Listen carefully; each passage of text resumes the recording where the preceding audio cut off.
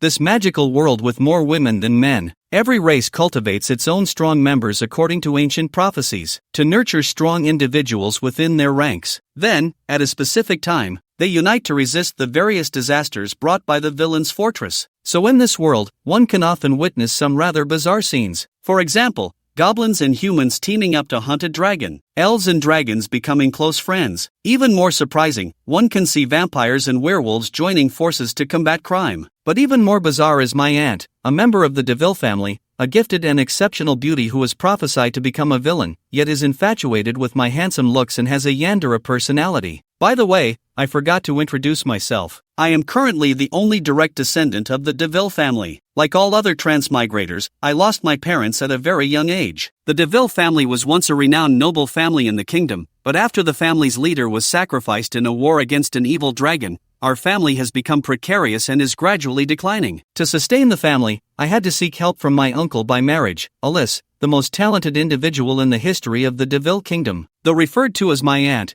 she is merely a family member and not a relative in the true sense. It's just a term of endearment. Unfortunately, Alexis is the final villain in this story. Despite being incredibly powerful and gifted, she will ultimately be defeated by the protagonist, and I, as a minor villain, will be eliminated along with her. Therefore, I must make a change to prevent Alexis from clashing with the protagonist, so that I won't be eliminated alongside her in the future. Alexis is incredibly beautiful and has a fantastic figure. Although she is only 6 years older than me, she is one of the most renowned strong individuals in the kingdom, undoubtedly the strongest among the younger generation. This gives Alexis a very high status in the kingdom, being the highest-ranking duke, second only to the royal family. I hold such a noble status, yet in reality, I am just a reclusive and obsessed otaku. Carter, I need to wash my face. Come help me. A lazy yet slightly alluring voice called out to me. Do you really need me to help you with something as trivial as washing your face? I replied, exasperated, holding my forehead as I faced Alexis. Of course. Don't forget, this is my home. Isn't it only natural for you to take care of me? Alexis said with a mischievous grin, waiting for my response. Reluctantly, I took action, wetting a towel and gently wiping Alexis's face. Alexis enjoyed my service with satisfaction, then opened her eyes and burst into laughter at my miserable expression. Why do you look so unwilling? All right, since you've done well, how about I reward you tonight? She said, gazing at me with a charming look, her eyes filled with eager anticipation. Knowing my aunt, I was certain that this so-called reward would not be anything good, so I flatly refused her. I don't need it. Alexis continued to look at me mysteriously, then slowly leaned in, her breath warm against my ear. In an alluring tone, she said, Don't be so quick to refuse. This reward involves helping me take a bath. Are you sure you don't want it? She said this while gazing at me playfully. I held my forehead in frustration, then angrily shouted at Alexis, Stop messing around. There's no way I could do something like that. Hearing my response, Alexis looked at me, pouting angrily, then retorted, Who's messing around? I'm asking you to help me take a bath. Isn't that a reward for you?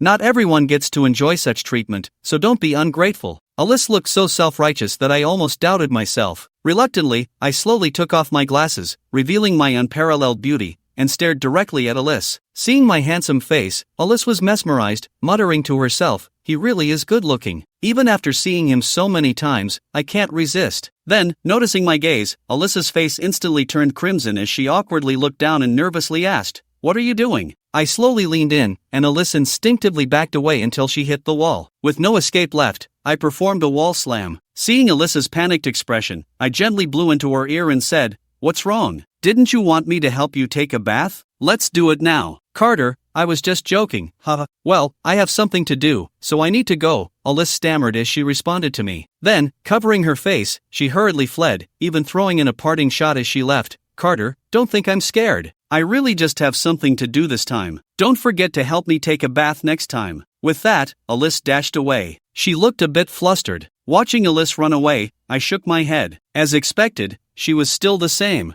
Although she acted tough, she really only dared to talk. I chuckled. Every time Alexis tried to tease me, she ended up scaring herself away like this. Though Alexis now appeared lazy and obsessed, I remembered that when I first met her, she wasn't like this, at least not when she saw her true self. Back then, she was noble and aloof, proud and dismissive of everything, including herself. Rewind the story 3 months, young master, we truly apologize. You are well aware of the contributions we've made, but we also need to eat, so we must take our leave. The butler knelt before me, followed by the other servants of the DeVille family, and he began to speak these words. After hearing this, I had no choice but to press my aching head and tell the kneeling servants, "All right, I understand. You may leave." "Thank you, young master." The former servants of the DeVille family expressed their gratitude. Most of these servants had contracts binding them to serve, and I could make them work for the DeVille family until death if I wished. However, I did not do that. Since the DeVille family leaders, the Duke and Duchess, died in battle, the family has been in financial ruin. We couldn't even afford to support these servants, which led to today's farce. But I didn't make things difficult for them, as they had already done enough. Some even contributed their own resources to keep the DeVille family afloat. They had no choice but to resign today, so I agreed to their request. After all, I am not the original owner. If it were him, he would likely have made a fuss and forcibly detained the servants. After they left, I calculated the time. More should be arriving soon. Here, the person referred to is his uncle, Alexis, the strongest of the younger generation, and also the youngest princess in the kingdom. According to the storyline, after all the servants of the DeVere family resigned, my aunt had no choice but to take full charge of the family's affairs for its operation. What? You ask how I know the plot? Before I turned 5, I hadn't awakened my memories from my past life,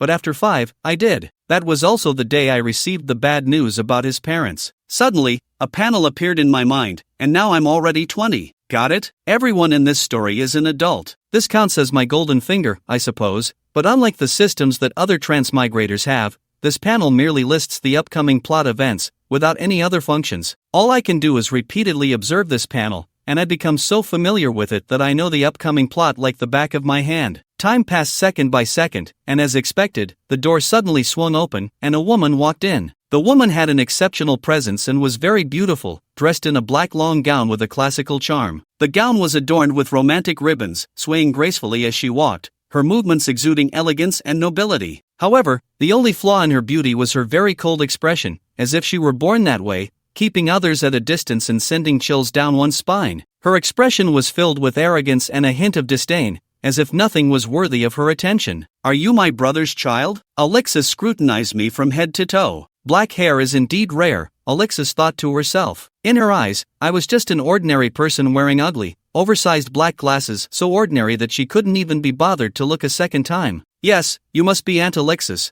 I said respectfully, bowing to her. Alexis couldn't even be bothered to respond. In her eyes, someone so ordinary didn't pique her interest at all. She dismissed me even though I had shown all the proper etiquette of a noble. "You should know what my presence here represents," Alexis said, her expression proud and a smirk on her lips as she looked at me. "I understand. Aunt, I will entrust all the affairs of the DeVere family to you," I replied respectfully. "Not just that," Alexis shook her head, then said to me word by word, "This means that the entire DeVere family now belongs to me. Do you understand?" Alexis locked her gaze onto my eyes. Taking a deep breath, I felt a bit lost because in the original plot, Alexis gained the title of the DeVere family, becoming the first person in the kingdom to hold 2 titles. This increased her power, leading to ambitions in magic, ultimately resulting in her defeat by the beautiful protagonist, which led to the downfall of the DeVere family. How could I change this fate? Just as I pondered this deeply, Alexis noticed that I was standing still, lost in thought. She then spoke, "Don't worry. Even though the DeVere family is in chaos, for my brother's sake, I won't abandon you. You can still stay here." I snapped back to reality and immediately thanked Alexis. "Thank you." Alexis didn't respond to my thanks. Instead, she looked around the living room and asked, "Where's the butler? And where have the servants gone?" Seeing this, I explained to Alexis, the DeVere family simply doesn't have the money to maintain the servants, so they all left today. Alexis smirked coldly at this, saying without hesitation, "How useless." I remained silent at her remark, just standing quietly beside her. Then Alexis instructed me, "Since the servants are gone, you'll have to cook." "I'm hungry." "You can cook, right?" She smiled with a hint of mockery. "I can manage a bit," I replied. Before coming here, I had been forced by that woman to learn how to cook. She claimed that being able to eat a lover's cooking was the happiest thing in the world. Just thinking about that woman made me shiver involuntarily, and I instinctively covered my eyes.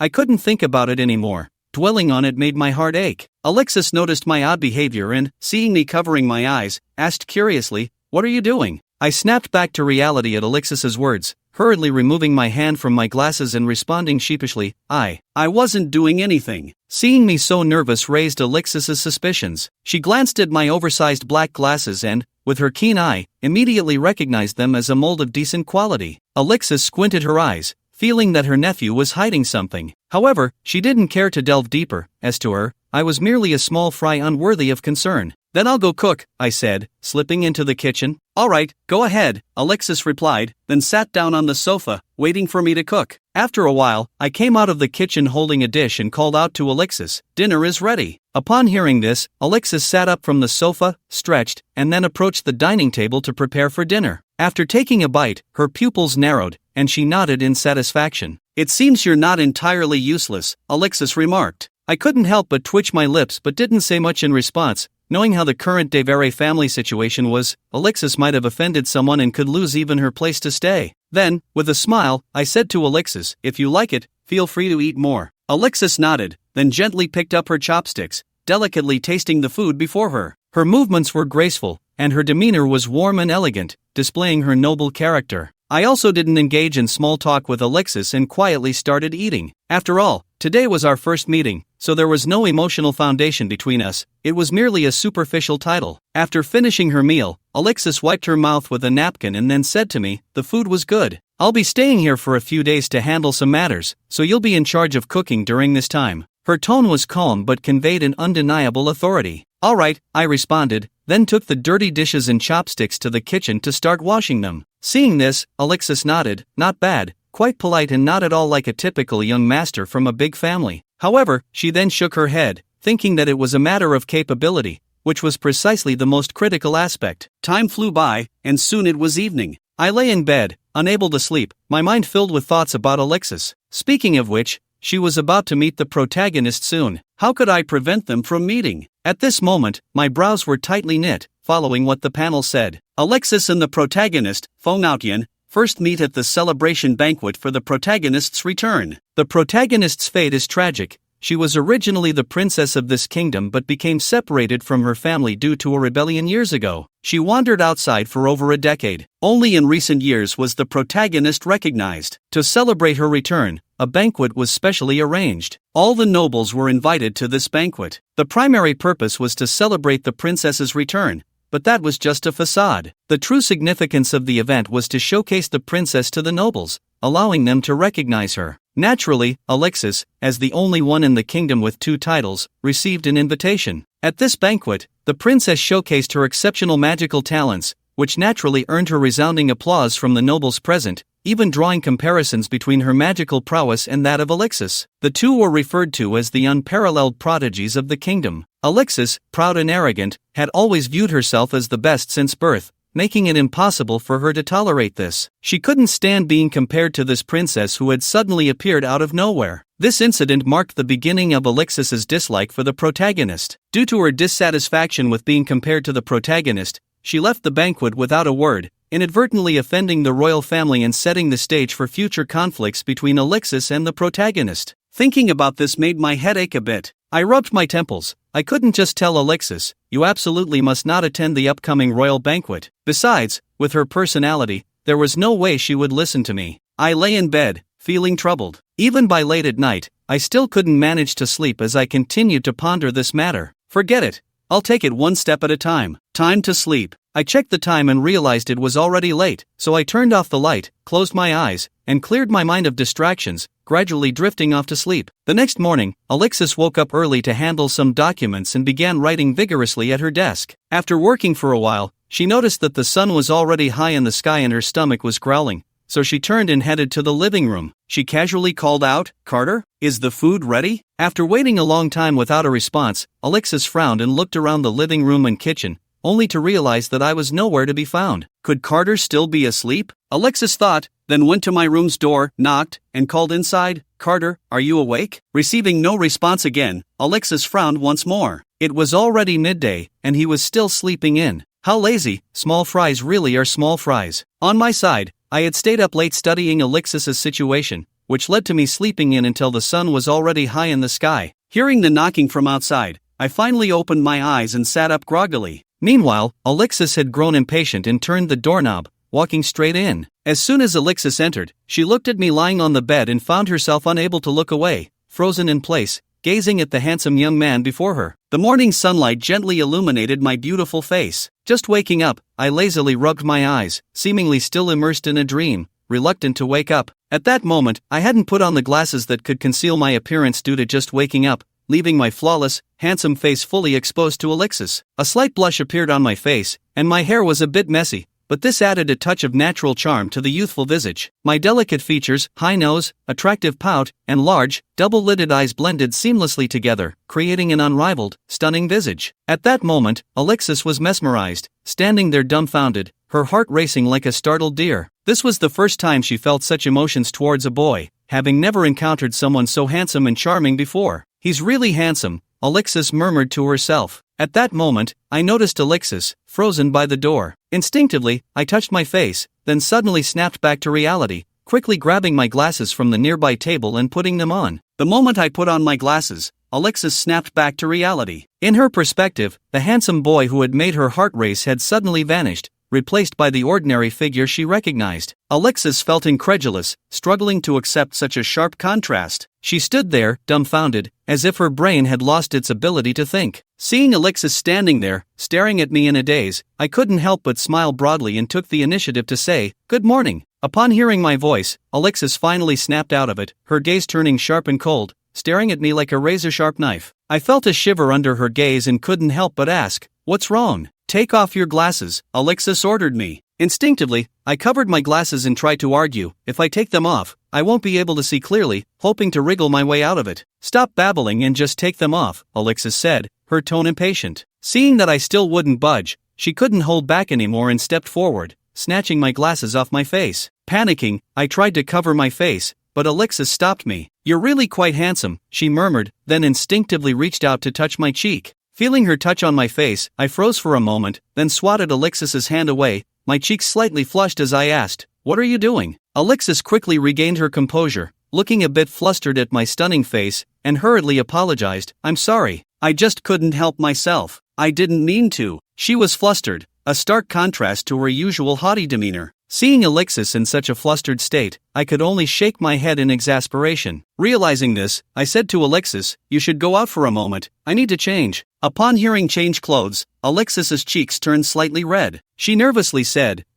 It must be inconvenient for you to change alone, right? How about this? I'll reluctantly help you change, okay?" After saying this, Alexis's cheeks were flushed, her lips pressed together, and she gazed at me with her beautiful big eyes, a hint of spring in her expression. I found Alexis's suggestion a bit ridiculous. What was inconvenient about changing clothes by myself? I replied, "No thanks, you can go out first. I can manage on my own." Upon hearing this, Alexis didn't press the issue any further and said, "Alright, but hurry up. I'll wait for you outside." "Got it," I said to Alexis, and she then walked out of my room. Watching Alexis walk out, I felt a bit helpless. I had indeed been seen. I realized I had been rather careless. However, I wasn't too worried since Alexis was my nominal aunt. How could an aunt do anything inappropriate to her nephew? I reassured myself with this thought. Little did I know that Alexis's subsequent actions would change my mind completely and overturn my understanding. As soon as she stepped out, Alexis leaned against the wall, clutching her heart and breathing heavily. Remembering her earlier words and her wicked thoughts, Alexis involuntarily blushed and muttered to herself, "Alexis, what's wrong with you? You're not usually like this." After changing my clothes, I walked out of my room. Seeing me, Alexis's face lit up with anticipation, but then she slightly frowned when she noticed my glasses. "What's so good about those glasses? They're ugly. Take them off," Alexis said to me. Feeling a bit embarrassed, I quickly made an excuse, explaining to Alexis, "Didn't I tell you? I can't see clearly without these glasses." Alexis rolled her eyes at this but said nothing, thinking to herself that she needed to get me a nice pair of glasses. She hadn't had enough of looking at my handsome face and didn't want to see me in such an ordinary light. Then, with a hint of shyness, Alexis said, "I'm a bit hungry. Could you go cook?" I nodded and walked into the kitchen. Just as I was about to start cooking, I heard a noise at the kitchen door. Turning around, I saw Alexis pushing the door open and walking in. I was somewhat puzzled and asked Alexis, "What are you doing in here?" "I'm just checking if there's anything I can help with," Alexis said, lowering her head and looking shy. I was surprised to hear Alexis say this. The villainous princess who never lifted a finger was actually willing to help in the kitchen. She really had changed. However, I didn't think much of it and simply said to Alexis, "It's fine, we don't need your help here. Just wait for the food," and I began to busy myself with cooking. Upon hearing me, Alexis quickly explained, "I can help with a lot of things. Just let me assist you." Seeing the hopeful look in Alexis's eyes, I didn't insist on her leaving, and instead assigned her some simple tasks. Yay! Alexis exclaimed in delight, looking like a little girl who had just received a reward, completely shedding her villainous demeanor. I was making breakfast, while Alexis obediently helped me. After a while, she suddenly asked, Carter, what do you think we look like right now? What do we look like? I didn't think much of it and casually replied to Alexis. With a blush on her face, Alexis stammered, don't you think we look like a newlywed couple? After saying this, Alexis immediately covered her face in embarrassment but then left a small gap with her fingers to sneak a peek at my reaction. I felt speechless again upon hearing this and said to Alexis, what are you talking about? Aunt, how could we possibly look like a couple? We're just nominally related. My tone was very casual because I didn't think much of it. After all, our nominal relationship was clear, so I just assumed Alexis was joking. However, for Alexis, it felt like her mind had suddenly exploded. My words hit her like a bolt from the blue, snapping her back to reality from her dreams of love. Alexis finally came to her senses, realizing that she had momentarily forgotten our aunt-nephew relationship due to my charm, even though I had been calling her aunt the whole time. How could this happen? Alexis felt incredulous, unable to accept this fact, and then crazily ran out. Watching Alexis run out as if startled, I felt a bit puzzled but didn't dwell on it and continued focusing on making breakfast. After finishing breakfast, I walked out holding a plate. Alexis, who had been sitting on the sofa lost in thought, suddenly jumped up like a startled rabbit upon seeing me. Seeing Alexis's startled reaction, I was a bit surprised but didn't say much. I simply said to her, it's time to eat. Alexis, looking tense, timidly sat at the dining table, even deliberately keeping some distance from me. However, I didn't notice these details as I focused on my breakfast. Despite the exquisite breakfast on the table, Alexis had no appetite. Her mind was filled with thoughts about me,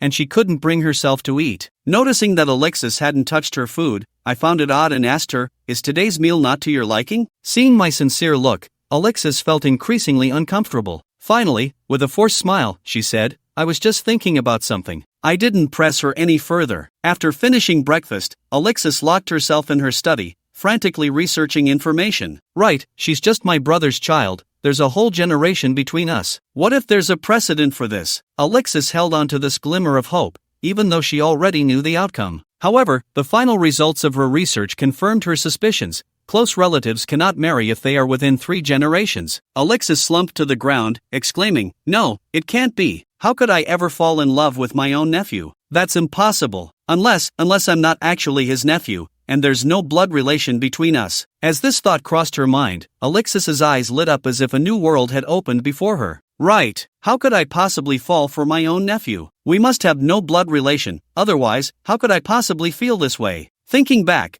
when has there ever been anyone with black hair in the Devere family? There's definitely no blood relation between us. It has to be that way. Arriving at this conclusion made Alexis feel like she could fly with joy. She rushed out, eager to share this revelation with me, calling out, Carter, what is it, Aunt? I replied, noticing her excitement. Have you ever thought that I might not actually be your aunt? That we have no blood relation? Alexis declared proudly, eager to share her newfound realization. Are you okay? What are you talking about? I felt quite puzzled. Why was my aunt suddenly saying such things? I'm not talking nonsense. I'm serious, Alexis said firmly. I looked at Alexis in surprise again and asked, do you have any evidence? Evidence? Alexis thought for a moment, then replied, let me explain. The Devere family has never had anyone with black hair, and, wait, what? I pressed further, clearly indicating that hair color alone wouldn't be convincing. Well, I will definitely find the evidence. There's no way we have a blood relationship, Alexis said, a bit flustered. She couldn't just say it was her intuition, like how an aunt could never fall for her nephew. It was too embarrassing to admit. I decided not to entertain Alexis's unreasonable ideas further and casually returned to my room. I will prove it to you, Alexis declared, waving her fists as she watched me leave. She then headed back to her study. If her theory was true, there had to be some evidence left behind. After a while, as night fell, I knocked on the study door and called out, Aunt, aren't you going to eat? You didn't have lunch because you were busy looking for evidence. Don't call me Aunt until I find the evidence, came Alexis's voice from inside the study. Hearing this, I felt helpless. Didn't she understand? Why was Alexis so obsessed with our blood relationship that she was frantically searching for proof? Evidence that there is no blood relation between the two of them. Seeing this, I decided to ignore Alexis and brought dinner out from the kitchen, eating by myself. After finishing, out of humanitarian concern, I left some food for Alexis, then planned to clean up the dishes. Just then, a sudden exclamation came from the study. I finally found it. Hearing the cheer from the study, I was quite surprised, then saw Alexis open the door and bounce out excitedly. At that moment, Alexis looked quite haggard, her eyes bloodshot, but her face was unable to hide her happiness and joy. Seeing Alexis in this state shocked me, and I asked, "What's going on?" Before I could finish, Alexis eagerly interrupted, "I found the evidence." I felt even more surprised at Alexis's words. "You found it?" "That's right," Alexis replied, hands on her hips, looking proud. "I spent the entire afternoon reading every book in the study and finally found the evidence." "You read every book in the study in just one afternoon?" I looked at Alexis in disbelief, thinking she was like a monster. "You really are the villainous queen. That's some impressive work efficiency." "Exactly, just one afternoon." Seeing my astonished expression, Alexis became even more proud, tilting her head slightly. She looked as if she were saying, "Praise me." Looking at Alexis's smug expression, I rubbed my forehead, still unaware of the seriousness of the situation. Since arriving in this world, the plot panel had never mentioned that I was the biological child of Duc de Vere. I thought Alexis was up to some trick again, so I casually replied, "Really? What evidence did you find?" Seeing my reaction, Alexis pulled out a notebook from behind her and said, "Look, this is the evidence." Looking at Alexis's confident demeanor, I couldn't help but feel a bit anxious and asked, "What is this?" "It's my brother's diary," Alexis answered, then began flipping through the notebook to find the bookmarked page. "Here it is. This clearly states that you are not my brother's biological child, but rather one they found." Alexis handed me the diary with a triumphant look. Seeing the content recorded in the diary, I felt utterly incredulous. It stated, on May 20th, the weather was clear. We found an abandoned baby at the door, looking about 3 months old, with very rare black hair. It is said that this hair color only exists in heroes who came to this continent hundreds of years ago. I wonder if this child could be of heroic blood. Well, since we found him, it must be fate. The Duke's family can afford another mouth to feed, so let's adopt him, especially since my wife and I have no children yet. Seeing this, I was stunned. My emotions were complicated. Even though I had only spent a short time with my adoptive parents after crossing into this world, it was still hard to accept the sudden revelation that I was not their biological child. Seeing my unhappy expression, Alexis rushed from behind and gave me a big hug. "Don't worry, I'll be by your side, and now that we have no blood relation, I can openly be with you." The sudden embrace caught me off guard, and feeling the softness against my back made me exclaim in surprise. Alexis really had a great figure, I thought, but then shook my head, realizing what I was thinking. Then I noticed something odd and asked Alexis, "Why is it that without a blood relation, you can openly be with me? Can't an aunt be with her nephew?" Upon hearing my confusion, Alexis suddenly realized she had misspoken. "Why do you care so much? What would a little kid understand? Don't talk back." She opened her mouth, hesitated, and then, embarrassed and angry, firmly told me, "And don't call me aunt anymore. I'm not your aunt. What should I call you then?" I asked Alexis, feeling puzzled. "From now on, just call me Alexis, or Sister Alexis if you prefer," she replied. I didn't think too much about it and just shrugged, then asked Alexis, "I saved some food for you. Do you want it?" "Of course." Hearing that I saved food for her, Alexis's eyes sparkled with delight, thinking how thoughtful I was to save her some. I brought out the warm dishes from the kitchen. Upon seeing the delicious food, Alexis dug in eagerly, not caring about her previous demeanor as a refined lady. Having gone hungry all afternoon and finally easing her mental turmoil, Alexis's appetite was wide open. Seeing Alexis eat so ravenously, I couldn't help but suggest she slow down. The loss of the noble facade seemed to make her feel more liberated and bold. Without hesitation, Alexis pulled me close, reached up, and removed her glasses, revealing her flawless, stunning face. Alexis was beaming with joy,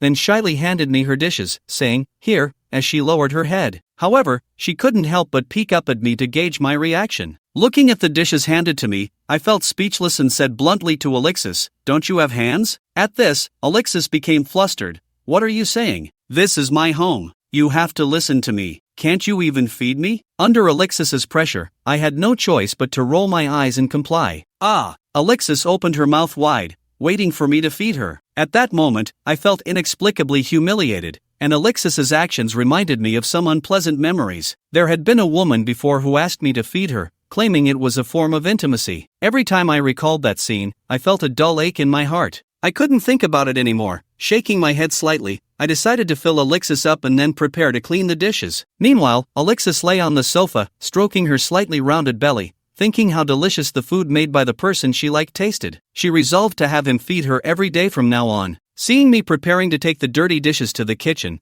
Alexis waved at me. Carter, come here. I paused my movements and walked over, asking, what is it? As I got closer to her, Alexis couldn't help but feel increasingly excited. I stopped right in front of Alexis and asked, what is it? Come a little closer. Come sit next to me. Alexis patted the spot beside her on the sofa, indicating for me to sit there. I have some doubts, but I still followed Alexis's words and sat next to her. What is going on? So mysterious. Come a little closer. Alexis beckoned to me. At that moment, I clearly sensed that something was off and did not move closer. You haven't finished speaking yet, and suddenly, Alexis stepped forward. This is a reward for you. At this moment, Alexis's face was full of embarrassment, and her shy demeanor was like a budding rose. After feeling the moist sensation on my face, I was momentarily stunned and didn't lie. I just wiped my face in disgust. Seeing this scene, the originally shy Alexis was instantly furious, and then, before I could react, she slapped her face hard again. When I still wanted to wipe, Alexis immediately threatened, if you dare to wipe again, I dare you. Seeing Alexis looking all puffed up with anger, I stopped my actions, but my face was filled with disdain. Seeing my look of disdain, Alish immediately felt something was wrong. Do you know how many men outside want to have me? They actively reward you, and yet you still show disdain. Alish's dissatisfied reminder was filled with resentment in her eyes. I just curled my lip disdainfully at what I heard, and then I said to Alexis, oh, come on, I'm a boy and you're a girl, how can you be so casual? Alexis immediately retorted upon hearing this, who is messing with you? This is a reward I'm giving you. As long as you behave and listen in the future, there will be more rewards, okay? At this moment, Alexis was pinching her own little one, looking as if it was only natural. I saw Alexis acting so recklessly, and I didn't say much more, just quietly watched. Then Alexis had a mysterious look on her face and leaned towards me with a sly expression. I quickly pulled away upon seeing this, and Alexis had a face full of dissatisfaction, asking what I was doing, as if I would eat you. Then, with a flushed face, her voice mixed with a hint of allure, she said to me, if you are willing to obediently listen in the future, other rewards are also possible. At this moment, Alicia's flirtatious eyes and every frown and smile are filled with temptation, making it irresistible to be intoxicated by her beauty. Her enchanting figure is even more irresistible. However, faced with such a tempting scene, I remained unmoved and simply said, you can keep your reward for yourself, I don't need it. After speaking, I quickly left here. He was afraid that if he stayed a little longer, the woman in front of him would devour him completely, so it was better to leave quickly. When she saw me running away, Alexis immediately felt a hint of dissatisfaction. A stunning beauty like me offers her affection to you, and you actually run away. It's really hard to understand your lack of romance. However, Alexis is not worried. What she wants cannot escape from her grasp. Taking it slow and having fun is what makes it interesting. Back in the room, I felt a bit of a headache about Alyssa's situation, but I tried to think positively. After all, it meant that I had gotten closer to Alice. The upcoming changes in the plot will also become more convenient. On the contrary, Alexis over here has a face full of mocking red, excitedly hugging the blanket and rolling around on the bed. Carter's skin is nice, dark, and has had the first time. There will be a second time in the future. Alexis buried his face in the pillow, and now his mind is filled with the scene of just kissing me. The next day, I opened my lazy eyes, casually ruffled my messy hair, then changed clothes and got out of bed to prepare breakfast. After making breakfast, I brought it out from the kitchen, but accidentally discovered that Alicia was rummaging through something in the study. Sister Alexis, what are you doing so early in the morning? I curiously asked Alexis. I am looking for something very important, Alexis replied, then continued to rummage through the bookshelf, mumbling softly to herself, strange, I clearly remember seeing it here last time, how could it be missing? I saw this and reminded Alexis, let's find it after we finish eating. I've already served breakfast. As soon as she heard breakfast, Alicia's eyes lit up, and she quickly sat down at the table, obediently waiting for breakfast. Do you think she was looking forward to breakfast? Her perspective is too narrow. At that moment, Alexis suddenly leaned over, opened her mouth towards Carter, signaling him to feed her. Carter was speechless upon seeing this, he just knew. Then he said to Alexis, stop messing around, just eat your breakfast by yourself. Alexis shook her head, continued to open her mouth, and pointed to her own mouth with her finger. Carter, helpless, rubbed his forehead and said to Alexis, but if I feed you, I won't be able to eat myself, right? Upon hearing this, Alexis pouted, then suddenly wore a mischievous smile. How about this, I'll feed you first, and then you can feed me. Carter's mouth twitched at her words, and he replied, no, I have my own hands. Hearing Carter's response, Alexis pouted again, then picked up a dumpling and held it to Carter's mouth, saying, at least eat one, okay? Unable to resist her, Carter had no choice but to open his mouth and eat the dumpling. Alexis blushed again upon seeing this. He ate it. Does he like me too? He, I knew it. Alexis was very pleased at this moment, then leaned closer to Carter with a cheeky expression and said, Hey, since Carter is so obedient, how about Sister Alexis rewards you again later? Seeing Alexis's cheeky demeanor, Carter felt a surge of frustration. For some reason, he really wanted to give her a good knock on the head. Alright, hurry up and eat, stop messing around. Carter slightly raised his voice. He knew he couldn't let his aunt continue her antics, as the more he indulged her, the more she would take advantage.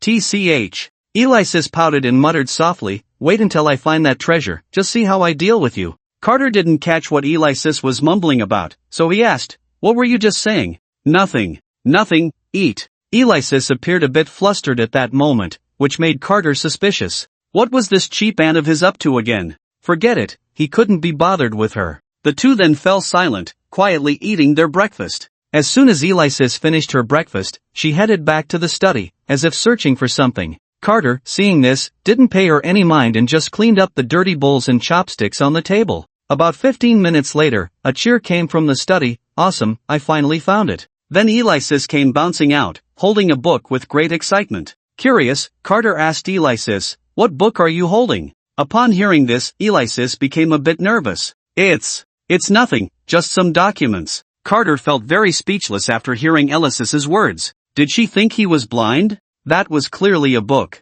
Then Carter prepared to take the book from her. He wanted to see what kind of tricks his cheap aunt was up to. Hand over the book, let me see. Carter reached out his hand towards Alexis. No. Alexis hid the book behind her back. Hurry up and give it to me. Seeing that Alexis was unwilling to cooperate, Carter stepped forward, ready to snatch the book away. Hey, what are you kids doing looking at adults' things? Alexis, being the strongest of the younger generation, easily dodged Carter's attack with a quick move and then ran back to her room, locking the door behind her, giving Carter no chance at all. Carter stood frozen in place. Adults' things, and kids can't look? What on earth was it? Carter had a bad feeling but didn't dwell on it further. Forget it, he wouldn't scare himself. She could do whatever she wanted, he was already somewhat used to it, and he wanted to see what other tricks she could come up with. Carter shook his head, as if that would clear his thoughts. Carter returned to the room. Next up was the opening ceremony of the school, right? Carter pondered. According to the upcoming plot,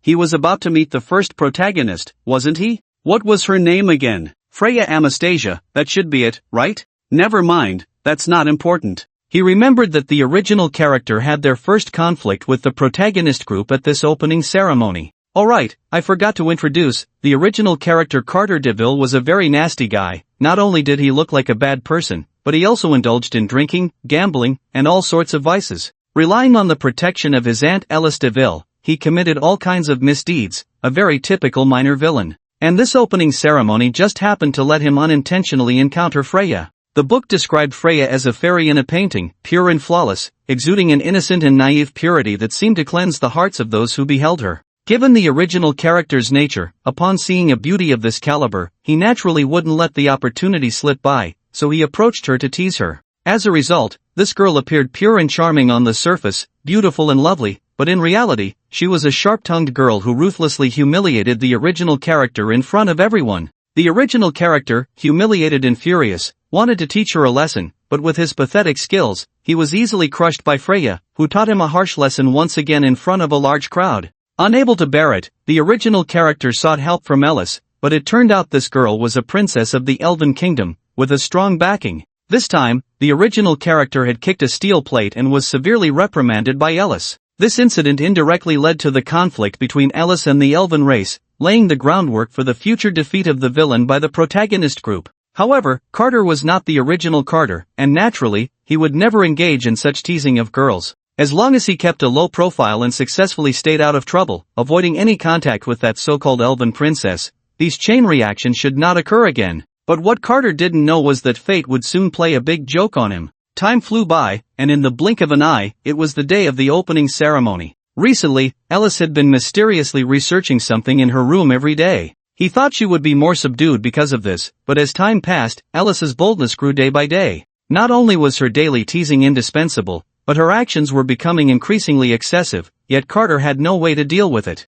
Carter, little friend, with this ethereal voice, Carter knew it was about to start again. You're the little one, your whole family is little. Sure enough, Alice suddenly appeared from nowhere, tightly hugging Carter from behind. Feeling the soft touch on his back, Carter remained expressionless. He was used to it, so it was whatever, little beansprout. Of course, Carter only dared to think these words in his heart. He could never say them out loud. If Ellis heard this, who knows what that big fool would do. Of course, Ellis's scale was still quite large. What was mentioned above was just Carter's dissatisfaction with Ellis's behavior, but he didn't dare to explode and secretly plotted against her in his heart. Carter, you're leaving today. I'll feel lonely at home all by myself. What should I do? Ellis leaned on Carter's back, acting coy. I'll be back tonight, Carter replied to Ellis with a dark face. But that means it'll take almost a whole day for you to come back. I don't care, I'll die alone at home. You have to kiss me. As soon as she finished speaking, Ellis leaned in, preparing to kiss Carter. Seeing this, Carter quickly stopped her, using his hand to hold her face, preventing her from getting close. Stop messing around. All right. Elise pouted, looking aggrieved, and let go of Carter. Seeing this, Carter also relaxed his guard. In that instant, Elise suddenly kissed Carter on the cheek with lightning speed. Then, with a mischievous grin, Elise stared at Carter. Hee, got a kiss. Today is going to be a day full of energy. Carter shot Elise a glare and then wiped his face in disgust. Elise playfully stuck out her tongue and said to Carter, Hey, Carter, will you miss me when you go to school? Elise looked at Carter with eager eyes. Don't worry, absolutely not. Carter replied mercilessly. Upon hearing this, Elise's face immediately puffed up in anger, her little lips pouting, looking quite cute in her fury. What? How can you say that about me? Carter's expression turned serious. I will. Alright, just let me go. Hee, I knew it, Carter is the best. Elise said with a smile, then added, Remember, if anyone bullies you at school, you must tell your aunt, and I'll teach them a lesson for you. I got it, Aunt, Carter said, preparing to turn and leave. Oh, alright, stop messing around, you're going to be late, hurry to school. Elise hurriedly pushed Carter out the door. Carter was forcefully shoved out by Elise, his face dark with displeasure. Damn woman, just you wait. After Carter left, Elise excitedly rummaged through her room and pulled out a notebook. Hee, while Carter is away, I must learn everything in this notebook. By then, not just one Carter, even 100 Carters will be easy to handle. Elise thought proudly, then began to immerse herself in studying the notebook. As Carter walked out, he couldn't shake off the earlier incident. She's really getting more and more audacious. I'll remember this day, Carter said indignantly, feeling very dissatisfied. Remembering the fear of being dominated by beautiful girls in his past life, Carter was determined to make a change. At the very least, he couldn't let it be like last time.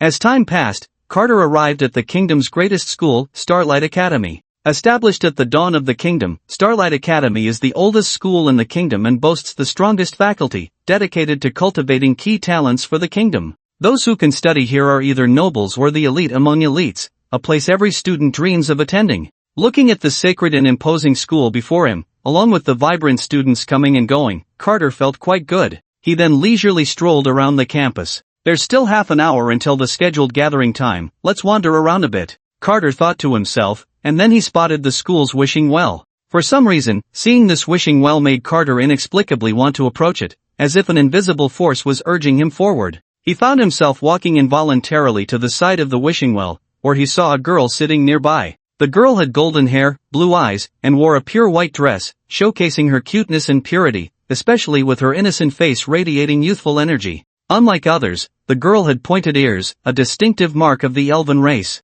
Looks like that's one of the main characters, the elven princess, Freya Anastasia, Carter thought to himself as he gazed at the girl. At that moment, the girl also noticed Carter and looked up. Before her stood a very ordinary boy, dressed in plain clothes, sporting a typical hairstyle, and wearing a pair of clunky black-framed glasses. He was so ordinary that he could easily go unnoticed in a crowd. Just one glance was enough for Freya to lose interest in Carter. But then she noticed that this exceedingly ordinary boy was staring at her intently? What was he doing? Did he not know that staring at a girl like that was extremely rude? Freya immediately furrowed her brows and walked straight up to Carter. Hey! Carter, lost in thought, was startled by Freya's sudden shout and turned to her, asking, Is there something you need? Freya was even more annoyed that this ordinary boy dared to play dumb in front of her. Her face was filled with displeasure as she spoke to Carter in an impatient tone. You were just sneaking a peek at me, weren't you? Right? Hearing Freya's accusation, Carter felt a bit flustered. He had indeed glanced at Freya, but it was just a casual look. Wasn't that normal?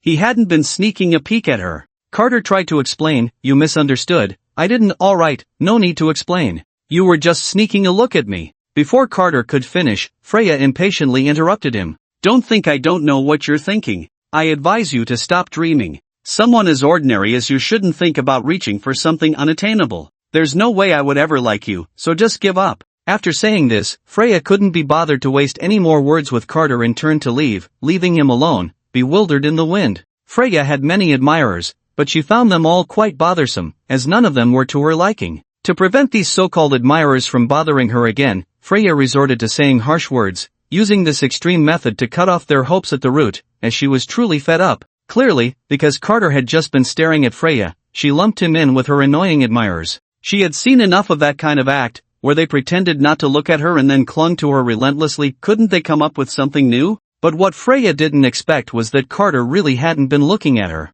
Carter still couldn't figure out what had just happened. What had he done? Had he just been scolded for no reason? It was truly fitting for the sharp-tongued beauty described in the book. Her behavior was indeed terrible. It seemed that the world here was quite different from what was depicted in the book. He clearly hadn't teased the elven princess as in the original plot, yet he still faced her verbal humiliation. If he had a worse temper and couldn't help but confront Freya, would that have followed the storyline? It was truly chilling to think about. Now it seemed that whether the original Carter was punished for teasing Freya as described in the book remained to be seen. One couldn't be too careless. Well, a true gentleman knows when to bend and when to be firm. He had to endure. This part of the plot would pass. After all, he didn't want to be eliminated by the end of the story. This little loss was nothing compared to his life. Half an hour passed quickly, and soon it was time to gather at school. Just to clarify, the admission requirement for Starlight Academy is adulthood. Even without me saying it, most people can figure that out, right?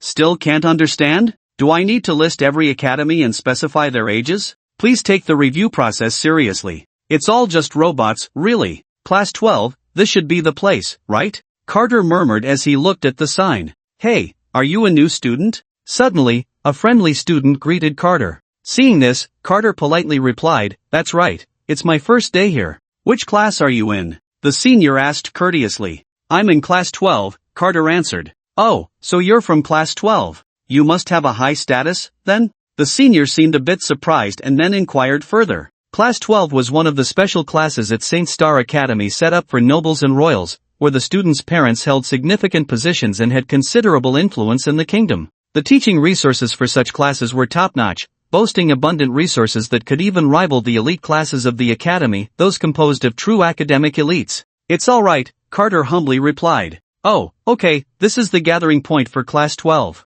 You can go over there to assemble, the senior said, pointing to a nearby group. All right, thank you, senior. After thanking the senior, Carter walked towards the designated spot. The senior watched Carter walk away, momentarily stunned, recalling Carter's gratitude before he left, and then murmured, I didn't expect there to be such humble people among those arrogant nobles. After this little interlude, Carter arrived at the designated location and looked around, quietly standing at the end of the line. He then noticed that not far from him stood the elven girl who had just scolded him. No way, am I really this unlucky? The script didn't say I'd be in the same class as that girl, Carter thought, feeling conflicted as he looked at the elven girl. Forget it, as long as I don't provoke her, what does it matter if we're in the same class? She can't just come looking for trouble for no reason, right? I can just avoid her later, Carter thought. Just then, an elderly man who looked quite old appeared at the front of the line. The old man wore what seemed to be an ordinary blue robe, but upon closer inspection, the robe was adorned with exquisite golden patterns, a clear symbol of a great magician's status.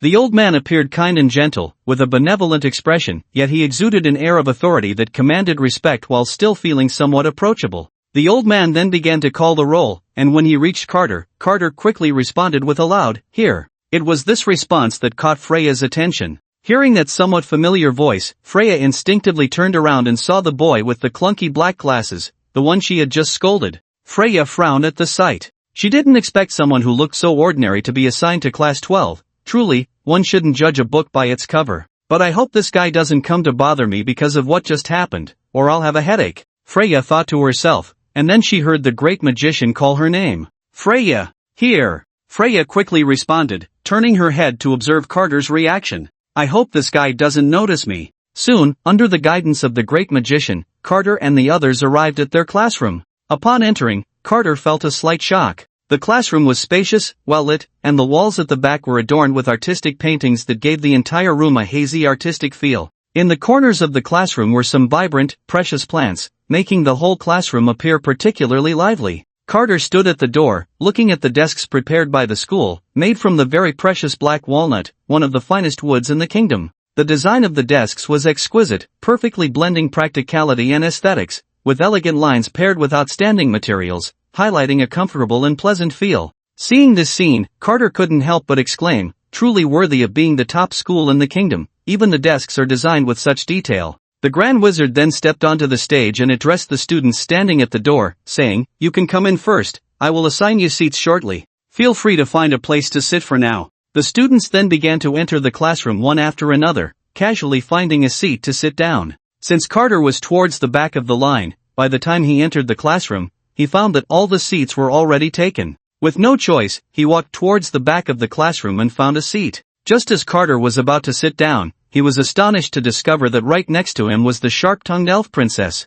At that moment, Freya also noticed Carter beside her, a hint of impatience appearing on her face. "This guy, he can't be intentionally sitting next to me, can he? How could it be such a coincidence?" Carter naturally noticed Freya's displeased expression and frowned. He didn't want to sit next to this sharp-tongued elf princess either. But looking around, he saw that all the other seats were indeed taken, leaving only the one next to Freya. Seeing that Carter was hesitating to take his seat, the Grand Wizard called out to him, "What's the matter, the student standing over there, why aren't you sitting down? Is there a problem?" Hearing the Grand Wizard's question, Carter quickly replied, "No, I'll sit down now." He then sat next to Freya. As Carter took his seat, Freya turned her head away, deliberately avoiding facing him, and even scooted her chair slightly away from him. Carter wasn't foolish, he could certainly notice Freya's rejection of him, and he frowned, feeling very displeased with her behavior. He then mimicked Freya's actions, scooting his chair slightly away as well. Surely, a little gesture like this wouldn't lead to a conflict, Carter thought.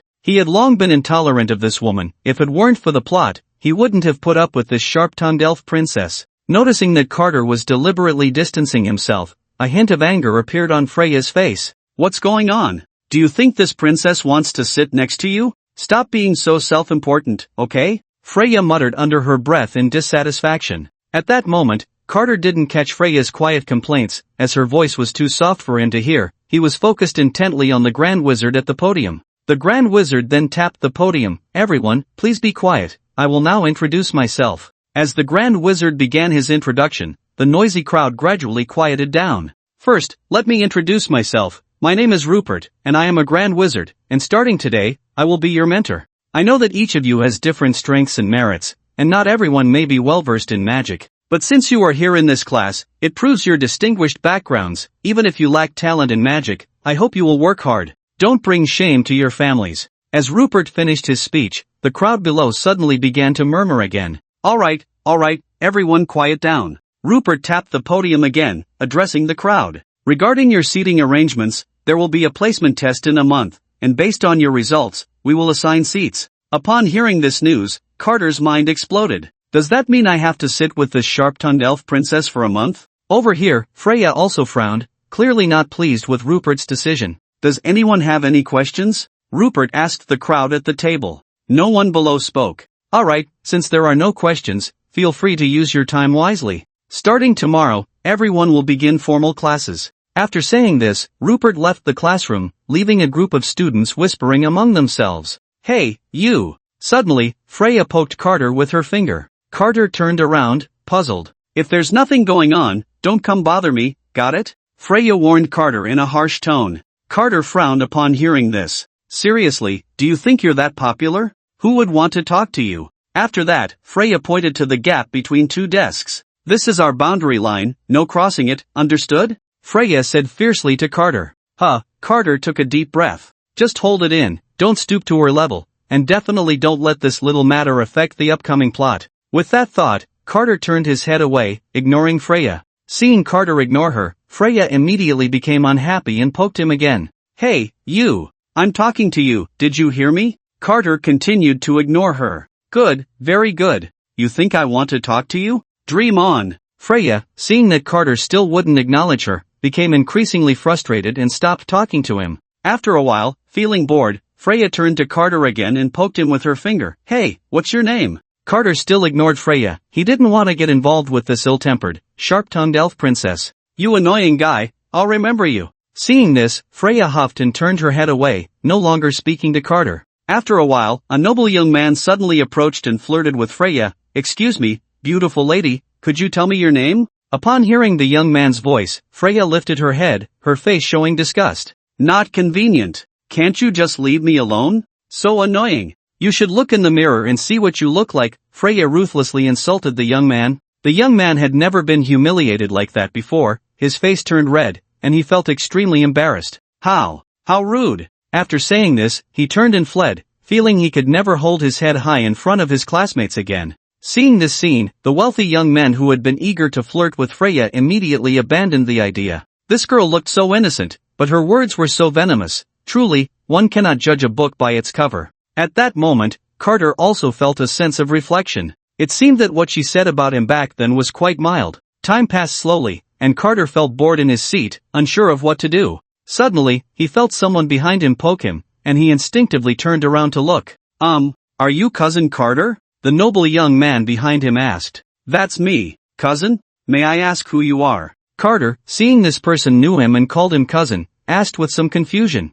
Who would call him cousin? Carter pondered, and suddenly a figure flashed in his mind. Cousin? Could it be Cousin Locke? Sure enough, the noble young man then said to Carter, "Carter cousin, it's really you. Don't you remember? I'm your cousin Locke. It really is you," Carter said, somewhat surprised. Locke Hadwa is the child of Carter's mother's sister, and they had met when they were very young and had a good relationship. However, after the funeral of Carter's parents, they had not seen each other again. "Cousin Locke, long time no see. You've really changed a lot over the years. I almost didn't recognize you," Carter said with some delight. "Not at all, cousin, you've changed even more. I observed for a long time before I dared to speak to you. By the way, when did you start wearing glasses?" Locke asked Carter with some confusion.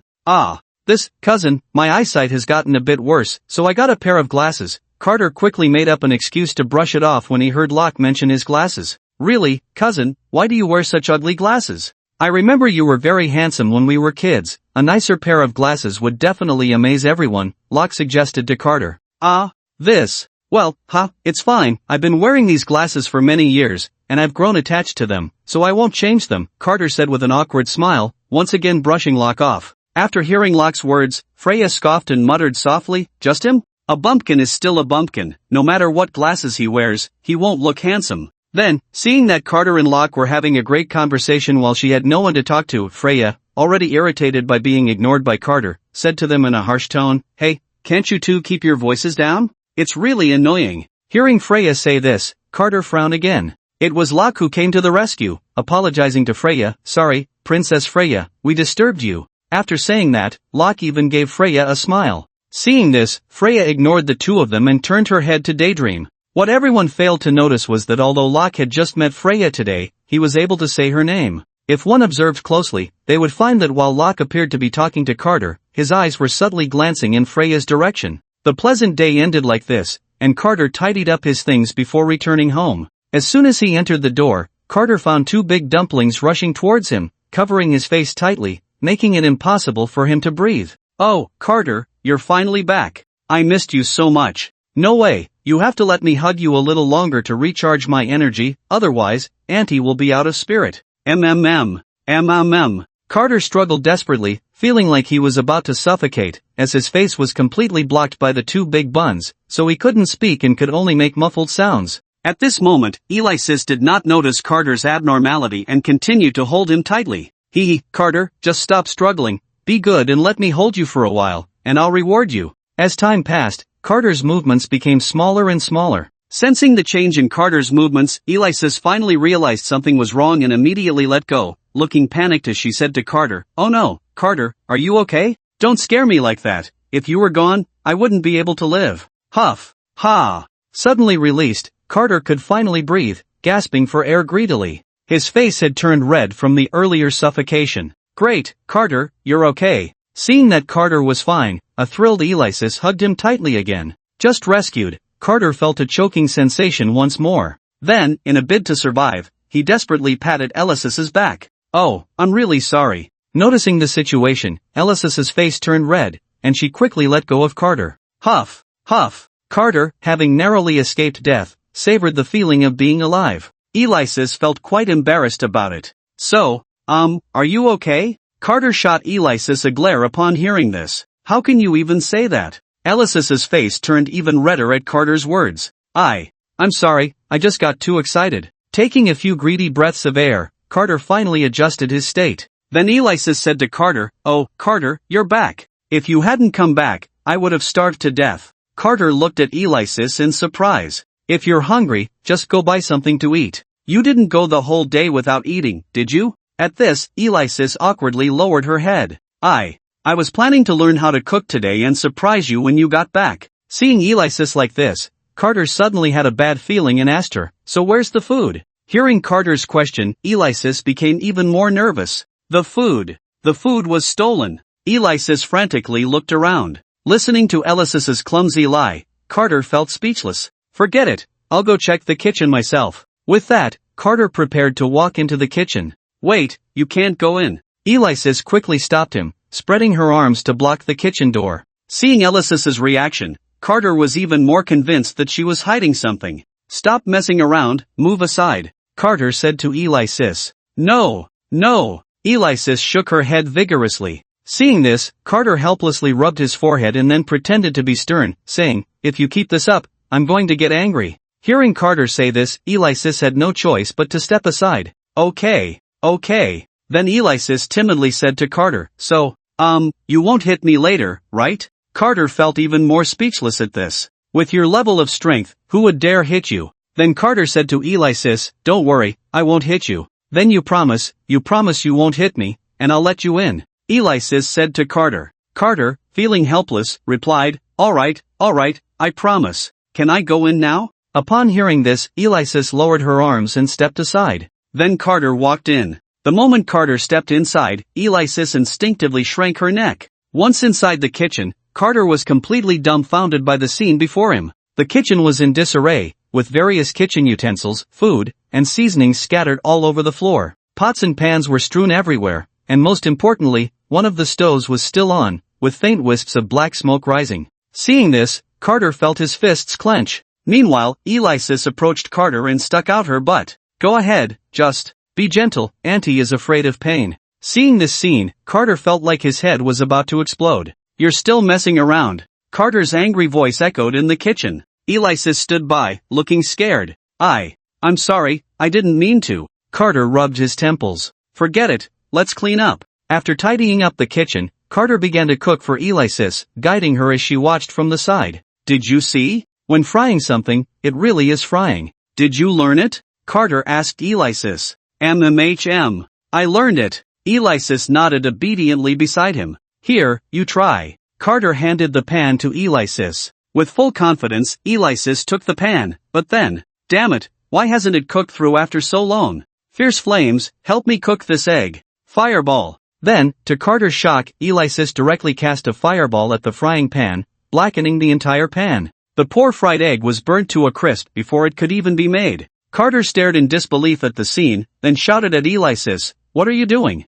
Alexis immediately shrank back. I just thought it was cooking too slowly, so I thought using magic would speed it up." Carter took a deep breath and said to Alexis, "You need to flip it over. Just flip it and it'll be cooked." I know, why are you being so fierce?" Alexis shrank her neck again, looking aggrieved as she spoke to Carter. Carter then thought of something and asked Alexis, "Do you cook like this during the day too?" Alexis stammered in defense, I'm being innovative, what if it works?" At this moment, Alexis felt a bit guilty, but she still put her hands on her hips and raised her little head, looking quite self-righteous. Seeing Alexis's arrogant demeanor, Carter felt helpless and ordered her, "From now on, if you're hungry, just go out and buy something to eat. You're not allowed to mess around in the kitchen, got it?" "Oh." Alexis nodded, looking aggrieved. After a busy half-day, the two finally had dinner. Carter's cooking is the best." Alexis looked at the food in front of her and immediately drooled, then began to gobble it down, completely ignoring her ladylike image. Slow down, no one is competing with you." Seeing his aunt devouring her food, Carter couldn't help but smile wryly. Suddenly, Alexis stopped eating and looked at Carter with expectant eyes. What? Carter felt a bit uncomfortable under Alexis's gaze and asked. Alexis still didn't speak, just opened her mouth and pointed. "I really can't do anything with you." Carter had no choice but to pick up Alexis's chopsticks and feed her a bite of food.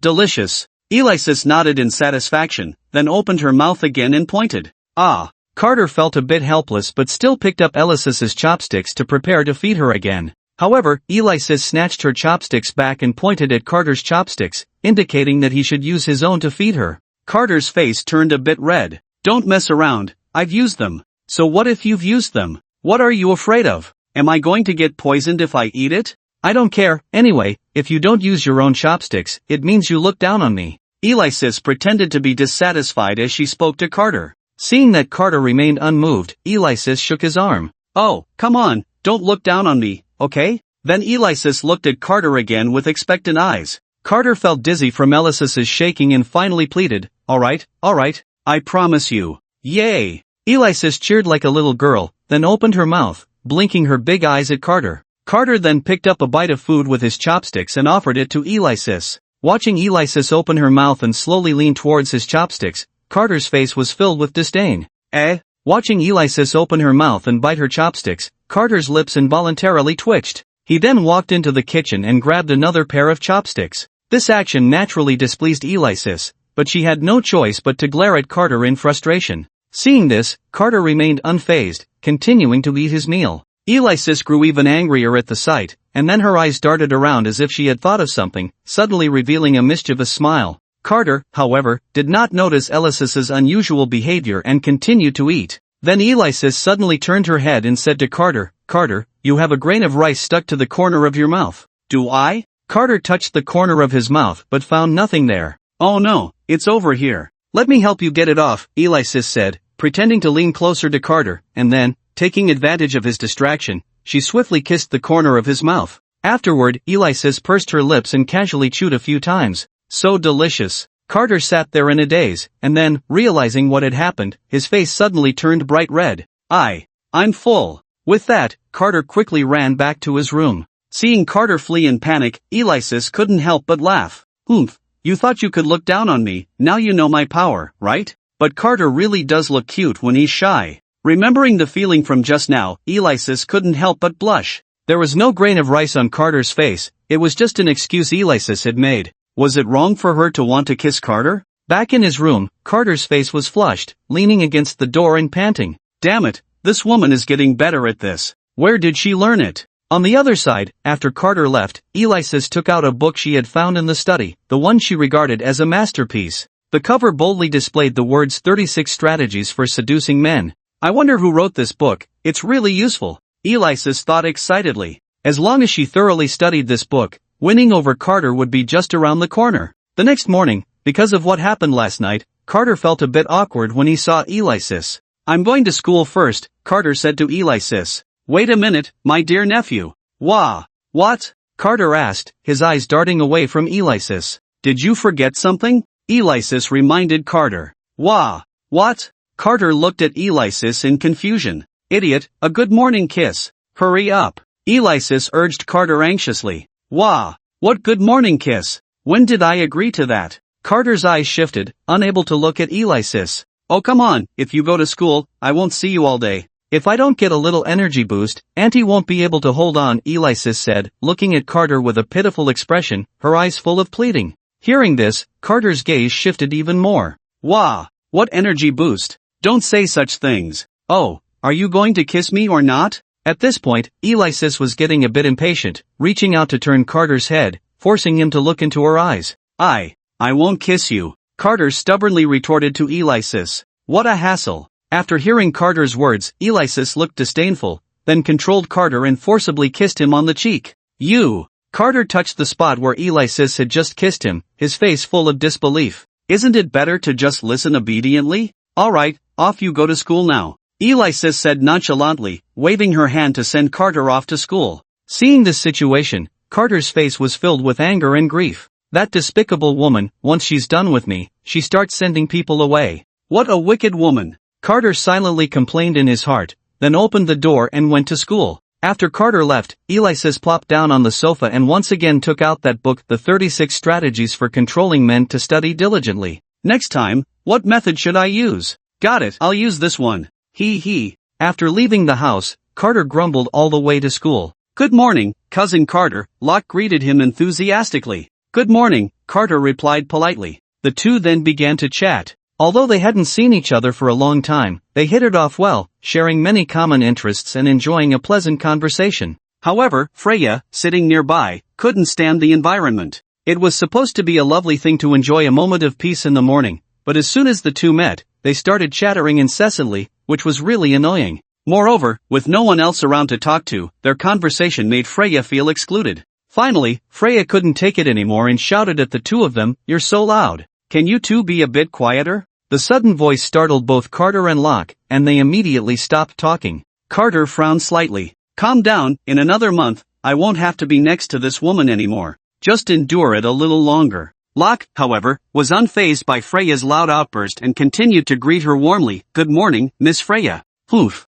Freya ignored him completely, turning her head away, showing no regard for him at all. Seeing this scene, Carter frowned again. Does this guy have any manners at all? With such a terrible attitude, how can he be the protagonist? Who's more like the villain here, me or her? Meanwhile, Locke acted as if nothing had happened, still smiling at Freya. "Miss Freya, if you're feeling bored alone, you're welcome to come chat with us." After hearing Locke's words, Freya looked at him with disdain. "Just you two? Who are you? Who would want to chat with you? Hey, you, don't go too far." Seeing Freya's arrogant demeanor, Carter finally couldn't hold back. "I'm being too much? So what? Who do you think you are?" Freya, spoiled since childhood, had never been confronted like this and immediately retorted defiantly. Seeing that the two were about to argue, Locke hurriedly stepped in to mediate. All right, everyone stop arguing. Miss Freya, I'm sorry if we offended you." Then Locke pulled Carter aside. "Cousin, just let it go with Miss Freya, okay?" Hearing Locke say this, Freya didn't press the issue further and turned her head away, ignoring the two. After hearing Locke's words, Carter also calmed down. "Really, why couldn't I just hold back and avoid conflict with her? I usually have a good temper. The plot is important. Anyway, in a month, it's very likely we won't have any contact anymore, so I should just let it go with her." Time passed, and Carter attended his first magic class in his life. First, to use magic, the first step is to feel the element you are attuned to. You must feel it with your heart. Let me demonstrate for everyone first. The teacher on the podium closed his eyes and then extended his palm, gathering a small clump of earth in his palm. Do you see? The teacher's attuned element is earth, so what he gathered is a clump of earth. If everyone's affinity element is fire, then what condenses is a small fireball. If it's water, then what condenses is a water droplet. The things that condense are different depending on the element. Everyone, give it a try. Following the teacher's lead, the students began to experiment. As time passed, many students successfully condensed their affinity elements. Look, I did it. Mine is water. Me too, mine is fire. I'm just like the teacher, mine is earth. The sounds of excitement filled the air. Locke also successfully condensed his affinity element. Cousin, look, mine is fire, just like our family's legacy. Cousin, yours should also be fire, right? Locke asked Carter with excitement. However, Carter wore a troubled expression. He felt nothing at all. What's wrong? Cousin, you didn't fail to condense it, did you? Noticing Carter's unease, Locke hurriedly comforted him. It's okay, take your time. It's normal to fail the first time. Then Carter looked around and saw that everyone else had succeeded. Truly, he was the useless villain of the original setting, unable to even do this most basic thing. Noticing the situation, Freya mercilessly mocked Carter. Ha, you're really useless. Carter squinted his eyes and looked in Freya's direction. There she was, showing disdain, with a small tornado clearly condensed in her hand. It was evident that she had succeeded, and it was a very rare wind element. The elf clan naturally had an affinity for elements, and these things were second nature to Freya.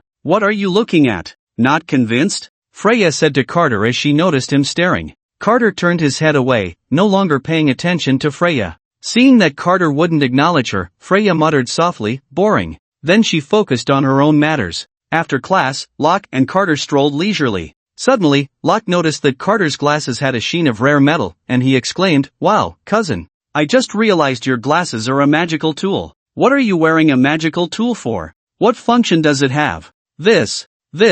Carter felt a bit embarrassed, but before he could respond, Locke directly took the glasses off Carter's face. Let me see what this glasses is for. Oh my gosh. Cousin, without your glasses, you look like a completely different person. Since you look so handsome without them, why wear these ugly glasses? Hey, stop messing around, give them back to me. Carter hurriedly covered his face and said to Locke. But at that moment, Locke suddenly became mischievous. No way, cousin, you're so handsome, why hide it? I have to let everyone see. Then Locke took the glasses and ran off. Hey, give them back to me. Carter quickly chased after him, but Locke ran fast, and soon Carter lost track of him. Damn, where did that guy run off to? Carter looked around, searching for Locke's trace. Just then, a girl suddenly walked around the corner. The girl had a pure and beautiful appearance, and she was Carter's deskmate, Freya. Carter looked at Freya, and Freya stared back at Carter. The two locked eyes, both frozen in place. Freya was captivated by the boy before her. He stood tall, with red lips and white teeth, like a jade tree in the wind, his handsome face framed by a pair of eyes that sparkled like stars, deeply attracting Freya, leaving her entranced and unable to pull away.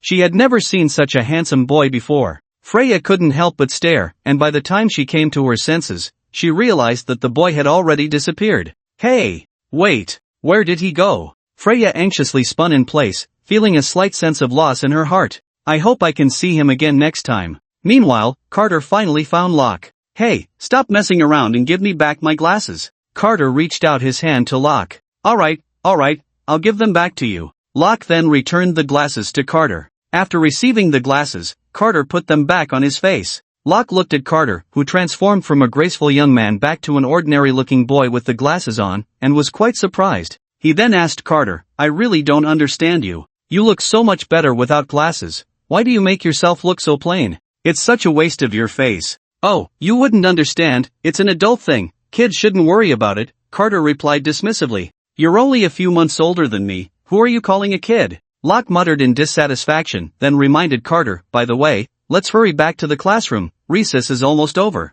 Okay, Carter agreed, but then he remembered Freya and froze in place. He had just escaped while Freya was distracted. He didn't know if that fairy princess recognized him. If she did, it would be a disaster. Carter felt a bit anxious. Seeing Carter frozen and lost in thought, Locke urged him, come on, cousin, what are you thinking? Let's go, or we'll be late and have to stand in the corner. Oh, right, Carter responded, quickly following him, his face filled with apprehension as they entered the classroom. At that moment, Freya was staring out the window, lost in thought about the boy she had just seen. If only I could get to know him, Freya thought dreamily. As Carter walked into the classroom, Freya slightly lifted her head. Strange, why does this guy seem a bit like that boy from earlier? Freya wondered, then stared intently at Carter, as if trying to find some clue. Carter felt uneasy under Freya's gaze, fearing she might recognize him, so he mustered the courage to say to her, Hey, why are you staring at me? Are you thinking something bad? Carter deliberately said something that could be misunderstood, hoping to throw her off.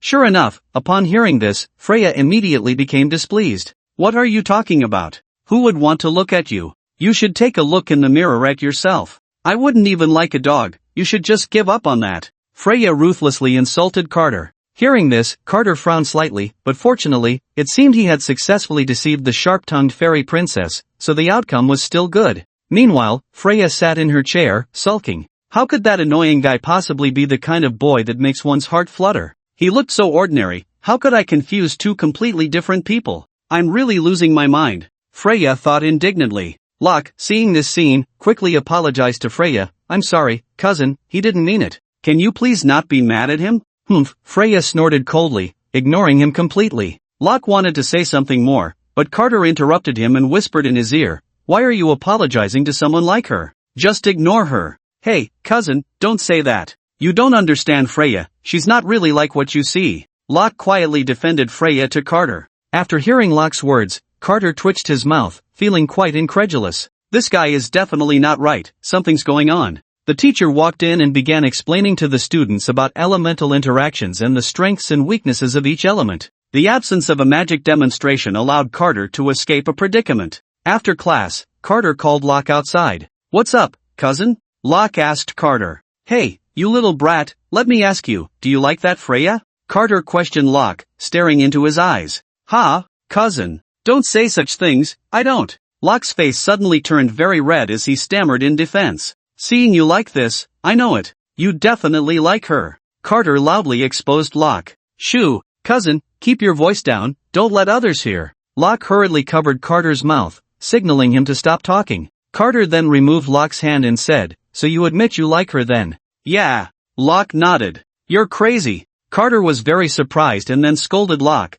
That girl has such a terrible personality. How could you like her? Cousin, you misunderstood her. Locke explained to Carter, she just has a bit of a temper, but she's actually very kind. Then Locke began to tell Carter the story of when he met Freya as a child. At that time, Locke was still very young and went with his mother to visit a noble relative in the Elf Kingdom. There, he met the young Freya, who was small and very cute, like a porcelain doll. Just one glance, and Locke fell for that elven girl. "Hey, what are you looking at? If you dare to keep staring, I'll teach you a lesson." Back then, Freya still had a sharp tongue and a bad attitude. After being scolded, Locke didn't dare to look at her anymore and went off to play elsewhere to pass the time. Wandering aimlessly also led him to meet other elven children. "Strange, why are your ears different from ours?" "Idiot, this guy isn't an elf, of course, he's different from us." Because Locke was from another race, he naturally faced rejection from the other kids. Just then, a lively yet somewhat spoiled voice came over. "Hey, what are you guys doing?" Freya suddenly walked over and chased away the elven children who were bullying Locke.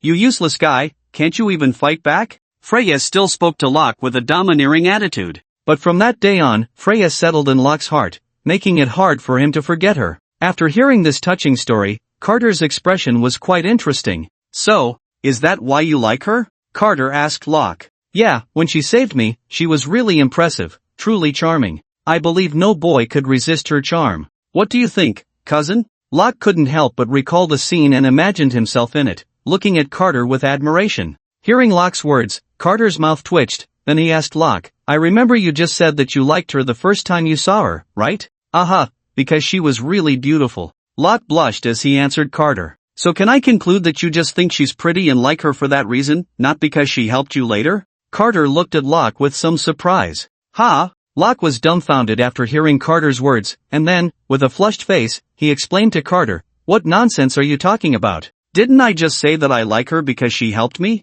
What are you even saying, cousin?" Seeing Locke's embarrassed and angry expression, Carter disdainfully curled his lip. "TCH, didn't you say you liked her the moment you saw her? That was before she helped you." "It's clearly your own words that are problematic," Carter muttered discontentedly. "Alright, cousin, let's not dwell on this anymore," Locke suggested to Carter, feeling both ashamed and angry. Okay, I won't say anything more." Seeing Locke's reaction, Carter had no choice but to compromise and not continue the discussion. "Cousin, you have to help me." Suddenly, Locke grabbed Carter's hand and pleaded with him. How can I help you?" "I can't do that," Carter said without hesitation, refusing Locke's request. "How can that be? You know I like her, how can you not help me?" Locke became anxious in an instant and quickly began to negotiate with Carter. "Just because I know you like her means I have to help you?" Carter felt utterly speechless at Locke's words. "Oh, if you don't help me, why are you even asking me?" Locke glared at Carter, looking furious. I don't care, anyway, I don't think you two will work out," Carter replied mercilessly. He didn't care about Locke's feelings at that moment because he didn't want to get involved with that sharp-tongued fairy princess.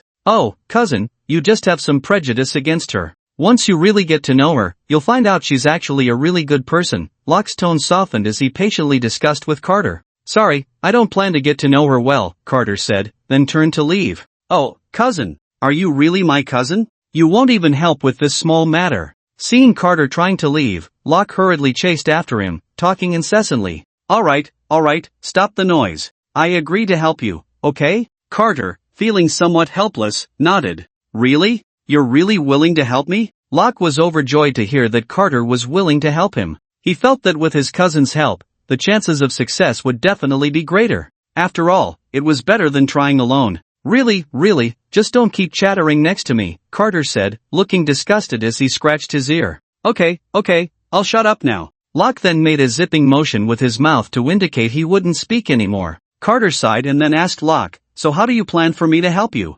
I plan to confess to her directly." Locke mustered his courage and said to Carter. Carter raised an eyebrow upon hearing this. "Are you sure?" Carter asked Locke. "I've made up my mind," Locke said with determination on his face. "Anyway, with her personality, I probably won't have a chance to develop feelings with her. If that's the case, you might as well confess directly, who knows, it might have some unexpected effect." Carter shook his head after hearing this. "Have you thought about the scene where you confess to her and she rejects you harshly? You know her attitude towards guys who hit on her." "I've thought about that, so I don't plan to say it to her face," Locke replied. "If you don't say it to her face, how are you going to confess?" Carter asked, somewhat puzzled. "Of course, I'll write her a love letter," Locke said, looking proud. "Write a love letter? Isn't the result still the same?" Hearing Locke's response, Carter's mouth twitched again. Isn't it different? Can't I just not write my name? This time, I'm just testing her reaction. If she responds well, then I'll tell her I wrote it. If she's not interested, I'll just have to think of other ways. Locke confidently explained his plan to Carter. After hearing Locke's words, Carter asked in confusion, will this work? There won't be any problems. Anyway, I didn't write my name, so it doesn't matter if she disagrees. Locke replied to Carter. At that moment, Carter suddenly had a bad premonition. You don't want me to help you deliver a love letter, do you? Carter asked Locke. Exactly. Cousin, you're so smart, I hadn't even said it, and you guessed it. Locke looked at Carter with excitement. After hearing Locke's words, Carter didn't hesitate at all and immediately turned to leave. Goodbye. Hey, cousin, don't go. We were discussing this nicely, why are you suddenly leaving? Seeing Carter about to leave, Locke hurriedly followed him, trying to stop him. Get out of the way, I can't help with this. Carter ruthlessly refused. Why can't you help? Locke asked, puzzled. How can I help you with this? You didn't even write your name. What if someone else sees it and thinks I wrote it? What should I do? Carter said to Locke with a speechless expression, then prepared to leave. That's impossible, you're sitting next to her, just be a little careful, and you won't get caught. Locke blocked Carter again and said to him, since you like her, why didn't you sit with her back then? Carter questioned Locke. I was just too shy at the time, you know her temper. Locke scratched his head awkwardly. Then Locke pleaded with Carter again, please, cousin, just help me this once. Looking at Locke's pleading expression, Carter ultimately couldn't bear to refuse. Alright, but just this once. Thank you, cousin. Locke was very happy, he was already looking forward to seeing Freya's expression when she received the love letter. However, what Locke didn't know was that the person he liked was currently thinking about his cousin, who had agreed to help him deliver the love letter. Freya was staring out the window, lost in thought, completely uninterested in what was happening outside. To be precise, she simply didn't have the energy to pay attention to the outside world. The handsome face of the boy lingered in her mind. Even during class, the usually serious Freya surprisingly zoned out, completely not listening to the teacher's lecture. The girl in the fourth row on the right, the one by the window. Hearing the teacher's voice, Freya suddenly snapped back to reality, momentarily stunned. I'm talking about you, that student, please stand up. Seeing the teacher pointing at her, Freya stood up, looking bewildered. Can you repeat what I just taught? The teacher asked Freya. Freya felt embarrassed. Due to zoning out just now, she had no idea what the teacher had just said. Alright, you can sit down now, just make sure to pay attention in class. The teacher said this to Freya without deliberately trying to make things difficult for her, just giving her a reminder. Okay, teacher. Freya sat down, her face slightly flushed. This was the first time she had been called out by the teacher for zoning out. It was really embarrassing. Despite this, Freya still felt a mess inside, completely unable to calm down and focus on the lesson. What is wrong with me? Soon, it was time to go home, and Freya returned home with a complicated expression. She sat silently to the side, her eyes revealing a hint of sorrow as she recalled the flutter of emotions from that time, and then remembered that she didn't even know his name. The girl felt a heaviness in her heart. Freya's mother clearly noticed that something was troubling her, so she approached Freya with concern, saying, What's wrong, sweetheart? Do you have something on your mind?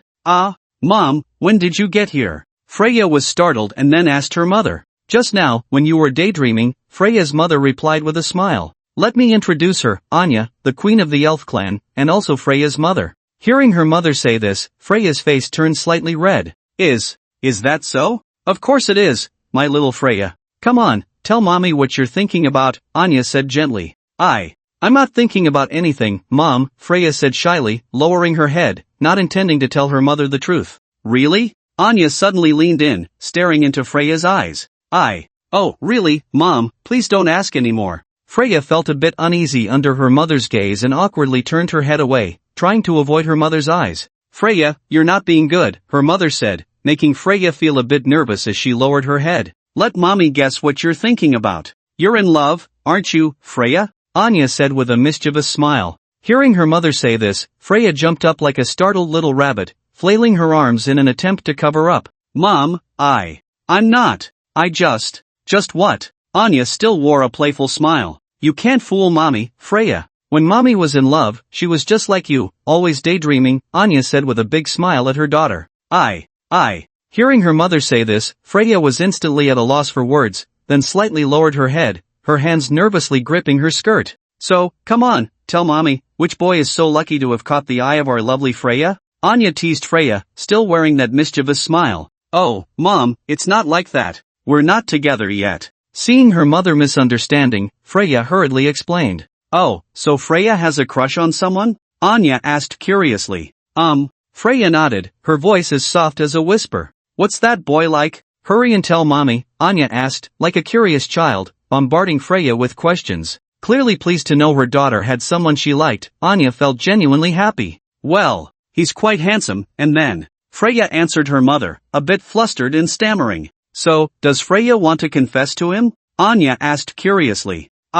No, Mom, it's not like you think. Hearing her mother say this, Freya immediately panicked and intended to explain. But before she could say anything, her mother interrupted. That's not right, Freya. If you like someone, you have to pursue them boldly, you can't be shy. Otherwise, your crush might be taken by other girls, Anya said seriously to Freya. I understand, Mom, but what? Freya, this isn't like you, show some confidence, Anya continued to lecture Freya. But I can't even find out where he is right now, Freya said, her expression a bit gloomy. Ha! Anya was taken aback upon hearing this. Then Freya began to tell her mother, I ran into him by chance today. When I saw him, I thought he was really handsome, and by the time I realized it, he was gone. At this moment, Freya looked dejected, her head lowered. Oh, I see. But Freya, you really are embarrassing. Just how handsome was that boy? You were actually mesmerized. Anya couldn't help but chuckle, then teased Freya. Oh Mom, you're so mean, I'm not talking to you anymore. Freya, seeing her mother laugh at her, pouted, her little face turning red, and turned away, ignoring her mother.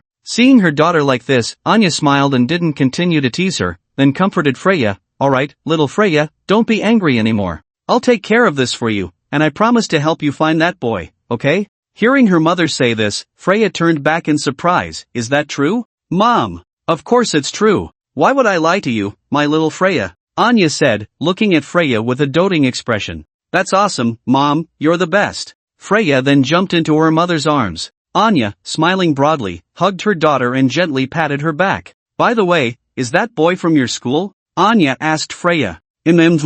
Freya nodded eagerly. Does he have any obvious features? Anya asked again. Freya thought for a moment and then replied, he's really handsome, and, all right, I remember he has black hair. Oh, black hair? That's quite a rare hair color. Anya was slightly surprised. So, can you find him, Mom? Freya looked up, her face tense as she looked at her mother. Don't worry, Freya. Don't forget, Mom is the queen of the elf clan. I believe just finding a person in the academy will give me some face. And that boy has rare black hair, so that narrows it down a lot. Anya immediately assured Freya. Thank you, Mom. I'm looking forward to your good news. Freya looked at her mother with gratitude. Don't worry, Freya, leave this to Mom. It's getting late, let's go to bed. You have school tomorrow, Anya said softly to Freya.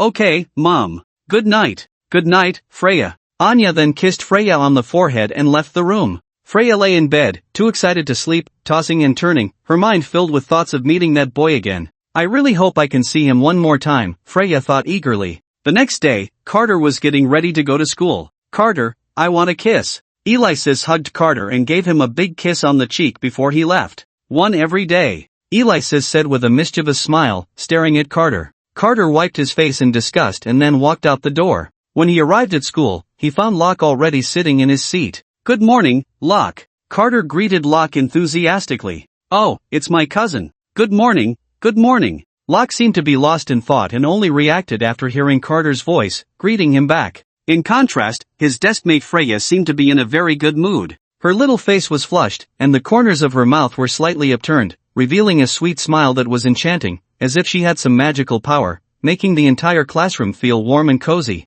Even when Carter accidentally bumped into her, she didn't mind. Forget it, forget it. Today, this princess is in a good mood, so I won't argue with you. Looking at Freya's arrogant demeanor, Carter couldn't help but twitch his lips. Should I really be grateful to you? Hey, you! This princess has been so magnanimous. Why aren't you thanking me? As expected. On the other side, Locke noticed Freya's good mood and was eager to try. Good morning, Princess Freya. Good morning. Freya's attitude remained indifferent, but it was the first time she responded to Locke, which instantly made him overjoyed, believing that things were progressing well. He was convinced that as long as he worked hard and was willing to put in his heart, he would surely succeed. In the magic practice class, Carter still felt nothing as usual. In this lesson, we will learn about elemental materialization. The teacher on stage explained, then began the demonstration. Elemental materialization is no longer just a shadow, it can truly become a tangible object that can be seen and touched. Everyone, watch how the teacher does it. The teacher gradually gathered magic, and first, a small clump of earth floated into view. The color of the clump deepened, and finally, the teacher held it in his hand, playing with it. Did you see that? This is how it works. Elemental materialization is the foundation of magic and an essential step for wizards to perform attacks. But this step is only basic, it's not very difficult. As long as everyone practices diligently, it can be easily mastered. Alright, everyone, give it a try. With the teacher's command, the students below began to attempt it one after another. Watching his classmates excitedly rubbing their elemental spheres, Carter had a face full of black lines. Hey, even if my character is set as a minor villain, a piece of trash, I shouldn't be unable to learn even a bit of magic, right? Seeing Carter's troubled expression, Freya couldn't help but laugh. Hey, you haven't even learned the first step yet, have you? You're really such an idiot. Hearing Freya's mockery, Carter's face darkened even more, and he simply turned his head, pretending he hadn't heard anything. Seeing Carter like this, Freya smiled and then said to him, Hey, if you ask this princess nicely, I might show you some mercy and teach you how to do it. Freya looked at Carter with a smug expression. Carter was even more speechless. Forget it, just pretend I didn't hear. Out of sight, out of mind. Hey, you, are you even listening to what this princess is saying? Seeing that Carter still refused to pay attention to her, Freya became a bit annoyed and decided to stop making a fool of herself. Good intentions turned into a donkey's liver and lungs, Freya muttered under her breath. Carter didn't notice Freya's state, he just kept staring at his palm, silent. Feeling a bit bored, Freya turned her head again to observe what Carter was doing. Hey, you should really try to feel it. What good does just staring at your palm do? Freya scolded Carter, exasperated by his behavior. Carter found her words utterly pointless. What difference does it make whether you say it or not? He thought Freya was just messing around again and ignored her. Seriously, I'm only going to demonstrate this once, so pay attention. Then Freya directly grabbed Carter's wrist. Carter frowned, wanting to pull his hand away, but suddenly felt a warm current flowing through his palm. To his surprise, a small tornado began to form in his hand. Do you feel it? Remember this feeling, and then just focus on it, Freya instructed Carter, then removed her hand. The small tornado in Carter's hand disappeared along with Freya's movement. Carter looked at Freya with some surprise, seemingly not expecting her to actually help him. Seeing Carter's expression, Freya felt quite pleased. What's wrong? Are you surprised that this princess would help you? This princess is very helpful, so stop thinking of me as so mean. Carter fell silent for a moment, then quietly said to Freya, Thank you. Oh, you actually thanked me? That's really unexpected. I always thought you were just a dullard. But don't get the wrong idea, I only helped you because I was in a good mood today, and you're my deskmate. Don't think of me in any unrealistic way. Watching Freya chatter on in front of him, Carter shook his head helplessly. I knew it. Time passed quickly, and before long, it was time to get out of school. Freya was already prepared, and as soon as the school bell rang, she couldn't wait to run outside. Once home, she threw herself onto the fairy queen. Mom! Freya called sweetly. Ah, our little Freya is back. How was your day? Are you happy? Anya asked Freya with a smile. Happy. Freya nestled in her mother's arms, her little face flushed, then reached out to tug at her mother's skirt. What's wrong, Freya? Is there something on your mind? Anya asked, sensing Freya's actions. Mom, about the promise you made to me. Freya shyly inquired. Oh, what promise did I make you? Anya teased Freya with a mischievous smile. Oh, Mom, why are you like this? As soon as Freya heard her mother say that, she wriggled out of her embrace, looking angrily at her mother. Ha ha ha ha ha. Seeing this scene, Anya couldn't help but burst into laughter. Little Freya is really adorable. Oh, Mom, I'm not talking to you anymore. Freya, upset that her mother was teasing her, stomped her foot and turned away, ignoring her. Alright, little Freya, I've already fulfilled the promise I made you. Anya smiled and, seeing Freya's reaction, stopped teasing her daughter. Freya turned back, surprised. Really? Mom! Of course it's true. Freya's mother patted her chest. I spoke with the principal of your school today, and she has already found that person. Really? Mom! Then tell me who he is, which class is he in? Freya eagerly asked her mother. Oh, Freya, you're so anxious, it seems you really like that boy. Anya teased Freya with a sly smile. Oh, Mom, you're so annoying, always teasing me. Freya looked at her mother, puffing up her cheeks. Anya smiled gently at Freya's pouty expression. Alright, little Freya, I won't tease you anymore. That boy is in your class, Anya said mysteriously to Freya. What? In our class? How come I didn't know? Freya exclaimed in disbelief at her mother's words. I'm curious too, why is it that even though you're in the same class, Freya, you can't recognize him? Anya smiled at her. So, what's that boy's name? Do you know, Mom? Freya looked anxiously at her mother. What's his name? Let me think. I think it's Carter DeVille, he's from a Duke's family. Anya replied. What? Carter DeVille? No way. Upon hearing her mother say this, Freya gasped in shock. Ha? Is it not him? Anya looked at her daughter with confusion. Of course not. That guy looks so ordinary. How could he possibly be the boy I like? Freya explained to her mother with a disdainful expression. And that guy is my deskmate, he's so annoying. There's no way I would like someone like him. Is that so? Anya fell into thought, then said to Freya, but I've asked about all the classes at Starlight Academy, and the only one with black hair in your class is Carter. None of the other students have black hair. Hearing this, Freya felt a bit disappointed. How could this be? Looking at her daughter's dejected expression, Anya said apologetically, I'm sorry, Freya, I've let you down. It's okay, Mom, there's still plenty of time, maybe we'll meet again in the future, Freya comforted her mother, feeling a bit uncomfortable seeing her mother blame herself. Don't worry, Freya, I'll keep helping you find him, Anya promised Freya. I believe you, Mom. Then I won't disturb you any longer, Freya. Get some rest. Got it, Mom, Freya replied. Anya then walked out. Freya lay on her bed, her mind in a jumble. Could it really be him? Freya murmured to herself. But the gap between the two of them was really so big. However, her mother had said that he was the only one in the whole school with black hair. Plus, she had felt that they seemed oddly similar. Despite her doubts, Freya still found it hard to believe. It was difficult for her to connect two people so different. Suddenly, Freya thought of the large black glasses Carter wore. Those glasses are so ugly. I wonder what Carter would look like without them. As she pondered, she suddenly recalled something Carter's cousin, a guy named Locke, had said. Seriously, why does my cousin wear such ugly glasses? I remember he was really handsome when we were kids. If he just got a nicer pair of glasses, everyone would be amazed. Freya remembered that she had even teased them about it at the time. But now, thinking back, what if what Locke said was true? Then everything would make sense.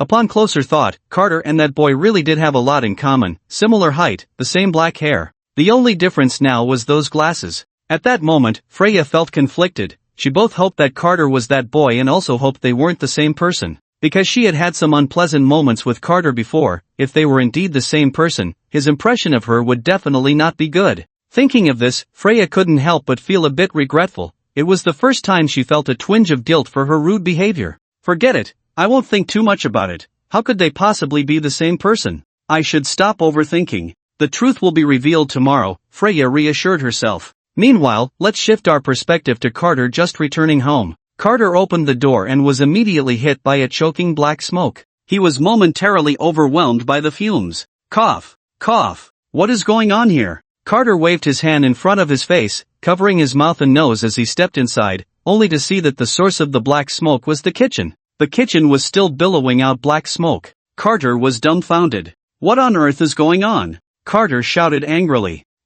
Carter, you're back? Come help me. Hearing Carter's voice, Alexis rushed out of the kitchen like she had seen a savior, pleading for help. Under Carter's astonished gaze, a black-faced woman with a fro and tattered clothes walked out of the kitchen, coughing as she went. Is this Alexis? Carter's eyes widened. Carter, why are you just standing there? Come help. Alexis urged Carter when she saw he wasn't responding. Oh, okay, I'm coming. Realizing what was happening, Carter hurried into the kitchen to perform rescue efforts. After Carter's relentless efforts, the kitchen finally stopped smoking. Looking at the chaotic kitchen, Carter suppressed his anger and asked Alexis, so, what happened here? Alexis stood timidly to the side, not daring to speak. Seeing Alexis's aggrieved expression, Carter felt helpless and said to her, Didn't I tell you not to go into the kitchen again? Why won't you listen? But I just wanted to learn how to cook, Alexis said, looking at Carter with a pitiful expression. Carter sighed and then asked Alexis, Did you use magic on the kitchen utensils again? Alexis lowered her head, sounding a bit guilty. I knew it. Carter rubbed his forehead. Didn't I tell you not to use magic while cooking? Why won't you listen? I'm sorry. Alexis apologized to Carter, looking very wronged. Sigh, forget it, just be careful next time. Seeing Alexis's guilty look, Carter didn't say anything more, just reminded her. Alexis bit her lip tightly, remaining silent. Then, as if suddenly making a decision, Alexis walked up to Carter with a determined look. She then bent over in front of Carter, presenting her backside. Carter, if you're really angry, just hit me a few times to vent your frustration. I don't mind, Alexis said softly, biting her lip. When Carter didn't respond, Alexis added, just be gentle, I'm afraid it will hurt. She then closed her eyes, adopting a look of resignation. Carter remained silent, quietly watching Alexis's performance. Why aren't you hitting me? After waiting for a long time without any action from Carter, Alexis opened her eyes and looked at him in confusion. Carter was a bit speechless and shook his head. Let's just forget it this time, just be careful next time. That can't be. Alexis reacted strongly. I made a mistake, so I should be punished, otherwise, I won't learn my lesson. Don't hold back, it's fine to hit me hard, I can take it, just go ahead and whip me. Alexis closed her eyes again, waiting for Carter's punishment. Carter sighed and said to Alexis, forget it, I've seen your attitude of admitting your mistake, so I'll forgive you this time. Seeing that Carter was actually willing to forgive her, Alexis panicked a bit. That can't be right. You're just indulging me, and that's not good. It's fine, go ahead and hit me. I don't mind. Alexis closed her eyes again, waiting for Carter's action. Carter remained unmoved. Then, just hit me a little, just to show you mean it, Alexis urged Carter. Carter still didn't budge. Why won't you just hit me? Hurry up. Alexis became anxious and urged Carter again. Carter raised an eyebrow slightly. You seem to really want me to hit you? Carter stared intently into Alexis's eyes. I don't. I just. Alexis, caught, turned her head away, avoiding Carter's gaze.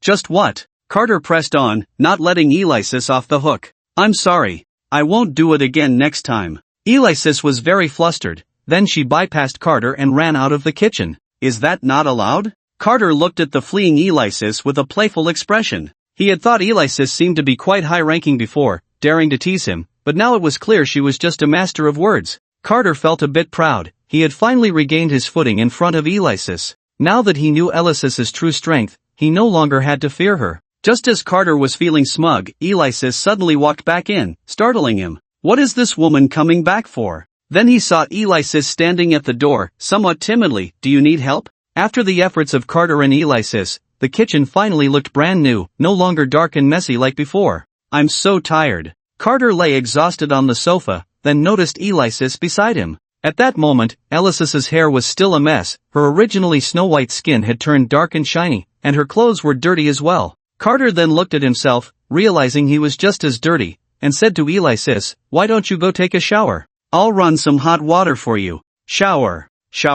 Alexis blushed instantly upon hearing Carter's words, though it was hard to tell if her face was red. Well, okay, after all, boys are curious when they grow up. I'll agree to it. Alexis looked at Carter shyly. Hearing Alexis say such strange things, Carter couldn't help but give her a playful smack on the head. Ouch! What was that for? Alexis covered her head, looking aggrieved. It's not like we're showering together. What are you talking about? Carter retorted helplessly. Ha? We're not showering together? Alexis sounded a bit disappointed upon hearing this. I'll go run the bathwater for you. Carter then got up, ignoring Alexis. After preparing the bathwater, Carter called Alexis over to take a shower. Alexis stood at the door, hesitating, as if she had something to say. What's wrong? Is there a problem? Carter asked Alexis. Do you want to peek? Alexis blushed, looking down, her expression a bit shy. No peeking, just hurry up and go in. Carter pushed Alexis inside and then closed the door. Really, how can you treat a lady like this? Alexis felt a bit displeased after being pushed in by Carter. Looking at the bathtub filled with hot water, Alexis shyly took off her clothes. Although Carter couldn't see anything from outside, it was still the first time she was showering with a boy outside. After a while, Alexis soaked in the bathtub, her face slightly red, possibly due to the high water temperature. Will he come in and peek? Alexis thought excitedly, then shyly submerged her head in the water. How embarrassing. After a while, Alexis lifted her head out of the bathtub and, almost instinctively, reminded Carter outside, Carter, I didn't lock the door. Then she submerged her head again, but this time she kept one eye above water. Upon hearing Alexis's words, Carter's face turned a bit red. Why should I care if she locked the door or not? That annoying woman. After a while, noticing that Carter didn't respond, Alexis pouted and quickly washed her body. After finishing, she wrapped a towel around herself and prepared to go out. When she reached the door, Alexis hesitated again, feeling shy, then slightly opened the door and peeked her head out. "Carter, I'm done showering." Seeing only Alexis's little head peeking out, Carter responded, "Oh." Then Alexis opened the door and walked out. Carter looked up and was slightly surprised. At that moment, Alexis's skin was as white as snow, like a freshly bloomed lotus, delicate and dripping with beauty, crystal clear, making one unable to resist the urge to cherish her. Truly, in the spring chill, a bath in the hucking pool, a hot spring water smooth as cream. What a beautiful sight of a woman emerging from a bath. Seeing Carter looking at her, Alexis gathered her courage and approached him. "Do I look good?" Alexis twirled around in front of Carter. You look good. Hurry and change your clothes," Carter said, slightly blushing as he urged her. He. Receiving Carter's compliment, Alexis was very happy and then cheerfully went to change her clothes. After changing into a splendid outfit, Alexis came out but couldn't see Carter anywhere. "Carter, where did you go?" Alexis called out in confusion. "I'm taking a shower," came Carter's voice from the bathroom. "Taking a shower?" Alexis felt a surge of excitement and tiptoed to the door, her hands trembling slightly as she turned the doorknob. Unfortunately, Carter had locked the door. "Really, Carter, why did you lock the door? You don't even trust me. It's really disappointing," Alexis complained to Carter in the bathroom. Carter was speechless upon hearing this. "How did you know I locked the door? Did you try the doorknob?" Alexis panicked at Carter's question and then pretended to be dead, no longer answering him. Seeing Alexis go silent, Carter scoffed. "It's to prevent you." Sitting on the sofa, Alexis kept changing her position, unable to calm down. At that moment, her mind was filled with thoughts of Carter in the bathroom, imagining his handsome face and alluring figure. "Damn, I really want to sneak a peek. I heard that boys and girls have some different physiological structures. I really want to see for myself." Alexis's face turned slightly red as she tossed and turned on the sofa. "Damn, why does such a handsome guy have to take a shower next to me? Wanting to see but not being able to, isn't this torture?" Alexis complained angrily. Then, Alexis suddenly remembered that her intimate clothing was still in the bathroom, and a faint blush appeared on her face. Will he see it? He will definitely see it. How embarrassing. Alexis covered her face with her hands. If he sees it, will he do something strange? Like sniffing or something. At that moment, Alexis felt like a steam princess, so shameful. "Alexis, how could you think like this? When did you become like this?" But what if it's just as she thought? After all, he was at that age, right in the midst of puberty. Then Alexis spoke to Carter. At your age, it's normal to be curious. If you want to do something strange, I will understand, don't feel burdened." "What strange thing?" Carter had already finished showering and walked out. And nothing." Seeing Carter come out, Alexis was startled and stammered. "Strange things? If we're talking about someone who has been thinking about strange things, it seems to be you," Carter bluntly exposed Alexis.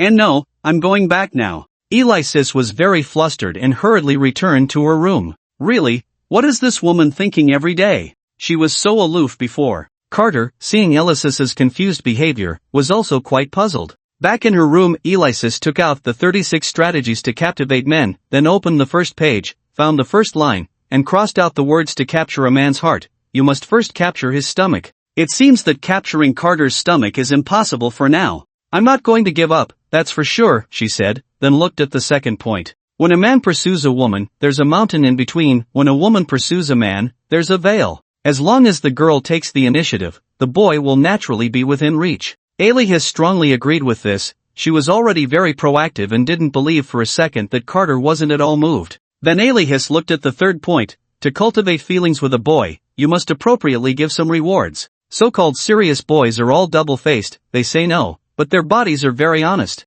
If you give some appropriate rewards, then the boy's heart will be firmly in your grasp. Upon reading this, Alexis couldn't help but exclaim, "My goodness, this makes so much sense. Carter is definitely double-faced." The author of this book is simply a master of emotions. Then Alexis flipped to the fourth point. Boys are creatures that think with their lower bodies. If you really like him, you can appropriately satisfy some of his needs. Over time, he will be very grateful to you and feel increasingly unable to live without you. Alexis continued to flip through. Even though she had read it many times, each time she felt she gained a lot. As long as I do what the book says, Carter will definitely like me, no doubt about it. Alexis thought excitedly, her face flushed. After today's events, Alexis lay in bed, her mind filled with fantasies of Carter in the shower. But she also felt a deep sense of shame, wanting to suppress her inner thoughts. Yet, strangely, the more she tried to restrain herself, the more she couldn't help but think about those things. Some thoughts, once they arise, are not so easily ignored. Time quickly moved to the next day. The usual trip to school, the usual good morning kiss, and Carter's usual quick wipe of his face. Then they set off on the way to school. However, when Carter arrived at school today, he sensed that the atmosphere seemed a bit off. Especially with his deskmate, Freya. This sharp-tongued elf princess had been staring at him since he walked in, and her gaze was very unusual, full of fighting spirit, as if she was ready for battle. Had he not provoked her recently? Today was indeed a war for Freya, success or failure hinged on this moment, and she was determined to win. Under Freya's oppressive gaze,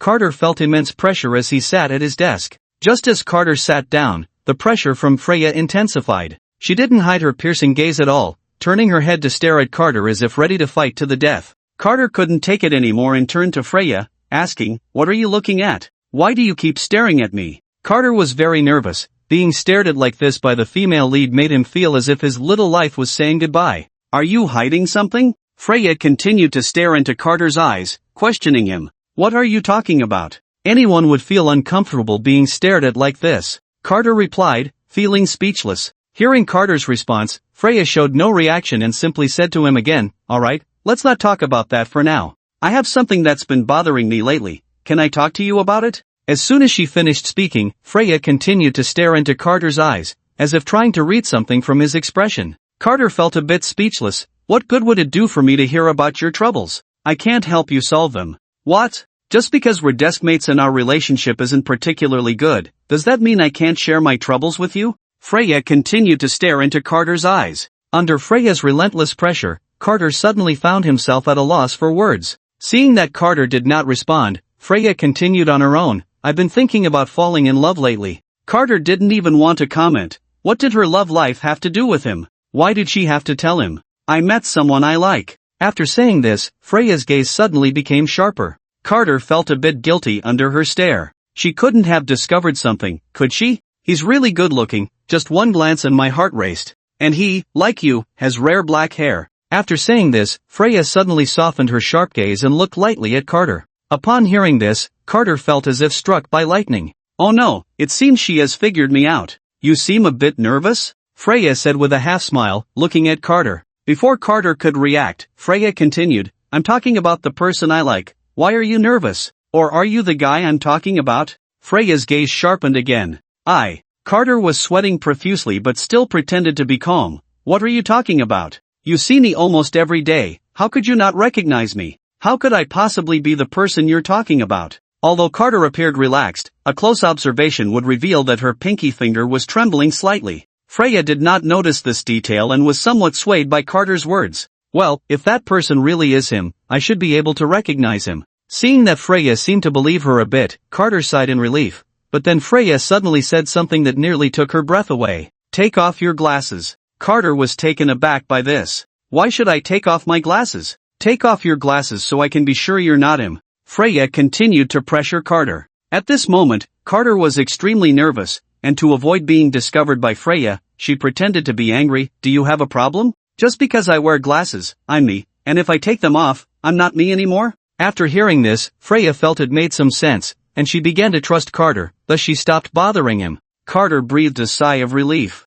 Thankfully, she managed to bluff her way through. Meanwhile, Locke, who was listening from the back, had a very ugly expression. He was well aware of his cousin's looks, and combining that with the earlier conversation, Locke realized that Freya was talking about his cousin. Locke's feelings were very complicated, especially since he had deliberately sought out Carter for help, only to find that the person he liked had feelings for his cousin. As the teacher walked into the classroom, the students got into the zone and began the lesson. "Feel it with your heart." Carter recalled the sensations from yesterday and gradually got into the mood. As Carter focused his thoughts, a transparent sphere gradually appeared in his palm. Carter was puzzled by this situation. What is this? How is it different from what the teacher described? Freya was also drawn to the transparent sphere that Carter had formed. "What element are you condensing?" Freya asked Carter, confused. "I don't know either." Carter was also very puzzled. This couldn't mean he had no element, could it? He then chose to seek help from the teacher. "Teacher, can you help me see what's going on with this?" Upon hearing Carter's voice, the teacher walked over. "What's the matter, student?" Seeing the teacher approach, Carter displayed the sphere he had formed. "Wow, your situation is honestly quite rare. The teacher hasn't seen this before." "Ha, what should I do?" Hearing the teacher say this, Carter anxiously asked. Without magic, it meant he had no ability to protect himself. In this dangerous world, he would be doomed. "Don't be anxious, classmate. Can you feel what function this energy mass has?" The teacher patiently explained to Carter. "Function?" Carter tried to sense it, and then he felt as if a magical energy was surging into his body from the world around him. At that moment, Carter felt warm and very comfortable. "Can you absorb elemental energy normally? Then you should be fine. It's just that the elements are a bit special. Just practice well," the teacher suggested to Carter. "Okay, teacher," Carter replied. Soon, class was over. Carter turned around and saw that Locke looked a bit unhappy, so he asked with concern, "What's wrong?" Locke looked up, listless, and replied, "I'm fine."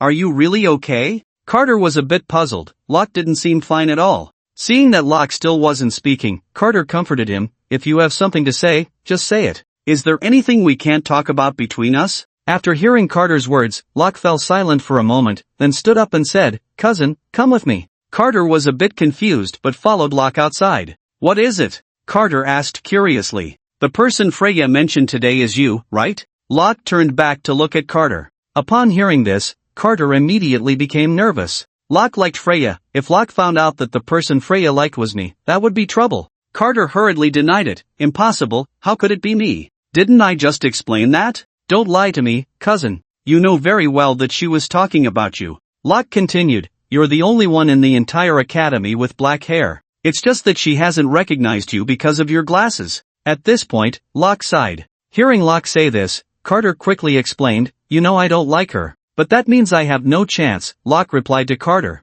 At that moment, Locke looked gloomy and lacked any spirit. Then Carter thought for a moment. "Who says you have no chance?" Upon hearing this, Locke looked up. "Are you serious?" "Of course I'm serious." Carter then began to analyze for Locke. "Look, Freya hasn't recognized me yet, right? As long as I keep wearing my glasses, she won't recognize me. Then don't you have a chance?" After hearing Carter's analysis, Locke immediately perked up. "That makes sense. I've decided, I can't delay any longer. I'm going to write her a love letter right now to express my feelings." Carter's mouth twitched. "So soon? I can't wait any longer." Locke looked determined. Who knows what changes might happen later, it's better to just try it. "Well, okay," Carter agreed. Then Locke took out a love letter from his pocket and handed it to Carter. Carter was taken aback when he saw the letter in his hand, then looked surprised. "So you already wrote it?" Locke looked a bit embarrassed and said to Carter, "So I'll leave it to you now, cousin." Okay, I'll do my best," Carter responded, but he was actually a bit nervous. "It's nothing, it's just a love letter, nothing serious," Carter reassured himself. But for some reason, he had a bad feeling in his heart. Then the two returned to the classroom. Because he had the love letter in his pocket, Carter was very nervous, constantly observing Freya's reactions. Naturally, Freya noticed Carter's unusual behavior. What's this guy up to now? She had already been suspicious of Carter because of previous events, and now seeing his strange behavior made her even more suspicious. Then Freya deliberately left. She wanted to see what kind of trick Carter was trying to pull. Seeing Freya walk out of the classroom, Locke hurriedly urged Carter, "Hurry up, cousin, now's the time." Under Locke's insistence, Carter, looking flustered, placed the love letter on Freya's desk. "What are you two doing?" A sudden voice startled them, and looking towards the source, they saw Freya standing at the classroom door, watching them. Didn't she just go out?" Carter said anxiously to Locke. "I don't know, I clearly saw her leave just now," Locke replied, equally flustered. Freya then walked up to Carter, picking up the love letter. "What is this?" Carter hesitated, feeling incredibly unlucky to have been caught. Now, he was at a loss, not knowing what to do. Freya opened the love letter and frowned upon seeing its contents. "Did you write this?" Freya questioned Carter. "No, it wasn't me," Carter hurriedly explained. "Not you? Then who else could it be? I just saw you put this on my desk. Are you still going to deny it?" Freya scolded Carter loudly. "I noticed you acting sneaky before. I didn't expect you to be pulling this kind of trick behind my back. Did you forget what I told you before?" Listening to Freya's reprimand, Carter felt extremely embarrassed. If he had known it would end up like this, he wouldn't have agreed to deliver the love letter. He was really having a bad day. Seeing his cousin's awkward expression, Locke decided to step in. After all, his cousin was in this predicament to help him. Locke took a deep breath. Stop arguing, the love letter was written by me. Locke looked at Freya. You wrote it? Freya looked at Locke in surprise. That's right, I wrote it. I've liked you for a long time, Freya. Can you give me a chance? Locke confessed to Freya. Carter watched the scene before him with a complex expression. Given the sharp-tongued princess's personality, he feared. Oof. Freya scoffed disdainfully. Then, in front of Locke, she tore the love letter to shreds. You? Don't dream. A toad wanting to eat swan meat. I could never like you, so just give up on that thought. Freya rejected him mercilessly. Hearing Freya's cold words, Locke's eyes turned red, and he clenched his fists tightly, feeling utterly humiliated. After hearing Freya's words, Carter looked at Locke's aggrieved expression, feeling very angry. Hey, that's too much. Apologize quickly. Why should I apologize? Not liking someone means not liking them. Freya was very dismissive at that moment. If I don't say something harsh, what if he keeps bothering me? It's better to cut off this thought directly, once and for all. Have you never thought about how you would feel if someone you like treated you like this in the future? Carter angrily said to Freya. How could that happen? Don't compare me to you people. Freya continued to mock. Alright, remember what you said, I will make you regret it. I'm waiting to see how you make me regret it, Freya retorted, completely unaware of the seriousness of the situation. Weren't you just wanting me to take off my glasses to see who I am? Carter suddenly looked up, meeting Freya's eyes. What do you mean? Freya suddenly had a bad premonition. Then, under Freya's shocked gaze, Carter took off his glasses. It really is you. Freya exclaimed in surprise. Although she had some doubts before, Freya had never wanted to believe that the two of them were the same person. But now, the truth was right in front of her, forcing Freya to accept it. Looking at the young man before her, as elegant as jade and unmatched in the world, Freya bit her lip, her voice trembling slightly. How could you deceive me? I didn't deceive you. Carter wore an indifferent expression. Didn't you just want me to take off my glasses? I've done it. Freya looked at Carter with a complex gaze, biting her lip tightly and remaining silent. I told you, I will make you regret it. Carter stared into Freya's eyes, enunciating each word. Didn't you say before that liking someone means liking them, and not liking someone means not liking them? Well then, I'll make it clear today, I could never like someone as cruel as you. Give it up. Hearing such heartless words from Carter, Freya bit her lip even harder, to the point of drawing blood. Then, unable to bear it any longer, Freya broke down in tears and ran out of the school. At that moment, she felt as if her pride had been completely shattered. Watching Freya run out, Locke felt a bit worried but was stopped by Carter. Someone like her needs to be taught a lesson. Hearing Carter say this, Locke didn't argue, though his expression was somewhat complicated. Thank you, cousin. It's nothing, no need to thank me. Carter replied to Locke with a smile. Meanwhile, the surrounding classmates stared wide-eyed, especially the girls, who were fixated on Carter's face. Realizing the situation was off, Carter quickly put his glasses back on. Oh no, I acted impulsively, and now everyone has seen it. At that moment, Carter felt a pang of regret for being so rash. But now that things had come to this, he decided to take it one step at a time. Freya ran home, crying all the way after leaving the school. As soon as she opened the door, she saw Anya with a surprised expression. Oh, Freya, why are you back? Aren't you supposed to be in class now? Mom! Freya, utterly heartbroken, could no longer hold back as she threw herself into her mother's arms, crying like a rain-soaked flower. Seeing her daughter in such despair, Anya felt a sharp pang of pain and quickly asked, Oh dear, what's wrong, little Freya? Why are you crying so hard? What happened? Tell mommy. Mom. Freya was sobbing so hard she could barely get a complete sentence out. It's okay, Freya, mommy is here, don't cry, alright? Anya gently patted Freya's back, comforting her softly. After crying for a while, Freya finally managed to calm down a bit, no longer crying so intensely, just sniffling lightly. Freya, please tell mommy what happened. Why are you crying? Did someone bully you? Anya asked her daughter softly. Mom, no one bullied me. Freya replied. Then why are you crying? Can you tell mommy the reason? Anya continued to gently inquire. In her memory, her daughter had always been lively and happy. This was the first time she had cried so sorrowfully, and it made her very worried. Mom, I ran into that boy I told you about today. Freya cried as she confided in her mother. So he bullied you? Anya's expression instantly turned fierce upon hearing this. No, Mom, let me explain. Realizing the situation was not right, Freya hurriedly spoke up. Did he reject you? That little brat, daring to reject my daughter. Don't worry, Freya, mommy will seek justice for you. Oh no, Mom, can you please listen to me?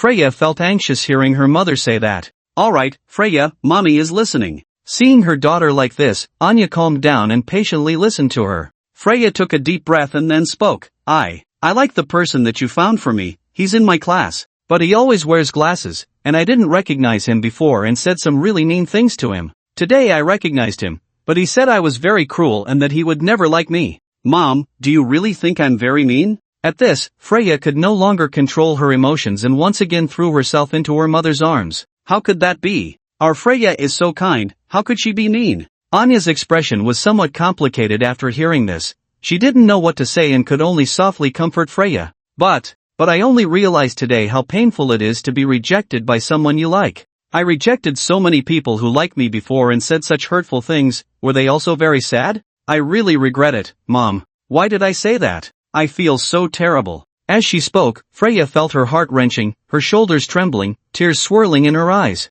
Remembering Carter's words, the feeling of sorrow erupted in her heart, and she finally couldn't help but break down in tears, completely engulfed in a sense of regret. Anya looked at her crying daughter with a complicated expression but didn't know what to say. She could only gently pat Freya's back to comfort her. Her daughter had indeed made a mistake, but Anya felt relieved that Freya could clearly recognize her error, because she knew that after experiencing this, her daughter had grown. After crying for a while, Freya finally stopped. "Mom, do you really think no one will ever like someone like me again?" Freya asked her mother pitifully. "How could that be? My little Freya, everyone makes mistakes, but a good child is one who can recognize and correct them. As long as you are willing to change, there will definitely be people who like you." Anya gently wiped the tears from Freya's face, feeling heartbroken. "I understand now, Mom. I know what I need to do. I will apologize to everyone I have hurt." Freya was determined, her eyes filled with resolve. Anya felt a pang of sympathy for her daughter. She knew that if Freya did this, she might face some challenges,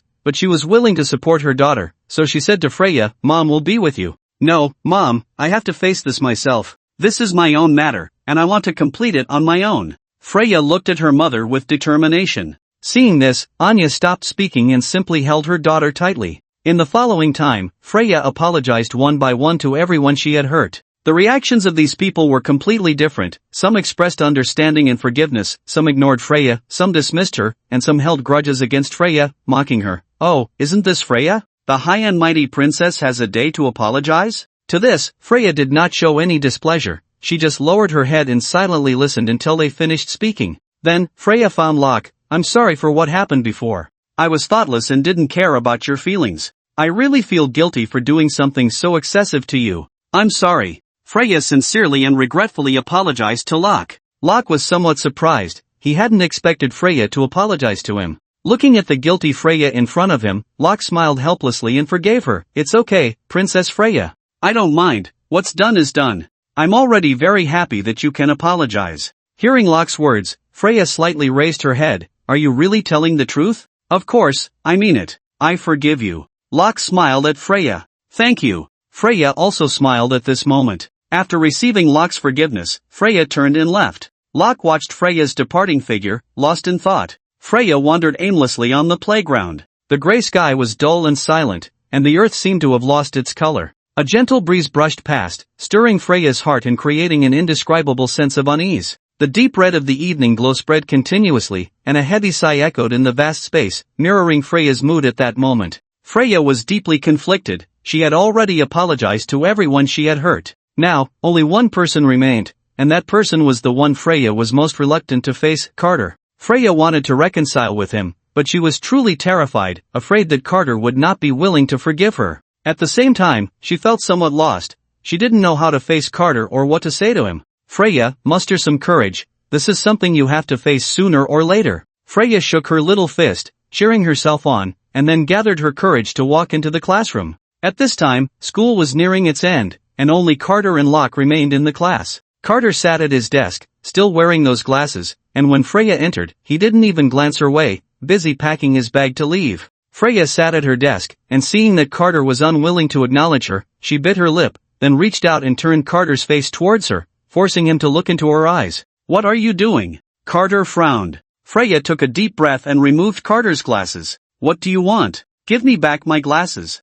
Carter's frown deepened as he reached out for his glasses from Freya. Looking at Carter's unparalleled beauty, Freya lowered her head slightly. Carter, I'm sorry for my previous behavior. I shouldn't have said those things. Carter was taken aback by Freya's words, clearly not expecting her to apologize to him. After regaining his composure, Carter's expression was complex, and he said to Freya, the person you should apologize to isn't me, but those you have hurt. I know, Freya said firmly, looking at Carter. I have already apologized to everyone I hurt before. And now, only you remain. This is what I should do for my previous rudeness. Carter was quite surprised by Freya's words. At that moment, Locke stepped forward and explained to Carter, it's true, cousin, Freya has already apologized to me before. Just forgive her.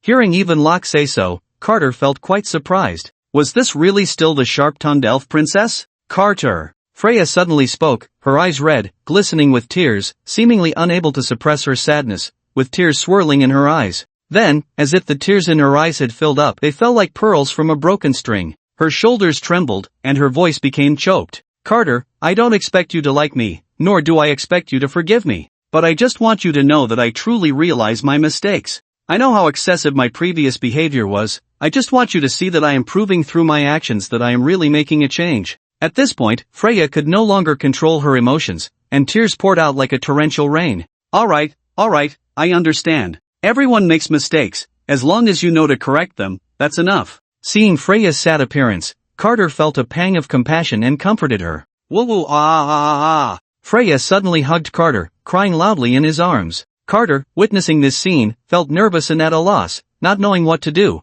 and could only quietly watch Freya cry. Locke, seeing this, also felt a complex mix of emotions. After all, he still had feelings for Freya. But he did not consider his cousin as his own, because he knew in his heart that even if Freya did not like his cousin, she would not like him either. Moreover, Freya's change was due to his cousin. He was the one who could truly stir Freya's emotions. Perhaps my cousin and Freya are a match made in heaven, Locke thought bitterly. After a while, Freya finally stopped crying and then looked up at Carter with hopeful eyes. So can you forgive me? Freya's gaze was filled with expectation. Carter smiled helplessly and replied to Freya, of course, I choose to forgive you. Thank you. Freya broke into a smile. So can you. Carter pointed to himself and then to Freya. Freya, blushing, let go of Carter. She had been hoping to take this opportunity to hug him a little longer. Then I'll be going now. See you tomorrow, Carter. Freya's face lit up with a sweet smile. See you tomorrow, Carter responded with a smile. Then Freya happily ran out, the setting sun casting its golden rays on the grass, draping the earth in a shimmering coat, highlighting the vibrant scene.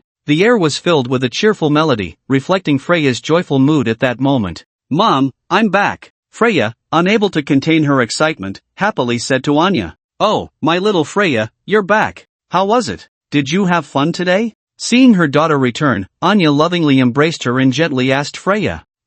I had a great time today, Freya nodded eagerly, snuggling in Anya's arms. Oh dear, Freya, what's wrong with your eyes? Why are you crying? Did someone upset you at school? Anya noticed her daughter's eyes were red and slightly swollen, and she asked with concern. No, Mom, I wasn't upset, and I apologized to him properly, and he forgave me. Freya excitedly recounted the day's events to her mother. Did he really forgive you? That's amazing, that boy knows how to be sensible, Anya said indignantly. Although Carter was not at fault in this matter, in her subjective world, he had made her daughter cry so many times, which was wrong. Oh, don't say that, Mom. He forgave me, and this time it was my fault. He was very generous, Freya replied to her mother. Oh, and you haven't even married him yet, and you're already siding with him? You're really breaking your mother's heart, Anya teased her daughter with a mischievous smile, then pretended to be very sad, wiping away imaginary tears. Hearing her mother talk about marrying him made Freya extremely shy. Although she was very happy inside, she pretended to be dissatisfied and said to Anya, Mom, you're so annoying, always teasing me.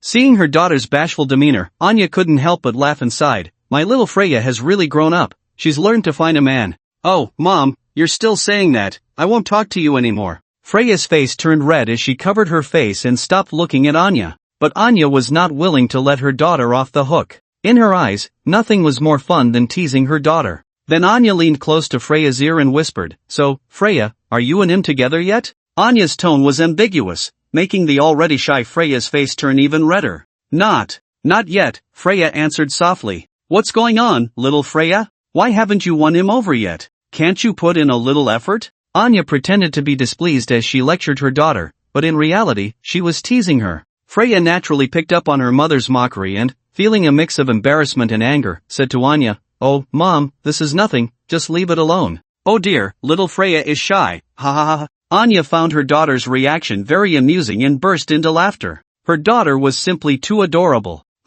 I'm not talking to you anymore." Seeing her mother laugh so heartily, Freya's face turned red, and she ran back to her room, leaving Anya laughing alone. Back in her room, Anya lay on her bed to calm her emotions, then recalled the day's events. Remembering how she had cried in Carter's arms, a blush returned to her face. How embarrassing, but today had been the happiest day of her life. Meanwhile, back at Carter's place, as soon as he opened the door, the familiar Big Bun came rushing at him. This time, Carter was smarter. He slightly turned his head so that his nose and mouth wouldn't be blocked. However, he still underestimated Alexis's figure. Even with his head turned, his face was still buried in her.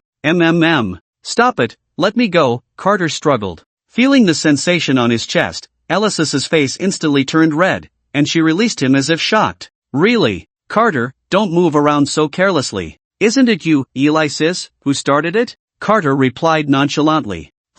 Alexis turned her head away in a haughty manner, but then suddenly her expression changed, and she stared at Carter with a look of tension. What? Why are you looking at me like that?" Carter felt uneasy under Alexis's gaze. Every time she looked at him like this, something bad seemed to happen. Then Alexis leaned closer to sniff Carter's chest, and her expression turned very ugly. "What are you doing?" Seeing Alexis smelling him, Carter stepped back in fright and quickly spoke to stop her. "Why do you smell like a girl?" Alexis looked at Carter in disbelief. "What girl smell? Don't talk nonsense," Carter replied, exasperated. What was this annoying woman up to now? How could he possibly smell like a girl? Wait, she couldn't be talking about Freya, could she? Today, only Freya had been in contact with him, but how did she know? Can you really smell something like that? Her sense of smell must be incredible. "Don't think you can fool me." Alexis stared at Carter seriously. "You clearly smell like a girl. And someone around your age. Just come clean, what did you do today?" Alexis pressed him, cornering Carter against the wall with a wall slam. Carter felt a bit nervous. Could she really smell age? But then he steeled himself and said to Alexis, "Don't talk nonsense, it's not what you think. You need to move, I still have to cook." He tried to push Alexis away. "I won't let you go, the food can wait, but you need to clarify things right now." Alexis remained unmoved, her expression still very serious. Seeing that his aunt was serious, Carter suddenly didn't know what to say. Suddenly, Alexis noticed the tear stains on Carter's chest and widened her eyes. "That little brat cried in your arms?" Carter was stunned. "Alexis, you must be the reincarnation of Sherlock Holmes. How could you guess that? And what do you mean by little brat? That's such a harsh way to put it." Seeing Carter silent, Alexis suddenly threw herself into his arms and cried, "You heartless little thing, haven't I treated you well enough? You actually went out and dated someone behind my back. How could you do this to me? Hey, what are you doing? Why are you suddenly like this?" Carter was at a loss for words and asked Alexis. But Alexis remained unresponsive, just crying in Carter's embrace. Carter initially thought Alexis was joking, but when he realized she was genuinely crying, he felt a wave of helplessness. What is this all about? Then Carter spoke to Alexis, "Alright, stop crying. I'm not dating anyone." Upon hearing this, Alexis immediately lifted her head, her eyes revealing a hint of hope. "Is that true?" "Of course it's true," Carter explained helplessly. "The girl you mentioned is just my deskmate. Besides her, I haven't interacted with any other girls." "Then what's with the tear stains on your clothes?" Alexis pointed at Carter's shirt, choking on her words. This has nothing to do with any girl." Although he had no relationship with Freya, Carter felt that revealing the truth would definitely lead to trouble, so he decided to keep it a secret. "Then tell me how this happened." Alexis still didn't believe Carter, her intuition telling her that her nephew was lying. This was done by Locke, Carter explained with a guilty look. "Locke?" Alexis looked at Carter in confusion. "Yes, it's Locke," Carter said, pretending to be relaxed. "He's my cousin, from the Hodwar family, you should know him." "Oh, him, I have some impression, but what does this have to do with him?" Alexis thought for a moment, still looking puzzled at Carter. "He's in the same class as me, sitting right behind me. Today he confessed to the girl he likes and got rejected, so he was crying, and the tear stains must have been left at that time."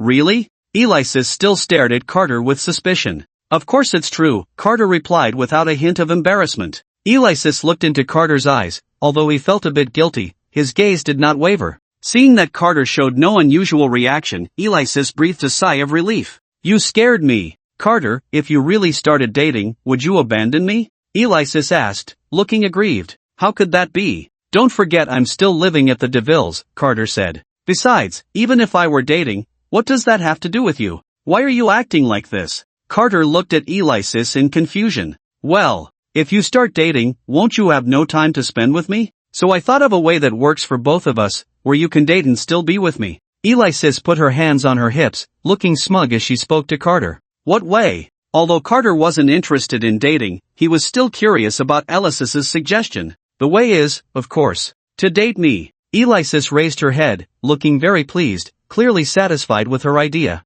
Then Alexis's head received a playful smack. Ouch, what are you doing? That hurts. Alexis covered her head, looking displeased at Carter. Carter looked at Alexis in disbelief. Do you hear yourself? Is that even a reasonable thing to say? What's wrong with me? After hearing Carter's words, Alexis became even more dissatisfied. What? Is dating a beauty like me such a burden? Do you know how many people outside like me? Truly ungrateful. Don't forget our relationship. How could we possibly date? Carter twitched his mouth. Why can't it be done? I'm not your aunt, okay? We don't even have any blood relation. And besides, don't you really want to do something naughty with me? Alexis grinned wickedly at Carter. Here we go again. Carter helplessly rubbed his forehead, then said to Alexis, alright, stop messing around, go inside, I need to cook. Carter then walked past Alexis and went inside. I'm not messing around, Alexis muttered unhappily, then obediently followed Carter. Carter started cooking in the kitchen.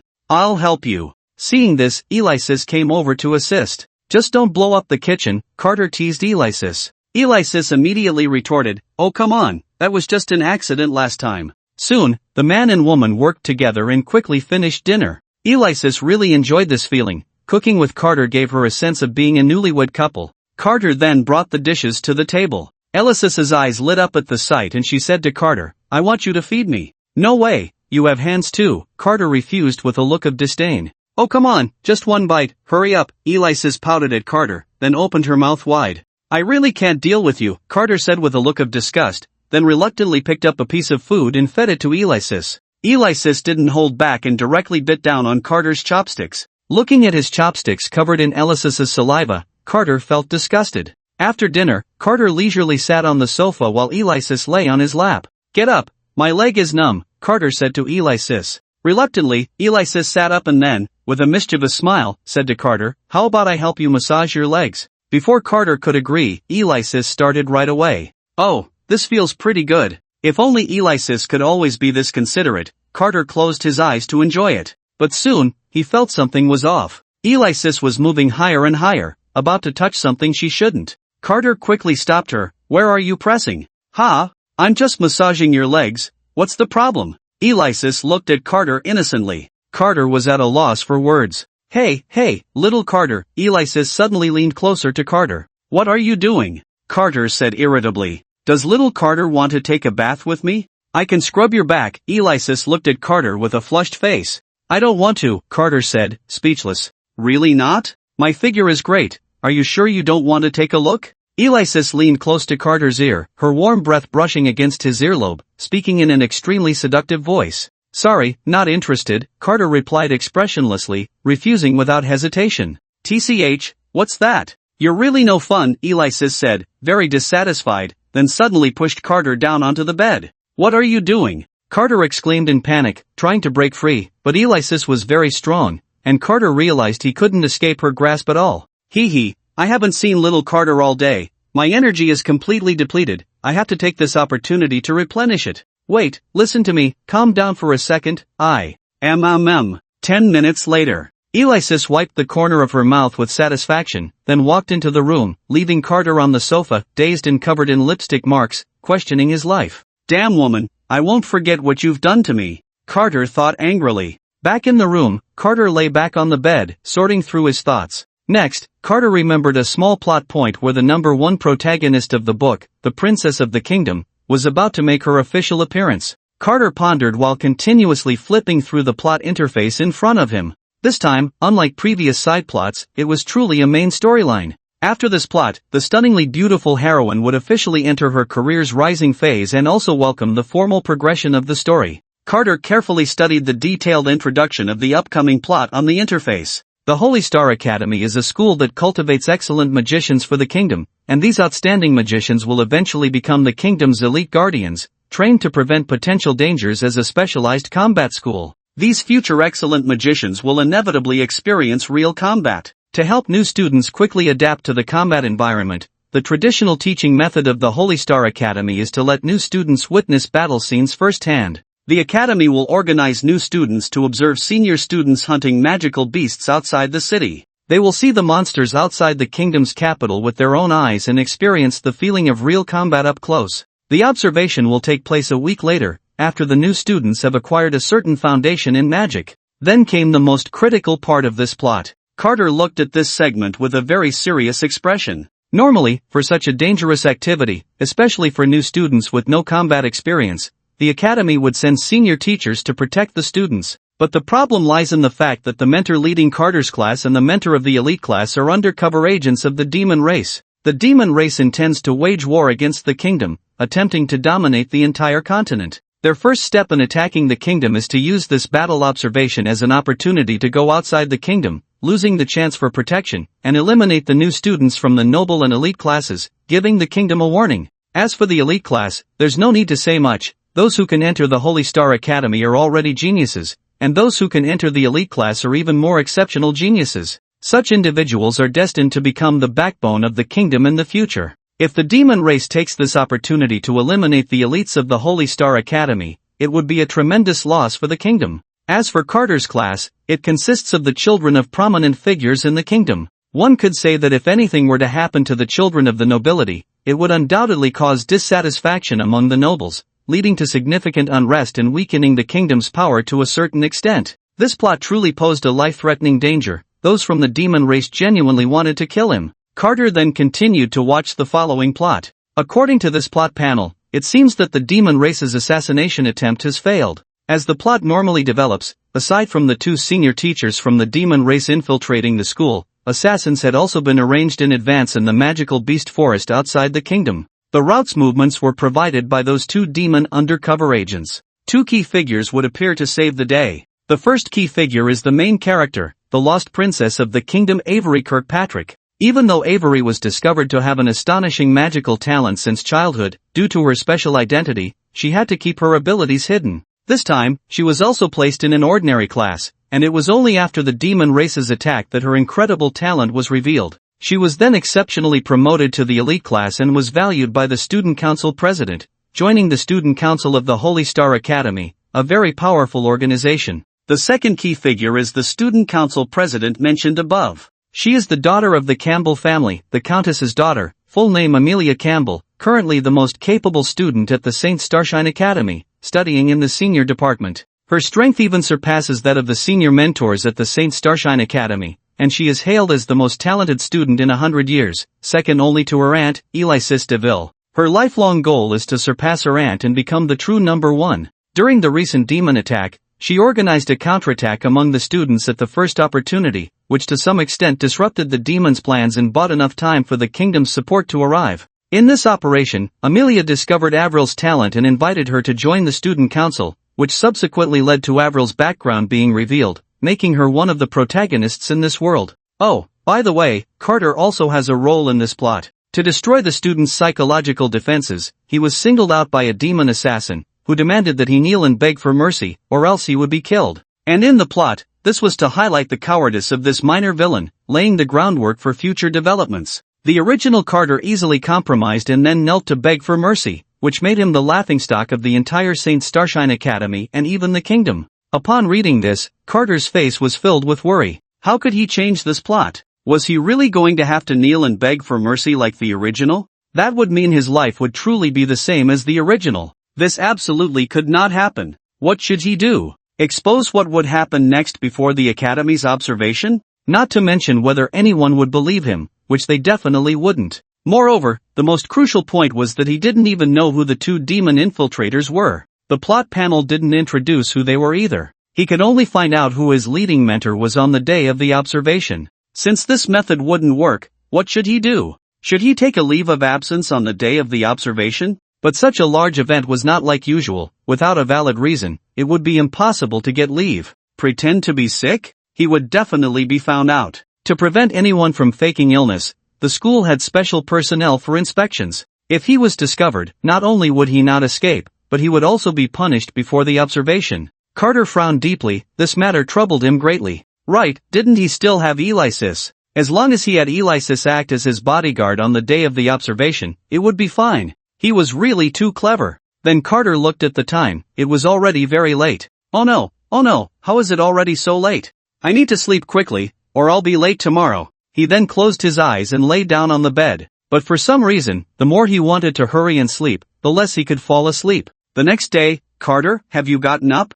I'm hungry. Alexis woke up today and found that Carter hadn't made breakfast. Listening to her growling stomach, Alexis rubbed it in frustration and then hurried to Carter's room, knocking on the door. This Carter, how come he hasn't gotten up yet? I'm starving. Alexis complained. Seeing there was no response from the room, Alexis grew a bit impatient. Suddenly, Alexis mischievously rolled her eyes, and her lips involuntarily curled up. Hee, Carter, it's not that I want to enter your room. I just want to wake you up. You wouldn't mind, would you? Hey, if you don't say anything, I'll take it as your agreement, so don't blame me later, hee. Alexis muttered to herself, a hint of a mischievous smile on her face, and then she turned the doorknob of Carter's room. She found that Carter had locked the door, and Alexis frowned. Honestly, it's just the two of us in this house. Who are you locking the door against? I don't even lock the door. This is really too much. Alexis mumbled, then pulled a key out of her pocket. Hee, good thing I was prepared. Alexis thought proudly, and then used the key to unlock the door, tiptoeing inside.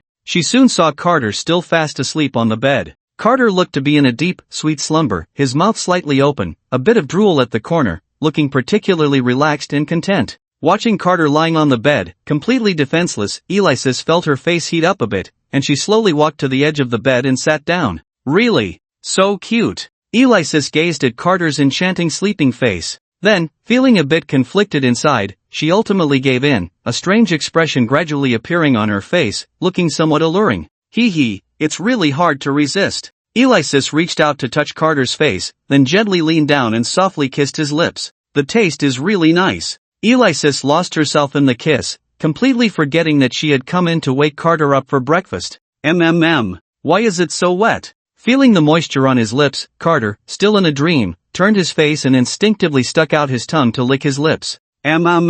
Carter's action excited Alexis even more. She kissed him even more passionately. At this moment, Carter finally sensed something was off. Groggy, he instantly woke up, and upon opening his eyes, he saw a breathtakingly beautiful face very close to him. Carter immediately pushed Alexis away and quickly sat up. At this point, he was still a bit dazed, not fully grasping what was happening. He looked at Alexis sitting beside him and then touched his own lips. Seeing Carter awake, Alexis felt a bit embarrassed and awkwardly smiled.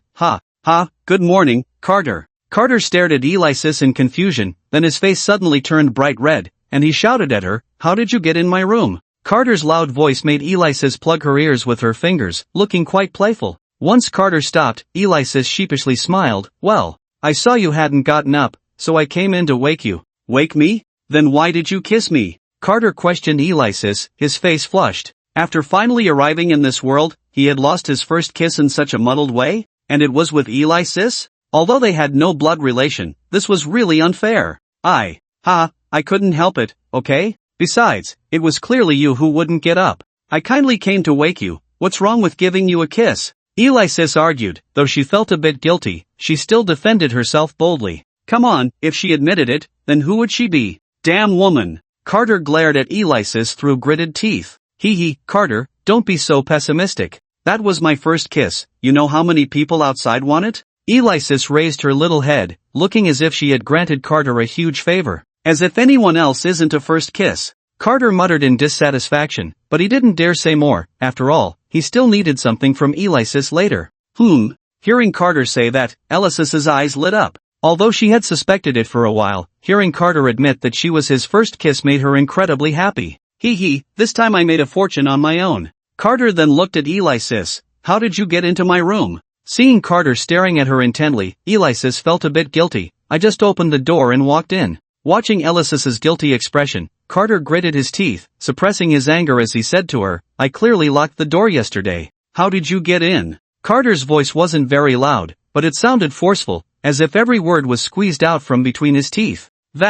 You're talking nonsense, the door wasn't locked at all. I just pushed it, and it opened. Alexis boldly lied to Carter. Seeing Alexis looking at him fearlessly, Carter felt a bit confused. Did he really forget to lock the door last night? But he distinctly remembered locking it. Carter shook his head, no longer dwelling on the issue, and simply snorted. Humph, next time I will definitely lock the door. Alexis felt a bit unhappy upon hearing this. Why lock the door? There are only the two of us in this room. What's the point of locking it? Hearing Alexis say this, Carter thought disdainfully, it's to guard against you. Then Alexis looked at Carter with seductive eyes. Hey, I really trust you. I never lock the door when I sleep at night, so you mustn't sneak in and do anything bad to me, okay? Of course, if you're lonely at night and want me to keep you company, that's not out of the question. After saying this, Alexis smiled shyly, and a hint of expectation appeared on her face. After hearing Alexis's words, Carter's mouth twitched, and he thought to himself, don't worry, that will never happen.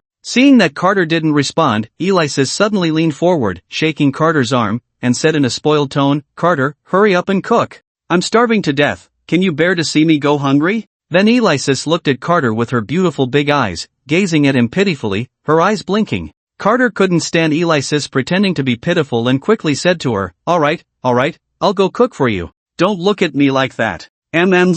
Alexis nodded excitedly, then linked her arm with Carter's, happily accompanying him into the kitchen. Carter focused on cooking while Alexis obediently helped beside him. Alexis enjoyed the warm feeling in the kitchen. It made her feel like Carter's bride, filling her heart with joy. After finishing the meal, Carter brought breakfast to the dining table and then ate breakfast with Alexis. During breakfast, Alexis's face was flushed, and she occasionally stole glances at Carter, not knowing what she was thinking. When Carter seemed to notice her looking at him, Alexis immediately withdrew her gaze, pretending nothing had happened, and continued eating. This left Carter a bit puzzled, scratching his head in confusion, and he chose to ignore it. After finishing breakfast, Carter spoke to Alexis about going out to observe. Alexis. Sister. Carter suddenly leaned closer to Alexis, looking at her eagerly. This made Alexis perk up. Was this the first time Carter looked at her like this? So nice. What is it, my little Carter? Alexis's tone was very ambiguous, making Carter involuntarily shiver. There was no helping it, after all, he needed something from her now. Then Carter continued to smile, looking at Alexis with a flattering expression, and said to her, Next week, our academy is organizing an outing outside the city, will you come with me? Carter looked at Alexis, his eyes filled with anticipation. Alexis clearly appreciated Carter's attitude at that moment, her face full of pride. I can go, but why do you want me to accompany you? Alexis asked Carter curiously. Well, it's not my first time going out, but I heard the monster forest is very dangerous, so I thought having Sister Alexis with me would keep me safe, Carter replied, somewhat stammering, not expecting Alexis to ask such questions. Seeing Carter's hesitant demeanor, Alexis smiled helplessly, thinking he was genuinely worried about danger, and comforted him, Don't worry, the observation is usually at the outskirts of the monster forest, where the monsters are quite low level, and the academy will arrange for specialized senior teachers to protect you, it's very safe. It was precisely because of those demon spies following her that she felt unsafe. Carter thought to himself, then said to Alexis, Oh, isn't it that having Sister Alexis with me makes me feel safer? Besides, how can the teachers in the academy compare to you? Just come with me, okay? Carter imitated Alexis's previous manner, shaking her arm and acting cute. At that moment, Carter felt a bit goosebump-inducing from his own behavior, but there was no choice, it was all for himself, so he endured it. Oh my, you saying that makes me so happy. Alright, I promise you, Alexis said, somewhat flattered, looking at Carter who was acting cute towards her, feeling as if she were dreaming, completely enchanted by him, and then she affectionately pulled Carter into her embrace. Feeling the soft touch on her face, Carter felt nothing at all. Forget it, since there was no way to resist, he might as well enjoy it, it was quite comfortable anyway. Then Alexis released Carter, pointed to her own face, and said to him, Since I'm willing to sacrifice my time to help you, shouldn't you show some appreciation? Seeing Alexis's proud expression, Carter twitched his mouth. Didn't I let you kiss me this morning? That's not the same. Alexis immediately became a bit dissatisfied upon hearing Carter's words. If today I kissed you, now you have to kiss me. Will you kiss me? If you don't, I won't go with you. Seeing Carter's lack of response, Alexis urged him anxiously. Watching Alexis push her luck, Carter felt somewhat helpless. Forget it, this is all for the upcoming plot. After all, this is nothing compared to becoming the laughingstock of the entire kingdom, so he endured it. Then Carter mustered his courage and leaned in to kiss Alexis's face. However, suddenly, Alexis turned her face away as soon as she sensed Carter's movement. Consequently, Carter unexpectedly kissed Alexis on the lips. Carter looked at Alexis in shock, then hurriedly stepped back, wiping his mouth in disgust. Oh, Carter, really? I just wanted you to kiss my face, how could you sneak a kiss on my lips? Of course, if Carter wants to kiss, just tell me, I'm not stopping you, Alexis said, a triumphant expression appearing on her face, her eyes smiling at Carter. Carter gritted his teeth, looking at the smug Alexis in front of him. Damn woman, I'll remember this day. Sooner or later, I'll make you pay. Seeing Carter like this, Alexis hurriedly said to him, Alright, Carter, it's not like we haven't kissed before, so don't look at me with that expression. When Carter still showed no reaction, Alexis urged him, Come on, Carter, don't you have school? Hurry up and go, or you'll be late. With a bewildered look on his face, Carter was pushed out of the house by Alexis. That woman. Carter then arrived at school. Upon entering the classroom, he noticed a delicate little cake on his desk. Carter was a bit puzzled, and then he saw Freya next to him, her face flushed and her head down, and he immediately realized. Did you make this? Carter asked Freya. Freya, still blushing, nodded eagerly like a chick pecking at rice, then looked at Carter with anticipation. You should try it. Seeing the slight sparkle in Freya's eyes, Carter felt embarrassed to refuse, so he picked up the fork next to the little cake and took a bite. It really tastes quite good, Carter praised sincerely. Hearing Carter compliment her, Freya was overjoyed, feeling as if she had eaten honey, her heart sweet and happy. In the back, Locke watched this scene with a slight twinge of jealousy. Although he had decided to give up pursuing Freya after the last incident, he couldn't help but feel uncomfortable seeing this. Carter noticed Locke's unease, understood his feelings, and awkwardly smiled, then handed the little cake to Locke. Freya made it, you should try it, it's really good. Carter looked at Locke sincerely, his expression a bit guilty, hoping this would make Locke feel better. Freya seemed to notice the situation as well, her gaze wandering, lips pressed together, and then she spoke to Locke. Yeah, you should try it, I put a lot of effort into making it. Looking at Freya's earnest eyes, Locke let out a heavy sigh. The originally quiet sky gradually turned gloomy, a heavy atmosphere floating like a ghost, as if it were telling the world about its silent heart. With silent flashes of lightning passing by, it felt as if the sky was sighing helplessly. The sky slowly began to regain its original colors, the gloom dissipating, and the heavy atmosphere gradually transforming. The twists and troubles in Locke's heart began to fade away, replaced by calmness and tranquility, his mindset becoming more indifferent and easygoing, clearly having let go. After Locke ate the little cake Freya made, this chapter was completely turned over. Locke sincerely praised Freya, not bad at all. Soon it was time for class, and unlike before, this time the magic practice class was moved outdoors. This lesson was no longer about learning the basics of magic. Most of the people who came to this school were geniuses, already having a certain foundation in magic, which allowed them to quickly grasp the essence of elements. This time, the lesson was straightforward, focusing on one thing, practical combat. The purpose of coming to this school is not just to gild your resume for an easy job in the future, but to truly master magic and apply it, the great magician Rupert sternly addressed the crowd below. From now on, I will be fully responsible for your magic training. You will learn the true uses of magic. And starting today, you will learn how to use magic in combat. The students below looked on with anticipation. Please remember, combat is not a game, it is real, and you can get hurt, bleed, or even die. Everyone must not take this matter lightly, it must be treated seriously. Rupert, seeing the state of the crowd below, earnestly warned everyone. Upon hearing Rupert's words, the crowd gradually retracted their expressions of anticipation, replaced instead by solemnity, even a hint of panic. But everyone should not feel fear. Rupert seemed to always guess the thoughts in everyone's hearts, his words hitting the mark, stirring the students' inner feelings each time. If everyone possesses greater magical power and masters more advanced magic, they will better protect themselves, their families, and their country. So everyone must train hard and cannot be lazy. Yes, the crowd responded in unison. They then began practical magic training. Most of the students in the noble class entered the Holy Star Academy due to their prestigious status, so not everyone was particularly skilled in magic. However, most of them were quite good, with Freya standing out among them. Hear my call, tranquil breeze, please purify the world's filth, take away my troubles and worries, blade of wind. Freya chanted the magic incantation at an incredible speed, summoning a sharp blade of wind that left a terrifying mark on the ground. Freya was using third-tier magic, a standard for quasi-mages. This scene deeply shocked the surrounding classmates. Carter, witnessing this, was even more stunned, his mouth agape. So this is the power of magic. Carter stood frozen, staring at the deep mark on the ground, murmuring to himself. Rupert nodded slightly at this scene. This child's talent is truly remarkable. Being able to use third-tier magic at this stage of learning is a top achievement even in the elite class. No wonder she is Princess Anya's child. Seeing Carter's astonished expression, Freya raised her head slightly, her face full of pride, puffing out her chest. Am I not impressive? Praise me. Freya thought happily to herself. Then Carter sensed his own magic. He still felt nothing.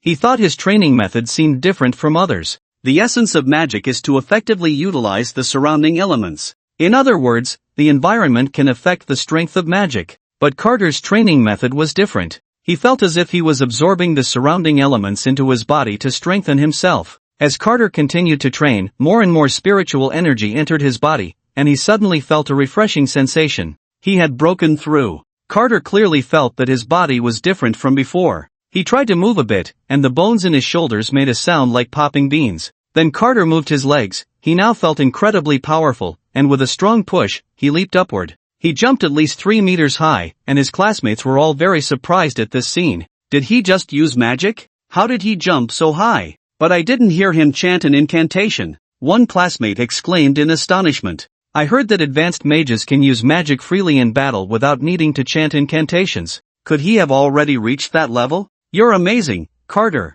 Freya, seeing this, bounced over to Carter, her face full of excitement as she asked him, how did you jump so high? Carter scratched his head at her words and replied, I just felt really powerful, so I tried jumping. I didn't expect to jump this high. So you didn't use magic? You can jump that high without using magic? Freya looked very surprised, and then her eyes filled with little stars as she looked at Carter. This should be it. Carter felt a bit embarrassed. He didn't know how he had jumped so high just now, and he felt that his training was different from others. His method of cultivation seemed less like magic and more like the immortal cultivation mentioned in fantasy novels. Especially the feeling of just breaking through gave Carter a sense of rebirth. This was definitely not magic, as magic couldn't possibly feel like this. His current state should be considered the chi refining stage? The classification of cultivation realms was divided this way, right? Rupert was also slightly surprised by this scene. To be honest, it was the first time Rupert had seen such a situation with Carter, but he wasn't overly shocked.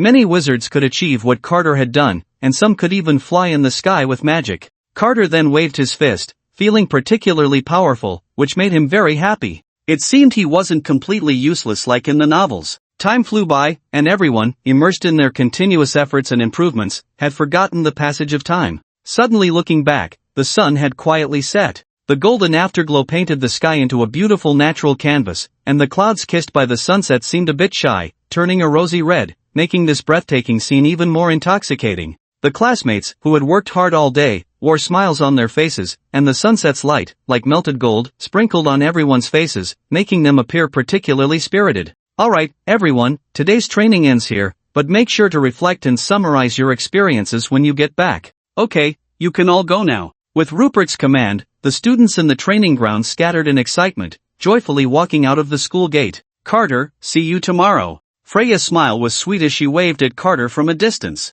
See you tomorrow, Carter politely replied, then headed in the direction of his home. At this moment, Alexis, lying on the sofa, was bored to death. In just this short hour, she had checked the clock no less than 80 times. Oh, why isn't Carter back yet? Why is this stupid clock moving so slowly? It's really driving me crazy. Alexis kept pounding the sofa cushions in frustration. She now felt increasingly dependent on Carter, not just emotionally, but also in daily life. She realized that under Carter's careful care, she had become lazier and didn't want to do anything. Thinking back to her previous self, glamorous, noble, elegant, peerless, strict with herself, she managed everything meticulously. Her daily life was also very strictly regulated. Washing her face, brushing her teeth, and tidying her room were all things she never neglected. But looking at her current self, she felt degenerate and lazy, spending her days lying on the sofa, watching the clock, waiting for Carter to come home. In the morning, she didn't want to wash her face herself and wanted Carter to help. She couldn't cook, so Carter made her meals, and even during mealtime, she didn't want to move, even wishing for Carter to feed her. The thought of how she had gone from a strong woman to a useless person under Carter's care made Alexis feel very frustrated. It's all his fault for taking such good care of me, making me lazier and lazier. He must support me for a lifetime to make up for it, Alexis thought indignantly. As the sound of the door opening echoed, the previously defiant Alexis instantly sprang up from the sofa, eagerly rushing to the door, excitedly wrapping her arms around Carter. "Carter, you're finally back. I've missed you so much," she said, nuzzling against Carter's head affectionately. Carter was once again engulfed by that familiar feeling of suffocation, his mouth and nose blocked, leaving him to make muffled sounds. Then, Alexis, her face flushed, released Carter, who greedily inhaled the surrounding air, his reddened face finally returning to normal. "Alexis, how many times have I told you not to do this?" Carter said with a dissatisfied expression. I just can't help myself," Alexis replied nonchalantly, playfully sticking out her tongue. Seeing her like this, Carter felt helpless. "Alright, Carter, I'm starving. Go make me some food," Alexis commanded, hands on her hips. Carter frowned at her haughty demeanor. Is this how you ask me to cook for you? What? Are you not convinced? If you have the ability, make me cook." Alexis maintained her arrogant stance, shamelessly using it to pressure Carter. Carter snorted coldly and then walked into the kitchen. "That's more like it," Alexis said, pleased to see her nephew so obedient. She then joined him in the kitchen to help cook. This was something she did every day. She enjoyed cooking with Carter. Soon, Alexis noticed that Carter seemed to have gotten a lot sturdier than before, and she reached out to squeeze his arm muscle. "What are you doing?" Carter looked at Alexis with some confusion. "So firm? Carter, have you been secretly working out?" Alexis's eyes sparkled with excitement, as if she had discovered a treasure, and she asked Carter. "Oh come on, Alexis, you know whether I've been training or not," Carter replied, exasperated. "Impossible, you've definitely gotten stronger," Alexis countered, a hint of a suspicious blush on her face as she demanded, "Quick, take off your shirt so I can see what your body looks like now." Without caring for Carter's objections, she started to reach for him. Hey, what are you doing? Stop messing around." Carter quickly stopped her as she began to touch him. "It really feels nice," Alexis murmured to herself, and seeing Carter trying to stop her, she looked displeased and said, "Carter, be good, let me check your body." Alexis continued her antics, even trying to slip her hand under Carter's shirt. "Stop it, I'm cooking." Carter quickly grabbed Alexis's hand, looking helplessly at her. "Fine, but after dinner, you have to let me see," Alexis said, stopping her actions, her face still slightly flushed. Alright, we'll talk about it after dinner," Carter replied casually, thinking to himself that once dinner was over, he would just run away, who would show you anything. After cooking, Carter brought the food to the dining table, and then he and Alexis began to eat. This time, for some reason, Alexis was unusually quiet, just lowering her head and eating silently, though her gaze occasionally drifted towards Carter. Carter was also prepared. As soon as they finished eating, he would immediately run to his room. He pretended to pick up his bowl to eat, but in reality, he was observing Alexis's reaction. Seeing that Alexis was focused on her meal and not paying attention to him, Carter quickly put down his chopsticks and dashed back to his room like the wind. However, just as he made a move, Alexis yanked him back and then picked him up, carrying him towards the sofa. "What the heck? What are you doing? Put me down." Carter was somewhat startled by Alexis's actions and, quite rarely, let out a curse before starting to struggle desperately. But Carter's movements were completely futile. They had no effect on Alexis. Even though Carter had made a breakthrough today, in front of Alexis, he felt like a little chick, completely at her mercy. Alexis pressed Carter down onto the sofa, then sat on him, pinning his hands down and securing him firmly to the couch. What are you doing?" Carter asked, a bit panicked, nervously swallowing as he looked at Alexis. "So, Carter, can you tell me what you were about to do just now?" Alexis stared at Carter with a blank expression, and her simple question gave him a strong sense of pressure. Carter found it hard to speak under Alexis's gaze, but seeing her increasingly sharp eyes, he steeled himself and retorted, I was just going to wash the dishes." "Oh, wash the dishes?" Alexis scoffed, her expression one of clear disdain, obviously not believing Carter's words. "Do you throw your own dishes on the table when you wash them?" Why do you care? What does it have to do with you?" Although Carter felt extremely tense under Alexis's pressure, he found it utterly baffling. Even if he wasn't going to wash the dishes, what he was doing had nothing to do with her. Alexis's eyes were dull yet exceptionally sharp, her expression stiff, with not a hint of a smile, making her seem particularly cold and ruthless. "Have you forgotten what you promised me?" Alexis suddenly spoke. Seeing her in this state, so different from usual, Carter began to feel a bit scared. It was clearly your unreasonable demand, how could I possibly agree to that? But you promised me, Alexis replied coldly. Regardless of whether my actions were unreasonable, you already agreed to it. I was just joking. Carter was now drenched in cold sweat. Alexis's behavior felt somewhat unfamiliar yet eerily familiar at the same time. Are you deceiving me? Alexis's face remained expressionless, even devoid of color. Carter instinctively looked away, feeling helpless and not knowing what to do. Answer me, are you deceiving me? Seeing that Carter remained silent, Alexis questioned him again, and he could clearly feel her voice grow colder. I'm sorry, I really just wanted to joke with you. Carter was extremely frightened at this moment, hurriedly apologizing to Alexis, fearing she might do something outrageous to him. Deceiving me, huh? I trusted you so much, and you actually deceived me. Alexis suddenly laughed coldly. Deception deserves punishment. Alexis's eyes suddenly turned fierce. Seeing this scene, Carter realized that things seemed to have spiraled out of control, and he quickly shouted at Alexis, I'm sorry, I shouldn't have deceived you. Please don't do this, I'm really scared. Just as Alexis was about to lean down, she froze upon hearing Carter's shout. Then her dull eyes gradually became clearer. The two of them held their positions for a moment, and then Alexis suddenly stood up, sitting back on the sofa and bursting into laughter. Carter, you really cracked me up. You were actually scared.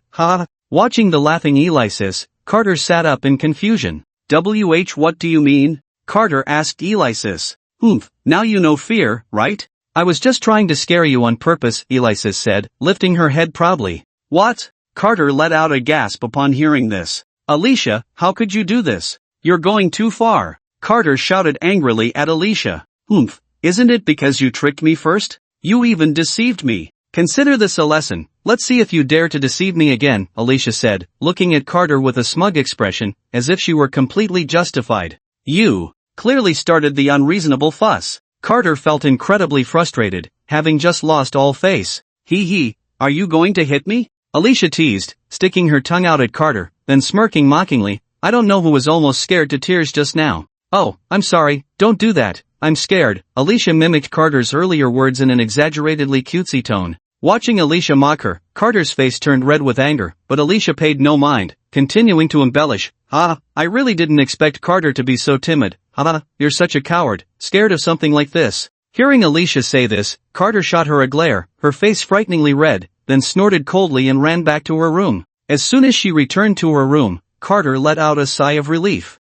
That annoying woman, staring me like that, and making it so realistic, it's really too much. Carter grumbled indignantly. But recalling the earlier scene, she couldn't help but feel a wave of fear. Alicia had been so frightening just now, she was genuinely scared of what Alicia might do to her. Forget it, I don't want to think about it. The more I think, the angrier I get. Carter shook her head, stopping her wild thoughts, then lay down on her bed, but her mind still couldn't help but replay what had just happened. The experience made Carter recall some unpleasant memories. Meanwhile, Alicia, after seeing Carter leave, also let out a sigh of relief, then sat alone on the sofa, unable to regain her composure for a long time. Only Alicia knew whether it was all an act. She didn't even know what had come over her. She just felt extremely angry when she saw Carter avoiding her. Especially when Carter lied to her just now, she was incredibly angry. Even though she knew she was being unreasonable, she just couldn't control her emotions. She had almost lost it with Carter.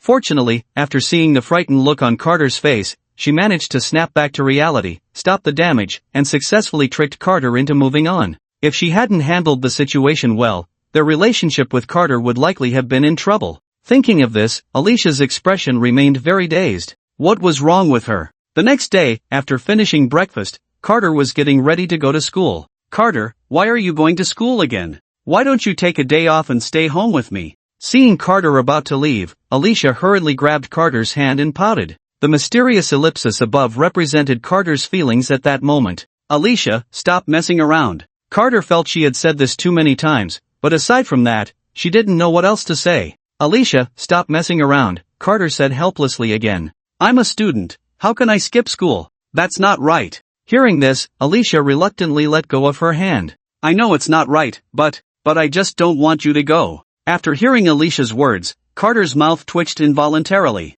What could she do now that Alicia had said that? Just play with a yo-yo. Then Carter ignored Alicia and prepared to leave. Wait! Alicia called out to Carter in a hurry. Carter, however, ignored her and pretended not to hear as he walked straight out. Based on past experience, he knew that when Alexis called him at this time, it was definitely not for anything serious. Hey! You! Humph! Alexis saw Carter leave without looking back, and her pretty face turned sulky. That annoying Carter, how dare he ignore me? When you come back, I will definitely teach you a lesson. Alexis thought indignantly. Then Carter jogged all the way to school. This time, he found a jar of cookies on his desk, and he looked over at Freya again. Freya shyly lowered her head, not daring to meet Carter's eyes, her small hands fidgeting with her skirt under the table. Did you bake this again? Carter asked Freya. You should try it and see if you like it, Freya replied, lifting her head slightly, her eyes filled with a hint of expectation as she looked at Carter. Carter actually wasn't that keen on eating cookies, having already had breakfast at home.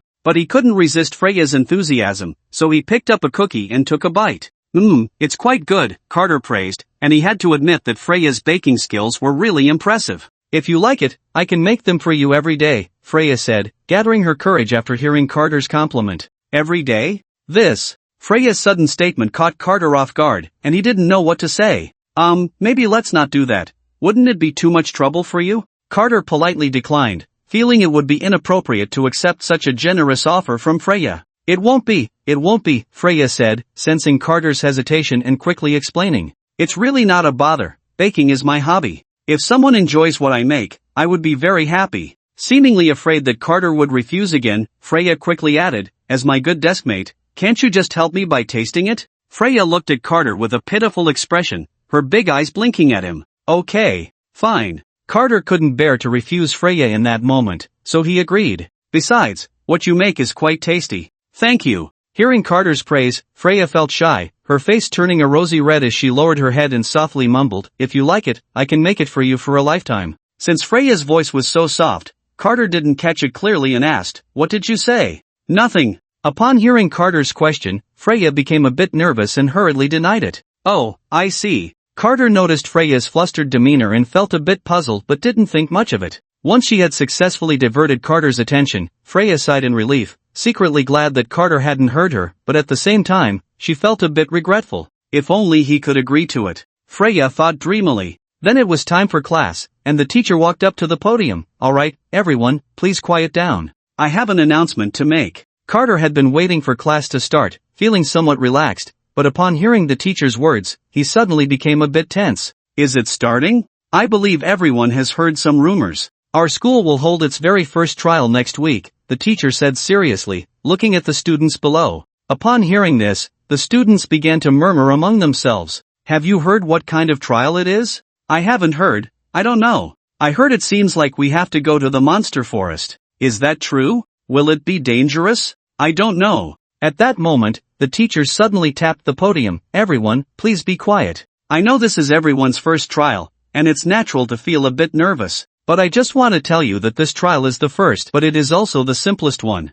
This trial is meant to introduce you all, and there will be more and much more difficult trials waiting for you in the future. I hope everyone can muster their spirits, the teacher said seriously. Next, I will explain the specific details of the trial. The teacher then took out a list and began to read it to everyone. The purpose of the Holy Star Academy is to cultivate powerful magicians for the kingdom and to defend the kingdom. And an essential experience for a magician is combat, to help the new students quickly adapt to the rhythm of battle. Our school will organize a trip for the new students to the Monster Forest next Monday for a combat observation, to see how the senior students engage in battle. Upon hearing the name Monster Forest, the students below couldn't help but fall into a panic. The Monster Forest is known as one of the most dangerous places on the entire continent, the birthplace and gathering place of all bloodthirsty monsters. The monsters inside are fierce and brutal, and it is said that deep within the Monster Forest lies a legendary ancient dragon whose breath can destroy a small town. Few have ventured into the depths of the Monster Forest, and even fewer have survived.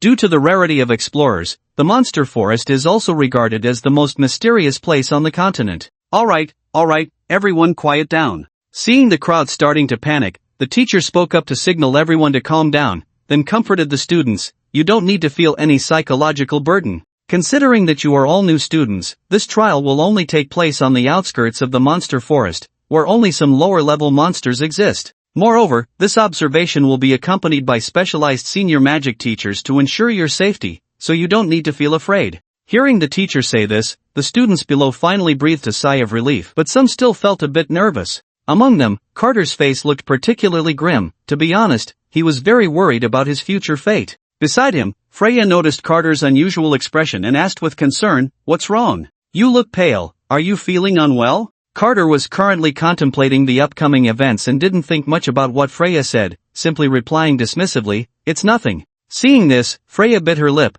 then mustered her courage to hold Carter's hand. "Don't be afraid, I will protect you." Freya's gaze was very determined. Feeling the touch of her hand, Carter finally came to his senses, glanced at the hand held by Freya, and then saw her resolute expression. For some reason, he felt strange in his heart. Was he, a boy, going to be protected by a girl? After school, Carter returned home looking exhausted, feeling a lot of pressure. As soon as he opened the door, a familiar feeling hit him. He was once again forced to accept the daily facial wash, but this time it felt different. Feeling the soft touch on his face, Carter unexpectedly felt a bit relaxed. Perhaps it was just the stress he had been under lately? The only downside was, he still couldn't catch his breath as usual. "Oh, I'm sorry, I got a bit too excited," Alexis said, blushing as she let go of Carter. "Really, Alexis, I don't know how many times I've told you this," Carter complained to Alexis with an exasperated expression. "I'm sorry, I promise it won't happen again." Alexis scratched her head a bit shyly and playfully stuck out her tongue at Carter. "Next time? You still want a next time?" Okay, there will definitely be a next time." Then Carter walked into the house with a weary expression and lay down on the sofa. "Carter, what's wrong? Why do you look so tired today?" Seeing Carter's exhausted face, Alexis asked with concern. "I'm fine." Carter pressed his temples and then got up. "I'm going to cook." With that, he headed towards the kitchen.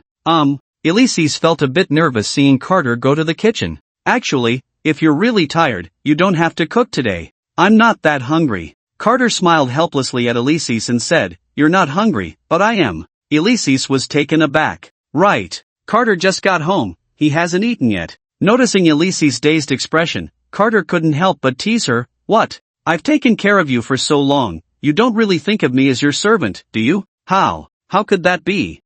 Carter, you really know how to joke." Alexis laughed awkwardly and quickly denied it. However, her first thought was, shouldn't Carter belong to me? Having him as my servant wouldn't be a problem. Seeing that Carter didn't think much of it, Alexis breathed a sigh of relief. "You scared me, I almost exposed myself." Alexis felt a bit complicated. She sensed that something was off with her lately, very obviously so. Then Carter's voice came from the kitchen. "Alexis, what are you doing out there? Hurry up and come help." "Coming." Alexis quickly stopped her wandering thoughts and walked into the kitchen to lend a hand. "Alexis, what's wrong? I've noticed you've been a bit distracted lately." While cooking, Carter suddenly asked Alexis, Is that so? I didn't notice." Alexis felt a tightness in her chest and hurriedly denied it. Ever since the last time she had pinned Carter on the sofa, Alexis had been prone to overthinking. "What is wrong with me?" Alexis questioned herself. Look, you're distracted again. Is there something on your mind lately?"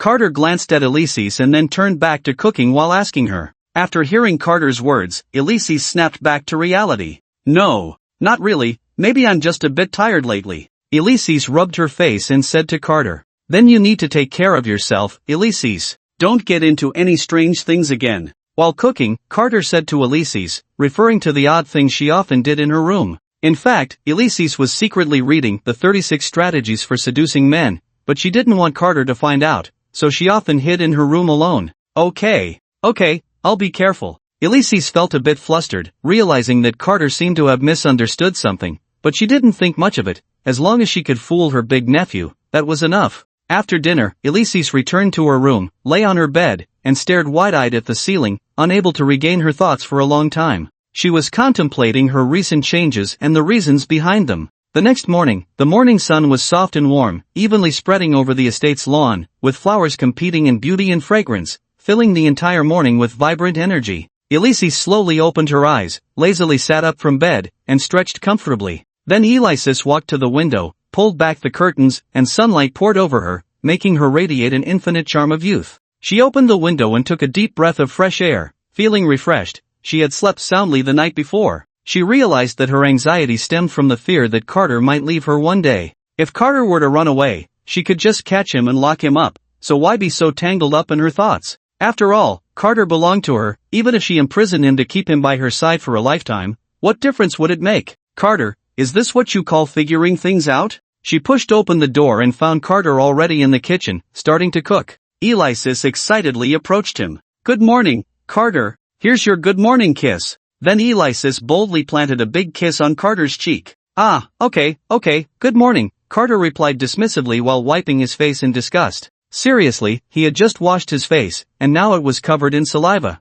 He. A hint of infatuation appeared on Alexis's face as she wrapped her arms around Carter from behind, resting her cheek against his back. At that moment, she felt at peace. Alright, Alexis, I'm cooking, so stop causing trouble and go play by yourself, Carter reminded her with a helpless expression. Clearly a legendary figure in the kingdom, the notorious villain was becoming more and more like a child. He had been so proud and aloof when they first met. Looking at him now, was he even still human? Where was the grandeur of the villain? Got it, Alexis pouted, feeling wronged as she released Carter and sat down at the dining table, ready to eat. Wow, it smells so good. Carter, your cooking is getting better and better. The aroma wafting from the food made her appetite surge. Of course, just look at who I am, Carter said, feeling quite proud at Alexis's compliment. Hey, if Carter would feed me, it might taste even better, Alexis said, turning her head and looking at Carter with anticipation. Hearing Alexis's suggestive remark, Carter felt speechless and said irritably, open your mouth, just this one bite. Alexis nodded eagerly and obediently opened her mouth. Carter then picked up a piece of food and fed it to Alexis. Food fed by Carter is the best, Alexis praised him. You're just good at sweet-talking. Hurry up and eat, Carter said, still annoyed. So what? Don't forget I'm the head of the DeVille family now. I can do whatever I want, Alexis said proudly to Carter. Yes, you're the best, Carter replied dismissively. After finishing breakfast, Carter prepared to go to school. Carter, I will miss you. You must think of me and never forget me, Alexis said sadly. This was definitely her least favorite time of the day. Carter was now utterly speechless. It was just school. He would be back in the evening, so why act like it was a life and death separation? Alright, I got it, Carter said casually, preparing to turn and leave. Carter! Alexis could no longer contain her longing and lunged toward him. Hey, what are you doing, you, Carter was caught off guard by the sudden attack and was forced to go through another face wash. After finally arriving at school, Carter disdainfully wiped the drool off his face. Seriously, how has Alexis become so clingy? Is this really normal? Carter complained while wiping his face. He felt that he had taken care of Alexis too well, even helping her with small things like washing her face and eating, which had led her to become overly dependent on him. Carter didn't notice Alexis's feelings towards him. He just thought it was because she relied on him too much and didn't consider it any further. Like a bird in a cage, once they return to the wild, they lose their survival skills. I need to make Alexis more independent. I can't let her rely on me too much, or she'll really turn into a couch potato, Carter thought. Then he entered the classroom and found a small cake on his desk, while Freya was sitting nearby with her head lowered, as if she wanted to hide under the table. Without a doubt, this small cake was another gift from Freya. However, Freya was in a terrible mood. When she came to class today and placed the small cake on Carter's desk, she discovered that there were many love letters hidden inside his desk that she didn't know had appeared there. Freya's face darkened ominously. Upon seeing those love letters, she couldn't control herself and became extremely furious. She didn't want, or rather, she wouldn't allow anyone else to have feelings for Carter. Although she had no relationship with Carter at the moment and didn't even have the right to be angry about this, she knew that her reaction was unnecessary.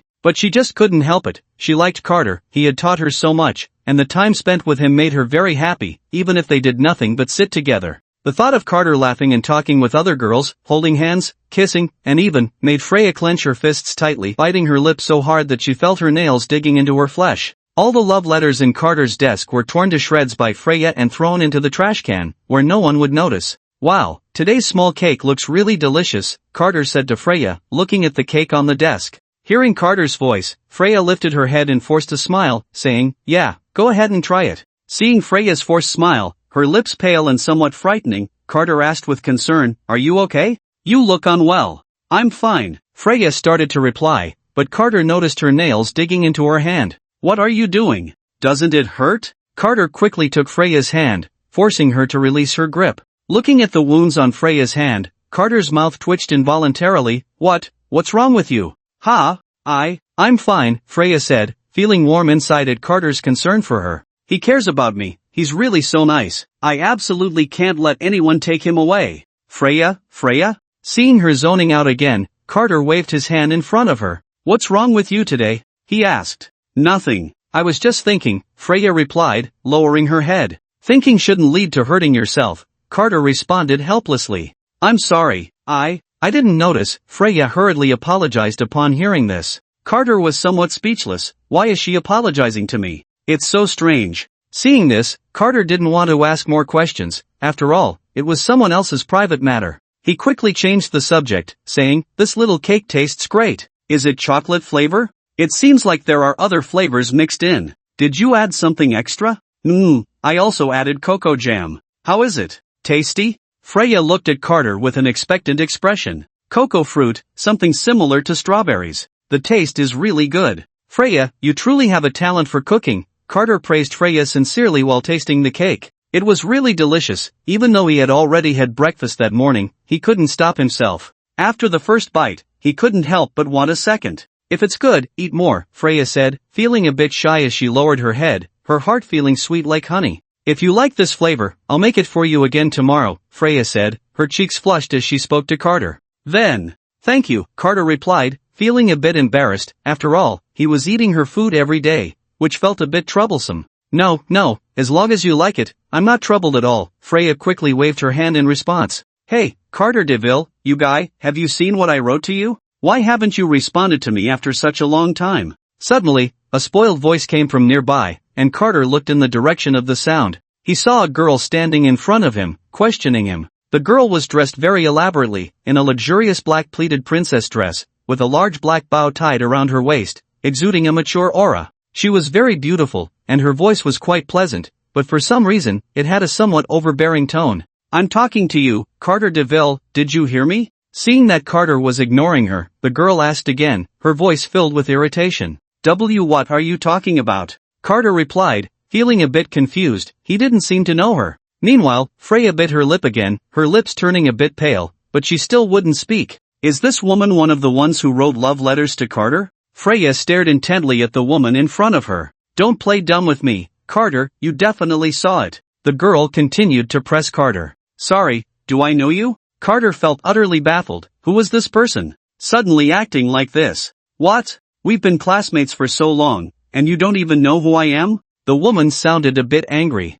Listen carefully, my name is Daphne Kirkpatrick, the second princess of this country. Do you know me now? Daphne said proudly to Carter. Upon hearing this name, Carter finally remembered. Daphne, like him, was also a villain, but her status was higher, making her a mid-level antagonist. Originally, she had decent talent and was the youngest daughter of the king, receiving immense affection, which led to her spoiled and willful personality. After the third princess, Avril, was discovered to have even higher magical talent than her, Daphne became jealous, believing that Avril was stealing her affection, and thus she was very hostile towards Avril, often secretly plotting against her to try to drive her out of the kingdom. However, when the truth came to light, King Kirkpatrick was very angry, but since she was his daughter, he didn't impose a severe punishment. In the end, Daphne was sent to a convent to become a nun, and she could only return when she had reformed. Initially, Daphne hadn't even noticed Carter because, due to his glasses, he was quite inconspicuous in the class. It wasn't until that day when Carter impulsively took off his glasses in class that she noticed him. That pair of delicate and handsome faces was deeply imprinted in Daphne's heart, making it hard for her to forget. Since that day, during class, there was one more person secretly watching Carter, even though he didn't look as charming with glasses on. After a few days of this, Daphne became somewhat restless and then ordered the butler to investigate Carter's identity. After the butler's inquiry, Daphne learned that Carter was actually the eldest son of the fallen ducal family, the DeVille family. The disparity in status made Daphne stop being conflicted and restored her former pride. She believed that as a princess of a kingdom, it would be easy to win over a young man from a fallen noble family. However, being so direct with him would make her lose face, so she thought of writing him a love letter instead. But what Daphne didn't expect was that after waiting so long, Carter still hadn't responded to her, and instead, he was laughing and chatting with the elven princess beside him? How could Daphne, who was used to being pampered, endure such neglect? She immediately ran over to confront Carter. Well, hello, Princess Daphne. I wonder what brings you to me today. Although Carter was somewhat unreasonable, he still patiently asked Daphne due to their respective statuses. Hey, you, I clearly said I was waiting for your response. Daphne crossed her arms and looked quietly at Carter.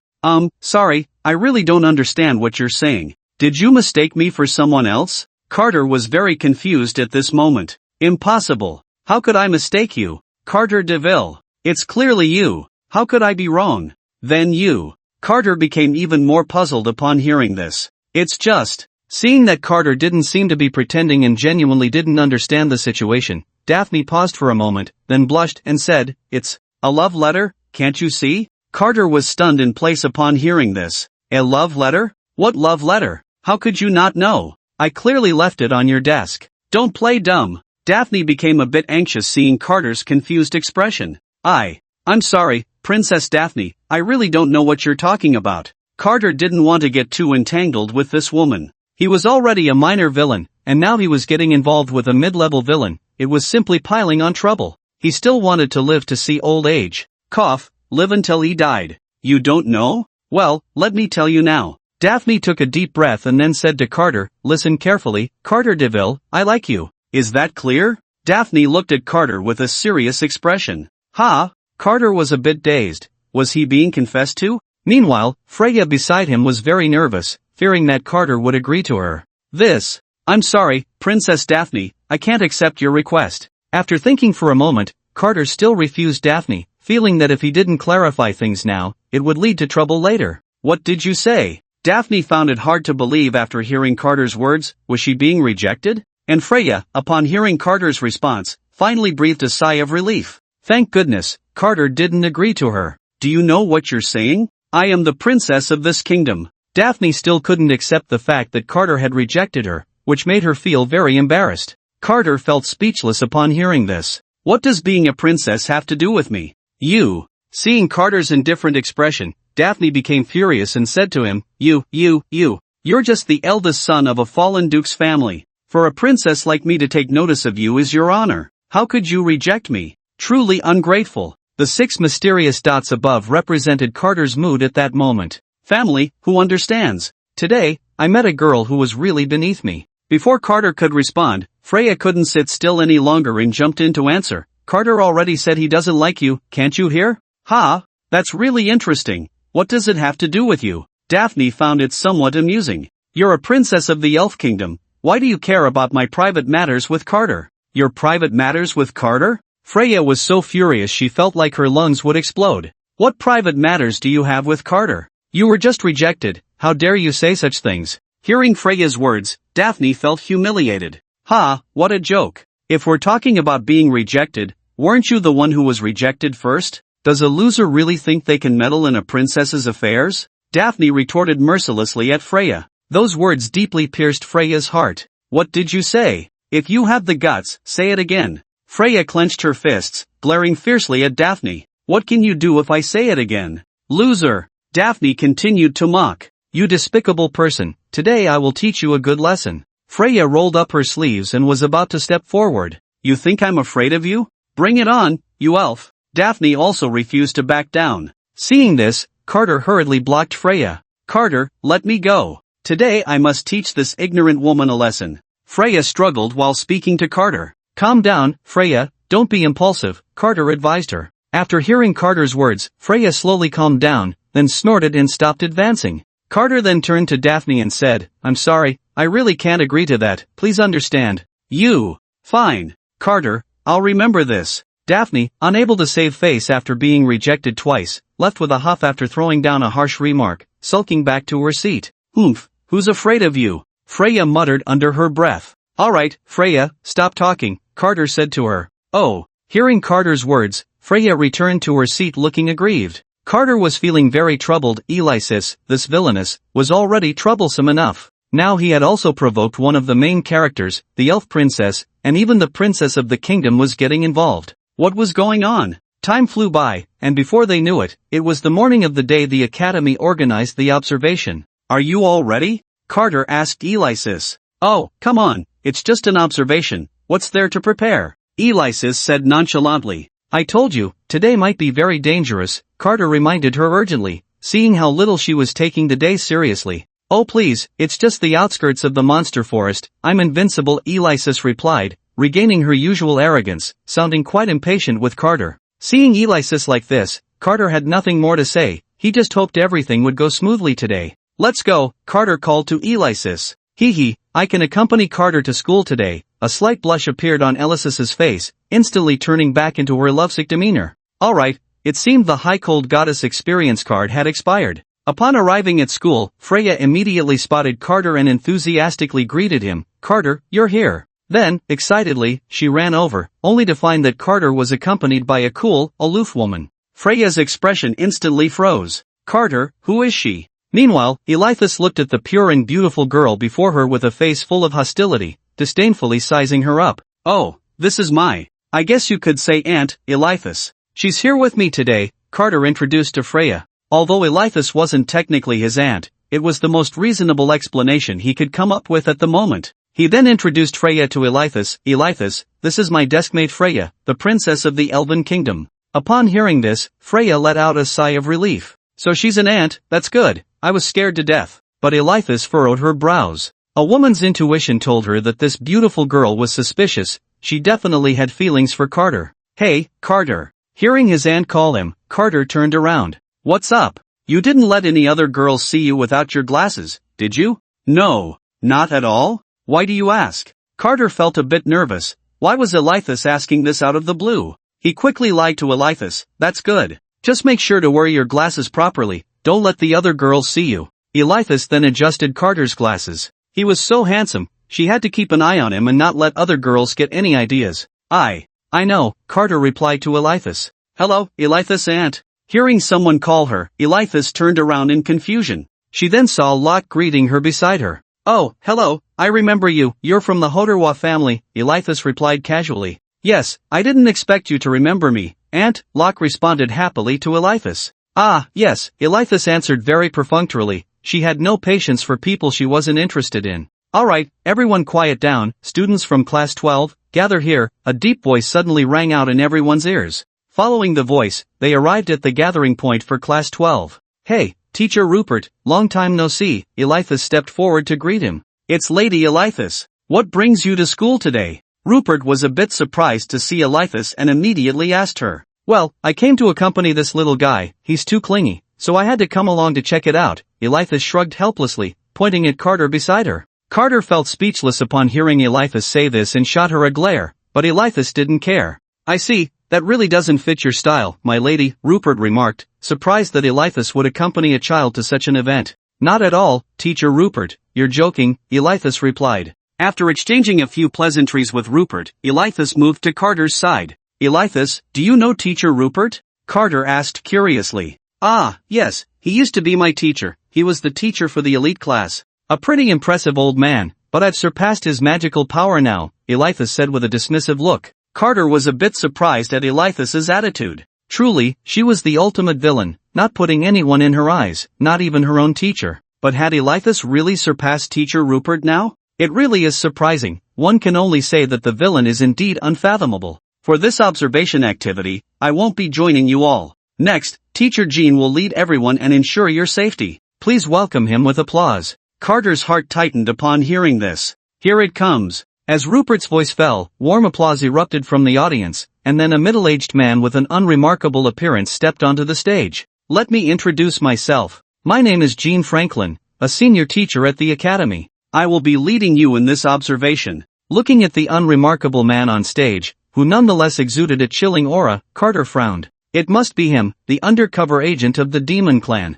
Jean then noticed that Alexis in the audience had a slightly furrowed brow. Why is she here? He approached her to chat. Lady Alexis, what brings you here? Hearing Jin's voice, Alexis looked up in confusion. Do you know me? Of course, your reputation resonates throughout the kingdom. I've certainly heard of your esteemed name, Jean flattered her. I'm here accompanying that little guy. Is there a problem with my presence? Alexis replied dismissively, her tone revealing a hint of impatience. No, please, Lady Alexis, Jean quickly responded, but once he turned away, his expression suddenly became somewhat sinister. Soon, everyone stood up and headed towards the monster forest. The trees inside the forest towered into the sky, their surfaces mottled and twisted, with a profound darkness permeating the air, making it hard to distinguish day from night. The withered yellow branches swayed continuously with the wind, whispering chillingly. As they entered the forest, everyone felt as if they were being watched, a bone-chilling sensation enveloping them. "Don't be afraid, the teacher is here to protect your safety," Teacher Jean comforted the students. But Carter felt as if he was sneering, deliberately suppressing his smile,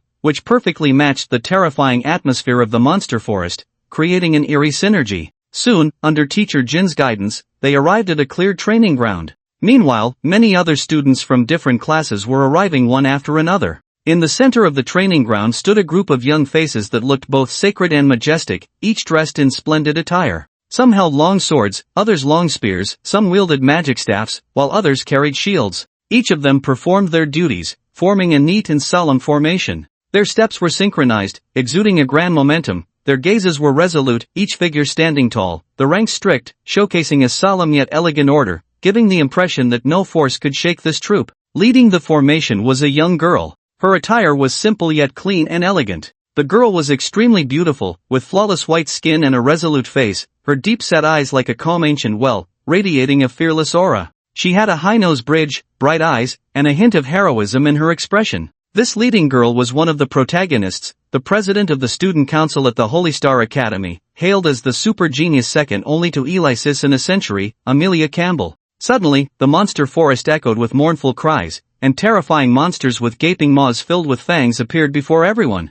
Upon seeing the monsters, most of the newcomers tensed up, their hair standing on end. For most students, this was their first close encounter with monsters. The group of monsters now before them was a species known as the demon leopard, known for their ferocity and bloodlust, often appearing in packs, with strong combat abilities and swift movements, making them a very troublesome species. Then, from the group of magic leopards, a towering figure emerged, a large magic leopard with fangs longer than those of an ordinary leopard, clearly the leader of these creatures. Roar! The large magic leopard let out a deafening roar, its voice like a savage wind, soaring into the sky and echoing through the mysterious beast forest. The observing newcomers instinctively covered their ears, feeling as if their eardrums might burst. Seeing this, Alexis kindly covered Carter's ears. After Alexis shielded her own ears, Carter felt much better and turned to Alexis, saying, "Thank you." In contrast, Alexis wore a mocking expression. "Oh dear, can't handle it? Carter, you really are something." Hearing Alexis's teasing,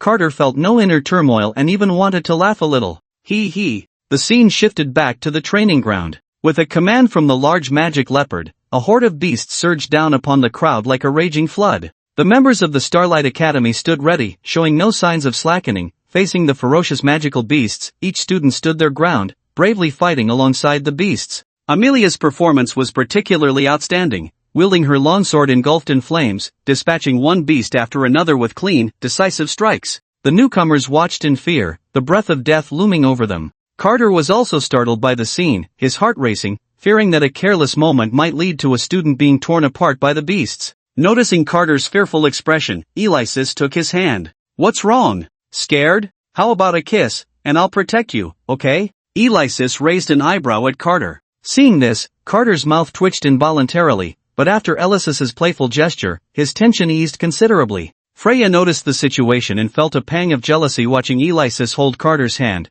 She wished Carter would comfort her in the same way. "It's fine, after all, she's just an ant," Freya reassured herself. However, she didn't realize that Alexis and Carter had no blood relation, so she couldn't really be considered an ant. The fighters in the training ground were all valiant, and before long, they had the magical beasts retreating in defeat. The battle drew to a close as Amelia delivered a fatal blow, severing the head of the large magic leopard. The image of that incredibly brave female warrior resonated in the hearts of every boy present, stirring feelings of admiration. Carter was also struck by Amelia's impressive figure. "This girl is really something," Carter murmured to himself. Hearing Carter's soft words, Alexis felt a surge of jealousy and couldn't help but tap Carter on the head. "Ouch, that hurts. What was that for? Oomph, what's so great about that woman? Why are you staring at her so intently? I was much stronger than her back in the day, you know," Alexis said to Carter, her face full of defiance. Those familiar with Alexis would be shocked to see this scene. It turned out that the once proud and haughty queen had such a childish side? After hearing Alexis's words, Carter was somewhat speechless. Yes, you're the best." Carter shrugged dismissively, responding to Alexis with indifference. "Of course, I'm invincible." Alexis lifted her head proudly at his words, her expression very smug. Seeing Alexis like this, Carter couldn't help but smile wryly. Meanwhile, Teacher Jean, observing the end of the battle, had a smile that grew increasingly cold. Now that this side is wrapping up, we should also finish things on our end. Suddenly, a terrifying magical aura emanated from Jean. Sensing something was off, Alexis hurriedly shielded Carter behind her, her eyes fixed intently on the direction where Jean was. At the same time, a terrifying magical aura surrounded the students of Class 12, including Alexis, who was protecting Carter. Meanwhile, the elite class also exuded a horrific magical energy, mirroring the situation in Class 12. Great Demon Lord, I now offer a blood sacrifice of living beings to exchange for your boundless magical power. Demonic language. Jean then pressed both hands to the ground, and a massive black hexagram formation emerged on the surface. In contrast, a similarly large black hexagram formation appeared on the elite class's side. Suddenly, a gigantic black hole appeared at the center of the training ground, slowly devouring the corpses of the recently slain magical beasts. The demon mages had sacrificed the slain magical beasts to the demon god. With the black hole at the center, the two hexagram formations formed a triangle, and then an absolute domain unfolded, the terrifying magical energy gradually compressing towards everyone. Subsequently, beneath the feet of each senior instructor leading the students, a hexagram pattern appeared simultaneously. Alexis was no exception, as a hexagram pattern also appeared beneath her feet. Damn it, it's the Berladin formation! Alexis exclaimed angrily. The Berladin formation, as the name suggests, was created by a powerful mage named Berladin. It was a highly complex and exquisite formation that combined space and teleportation, capable of distorting space to transport fixed individuals to pre-reserved spatial points, thereby restricting the enemy's movements. Originally, with Alexis's magical power, she could easily break this formation in a short time. However, the demons had added a blood sacrifice to it, a terrifying ritual that enhanced their own magical power by sacrificing others' lives, greatly strengthening the formation's binding ability, making it impossible for even someone as strong as Alexis to break through in a short time. As the hexagram pattern beneath her feet emitted increasingly dazzling light, Alexis wanted to escape but found herself unable to break free from the formation's constraints. She hurriedly instructed Carter, hold on, I'll be able to. Before she could finish her sentence, Alexis and the other senior teachers of the academy were teleported to a distorted spacetime dimension by the hexagram teleportation system beneath their feet. Damn it! Alexis cursed under her breath. Breaking such a formation was merely a matter of time for her, but the problem now was that what she needed most was time. Carter, you must hold on. Alexis was extremely anxious, deeply worried for Carter's safety. You vile creatures, just wait until I get out,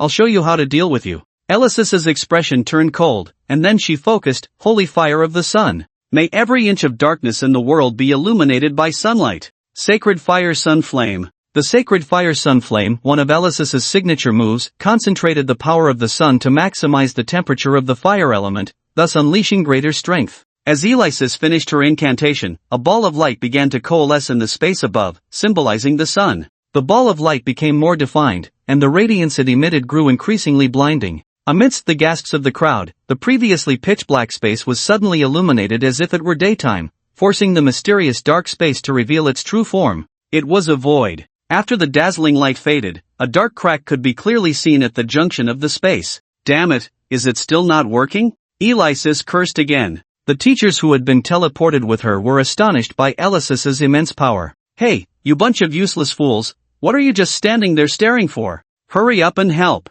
Do you want the students outside to die? Alexis looked at the high-ranking teacher who was frozen in place, instantly feeling a surge of anger. Upon hearing Alexis's insults, everyone finally reacted and quickly used their strongest magical means to help, even though they felt quite indignant about being called useless. But they had to admit, for a brief moment, they agreed with that statement because Alexis was speaking the truth. Meanwhile, in the Beast Forest, Jean glared menacingly at the noble youths before him. Now, let's play a nice game. The game is called Eagle Catches Chickens. I'm sure everyone has played it before. Looking at Jin's expression, everyone felt as if they were staring at a demonic face, sending chills down their spines. So, who will be so lucky as to be the first little chicken caught by the eagle? Jin sneered, then fixed his gaze firmly on Carter. Let's start with you, Alexis's nephew. I wonder if Alexis will still be so arrogant when she sees your corpse. Oh no, I've been targeted. Carter sensed Jin's gaze, and a cold sweat broke out on him. Then, Jean charged towards Carter with lightning speed, his hands twisting like eagle claws, reaching out for Carter.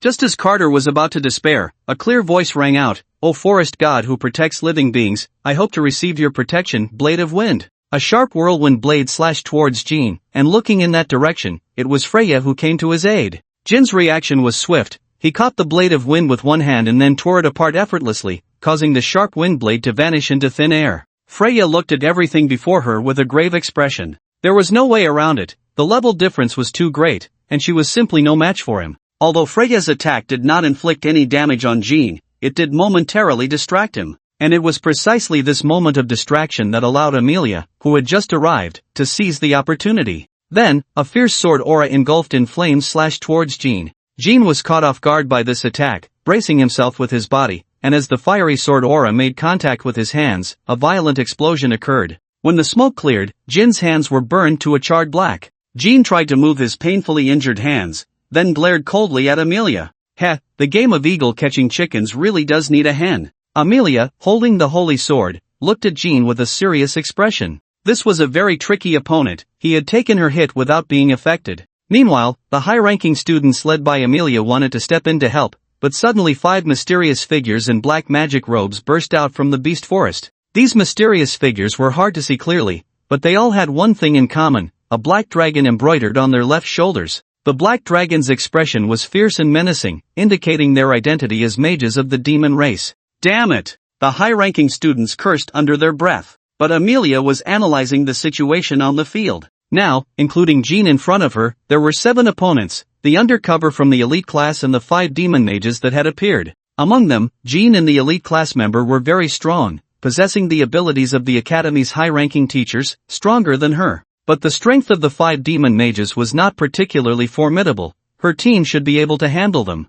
However, there was no one available to assist the elite class students now. They could only hope for the best. Amelia thought that defeating the powerful opponent before her was basically impossible, but the academy couldn't possibly overlook the situation here. As long as she could hold him off until the academy came to support. Head, don't think I don't know what you're thinking, Jin suddenly sneered. You won't be able to hold me. Then Jin's hands transformed into claws, and in an instant, a blade that tore through the air lunged towards Amelia. Seeing this, Amelia immediately crossed the holy sword in front of her. Jin's claws gripped firmly onto the blade of Amelia's sword, producing a piercing sound of metal clashing. Amelia felt a sharp pain in her arm, overwhelmed by a tremendous force. Jin's strength was formidable, and Amelia found it somewhat difficult to withstand. Then, the blade of Amelia's sword was once again enveloped in fierce flames, prompting Jin to quickly release his grip and retreat. Flame burst. With Amelia's loud shout, the fierce flames surrounding the sword intensified, completely enveloping it and forming a pillar of fiery energy. Amelia then swung forward with all her might, sending the scorching energy rushing towards Jin. Jin suddenly spread his hands, and a chilling magical aura gradually coiled around his arms, transforming into terrifying claws. Jin then waved his large hand, and the claws reached out towards the fiery energy. The two collided, and the searing fire energy spread out under the pressure of the magical claws, causing everyone to feel the temperature around them rising, becoming increasingly scorching, even inducing a sense of suffocation. As a blinding light faded, everyone regained their senses, and Jin stood there unscathed. The attack of flame burst had clearly been torn apart by Jin. What other tricks do you have? Show them all, Jin said with a mocking expression as he looked at Amelia. Amelia's gaze sharpened, and without further hesitation, she quickly rushed towards Jin. Jin reacted swiftly, swiping a claw, but Amelia, agile, easily dodged and ran eastward towards Jin, pulling out an obsidian inscribed with runes and swiftly inserting it into a tree trunk nearby. Amelia then continued to feint attacks, unleashing countless sword energies mixed with flames to disrupt Jin's vision and judgment,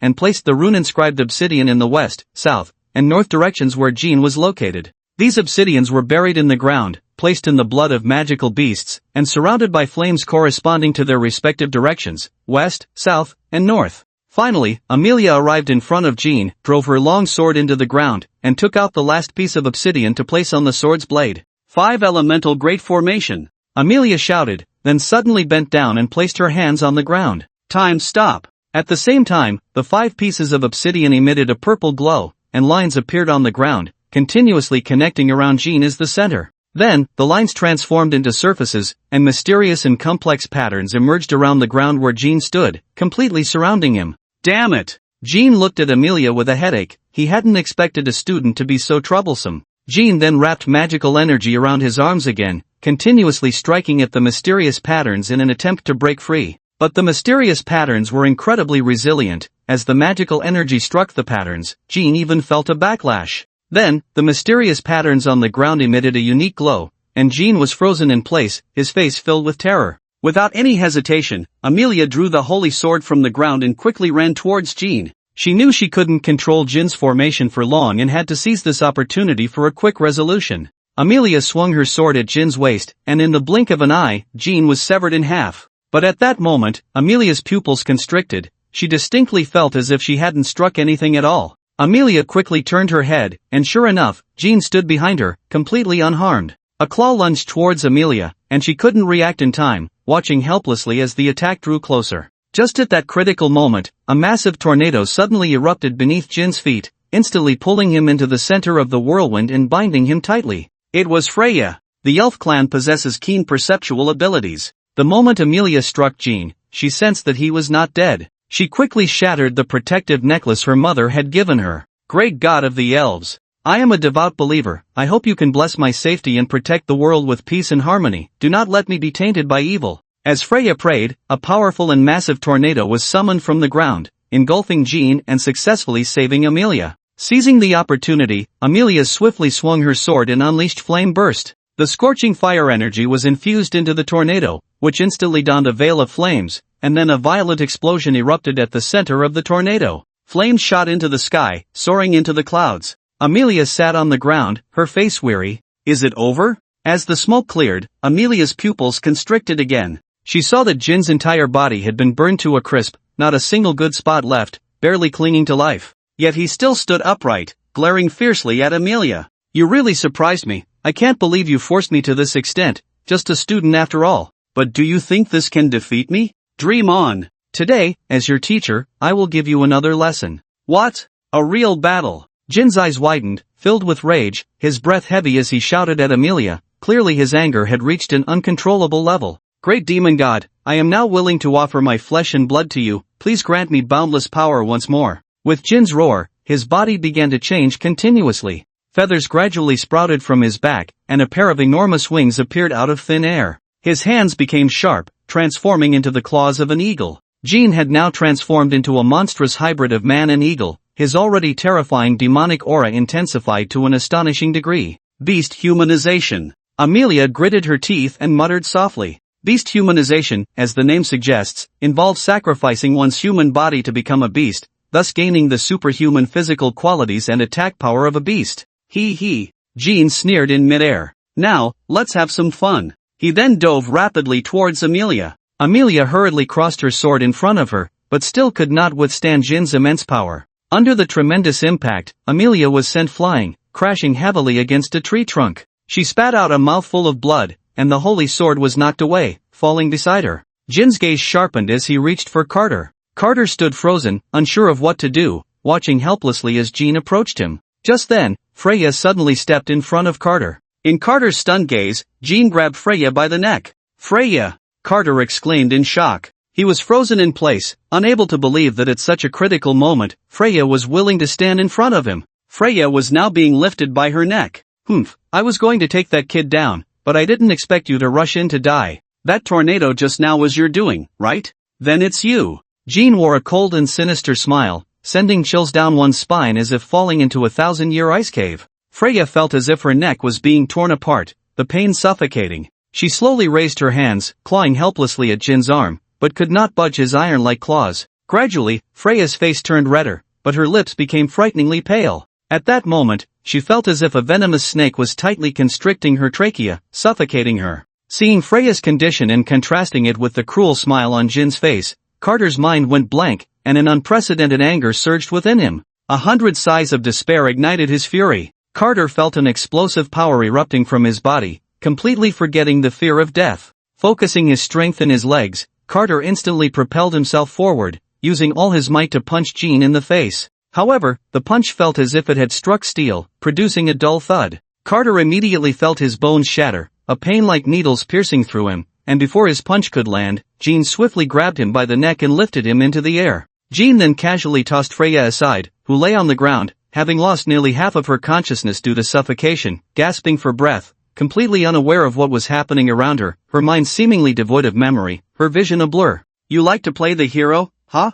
I was actually going to let you off the hook, Jean said, his face dark and frightening, looking even more like a demon from hell with his already cold features. Just like that arrogant Alexis, right? At this, Jin's expression suddenly darkened, and with a forceful motion, he slammed Carter down to the ground. As Carter's body hit the ground, a dull thud echoed. Everything before him instantly blurred, his body felt as if all his bones had broken, becoming limp, and the pain surged through him like electricity. Ah! Carter's voice rose and fell, starting off muffled and then escalating into a high-pitched wail of agony. Seeing this, a smirk appeared on Jin's lips, and his laughter grew louder, sounding increasingly cruel, like the roar of a demon from hell. All the students present would never forget his miserable laughter. Jean then lifted Carter into the air again. Feeling his grip tightening around his neck, Carter's face contorted in pain, instinctively reaching out to grasp Jin's wrist. Heh, I remember Alexis was quite proud, Jean said, a malicious smile creeping onto his face. I wonder if you'll have the same backbone as her. Suddenly, Jin's smile vanished as he yanked Carter closer to him.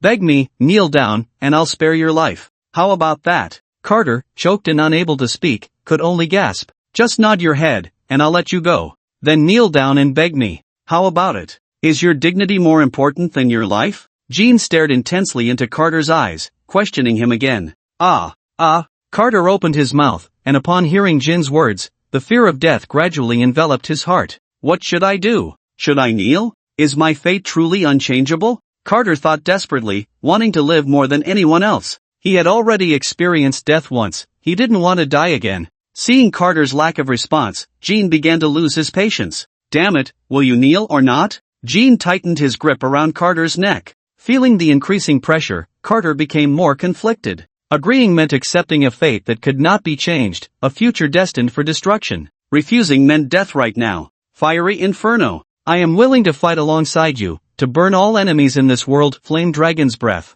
The sudden voice startled Jean, who immediately turned in the direction of the sound in panic. There was no one in sight, but then a blinding white light erupted from the void, and that part of space began to melt, slowly fracturing, ultimately unable to withstand the intense heat and shattering completely. A pillar of fiery energy shot up into the sky, bursting forth from a crack in the void. The energy radiating from it made everyone present feel as if they were in a scorching desert, raising the temperature of the entire Beastmaster forest by a notch. Even Jin's forehead broke out in a fine sweat. Then, under the astonished gazes of the crowd, a fire dragon surged out from the crack and landed on the ground. At the moment the flames dissipated, the figure of Alexis appeared. Alongside Alexis were various senior teachers from the academy. They tumbled out of the crack in the void, one by one, looking disheveled and covered in dirt. As soon as Alexis returned to the ground, she searched for Carter's figure, her gaze fixed firmly on Jean. Seeing Jin's hand gripping Carter's neck in Carter's near-lifeless state, Alexis exclaimed, "You son of a bitch!"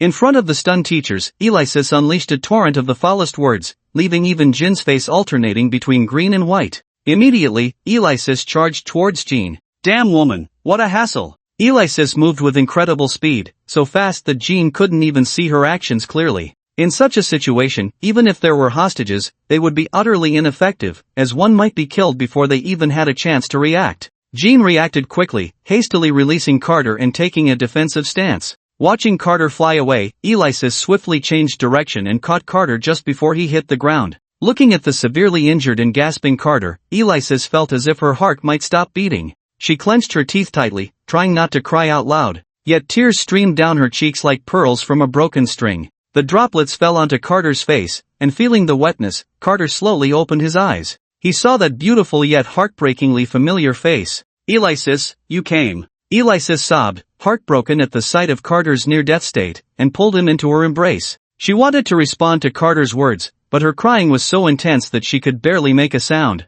After a long time, Alexis finally managed to compose herself, suppressing the sorrow in her heart. Though still a bit choked up, she attempted to speak to Carter in a trembling voice. Yes, I came. It was as if her throat was blocked, each word squeezed out with great difficulty, clearly filled with sadness. Seeing Alexis in such distress, Carter forced a smile and reached out to wipe the tears from her face. It's okay, I'm fine, don't worry. Hearing Carter still trying to comfort her at that moment made Alexis cry even harder. I'm sorry, I'm so sorry, Carter. It's all my fault, I'm useless. If only I had listened to you back then. Alexis sniffed, unable to complete a sentence due to her intense crying. It's okay, how could I blame you? If it weren't for you, I would be dead by now. Carter smiled weakly at Alexis. In my heart, Alexis, you are invincible. Wah! Upon hearing this, Alexis could no longer contain her emotions, holding Carter tightly and crying loudly. Carter gently patted Alexis's back, comforting her.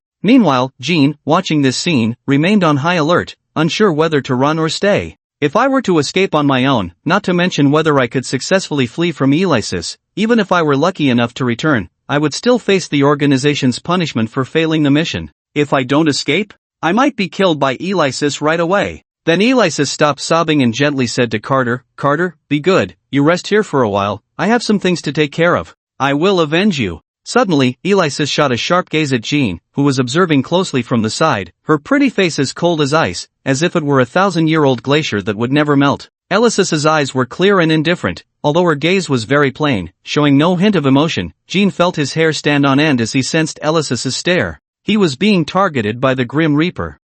Go for it, Alexis. Seeing that Alexis was about to take action, Carter waved his fist, cheering her on.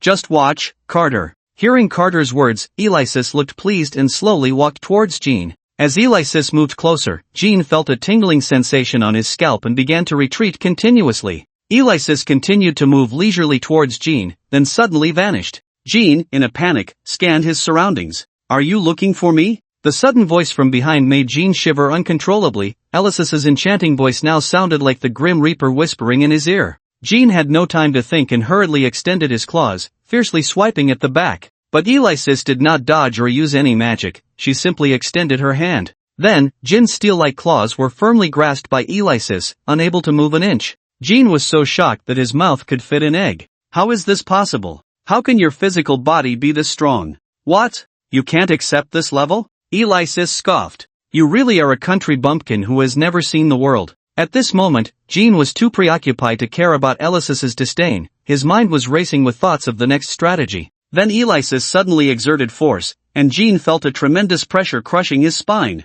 No, let me go. Lady Amelia. No, great aunt. Jean felt the pain in his waist intensifying. If Alexis applied just a bit more force, his spine would snap. The scene looked quite amusing. After transforming into a beast, Jean was taller than Alexis by a head. But now, Jean was actually shorter than Alexis, with his spine bending at an astonishing angle. Let you go? Alexis seemed to have heard the biggest joke. Don't call me great aunt, I don't have a disgusting grandson like you. Then there was a crack, and Jean let out a painful wail as Alexis broke his spine, folding him in half at the waist. Following this, a massive fire dragon materialized behind Alexis. Flame dragon breath. With Alexis's command, the fire dragon unleashed an incredible heat, turning Jean to ashes. After doing all this, the fire dragon behind Alexis slowly dissipated, and Alexis excitedly ran to Carter's side. I avenged you. Am I awesome or what? Alexis picked up the lying Carter, her expression now completely different from before, like a little girl seeking praise. Alexis is the best. Carter praised Alexis upon hearing this. Alexis smiled sweetly, while Amelia, watching this scene, felt a complex mix of emotions, unable to regain her composure for a long time. I can't believe that the enemy I can't shake off with all my might can defeat me with just a slight move. Amelia murmured, her gaze vacant. It seems the gap between her and me is not just a little bit. Then Alexis picked up Carter. Let's go home, Carter. Wait a minute. Carter suddenly called out to Alexis. Help them out. Alexis frowned at the words. No, you're injured now. We need to get you home first. Those useless things, the people from the academy can handle it. Hearing Alexis say this, Carter twitched his mouth. Goodness, no wonder she's the big villain. She's still as arrogant as ever. Alexis, please help them. Carter tugged at the hem of Alexis's clothes. Fine, for your sake. Alexis pouted, then set Carter down before walking into the battlefield. With Alexis's involvement, the situation quickly tilted in one direction. Just as Alexis went out to help, Amelia, dragging her injured body, slowly approached Carter.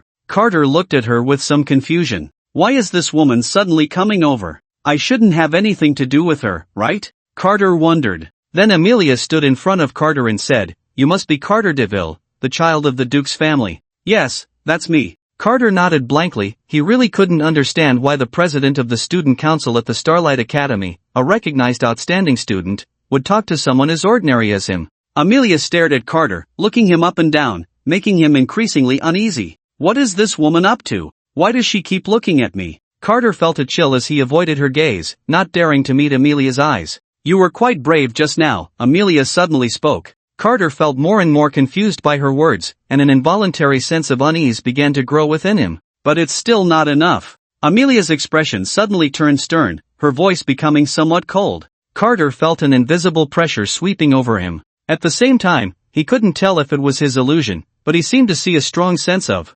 disappointment. "What the hell is this?"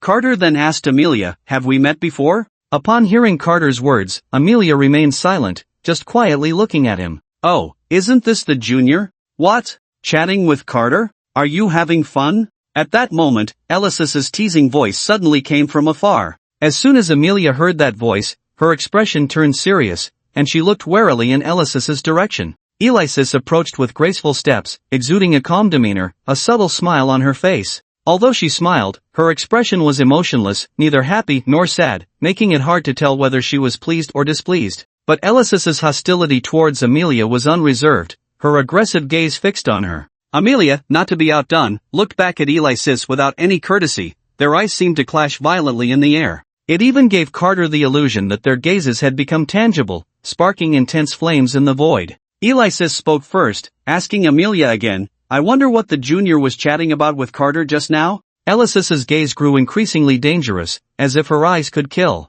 "We didn't talk about much." Amelia squinted her eyes, showing no fear of Alexis's oppressive gaze, even exuding a sense of confrontation. "It has indeed been a long time, Senior Alexis," Amelia said, placing particular emphasis on the word senior. Although the two appeared to be exchanging pleasantries like a senior and a junior, there was an inexplicable feeling of tension in the air, as if it were thick with gunpowder.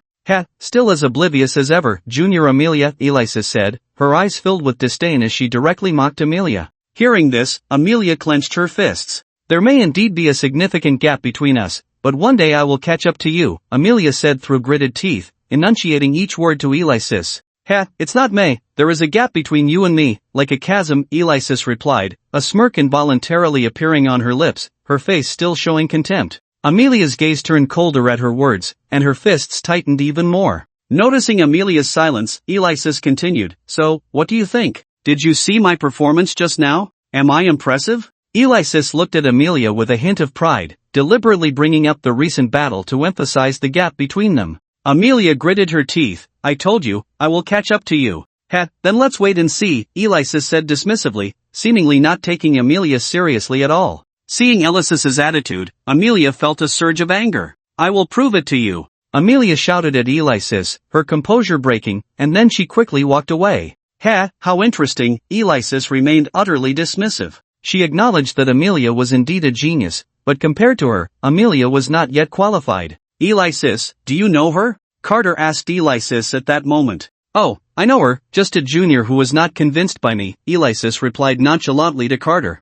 Upon hearing this, Carter didn't think much of it, as the plot had mentioned that Amelia's goal was to surpass Alexis. Amelia's sudden unusual behavior just now was probably due to her aunt's influence. "Alright, Carter, let's go home," Alexis said, and as soon as she finished speaking, she picked Carter up in a hug. "Wait, I can walk by myself," Carter said, feeling a bit embarrassed, as he had already regained some strength after resting for a while. "No, Carter, be obedient, you can't be willful. You're injured, how can you walk by yourself?" Alexis firmly refused without hesitation. It was a rare opportunity like this, how could she let Carter walk on his own? She had to carry him. "Fine then," Carter said, seeing Alexis's attitude and not wanting to argue further. He then pointed in a direction and said to Alexis, "Can you carry me over there?" "Where?" Alexis asked, following Carter's gesture, and saw a pure and charming girl sitting on the ground, none other than Freya, the classmate Carter had mentioned. Alexis's face darkened immediately. "What are you going there for? Are you concerned about her?" "Oh, Alexis, you don't know, she just saved me," Carter explained to Alexis. He quickly recounted what had just happened, including how Freya had protected him by standing in front of him. Alexis's expression became somewhat complicated upon hearing this. Although she strongly opposed Carter interacting with other girls, she still agreed to his request. "Alright, I'll take you over to see her." Freya was sitting on the ground resting at this moment. After a bit of recovery from the recent shock, her throat was not as painful, but her face still had a slight flush. When she saw Alexis approaching with Carter in her arms, Freya's expression became a bit strange. However, she didn't think too much about it. After all, Alexis was Carter's aunt, and the way she was holding him was probably just because he had been injured. Still, it felt quite odd. Carter also felt a bit strange at this moment, so he whispered to Alexis, "Alexis, please put me down." Reluctantly, Alexis set Carter down, then stood to the side with her arms crossed, quietly watching the two. Are you okay?" Carter was the first to speak, showing concern for Freya.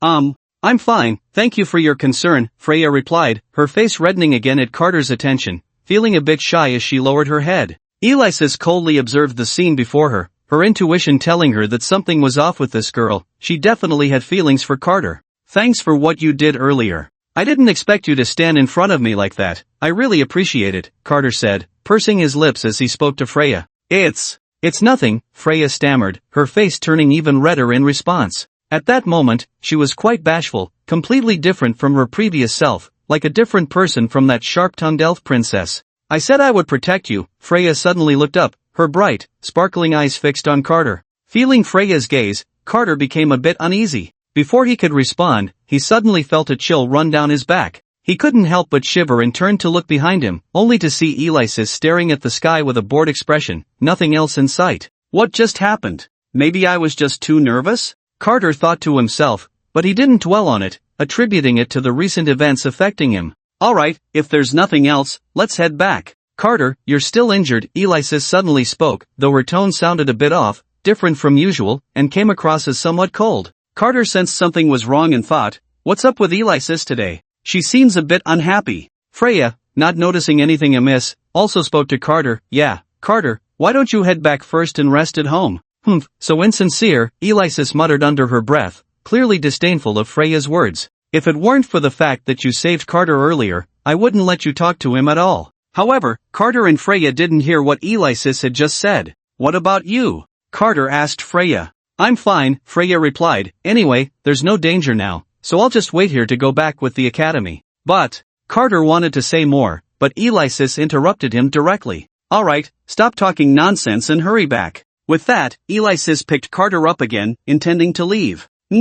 Carter, you go ahead. Don't worry about me, I'm fine," Freya said, her face flushed, biting her lip as she spoke to Carter. Alexis shot a surprised glance at Freya. When Freya noticed Alexis looking at her, she responded with a sweet smile. Alexis twitched her lips and then looked away. "Goodbye, Carter." "Goodbye, Aunt," Freya sweetly bid farewell to the two, making sure to say goodbye to Alexis as well. "This is Carter's aunt, I must make a good impression," Freya thought to herself. Unfortunately, what she didn't know was that Alexis and Carter were not related by blood, and Alexis also had feelings for Carter. I wonder what kind of wonderful expression Freya would have on her face after learning this.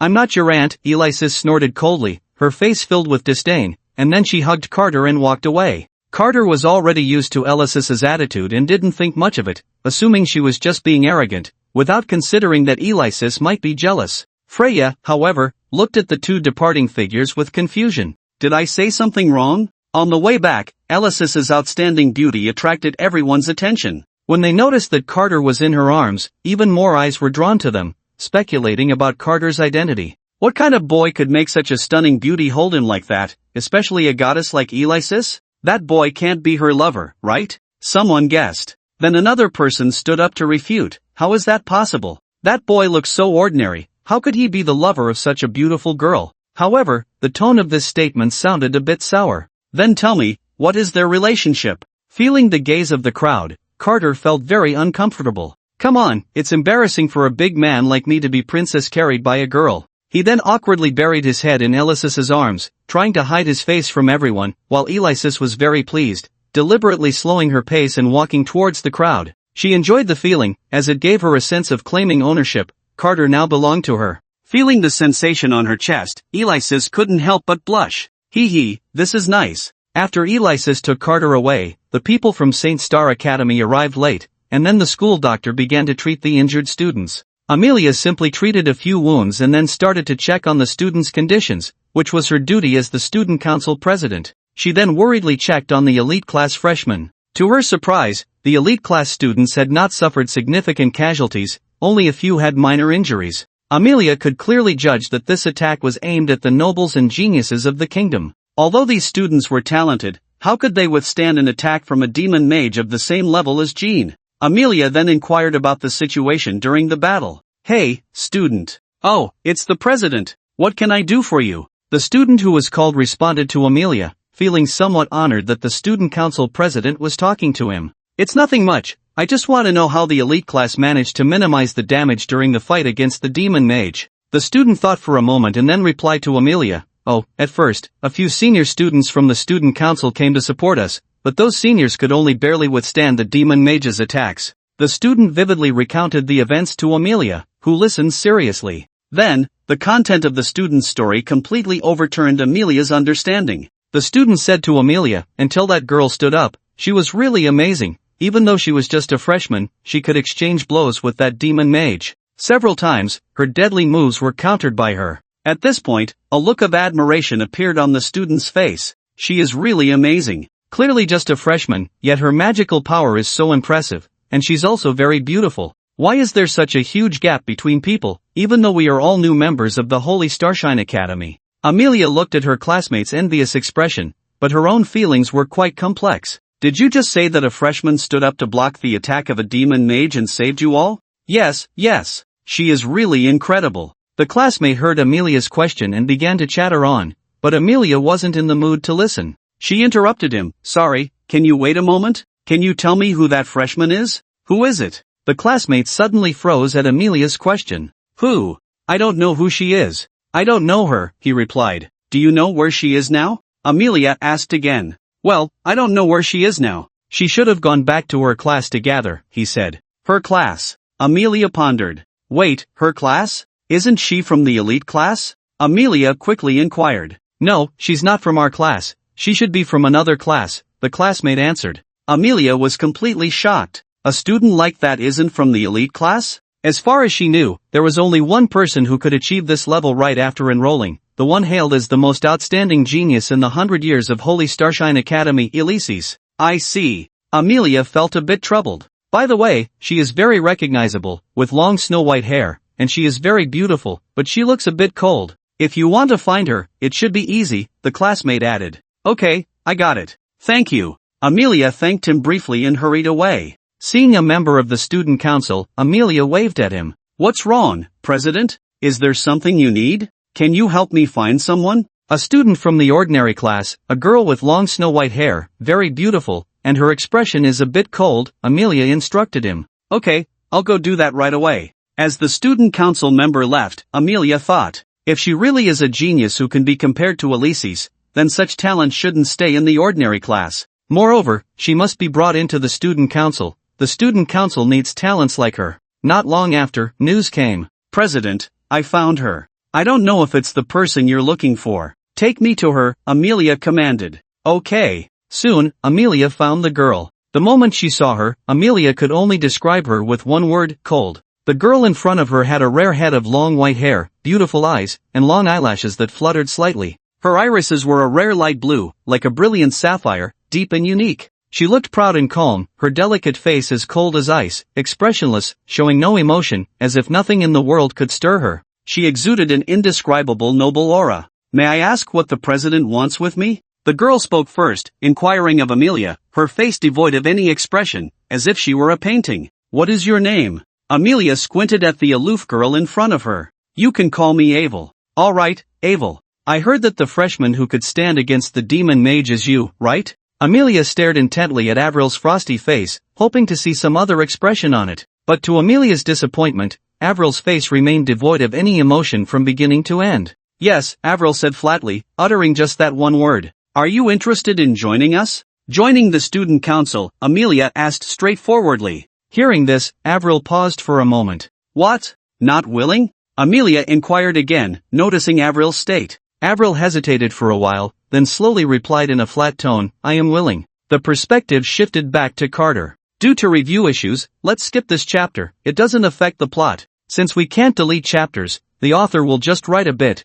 treating it like a short story." Carter felt his strength gradually returning, and he looked at Alexis with gratitude. "Thank you, Alexis. I don't know what I would have done without your help," Carter said. "No need to thank me. It's what I should do." "But how did you get hurt?" Alexis asked curiously. Carter recounted the dangers he faced and the battles he fought. Alexis listened intently, admiring Carter's bravery and resilience. "You are truly an amazing warrior," Alexis exclaimed. Carter smiled. He felt he still had much to learn and grow. I'm just trying to protect myself and those around me, Carter said. Alexis nodded, understanding Carter's sense of responsibility and mission. Now that your injuries have improved, what are your plans next? Alexis asked. Carter thought for a moment. He decided to continue moving forward, exploring more mysterious places and enhancing his strength. I want to continue my adventure, Carter said firmly. Alexis looked at Carter, a glimmer of appreciation and anticipation in her eyes. I wish you a smooth journey, Carter. May your travels be filled with surprises and beautiful memories.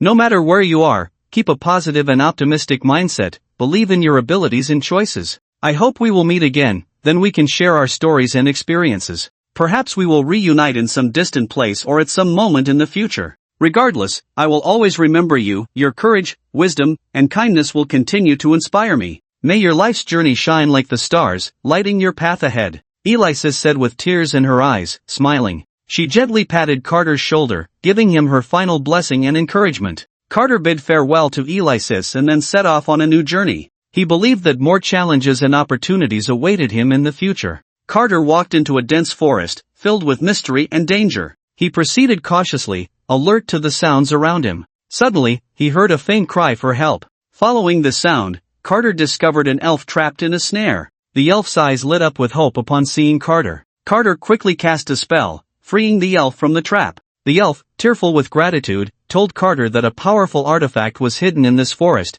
but it was guarded by a mysterious force. Carter felt excited by this news. He decided to seek out the artifact, hoping it could help him become stronger. Thus, Carter and the elf set off together on a journey to find the artifact. They exchanged a glance, confirming their understanding, and stepped into this mysterious and unknown place together. As time passed, the years flew by. The once naive boy has gradually grown into an adult. They have experienced countless storms and setbacks, and have also gained many valuable life experiences. However, those unforgettable memories are forever etched in their hearts, becoming an indispensable part of their lives. In the long river of time, they may encounter all kinds of people and events, but that original intention and innocence will never change. Whether in laughter or tears, they will become the most beautiful scenery on their path of growth. And when they look back on the past, they will find that the hardships and perseverance, dreams and pursuits they once faced shine like the twinkling stars in the night sky. They witness their own growth journey and illuminate the path forward into the future. Eventually, they come to understand, life is like a long journey. Only by continuously moving forward can one see a broader world. Only by bravely facing challenges can one achieve a better self. Only by holding on to hope and faith can one reach the bright shore. Seeing Alexis show a seemingly disappointed expression, Carter felt a bit confused. What are you disappointed about? Is this really a serious check? Then Alexis began to touch Carter randomly. The texture is amazing. This skin, is it too elastic? Alexis blushed, her face showing a foolish expression, now resembling a lovesick girl. Are you done yet? Haven't you finished checking? Carter really couldn't take it anymore and hurriedly urged Alexis. Oh, just wait a minute, it's not done yet. Alexis still responded impatiently to Carter, then seemed to think of something and suddenly took off Carter's glasses. Carter's handsome face paired with his good figure left Alexis feeling dizzy. It really is a feast for the eyes. Alexis thought obsessively, this figure indeed needs to be matched with Carter's face to be more flavorful. Alexis, why did you take off my glasses? Carter asked, somewhat puzzled. Oh, your glasses are in my way. Alexis blurted out, her tone very impatient. In the way? What could his glasses possibly obstruct? It really made no sense. Seeing Carter's confused expression, Alexis realized that what she said seemed a bit off, and hurriedly explained to Carter, your glasses are a magical tool, obstructing me from using magic to check, so I had to take them off. Alexis lied to Carter without a blush or a heartbeat. Hearing this, Carter looked at Alexis with half belief. Is that so? That's exactly it. If you don't understand, just wait and don't ask so many questions, got it? Alexis suddenly said to Carter in a fierce tone. Carter said nothing more, just pouted. Right, you know best. Then, Alexis observed Carter's reaction and finally stopped her actions just as Carter was on the verge of exploding. It felt like she had eaten enough tofu. Cough, the check was almost done, and then Alexis casually used a healing spell to heal Carter's injury. Seeing this scene, Carter was left dumbfounded. You checked for so long, and just casually cast a spell to heal me? Carter could no longer hold back, angrily questioning Alexis. Alexis shrank her neck at the words, feeling a bit guilty as she quietly retorted, just say whether it's healed or not. You! Carter was even angrier upon hearing this. If she had known it was this simple, why bother checking? She could have just used magic to heal herself and been done with it. That annoying woman, now she had suffered a great loss, and all the benefits had been taken. It made her furious. This woman did it on purpose. Humph. Carter snorted coldly, then angrily returned to her room. Only Alexis remained, sitting on the sofa with her head down and lips pressed together. She could be angry, but it would pass in a few days. After all, she wasn't the one at a loss. Soon it was dinner time, and Carter reluctantly came out to cook, while Alexis, seeing this, tiptoed out of her room and approached Carter from behind. "What are you doing?" Carter jumped in surprise and then asked Alexis. Alexis pressed her lips together, hesitating as she looked at Carter, then spoke up, Hey, Carter, are you still mad at me?" Alexis immediately gave Carter a pitiful look, her big eyes blinking, making her seem so endearing. Carter found it hard to resist Alexis's pleading gaze and replied grumpily, Alright, I wasn't really mad at you. Really? I knew Carter was the best. Alexis cheered upon hearing this and then lunged toward Carter. Hey, what are you doing? If you have something to say, just say it, don't get all touchy. Carter quickly raised his hand to block Alexis's face, stopping her from getting too close. That won't do. Alexis replied with dissatisfaction, loudly retorting to Carter, That's not being touchy, that's called interaction between good friends. After the little episode, Carter and Alexis had dinner together. After finishing, Carter tidied up a bit and then lay in his room, staring blankly at the ceiling. Alexis had really become more and more arrogant lately. He had to think of a way to teach her a lesson. Carter thought to himself. Suddenly, a plot panel appeared in front of Carter, but this time it didn't display the storyline. Instead, it showed a piece of red text. The previous text was blue. It read, Congratulations, you have preliminarily changed your fate. You are now rewarded with 1 washing marrow pill. Please keep up the good work. Washing marrow pill? What is that? It can't be a potion that changes one's aptitude, like in the novels from my past life, can it? Carter wondered, then noticed that the plot panel could be scrolled. He slid down and saw, Name, Carter DeVille, Talent, Ordinary, Realm, Early Stage of Chi Refining. Upon seeing the realm part, Carter cheered with joy. This is really not magic. I've stepped into cultivation. Amazing.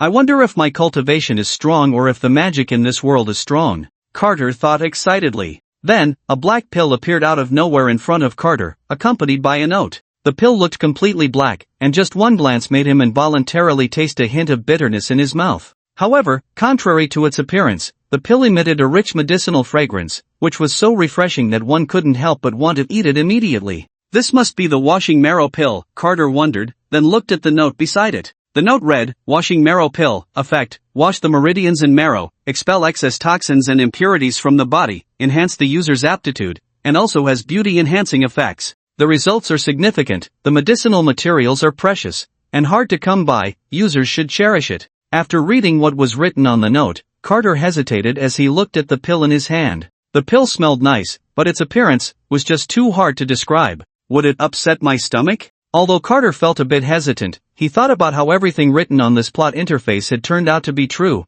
and how it had helped him escape danger many times. He then decided to give it a try. Let's give it a shot, it shouldn't kill me. With that, Carter closed his eyes and swallowed the washing marrow pill. Just as Carter put the cleansing marrow pill in his mouth, the anticipated bitterness did not emerge. Instead, he was greeted by an ancient and enduring refreshing sensation, sweet and slightly fragrant, as if it carried a tranquil charm that instilled a sense of peace. The moment he swallowed the cleansing marrow pill, Carter felt a wave of exhilaration. This pill tastes pretty good. I thought it would be awful, Carter praised sincerely. Soon after, he felt a warmth spreading through his skin, followed by a cracking sound from his bones, and a warm current coursing through his body, making him feel as if his blood was boiling. Then, Carter sensed that something foreign, or perhaps superfluous, was continuously leaving his body. Suddenly, a muffled sound erupted from his dantian. Did I just break through? Carter thought excitedly, quickly checking the storyline panel. Sure enough, the description of his realm had changed from early chi refining stage to mid chi refining stage. As expected of the cleansing marrow pill, it actually elevated me by a small realm. Carter's face lit up with surprise, and he took a moment to feel his body. At that moment, Carter's mind was clear, his thoughts agile, as if he had an endless supply of strength. He casually waved his hand, only to find that his hand speed was so fast that it left after images. Just as Carter was astonished by his newfound power, a foul stench suddenly wafted into his nose. The smell was akin to rotting corpses, so repugnant it was infuriating, reminiscent of the odor from long-neglected dental hygiene. Ugh, Carter felt a wave of nausea, confirming that the smell was emanating from his own body. He quickly lifted his shirt, only to discover a layer of sticky black substance on his skin, the source of the foul odor. Is this the impurities expelled by the cleansing marrow? This is disgusting, Carter complained. Even his clothes were stained with the expelled impurities, looking filthy. Looks like I need to take a shower, Carter muttered, heading to the bathroom to wash up. Carter, are you taking a shower? Alexis heard the sound of running water and opened the door, peeking her head in to ask. Ah, yes, Carter replied, currently washing his hair, and accidentally let some water flow into his mouth while responding to Alexis. Tui. Carter spat in disgust. Do you need something? He asked Alexis. And no, I just wanted to use the bathroom. If you're showering, then never mind, Alexis replied, sounding a bit guilty. Alright, just wait a moment, I'll be done soon, Carter said, not thinking much of it and continuing his shower. Alexis lay back on her bed, listening to the sound of water from the shower, feeling a tingle in her heart. Ever since she had shared a moment with Carter today, she felt a chaotic stir within her. Remembering the scene she had witnessed and the silky touch, combined with the sound of running water, Alexis couldn't help but imagine Carter in the shower. His fair skin, well-proportioned body, and those sexy 8-pack abs, especially paired with his flawless handsome face. Alexis found it increasingly hard to control her wandering thoughts, her body growing warmer. So hot, she fanned her face lightly with her hand, her mind becoming more and more disordered, her thoughts spiraling until they fixated on a rather embarrassing part. Oh no, how frustrating. I really want to see. Alexis shyly covered her face with her hands, rolling around on the bed. She now felt herself becoming more and more infatuated, almost like a big pervert. Damn it, it's all Carter's fault. Why does he have to look so good? He just knows how to tempt me. It's making me more and more strange, and feeling so uncomfortable. I must find an opportunity to sneak a good look at him to make up for it. Let him tempt me. Alexis thought indignantly. Carter? Soon after, Carter finished his shower and came out wrapped in a towel. Alexis heard the noise and secretly opened the door a crack to peek. But since Carter had wrapped both his upper and lower body, Alexis didn't see the 8-pack abs she had imagined. Damn it, why is a big man wrapped up so tightly? Alexis slapped her thigh. She had intended to sneak a peek to relieve herself, but instead, she saw nothing and felt even more restless. After a while, late at night, Carter was already fast asleep, entering dreamland with a smile on his lips, clearly sleeping soundly. Meanwhile, Alexis was still lying in bed, tossing and turning, unable to sleep. Now she didn't even dare to close her eyes. As soon as she did, Carter's figure would appear in her mind. She wanted to stop herself from thinking wildly, but she simply couldn't control herself, it was beyond her control. Gradually, Alexis succumbed, her delicate hand unconsciously. No! Alexis, you can't continue to fall like this. Look at what you were just thinking about. What are you becoming? Suddenly, Alexis slapped her own face hard, trying to wake herself up. She felt very ashamed, her self-esteem couldn't support her in allowing herself to do such things. What's so hard to endure, Alexis? Don't forget your identity. Don't let yourself look down on yourself. Alexis encouraged herself. However, tonight was destined to be a sleepless night for Alexis. The next day, Carter stretched comfortably, probably because he was too tired last night and slept well. He then changed his clothes and opened the door to prepare breakfast. As soon as he opened the door, he saw Alexis sitting on the sofa with a tired face. At that moment, Alexis had big dark circles under her eyes, looking like a panda, with clearly visible red blood vessels in the whites of her eyes. She looked extremely exhausted, but her eyes were wide open, staring blankly at the ground.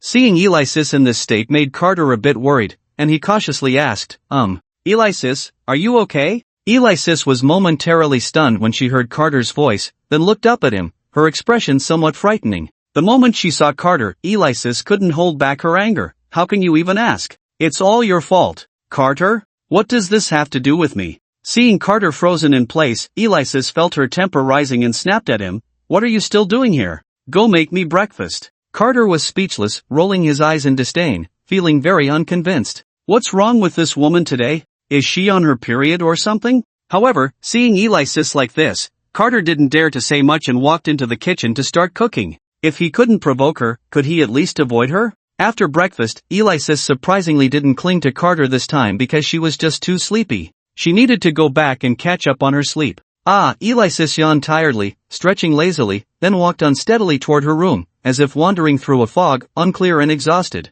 Carter packed his things and prepared to leave. The moment he opened the door, he suddenly felt a wet sensation on his face. I almost forgot today's good morning kiss, he thought. Looking closely, he saw Alexis had somehow appeared beside him and had sneakily pecked his cheek. Carter wiped his face in disbelief and said to Alexis, "Alexis, weren't you going to catch up on sleep?" "Yeah, I'm going to do that now," Alexis replied, stifling a yawn as she twisted her slim waist and walked away, not forgetting to give Carter's backside a playful slap. "What a little rascal," Carter complained, covering the spot where he had been slapped. Upon arriving at school, Carter walked into the classroom and noticed the atmosphere was different from usual. The laughter and joy that typically filled the room had been replaced by a heavy silence. The students, who usually sang and danced, were now serious and still, clearly not having recovered from the shadow of yesterday. This was the first time they had experienced something like this, especially the privileged students of Class 12, who were used to being pampered and had never faced real hardship, let alone the feeling of confronting death. The blood sacrifice of the beast, the chilling laughter, and the fear of death loomed over them like a nightmare, haunting their hearts. Yet, at the same time, these experiences would become valuable lessons and a source of growth. At the very least, they now had a basic goal in learning magic, protecting themselves. So while this incident was not a good thing, it wasn't necessarily a bad one either. Freya, sitting in her seat, had lost her usual innocence and cheerfulness. She bit her lip, looking troubled, clearly lost in thought about yesterday's events. Nevertheless, she hadn't forgotten to make a small cake for Carter. "What flavor is today's cake?" Carter asked, hoping to lighten the mood. Sure enough, Freya looked up in surprise at the sound of his voice, her earlier gloom dissipating, replaced by a sweet feeling. "Carter, you're here? I'm so sorry, I was just lost in thought and didn't notice you." "Still thinking about yesterday?" Carter inquired as he sat down. He felt a lingering unease about what had happened, let alone a girl like her. Freya's face turned red as she unconsciously lowered her head. She was indeed thinking about yesterday, but not about what Carter assumed, rather, it was about her conversation with her mother. The scene shifted back to yesterday, showing Freya returning home. "What should I do? What should I do? Is something going to happen to my little Freya?" Anya paced back and forth in the living room. It felt like time was dragging on endlessly for her. Just moments ago, she sensed that Freya had used the protective talisman she had given her, realizing her daughter was in danger. She immediately contacted the academy to check on the situation. The academy's response was to reassure her not to panic. They had already noticed the anomaly and sent someone to handle it, asking her to wait for news. But how could Anya, worried about her daughter, remain calm? She felt like an ant on a hot pan, anxious and restless. As she waited anxiously, she suddenly heard a noise at the door. "Freya, is that you?" Anya rushed to check. "It's me, Mom," Freya replied as she stepped inside, hearing her mother's voice. "Thank goodness you're okay. I was so worried." Anya hugged Freya tightly, crying softly. "Don't worry, Mom, I'm fine." Freya comforted Anya gently, "As long as you're okay." Anya smiled and then asked Freya, "By the way, what happened today? Tell Mom all about it." Seeing Anya's anxious expression, Freya began to recount the day's events. After hearing what had happened, Anya gasped. "Oh my gosh, little Freya, you got hurt? Let Mom see where you're hurt." With that, Anya started looking all over Freya's body. "Oh, Mom, I'm fine, really," Freya said, a bit helpless but sweetly amused by Anya's worry. "The school doctor already treated me with magic," Freya explained to Anya. "That's good," Anya sighed in relief. Then Anya asked Freya, "By the way, what about Carter? How is he?" "Oh, he's fine too. His aunt came to pick him up later," Freya replied. Mentioning Carter made a slight blush appear on Freya's face, and she then asked Anya, "Mom, do you think he might like me a little? When that bad guy caught me today, he wanted to rush over to save me. But wasn't it you who rushed over to save him first?" Anya responded. "But at least the kid has some sense of responsibility. He didn't just stand by and watch. I approve of him being with you." Hearing Anya's words, Freya's face turned even redder. "Mom, we're not together yet." "Silly girl, that's exactly what liking you means. There's no reason to hesitate," Anya said to Freya with a look of exasperation. Is that so?" Freya, who had just asked Anya if Carter liked her, suddenly became unsure after her mother's clear answer, repeatedly pondering whether Carter really liked her. "Of course it is. Our Freya is so beautiful and well-behaved, boys have no reason not to like you," Anya said to Freya. Then Anya analyzed, "Look, if he didn't like you, why would he jump out to save you when that, whatever it was, the eagle monster or something, caught you? He's not an idiot, doesn't he know he can't beat that monster? That explains everything. Besides, even if Carter didn't like you before, that was before. When you bravely stood in front of him to protect him, he must have started to like you, you can see it from his behavior," Anya said to Freya with a serious expression, looking very confident as if everything was exactly as she said. Hearing Anya say this, Freya lowered her head, nervously tugging at her skirt, her face flushed, clearly very shy. But at the same time, a happy smile spread across Freya's face, and with her pure and charming features, she looked very cute. So, Freya can take a step further now, Anya continued to instruct Freya. Take a step further. Freya's mind was in a jumble, and she stuttered as she spoke. Yes, little Freya, muster some courage, you can't just stand still, you must keep moving forward, Anya said to Freya earnestly. Then, what should I do? Freya looked at her mother with anticipation. Well, it's simple, you could try holding hands. Hold hands? Upon hearing this, Freya's face instantly turned bright red, and she felt dizzy. Honestly, little Freya is just too innocent, it's really quite disappointing. Seeing her daughter like this, Anya shook her head helplessly, then continued to speak to Freya. This is just the beginning, after holding hands, there will be kisses, you know. Anya leaned in close to Freya's ear, gently blowing warm air, her tone filled with flirtation and a teasing smile on her face. Sure enough, Freya immediately couldn't take it anymore. I understand, Mom, I'm going back to my room now. With that, Freya nervously fled, almost tripping over herself in her haste. Anya couldn't help but laugh at the sight. Her daughter was truly adorable. Time returned to a normal perspective. Freya, what are you thinking about? Carter noticed Freya suddenly zoning out and occasionally giggling, so he asked her, what's wrong with this girl? Did she get scared silly yesterday? I wasn't thinking about anything. Hearing Carter's voice snapped Freya back to reality, and she hurriedly tried to cover up her embarrassment. Oh, seeing her like this, Carter didn't press further and instead looked at the cake on the table to change the subject. What flavor is today's cake? It's pink again, looks quite romantic. Today's little cake was different from usual. This time, it was not only pink but also decorated with a large heart made of red jam, and there were words on it that Carter had never seen before, but they looked quite nice. The mysterious text was the exclusive language of the Elven Kingdom, and it boldly read, Carter, I like you. Like it? Today's cake was made by Mom and me together, you should try it. Hearing Carter's words made Freya's heart flutter sweetly, and she handed the little cake to him for a taste. It really tastes great. Carter praised sincerely. Seeing Carter's happy expression made Freya feel warm and fuzzy inside. Noticing a bit of cream on Carter's face, Freya bit her lip and reached out. You've got cream on your face, let me help you wipe it off. With that, Freya wiped his face gently. Carter instinctively wiped his own face and then said to Freya, thanks. It's nothing, Freya replied, her face flushed. She looked quite shy, although what had just happened seemed a bit intimate, it was no big deal. Yet, it was precisely these seemingly intimate little moments that gave Freya a feeling of love, filling her heart with great satisfaction. After eating half the cake, Carter looked at the remaining half of the text on the cake and casually asked Freya, what does the writing on the cake say? What does it mean? Freya took a deep breath, remembering her mother's advice to wait until Carter finished the cake before telling him the meaning of the words. But in the end, Freya still couldn't muster the courage to express her feelings to Carter and instead lied. Actually, it doesn't have any special meaning, just some ancient blessings from our elven tribe, added to make the cake look prettier. Hearing Freya say this, Carter didn't suspect anything further, just looked curiously at the remaining text on the cake. The remaining words just happened to be like you, but unfortunately, Carter couldn't understand them. Seeing Carter still examining the elven text on the cake, afraid he might catch on, Freya quickly urged him, alright, Carter, stop looking. If you want to learn our writing, I can teach you later. Just eat the cake, class is starting soon. Only then did Carter stop observing and continue to enjoy the cake. At this moment, it was noon, and the midday sun shone brightly, warm and radiant, casting a golden glow on the ground.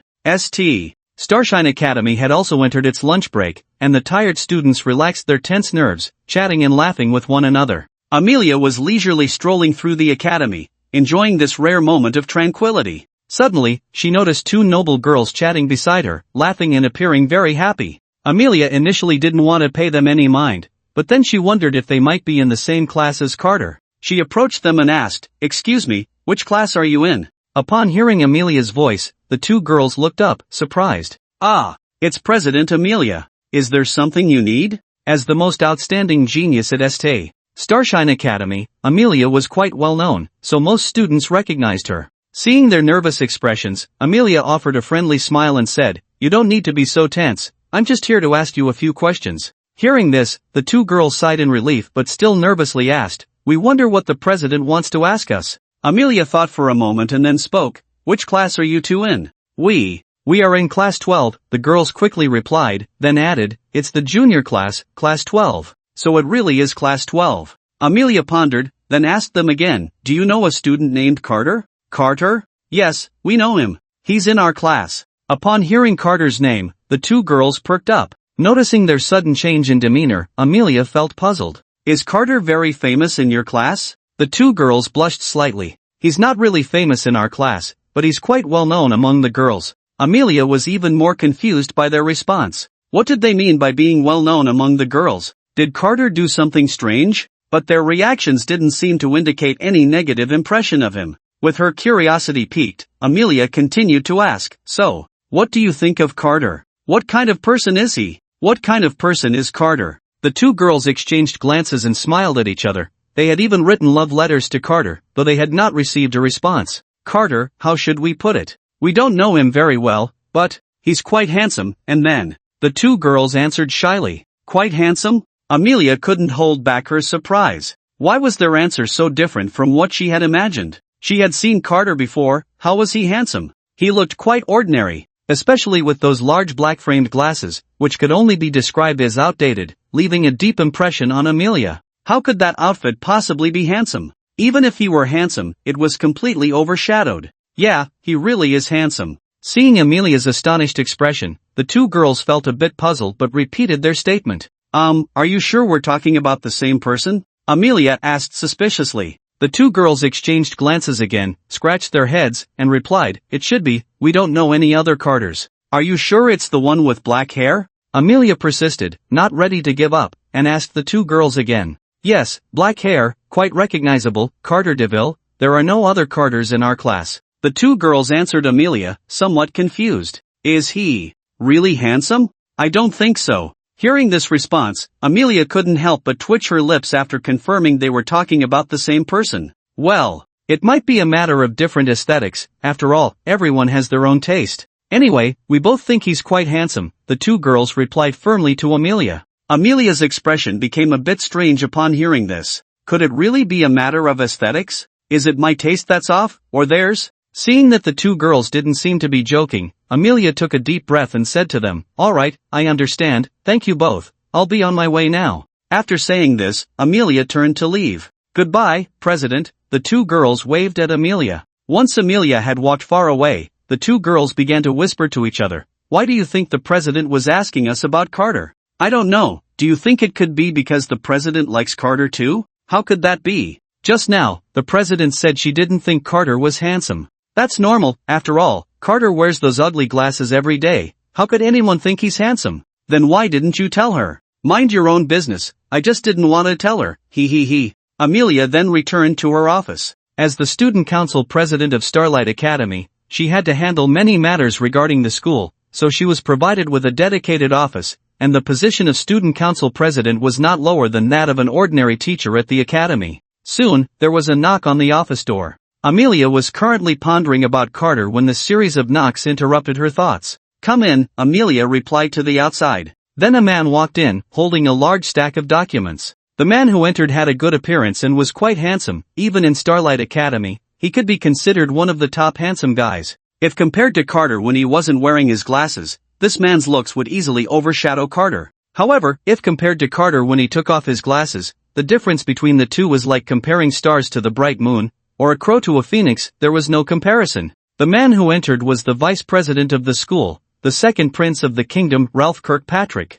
He was also a magical genius, otherwise, he wouldn't have been elected as the vice president of Starlight Academy. Although he wasn't as stunning as Amelia, with her extraordinary talent, he was still among the top in the academy and was considered a heartthrob by many girls. Due to his talent and the uniqueness of his position, he was jokingly referred to as the man most likely to win Amelia's heart. Although it was a joke, he took it quite well, as he indeed liked Amelia. After all, how could a girl with such astonishing talent and beauty not attract the attention of boys? He was very confident, considering his status as a prince of the kingdom. He believed he was absolutely worthy of Amelia, and it was just a matter of time. What he didn't know was that Amelia had no feelings for him at all. In fact, her mind was currently occupied with thoughts of another boy. Seeing Amelia frowning, looking troubled, Ralph stepped forward, placed the documents on the desk, and said to Amelia, President, these are the documents to be processed today. Just leave them here, Amelia nodded and continued to ponder. Ralph, seeing this, slightly adjusted his attire and, after confirming that everything was in order, revealed a smile he considered to be kind. With a somewhat nonchalant tone, he said to Amelia, "What's wrong, President? You look like you have something on your mind. Do you want to talk about it? Speaking out might lighten your mood, and who knows, I might be able to help you." Ralph appeared very sincere, his tone as gentle as could be, seemingly following the warm-hearted guy route. However, Amelia showed no reaction to Ralph's concern. She was somewhat aware of the jokes others made about her and Ralph, but she didn't care about those rumors. Or rather, she looked down on such gossip. She didn't know that Ralph liked her, nor did she like Ralph, but she didn't deliberately distance herself from him either, as Ralph had not disturbed her life. To her, Ralph was a capable assistant and a fairly good friend. She appreciated capable people. As for why she suddenly cared about Carter, a person who seemed quite ordinary to her, that had to do with the day before the Academy organized the observation battle. What did you say?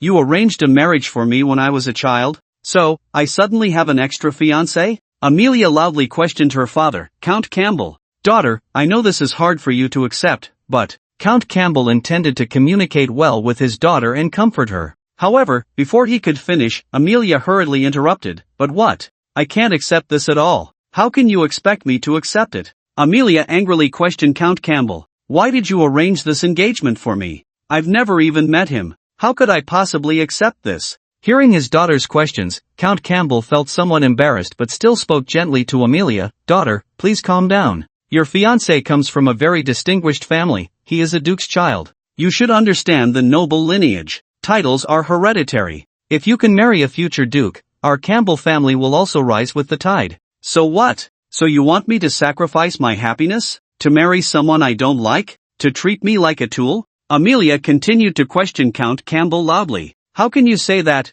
daughter? You must believe that your father loves you. If you become the wife of a duke, your future life will be more prosperous than now, with plenty of wealth and glory waiting for you." Count Campbell continued to comfort Amelia, hoping she could understand his good intentions. "So what? I will not agree. I must marry someone I love," Amelia stated firmly, her tone leaving no room for doubt. Seeing his daughter's resolute attitude, Count Campbell sighed and continued to persuade her, "But this matter is already set in stone. If you violate the agreement, it will bring shame to the entire Campbell family. Can you really bear to see such a result?" Hearing her father say this, Amelia felt somewhat shaken but still gritted her teeth and accused Count Campbell, "So this is entirely your fault, you didn't think it through." Seeing his daughter's attitude soften, Count Campbell continued to persuade her, "This matter is indeed due to my lack of consideration, but it has come to this. Why don't you just agree? You should know how important reputation is for a noble family." Amelia bit her lip. She certainly understood the consequences a family would face without reputation.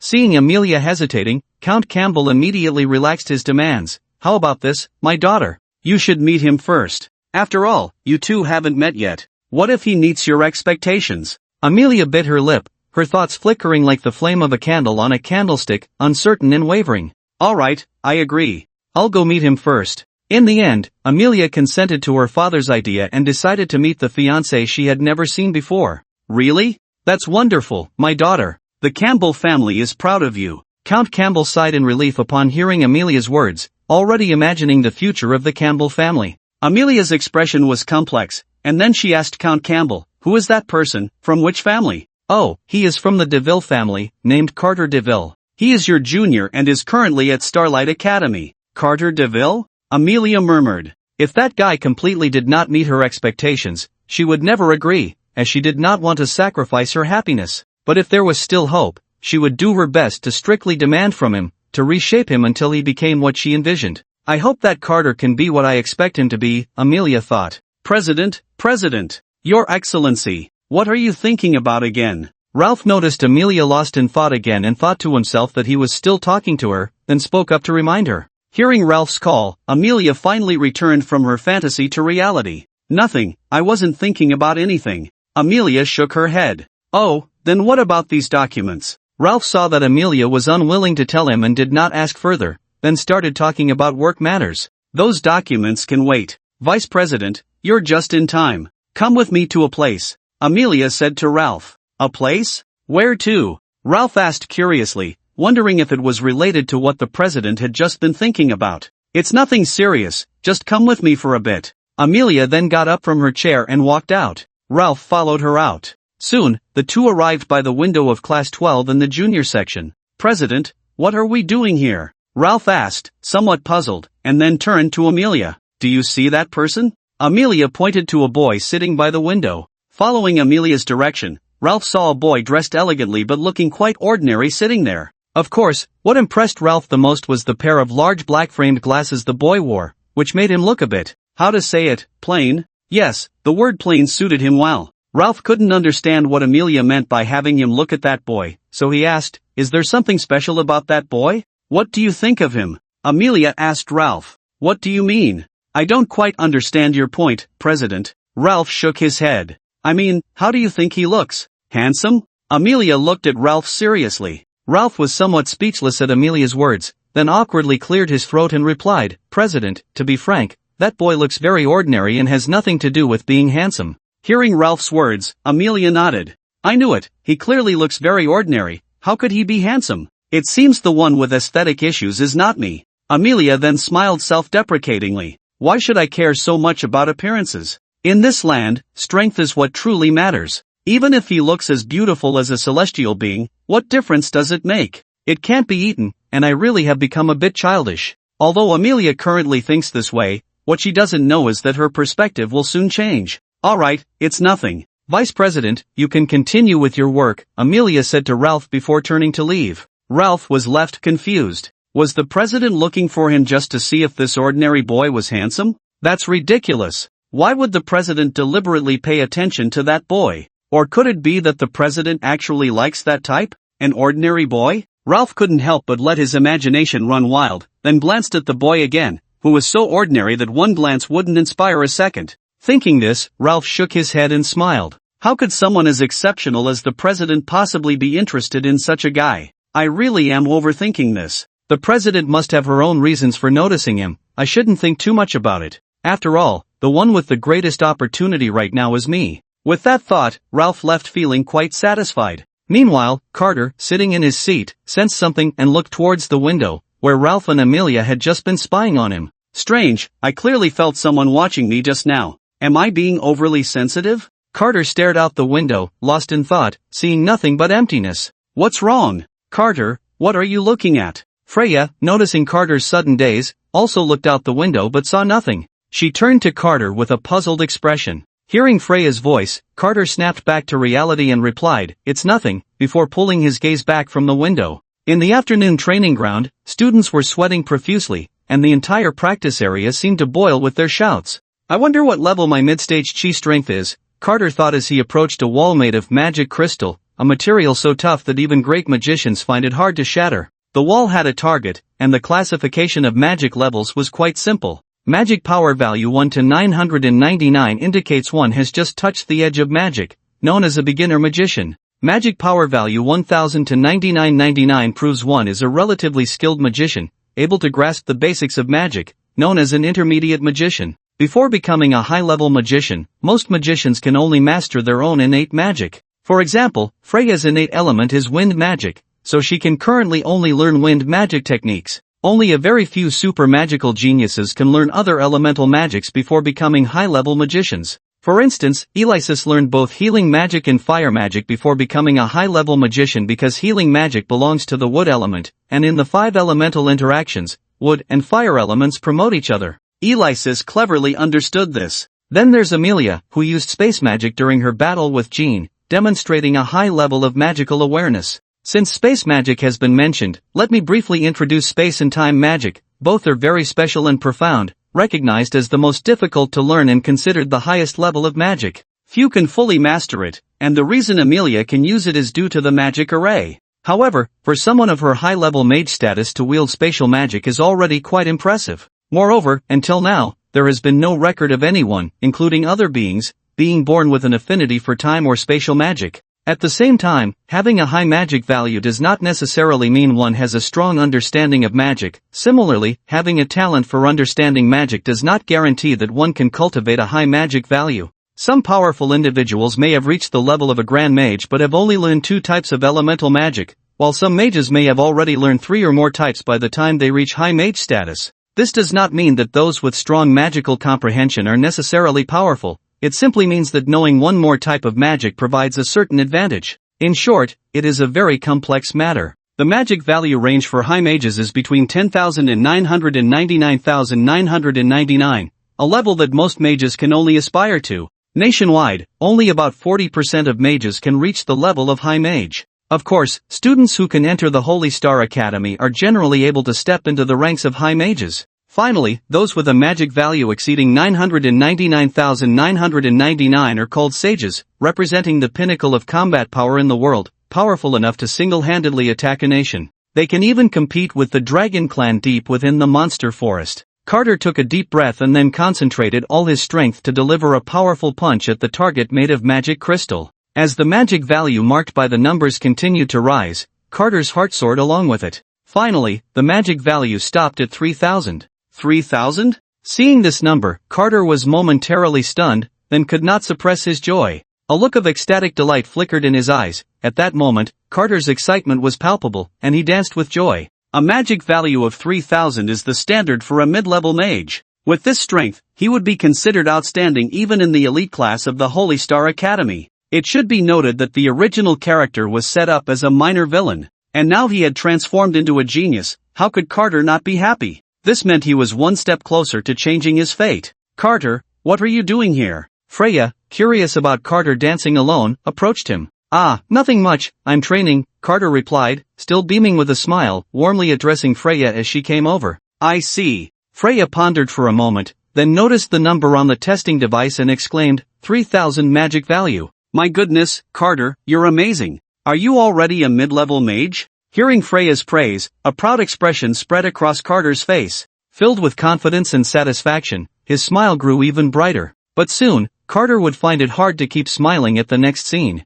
I haven't used this testing device before. I tested it once at home a year ago, so I don't know what level I'm at now, Freya mumbled, then used all her strength to cast a wind blade at the magic crystal testing device. The numbers on the device began to soar, eventually stopping at 2,999. Carter, look. We're almost the same. I'm also a mid-level mage. Although there's a slight difference in magic value, that difference is almost negligible, Freya said happily to Carter, and just by looking at her jubilant expression, it was clear she was very excited. A year ago, Freya was just a novice mage. But now, in just 1 year, she has already advanced a level. One could say her progress is astonishing. Carter's gaze gradually fell on the testing device's display panel, and the smile on his face began to stiffen. I took a special potion to reach this level, yet your stats are about the same as mine? Truly the heroine of this world, I can't compete. He then asked Freya, with such good results, why didn't you join the elite class? Because I'm an elf, a special admission from an outside tribe, so I went directly into the noble class.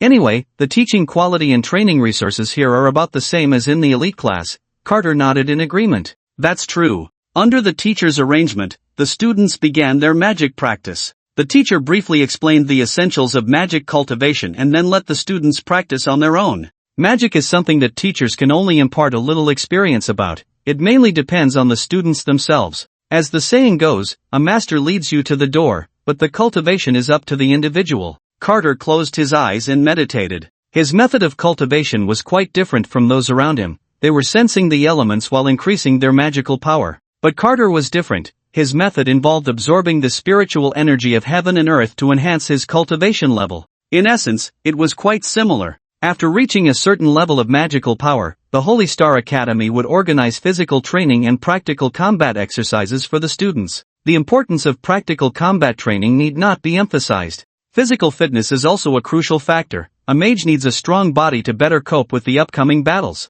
Carter recalled the practical techniques the teacher had just taught and began to punch according to the moves. However, after practicing for a short while, he felt something was off. Although his punches were powerful, he couldn't shake the feeling that his techniques were lacking, as if he wasn't fully unleashing his strength. Spread your legs a bit more, don't shrug your shoulders, try using your waist strength and try again. A clear and pleasant female voice suddenly rang in Carter's ears. He turned towards the source of the voice, and it was Amelia, the student council president. Carter was somewhat puzzled. What was this woman doing here? What are you staring at? Hurry up and do as I say, Amelia said, noticing Carter's dazed expression. Carter shook his head and followed Amelia's instructions, but his first attempt was somewhat of a failure. He still couldn't grasp the essentials. Spread your legs a bit more, lower your center of gravity, and unify your waist in horse stance. Seeing this, Amelia provided further guidance on Carter's shortcomings. Following her advice, Carter indeed saw a noticeable improvement. He felt a bit pleased, although he was still somewhat unskilled. With diligent practice, he would eventually master it. Seeing this progress, Amelia nodded in satisfaction.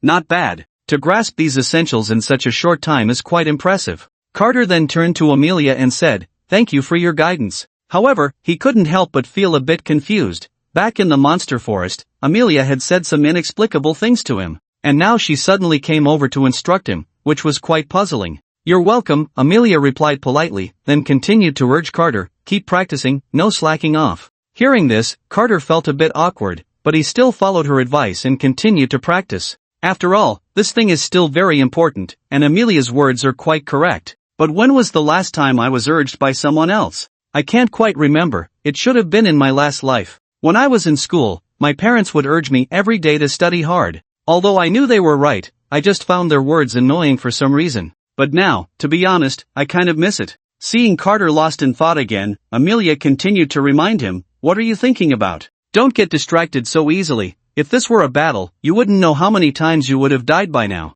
"Sorry, I wasn't thinking about anything," Carter replied, coming back to his senses, adjusting his state, and then continuing to practice. After a day of training, along with Amelia's vivid guidance, Carter's agility had improved significantly. At the same time, he felt that his application of strength had also seen great enhancement. Time flew by, and before he knew it, it was time to leave school. By the time Carter snapped out of his training, most of the students had already packed their things and were ready to go home. One can only say that when immersed in certain things, one really loses track of time. Seeing that it was almost time, Amelia prepared to leave. Carter bit his lip and then spoke to Amelia. "Thank you, President, for your trouble today." Upon hearing Carter's thanks, Amelia's face showed no expression. She coldly replied, "Showing results is the best way to thank me." With that, she left the training ground without looking back. What is this woman up to? Carter scratched his head, feeling completely baffled. "Forget it, one step at a time, I won't think too much about it." After leaving, Amelia walked home, recalling Carter's performance in training and nodded slightly.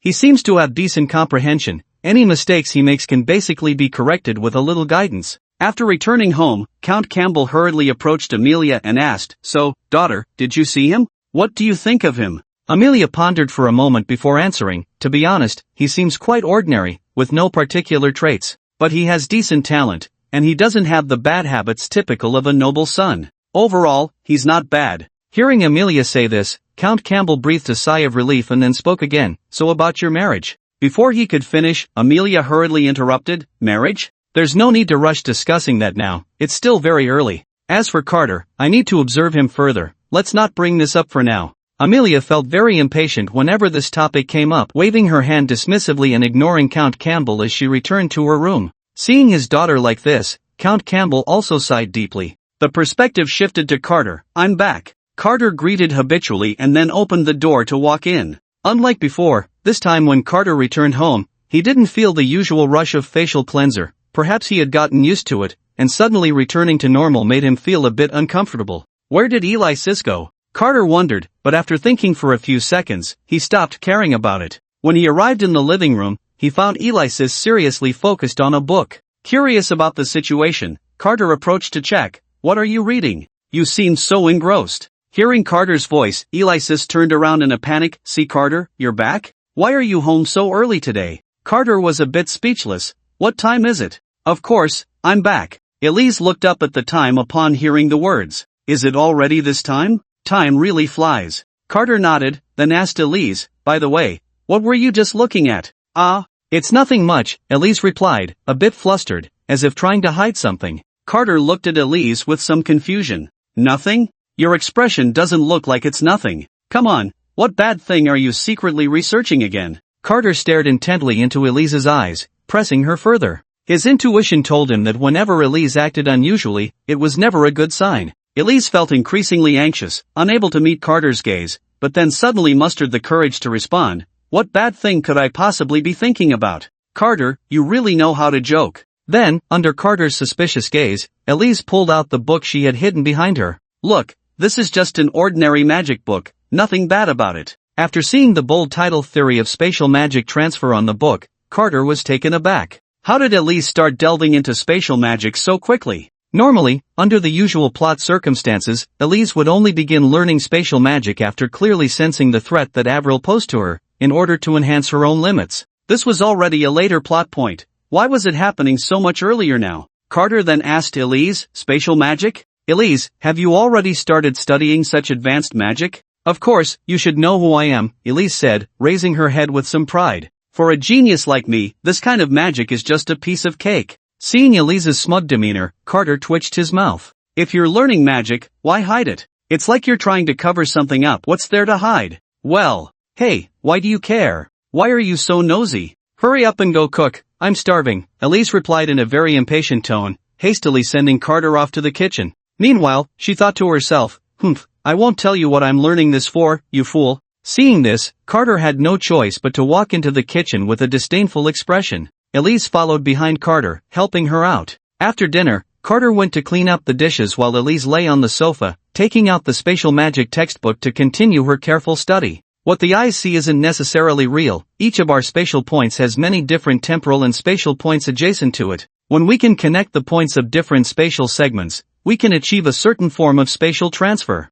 And during the process of transferring an object from one space to another, there will always be a corresponding spatial tunnel. Placing an object within a spatial tunnel means that the object will not exist in any spatial interface, thus achieving a certain hidden effect. It looks so obscure. Spatial magic is indeed quite a headache. Elise scratched her head while looking at the text. According to the book, the first step is to feel the temporal and spatial points corresponding to different spatial interfaces, right? Elise pondered, then closed her eyes to focus. Soon, she felt something and reached out into the void. Suddenly, a sound of time and space shattering echoed from the void, sounding a bit like a glass cup breaking. Did I succeed? Elise exclaimed, a bit excited. Achieving such rapid progress in learning spatial magic within such a short time is quite rare in the entire history of this continent. Even those authoritative magicians who have studied spatial magic for years would be shocked to witness this, astonished by Alexis's magical talent. Just as Alexis was feeling proud, Carter, who was washing dishes in the kitchen,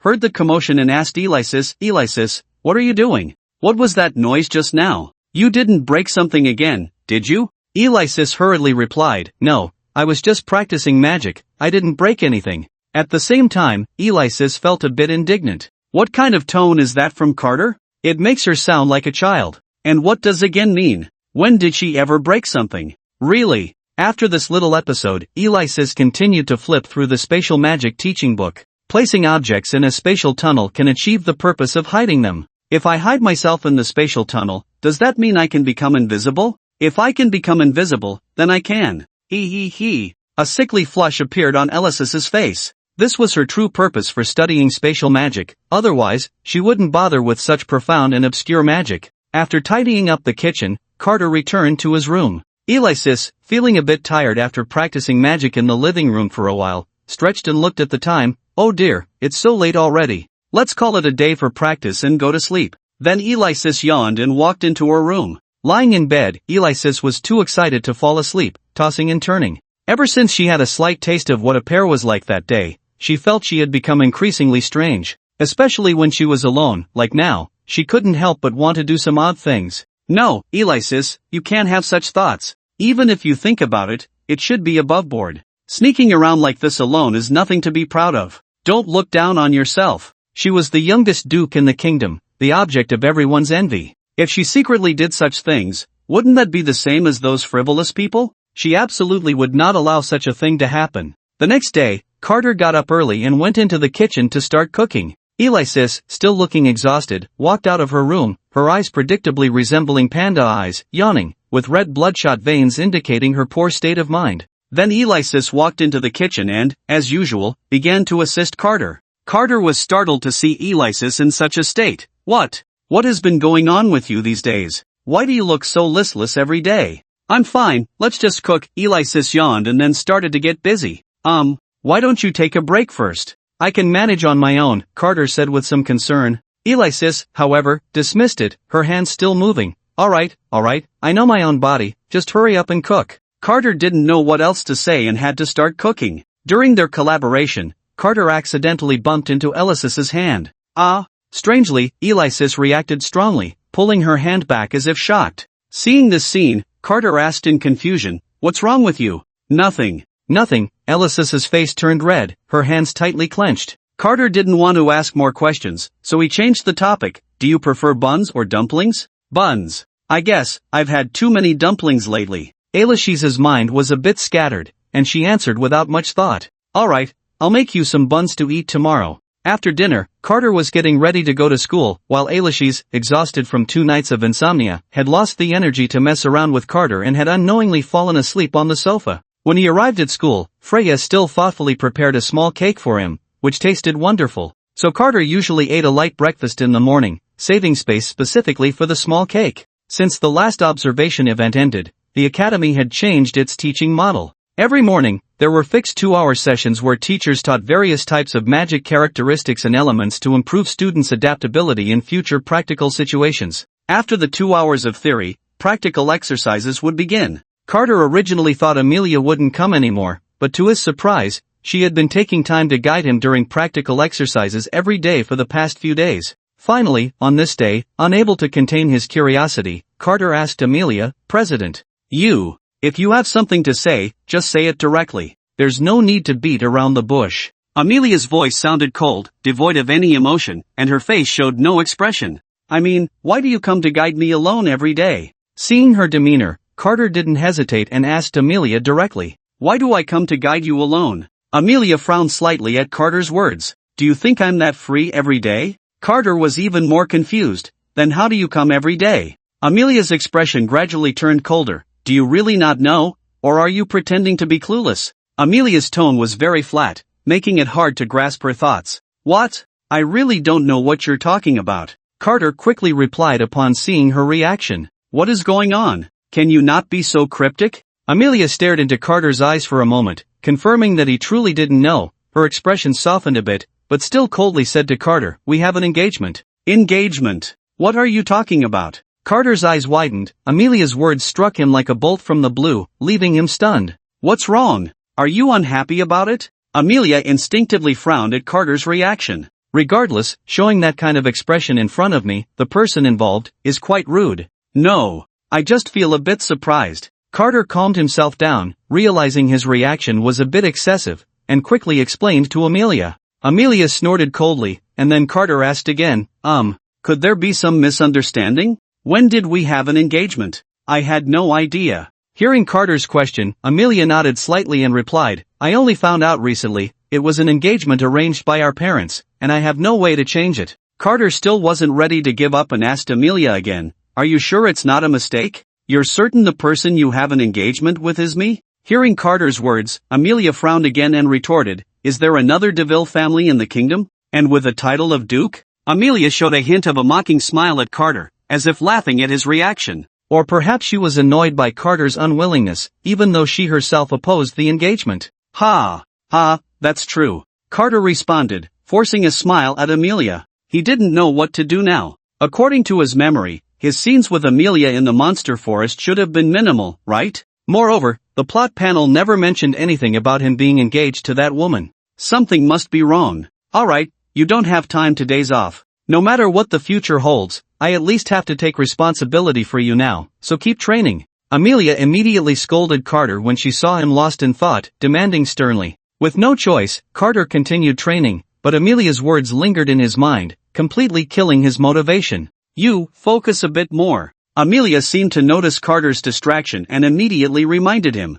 "Sorry," Carter replied weakly. "Remember, what you're learning isn't for me, it's for yourself, understand? You need to learn to take responsibility for yourself." Amelia's way of teaching Carter was just like that of a teacher. Carter showed a strange expression upon hearing this. Although what she said made sense, he couldn't shake the feeling that he had heard it somewhere before. Was it just his imagination? How can you be so unfocused? Are you even listening to me? Amelia was a bit angry at this point. Every time she finished speaking, Carter would zone out for a moment, looking absent-minded. Was he even taking training seriously? Oh, I heard you." Realizing Amelia's displeasure, Carter responded and continued practicing. Just then, a sweet and melodious voice came through. "President, are you teaching Carter to train?" Amelia turned her head and saw the owner of the voice. She recognized this person very well. It was the one who had saved her at a critical moment in the monster forest. Oh, it's you. I remember you. Thank you for your help in the monster forest.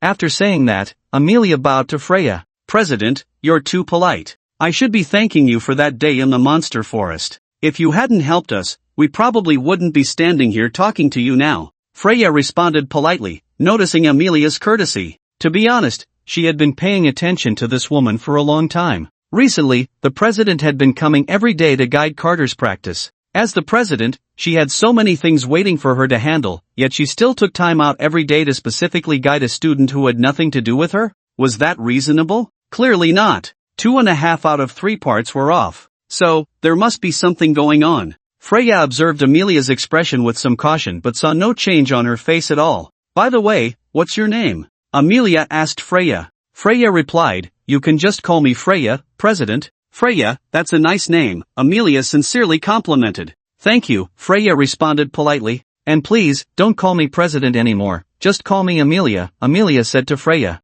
Okay, I understand, Sister Amelia, Freya smiled sweetly. By the way, Sister Amelia, you haven't answered my question yet. Amelia thought for a moment and said, sorry, I wasn't paying attention. Could you repeat the question? I was just a bit curious. Are you teaching Carter to train? Freya replied. Amelia generously admitted to this. That's right. Freya, seeing that Amelia had no intention of hiding anything, did not continue to press further and simply said to Amelia, can I join? Of course, no problem. Amelia did not refuse and readily agreed. Upon hearing this, Freya's smile became even brighter. Thank you, Sister Amelia. You're welcome. Amelia replied, then her tone suddenly became stern. From now on, continue training. After the training ended, the sun had set halfway behind the mountains. Carter and Freya were both drenched in sweat, panting heavily. Despite this, they could clearly feel their progress. Amelia nodded. Both of them were talented prospects, and as long as they worked hard, there would be no problem in becoming great magicians in the future.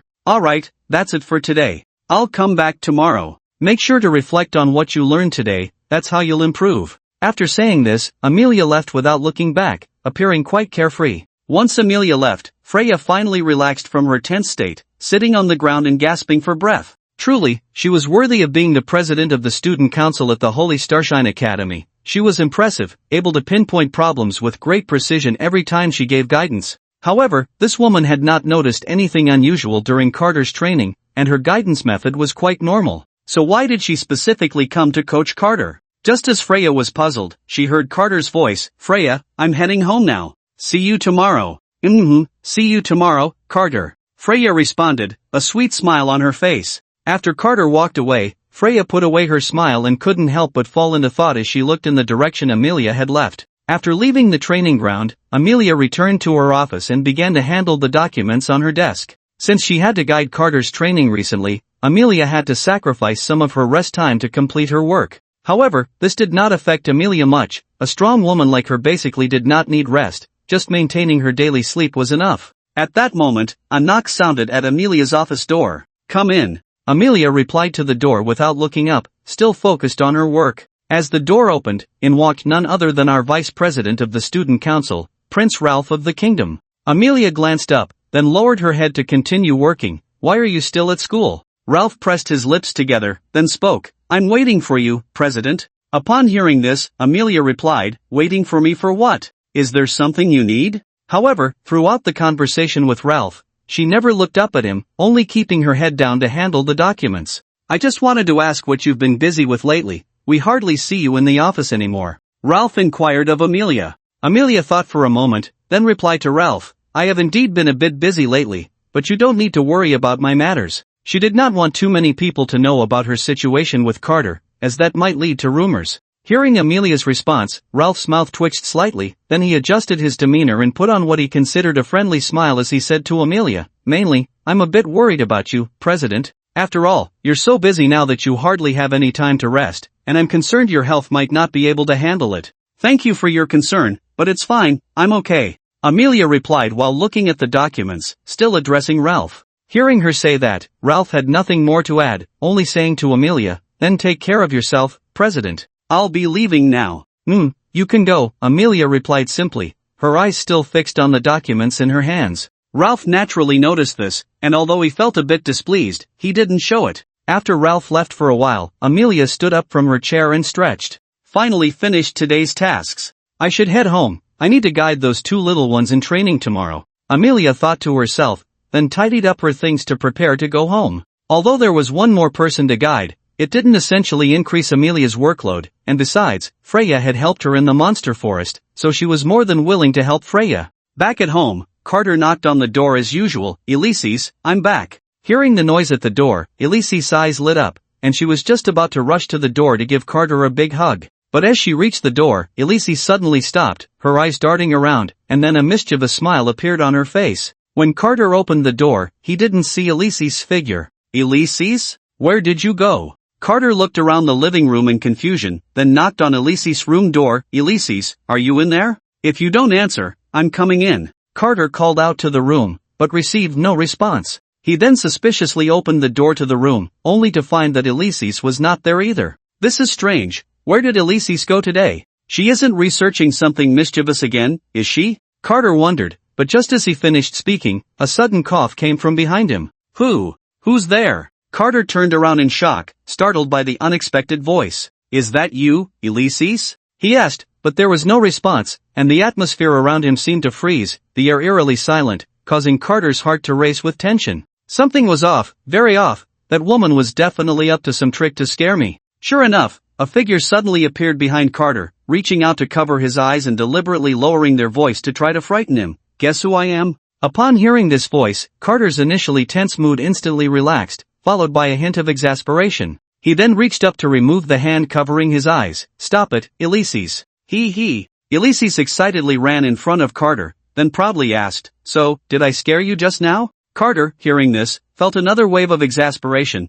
Yes, you're really something. Although Carter's response was quite dismissive, Alexis remained unfazed, looking very pleased with herself. Of course. You should see who I am. Then Alexis suddenly wrapped her arms around Carter's neck and questioned him. Oh, you little rascal, how dare you talk bad about me behind my back? Now I've caught you. Feeling her arms around his neck, Carter immediately felt a bit awkward. Hey, let go. When did I talk bad about you? Oh, you still won't admit it, huh? After hearing Carter's response, Alexis tightened her grip. Who was just saying I was researching bad things? Making it sound like I do bad things every day. You still dare to say you didn't talk bad about me? Feeling the soft touch on his face, Carter's cheeks involuntarily flushed slightly. Alright, I was wrong, just let go. So, will you dare to do it again next time? I won't. This is more like it. Elise was very pleased to hear this, so she released her hold on Carter, a victorious smile on her face. After being let go, Carter adjusted himself briefly and shot Elise a glare. I really can't do anything about you. Elise, far from feeling ashamed, took pride in it. You're right, you really can't do anything about me. Ha ha ha. Seeing Elise's smug expression, reminiscent of a child who had just succeeded, Carter couldn't help but twitch the corner of his mouth, feeling helpless. Then, as if a thought struck him, he looked at Elise with a hint of confusion. By the way, Elise, how did you suddenly appear behind me without a sound? Just you? Elise scoffed. Isn't it easy for anyone to sneak up behind you? Carter was at a loss for words, honestly feeling a bit defeated. So you were following me since I just walked in? Carter asked. How could that be? Elise looked at Carter as if he were foolish. If I had been following you the whole time and you didn't notice, how dull would you have to be? Carter, this woman was becoming increasingly unbearable. Alright.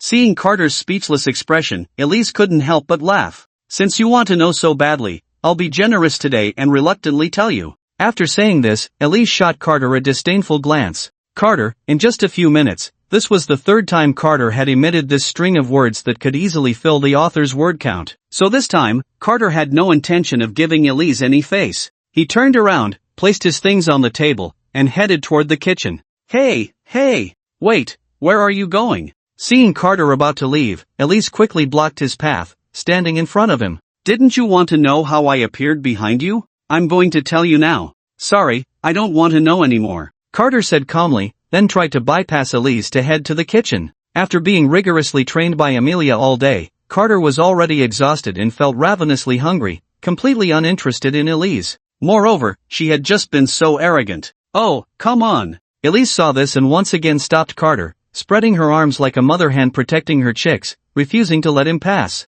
She had waited a long time to show off to Carter, and it was infuriating that he was giving her no face at all. That annoying guy. Oh, Elise, stop it. I'm really a bit hungry, Carter said, holding his stomach and looking helplessly at Elise. Just wait a moment, it will be quick, Elise assured Carter. Really, I promise you'll be absolutely amazed when you see it. Just take a quick look, okay? Elise put on a pitiful expression, shaking Carter's arm and acting cute. Alright, I agree. Just hurry up. Carter felt a bit uncomfortable under Elise's gaze. He couldn't stand it when others acted pitiful. Then you better watch closely. Once Elise got Carter's agreement, her previous pitiful demeanor vanished without a trace, replaced by a beaming, triumphant expression. This transformation, akin to a Sichuan opera face-changing act, made Carter inwardly exclaim, "Women really are fickle." Then, to Carter's astonishment, he watched as Elise's figure gradually faded, and then she completely disappeared. Carter was stunned for a moment, then instinctively reached out to touch the spot where Elise had vanished. Oh, how annoying. Carter, you really are a little pervert. Suddenly, a playful voice from Alexis filled the air. Feeling the soft touch on his hand, Carter awkwardly withdrew it and asked the air in front of him, "Alexis? Are you still there?" Of course. With the sound fading, Alexis appeared out of thin air right in front of Carter. So, what do you think? Am I amazing or what? Seeing Carter's stunned expression, Alexis was clearly very pleased, tilting her head in anticipation of his praise. Carter paused for a moment, then spoke with a somewhat unnatural expression. Did you learn how to become invisible? That's right, I learned how to be invisible. How about that? Isn't it impressive? Hurry and praise me. Alexis leaned closer to Carter, looking at him with eager eyes. Carter's expression was quite complicated at this moment. Weren't you practicing space magic? How did you learn invisibility? Although the plot panel recorded that Alexis indeed learned space magic, what she learned was the ultimate move that could imprison people in space and crush everything within it, used against Avril and the main cast during the final battle. It never mentioned that Alexis had learned invisibility. Moreover, this kind of magic doesn't even seem to exist in this book, right? Yeah, I was practicing space magic, but my goal in learning space magic was to learn how to be invisible, Alexis said, feeling quite proud of herself. You know, there's never been any magic that can make someone invisible in the history of the kingdom. I'm pioneering this, a magic I created myself. How about that? Am I impressive? Hearing this, Carter's expression became even more peculiar. Why did you suddenly want to learn invisibility? Alexis stiffened at Carter's sudden question, her smile gradually freezing. What should I do? I haven't thought of how to answer this question yet. How careless. Then Alexis bit her lip, trying her best to appear natural. I just got bored and accidentally discovered it while researching space magic. Ha. Alexis laughed awkwardly, glancing secretly at Carter, seemingly afraid he would catch on to something. But didn't you just say you learned space magic to learn invisibility? How did it turn into discovering invisibility while learning space magic? Carter stared into Alexis's eyes. He was skeptical of her words, especially since it was Alexis. Hey, why are you asking so many questions? Alexis said, a bit flustered and angry. Isn't it enough that I'm exceptionally talented? Carter slightly opened his mouth. Then you. What do you mean, then you? Alexis interrupted Carter hastily before he could finish. I haven't even addressed what you did earlier, and you're asking me instead. What? Carter was a bit confused. What had just happened? What? Are you still playing dumb? Seeing Carter's puzzled expression, Alexis became even more frustrated. I ask you, just now, did you take advantage of me? As she spoke, Alexis suddenly paused, her face turning red. At this point, Carter suddenly realized and quickly explained, I didn't do it on purpose, you suddenly disappeared, and I was just a bit curious. So, this is all my fault then? Alexis crossed her arms, looking at Carter with a somewhat dissatisfied expression. Oh no, it's not. Carter felt utterly speechless at this moment. Things really aren't as you think. Then how do you think they are? Alexis suddenly hugged Carter. You brat, don't think that I'm easy to bully, getting a bargain and then acting coy. Where in the world does such a good thing exist? Hey, what are you doing? Let go. Carter was startled by Alexis's sudden movement. I'm telling you, don't think you can take everything and leave me empty-handed. I won't let you off the hook for this, Alexis said, looking into Carter's eyes, her tone a mix of sweetness and menace. But you just said I took advantage of you, so why are you getting so close now? Carter's tone was a bit flustered as he tried to push Alexis away. But her grip was like a vice, and no matter how he tried, he couldn't break free. Still trying to run? Do you think you can escape? Alexis said, a hint of obsession in her voice. What are you doing? What do you want? Carter struggled desperately. The psychological trauma from his past life lingered in his heart, making him genuinely afraid. What's wrong? You just took advantage of me, so of course, I have to take it back. Otherwise, I'd be the one at a loss. Hearing this, Carter's eyes widened in disbelief. Is this even a human thing to say? You shameless person. Shameless or not, it's your fault for provoking me. 10 minutes later, Alexis wiped her mouth and sat on the sofa, looking quite satisfied. Meanwhile, Carter curled up in a corner, looking despondent, his face covered in Alexis's lipstick marks. What are you still doing there? Hurry up and cook. I'm about to starve to death. Alexis's voice was light, but to Carter's ears, it sounded incredibly arrogant. Carter glared at Alexis, his fists clenched. What? You don't accept it? Alexis raised an eyebrow and glanced at Carter casually. Carter immediately wilted. Of course not, I'll go cook right now. That's more like it, go on. Alexis turned her gaze away, her tone somewhat lazy. Carter walked into the kitchen, feeling indignant. As soon as he entered, his expression suddenly turned fierce. Damn woman, I'll remember this, just you wait. Carter, I can hear you. Cough. Since Alexis likes to eat buns, let's have buns for breakfast tomorrow. After dinner, Carter lay on the bed helplessly, his thoughts lingering on what Amelia had said to him earlier that day. According to the plot, I shouldn't have much interaction with someone named Amelia, so why did she say I have an engagement with her? Carter pondered, then casually opened the plot panel to browse. Once he started, he couldn't stop. The plot introduction he saw was vastly different from what he had seen before. Rather than a plot panel, it was more like Carter's personal diary. It detailed everything from Carter's first meeting with Alexis, to the dramatic encounter with Freya, to the subsequent events in the Beast Forest, and now Amelia coming to guide Carter in training. It also clarified the doubts in Carter's mind, clearly recording how Alexis had used her spare key to open Carter's room after discovering he hadn't gotten up. Damn it!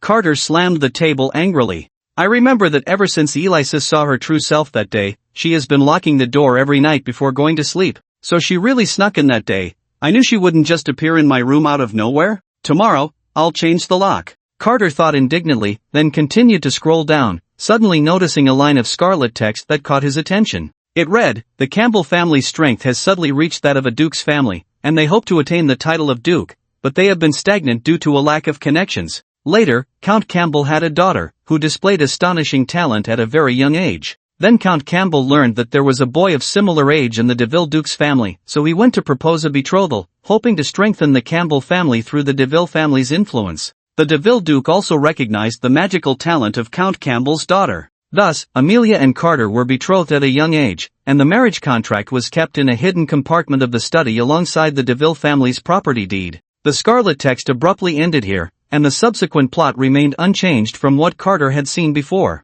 In other words, the earlier changes in the plot were triggered by a slight alteration in his fate, which also affected his engagement with Amelia. The fact that the subsequent plot had not changed indicated that his current efforts were insufficient to alter his future destiny. With this thought, Carter furrowed his brow. It seemed he still had a long way to go. Wait, that marriage contract is still in the study? That woman, Alexis, often goes in and out of the study. If she discovers that marriage contract. With this thought, Carter broke out in a cold sweat. Alexis was a key figure throughout the entire plot and also his protector. He could not afford to offend her. No, he had to find a way to retrieve the marriage contract from the study. Late at night, Alexis lay in bed, staring blankly at the ceiling. Due to some reasons, she had not been able to sleep well these past few days. She had thought that taking the opportunity to indulge in some meat today would help relieve her discomfort. But, unexpectedly, it only made her feel worse. At this moment, Alexis was restless, unable to calm her emotions while lying in bed. Suddenly, she heard a strange noise coming from the study. What sound is that? Alexis's ears perked up. Normally, at this time, she would indeed be fast asleep and might overlook such details. However, for the alert Alexis, with her abilities, no movement within 100 meters could escape her notice. Is it Carter? What is that guy doing sneaking around at this late hour? Alexis wondered, then got out of bed. No, I have to go take a look. What could he be hiding from me, sneaking around in the middle of the night? At that moment, Carter was stealthily slipping into the study. It's so late, Alexis should be asleep by now, right? Carter thought, then slowly moved to a table. According to the plot panel, the marriage contract should be right here, right? I need to find it quickly. Then Carter gently moved the table. Creak! The table leg scraped against the floor, making a friction sound. Although it was very slight, it was somewhat jarring. Carter instantly broke out in a cold sweat, hurriedly looking around. Damn it, I've been so careful, how could this happen? But it's this late, Alexis should be asleep, right? She shouldn't be able to hear me? Carter patted his chest, calming himself. Just as he was about to continue, a sudden, crisp voice rang out from the doorway of the study. Carter, what are you doing sneaking around here in the middle of the night? Carter froze at the sound, then turned around in a panic. In the deep night, the outside of the manor was pitch black, and the study was dimly lit, with only a solitary candelabrum casting a hazy light over the room. Alexis stood at the door in her nightgown, her figure tall and graceful. In the dim light, her shadow stretched infinitely. To Carter, she was beautiful and captivating, yet also terrifying. Answer my question, Carter DeVille. What are you doing alone in the study at this late hour? Alexis's gaze was unusually firm, shining brightly in the dimly lit room. She could tolerate anything from Carter, but the one thing she could not stand was him deceiving her or deliberately hiding things from her. Just like right now. Seeing Alexis's serious expression, Carter's heart sank. Oh no! Answer me, why aren't you responding to my question? Alexis narrowed her eyes slightly, slowly moving closer to Carter. What are you doing? Alexis's sudden assertiveness caught Carter off guard. The pressure coming from her made it hard for him to breathe, and he instinctively took a step back. Carter stepped back, Alexis stepped forward, Carter stepped back, Alexis stepped forward. Eventually, Carter had nowhere left to retreat, his back pressed against the wall. Alexis took the opportunity to lean in, gently placing her hand against the wall beside Carter's ear, executing a near-textbook perfect wall slam. Although Carter appeared to be slightly taller than Alexis, the scene felt entirely harmonious. Gulp! Carter nervously swallowed. Now, can we talk? Alexis locked her gaze onto Carter's eyes. I didn't do anything. Carter averted his eyes, unable to meet Alexis's stare. Seeing that Carter wouldn't tell the truth, Alexis moved in closer. If you didn't do anything, why can't you look me in the eye? I really didn't do anything. Carter gritted his teeth. I'll give you one last chance, Carter Devil. Alexis spoke coldly, just now. What on earth are you doing? Hearing Alexis's tone, and the way she directly called his name, Carter knew he couldn't bluff his way out this time. But if he revealed the matter of the marriage contract, he had a premonition. It would end badly for him. What to do? I'm waiting online, urgent. Why aren't you speaking? Do I need to say it a second time? Alexis was starting to lose her patience, pinching Carter's face with one hand, forcing him to look into her eyes. Carter felt uncomfortable, and at this critical moment, a sudden flash of inspiration struck him. Oh, Alexis, why are you acting like this? You're kind of scaring me. If someone didn't know better, they might think I did something to betray you. Carter moved Alexis's hand away from his face, pretending to be relaxed. Isn't that the case? Alexis's attitude didn't soften, she continued to press coldly. Meeting Alexis's eyes made Carter's heart race, but he knew he couldn't flinch now, he mustn't show any signs of guilt in front of her. Ha? Betray you? What did I do? Carter feigned confusion, taking off his glasses, his big, bright eyes staring intently at Alexis.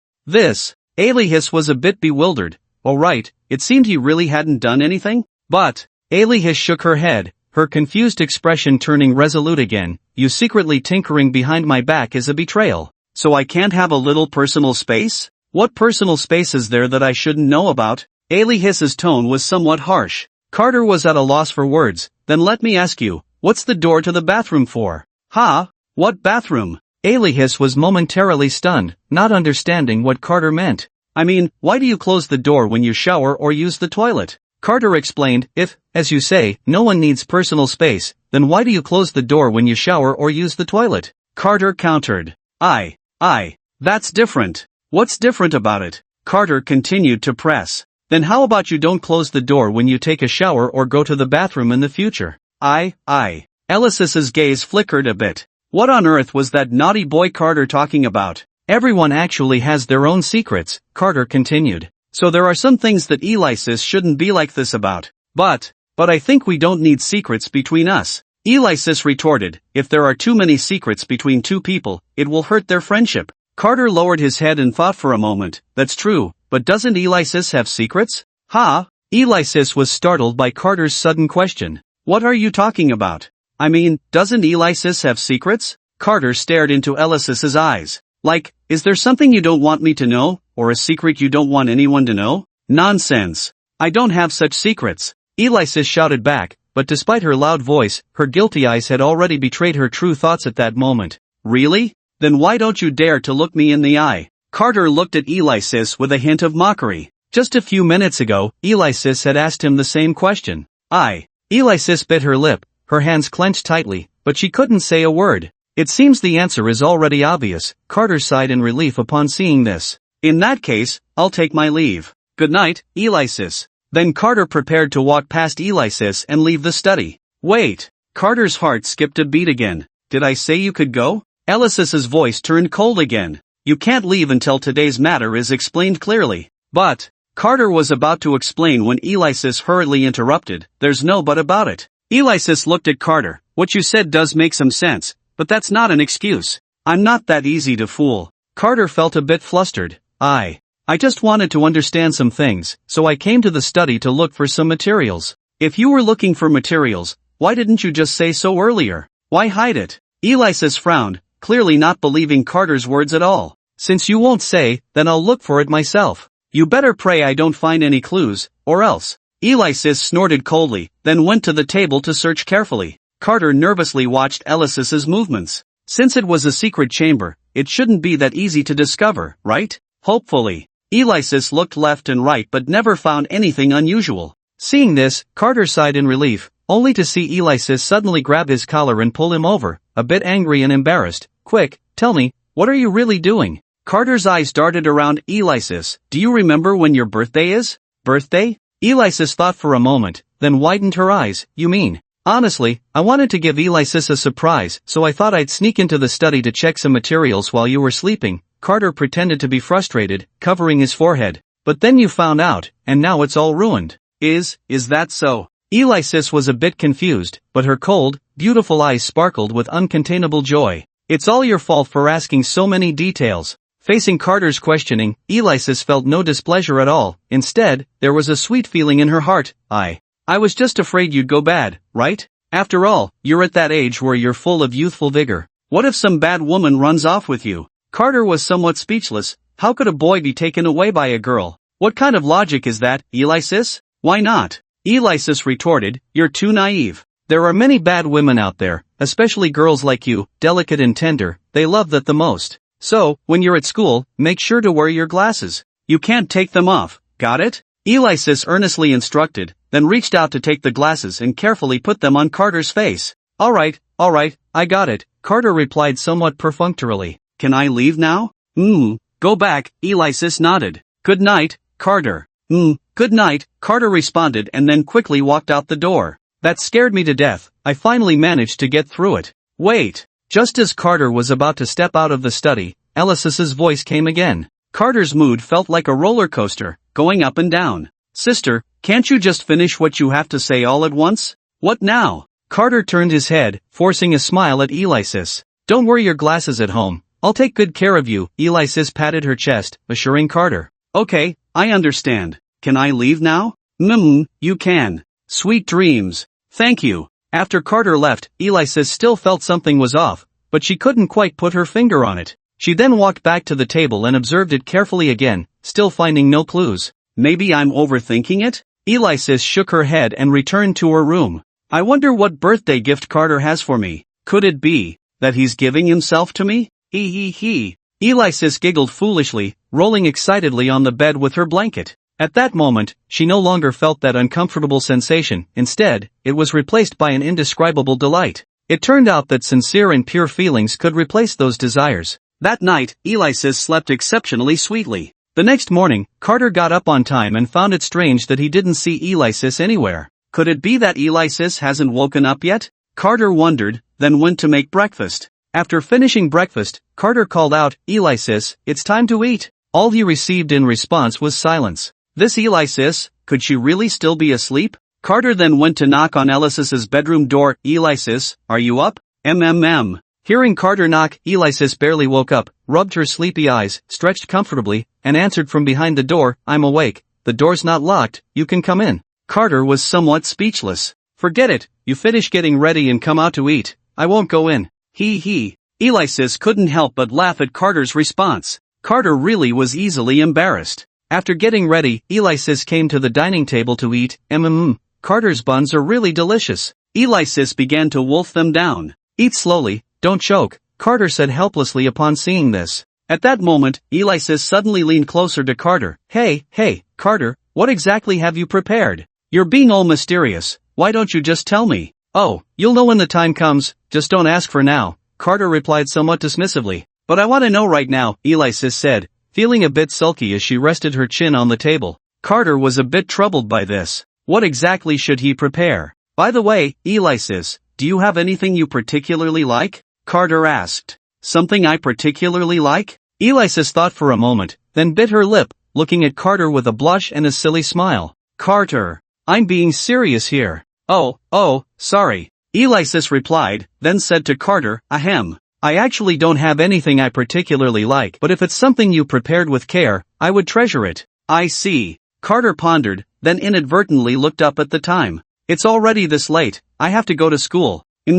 Goodbye, Carter. Upon arriving at school, good morning, Carter. Good morning, Freya. After greeting her, Carter sat down to prepare for class. Not long after, the teacher came to the podium with a book, ready to start the lesson. Class, today we will mainly learn how to sense the position of our affinity element more quickly. You should know that the magic power we usually absorb comes from nature, but nature does not consist of just one element, it is a mixture of many complex elements. Therefore, we need to quickly sense our affinity element to more efficiently enhance our magic power. After hearing this, Carter fell into deep thought. Wizards enhanced their abilities by absorbing a single element. But I'm different, I absorb the spiritual energy of heaven and earth. The spiritual energy is not just made up of a single element, but consists of the 5 elemental forces. In other words, if I can use the spiritual energy properly, does that mean I can master the 5 elements of metal, wood, water, fire, and earth at the same time? With this thought, Carter's eyes lit up. After the mandatory theory and practice class, Carter went to the training ground. He extended his hand, gathering his spiritual energy in his palm, forming a sphere of energy. Then, relying on his own feelings, he gradually sensed. Finally, the energy sphere began to burn, transforming into a flame. I did it! Carter was a bit excited. This means I really might be able to master all 5 elements at once. He then tried to condense the other elements. However, to his disappointment, all of them failed. The first success might have been easy because my innate element is fire, just like the DeVille family. It could also be because my level is too low. Anyway, there's no rush, I can take my time to try later, Carter thought to himself. Not long after, Amelia arrived at the training ground. Is Freya not coming today? I don't know either. Carter shook his head. Freya had initially joined because she was suspicious of Amelia and wanted to see what her intentions were. But after a day of training, she didn't notice anything unusual and felt embarrassed to trouble her, so she didn't come today. In that case, let's not wait for her and start training. Amelia then tossed a wooden sword to Carter. What's this? Carter looked at the wooden sword, puzzled. While hand-to-hand combat skills are important, in actual combat, the use of weapons is even more crucial, Amelia said sternly. On the battlefield, you can't just fight the enemy with your fists. I don't know what you're best at, but my best weapon is the sword, so today I'll guide you in practicing swordsmanship to see how well you connect with the sword and determine if you're suited to use it. Come on, attack me. Amelia then took her stance, ready for battle. Hearing this, Carter gripped the sword hilt tightly and charged at Amelia. The anticipated slash did not occur. Carter's first move was a thrust. Not bad, you're not flailing around like other newcomers, Amelia said, elegantly dodging with a graceful turn. Think carefully about how you can hit me. With his first strike missing, Carter swung upward, but Amelia simply tilted her head to evade effortlessly, looking both splendid and graceful. Show me what else you can do, Amelia said with a light laugh. Carter then swung downward, using gravity to his advantage, but Amelia sidestepped again. He quickly adjusted his grip, twisting his wrist to thrust the wooden sword from his right shoulder's rear, the entire motion fluid and seamless. Seeing this move, Amelia's expression finally changed, and this time she did not dodge but extended 2 fingers to pinch the tip of the wooden sword. The two stared at each other, as if time had frozen. Leaves were lifted by the wind, floating gently past them before soaring into the sky until they vanished from sight. You did very well, Amelia nodded. From now on, you will learn swordsmanship from me. Carter sighed in relief upon hearing this. All these moves were things he had learned from TV shows. He remembered thinking how cool the martial arts were on television and had even taken a stick to practice swordplay. At that time, wielding the stick felt quite impressive, let alone using a wooden sword that looked so realistic. He never expected it would come in handy in a place like this. Amelia was also somewhat surprised. She truly did not expect Carter to have such a feel for the sword. Then Amelia extended her hand. Give me the wooden sword. Carter handed it over. Watch closely. As Amelia spoke, she executed a beautiful series of sword flourishes. Carter was left dumbfounded by the scene. "Did you see it clearly?" Amelia asked. I didn't quite catch it, could you do it again?" Carter replied. Amelia demonstrated once more. "That's really cool," Carter murmured to himself. "Alright, now you try it." Amelia passed the wooden sword back to him. Carter took it and began to mimic her movements. Amelia nodded slightly. It looks pretty good, but you should do it like this in this part." Time quickly passed, and it was soon the lunch break at the Starlight Academy. Amelia, as usual, sat comfortably in a secluded corner, enjoying the peaceful time. "So you are here, President?" Amelia turned at the sound to see Ralph standing in front of her. "Is there something you need, Vice President?" "I was just a bit curious about where you went this morning," Ralph replied. "I've noticed that you disappear every time training starts." Amelia raised an eyebrow at this. "So, what exactly are you trying to say?" Amelia asked. She didn't like it when people kept things hidden, nor did she appreciate being disturbed without reason. "It's nothing, just a bit curious about what you've been busy with lately," Ralph said, frowning slightly before explaining. "Vice President, just pay attention to the school matters. As for my personal affairs, you don't need to concern yourself with them," Amelia said coldly. This was not the first time he had asked her this question. She disliked people prying into her private life. "I see, then I apologize for the intrusion," Ralph said with an awkward smile before leaving. Amelia shook her head, feeling somewhat perplexed, then glanced at the time. "It's about time, I should go continue training." She then stood up and left for the training ground of Class 12 in the beginner's course. After she left, Ralph followed her from a distance. "I want to see what you've been busy with lately." Thus, Ralph trailed her all the way to the training ground of Class 12. "What is the President doing here?" Ralph was somewhat puzzled, and then he saw Amelia instructing a boy in swordsmanship. The boy was familiar to Ralph. He was the one Amelia had previously pulled over to ask for his opinion on her looks. "What's going on? Why is it him again?" Ralph frowned. "What is the relationship between the President and him?" After school, Amelia returned to the office to handle documents as she had before. "President." Amelia glanced up and then lowered her head to continue working. "Is there something you need, Vice President?" Ralph hesitated for a moment and then spoke up. "I just wanted to ask, what is the relationship between that boy and the President?" Hearing this, Amelia paused, raised her head to look at Ralph, and asked, "Are you following me?" "This isn't following," Ralph replied, then added, "The President still hasn't answered me. What is your relationship with him? Why do you specifically sacrifice your time to instruct that boy?" Amelia's expression gradually turned cold. "What does it have to do with you?" Ralph hesitated at her words. "I'm just a bit curious." "That's enough." Amelia interrupted. "I said it has nothing to do with you, mind your own business." She didn't want anyone to know about the engagement, and this guy kept asking her these inexplicable questions, which was making Amelia somewhat impatient. Hearing Amelia say this, Ralph's face darkened. "Fine, I understand," Ralph replied and then left. "What a mystery." Amelia's expression was displeased, and she shook her head, continuing to handle the documents, ignoring it all. Reflecting on Amelia's attitude, Ralph's expression grew increasingly grim. "It seems it's time to put some pressure on you." After leaving the school, Ralph returned to the castle. "Your Highness, you called for me." An old man approached, bowing deeply to Ralph. "I need you to investigate someone for me, and also help me with something." After Amelia finished her documents, the sun had already set. Amelia dragged her weary body home, the sunset casting long shadows behind her. "You're back," Count Campbell said, looking down with a blank expression. Amelia nodded, then placed her sword on the table and lay back on the sofa, stretching. "Let's talk." Count Campbell sat beside Amelia. "You go ahead." Amelia squinted. She was very tired and just wanted to hear her father finish quickly so she could rest in her room. "Speaking of which, you're about to graduate from St. Starshine, right? There's still half a year left." Amelia opened her eyes. "Why are you suddenly asking this?" "I'll give you another half a year. After that, you must marry Carter DeVille immediately." Amelia's eyes widened in shock. "What did you say?" "You said I could decide for myself. This is not the time for you to be willful. After half a year, the engagement must be fulfilled." Count Campbell's face darkened, his tone revealing an undeniable authority, completely lacking the previous negotiating attitude. Why?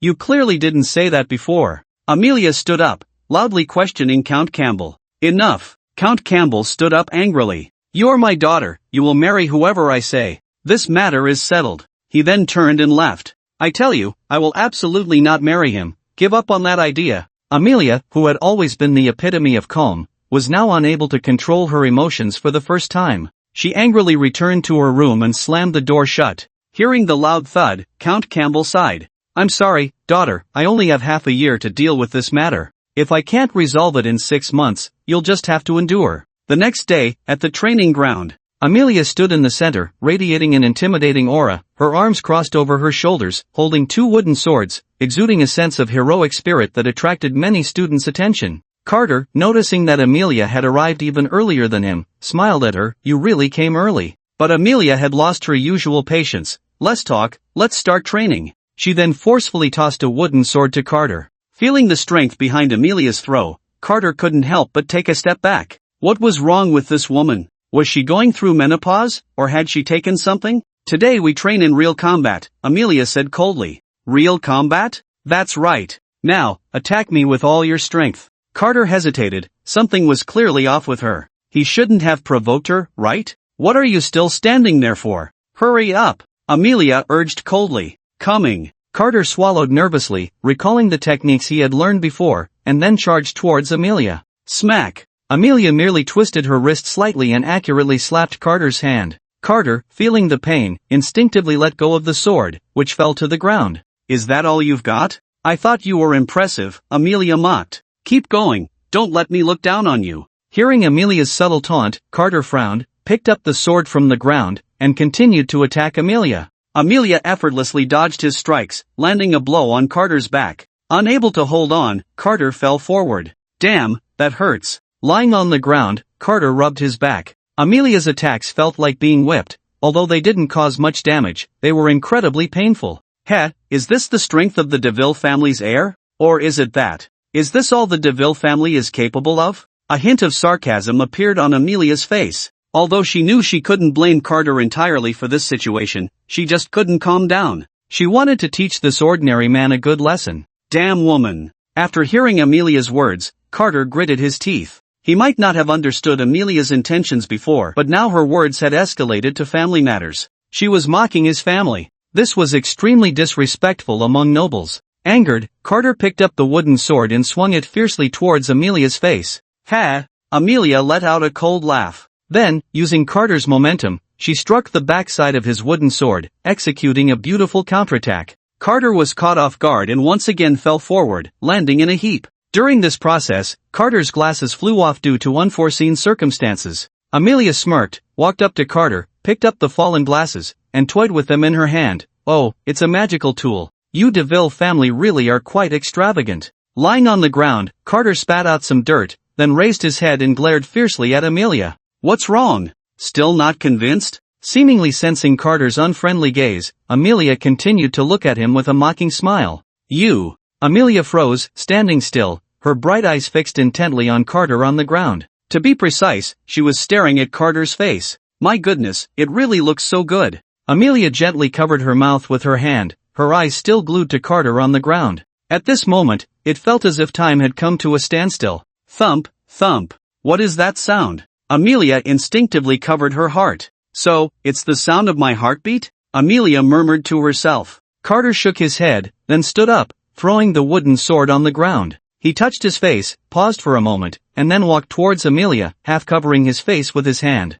What is he trying to do? Amelia thought, her mind momentarily blank as she forgot how she had just reprimanded Carter, her face flushing with embarrassment, lips pressed together, and a hint of anticipation. "Give me back my glasses." Carter snatched the glasses from Amelia's hands, put them on his face, and then left in a huff, leaving Amelia standing there, unable to regain her composure for a long time. "Hey, wait a minute." Amelia hurriedly chased after him and blocked his path. "What do you want now?" Carter said coldly. He really didn't want to see Amelia right now, even though she was very beautiful. Our training isn't over yet." Amelia bit her lip at his words. She was no longer the capable, cool, and serious woman she used to be. Now, she felt like a young girl just beginning to understand her feelings. She regretted her previous attitude towards Carter. Had she known it would lead to this, she wouldn't have acted that way. But fortunately, there was still a chance to salvage the situation. She absolutely couldn't let Carter leave. If he did, her impression in his mind would be ruined. She had to leave a good impression on him. "Were you angry with me just now?" Amelia asked, looking down, her expression hesitant. "What do you think?" Carter's voice remained cold. Actually, I did it on purpose. Amelia raised her head to look at Carter. I figured that out. It's not what you think. Amelia waved her hand at Carter. We have no grievances between us. Why would I do that? What benefit would it bring me? I actually wanted to deliberately provoke your anger to train your emotional control. Think about it, in battle, if an enemy insults you, what will you do? If you can't even control your emotions, how can you continue to fight? So, I did this to help you make calm judgments in battle. Amelia spoke earnestly, her expression so serious that Carter almost believed her. However, Amelia was just making up the training part. But the theoretical knowledge she shared was correct, and the Holy Star Academy indeed had training focused on emotional control. Is that so? Carter pondered, resting his chin on his hand. Of course it is. Amelia looked at Carter with a blank expression. Moreover, emotions in battle include not only anger but also fear and sadness. All of these need to be learned to control, otherwise, you won't be able to remain calm after the battle. Carter nodded. What she said seemed quite reasonable. So, you shouldn't be angry with me anymore, okay? Amelia suddenly leaned closer to Carter, her eyes wide open, showing a seemingly spoiled expression.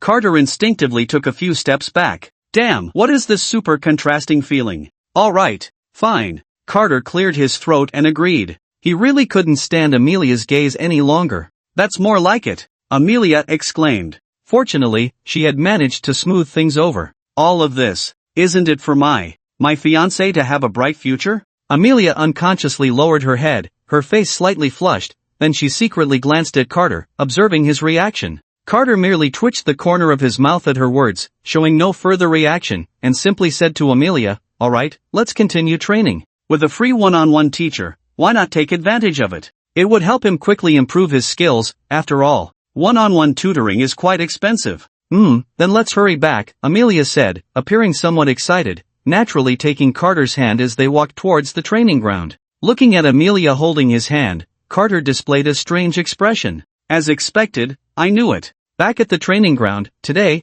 I'm going to teach you a very powerful sword technique, Amelia said with some excitement. For her, teaching Carter had become more than just a daily task. It was another form of enjoyment in life, much like the peaceful moments she cherished during her lunch breaks. Come on, follow my movements, like this. Okay, Carter nodded, though his face was somewhat dark. Is it really necessary to teach sword techniques so seriously? Of course, it's very necessary. This sword technique is quite difficult. I need to teach you step by step for you to learn it. But, fine, you are indeed teaching step by step. With a wooden sword in hand, Carter felt Amelia press against his back, her delicate, jade-like hands gently grasping the hand holding the wooden sword, guiding his movements. Carter, if you weren't blushing, I might have almost believed it. Then, under Amelia's guidance, Carter gradually began to feel the so-called profound sword technique. He quickly got into the zone, and the world around him began to blur. Before him stood a magnificent, towering volcano. Suddenly, the volcano erupted, and in an instant, scorching lava surged forth, spreading across the land.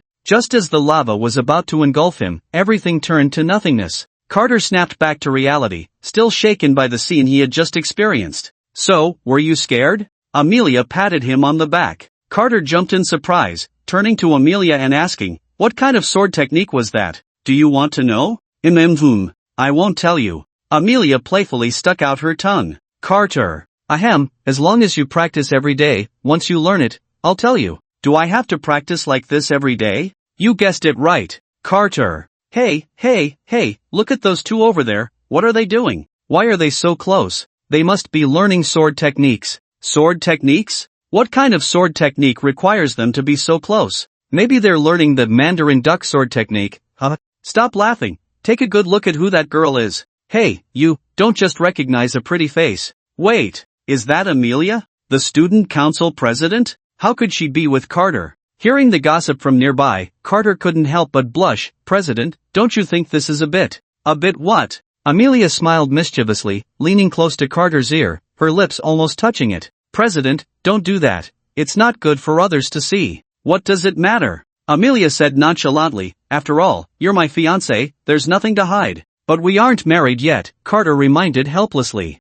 So what? Amelia still wore an indifferent expression. Practice is just practice. There's no need to care about what others think. Just focus on doing your best. Carter turned around, and Amelia's face seemed to radiate determination. She was right, some things truly don't require attention to others' opinions, one just needs to be oneself. But the problem is, I still can't help but care. After practice, Amelia asked Carter, "Did you remember what we learned today?"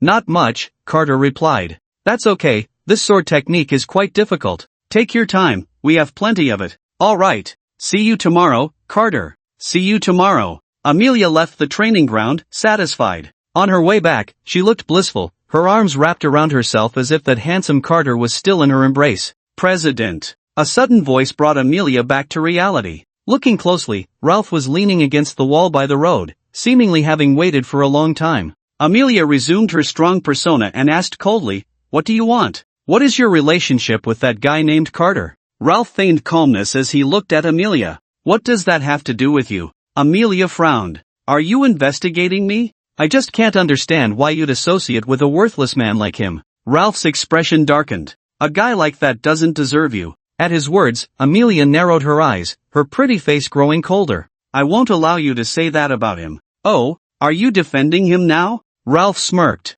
"Have you started to protect him?" "Listen carefully," Amelia said seriously, a powerful aura pressing down on Ralph. He felt a bit breathless and couldn't help but take 2 steps back. "Carter is my fiancé," Amelia stated clearly. Upon hearing this, Ralph's mind felt like it had exploded, as if struck by a bolt of lightning, leaving him stunned. "In my eyes, Carter is an excellent guy. I don't know what grievances you have with Carter, but I hope you can respect my fiancé." Amelia's gaze was dangerous. Ralph opened his mouth, wanting to say something, but under Amelia's fierce stare, he ultimately said nothing. Amelia snorted coldly and walked away. Ralph watched her retreating figure, a malicious expression creeping onto his face. "It's all because of that guy named Carter. It's because of him that Amelia and I have come to this point. I don't believe Amelia would like a man so ordinary, even inferior to commoners. There must be something more to this. Carter Deville, huh? We will meet sooner or later." After Carter returned home, he pondered the events of the day. He had indeed been careless and had inadvertently provoked the student council president. What should he do next?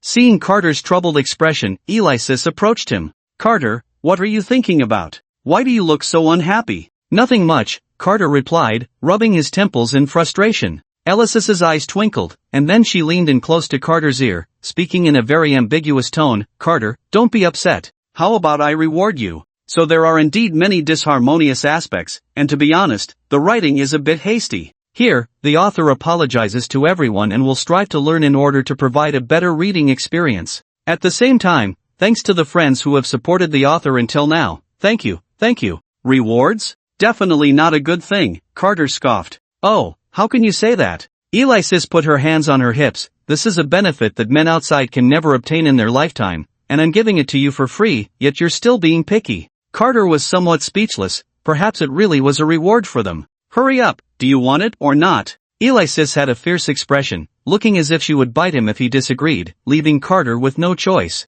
"Come on, how do you want me to serve you?" Carter said helplessly to Alexis. "Oh, how can that be called serving me? I'm clearly giving you a benefit." Alexis playfully stuck out her tongue and then lay on Carter's lap. "Help me with a massage." Carter was a bit speechless. "I knew it." Hearing Carter's stiff tone, Alexis turned her head in indignation. "What kind of talk is that? As if you've suffered a great loss. Didn't you say you were giving me a benefit? Then why am I the one giving you a massage?" Carter raised an eyebrow.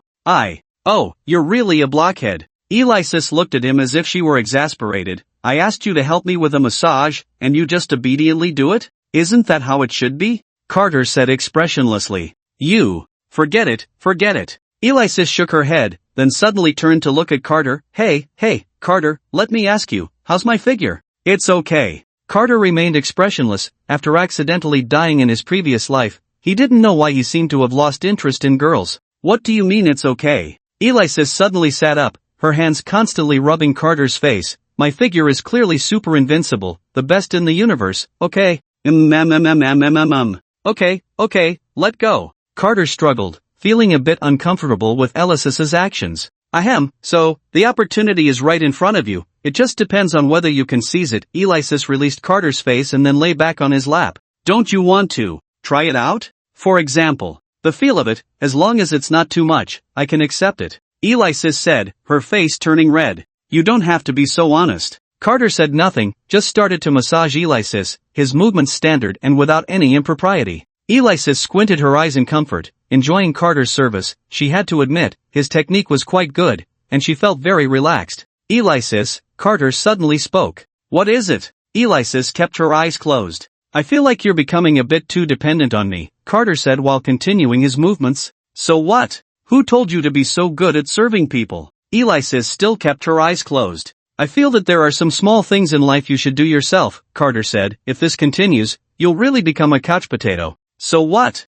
A couch potato is just a couch potato. At worst, you can support me for a lifetime, Alexis replied nonchalantly. But think about it, you used to be a smart, capable, elegant, and aloof goddess. Look at you now. Do you want to continue to degenerate like this? Carter earnestly advised Alexis. I don't want to. Being like that was so tiring. And how can this be called degeneration? This is called learning to enjoy. Alexis replied with a cheeky expression, as if to say you can't do anything about me. Carter remained silent upon hearing this, but internally she was contemplating how to change Alexis. If she continued like this, she might soon be surpassed by the protagonist, and then she would be in trouble too. Yo! Alexis accidentally sneezed and then rubbed her nose. Suddenly, Alexis's expression turned sour, and she sat up. Sensing something was off with Alexis, Carter felt puzzled. What's wrong with you? Turn around. Alexis's face was still grim, which gave Carter a bad feeling. Why? Everything was fine, Carter said helplessly.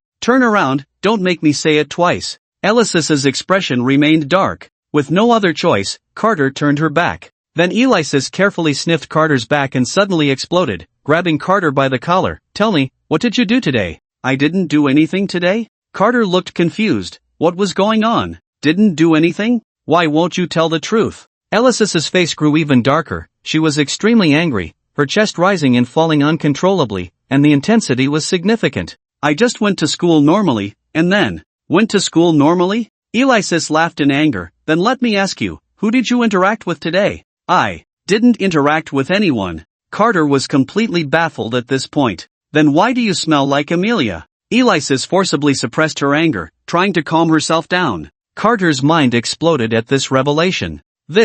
Alexis, are you a dog? We didn't do anything, she just taught me a set of sword techniques. Is that so? Then why did she only teach you and not anyone else? Alexis questioned. How would I know? Can you stop making a fuss? Carter was getting a bit impatient. Nothing had happened, so why was Alexis acting so dramatically? I'm making a fuss? You say I'm making a fuss? Alexis's voice rose, giving Carter a headache, completely unsure of how to handle the situation. Wah! Alexis suddenly burst into tears. Carter, how could you do this? You're so mean, always bullying me. Carter felt overwhelmed. Stop crying. Alexis threw herself into Carter's arms, sobbing uncontrollably, looking utterly heartbroken. Alright, stop crying. Carter was very much in pain. Was it really necessary? So dramatic. After crying for a while, Alexis suddenly bit down hard on Carter's shoulder. Ouch! Carter gasped. Are you really a dog? Who told you to bully me? Alexis said nonchalantly. Carter, hey, Carter, do you really have nothing with that woman Amelia? Alexis cupped Carter's face, staring seriously into his eyes. Really nothing. Carter replied helplessly, pouting. Well then, I believe you. Alexis buried her face in Carter's embrace. If you lie to me, I will really be very sad. I'll lock you up. Alexis suddenly said fiercely. Carter was taken aback.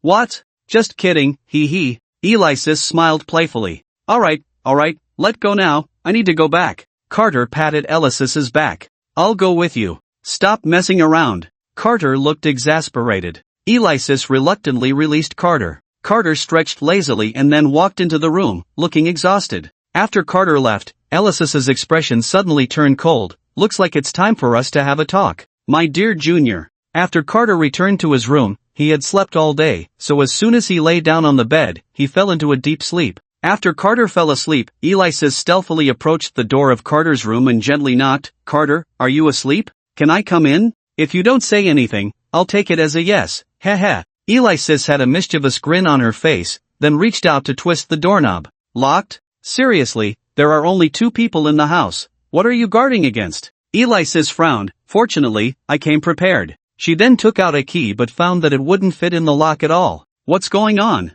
How could this happen? Alexis's expression darkened, and she continued to force the key, but it couldn't withstand the pressure and broke. Damn it, when did he change the lock? How did he know? This is really infuriating. Alexis's face was puffed up at this point.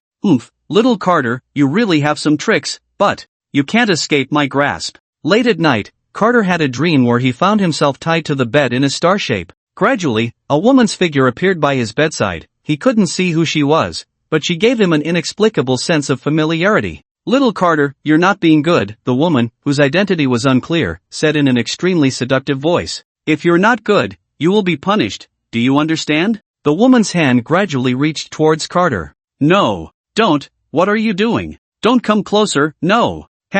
You're mine now. No, Carter suddenly shouted, sitting up and gasping for breath, still haunted by the dream. He was drenched in cold sweat, even soaking his pajamas. It felt too real, so real that it gave Carter the impression that it was a precognitive dream, as if the content of the dream was about to happen in reality. So terrifying. Carter adjusted himself and checked the time. It was still late at night, so he decided to sleep a little longer. However, the panic from the dream still lingered in Carter's heart, refusing to dissipate for a long time. The next day, Carter arrived at school early, and just as he was about to enter the classroom, someone called out to him. You must be Carter DeVille. Hearing this, Carter turned around to see a handsome guy with blue eyes and blonde hair standing in front of him. Carter was a bit confused. He didn't seem to recognize this person. Let me introduce myself. I'm Ralph Kirkpatrick. Ralph smiled with a crooked grin. I assume you've guessed who I am by my last name? Who are you? Ralph nearly fell to the ground at this response. Hey, you don't even know the royal surname?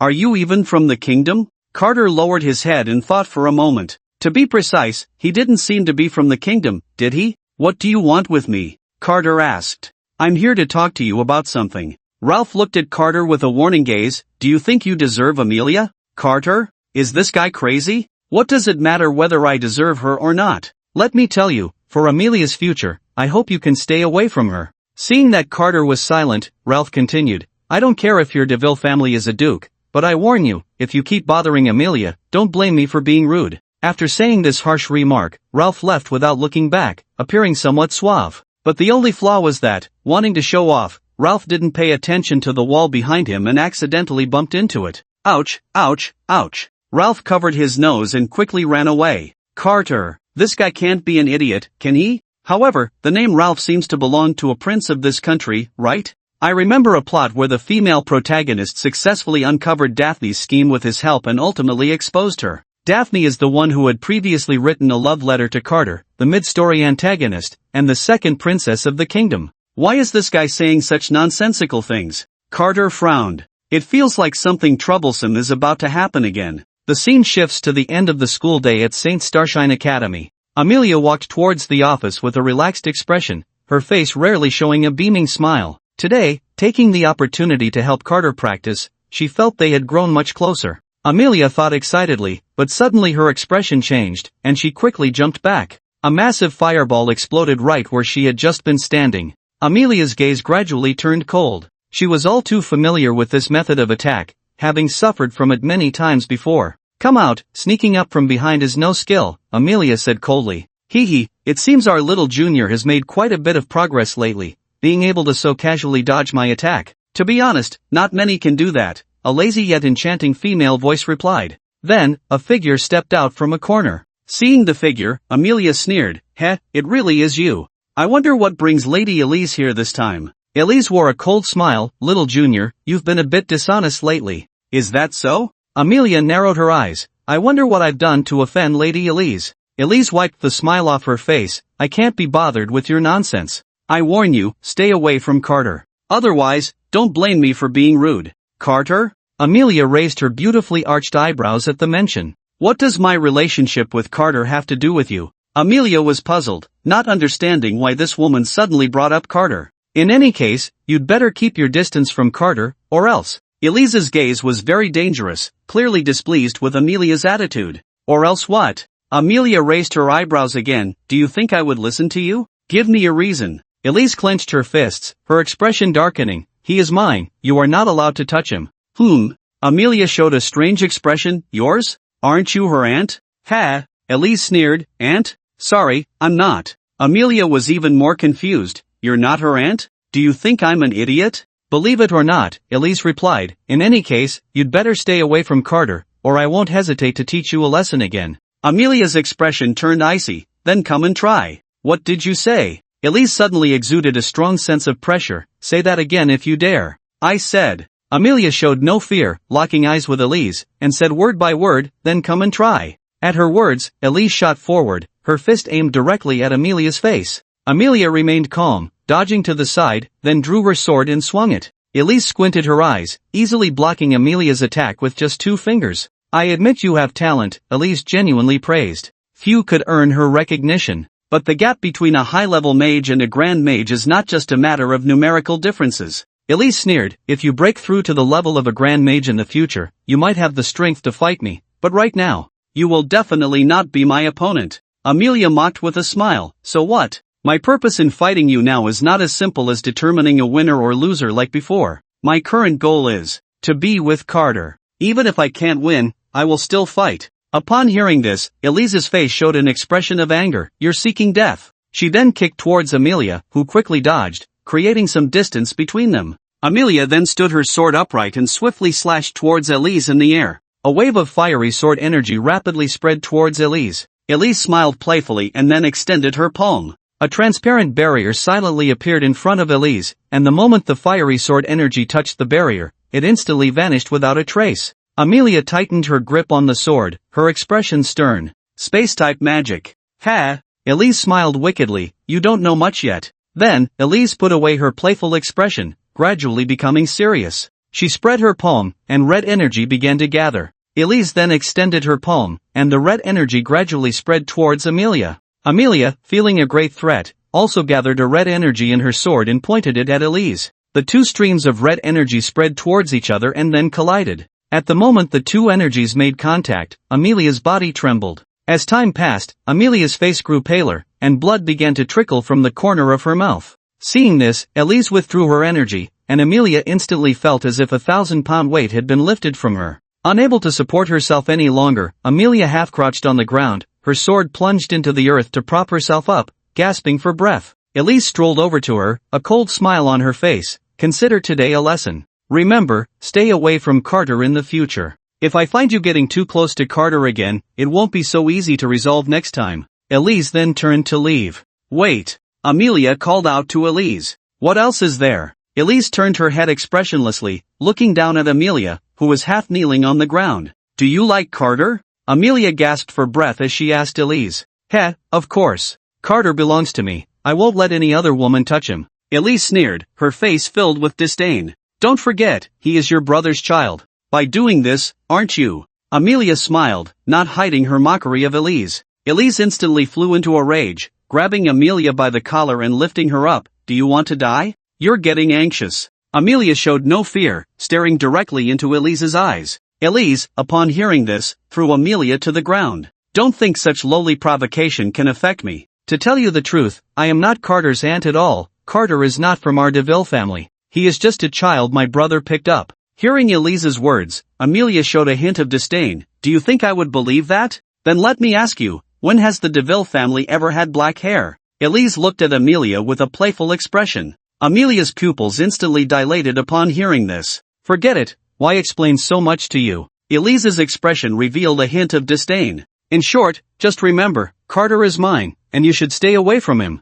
Amelia slowly stood up from the ground, clenched her fists, and glared at Alexis. "Carter won't agree to this." "What a joke, he will agree," Alexis replied to Amelia. "You're a pervert." Amelia shouted angrily at Alexis. "What did you say?" Alexis pinched Amelia's chin. "I said you're a pervert." Amelia showed no fear. "I've already told you, we have no blood relation, and I'm not his aunt. What gives you the right to say that?" Alexis said fiercely. "So what? I don't believe Carter can accept this." "Humph, sorry, he already knows," Alexis said with a smile. Amelia was incredulous, her eyes wide. "What did you say?" "In short, remember to stay away from him." "I won't give up," Amelia said expressionlessly. "What did you say?" Alexis's gaze gradually became dangerous. "I said, I won't give up." Amelia looked into Alexis's eyes, speaking each word clearly. "I'll tell you the truth, I like Carter, I want to be with him, what can you do about it?" Amelia shrugged, boldly admitting it. Alexis's face darkened,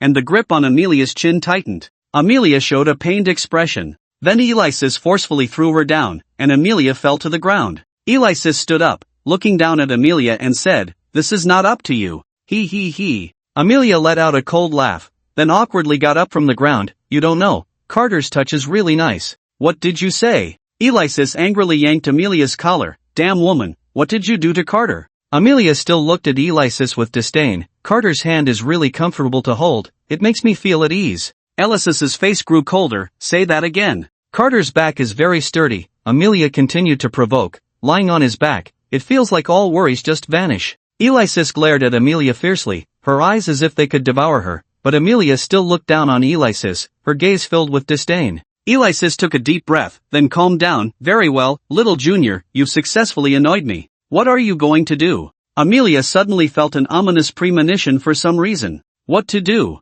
Alexis's eyes twinkled with a hint of amusement, then suddenly picked Amelia up. Hey, what are you doing? Let go of me. Amelia began to struggle, but Alexis completely ignored Amelia's movements, carrying her to a corner and sitting down, placing Amelia on the ground. Hey, you, what do you want? Before she could finish her sentence, Amelia froze. A crisp sound rang out, and Amelia immediately felt a burning sensation. Then a furious voice erupted. Alexis, I swear, I will kill you. Still daring to retort? It seems you haven't learned your lesson yet. Alexis's expression darkened, then she struck Amelia lightly again. Feeling that burning sensation return, tears sparkled in Amelia's eyes. Her expression was vivid, filled with anger, unwillingness, shame, and humiliation. To humiliate me like this, you might as well kill me. Amelia gritted her teeth, glaring angrily at Alexis. How could that be? How could I bear to kill the junior? Alexis said with a playful smile, then hit again. I'm just humiliating you. What can you do about it? Damn. Amelia's face turned bright red, but she had no choice but to keep her mouth shut, trying hard not to make a sound. Alexis hit a few more times, and seeing that Amelia had no reaction, she felt it was boring. Then, as if she thought of something, her eyes twinkled, and she leaned in close to Amelia's ear, mimicking her tone, and whispered, the junior is actually quite nice. The corners of Alexis's mouth curled up slightly. The warm breath sprayed onto Amelia's ear, and after hearing Alexis's words, Amelia's expression was filled with humiliation.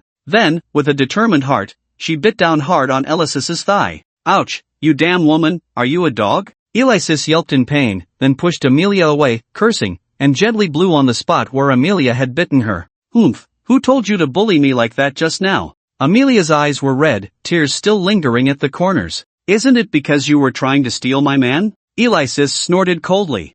As long as I'm here, there's no way I'm letting Carter be taken away by you. Amelia said stubbornly. Oh really? Alexis revealed a playful smile again. In the end, didn't you just use the excuse of practice to touch his hand and hug him? What do you mean? Amelia suddenly thought of something unpleasant and stared fiercely at Alexis. Hey, let me tell you, not only have I hugged Carter and held his hand, but I've also kissed him. Alexis said slowly, her tone very seductive, deliberately emphasizing the word kiss, with a playful expression on her face. No, it's impossible. Amelia showed an expression of disbelief. How could Carter have been kissed by you? No way. Believe it or not, but your stubbornness can't change the fact that has already happened. Alexis looked at Amelia with disdain. You scum. Amelia clenched her fists. You have no idea how sweet Carter's taste is. Every kiss leaves an irresistible feeling. Alexis returned the favor, mimicking Amelia's tone and throwing her own words back at her. Shut up. Amelia couldn't hold back anymore. She simply couldn't tolerate Alexis's provocation. Angrily, she picked up her sword and charged at Alexis, even though she knew she wasn't a match for her, but she had lost her reason. Alexis easily dodged Amelia's attack. For her, Amelia's strikes, fueled by anger, had become chaotic and full of openings. As for you, I'll consider that hand-holding a charity, no need to dwell on it. A new chapter will be updated later. Love you all. Don't rush, my dears, let the bullets fly for a while. How could Amelia withstand such provocation? In her fury, she swung her sword at Alexis repeatedly, muttering, Damn woman, I will kill you. After missing her first strike, she immediately slashed out a second time, but still missed as Alexis easily dodged.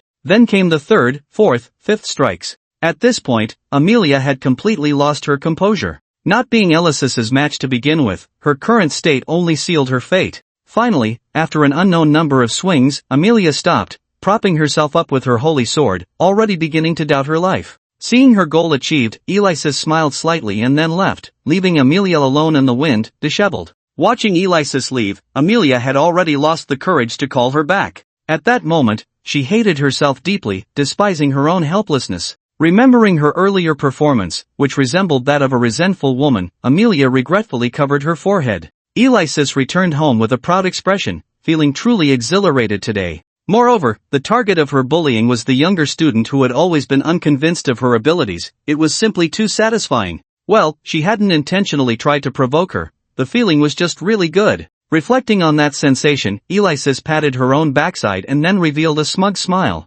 Oomph, after all, my skills are a bit better. I admit that Amelia does have some strength, but not much. What does she have to compete with me? Unable to resist, Alexis patted herself a few more times, her curves firm and tight. Wasn't that enough to captivate Carter? Carter definitely liked me a bit more, hee. Alexis's face radiated with a confident smile as she strode into the house. Carter, I'm back. Carter had already prepared the meal early and, seeing Alexis return, asked her, where did you go? Why are you back so late? I didn't do anything. Alexis replied somewhat guiltily, then quickly changed the subject. The food smells so good, let me try some. Okay, eat up, Carter said with relief. Alexis then began to devour her meal. Eat slowly, don't choke, Carter reminded her from the side. Suddenly, Alexis looked at Carter. What's wrong? Carter felt a bit scared, unsure of what Alexis was up to this time. Hey, Carter, what do you think of my figure? Alexis asked, showcasing her curvy body. Carter's mouth twitched slightly, and she replied awkwardly, cough, it looks good, now eat your food. Hee. Alexis felt delighted by Carter's response and continued eating. However, during the meal Alexis occasionally glanced at Carter, as if she wanted to say something but didn't know how to start. Finally, Alexis mustered her courage and casually asked Carter, what do you think of Amelia? Carter looked up, puzzled. Why are you asking this out of the blue? I just thought it was boring, so I wanted to chat about something random to bond a bit, Alexis said with a cheerful smile. Carter, I remember you and Amelia are supposed to be rivals, right? Why bring her up? Well, I just happened to think of her. What's so suspicious about that? Just answer my questions, no need for so much chatter, okay? Alexis said, growing a bit impatient. Carter, hurry up and say it. Alexis urged. I think Amelia is pretty good, she's capable and responsible, a decent person, Carter replied honestly. Oh, is that so? Alexis said with a smile that didn't quite reach her eyes, but for some reason, even though she looked harmless, Carter felt a hint of danger in her demeanor.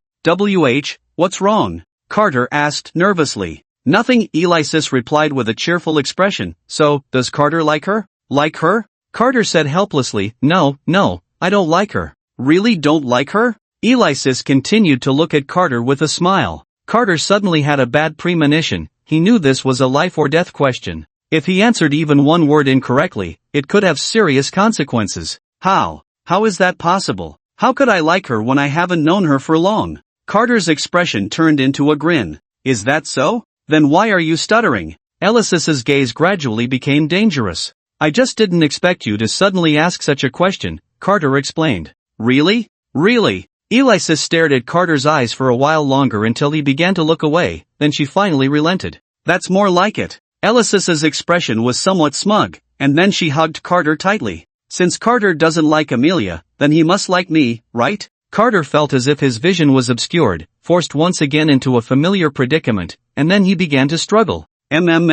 Stop it, I'm going to suffocate. Alexis, her face flushed, finally let go of Carter. He gasped for air. This woman was truly deadly. The more beautiful the woman, the more dangerous she was. Meanwhile, Amelia returned home, feeling somewhat exhausted. I'm back. You're back. Count Campbell hurried out upon hearing the noise. Ever since the argument with Amelia, he had felt a sense of guilt towards his daughter. Upon seeing Amelia, Count Campbell could clearly sense her low spirits, especially noticing her slightly reddened eyes, which made him feel even more guilty. He then made a silent decision. Sigh. Count Campbell sighed and then spoke to Amelia. I've decided to cancel our family's engagement with the DeVille family. Even if it means losing our reputation, I will not sacrifice my daughter. Amelia? What? What did you just say? Amelia asked in confusion, still unable to process Count Campbell's words, looking somewhat dazed. Seeing Amelia's bewildered expression, Count Campbell thought his daughter was moved by him, and he spoke even more earnestly. I know you don't like the DeVille family's eldest son.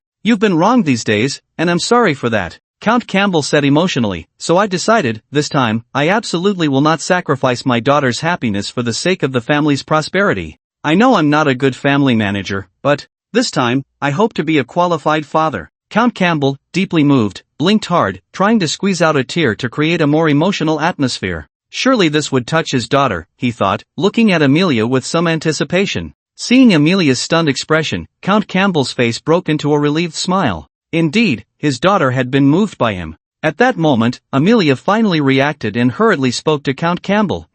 No, you can't cancel the engagement. Amelia's expression was very flustered, and her voice was loud due to her urgency. Count Campbell was startled by Amelia's sudden shout. Looking at her slightly panicked expression, Count Campbell was taken aback. Was this the first time his daughter had lost her composure like this? Seeing Count Campbell's expression, Amelia realized her father had misunderstood, and she explained, somewhat shyly, actually, I'm not wronged. As she spoke, a hint of blush appeared on Amelia's face. Well, Count Campbell was somewhat bewildered by his daughter's sudden action, unable to make sense of it. Don't you dislike that, Carter? Upon hearing this, Amelia's face showed a hint of embarrassment. She cleared her throat and said to Count Campbell, It's fine. As the eldest daughter of the family, I've long been prepared for this day. I am willing to make sacrifices for my family. Amelia put on a righteous demeanor, thinking to herself, I've said this, so you can't just cancel the engagement now, right? I've decided. I want to cancel the engagement.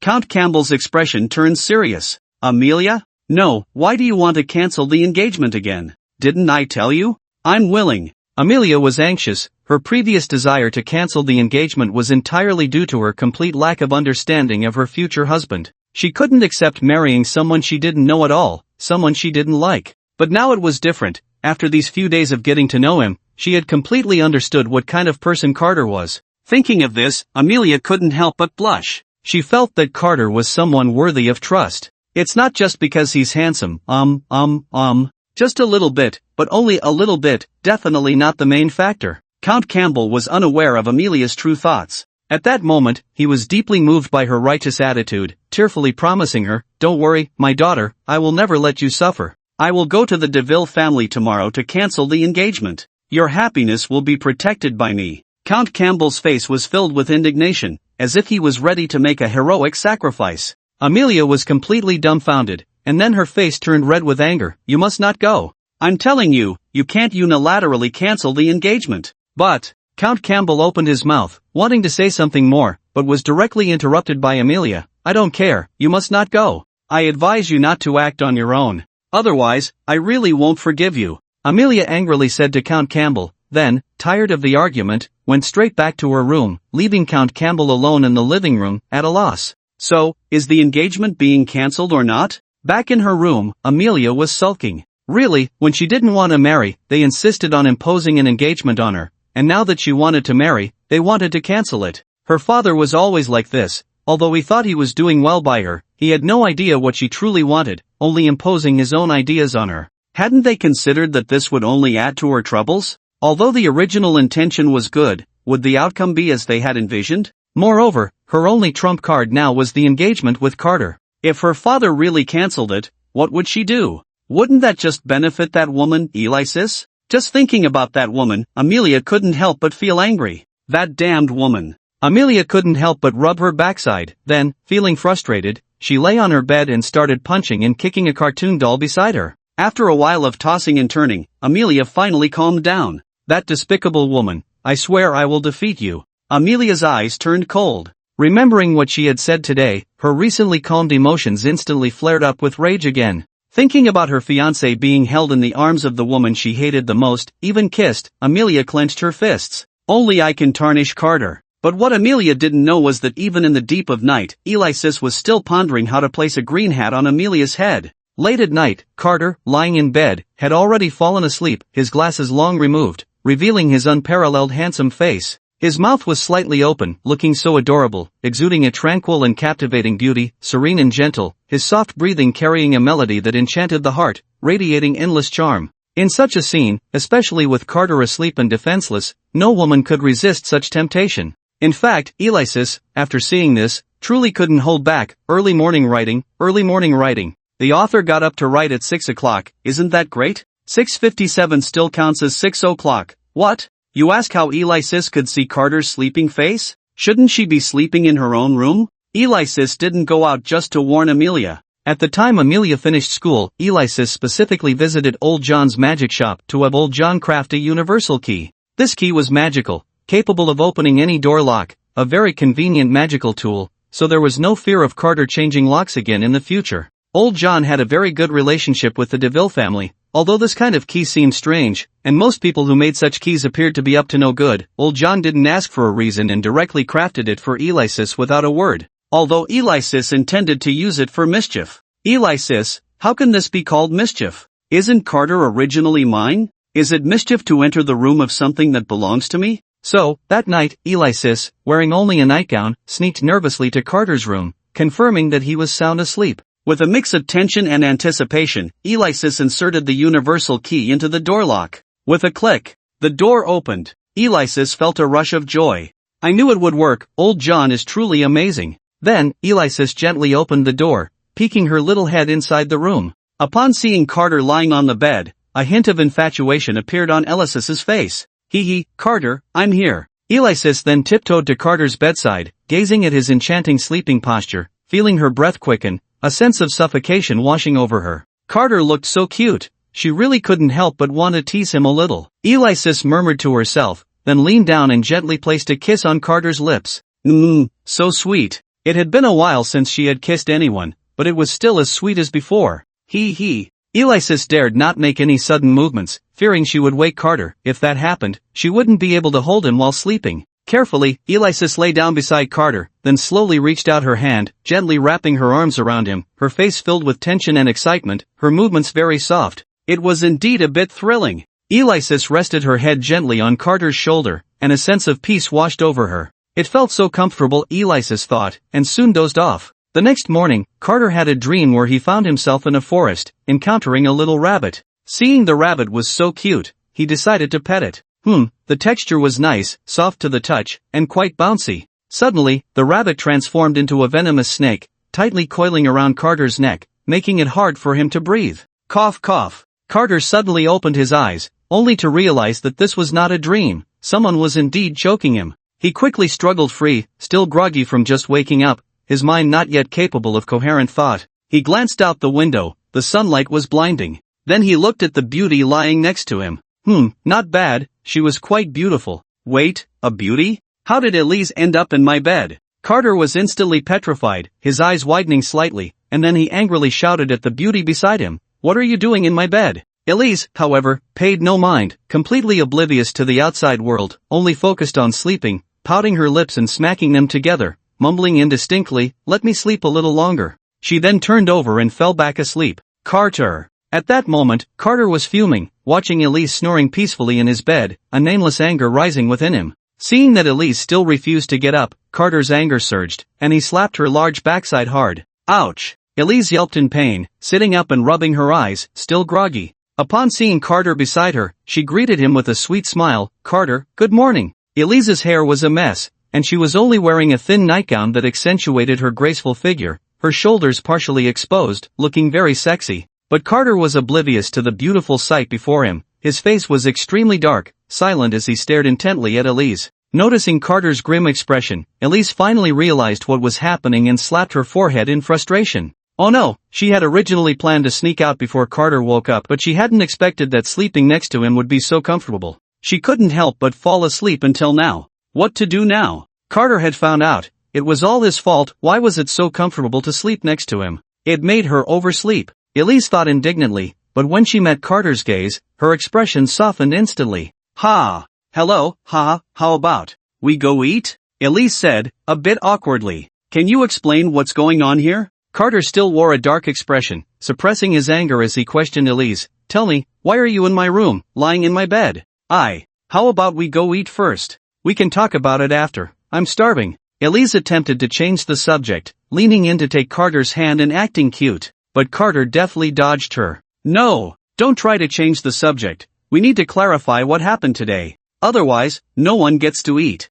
Carter's expression was very serious. If someone could sneak into his room like this, who knows what might sneak in next time? No, he absolutely could not allow such things to happen. Today's incident had to be clarified. Carter crossed his arms, waiting for Elise's explanation. Elise bit her lip, remaining silent. In fact, at this point, she didn't know what to say. What's wrong? Why aren't you talking? Carter's face was dark. I was just worried you might be scared of the dark sleeping alone at night, so I thought I'd come keep you company, Elise said, a hint of an awkward smile on her face, clearly at a loss. Upon hearing Elise's response, Carter's already dark face darkened even more, 3 black lines appearing. Do you think I'm a 3-year-old? Can your excuse be any more pathetic? Seeing that Carter showed him no mercy and unhesitatingly exposed him, Elisis felt even more embarrassed. Clearing his throat, he lied to Carter. Well, actually, I'm afraid of the dark. I was so scared that I ran into your room. Elisis lied without a blush or a racing heart, putting on a pitiful expression and blinking his big eyes at Carter.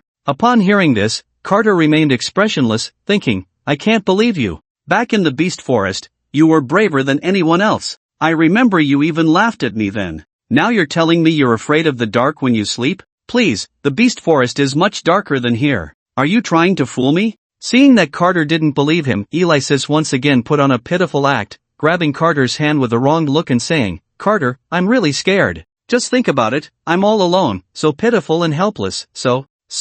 Carter asked, puzzled. So, I'll come over every day to keep you company while you sleep, okay? Elisis changed from his previous pitiful demeanor to one of smug satisfaction. It's settled then. Ouch. Carter couldn't hold back and gave Elisis a light smack on the head. Elisis covered his head in grievance, looking angrily at Carter. Why did you hit me? What do you think? Carter replied with a smirk. I'm not really afraid of the dark, I can't even get this small request from you. Elisis rubbed his head, feeling wronged. If you're afraid of the dark, just turn on the light, right? If the light is on, it won't be dark, will it? Carter shrugged. How can I sleep with the light on? Elisis retorted, it's too bright, I can't sleep at all. Carter, if you can't sleep with the lights off because you're afraid of the dark, and you can't sleep with the lights on because it's too bright, then why don't you just not sleep at all? Carter didn't want to discuss this topic any further, he was only concerned about one thing, and that was the main issue. How did you get into my room? Carter stared intently into Elisis's eyes. Elisis felt a bit guilty under Carter's gaze. Well, your room wasn't locked, so I just came in. Elisis awkwardly looked out the window. Nonsense. Carter suddenly stood up. I lock my door every day, and I even changed the lock specifically to keep you out. Just tell me the truth. How did you get in? What do you mean? What do you mean you changed the lock to keep me out? Elisis angrily questioned Carter. Don't change the subject. Carter suddenly raised his voice, and Elisis's earlier bravado instantly vanished. Just tell me the truth. Carter continued to stare into Elisis's eyes. Elisis felt increasingly guilty under Carter's gaze. Oh, what do you care? I just came in, so what? Elisis suddenly stood up, looking provocatively at Carter. Carter's eyes widened in shock. How can you say such a thing so confidently? What's wrong with being so confident? Elisis decided to drop the act. Don't forget, I'm now the head of the DeVille family. Everything here is mine. I can go into any room I want. So what? Elisis put his hands on his hips, looking as arrogant as possible. Hearing this, Carter clenched his fists. But you can't. Can't what? Elisis interrupted directly, then suddenly leaned closer to Carter. What are you doing? Carter felt pressured by Elisis's strong aura and couldn't help but step back. But no matter how much Carter retreated, Elisis kept advancing, and eventually, Carter had nowhere to go, leaning against the wall as Elisis pushed him into a corner. Thud! Carter's throat moved slightly as he nervously swallowed. Don't forget, you are now also a member of the DeVille family. Elisis's tone was slightly enchanting as she reached out to lift Carter's chin. In other words, you now. Elisis smiled faintly, then gently kissed Carter's ear and whispered, also belong to me. Elisis's voice was soft, but to Carter's ears, it sounded like a thunderclap. You. Elisis domineeringly kissed Carter's lips. Carter struggled desperately, but it was futile. Afterward, Elisis finally finished savoring and smacked her lips. Not bad. You. Carter angrily pushed Elisis away, but she was not annoyed. Instead, she impatiently urged Carter, what are you doing? Don't you see what time it is? Hurry up and cook, I'm starving. Humph. Carter snorted coldly and quickly ran out of the room, not daring to linger. Watching Carter flee in a panic, Elisis revealed a playful smile. Hee hee, how cute. I'm so mad, so mad. That wicked woman just knows how to bully me. I'll remember today, one day, I'll make her pay. In the kitchen, Carter complained like a resentful wife, vigorously wielding the spatula as if the stir-fried vegetables were Elisis, venting his anger by fiercely tossing the food in the pan. Here, the author warmly reminds everyone, boys must take good care of themselves when outside, especially at night. Never go out alone, or else. Hee, you know what I mean. After serving the dishes on the dining table, Carter said to Alexis with annoyance, "Dinner's ready." Hee. Alexis acted as if nothing had happened, wearing a silly grin and heartily starting to eat. Watching Alexis devour her food, Carter was left speechless. This guy. The author's little bird is just an ordinary little bird, but still very pretty, and it's blue. This time, Alexis behaved herself and didn't pull any tricks. However, this morning's meal left Carter feeling anxious, and after hastily finishing, he hurriedly tidied up and was about to leave. "I'm off to school." Go ahead." Alexis smiled sweetly, and then Carter fled in a hurry. Today was a special day for Starlight Academy. Every year on this day, the new students of Starlight Academy would take a monthly test to assess their learning progress. The school placed great importance on the assessment of new students, and it was equally significant for the students themselves. The results of this test would also affect class placements. If they were fortunate enough to enter the elite class, it would be a life-changing opportunity for the new students. State your name. Carter DeVille. Alright, place your hand on the testing device for the assessment. In the usual practice area, students lined up in neat rows. At this moment, it was Carter's turn to be tested. The proctor sitting in the chair on stage exuded an air of authority, looking quite imposing. But don't be fooled by his outward seriousness. In reality, the proctor was thinking about what to eat after the exam. For the proctor, assessing students' magical power was a tedious and boring task, and with so many new students at the academy, almost every proctor wore a long face that looked hard to approach. Carter took a deep breath, then placed his hand on the testing device, and the numbers began to soar, finally settling at 3,500 points. Seeing this, the proctor finally snapped out of his dilemma about whether to have braised pork with preserved vegetables or 9-turn intestines for lunch, glancing at the numbers on the data panel with mild surprise. An intermediate mage, quite impressive indeed, the proctor thought to himself, then casually scribbled something on a piece of paper before turning to Carter and saying, "Alright, next you should report to the training ground." Carter nodded and left. After Carter departed, the proctor said, "Next." A student walked up, his magic power only 1,000. The proctor didn't even glance at him, simply saying to the audience, "Next." The student became anxious and hurriedly asked, "Don't I need to go to the training ground?" The proctor merely looked up at him briefly, then lowered his head and replied, "No need." Once the student left, the proctor rested his head on his hand, pondering. Indeed, braised pork with preserved vegetables is a bit tastier. Upon arriving at the training ground, Carter found Freya there as well. "Carter." Freya noticed him and quickly walked over, linking her arm with his. "You came too." "Yeah, hello," Carter replied politely, tentatively trying to pull his hand away, only to find Freya holding on tightly, making it impossible to escape. He decided to give up the struggle and let her hold his hand. It wasn't a big deal anyway. "Carter, you're here," a graceful voice called out. Carter turned to see Amelia approaching, holding her holy sword. She still looked so spirited and beautiful. As Amelia got closer, she noticed Freya beside Carter and narrowed her eyes slightly, then discreetly glanced at Freya holding Carter's hand but said nothing. She simply walked up to Carter, patted his shoulder, and encouraged him, "Good luck." Carter nodded in response, saying, "Thank you." Meanwhile, Freya looked at Amelia as if facing a formidable enemy. Although Amelia showed no signs of hostility, Freya's sixth sense told her that there was animosity in the way this woman looked at her. At that moment, the proctor on stage called out both Carter and Freya's names. "Please, Freya and Carter, come to the center of Training Ground 6.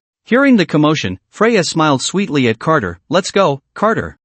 Okay, Carter replied, and then Freya happily linked her arm with his as they left. Watching their backs, Amelia fell into deep thought. It seemed necessary to be cautious of this woman. Once they reached the center of the training ground, the proctor stood in the middle, explaining the rules to the two. However, most of it was just common knowledge, so there's no need to elaborate. In short, they were required to engage in a real battle. Carter's mouth slightly dropped open in surprise. "I really didn't expect us to be paired together. This is too coincidental." In contrast, Freya stood there dazed, her beautiful big eyes fixed on Carter, lost in thought, and then inexplicably blushed. After hearing Carter's words, Freya explained, "Maybe it's because our magic levels are close? After all, the academy wouldn't let two people with a huge gap in power compete. It wouldn't yield any useful results. Besides, we're in the same class." Carter nodded, agreeing that made sense. Then both of them were handed wooden swords. The reason for using wooden swords was to prevent injury. During the match, remember to stop at a point. Friendship comes first.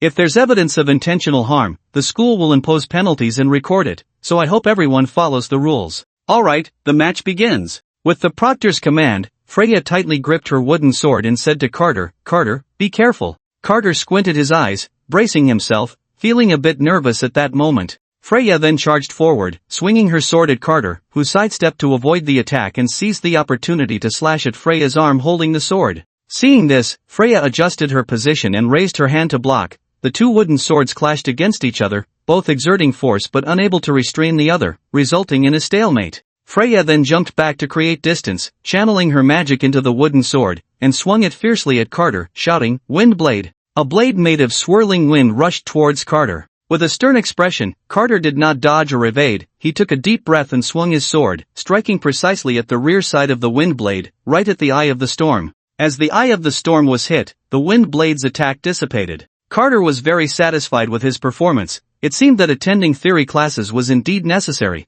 and the teacher was quite skilled. Although wind magic attacks were powerful, they relied on the eye of the storm. As long as one could find a way to break through the eye, the wind magic could be easily dispelled. Seeing her attack neutralized, Freya was slightly surprised and sincerely praised, "You really are impressive, Carter. But this isn't my true strength, you need to be careful now." Freya's expression tightened, and she unleashed countless wind blades rushing towards Carter. Carter dodged left and right, constantly evading while accurately striking at the eye of the storm with his wooden sword. Due to the wooden sword, he couldn't use it for direct defense, otherwise, the weapon would be destroyed, which greatly limited Carter's capabilities. After finally evading all the attacks, he focused his gaze and found that Freya's figure had vanished. Panicking, Carter looked around but still couldn't spot her. Suddenly, he felt someone blowing on his neck from behind. "Looking for me? I'm right here." Without hesitation, Carter quickly reacted and turned to block. Sure enough, Freya's attack followed. The two wooden swords collided, producing a dull sound, and the force of the strike jolted Carter's hands. Freya was somewhat surprised. She hadn't expected Carter to withstand this move. She had envisioned the scenario where she would defeat Carter and embrace him before he fell, and he would surely be moved to tears, falling in love with her, just like in romance novels. It seemed she had underestimated Carter. Normally, Carter shouldn't have been able to withstand this strike, but thanks to Amelia's guidance, he had significantly improved in both swordsmanship and reflexes. Freya then increased her intensity, continuously attacking Carter. Faced with the relentless onslaught, Carter appeared somewhat strained, barely managing to cope and finding no opportunity to counterattack. Under the enhancement of wind magic, Freya's speed increased rapidly. Carter knew he couldn't hold on much longer like this, so he quickly created some distance and retreated backward. Seeing Carter retreat, Freya did not pursue him. Instead, she gathered a large amount of magical energy into her sword and then thrust it forcefully into the ground. Based on the position of the sword tip, some obscure magical patterns instantly spread toward Carter's direction. Carter, in a panic, continued to retreat until he could retreat no further, and suddenly found himself surrounded by magical runes at his feet. Seeing that the moment was ripe, Freya instantly pulled out the wooden sword embedded in the ground and shouted, "Rise!" A massive tornado erupted from the ground, tightly encircling Carter. Amelia, watching from the side, felt a shift in her expression. This magic was the very technique Freya had used to save herself during the battle against the dark magician Jean. However, at that time, Freya had used a magical storage container for this move. She never expected that just a few days later, she would have already mastered such advanced magic. Although the current attack had only formed a rudimentary shape, it had to be said that Freya was truly a genius when it came to mastering wind magic. The perspective returned to the battle. Carter's figure sank, his waist and horse unified, as he struggled to maintain his form and not be swept away by the tornado. At this moment, he was constantly thinking about how to respond. What should I do? Carter felt a bit flustered. He wanted to break through the eye of the tornado, but his current position was right at the center of the tornado, the very location of the eye. He simply couldn't break it. That wasn't even the worst part. For Carter, the most difficult thing to deal with was that he was completely in a vacuum. A strong sense of suffocation surrounded him. At first, Freya felt a bit smug seeing Carter struggle. This was a very advanced magic she had practiced for a long time, and surely Carter would look at her with new eyes, right? But as time passed, Freya began to feel anxious. She was afraid that Carter would get hurt and also worried that defeating him would make him unhappy. Then, Freya nervously spoke up, "Carter, are you okay?" Unfortunately, Carter had no energy to pay attention to Freya's words. In fact, he couldn't even hear her speaking. The only chance now is to break through the wind barrier to escape, Carter thought, and then planned to ignite flames on his wooden sword for an explosion. However, due to being in the completely vacuumed eye of the tornado, every time Carter ignited the flames on the wooden sword, they would instantly extinguish. Damn it, Carter cursed under his breath. then looked at the wind wall beside him. There was air over there, right? Carter then pulled up the wooden sword from the ground. Without the support of the sword, he felt a bit unsteady but managed to keep his form while stretching the wooden sword toward the wind wall. Just a little more. Boom! With a loud explosion, the tornado surrounding Carter was suddenly enveloped in a layer of brilliant flames, and then the tornado slowly dissipated along with the flames. Carter propped himself up with the wooden sword, breathing in the surrounding air after a long time. Although the suffocation lasted only a few dozen seconds, it felt to Carter as if a century had passed. This was thanks to Alexis, who had always trained Carter with facial cleanser, helping him get used to suffocation so he could calmly deal with this attack. It seemed that some things were not necessarily as one imagined. A blessing in disguise. At this moment, Carter was surrounded by chaos, with scorch marks everywhere. Seeing that Carter had broken her attack, Freya let out a sigh of relief and slowly walked up to him. Carter wanted to counterattack, but he had not yet recovered his strength and was extremely exhausted, leaving him with no energy to attack Freya. Then Freya suddenly felt her legs go weak and fell straight towards Carter. Carter was taken aback, instinctively dropping the wooden sword in his hand and reaching out to catch Freya. What was going on with this woman? Was she faking it? Should I call the referee? However, contrary to what Carter expected, he did not catch Freya. Instead, he felt a tremendous force knock him to the ground. Carter? Freya then lay on top of Carter, and in that moment, he felt a sudden wetness on his face. Freya's cheeks flushed slightly. Since the plan wasn't working, it was time to initiate the backup plan. Everyone, please don't stay up late, it will cause acne and make you ugly. Also, 2,300 words, the author isn't just filling space. Carter instinctively touched his face, while Freya lay on him, pretending to be unconscious. Feeling the strong heartbeat from Carter's chest, Freya couldn't help but blush. This was her first close contact with a boy, and it was someone she liked. Moreover, she had just given away her first kiss. Just a moment ago, when Freya fell onto Carter, she had taken the opportunity to peck him on the cheek. Remembering her bold action, Freya felt her heart racing. But she recalled what her mother had told her. Little Freya, remember, when you meet a boy you like, you have to take the initiative. This is just the beginning. In the future, it won't just be holding hands, but kissing too. This was Freya's plan. Since she couldn't defeat Carter to win his affection, she would let him defeat her, then take the chance for some physical contact. Carter, you can't blame me for using these little tricks, okay? It's all because I like you so much. Besides, these are all things my mom taught me. You can't hold it against me. Freya secretly observed Carter's reaction, her face filled with anticipation. She believed Carter must have felt her kiss. Would he be moved? How exciting! The reality was much like what Freya imagined. Carter indeed felt Freya's kiss, but he didn't make a fuss about it, as it would be quite awkward to bring it up, especially in such a situation. Moreover, he thought it might have been an accident, so he didn't pay much attention to it. What he didn't know was that he had already been unknowingly schemed against by many girls. What a show! Amelia clapped her hands and slowly walked over to the two. It seems my teachings to you these days weren't in vain. Amelia smiled at Carter. Hearing this, Carter scratched his head, feeling a bit embarrassed. But shouldn't you get off Carter now, Freya? Amelia reminded, appearing nonchalant, though her eyes were fixed on the spot where Freya had just kissed Carter. She had seen everything. At that moment, Amelia's gaze was somewhat dangerous.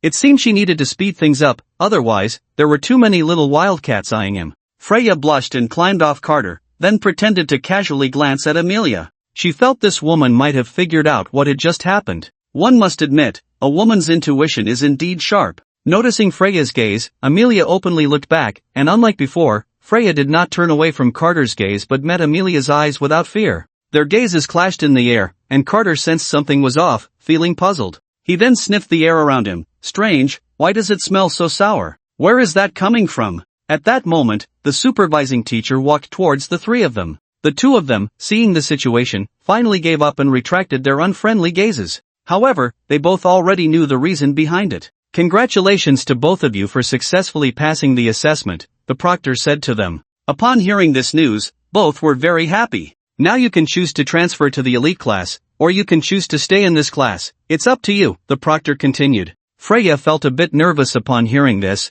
then turned to look at Carter. There was no difference between the elite class and the noble class for her. It didn't matter which class she stayed in, as long as she could be in the same class as Carter. So Freya decided to listen to which class Carter would choose. Wherever he went, she would go too. Carter lowered his head and thought for a moment. If he transferred to the elite class, he would most likely encounter the world's overpowered female protagonist, the one whose talent was on par with Alexis, right? Forget it. It would be better to stay in this class. Recently, the female protagonists he had encountered in this world had all inexplicably latched onto him, so it was better to keep his distance. Speaking of which, he had met that female protagonist before and had even helped her. Even if they met again, it shouldn't be too awkward, right? Then Carter raised his head and said to the proctor, I think I'll stay in my original class. Freya quickly followed up, saying, I'll stay in the original class too. Amelia looked at the two of them with some surprise. Freya felt Amelia's gaze and showed no fear, giving her a humph, looking quite proud. Have you really thought this through? The proctor looked at the two with some curiosity. It was the first time someone had refused to go to the elite class. I've thought it through, Carter replied. Me too, Freya nodded eagerly, then secretly glanced at Carter. Alright then, the proctor responded, then looked over their records. So you were in the noble class, no wonder. After the exam, the class divisions were made, and everyone returned to their respective classes. Some people dropped from the elite class to the regular class. It couldn't be helped, as it could only be said that they didn't work hard enough or lacked talent. However, St. Star Academy would reassign classes every year, and as long as one was willing to work hard, there was still hope to return. Freya, as usual, held Carter's hand and returned to the classroom. When most people had returned, the Academy's Grand Magician, who was once Alexis's mentor, Rupert, walked in, stood at the podium, and tapped the desk, saying to the chattering crowd below, Alright, everyone quiet down, now I will announce something. The crowd below quieted down, and then Rupert said, Now I will announce the seating arrangements.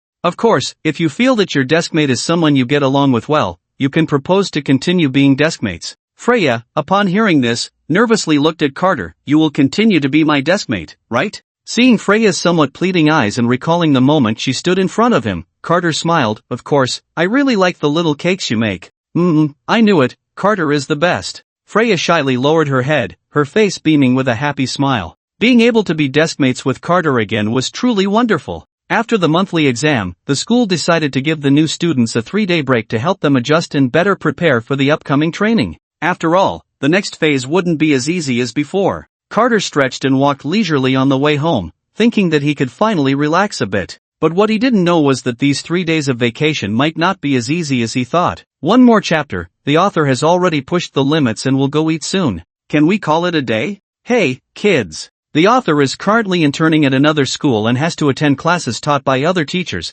but it's impossible to focus on the lectures. Update. This time Carter was clever. Before going home, he washed his face thoroughly several times. Surely, even if there was a smell, it wouldn't be detectable now, right? Carter thought this, but the reality was, strange, why do I always feel like there's a strange smell? Alexis pressed Carter down on the sofa and sniffed his face carefully, trying to find some clue. Alright, Alexis, stop messing around. Carter blushed and pushed Alexis away. There's no strange smell on me. Is that so? Alexis was somewhat skeptical. She always felt something was off. Then she spoke to Carter. You better not be up to any tricks. If I find out, you know the consequences. Alexis glared at Carter, threateningly. Oh come on, I'm not up to anything. It's clearly you being unreasonable. Carter felt a bit guilty but didn't show it, appearing quite natural. After spending so much time with Alexis, he had learned to manage his expressions to some extent. Sometimes Carter even felt like a spy from the shows he used to watch on TV. Alexis stared into Carter's eyes for a while longer, confirming there was nothing suspicious, and immediately switched from the aloof female investigator back to a lovesick girl. Carter! What a waste not to use those acting skills. Then Alexis hugged Carter tightly, and the familiar feeling of being smothered returned. It seemed like more training was on the agenda today. Carter, are you on break? Alexis said joyfully, wrapping her arms around Carter's head.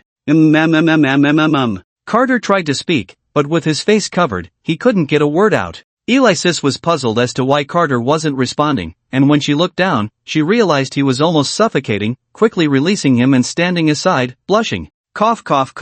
Carter couldn't help but gasp for air, then looked at Alexis with a speechless expression. Are you trying to murder me? What are you talking about? I didn't mean to. Alexis blushed even more at his words, retorting shyly. Besides, you benefited from it too, so we're even, ha. Alexis said carelessly, then awkwardly laughed. However, under Carter's gaze, her laughter grew quieter, her head lowered, and her face turned redder. Oh, alright, go cook something. I'm starving. Alexis couldn't stand the awkward atmosphere any longer and urged Carter, trying to change the subject. Seeing this, Carter said nothing, just imitated Alexis's tone, scoffing lightly, and then walked into the kitchen. After hearing Carter's mocking laugh, Alexis's face turned even redder. What a shameful day. Late at night, Alexis lay in bed, tossing and turning, unable to sleep. Ever since she had slept holding Carter last time, she had become addicted to that feeling. It was just too comfortable. Now, she was unaccustomed to sleeping alone, always feeling the emptiness beside her, and hugging a pillow was only a poor substitute.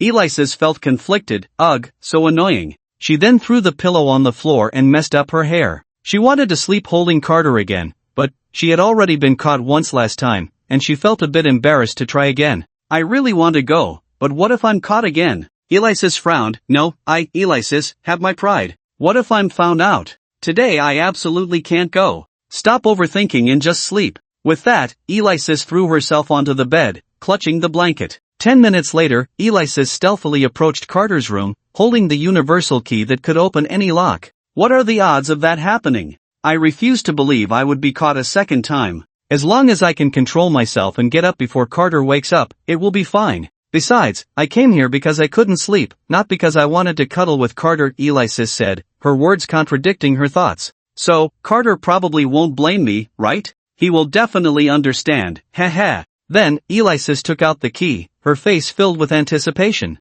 Just then, the doorknob suddenly turned, and the door opened. Oh, isn't this Alexis? What are you doing sneaking around at my door so late? Carter leaned against the doorframe, arms crossed, looking at Alexis with a playful expression. Alexis froze, momentarily paralyzed, then quickly hid the universal key behind her back. I wasn't doing anything. The weather is nice today. Alexis's gaze darted around nervously. Carter continued to watch her with amusement. Nice weather? If he remembered correctly, it was nighttime, and they were indoors. How could she tell the weather was nice? What are you hiding behind you? Carter asked curiously. Nothing, Alexis replied, feeling guilty. If it's nothing, why are you hiding it? Carter squinted at her. Alexis bit her lip, unsure of what to say. Show me what it is. Seeing Alexis stammer, Carter knew something was definitely off, and he reached out to grab it. No! Alexis exclaimed, quickly dodging.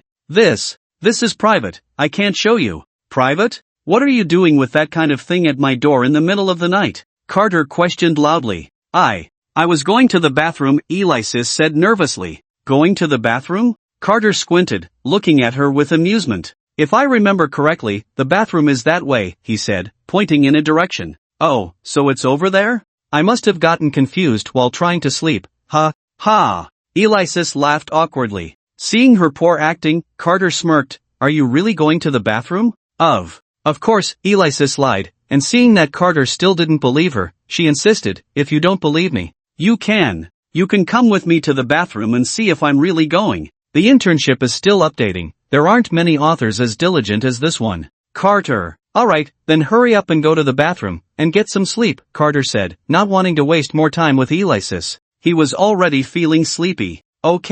Okay, Alexis weakly agreed, then dashed back to her room. Carter, didn't she say she was going to the bathroom? Whatever, Carter couldn't be bothered to argue with her. He knew Alexis wouldn't be honest, so he had been holding off on sleeping just to keep an eye on her. Sure enough, this woman was up to no good, and he was lucky to have caught her, otherwise, who knows what she might have done to him. Yawn, Carter stretched, ready to sleep. Meanwhile, Alexis, back in her room, flung herself onto the bed and covered her head with the blanket. I'm so dead.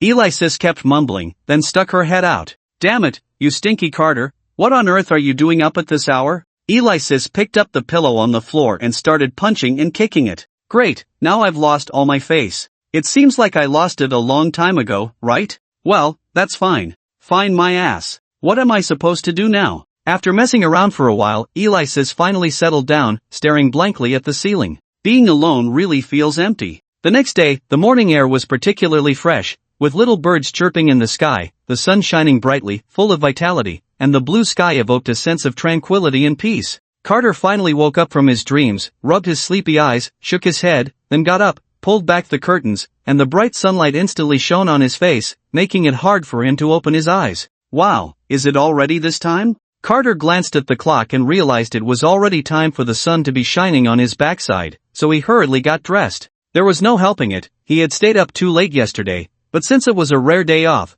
sleeping in once in a while shouldn't be a problem, right? Carter thought to himself, then walked into the kitchen to start cooking. He felt really good, and looking at the nice weather outside, he had a premonition that something good might happen today. And indeed, something good would happen today, but whether it was good for whom was another matter. As usual, he brought out breakfast and called, "Alexis, it's time to eat." However, there was no response. This woman, could she still be asleep? Carter wondered, then knocked on the door. "Alexis, are you up?" No one answered, but the door was pushed open. Carter walked in and saw Alexis lying on the bed, looking extremely ungraceful, sprawled out in a starfish position, clutching a pillow, with the blanket kicked to the floor. There was drool at the corner of her mouth, and she mumbled, "Hee hee, Carter." Then, to Carter's shock, she kissed the pillow in her arms. Carter's face darkened at this sight, and he raised his hand without hesitation and brought it down. There was a loud smack. Ouch! Alexis yelped in pain, instantly bouncing up from the bed. "Damn it, who ambushed me?" Alexis glared around fiercely, then spotted Carter, who was standing nearby with his arms crossed, looking at her. She immediately softened. "See, Carter, what are you doing here? What do you think? Hurry up and come eat breakfast." Carter replied irritably. "I got it, no need to be so fierce." Alexis mumbled in a wrong tone, then got out of bed. Carter picked up the blanket from the floor, folded it, and placed it on the bed, muttering, "Seriously, you're already this old, and you still can't sleep properly." Alexis showed no sign of embarrassment and boldly replied, "That's why I need someone to supervise me while I sleep." Carter said nothing, just helped Alexis tidy up the bed, and then noticed something odd in the center of the bed. Strange, why is there? Since the bedsheet was white, Carter initially didn't notice anything wrong, but then he realized and jumped back in shock. "Oh my god, Alexis, you wouldn't be." Carter shook his hand in disgust. Alexis blushed and defended herself, "I didn't. It was. What else could it be?" Carter looked at his hand with great disdain, not believing Alexis's words at all. You should go out quickly, I need to change clothes." Alice blushed, wanting to say something, but in the end, she couldn't get the words out. Instead, she pushed Carter out and slammed the door shut. Carter stood there in a daze, then went to wash his hands. After such a commotion, he felt as if his entire day's luck had been tainted. At the dining table, Carter stared at his hands, sinking into deep self-doubt. He didn't even want to use his hands to eat. Meanwhile, Alice, with her head down and face flushed, silently ate her breakfast without a word. After finishing breakfast, Carter tidied up a bit and then looked around the house. He thought to take this opportunity to do a thorough cleaning. With that in mind, he began to prepare. Alice, on the other hand, lay comfortably on the sofa, munching on snacks as if she had completely forgotten what had just happened. As Carter swept a little, Alice casually tossed some crumbs on the floor. He swept a bit more, and she threw down a little more. Unable to tolerate it any longer, Carter spoke up, "If you're not going to help, at least don't make a mess." "Oh, if we're going to clean, then you might as well help me out too," Alice replied, completely unconcerned, continuing to snack. Seeing Carter's disgruntled expression, Alice stood up. "I really can't do anything with you. Is this okay then?" Alice looked at Carter shyly. Carter was taken aback and then disdainfully wiped his face. This action made Alice puff up in anger, and she pulled Carter over. "I told you to wipe it off." Later, there will be another chapter. Today, finally back to school, my dear ones, I'm exhausted. My little bird has been cooped up in the cage all day and is anxious. I'll take it out to play for a bit later, of course, updates are a must, so let's continue. Finally done cleaning. Carter habitually wiped his forehead and then sat on the sofa. The living room was now clean, and next was the kitchen, leaving only their 2 rooms. "Alice, do you have any dirty clothes to wash?" Carter asked. Alice quickly nodded.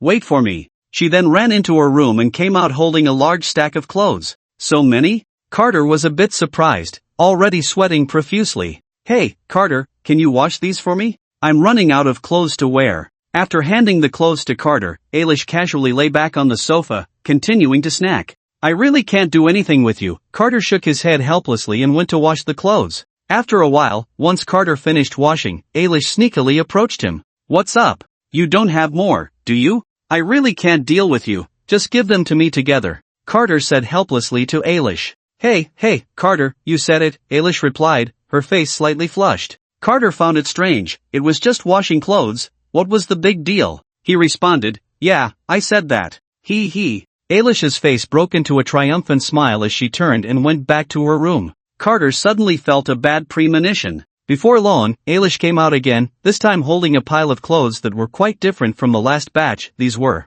more form-fitting clothes, cough. Upon seeing the clothes in Alicia's hands, Carter felt a wave of discomfort wash over him, and his expression became unnatural. Eilish handed the clothes over, her face slightly red, and said to Carter, you go wash these. Carter immediately felt insulted, his face darkening as he said to Eilish word by word, these clothes. You wash them yourself. Alicia immediately disagreed and retorted to Carter, you actually want me to wash my own clothes? I'm a duchess. Have you ever seen a duchess wash her own clothes? Have you ever seen a woman ask a big man to help wash her underwear? Carter said, suppressing his anger. Alicia shrank her neck upon hearing this. I don't care, there's no way I'm helping you wash these clothes. Alicia became a bit anxious and quickly said to Carter, that's not acceptable. You just promised me. You didn't tell me I had to wash this kind of clothing. Carter replied angrily. I don't care, I'm definitely not helping you wash them. If you don't wash them yourself, just leave them here. That's not acceptable.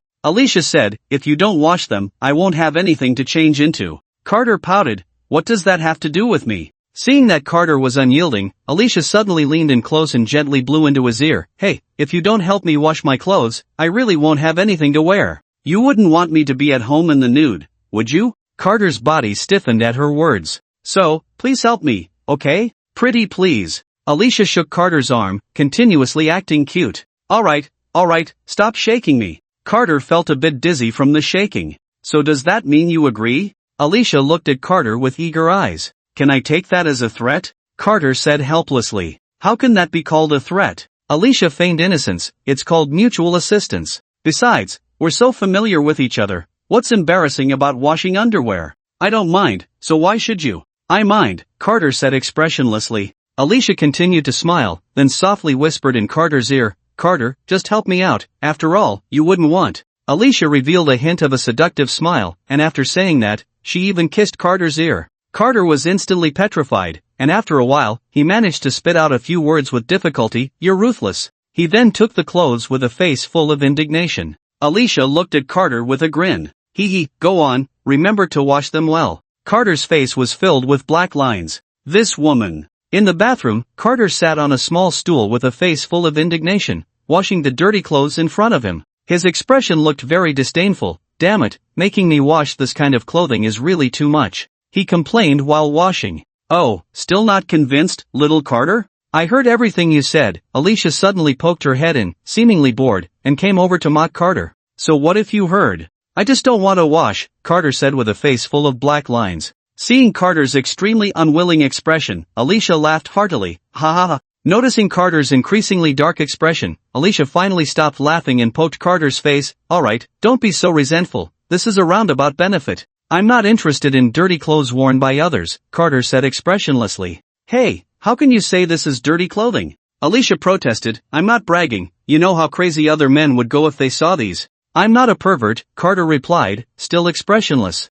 Wah! What pervert? Carter, what on earth are you talking about? Alicia was at a loss for words. Anyone who likes this kind of thing is a pervert, right? Carter said disdainfully. Damn it, I refuse to believe you don't feel anything at all, Alicia said, a bit exasperated. I'm sorry, really, I'm not a pervert. Damn. Alexis was a bit annoyed. Why was this so different from what she had expected? Then Carter suddenly looked up, his big, bright eyes fixed intently on Alexis. What? What are you doing? Why are you staring at me like that? Alexis felt a bit uneasy under Carter's gaze, her eyes darting away. 5 minutes later. There was one more small stool next to Carter. Alexis sat on it with a reluctant expression, looking at Carter with a pitiful gaze. There will be another chapter later. By the way, the author has created a fan group. If you're interested in keeping up with the latest chapters, feel free to join. That's it, the author has been drained dry. Just finished running 3 kilometers, really out of energy, the author has to run away.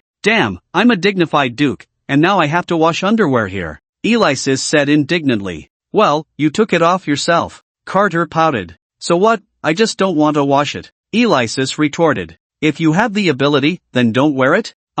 Hearing this, Alexis immediately shrank her neck.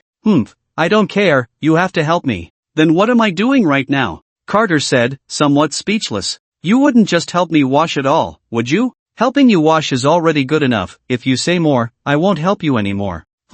Alexis huffed angrily, then started throwing the clothes in her hands into the water repeatedly. Wash. I wash. Is that okay? Hey, stop throwing it, or it'll splash on me. Seeing the water splashing everywhere, Carter quickly dodged, looking disgusted. What do you mean? Alexis, already unhappy, became even angrier when she heard Carter say that, raising the clothes in her hands in front of him. Are you disgusted? Are you disgusted with me? Seeing the clothes getting closer to him, Carter hurriedly moved away. Stop messing around, it's filthy, quickly take it away. Alexis, hearing this, looked disdainful, then her eyes turned, revealing a hint of mischief. Carter suddenly had a bad premonition. What? What are you going to do? Alexis suddenly threw the clothes in her hands hard into the basin in front of Carter, splashing water everywhere. Carter was immediately startled by the scene, hurriedly dodging, but he couldn't escape in time, and a splash of water hit him hard, even splashing on his face. Damn, it's filthy. Carter rarely cursed, instantly springing up,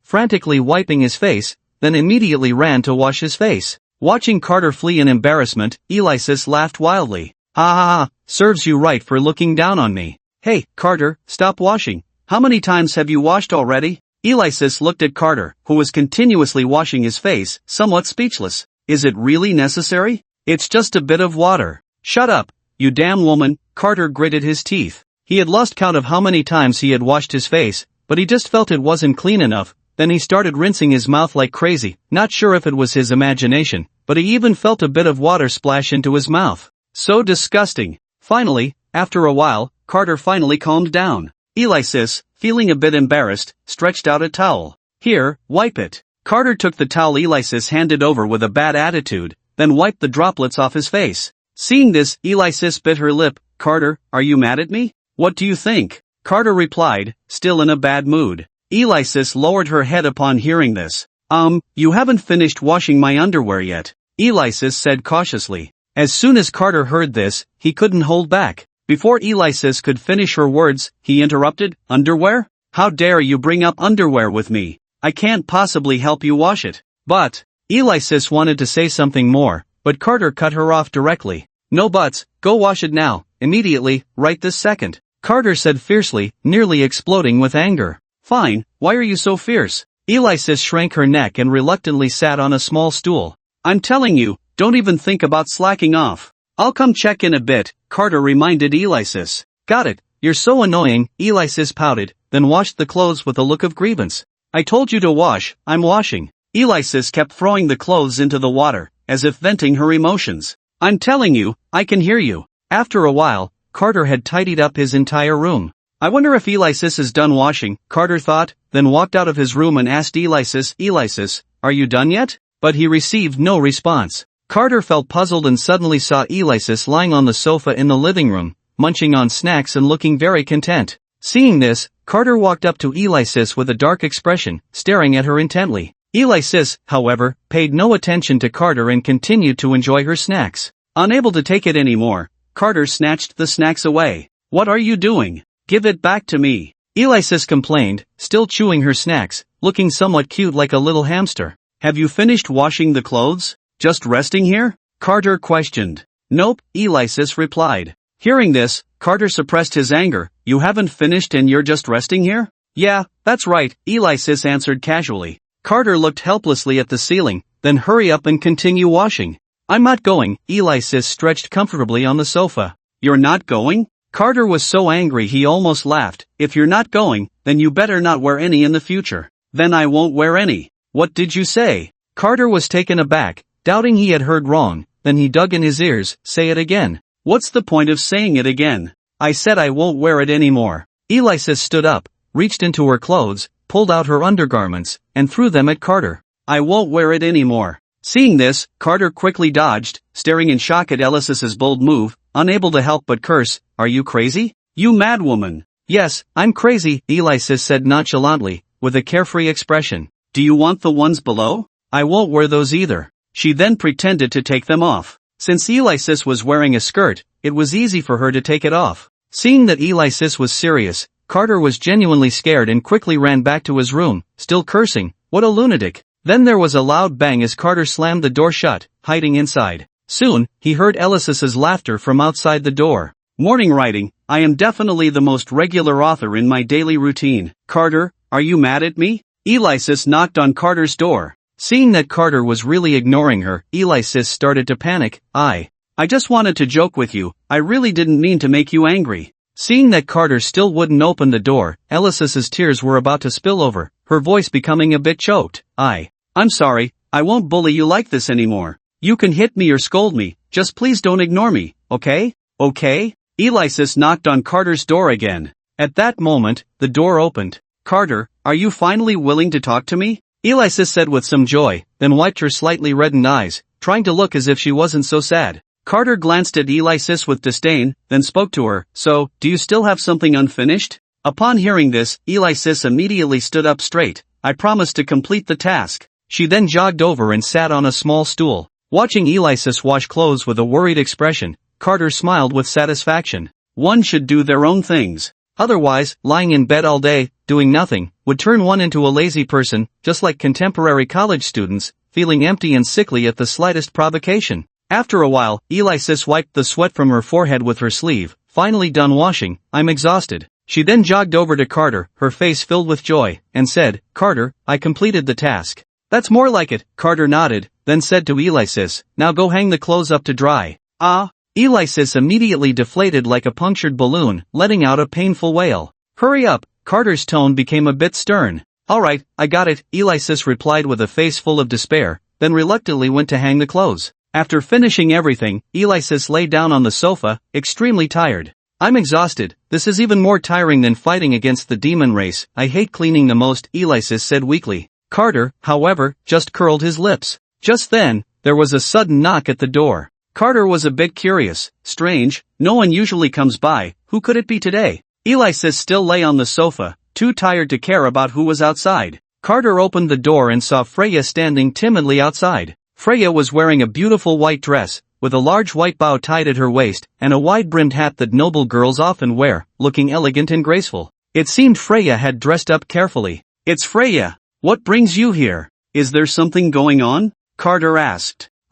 C.A. Carter, hello, Freya said, appearing a bit nervous. This was her first time visiting a boy's home, and in the unfamiliar environment, she felt a bit scared, especially since it was the home of someone she liked. Meanwhile, upon hearing a girl's voice, Alexis's fatigue vanished instantly, and she quickly appeared at the door. Looking at the youthful and pure Freya, a hint of vigilance flashed in Alexis's eyes. Seeing Alexis approach, Freya became even more nervous and timidly greeted her, Aunt. Hello. Alexis said nothing, just stared at Freya. Freya, noticing this, became even more anxious, lowering her head more and more, trying to hide her face behind the brim of her hat. You're Carter's deskmate, right? Did you come to our house for something? Alexis suddenly spoke.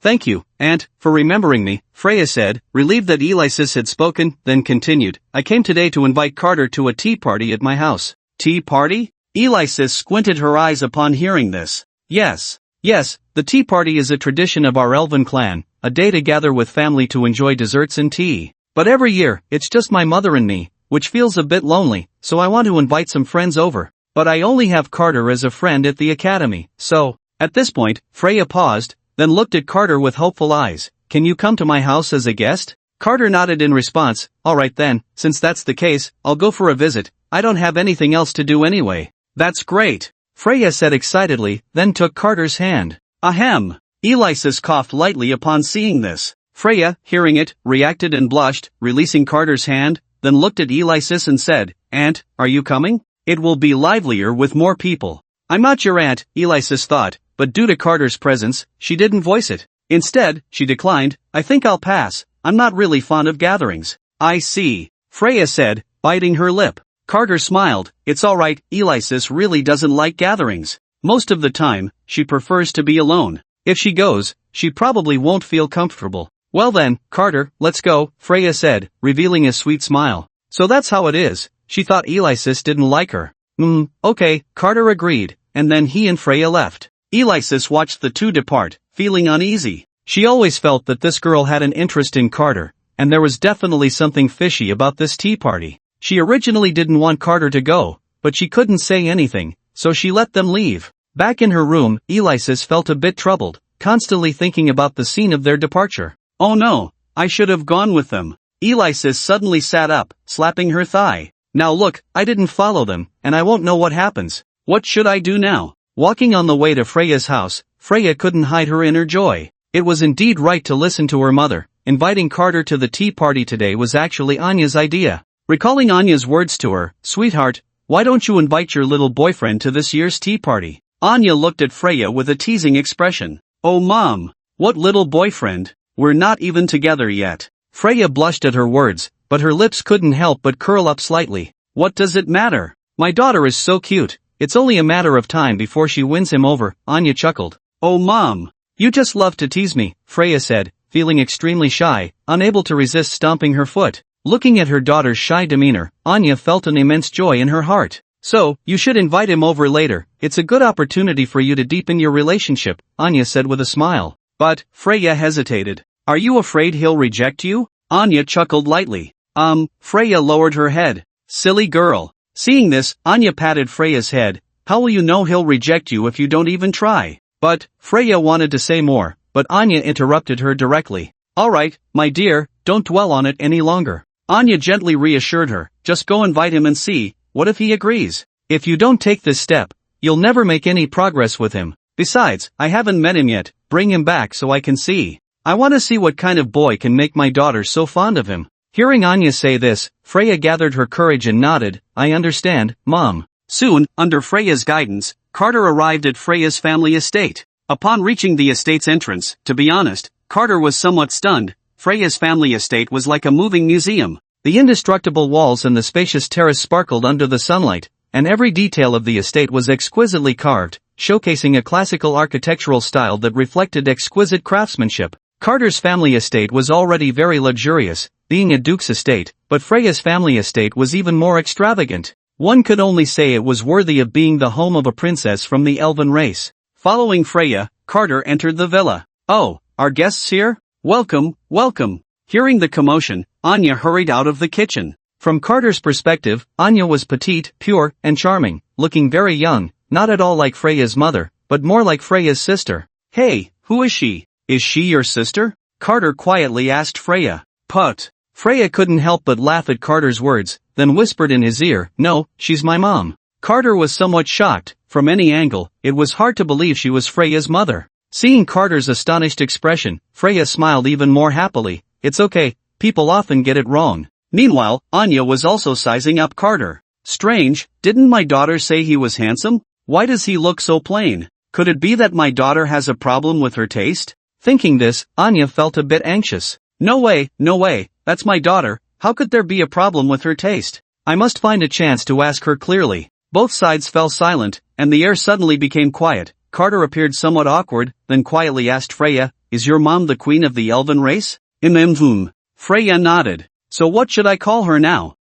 Freya thought for a moment, then quietly replied to Carter, "You can just call her Auntie." After hearing this, Carter cleared his throat and awkwardly said, "Hello, Auntie." Anya, coming back to her senses, quickly responded, "Oh, hello, you must be Carter, right? The cake will be ready soon, please sit on the sofa for a while." "Freya, come help." "Okay, Mom." Freya replied and followed Anya into the kitchen, leaving Carter sitting alone on the sofa, feeling somewhat awkward. In the kitchen, Shafilia, "Didn't you say your little boyfriend is super handsome? Why does Mommy think he looks so ordinary?" Ania asked Philia anxiously. "You can't be having a problem with your taste, can you?" "Oh, Mommy, I already told you, we're not together yet." Philia blushed and retorted, "My taste is perfectly fine." "Then why did you say he was handsome?" Ania asked, puzzled. Philia smiled at her words and replied, "That's because you haven't seen what he looks like without his glasses. He looks like a completely different person without them, so handsome." "I was fooled by him too," Philia said, drifting off into daydreams.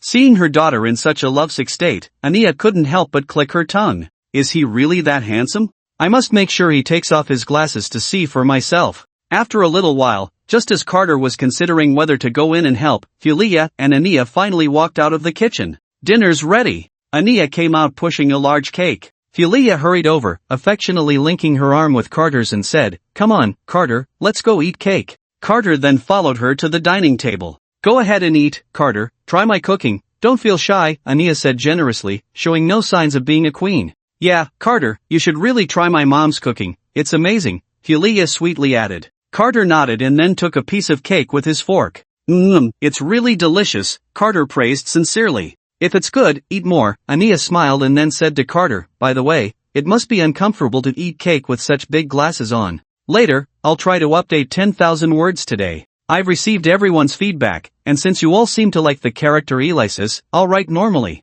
Of course, different audiences will lead the author to learn from experience and strive to satisfy everyone. Do you want Auntie to help you take them off? Otherwise, won't it be inconvenient to eat cake? Anya said to Carter with a smile. Carter instinctively tensed at her words and replied, No, Auntie, I can't see clearly without my glasses. Oh, I see. Anya didn't say much more, just looked at Carter's glasses with some suspicion. If they were prescription glasses, why would he need a special magical tool to wear on his face? Something's off, there's a problem. Carter, try this piece, I spread the cream on it. You have to tell me if it's good, Philia said, holding a piece of cake up to Carter's mouth. Thank you. Just as Carter was about to take the cake, Anya's voice suddenly came from beside him. Philia, aren't you going to feed Carter a piece? Ha! Philia's cheeks flushed at her words. Seriously, what is Mommy talking about? After hearing Anya, Carter's eyes widened in disbelief. Feeding. What? What's wrong? Didn't Mommy tell you to treat your guests well?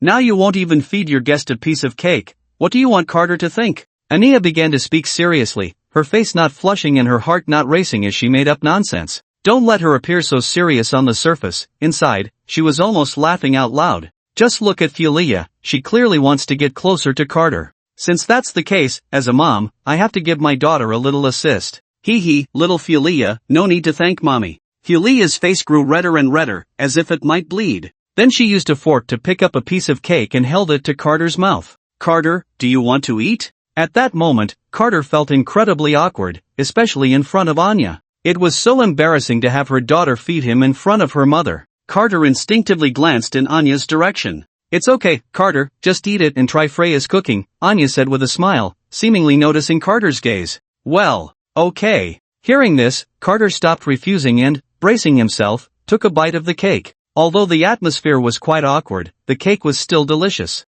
Carter, your glasses look really special, can you take them off for Auntie to see? Anya suddenly said to Carter. Carter's heart tightened at her words, and he shook his head. Forget it, Auntie, they're just ordinary glasses, nothing special. Ordinary glasses? Who are you kidding? Anya thought silently to herself, but she didn't say anything. The repeated refusal to take off the glasses definitely meant there was something fishy going on. Just show Auntie, I'm a bit curious, Anya urged Carter.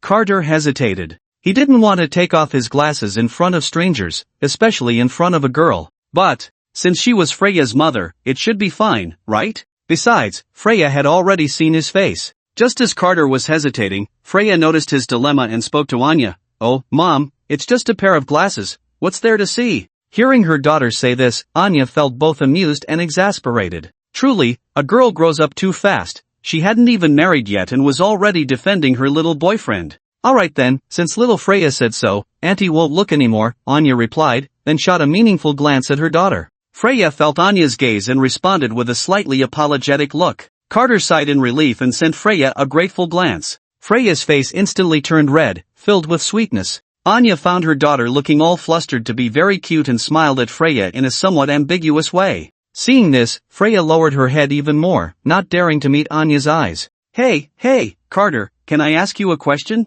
Anya suddenly leaned closer to Carter. Freya felt a bit strange at Anya's unusual behavior. Then Anya's question not only made Carter extremely awkward but also made Freya so shy that she wished she could hide under the table. After getting Carter's consent, Anya asked, Carter, is there a girl you like at school? Carter was taken aback and then shook his head. No, not really. Freya felt incredibly embarrassed hearing Anya's question, feeling as if her toes were about to dig through her shoes into the ground. Then Freya tugged at Anya's sleeve, signaling her to stop talking. Who asks such questions right off the bat? But Anya was unfazed and continued, you know, our Freya often brings you up at home, always saying nice things about you. Mom! Freya voiced her discontent, pulling on Anya's hand more forcefully. Freya says you have many good qualities, that you're very talented in magic, and that you're quite handsome. Oh, Mom! Freya tugged at Anya's sleeve again with more force. Hearing Anya's words, Carter's heart skipped a beat. Had Freya really said he was handsome? Wouldn't Anya be taking off her glasses just to see her own appearance?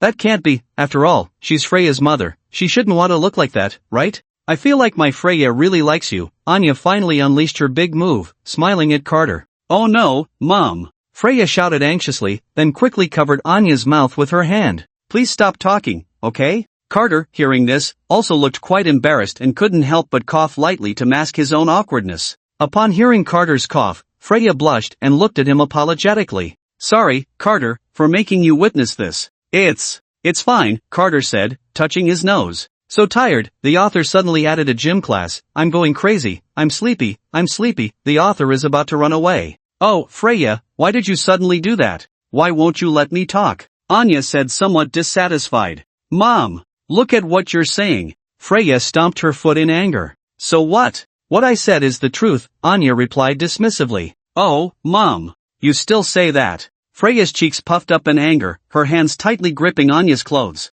Alright, I won't say anything more, Anya surrendered to Freya. That's more like it, Freya said, releasing her grip on Anya. But as soon as Freya let go, Anya immediately ran to Carter's side and asked, Carter, what do you think of our Freya? Oh no, Mom. Didn't you just promise me? Freya hurried over, trying to stop Anya. Oh, Freya, don't make a fuss, Mama's discussing serious matters, Anya replied dismissively. What kind of serious matter is this? Freya was so anxious she was stomping her feet. But Anya paid no attention to Freya's feelings and continued to press Carter. What do you think of our Freya? Come on, tell me. Seeing Anya's expectant gaze, Carter felt a bit awkward and then touched his nose to answer. Freya. She's pretty good. Hearing Carter say this, Freya's neck turned red, and it seemed like faint steam was rising from her head. Of course, my daughter is wonderful, Anya said proudly. My Freya is smart, beautiful, has high magical talent, and is very kind. Oh no, Mom, please stop. Freya just wanted to find a hole to hide in. Praising herself in front of Carter was just too embarrassing. So, do you like Freya? Anya suddenly leaned closer to Carter, their faces almost touching, and Carter could even feel Anya's breath. At that moment, Carter felt a bit at a loss, completely unsure of what to do. Oh no, Mom, please stop messing around. Freya couldn't hold back any longer and rushed forward to pull Anya away. But, he hasn't answered yet. Anya wanted to struggle, but upon meeting Freya's slightly angry gaze, her attitude softened instantly. If you keep this up, I won't talk to you anymore. Freya pinched her own waist, looking fierce, which was quite impressive. Hearing her daughter's threat, Anya looked aggrieved. Alright, I got it. Mom won't say anything more. Freya sighed in relief, then showed a disgusted expression. Disgusted by you. Her own mother was just too much to handle. But she really did want to know Carter's answer. But, she was very scared. She was afraid that Carter would say something she didn't want to hear, afraid that Carter would hate her because of her mother's unreasonable behavior. Carter thought he should say something to change the unbearably awkward atmosphere, so he cleared his throat and suggested to the two, how about we eat some cake first? I've been looking forward to it. Upon hearing this, Freya quickly chimed in, yes, let's eat cake first. Carter, try this, it's really delicious. Carter, and this one, give it a try, I promise you'll like it. Carter, I guarantee you've never tried this before, it's a specialty of our elven race, you must taste it. Carter, and this one. Watching her daughter fawn over Carter, Anya felt ignored, thinking that Carter was stealing her daughter's affection. She then sulked in the corner, silently staring at the two who were lovey-dovey, as Anya saw it, trying to catch their attention. But Freya's eyes were entirely on Carter, completely oblivious to Anya's resentment. Oomph! Anya became even more displeased, her beautiful eyes fixed on Carter. I want to see just how handsome you are to have my little Freya so enchanted. Anya thought indignantly, then her eyes flickered as if she had come up with a good idea. Are you thirsty? Should I get some drinks? Anya said to the two. Sure, Mom, can you get me a cup of black tea? Freya replied, then turned to Carter. Carter, what would you like to drink? I'm fine with anything, Carter answered. It's okay, Carter, you don't have to be shy. Just say what you want, we have plenty of drinks at home, like black tea, green tea, coffee. Freya smiled at Carter. Yeah, just say what you want, no need to be polite, Anya added. I really can have anything, Carter replied. Freya thought for a moment and then said to Anya, then get Carter a cup of black tea. She then turned to Carter, is black tea okay? That's fine, Carter nodded. Alright, black tea is on the way. Anya then turned to get the drinks. In a short while, Anya came out, carrying 2 cups of black tea. Here comes the black tea. She first approached Freya and handed her the cup. Here, this is Freya's. Thank you, Mom, Freya said as she took the tea, remembering to thank Anya. When it was Carter's turn, Anya noticeably paused. But neither of them noticed Anya's unusual behavior. Then Anya smiled at Carter. Here, Carter, this is your black tea. Thank you. Carter was about to express his gratitude, but before he could say, Aunt, Anya suddenly exclaimed, ah. Then Anya accidentally slipped, and the black tea splashed right onto Carter's glasses. Before he could react, Anya, looking panicked, said, "Oh no, I'm really sorry, let me help you wipe it off." Then, under Carter's bewildered gaze, Anya directly took off the glasses from Carter's face. So tired, the author is about to run away. Alright, the escape failed and the top reader caught me, so let's have another chapter. Today, the little bird has started to misbehave again, and the author will have to play with it for a while, so today it's likely to end here. Anya was ostensibly cleaning her glasses, but in reality, she was secretly observing Carter's face. I want to see just how. My goodness. Anya froze in place, even the motion of wiping her glasses came to a halt. How can there be such a cute boy in this world? The man before her was as beautiful as jade, a peerless gentleman, and he looked completely different from the ordinary appearance he had before. This huge contrast not only gave Anya a visual shock but also an emotional one.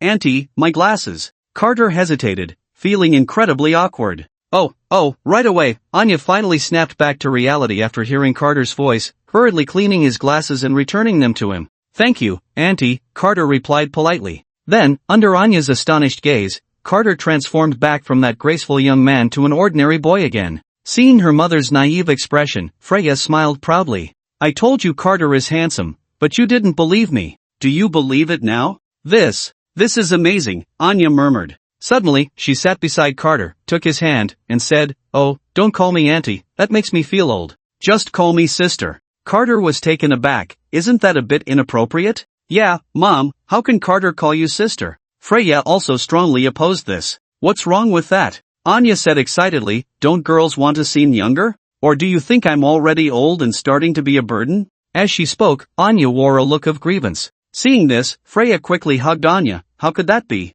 Mom is not old at all, Mom is the youngest." "Really?" Anya looked at Freya with shining eyes. "Of course it's true," Freya comforted her, "Mom looks very young and beautiful." Then, seeing Anya hesitating, Freya looked at Carter. "Then, let's just call each other whatever we want." "Oh, okay, Carter nodded. Anya was delighted to hear this, revealing a subtle smile that neither of them noticed. "Carter, how did you become so good-looking? In all my life, I've never seen a boy more handsome than you." Anya continued to hold Carter's hand, asking him. Carter was a bit at a loss and could only laugh awkwardly. "Oh dear, Mom, you scared Carter," Freya said, pulling Anya's hand away from Carter and then holding Carter's hand herself. Watching her daughter's series of actions, Anya clicked her tongue. "Truly my daughter, she's learned this on her own." Then she wore a look of melancholy. Freya ignored this and continued to engage Carter. "Carter, this is really delicious, eat more." After finishing the cake, Carter prepared to leave. "Carter, aren't you going to stay a little longer?" Freya held Carter's hand, looking at him with hopeful eyes. Yeah, stay a bit longer." Anya mimicked Freya's actions, holding Carter's other hand and looking at him expectantly. "Freya, seriously, Mom, why are you joining in?" Faced with such an enthusiastic mother and daughter, Carter felt overwhelmed and quickly refused. No, it's about time. I really should go back. There are people at home waiting for me to cook." "Well, okay, Carter, you must come over and visit when you have time." Freya reluctantly released Carter's hand. "Yeah, you must come over and visit." Anya reluctantly let go of Carter's hand. "Freya? Got it, I'll come by when I have time. Thanks for the hospitality, I'm leaving now," Carter replied, then waved goodbye to the two and left. "Goodbye, Carter." Freya waved her hand. "Carter, you must come over." Anya also waved. "Freya, please, Mom, don't steal the spotlight right now." After Carter left, Anya murmured, "What a nice guy." "Mom, it's all your fault, you made me look so bad today," Freya immediately said, hands on her hips, directing her words at Anya. "What did I do?" Anya replied, feeling wronged. "What were you saying today? You scared Carter." Freya accused Anya with an unhappy expression. That was a tactic, you wouldn't understand. If I hadn't said that, how could things have gone so smoothly today? Anya retorted, quite unconvinced. Hearing Anya's words, Freya turned her head away in anger, ignoring her. Suddenly, Anya excitedly grabbed Freya's hand and said anxiously, "Freya, you must win Carter over, you can't let other girls take him away." Freya's face turned red from Anya's sudden behavior. I got it, Mom, why are you suddenly so anxious?" "Because Mom likes Carter too," Anya said with a dreamy expression. Freya was momentarily stunned, staring at Anya in disbelief. However, Anya didn't notice her daughter's unusual reaction and continued, "If Carter can be with Freya, then Mom can see Carter every day. Just thinking about it is so exciting." Freya instantly felt petrified. She thought her head had suddenly turned green. Was it just her imagination? Then Freya looked at Anya with an unfriendly expression and said, "Mom, what are you talking about? How can you like Carter? You can't steal my man." Hearing Freya's words, Anya showed a shocked expression but felt inexplicably guilty, awkwardly coughing twice before retorting, "You. What are you talking about, little Freya? How could Mom steal a man from you?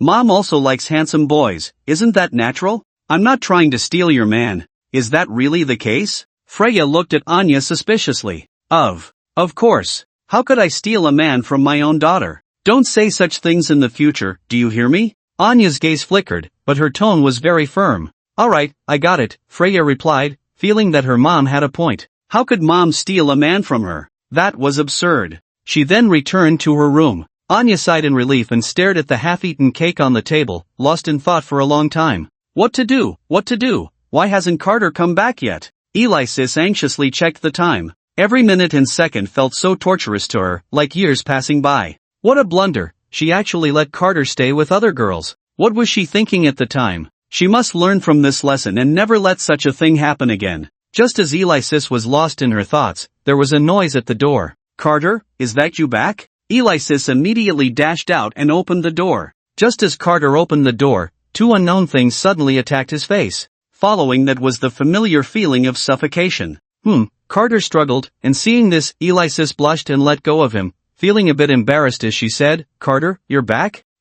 Carter took a deep breath of fresh air, then helplessly said to Alexis, "I don't know how many times I've told you, didn't I say not to do this? I just got a little too excited." Alexis didn't care about Carter's words at all, playfully sticking out her tongue. She would dare to do it again next time. "Carter, I've only been out for half a day. What's there to be excited about?" Then Carter walked into the room and sat on the sofa. Alexis cautiously leaned next to Carter, looking as if she wanted to say something but hesitated. "What's wrong? Did you do something bad while I wasn't home? Go ahead and say it, I promise I won't spank you." Seeing Alexis like this, Carter was already somewhat used to it. Nothing good would come of it. "Oh, no way, how could I do something bad? Really, Carter, how can you think that of me?" Alexis's face turned red at his words. Although she hadn't done anything bad this time, for some reason, she felt inexplicably guilty. Carter stared at Alexis with a blank expression, as if saying, "Haven't you done enough bad things?" Alexis lowered her head, then raised it again,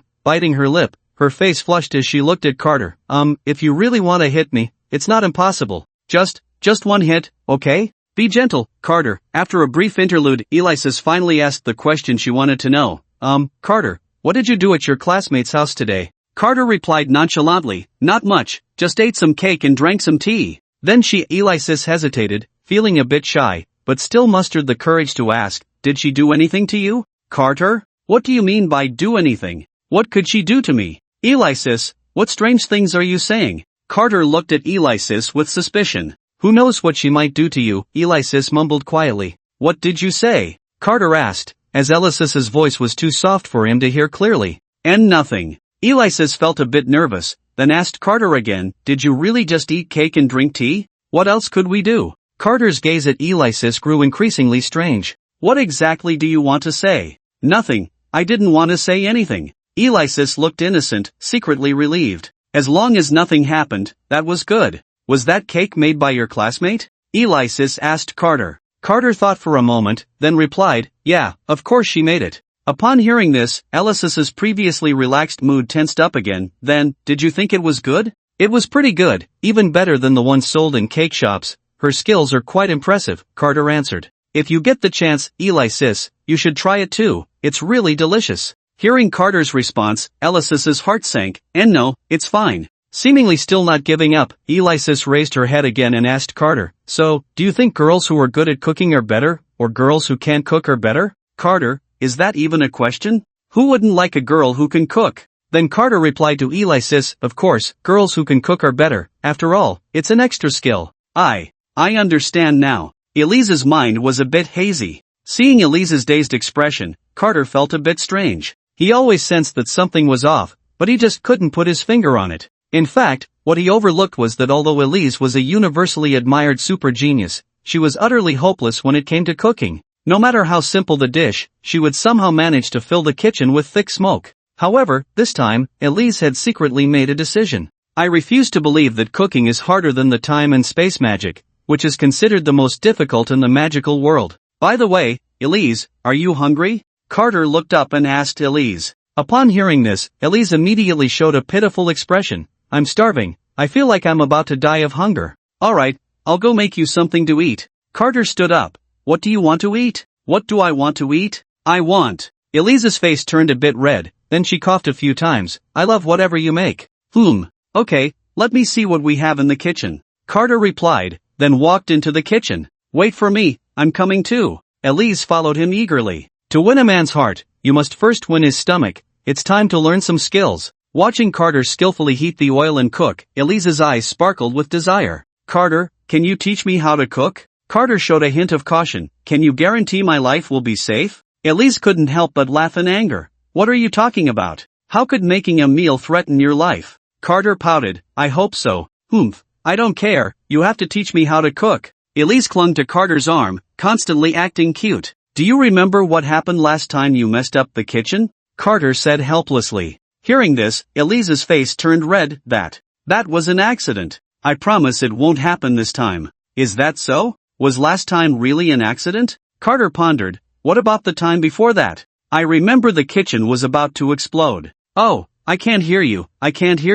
Elise covered her ears and shook her head wildly. I don't care, I'm going to learn. Are you going to teach me or not? Elise continued to shake Carter's arm. Seeing that Carter was silent, she shook even harder. Hurry up and say it, will you teach me or not? Alright, I'll teach you, just stop shaking, I'm getting dizzy. Carter couldn't take it anymore and quickly begged for mercy. That's more like it. A victorious smile appeared on Elise's face. Although Carter verbally agreed, he was actually reluctant inside. But why did you suddenly want to learn how to cook? Carter asked, puzzled. The previous lesson should have taught Elise a lesson. Why was she suddenly asking again today? Elise's face turned a bit hot and she glanced at Carter with a hint of meaning. Of course it's because I like cooking, Carter. Otherwise, why would I want to learn cooking? Elise said irritably to Carter, rolling her eyes. Don't you know why I want to learn to cook? It's because you said you prefer girls who can cook. I refuse to believe that I can learn such an obscure and difficult space magic, but I can't learn something as simple as cooking,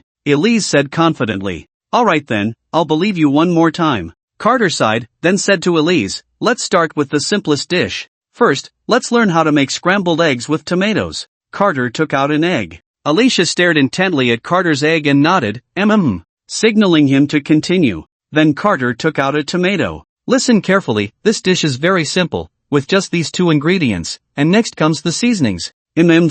Alicia nodded continuously. The seasonings are chopped green onions, cooking oil, salt, and sugar.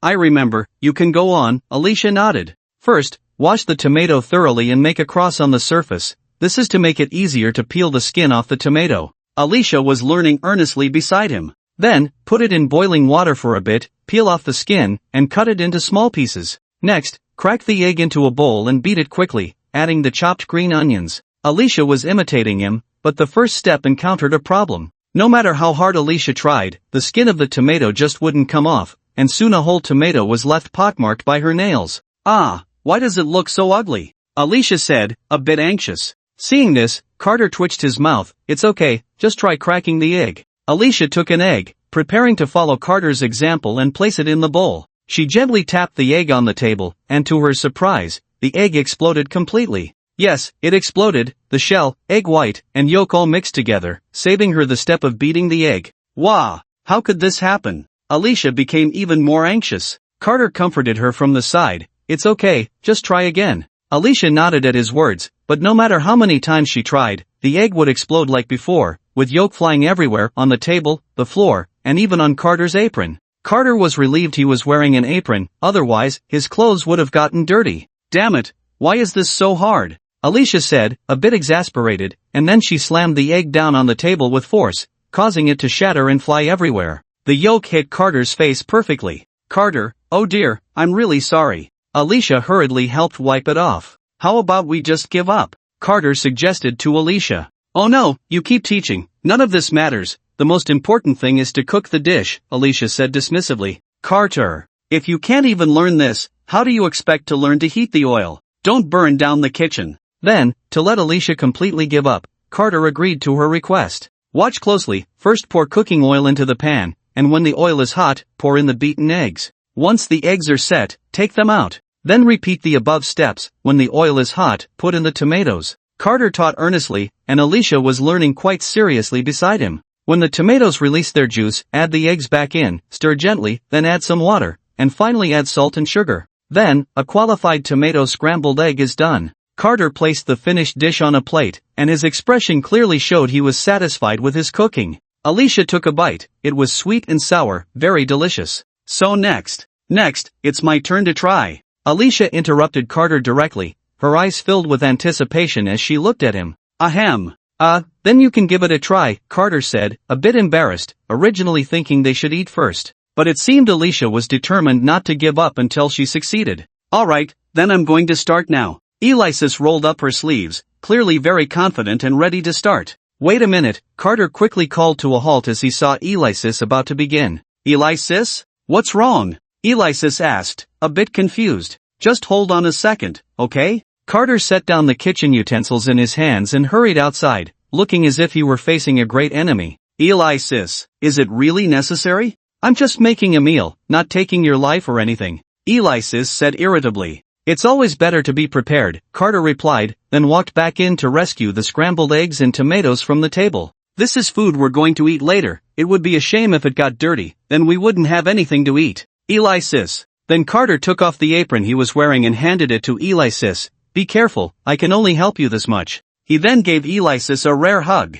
Alexis was taken aback by Carter's series of actions, and then she saw him rush out the door again, peeking in with just his little head to observe the situation. Alexis stared at the apron in her hands, unable to regain her composure for a long time, then angrily threw the apron on the ground. Damn Carter, just you wait, I will prove myself. Saying this, Alexis began to actually cook. Carter, the result was, as expected, it didn't disappoint Carter. It was just simple stir-frying, but for some unknown reason, the pot in Alexis's hands exploded inexplicably. Fortunately, Carter had the foresight to close the door and clasp his hands together. May the departed rest in peace. He then bowed respectfully to the kitchen. He wasn't referring to Alexis, but to the kitchen. It seemed like the kitchen would need another renovation soon. But don't worry, the sacrifice of the kitchen was worth it. Then Alexis opened the door, her hair a wild mess, her face covered in soot, looking dazed. Carter, you. Alexis opened her mouth to speak, but a puff of black smoke flew out instead, and upon closer inspection, her teeth had turned black.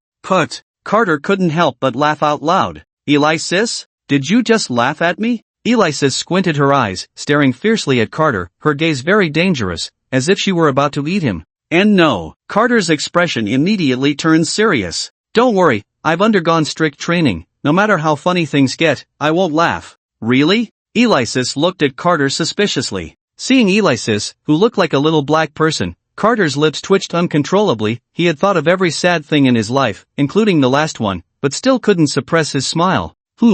Alexis became even more suspicious and slowly leaned closer to Carter. Feeling Alexis getting closer, Carter couldn't hold it in any longer and quickly spoke to stop her. Don't come so close to me. What's wrong with being this close? Alexis squinted her eyes and continued to lean closer to Carter. I can't take it anymore. I can't hold it in. Pfft, ha ha ha ha ha ha ha. Carter burst into laughter, unable to contain himself. Alexis, you really are laughing at me. Alexis glared at Carter in exasperation. No, ha ha ha, let me explain, ha ha, I saw a dog that was pregnant today, ha ha ha. Damn Carter, you're driving me crazy, just wait and see how I teach you a lesson today. Alexis could no longer hold back and lunged at him. Hey, wait, what are you doing? Don't come over here, don't mess around, hey. I'm letting you make a fool of me. Alexis wiped some of the soot off her face and then smeared it onto Carter's face with force. Before long, there was another little black person in the room. Ha ha, now you can't laugh at me anymore, can you? Alexis laughed heartily at her masterpiece. Carter. After a brief interlude, the two sat down to prepare for a meal. Alexis suddenly became restless. Carter, noticing this, looked at her and asked, "What's wrong?" Alexis's face turned inexplicably red, her big eyes rolling in their sockets. Then she revealed a very subtle smile before turning to Carter and saying, "Carter, I'm so dirty, I want to take a shower later." Alexis looked at Carter with a pitiful expression. A shower, huh? Carter pondered, not noticing Alexis's subtle smile. Yeah, Carter, do you want to take a shower too? Alexis said, her eyes sparkling. But I just took a shower a few days ago. Carter hesitated. Oh come on, just shower, it's so comfortable. Alexis grabbed Carter's hand. Carter was still thinking. To be honest, he didn't really want to take a shower because he was too lazy, just like you guys who are slacking off right now. You heard me right, I'm talking about you sitting in front of the screen. Look, you're so dirty, why don't you take a shower? Alexis continued to persuade Carter. For Carter, taking a shower wasn't a big deal, but he always felt something was off. Oh come on, just do it, Alexis said when Carter didn't respond. I don't care, you're going to shower today whether you like it or not. Carter? Carter looked at Alexis suspiciously and asked her, why are you so insistent on making me take a shower? Alexis's heart skipped a beat. Oh no, it seemed like she was getting a bit carried away. But Alexis didn't show any signs of discomfort, casually saying to Carter, because then we can shower together, and then, ouch. Before Alexis could finish her sentence, Carter couldn't help but give her a playful smack on the head. Why did you hit me? Alexis covered her head, looking at Carter with teary eyes. Who told you to always say such strange things? Carter said nonchalantly. Well, I'm just stating the facts, Alexis replied, still covering her head. Although she looked very wronged, she felt inexplicably relieved. Thank goodness, she got away with it. So, Carter, are you going to take a shower or not? I need to prepare hot water. Alexis asked Carter. Okay, I'll shower too, Carter replied. Hearing this, Alexis's mouth curled into a mischievous smile. Got him. This chapter can't be helped, it needs to be reviewed, so I can only cut out large sections. Readers, don't blame the author for this, okay? You go first, Carter, I'll prepare hot water for you, Alexis said to Carter, then turned and walked into the bathroom. Thanks, Carter replied, then lay back on the sofa and stretched. Taking this time, Carter touched his face, saw the soot on his hands, shook his head, and then walked to the mirror, unable to hold back a laugh at his reflection, which had turned into a big calico cat. This Alexis is really getting more and more mischievous. Just as Carter was lost in thought, Alexis's voice came from the bathroom. Carter, the water is ready, come wash up. Got it, I'll be right there, Carter replied, then walked into the bathroom. Carter, you shower first, I'll step out so I won't disturb you, Alexis said to Carter, then turned and walked towards the door. However, upon closer observation, one would notice that with each step Alexis took, her legs trembled slightly, and her hands were tightly clenched, looking very strange, as if she were suppressing something.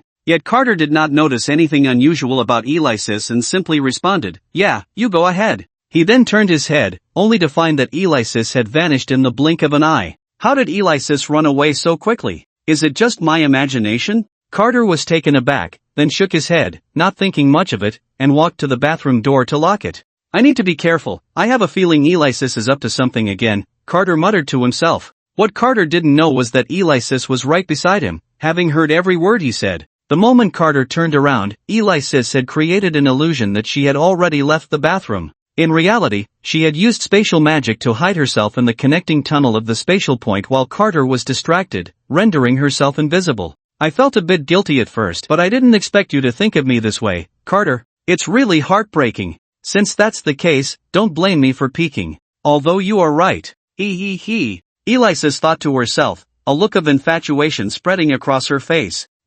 Little Carter, the reason I learned spatial magic isn't because I'm interested in it. In fact, that obscure magic is incredibly boring to learn. It's not to make myself stronger either. I learned this magic just for you. I learned spatial magic so I could become invisible, with the sole purpose of taking this opportunity to peek at you while you bathe.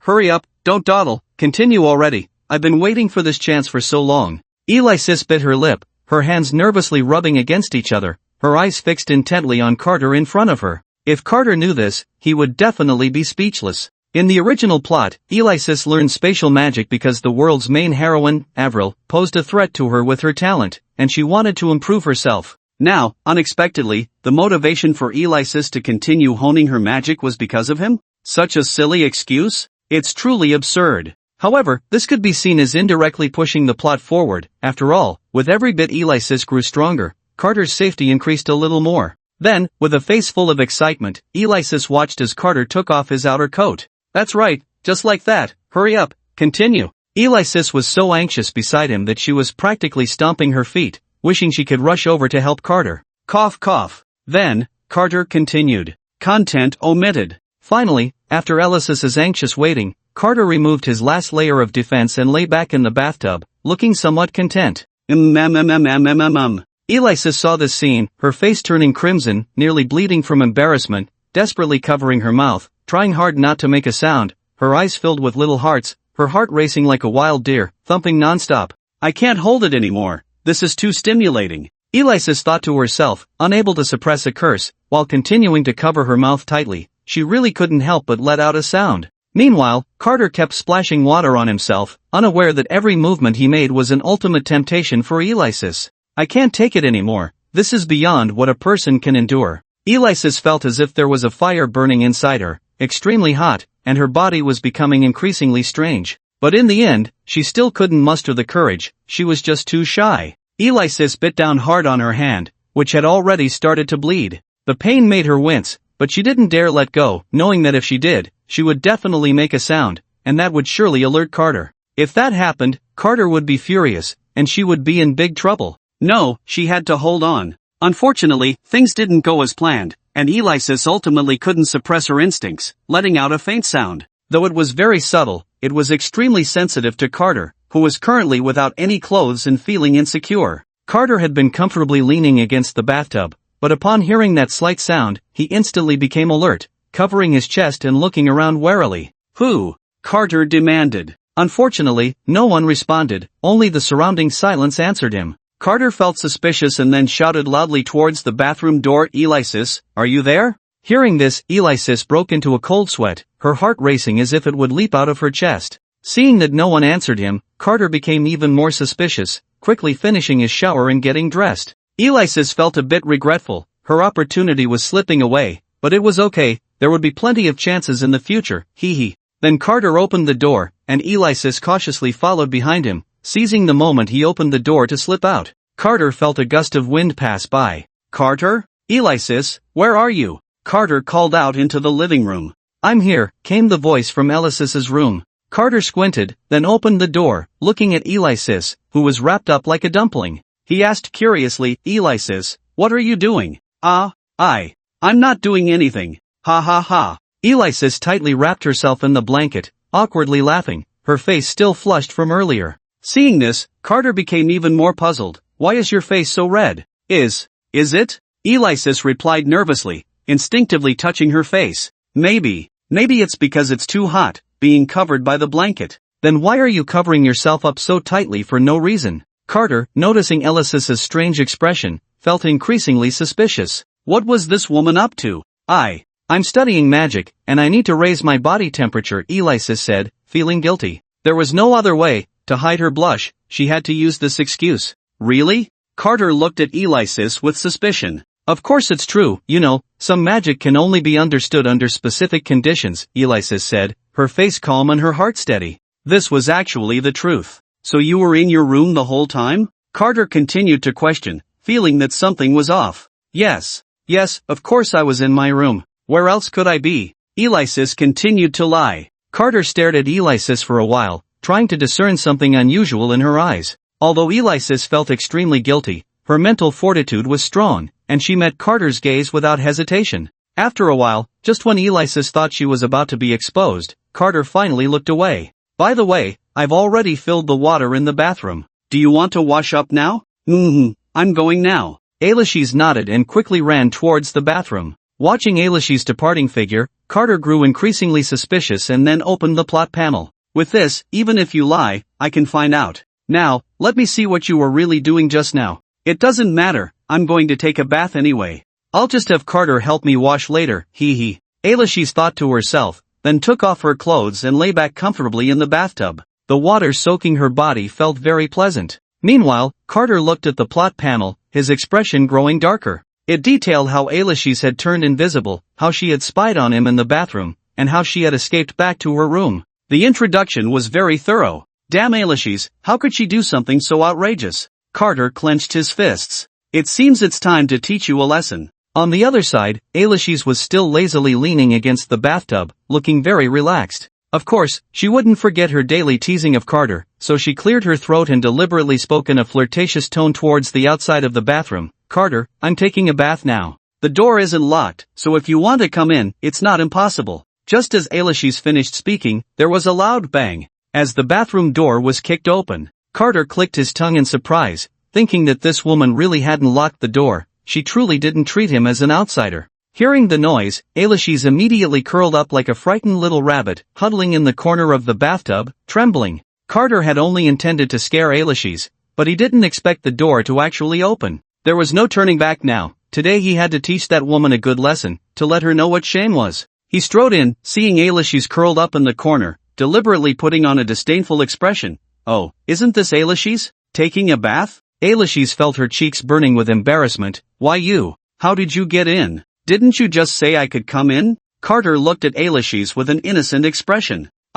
Don't look. Alexis lowered her head, stammering at Carter. What's wrong? You know how to be shy now? At this, Carter's expression suddenly darkened. Don't you know what you were doing just now? I know I was wrong. I'm sorry. Alexis bit her lip, a faint steam seeming to rise from her head. Oomph. I'll let you off this time. If you dare to do this again next time, don't blame me for being rude. Carter warned Alexis fiercely, then hurriedly ran out of the bathroom. Despite appearing fearless on the surface, he was actually extremely nervous, his heart nearly jumping out of his chest. Although it seemed like he had been staring at Alexis, in reality, he hadn't looked at her much at all, and with the bathtub blocking the view, he hadn't seen anything he shouldn't have. There were a few things he couldn't avoid seeing, but that couldn't be helped. After all, he had seen it, and who told her to peek at him first? He couldn't let himself be at a disadvantage. Meanwhile, Alexis continued to lean in the bathtub, lost in thought, unable to regain her composure for a long time. She wouldn't be angry about what had just happened because she liked Carter. After all, Carter was hers, so it was fine to take a look.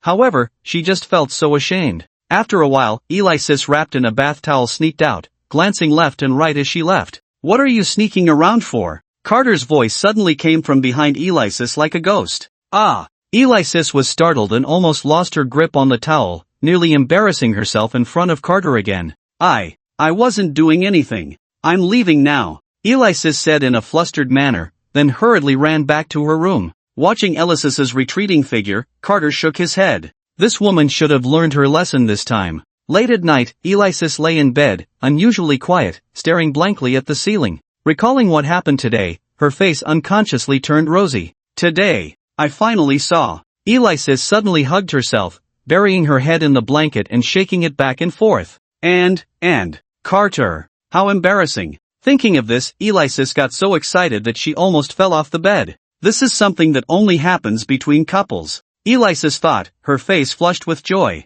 There's no turning back now, Carter. I can only marry you now, he. Alexis gently tapped her fingers together, then covered her face with the blanket again. She slept exceptionally sweetly that night. The next morning, Carter woke up, got out of bed, changed his clothes, and opened the door, only to find Alexis already waiting for him at the door. Good morning, Carter. Alexis's face was a bit flushed, shyly lowering her head, her small hands nervously clutching her skirt, not only greeting Carter but also bowing to him. Carter was startled by Alexis's sudden behavior. This is too polite, a bit over the top. Good morning. Carter was somewhat puzzled by Alexis's actions. Forget it, maybe Alexis has become more obedient because of what happened yesterday. That's good. It saves him from constantly dealing with trouble. As Carter left, Alexis stood at the door looking obedient, watching him go. Make sure to come back early, Alexis said reluctantly to Carter. Although she usually acted like this, for some reason, it felt a bit strange. Okay, got it. Carter replied and then left. Arriving at school, he saw Amelia waiting for him at the school gate, as if she had been waiting for a long time. Hearing the noise, Amelia looked up, smiling at Carter. You're here. Yeah, I'm here.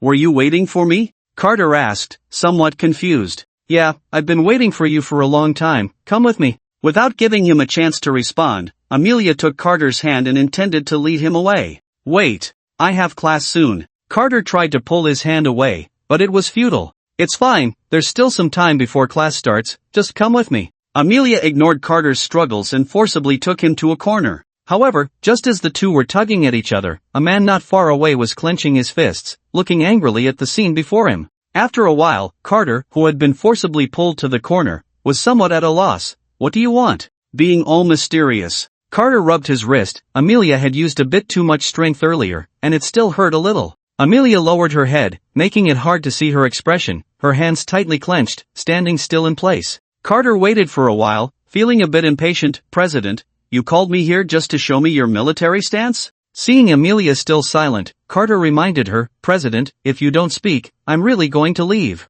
As soon as he finished speaking, Carter stood up to leave. Wait a minute. Hearing Carter say this, Amelia finally moved. She took a deep breath and then looked at Carter with a serious expression, her face unusually resolute, as if she were preparing for some significant event. Carter felt a bit flustered by Amelia's intensity. What is going on, all of a sudden? Carter suddenly had a bad premonition. Under Carter's somewhat tense gaze, Amelia slowly spoke. What is your relationship with Alexis? Alexis? Why are you bringing her up out of the blue? Carter swallowed hard, appearing somewhat nervous. That's none of your concern, you just need to answer my question. Amelia fixed her gaze firmly on Carter's eyes. Carter felt a bit at a loss, his intuition telling him that something was definitely going on. He even had a premonition that if he answered one question incorrectly, something bad would happen. Why aren't you speaking? Are you unwilling to say? Amelia's voice was somewhat serious as she slowly moved closer to Carter.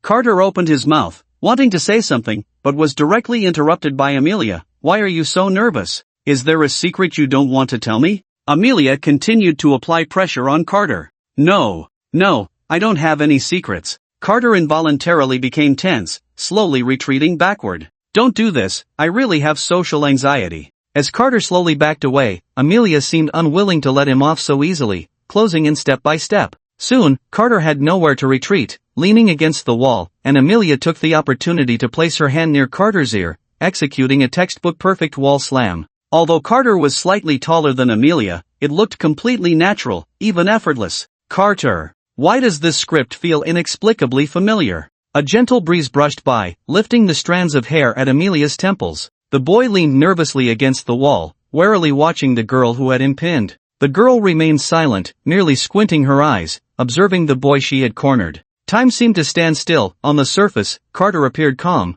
but inside, he was in turmoil. Who can save me? And not far from them, a girl stood motionless, watching their interaction. In her hand, she held a delicate little cake. Why aren't you speaking? Amelia asked Carter, or is it because my question mentioned Alexis, and you don't know how to respond? Amelia's gaze suddenly turned cold. No.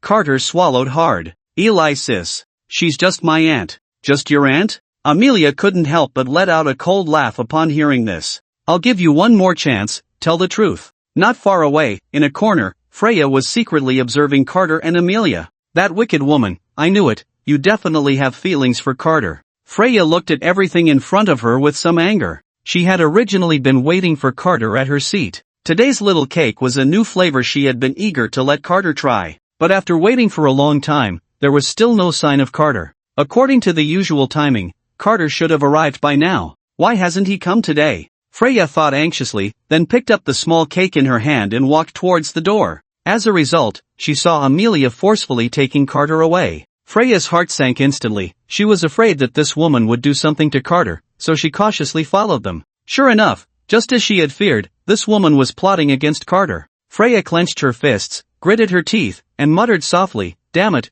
why wasn't I the one who pushed him down? Freya? How come someone is mimicking my speech? Who's there?" Freya looked around warily, and then saw Ralph staring at her in confusion not far away. Freya was startled and was about to scream, but Ralph, seeing her reaction, quickly put a finger to his lips, signaling for silence. Shoo! Freya immediately realized the situation and quickly covered her mouth to avoid alarming anyone. "Hey, who are you, sneaking around here?" Freya asked the man in front of her in a lowered voice. "Who am I? You don't even know who I am?" Ralph involuntarily raised his voice a few decibels after hearing Freya's question. "Shoo, lower your voice." Freya hurriedly reminded him, "Are you crazy? How would I know who you are?" Ralph calmed down at her words and replied, "Listen carefully, I am the vice president of the student council at St. Starshine Academy. My name is Ralph." "Oh, so it's you." Freya nodded. She had heard a bit about the vice president's reputation. "So, what are you doing here?" Freya asked.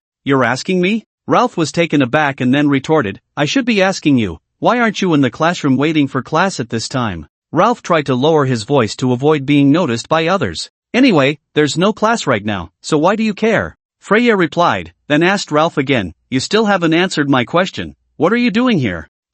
What I'm doing here is none of your business." Ralph stammered. "Are you here to spy?" Freya questioned. How interesting, you say I'm spying, but aren't you here to spy too?" Ralph hesitated, then countered. Freya was instantly at a loss for words. You're not here specifically to see that Carter, are you? Ralph seemed to think of something, looking at Freya in shock. Freya's face turned red, her charming appearance making hearts flutter. Looking at this pure and beautiful girl in front of him, Ralph felt like he could crush his back teeth in frustration. Damn it, it was one thing for Amelia to like that guy named Carter, but this girl's looks were no less than Amelia's. And now, such a gem actually liked that man Carter. Why was that? Ralph was starting to doubt life. He looked again at Carter, who was clearly so ordinary, even a bit outdated. Why did so many beautiful girls like him? What was the reason? Was it because of talent? That was even less likely. His magical talent was top-notch in this school, and as a freshman, there was absolutely no way he could compare to me in terms of realm. What was going wrong? Then Ralph looked at Freya and asked her, "Do you think Carter is charming?" Freya's face flushed at his words. Of course, in my eyes, Carter is the most charming man in the world. Ralph was momentarily unable to accept what he heard and looked again at Carter not far away. Is this it? Charming? The most charming man in the world? What is wrong with this world? Am I crazy, or is the world crazy? Or are the girls in this world crazy, just liking this type? Ralph pondered for a moment and then, not willing to give up, raised his head to look at Freya. What? Freya instinctively took a step back upon seeing him. She always felt that this student council vice president was a bit strange. Who do you think is more handsome, me or Carter? Ralph looked at Freya seriously, hoping to get the answer he wanted from her. Freya was taken aback at first, then smirked disdainfully, her long-hidden sharp tongue revealing itself again as she mercilessly mocked Ralph. You think you can compare with Carter? Have you looked in the mirror to see what you look like? You might fool some ordinary girls who haven't seen much of the world, but how could truly outstanding girls ever look at you? Stop dreaming. Ralph was instantly petrified upon hearing this. Although Freya's words didn't hurt much, they were extremely insulting, each one a stab to the heart. Just as she said, Amelia had never liked him. Heartbreaking, my friend. Seeing Ralph, who was frozen not far away, Freya finally realized what she had just said. Oh no, I really couldn't help it just now. I clearly promised Carter not to hurt others' self-esteem like this again. How did it slip out so instinctively? I'm really sorry, Vice President. You have a big heart. You will definitely forgive me, right? Freya silently apologized to Ralph in her heart. But it's okay, anyway, Carter doesn't know. This doesn't count as breaking the agreement, right? Right? Are you okay? Seeing Ralph's doubtful expression, Freya felt a bit guilty and then spoke to comfort him. Actually, you don't have to be so down. After all, it's quite normal that your looks aren't as good as Carter's. I've never seen a guy who looks better than Carter. Hearing Freya's words, Ralph felt even more hurt inside. Sister, are you comforting me or just finding another way to insult me? Seeing that Ralph was indifferent to her words, Freya became a bit flustered. What should I do? Will he tell others about me mocking him? I promised Carter not to hurt anyone's self-esteem like that. If this gets to Carter's ears, will he be angry? Then Freya bit her lip and continued to comfort Ralph. You shouldn't be too down. After all, looks are not something you can decide. Ralph, actually, among the boys I've seen, you're already quite good. How should I put it? You're considered handsome among the ugly ones. Ralph, please, stop insulting me. Completely broken. What? Why aren't you talking? Amelia stared intently into Carter's eyes, seemingly very dissatisfied with his silence, her tone growing colder. Elise. She's just my aunt, who else could she be? Carter said somewhat nervously, not knowing why, perhaps because he was lying. He didn't dare to look into Amelia's eyes.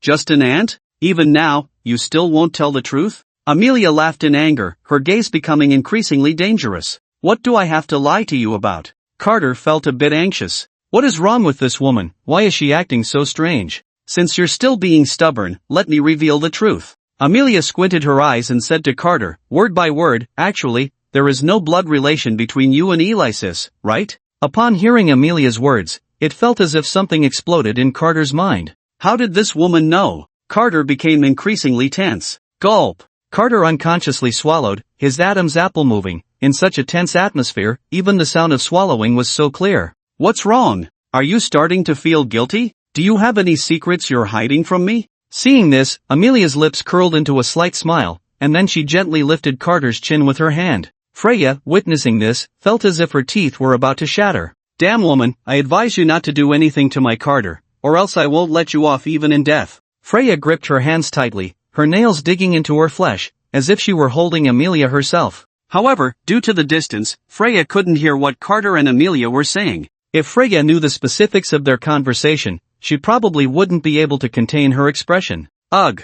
It hurts, it hurts! Let go of me! Ralph's face contorted in pain. You're angry, but why don't you pinch yourself? Why are you pinching me? Sorry, I got a bit too excited. Freya reluctantly released her grip, then fixed her gaze firmly on Carter and Amelia again. She decided that if anything seemed off, she would act immediately, regardless of whether she would be discovered. A man was about to be taken away, why care about so much? Meanwhile, Ralph was also staring intently at the hand Amelia used to lift Carter's chin, his eyes unblinking, and due to not blinking for a long time, they were now bloodshot. But whether you have a blood relation with Alexis, I don't care. What I really want to ask is, what is your relationship with her? Amelia suddenly leaned closer to Carter, their faces just a few millimeters apart. Freya almost couldn't hold back, and Ralph quickly stopped her, his face dark and uncertain, continuing to observe the situation between the two. What relationship could I have with her? We are just... Carter was about to answer but was directly interrupted by Amelia.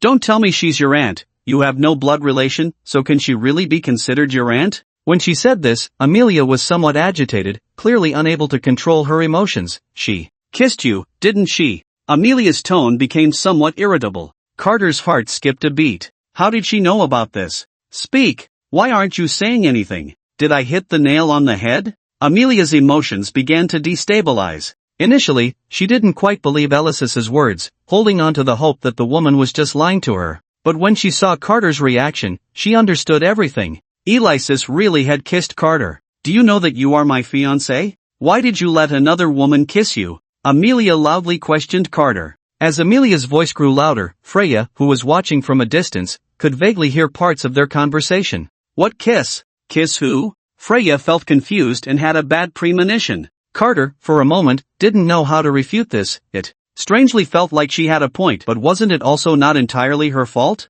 Just as Carter was lost in thought, Amelia, without hesitation, pressed down hard on Carter's chin with the hand that had lifted it, then pulled her face, which was already almost touching Carter's, even closer, giving him a forceful kiss without any courtesy. Their lips were tightly sealed together. Carter's eyes widened in surprise, feeling the soft sensation on his lips, a hint of panic rising in his heart, and he struggled fiercely, wanting to escape. Amelia felt Carter's struggle but paid no mind, wrapping her arms around his waist tightly, deepening the kiss. Freya, witnessing this, could no longer hold back and was about to rush over to stop Amelia. But she quickly stopped herself, forcing herself to calm down. Charging in now would only make things spiral out of control, and since Amelia had already kissed Carter, rushing in would be futile, and her act of eavesdropping would be confirmed. Meeting Carter afterward would be awkward, and that simply wouldn't do. With this thought, Freya calmed down, covering her mouth to stifle any sound. Watching the scene unfold before her, Freya's anger boiled. That despicable woman, I will get my revenge for today, sooner or later.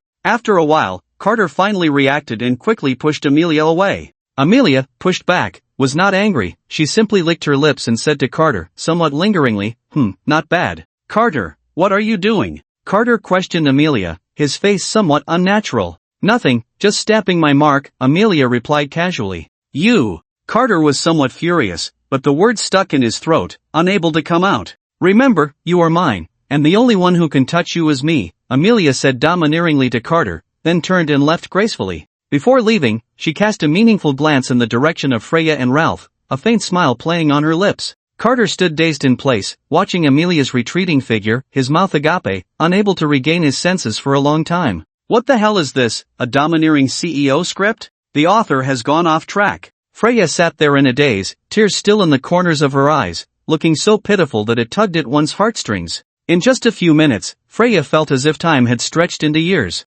Those brief moments were excruciating for Freya, as if she had entered hell. Perhaps out of sympathy or shared feelings, our Prince Ralph was also in a terrible mood. After all, seeing the woman he loved kiss another man, and it was initiated by her, Ralph's feelings were likely no different from Freya's, just with different levels of endurance. Ralph then patted Freya on the shoulder, sighed, and left as well. Staying any longer would serve no purpose. In that corner, only a somewhat broken little cake remained. Carter returned to the classroom with mixed feelings. One Alexis was already troublesome enough, and now there was an additional Amelia. What was he supposed to do? Carter felt a headache coming on and rubbed his temples. Freya had already returned to the classroom early, sitting in her seat. However, she had her head lowered so much that it was hard to see her face. At first, Carter didn't notice Freya's unusual behavior, but as she kept her head down and refused to lift it, he finally sensed something was off.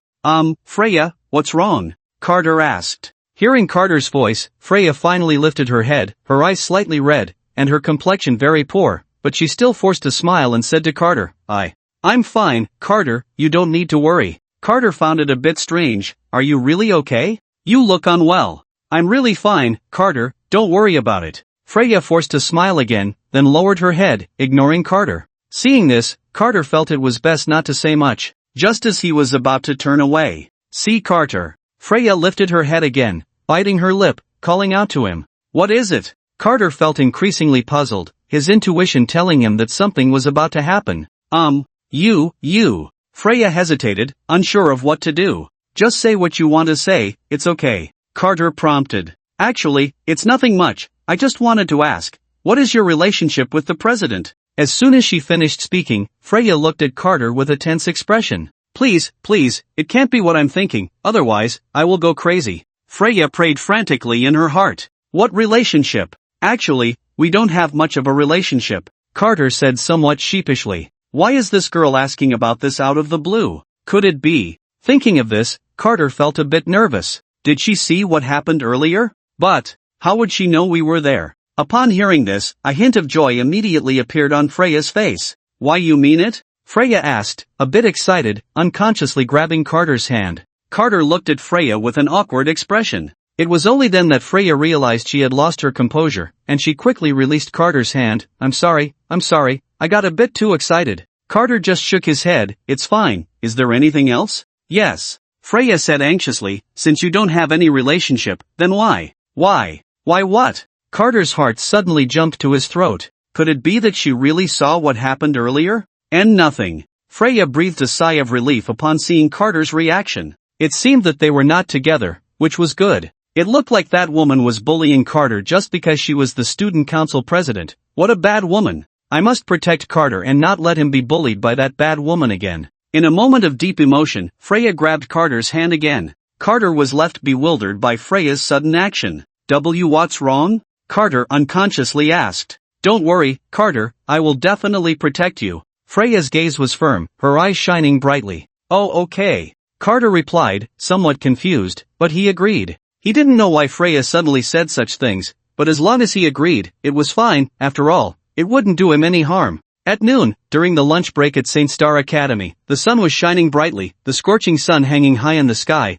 making St. Star Academy feel like it was in a furnace. Even the occasional gentle breeze brought no coolness, only waves of heat. But even in such an environment, some corners still exuded a chilling atmosphere. And in this dark corner, two people were secretly discussing something. You are from class 12? Suddenly, a figure spoke, as the corner was too secluded, making it hard to see his face. Why yes. The other figure replied nervously. Relax, I came to talk to you about a collaboration. You should know who I am, right? I know, but I don't understand why the vice president is looking for me. Another figure spoke nervously. From their conversation, it was clear that one of them was Ralph, the vice president of the student council at the Holy Star Academy, and a prince of the kingdom. Don't worry, you don't need to be nervous, Ralph said with a charming smile. I came to talk to you about a collaboration. I don't know what the vice president requires, but I will do my utmost to fulfill your requests, Joseph replied. Ralph was very pleased to hear this and continued, if I remember correctly, your name is Joseph, right?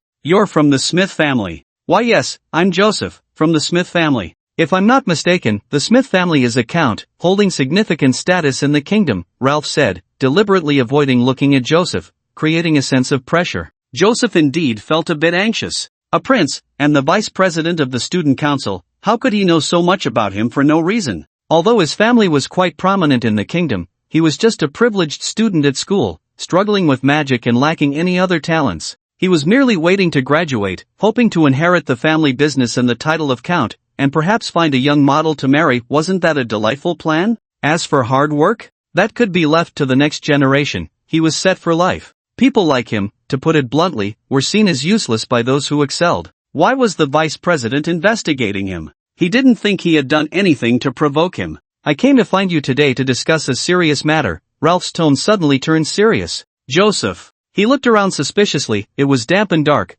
with no sunlight coming in, and there were spiders, pillbugs, and cockroaches crawling about. Are you sure this is a place to discuss serious matters? If you hadn't dragged me here, I wouldn't have known there was such a desolate spot in the Holy Star Academy. Seeing Joseph's doubtful expression, Ralph cleared his throat and decided to get straight to the point. You should know a boy in your class named Carter, right? Carter? Of course, I know him. At the mention of that name, Joseph's expression turned sour. Daphne was his goddess, and he had liked her for a long time. He couldn't understand what kind of spell Carter had cast on her. His goddess had actually written love letters to someone else, and worse, Carter had rejected her. Truly ungrateful. Oh, it seems you have a grudge against Carter too? Ralph found Joseph's furious expression amusing. Does the vice president have a grudge against Carter? Joseph asked, puzzled. Ahem. That's not something you need to worry about. Ralph quickly changed the subject, realizing he had let something slip. If others found out about his little issue, he would be in big trouble.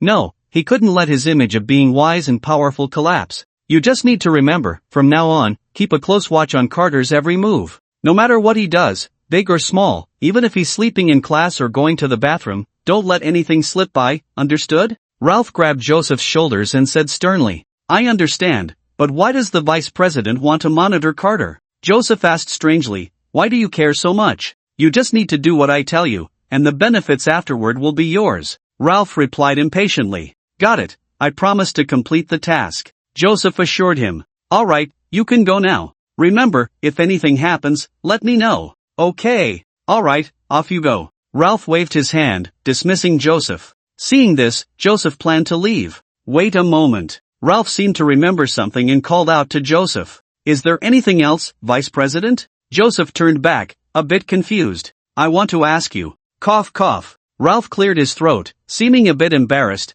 Do you think that guy Carter is handsome? Upon hearing this, Joseph immediately showed a strange expression. The behavior of this student council vice president was a bit odd. Not only did he want him to monitor someone named Carter, but now he was asking if he was good looking. What did that mean? Could it be? Joseph's expression suddenly turned sour. No way, this vice president looks decent. He can't be mentally unstable, can he? He wouldn't have some abnormal thoughts about Carter, would he? No way. If he remembered correctly, wasn't he Daphne's brother? Was Carter really that charming? Could it be that siblings are now fair game? Moreover, the place he chose for this conversation was quite thought-provoking. Could it be that he was a bit desperate and had his eyes on himself? What should he do? Should he agree directly or be half-hearted about it? No, why was he even thinking about such messy things? It seemed he was really hungry. Watching Joseph cross his arms and keep stepping back, Ralph was now completely puzzled. What are you doing? And nothing. After thinking for a moment, Ralph still asked the question that concerned him the most. What Freya said to him today was a huge blow. That line, you're the best looking among the ugly ones, lingered in his mind, hard to shake off. Hey, what do you think of how this prince looks? Joseph's heart skipped a beat. Oh no, this was really going to reach out to him. What should he do? Mom, help. Of course, Vice President is charming and handsome, someone who can't be found in this academy. No, not even in the entire kingdom can you find someone as handsome as Vice President. If the girls outside saw you, they would definitely go crazy. Joseph's hands fidgeted nervously, and he even turned a bit red from anxiety. After hearing this, Ralph nodded in satisfaction. Not bad, you have good taste, but why are you blushing like a teapot? You don't have any bad thoughts about me, do you? I'm not interested in you, I'm a normal person. Then Ralph waved his hand in disdain. Alright, you can leave now. They say the author is lazy. Today the author is being diligent for you all to see. The author is not lazy at all. Joseph breathed a sigh of relief but still cautiously asked Ralph, so I can really go? Hearing Joseph's words, Ralph suppressed the urge to kick him and hurriedly urged, hurry up and go. Seriously, what kind of question is that, making it seem like I can't bear to let you go? Joseph quickly fled, almost tripping in his haste. Ralph, is it really necessary to be this anxious? Am I that scary? Meanwhile, Joseph, who had escaped, let out a sigh of relief, scared to death. He thought his first time was going to end here. Scared me to death. On the way home, Freya was in a very unpleasant mood. Her heart was still troubled by what she had seen today, and she felt a bit regretful for not standing up sooner to stop that woman, Amelia. But what made her even angrier was the student council vice president. Why did he have to stop her? He clearly liked that woman, Amelia, yet he still wanted to prevent her from acting. What was the reason? Did he really want to see the girl he liked kiss other boys? Now she understood, he was also in the student council, and so was Amelia. They were definitely in cahoots. That kind of person was exactly what her mother had called a simp. Absolutely. To make his goddess happy, he wouldn't hesitate to stop her, letting Amelia kiss Carter. It was definitely like that. Simps deserve a terrible fate. Ralph, that guy is a simp. Forget it, forget it. The event had already happened. She didn't want to think about it anymore. Freya tried her best to suppress her thoughts about what had happened today, but her mind wouldn't listen. The image of Amelia kissing Carter echoed repeatedly in her head. The more she tried to suppress it, the clearer the image became. Damn it, this is so annoying. Freya couldn't help but shout. Then, feeling a bit flustered, she looked to the roadside, randomly picked up a small lucky stone to vent her frustration, and kicked it away. But, ouch, that hurts. Damn it, even a small stone is bullying me. This is really infuriating. What a terrible day. Freya exclaimed in pain. At that moment, her mood was like the sky above. Though it wasn't raining, it had lost its original color due to the clouds blocking the light. After returning home, Freya heard a commotion, and Anya rushed over, looking at her daughter with eager anticipation. So, my little Freya, did you make any progress with Carter today? Seeing her mother's expectant expression, Freya couldn't muster any interest. Noticing her daughter's gloomy demeanor, Anya felt a pang of sympathy. What's wrong, little Freya? Did something unhappy happen? Or did you have a disagreement with Carter today? Do you want to talk to mommy about it? Then Anya hugged Freya tightly. No, Mom, I didn't have a disagreement with Carter, it's just... Freya leaned against Anya's embrace, hesitating whether to tell her mother about today's events. It's okay, just tell mommy, I can help you think of some ideas. Anya seemed to sense her daughter's hesitation and comforted her. Hearing this, Freya stopped hesitating and said to Anya, Mom, I found out that other girls like Carter too. Do you think I won't be able to compete with them? Seeing Freya looking so downcast, Anya laughed. How could that be? My little Freya is the best. You're beautiful and so well behaved. How could you lose to other girls? Anya's expression was very proud, clearly confident in her daughter. Really? But that girl is also very pretty and excellent. Thinking about the gap between herself and Amelia, Freya couldn't help but feel worried again.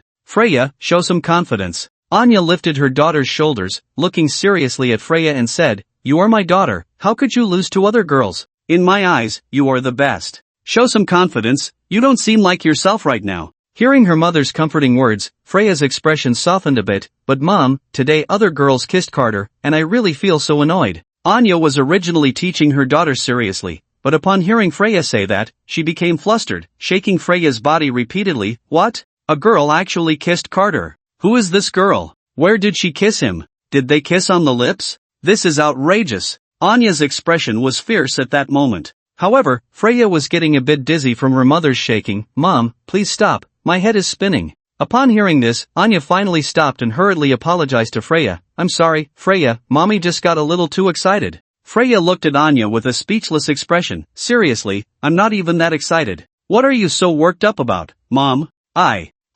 Anya was at a loss for words, then defended herself. You child, aren't you my daughter? If another girl is trying to steal your man, of course, mommy would be anxious. Is that so? Freya blinked her big eyes at Anya. Anya felt a bit guilty under her gaze and then coughed twice. Ahem, that's how it was. So did that girl really kiss Carter on the lips? Anya asked cautiously, nervously waiting for the answer. Freya immediately became angry. Humph, that girl did kiss Carter on the lips, it makes me so mad. Anya's mouth dropped open, and then she complained with the same angry expression. What? She actually dared to kiss Carter on the lips. I haven't even. Ahem, my daughter hasn't even kissed him yet. This is just too much. Realizing she had misspoken, Anya quickly corrected herself and cautiously looked at her daughter, observing her reaction. Freya? Did Mom just say something? Ahem. Seeing her daughter suspicious, Anya hurriedly changed the subject, which was also what she cared about the most. So, is Carter with that girl you mentioned? There's more to come, more to come.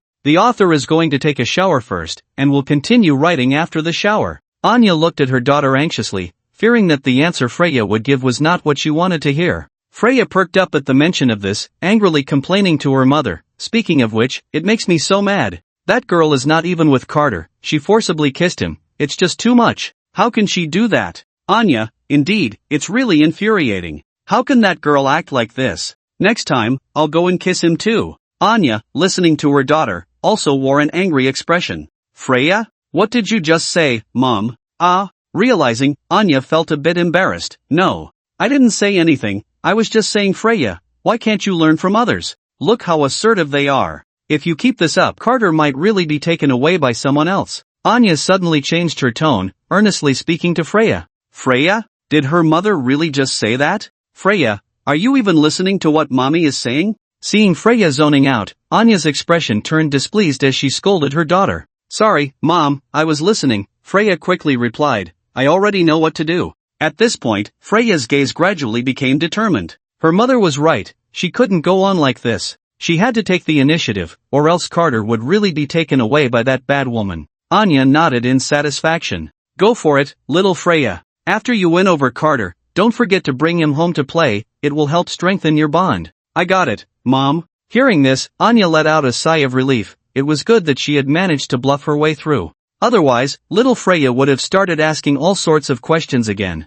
However, she needed to be a bit more careful lately. Why did she keep saying such strange things? She had to learn to control her mouth. At this moment, Freya was unaware of her mother's inner thoughts. She was busy contemplating her next plan. Now, she already had the answer in her heart. Freya, can you tell mommy who that girl is? Mommy needs to investigate. Knowing oneself and the enemy ensures victory in every battle. Actually, mommy, you should know her. She's the president of our school's student council. Her name is Amelia. Anya was taken aback, her mouth agape. She had heard of this child's reputation. She was recognized as the second genius in the country, her talent only second to that woman, Alexis. This could be troublesome. Anya had absolute confidence that her daughter could defeat other girls, but now, she couldn't help but start worrying about her daughter. What to do? Should she step in herself? But wouldn't that be inappropriate? It seemed Freya sensed her mother's concerns and immediately patted her chest, assuring Anya, don't worry, mommy, I will definitely win.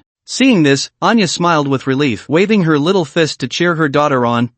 Mommy believes in you. The next day, Freya arrived at school with a confident expression, different from her usual self. Today, she was no longer dressed simply in white. Instead, she paired it with other colors, showcasing her youthful and vibrant charm. Not only was her outfit more outstanding than before, but she also wore a light makeup that made her already pure and charming face even more captivating. This makeup was done by her mother. With her striking outfit, subtle makeup, and an enchanting face, combined with her confident demeanor, she was the center of attention wherever she went, causing every passing boy to stop and turn. Then Freya walked into the classroom, and an uproar erupted instantly. Even Carter looked slightly surprised. Today, Freya seemed different from usual, though he couldn't quite pinpoint how. Freya felt immensely pleased to see Carter staring at her, and she quickly walked up to him, asking, So, Carter, do you think I look good today? As she spoke, she twirled around in front of him. Daphne, watching this scene, gritted her teeth. This little show-off.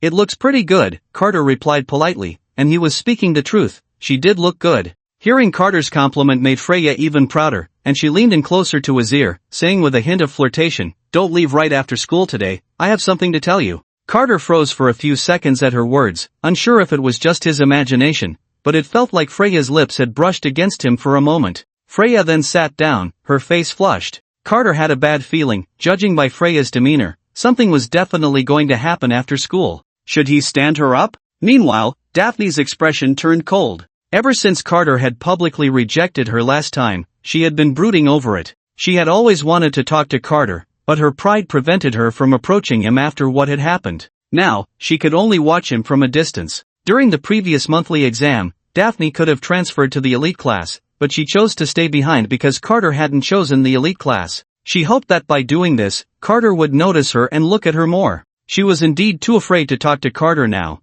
but that didn't mean she could tolerate other girls talking to him. Throughout her life, everything she wanted belonged to her, and Carter was no exception. At noon, during the lunch break at Starlight Academy, the students had been studying for a long time and were quite tired, planning to take this time to rest and relax. The campus was filled with laughter and joy. Meanwhile, Joseph and Ralph met again in that dark corner. You came to find me so soon? Did you get any news? Ralph asked Joseph, a bit excited. For him, every piece of information about Carter was crucial. Seeing this, Joseph took out a small notebook. Ralph nodded in satisfaction. Not bad, looks very professional, just as I expected. Then, under Ralph's eager gaze, Joseph seriously read from his notebook. At 9:10 a.m., Carter went to the bathroom. Ralph? For those who have been following the latest chapters, feel free to give the author some attention. The author is thinking. Carter went to the bathroom at 9:10? Upon hearing this, Ralph was momentarily stunned, then reacted, looking at Joseph with a strange expression. Is that it?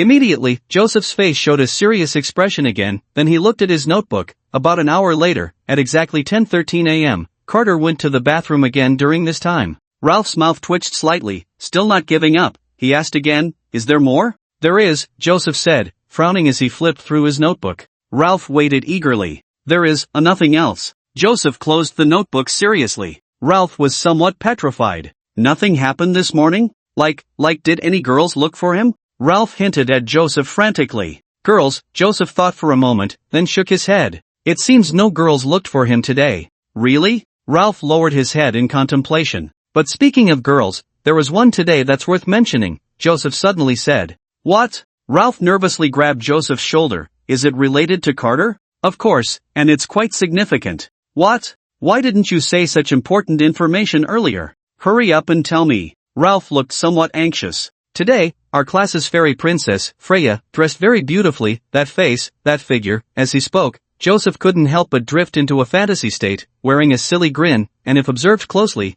one could see drool at the corner of his mouth. He was definitely thinking of something inappropriate. Seeing Joseph like this, Ralph angrily slapped him. "Get to the point." Joseph winced in pain, looking at Ralph with a bit of grievance, making Ralph almost slap him again. Freya's outfit today was clearly carefully prepared. From my observation, it was definitely because of Carter that she dressed up. Upon hearing this, Ralph wasn't surprised, as he already knew from the last incident that Freya liked Carter. However, Ralph couldn't help but feel a bit jealous. Why would such a beautiful girl like someone like Carter? Where exactly was he lacking? Is there more? Yes. Then, the two suddenly fell into a brief silence. "Ralph, if there is, then continue." Okay.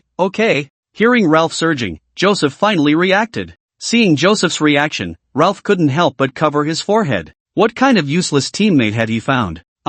Joseph suddenly tugged at the vice president's shirt corner cautiously. "Just say it quickly, don't be so wishy-washy." "I said, you mustn't hit me." Upon hearing this, Ralph instantly became tense. "Just say it, I promise I won't hit you." Finally, was there some useful information? What was it about this time? Had Amelia contacted him? Then, under Ralph's somewhat expectant and nervous gaze, Joseph revealed the news that completely broke Ralph's defenses. "Well, your sister, Princess Daphne, has secretly watched Carter a total of 44 times this morning, and each time lasted no less than a minute." "What? You ask how Joseph knew such detailed information?" Never underestimate the potential of a sycophant. In certain situations, only a sycophant can achieve greatness. Boom! A powerful magical force suddenly surrounded Joseph, and he was instantly pressured to kneel on the ground. Just as Joseph was trembling and about to plead for mercy, Ralph yanked him up from the ground and coldly asked, "Is what you said true?" Could you let go of me first? I'm really a bit scared."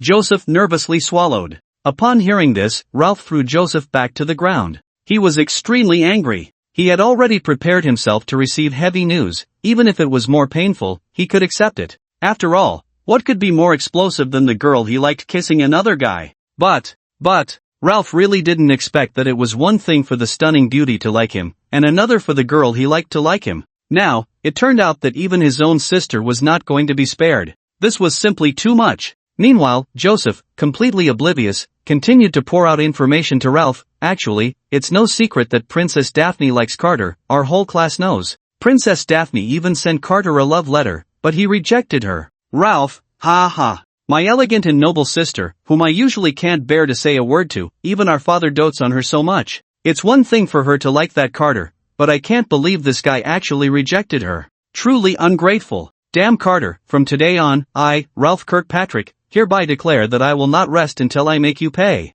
Watching Ralph's nearly insane expression, Joseph cautiously tried to leave, his instincts telling him it was not a good place to linger. "Wait a minute." Hearing the devilishly cold voice, Joseph stood up straight in fright. "Remember, if Carter makes any move, you must report to me, understood?" I understand. Get lost." Joseph felt a wave of relief and quickly left. Ralph took a deep breath, suppressing his anger and forcing himself to calm down, his gaze gradually becoming dangerous. "Carter, huh? Just a fallen noble, and he dares to ignore what this prince says. Good, very good. I was planning to compete with you fairly, but now you have a relationship with my sister. Then don't blame me for using some despicable means." As school was about to end, Freya's mood gradually became tense. Today was an important day for her. She had fantasized countless times about her conversation with Carter and had planned numerous things to do next. But all of that vanished with the ringing of the school bell. Looking at the charming person beside her, who had extreme allure beneath an ordinary appearance, only one thought remained in Freya's mind. As the school bell rang, classmates chatted and laughed as they gradually left the classroom. Freya quietly waiting for the right moment. When the classroom was empty, Carter had also planned to slip away amidst the chaos, feeling that something troublesome might happen next. But Freya seemed to see through his thoughts, firmly gripping the hem of Carter's shirt, refusing to let him leave. "Carter, can you wait a moment? I have something to say to you." With no choice, Carter could only wait, feeling a bit nervous. Given the current situation, he could roughly guess what Freya was about to say to him. It wasn't just Carter who could predict what would happen next. Daphne, who had been secretly watching from the side, could tell as well. From Freya's outfit today, it was clear that the girl had some bad intentions. Normally, at this time, both Carter and Freya should have left the classroom long ago, yet they remained inside, which definitely raised suspicions. Thinking this, Daphne decided to pretend to leave first, then hide by the window to secretly observe the two. She wanted to see what this couple was plotting. When she saw that everyone had left the classroom, Freya stood up, facing Carter. Noticing this, Carter nervously swallowed. What's up? Actually, I've always owed you something. Rather than saying I owe you, it's more like I owe myself an explanation. What is it? I owe you a formal confession. Freya looked at Carter with unwavering determination. Carter's expression showed some panic, but he quickly calmed down, just about to say something when Freya didn't give him the chance. Listen carefully, Carter Deville. Freya Anastasia, want to tell you. At this point, Freya sighed, while Carter's lips were tightly sealed, his beautiful big eyes behind black-framed glasses uncontrollably staring at the enchanting girl before him. I want to say, I like you. Freya's gaze was like a blazing fire, bright and penetrating, making Carter feel as if he was about to melt. Meanwhile, Daphne, who was eavesdropping in the corner, gritted her teeth. That despicable little brat. I don't know what you think of me, but I want to tell you that I'm serious about you. Freya gently cupped Carter's face. Seeing this, Carter wanted to escape, but Freya was not about to let him go. Daphne, witnessing this scene, couldn't help but bite down hard on her own clothes. What are you planning to do, you wicked woman? Carter's gaze flickered, unable to meet Freya's eyes. However, the next moment, Freya suddenly leaned down and pressed her lips directly against Carter's. Carter was momentarily stunned, staring at the pure and charming face just a few millimeters away from him, and in that instant, his brain failed to react, forgetting to resist as Freya invaded his mouth. Daphne, crouching in the corner, was completely petrified, losing all ability to think, just watching Freya bully Carter without restraint. Freya's kissing skills were quite inexperienced. Being her first kiss, she was a bit flustered, relying on instinct to try to pry open Carter's tightly closed lips. Although lacking in technique, Freya didn't dislike the feeling, rather, she enjoyed the sensation of their lips touching. Just as Carter was about to be overwhelmed, he finally reacted, wanting to push Freya away, but she held him tightly, leaving him unable to struggle. At that moment, Freya suddenly released Carter. Carter, breathless from the kiss, gasped for air. Freya's eyes sparkled like countless stars. Why struggle? Can't I? Carter, hearing Freya's words, wanted to retort, of course you can't, how can we? Why can other girls do it, but I can't? Freya continued to look at Carter with her starry gaze. Carter was momentarily taken aback by Freya's sudden question. What did you say? I said, why can other girls do it, but I can't? Freya replied.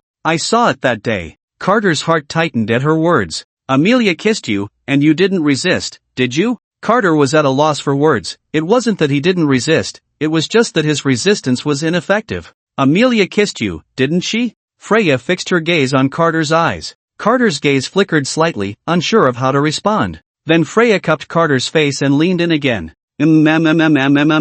Carter didn't know what to do and could only let Freya kiss him like that. Daphne, watching from the side, finally reacted, slowly regaining her ability to think. The continuous stimuli made her lose control of her emotions, and she shouted, What are you doing? Freya trembled at the sound and turned to look in the direction of the voice. Damn it, it was already so late, who was ruining her good time? Carter was also startled by Daphne's sudden voice, breaking out in a cold sweat. For some reason, the atmosphere at that moment gave Carter the feeling of being caught in an affair. It was quite thrilling. He was drenched in sweat. Then, under the shocked gazes of the two, an elegant girl in a long dress struggled to climb up to the window and then clumsily flipped down. In the process of coming down, she even accidentally lost control of her body and fell from the window. Ouch, that hurts. Daphne rubbed her sore bottom and then stood up. At that moment, both Carter and Freya instinctively looked towards the door. Why didn't she just use the door? Facing the surprised looks of the two, Daphne felt a bit embarrassed, dusted off her clothes, and blushed as she said to them, "What are you looking at?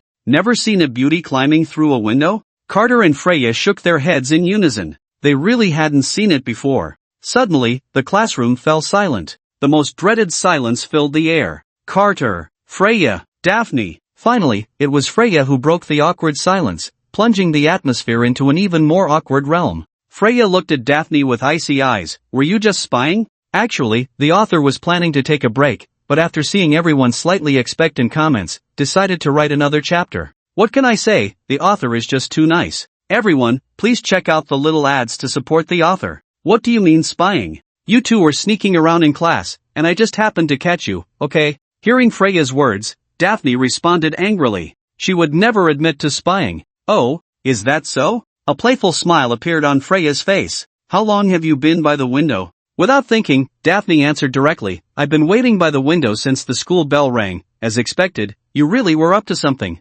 Is that so? Freya's smile widened. Then doesn't that mean you were spying? Why did you just say you weren't?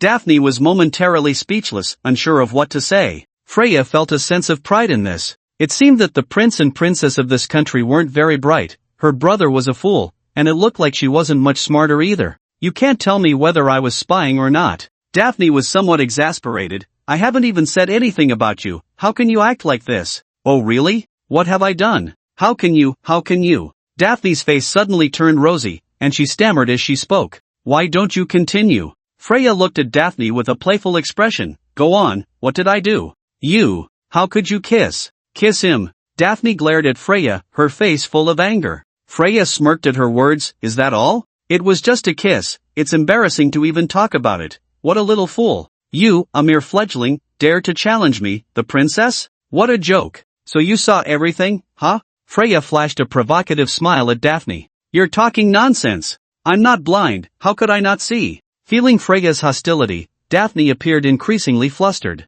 I never expected that Princess Daphne actually enjoys watching others kiss. You really have some twisted tastes. Freya laughed behind her hand. What should have been a charming laugh felt like mockery to Daphne with every sound. That despicable woman, I don't like watching others kiss, Daphne said angrily. Ha ha ha ha ha ha. Upon hearing Daphne say that, Freya could no longer contain her emotions and burst into laughter, showing no restraint in mocking Daphne. Seeing Freya laugh at her like that, Daphne couldn't help but stiffen, her fists clenched. You despicable jerk, try mocking me again. Daphne threatened Freya. But Freya completely ignored Daphne's warning and continued to laugh mercilessly. Despicable, Daphne could not bear such humiliation and shouted at Freya, you filthy little seductress who only knows how to entice Carter. If you can't play nice, then I'll just curse you out. What are you going to do about it? Hearing Daphne say that, Freya finally stopped laughing, her gaze gradually turning cold. What did you say? If you have the guts, say it again. What good will it do to say it again? Daphne met Freya's gaze without fear, continuing to provoke.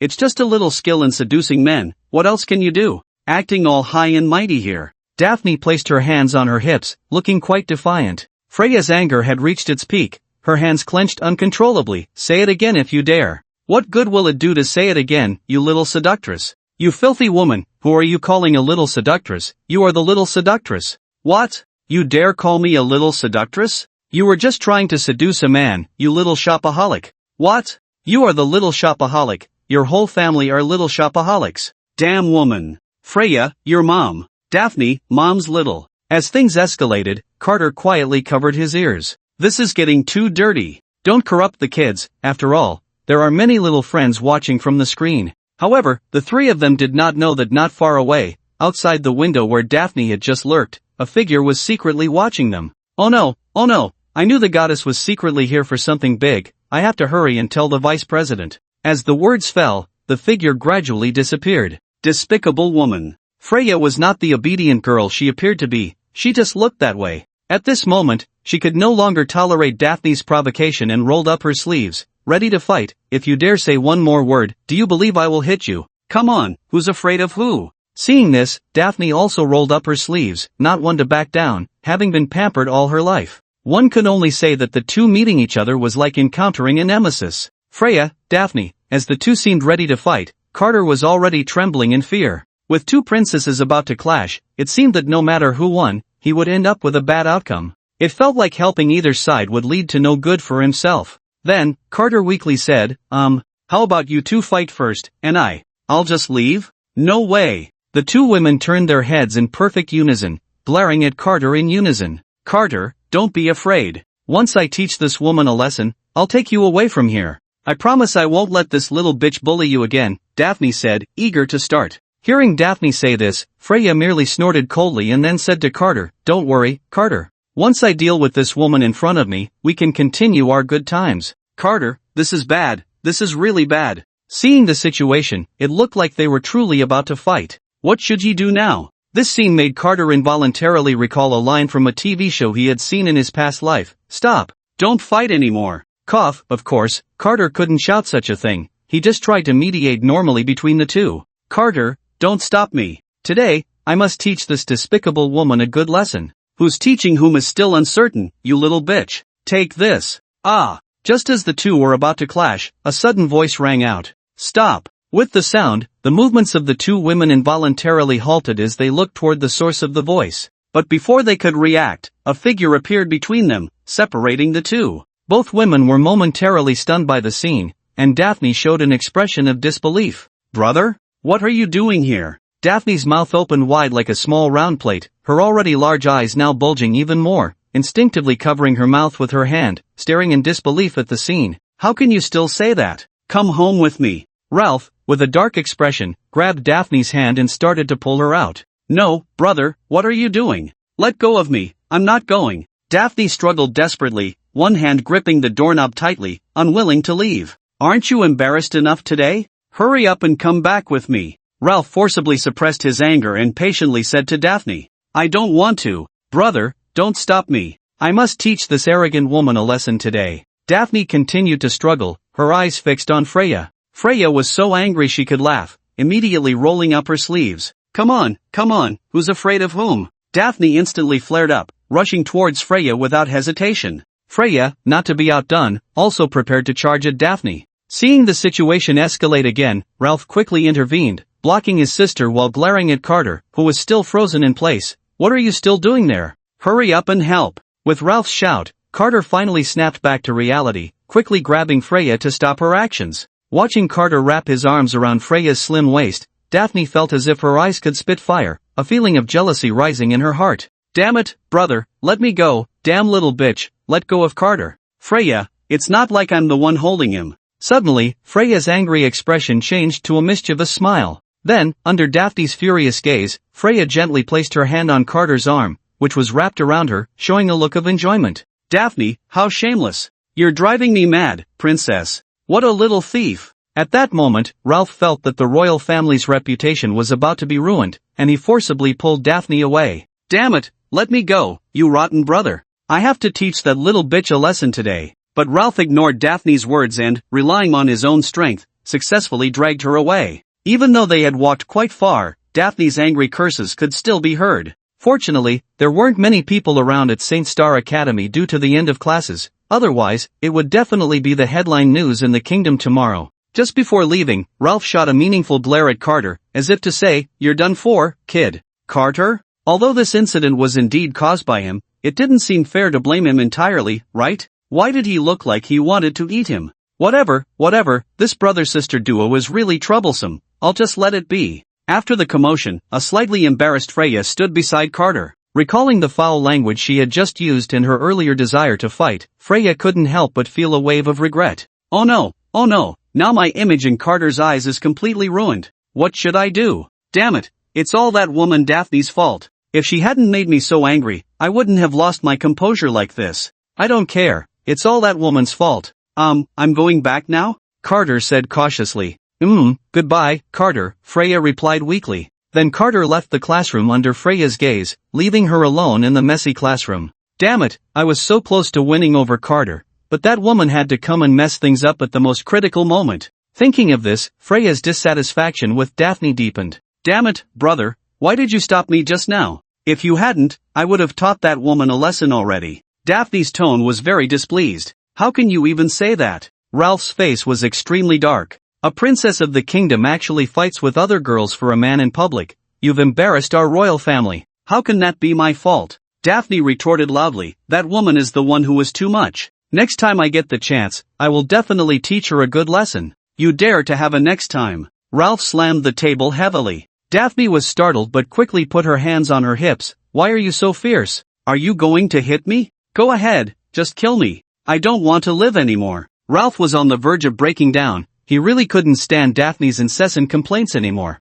Enough, stop shouting. Ralph finally couldn't hold back. Do you think I'm angry because of your conflict with that elf princess? If it's not because of that, then what is it? She's a princess, and I'm a princess too. I'm not afraid of her. Daphne scoffed. What really makes me angry is that guy named Carter. Hearing Ralph's words, Daphne couldn't help but freeze in place. See Carter? What's wrong with him? You almost got into a fight with the elf princess today because of that guy named Carter. I just don't understand, isn't Carter just the eldest son of a fallen duke? What's so good about him that you all like him? You all? Daphne ignored her brother's complaints and focused on the key point in his words. Is there anyone else besides me and that woman who likes Carter? Seeing Daphne's anxious expression, Ralph's mood darkened completely. Ralph thought, what the hell has the damned Carter done to my sister? How could she be so infatuated with him? It's driving me crazy. This has nothing to do with you. How can it have nothing to do with me? Daphne, a bit agitated, grabbed Ralph's shoulders and shook him repeatedly. You need to tell me. Hurry up and tell me who else likes Carter. Ralph, unable to withstand his sister's onslaught, broke free from her grip and said loudly with a dark expression, enough. I'm not going to tell you, so just give up. After saying this, he turned away with an unnatural expression, his body slightly trembling. Damn it, I'm your sister, and you won't help me. Daphne thought angrily, then noticed that her brother seemed a bit off. As if guessing something, she joked with a strange expression, no way, brother, why are you reacting so strongly? Could it be that the girl who likes Carter is the one you like? Ha ha ha, that's hilarious. Brother, does this mean you're being cuckolded? Ha ha ha. Ralph, enough. Shut up. Ralph slammed his hand on the table. Daphne jumped in surprise and looked at Ralph with a wronged expression. Bro, you're being mean to me. As long as I'm here, don't even think about being with that guy named Carter. Seeing her brother's stern demeanor, Ralph felt a bit soft-hearted, but his attitude remained firm. He would absolutely not agree to his sister being with Carter. Why not? Daphne was on the verge of tears. Because I'm your brother. Ralph's tone was unyielding. Unless I die, I will never agree to you being with Carter. Bro, you're too much. I hate you. Daphne's face was filled with disbelief, and then she ran back to her room in anger. As she left, she slammed the door hard, causing it to crash against the wall with a loud bang. Ralph looked at this scene with a complicated expression and sighed deeply. My sister really is disobedient. On the other side, Carter cautiously returned home, then gently opened the door, peeking inside to check. After confirming that Alexis was not in the living room, Carter let out a long breath and quietly stepped inside. It's so late, where have you been? Off messing around again? A suddenly eerie voice came from behind, which Carter perceived as terrifying. He was so scared that cold sweat broke out, then he turned around with a grin. And no, I was just practicing a bit more at the training ground because I didn't learn some things today. Really? Alexis looked at Carter suspiciously. Really, do I need to lie to you? Carter forced a smile. Alexis. Carter. Alright, I'll believe you this once. Alexis raised her head slightly, a bit haughty. Phew, you scared me to death. Just as Carter relaxed, Alexis's devilish voice reached his ears again. Don't move. What are you doing? Alexis suddenly leaned closer to Carter and sniffed his face. What are you doing? Carter was sweating nervously, wanting to leave, but found his body stiff with tension, unable to move. Suddenly, Alexis's expression changed, and she lifted Carter's chin. Tell me, did a girl kiss you? Hearing this, Carter was instantly dumbfounded. It's just to prevent you from finding out that I specifically washed my mouth several times, almost rubbing my lips raw, and you can still smell it? What kind of nose do you have? Quickly say, did someone kiss you? Elise's gaze finally fixed on Carter's lips, her expression darkening as she slowly spoke. Did she kiss your lips? Carter felt a bit flustered, his mind racing to think of how to deceive Elise. Seeing Carter silent, Elise sniffed again, making him blush. The smell is somewhat familiar. Is it your deskmate? Answer me. Looking at Elise's angry expression, Carter swallowed hard. Wow, can she even smell who it is? What a shame she isn't a police dog. Well, let me tell you the truth. Carter suddenly spoke with a hint of regret. Elise looked a bit dazed but her eyes remained cold. She wanted to see what kind of trick Carter was trying to play. Actually, I was preparing a birthday gift for you. Carter suddenly spoke shyly. Elise was taken aback, and then her heart began to race uncontrollably, her voice trembling. What did you say? Then, why do you smell like a woman? Elise sounded like she was questioning him, but after Carter's lie, her suspicions had mostly faded, and anticipation began to rise within her.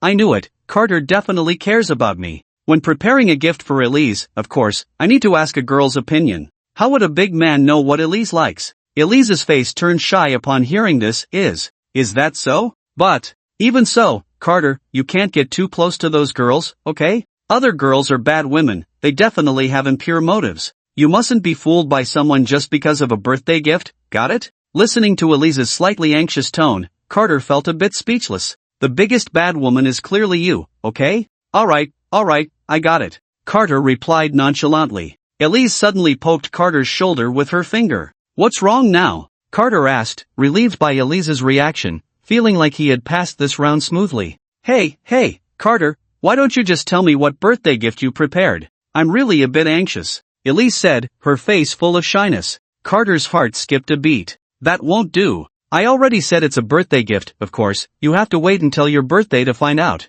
If I tell you in advance, how can it still be called a birthday gift? Alright. Elise instantly looked wronged upon hearing this. Seeing Elise's expression, Carter smiled and comforted her. Don't worry, I promise you won't be disappointed. Elise nodded happily upon hearing this. Okay, you go wait on the sofa for a bit, I'll go make you dinner.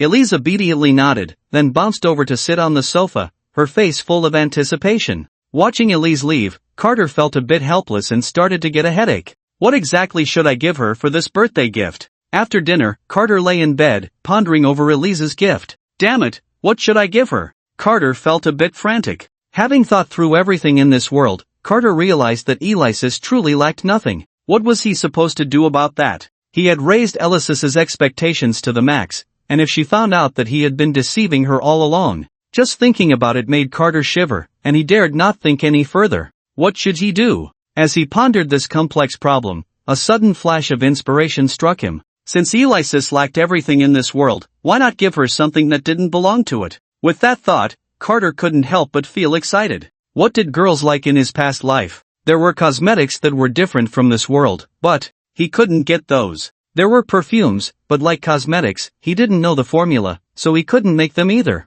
Carter racked his brain over this. Yes, skirts. The skirts girls wore in his past life were very different from those in this world. Plus, making a skirt was relatively easy. If Alexis saw that he had designed a dress from another world just for her, she would definitely be overjoyed. That settled it. But what styles of skirts were there in his past life? The next day, Carter emerged with dark circles under his eyes. To prepare a birthday gift for Alexis, he had hardly slept the night before, working late to complete a design draft, listing all the advantages of the skirts he could think of from his previous life, and finally creating a blueprint from the best of the best. He had no idea what the final product would look like, but he was quite satisfied with his masterpiece. However, he was utterly exhausted. Carter, you look like you're not in good spirits. Did you not sleep well last night? Alexis asked with concern upon seeing him. No. Yawn, it's fine, I was just busy with some things last night, Carter replied, yawning. Busy with some things? Were you busy with my birthday gift? Alexis blushed slightly, glancing at Carter from time to time. You guessed it. Don't worry, I won't let you down this time, Carter answered proudly.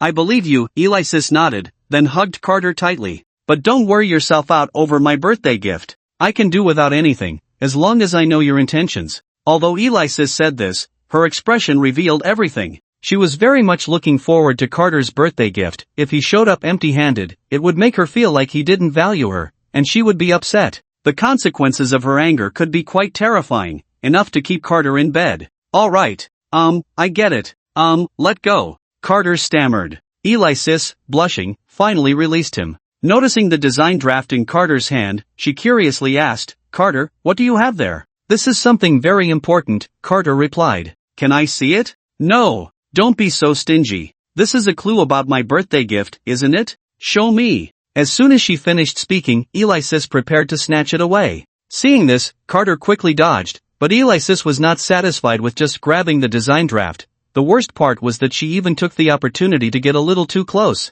Unable to tolerate it any longer, Carter finally gave her a light smack on the head. Ouch, Alexis exclaimed, covering her head and looking at Carter with a wronged expression. Why did you hit me? What do you think? People just want to know in advance what birthday gift you're giving me. Carter, is that why I hit you? You say it nicely, wanting to know about the birthday gift, but you're just being lewd. How shameless. Alright, stop messing around. Do you want my efforts to go to waste? Carter shook his head helplessly. Okay then, I'll be waiting for your good news. Alexis playfully winked and then took Carter's hand. Let's go, we're going to cook. Arriving at school, nothing unexpected happened this time. Daphne and Freya had also become more honest after the last incident. When lunchtime came, Carter took the opportunity to visit Uncle John's shop. Normally, Uncle John was quite capable. Most of the magical tools of the DeVille family were crafted by him.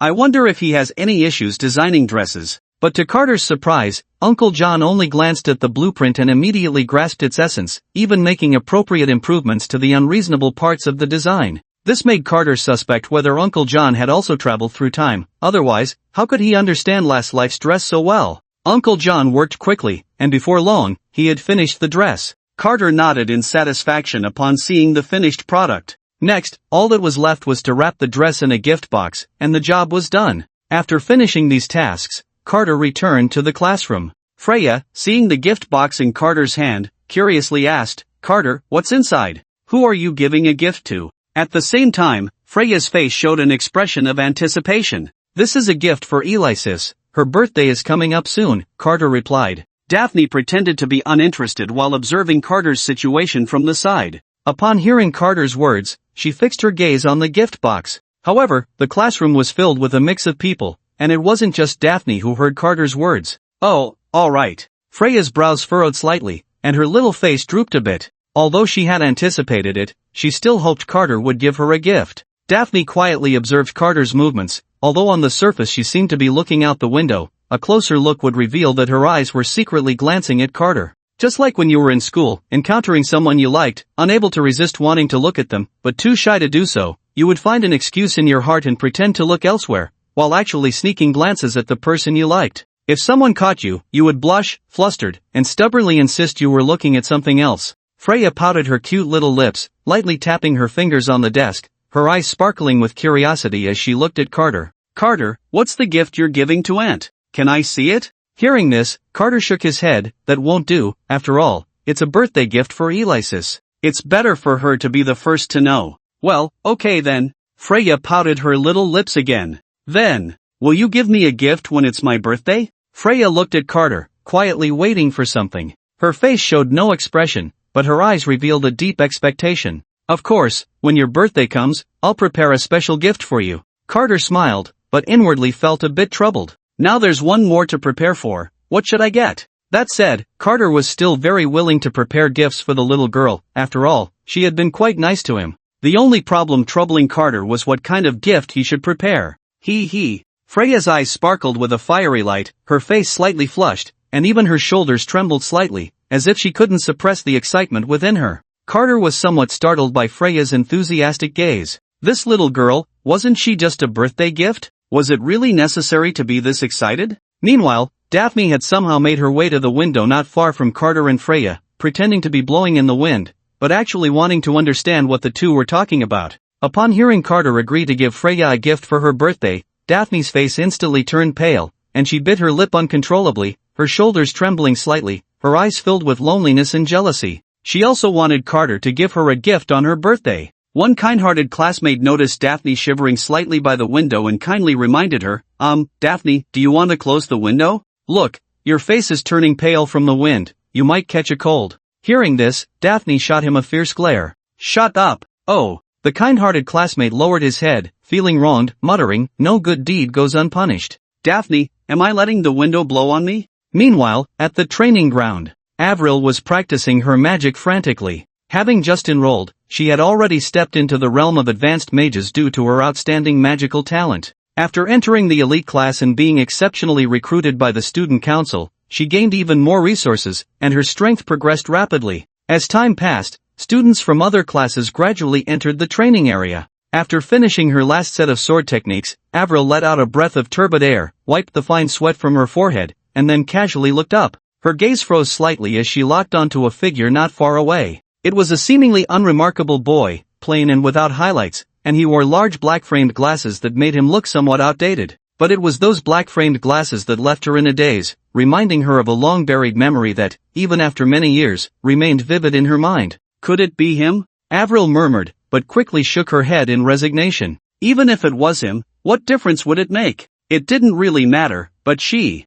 was still quite grateful to him. Carter was originally in line preparing for his practice, but suddenly, as if sensing something, he turned his head and saw a girl with an extremely cold demeanor and stunning beauty staring at him. This might be a special intuition everyone has, even when not looking in another direction, one can inexplicably sense when someone of the opposite sex is secretly watching. It was all very strange. Carter felt puzzled. This girl looked somewhat familiar. Given her looks, she couldn't possibly be a minor character in this world. She had to be a main character at the very least. But who was she? He couldn't quite remember. As he noticed Avril's unwavering gaze, Carter felt a bit uneasy. Why was she staring at him? He was wearing glasses, right? Carter instinctively touched his glasses and then sighed in relief. They were still there. Since he had them, why was she looking at him? Was there something on his face? Just as Carter was in doubt, Avril noticed that Carter had discovered her looking at him, then shook her head and withdrew her gaze, continuing her practice without paying him any more mind. Seeing that the beautiful girl was no longer looking at him, Carter also turned his gaze away. Forget it, why bother thinking so much? It had nothing to do with him anyway. Meanwhile, the classroom was empty. The students had all gone to the practice field for combat training. However, one person had secretly snuck back and did not go to the practice area. He approached Carter's desk, which had a huge gift box on it, clearly meant for Alexis's birthday. I want to see what's inside this mysterious box, he said, opening it and pulling out a dress that instantly caught his eye. Wow, what a beautiful dress. What style is this? How come I've never seen it before? He was momentarily stunned, and the thought of keeping the dress for himself crossed his mind. Ahem, it wasn't that he wanted to wear it, but he thought that if he gave this dress to the goddess, she would surely like it and might even agree to be with him. He foolishly smiled for a moment, then suppressed his greedy thoughts and put the dress back in its place. At the same time, he took out a small notebook from his pocket. I need to remember this information well. Location, Starlight Academy, training ground time. Not telling you at this moment, let go of me. Who allowed you to come and disturb our training? I won't let go. Can't I train here? Why do you have to chase me away? Carter stood there with a face full of despair, while each of his arms was being hugged by a super beautiful girl. On his left was the elf princess Freya, and on his right was the student council president, Amelia. As for how this situation came to be, it all started like this. Carter, you're here. Let's continue practicing today. Amelia's face lit up the moment she saw Carter approaching. Originally, her duties were somewhat busy, and guiding Carter was a burden that sacrificed her own time. But now, what should have been a burden for Amelia had turned into the most anticipated moment of her day. Guiding Carter in practice had become an essential relaxation time for Amelia. Hee, I can find an excuse to get close to my cute fiancé again today, how wonderful. Amelia's face flushed, thinking in a rather twisted way. If Carter saw Amelia like this, he would definitely find it familiar and couldn't help but comment, no wonder she's the same type of girl as Alexis. Do all the aloof, cool girls end up as obsessed couch potatoes?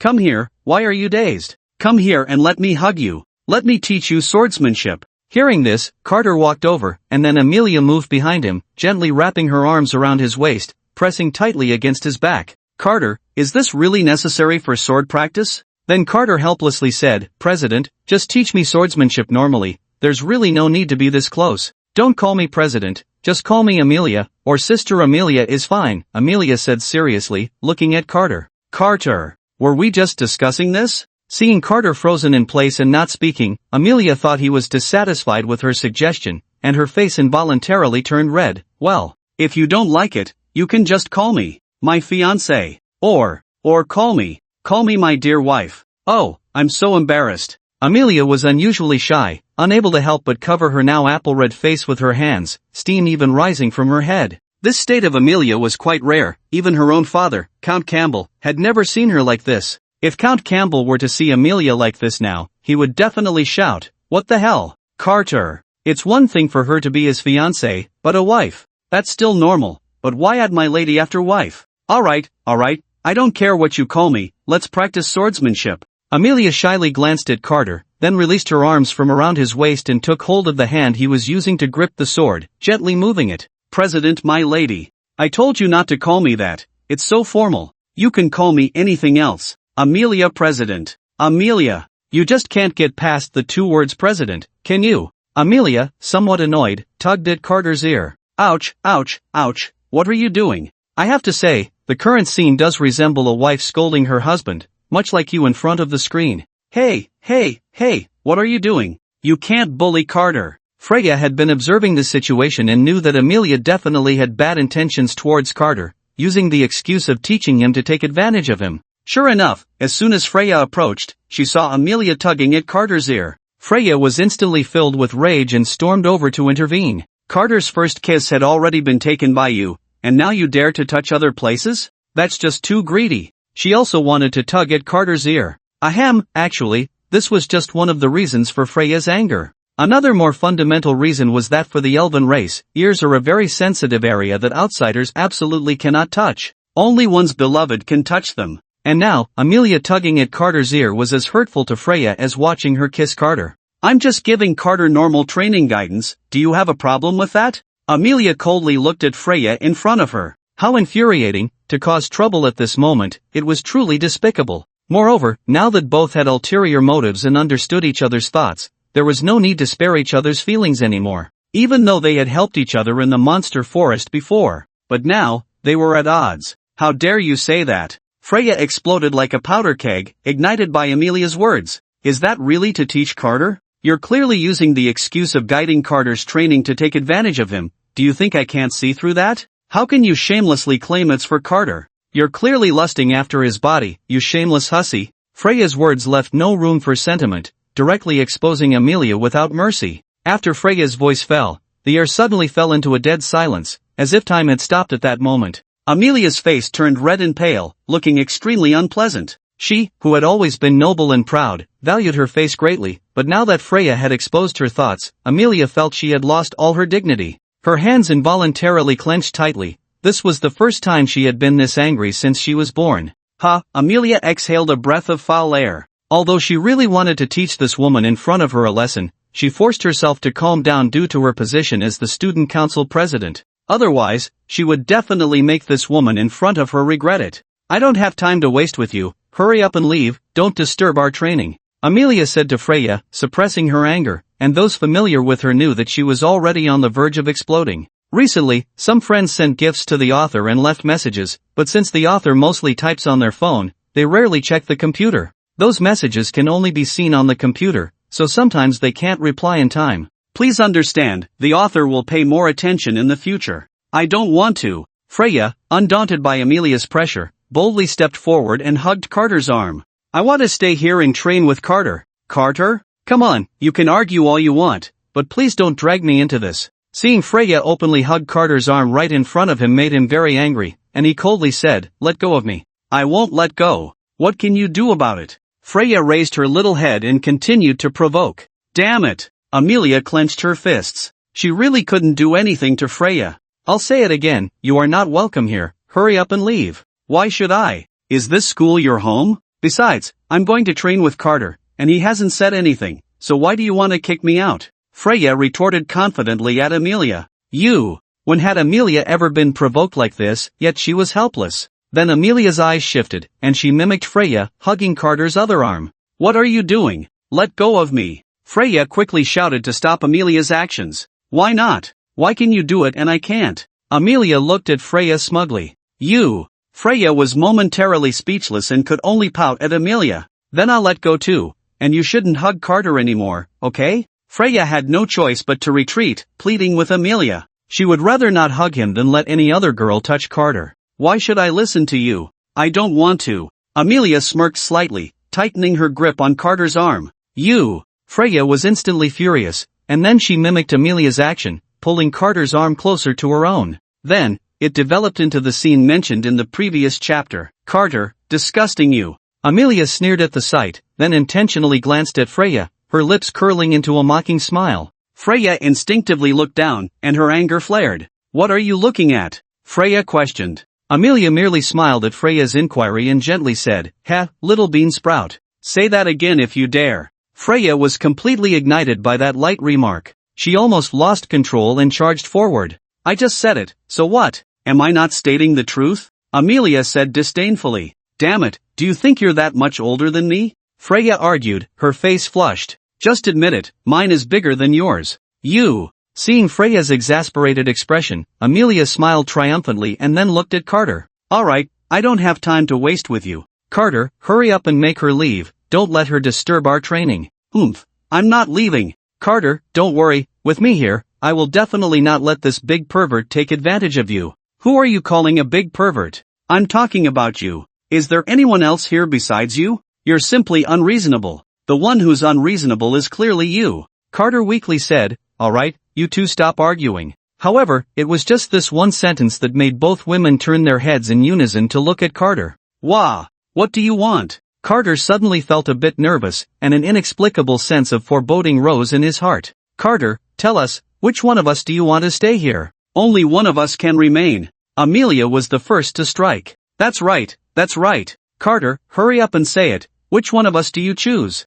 It's either her or me. Freya chimed in as well. Carter, you guys shouldn't. No way. Before Carter could finish his sentence, he was interrupted by both women, who then said in unison, you have to choose one today. Carter, what is this all about? Meanwhile, in a dark corner, what do you want from me this time? I'm very busy, so if there's nothing important, don't bother me. Ralph looked at Joseph with disdain. Ever since he heard the information Joseph provided last time, he had lost faith in him. Don't worry, this time it's definitely useful information, Joseph assured with a smug expression. Ralph, fine, I'll trust you one more time. Then, Joseph took out the little notebook that Ralph was familiar with. Stop, stop, stop. Ralph quickly interrupted upon seeing it. If you start telling me about what time Carter goes to the bathroom, do you believe I'll hit you? Joseph, it was clearly you who said that we should note down what time Carter goes to the bathroom. Don't worry, this time it's definitely useful information. Joseph flipped through the notebook. Ralph couldn't help but scoff. What kind of information do you need to write down? Can't you remember it in your head? You don't understand, it makes me look more professional, and don't you think I look cool like this? Joseph said proudly. Ralph. Ahem, Carter's aunt's birthday is coming up, and today Carter prepared a dress for her as a birthday gift. Upon hearing Joseph's words, Ralph suddenly had an idea. Carter's aunt? Isn't that the woman named Alexis? She's quite a difficult character, but, so where is the gift Carter prepared for Alexis now? Ralph asked Joseph. It's on his desk in the classroom right now. Take me to see it. Okay. Arriving at the classroom, Ralph opened the gift box and was dazzled by the dress inside. What a beautiful dress. How about it? I did well this time, right? Joseph was very pleased. You did great this time. Ralph nodded in satisfaction, while a hint of an evil smile appeared at the corner of his mouth as he looked at the gift box. Oh dear, this is a treasure of this prince. I didn't expect it to be used in this way. What a pity. Ralph chuckled and shook his head, revealing a lewd expression.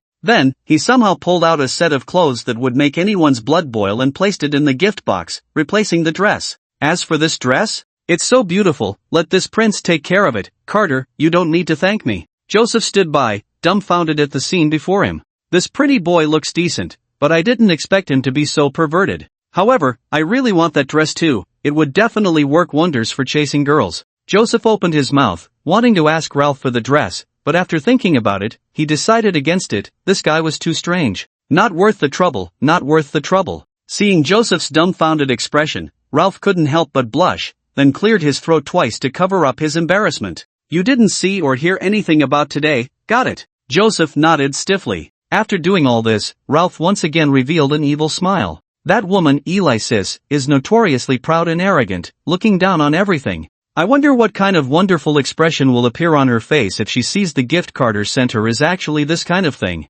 Ralph laughed maniacally, not hiding his excitement. Ha ha, Carter, don't blame me. I never intended to use such despicable means against you. This prince is not that kind of person. I originally wanted to compete with you fairly, but I didn't expect you to be even more despicable than I am, stealing my beloved and even trying to lay hands on my sister. Now that Alexis sees a gift, even a deity couldn't save you. Looking at Ralph's crazed expression, Joseph instinctively tensed up. Damn, is this prince really a proper prince? He's so bad, but I like it, hee hee. The dusk sunlight was so distinctive, and for every student at school, the end of classes was undoubtedly the happiest time. The laughter of classmates on the playground bathed the entire campus in a joyful atmosphere, forming a stark contrast to Carter's expression, which resembled a bitter melon. Carter thought, God knows how he survived this afternoon, it was really tough. Finally sending off the two little ancestors, Carter returned to the classroom, planning to tidy up his things and take the gift for Alexis back home. Looking at the ribbon on the gift box, Carter felt a bit puzzled.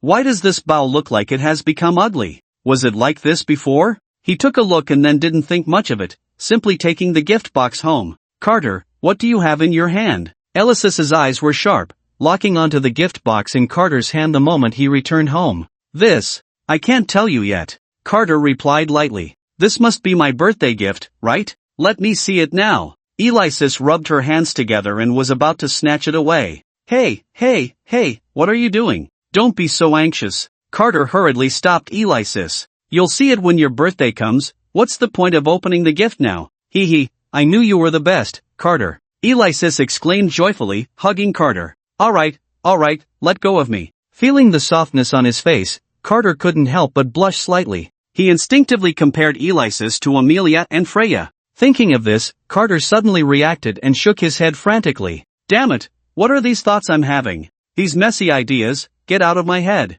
Seeing Carter's sudden movement, Alexis was a bit puzzled and couldn't help but ask, Carter, what are you doing all of a sudden? Hearing Alexis's voice, Carter looked up. Staring at Carter's flushed little face, Alexis froze in place. Heart racing. My God, this is too cute. If I could just bully him a bit. Without hesitation, Alexis was never one to just talk. Then, under Carter's shocked gaze, Alexis cupped Carter's face and kissed him without hesitation. Carter's eyes widened in shock. That night, Carter lay in bed with a complicated mood. Damn, why am I always bullied by girls? Am I just born to be weak? It was like this in my last life, being bullied by girls every day. I didn't expect that even in this new life, I couldn't change my fate. It's really too frustrating, especially in my last life, where I lost my life over it. How come no one can take my place and suffer these torments instead? No, I can't go on like this anymore. If I let things develop this way, I might not even get to see the conclusion of the story in this lifetime, just like in the last one, where I was worked to death. Moreover, Carter realized that he was becoming increasingly different from before. Originally, due to the shadows of his past life, he had some aversion to beautiful girls. However, as time passed and under the constant temptation of beautiful girls,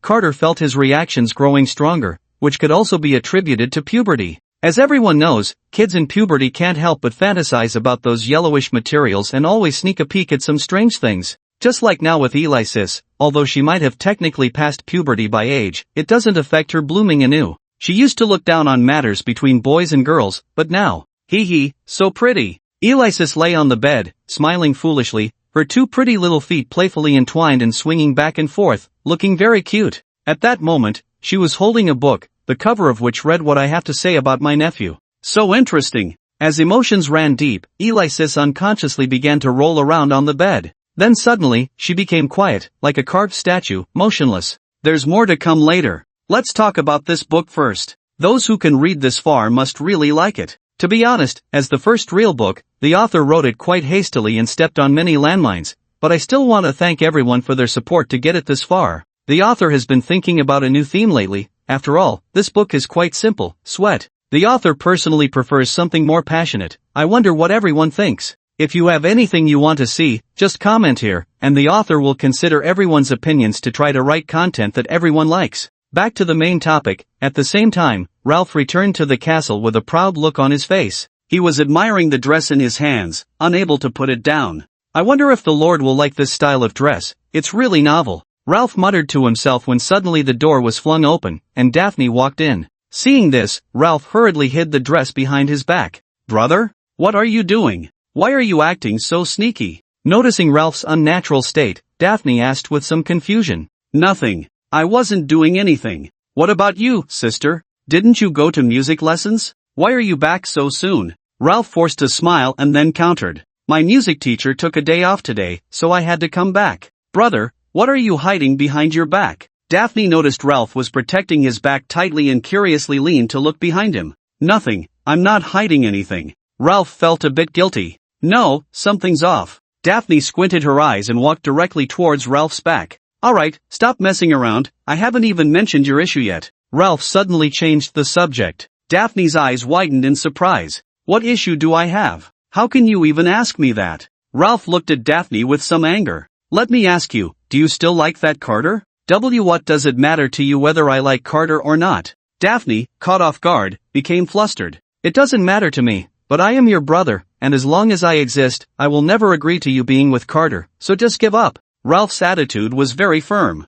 I don't need you to worry about it. Daphne unconsciously clenched her fists, then returned to her room and slammed the door shut with a deafening bang. Ralph breathed a sigh of relief upon hearing this. He had managed to get by. If Daphne saw this dress, she would definitely tell Carter. That would be troublesome. However, Ralph did not notice that although the door to Daphne's room appeared to be closed, there was actually a tiny gap if one looked closely. I heard there's a remarkable genius at the academy recently? Yes, it's been a long time since such a genius has appeared at Starlight Academy. At this moment, in the dean's office, two elderly gentlemen were sipping tea and chatting animatedly. I heard that student was admitted to the student council as an exception, right? Yes, during the recent attack in the Beast Forest, she made a significant contribution. It can be said that thanks to her, the casualties among our students were greatly reduced, which is why she was admitted to the student council as an exception. One of the elderly men, holding a teacup, nodded. He wore a purple and gold robe, symbolizing the highest status of a magician,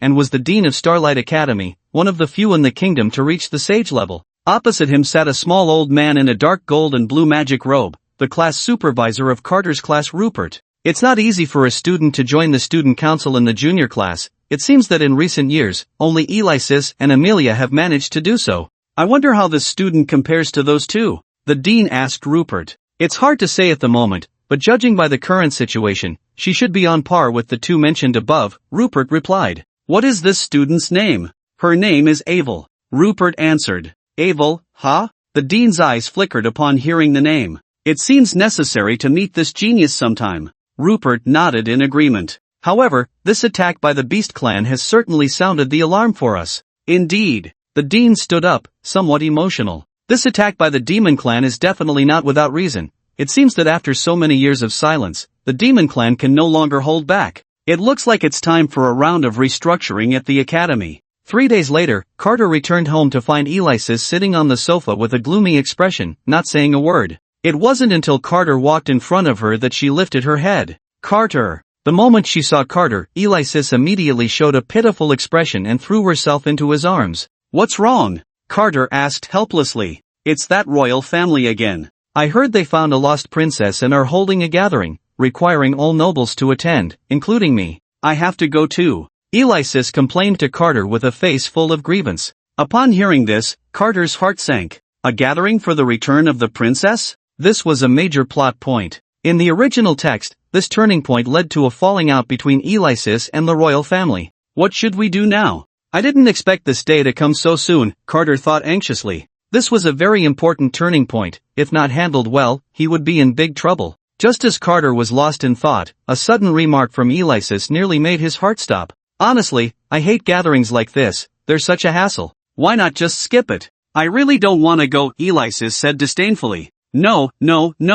Carter quickly interjected. That's a gathering hosted by the royal family, and all nobles are required to attend. If you don't go, won't that be disrespectful to the royal family? Carter earnestly advised. But Alexis remained dismissive. So what if I disrespect the royal family? What else can they do to me? After all, those people in the royal family are just a bunch of useless fools who can only talk but have no ability to act. If I were the king of this country, the kingdom would definitely be more prosperous. The author has received everyone's feedback, but why is it that most want to see Circe? Hearing Alexis's words, Carter's heart nearly stopped in fright, and he hurriedly rushed over to cover Alexis's mouth. You can't say that. What's wrong? What are you doing? Alexis was very displeased and pushed Carter's hand away. What I said is the truth. I didn't say anything wrong. Carter quickly pointed his finger and made a sure gesture. Keep your voice down. If others hear this, we're done for. What are you afraid of? If they hear it, they hear it. I'm not scared.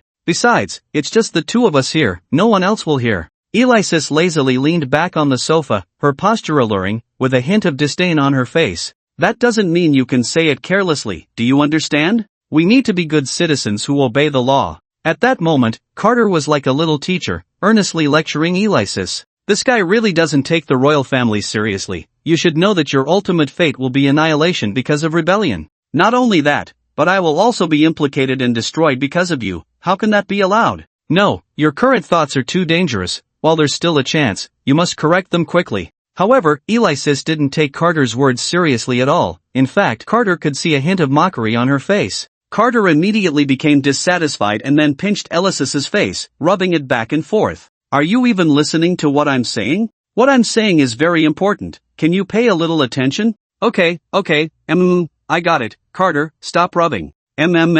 Alexis's words became somewhat unclear due to Carter's relentless rubbing of her face. Seeing this, Carter finally let go. Alexis, feeling wronged, rubbed her own face. Seriously, Carter, why are you so nervous? It's not a big deal. What do you mean not a big deal? This is clearly a very important matter. Carter rubbed his head in frustration and then looked at Alexis. You follow me and learn. I'll say one sentence, and you repeat it? Got it? Oh. Alexis pretended to understand and nodded. I swear.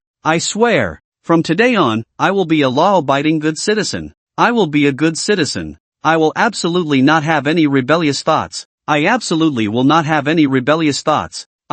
Carter turned around and glared at Alexis. But Alexis just acted indifferent, even playfully sticking out her tongue at Carter. She had just said that on purpose to annoy Carter. It was so much fun. Carter was about to explode with anger, then he reached out and gave Alexis a hard knock on the head. Ouch! You hit me again. Alexis immediately showed a pitiful expression as she looked at Carter. Who told you not to listen? Carter snorted coldly. Hurry up and continue learning with me. Oh, got it. I swear.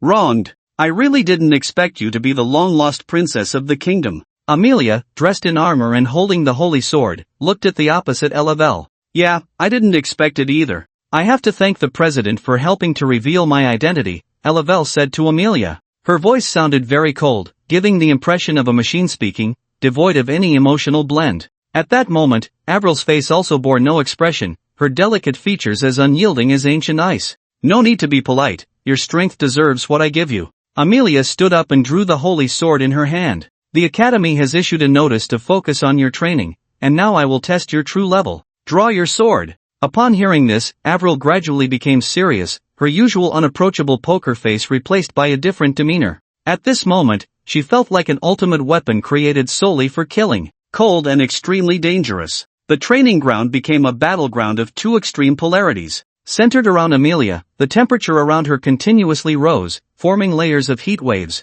In contrast, the area around Avril saw a constant drop in temperature, with a thin layer of frost gradually appearing on the ground. The two forces clashed, opposing each other, creating a sharp contrast of cold and heat that caused the air at the center of the training ground to expand rapidly, then flow quickly, forming a strong wind. Strange, why is there suddenly such a strong wind? I can barely stand. I don't know. Look over there. Under the astonished gazes of the surrounding students, two terrifying energy fields, one red and one blue, formed a massive energy barrier, standing off against each other. Between the two energy fields stood two figures, tall and imposing, exuding a powerful aura. And in the middle of them, a small, violent tornado stood majestically. Really, how can I not find it anywhere? I remember my brother always hid things here. Daphne bent down, as if searching for something. All around her were scattered cabinets, clothes, and miscellaneous items lying haphazardly on the ground. How strange, why can't I find it? Daphne wondered, then her attention was caught by a purple corner of clothing pressed under a box. What is this? Curiously, she looked over and pulled it hard, finally revealing the true form of the item. Ugh, how disgusting. I didn't expect my brother, who usually seems so serious, to secretly collect such things. It's really perverted. Daphne pinched the mysterious purple garment's corner with two fingers, then unhesitatingly tossed it to the ground. Really, it's even purple. Wearing this color is so mature, my brother can't possibly like those middle-aged women, right? That's just gross. I wonder if that piece of clothing was worn before, it's just too dirty. Daphne shook her hand in disgust. The little girl picking mushrooms, carrying a big basket. Suddenly, a cheerful song rang out from outside the door. Daphne's heart skipped a beat. Oh no, could it be that her brother has returned? Sorry, everyone, the author is not in great shape today, so I can only update this much. I hope you won't blame me. Tomorrow is a holiday, I'll see if I have time to update more for you, okay? Ralph was in a very good mood, not expecting that the new student council member would actually be his sister. He remembered how beautiful she was and how he had taken care of her back then, but she seemed to be somewhat frigid. That's okay, even if she was cold, she was still his sister, and such a beautiful one at that. He was really happy. His beautiful sister made Ralph cheerfully walk into a storage room he had specially designed, a place for him to keep miscellaneous items, where almost everything he owned was stored. He came this time thinking of putting the dress he had taken from Carter last time inside, planning to find a good tailor in the future to study it properly and make a similar style. He wasn't foolish enough to take the dress out as a gift, that would be a dead giveaway. So why was he only bringing the dress in now? He was cautious, knowing that his sister had started to suspect him because of the last incident. He had no choice but to hide the dress elsewhere first and then take the opportunity to move it here. Just when Ralph thought he had done everything perfectly, he opened the door and was stunned by the scene before him. "Daphne, what are you doing here?" Ralph shouted at Daphne with a dark face. "Brother, what are you holding?" Daphne, however, didn't notice her brother's gloomy expression at all and instead retorted, "What? You?" Ralph was momentarily taken aback by Daphne's sudden question, then, in a fit of anger, he laughed sarcastically, "What do you care? You're the one invading my privacy. How dare you question me? But if I hadn't come in, I wouldn't have known that my brother is actually a pervert," Daphne said with disdain, glancing at the purple, mysterious garment on the floor. "This." Ralph couldn't help but blush, then quickly ran over to put the garment in his pocket. "What do you care? What does it have to do with you? Let's put that question aside for now. What exactly are you holding, brother?" Daphne's gaze sharpened as she looked at the dress that Ralph had inadvertently revealed due to his earlier tension. "This is what you didn't let me see back then, right?" Taking advantage of Ralph's moment of distraction, Daphne snatched it away and examined it closely, her pupils slightly dilating. Hiss! What a beautiful dress! On the training ground, the two women had been standing here in a standoff for quite some time. Although there was no movement, the pressure they exuded just by standing there was already suffocating. They were both waiting. Amelia was waiting for Avril to attack, while Avril was waiting for an opportunity, her eyes fixed intently on the small tornado at the center of them. 1, 2, 3. Avril silently counted. Now. Avril suddenly drew her holy sword and rushed towards Amelia. Amelia stood still, indifferent to the scene before her. She knew that Avril's target was not her. She wanted to see what kind of moves this genius, who could rival her, would use. Sure enough, Avril did not attack Amelia directly but instead thrust her sword towards the eye of the small tornado. The tornado instantly began to freeze around the eye, then exploded, sending dense and highly aggressive ice blades flying in all directions, while a large cloud of dust obscured Amelia's vision. At this moment, Amelia's expression finally changed slightly as she swung her arm forcefully, shattering the ice blades. But Amelia's spirit did not relax in the slightest because she knew that these ice blades were just a feint, and the real attack was from Avril behind her. Amelia reacted quickly, twisting her wrist to let the sword pass under her armpit and thrusting it back with force. The two holy swords clashed together with a ringing sound. As the sound faded, Avril's figure slowly appeared, then quickly retreated to create distance. Amelia revealed a slight smile, then looked at the holy sword in her hand, her pupils dilating again, while the smile on her lips gradually disappeared. Within her line of sight, a layer of faint frost had already formed on the holy sword she held. "It seems I underestimated you." Amelia's expression turned serious, and she forcefully struck the holy sword against the ground, shattering the frost on the blade. "From now on, I won't make such a low-level mistake again. Brother, where did you get such a beautiful dress?" Daphne's mouth slightly opened, unable to take her eyes off the dress in her hands. Ralph's expression turned tense. It was over. He had been careless. How could his own sister discover this? No, he had to get the dress back. However, when he saw the look in his sister's eyes, he instantly felt speechless. He knew that getting the dress back today would be as difficult as climbing to the sky. Daphne looked at Ralph with eager anticipation, her expression seemingly written with words. I want it, I want it." Ralph felt uncomfortable under her gaze and urged, "Stop messing around, give it back to me." "I don't want to." Daphne shook her head in refusal. "I want this." "No way, I absolutely can't give it to you." "Why not?" "Because it's mine." Daphne's cheeks puffed up slightly as she threatened Ralph, "If you don't give this to me, I'll tell everyone about your collection of those kinds of clothes." "You dare." Ralph instantly became nervous. "What do I have to be afraid of? Go ahead and try." In the end, Ralph had no choice but to reluctantly part with the dress and give it to his sister. Great. I knew you were the best, brother." Daphne happily left with the beautiful dress. Ralph sat on the sofa with a headache. The dress was a small matter, but he was afraid she would wear it to class, and that would expose him. Just as Ralph was in distress, a servant approached him. "Prince, the queen wants to see you." "Got it," Ralph replied, then stood up.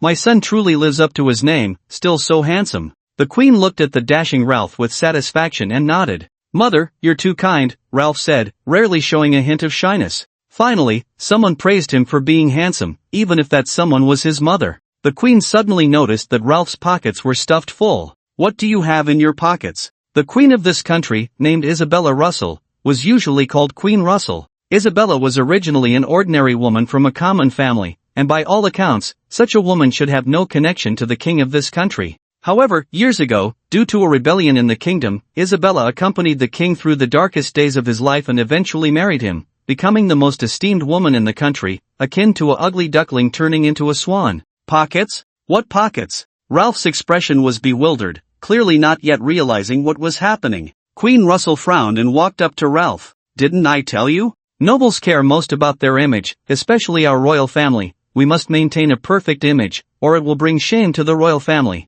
Look at you now, your pants are bulging. What will others think if they see this?" As she said this, Queen Russell reached to take out whatever was in Ralph's pockets. Ralph's brain was still malfunctioning, completely unaware of the seriousness of the situation. When Queen Russell's hand had already reached into his pocket, Ralph finally remembered what he had in there, and a cold sweat broke out on his back as he hurriedly reached out to stop her. "Mother, don't." But it was too late. Queen Russell looked at the purple cloth in her hand with some confusion. "What is this?" Drip. The previously quiet hall suddenly echoed with the sound of dripping water. Ralph instinctively wiped his forehead. It was over, he was done for. Then, Queen Russell spread out the bundle of purple cloth and finally saw the true nature of the object. Suddenly, a deathly silence filled the air.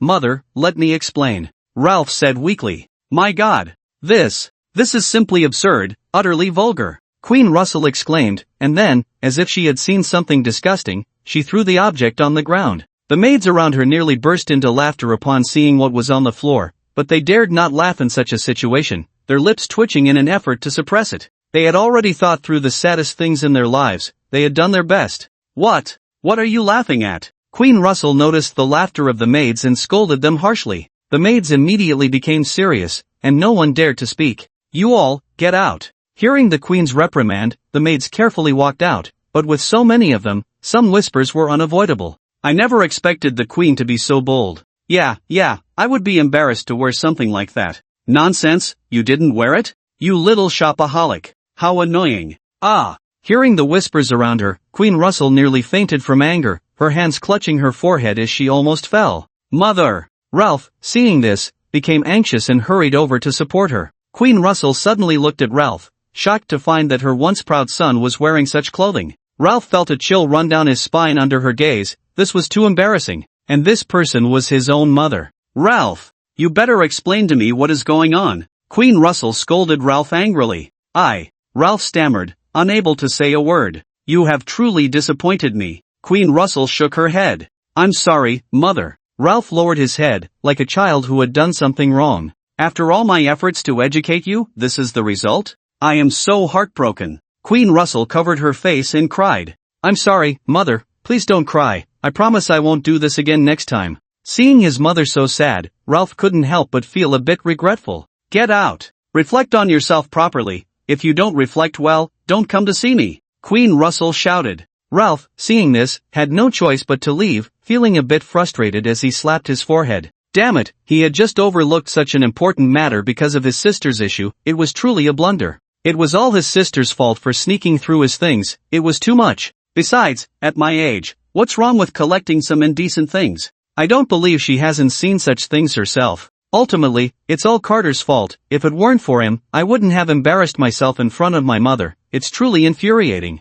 Thinking of this, Ralph grew even more annoyed with Carter. Carter? After Ralph left, Queen Russell stepped forward, picked up the object, and looked at it again, unable to help but blush. Even a married woman couldn't help but feel her face heat up upon seeing this item. What kind of person would design something like this? It's simply too bold, truly vulgar. Queen Russell felt a bit embarrassed, then pinched the purple garment with 2 fingers, clearly disgusted. This kind of thing should be thrown away quickly. Really, it seems I need to have a serious talk with the king to issue a decree to rectify this bad trend. If the women of the kingdom all wear such things, what will become of us? You've been throwing a fit from far away. Come on, tell me, what could possibly make our gentle and virtuous queen so angry? A deep voice rang out, followed by the entrance of the king of this country, George Barton Kirkpatrick. Queen Russell turned around, stunned to see the king walking in at that moment. How infuriating, why did he have to come in now? Queen Russell appeared somewhat on the verge of collapse. Upon seeing what Queen Russell was holding, the king's expression changed dramatically, his blood racing, his nostrils flaring as he unconsciously exhaled hot air.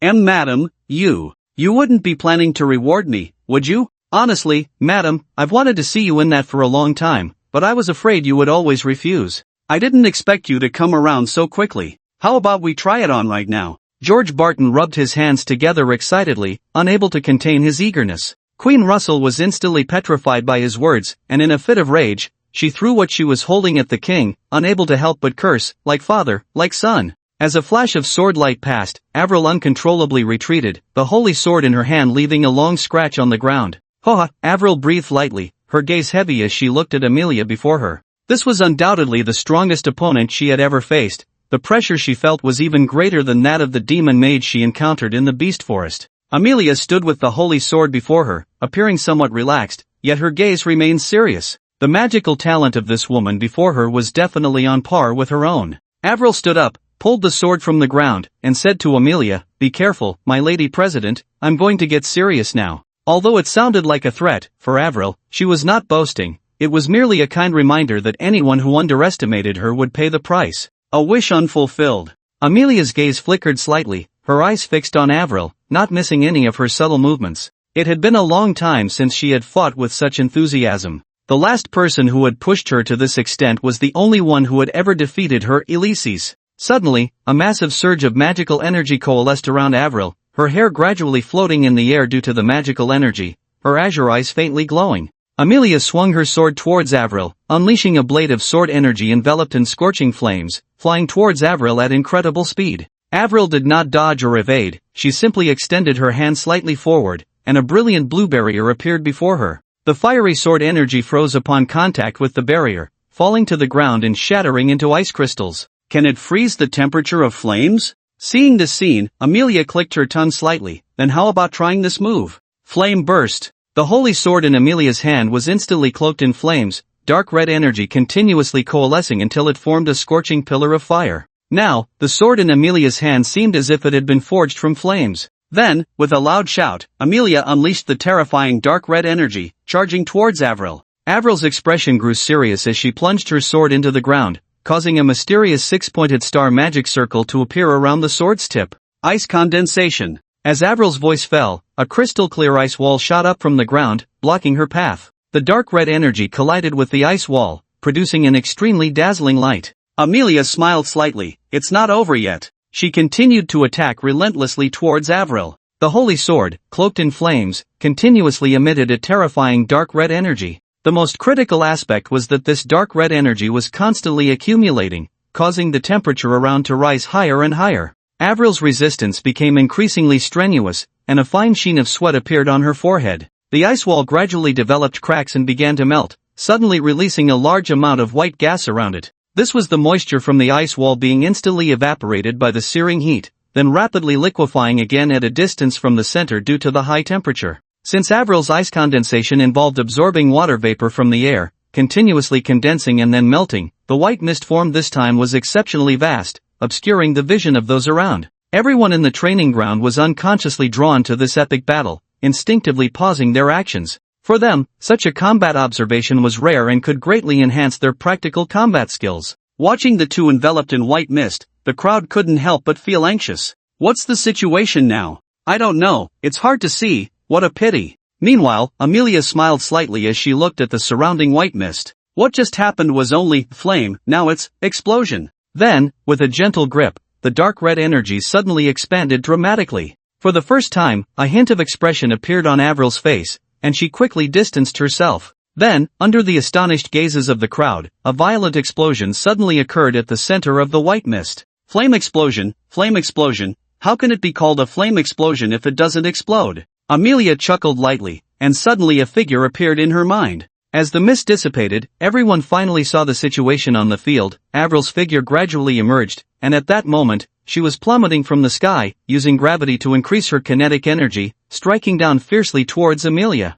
Amelia chose to evade the attack, slightly sidestepping to avoid it. Avril's attack struck the ground, instantly shattering it like a spiderweb while also forming a thick layer of ice crystals. Not deterred by her failed strike, Avril quickly adjusted her posture and launched another attack from below. Amelia again tilted her head to dodge. Seeing her attack miss again, Avril decided to change her strategy and target Amelia's lower body. She quickly crouched down, using her left foot as the center to draw an almost perfect semicircle like a compass. A beautiful sweeping kick. Amelia frowned slightly and then quickly jumped up. Now's the time. Avril was waiting for Amelia to make this jump, and then she instantly propelled herself upward, her legs bursting with tremendous force, delivering a powerful strike towards Amelia. Amelia, floating in midair, found her movements restricted, although the time was brief. For a master, victory or defeat often hinged on that moment. Crack! The two swords clashed, producing a crisp metallic sound, sparks flying, light flickering, as if the air itself was being torn apart.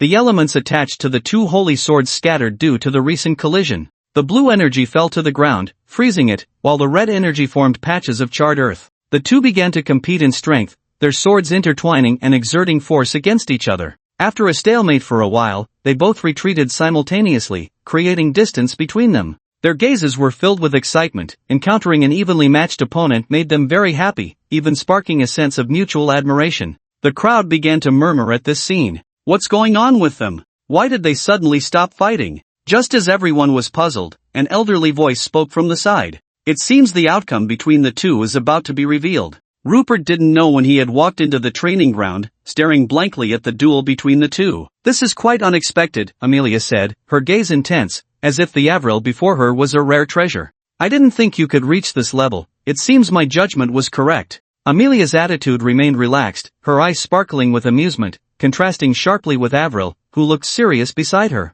For the next move, Amelia suddenly wiped the smile off her face and became serious. Let's see if you can handle this. Amelia raised the holy sword in front of her, and suddenly a fierce wind whipped up around them, waves of heat crashing against everyone's faces, causing them to sweat profusely as if they were about to evaporate. Pained cries filled the air. It's so hot. What immense magical power this must be. Damn it, I can't take it anymore. I want to leave, but if I do, I'll miss such an exciting match. Under the onslaught of such intense heat, even Rupert, strong as he was, began to sweat lightly on his forehead. Her magical power is already infinitely close to that of a grand mage. It seems she has really put in a lot of effort. A smile of relief appeared on Rupert's face. Drip, drip. Beads of sweat fell to the ground like scattered pearls. Under the heat, Avril also began to sweat lightly. Her expression remained grave, her eyes fixed on Amelia, not daring to relax for a moment. Suddenly, Avril's pupils dilated. Under her shocked gaze, complex fire runes began to form beneath Amelia's feet.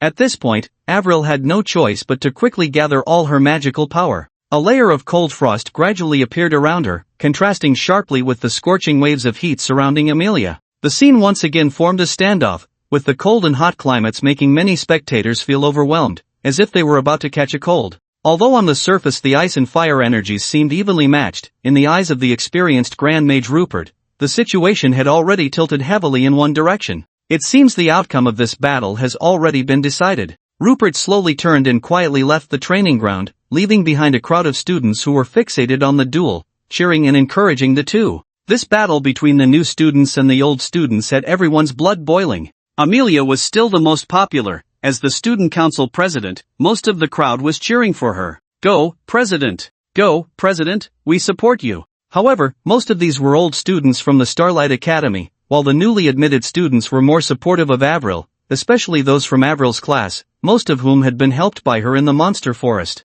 Go, Avril! We support you! Yes, yes! You must win! Whether we new students can hold our heads high in front of those old students depends on you. Avril, don't listen to them. As long as you've done your best, that's enough. Don't put too much pressure on yourself. After all, the president is 2 years ahead of you. Avril, I love you so much. I want you to have my babies. As soon as this was said, the previously excited crowd fell silent, all eyes turning to the person who had just spoken. Seeing the unfriendly looks from everyone, that person couldn't help but blush. Sorry, I just got a bit too excited. What's wrong with confessing to the person I like? Why are you looking at me like that? On the training ground, Amelia had completed her charge, and the fire magic runes beneath her feet suddenly emitted a dazzling light, followed by a massive red beam shooting into the sky. Avril was equally unyielding, with a blue beam rising from her feet as well. The two beams stood opposite each other, then intertwined, resembling two giant dragons, one red and one blue, entwining in the sky.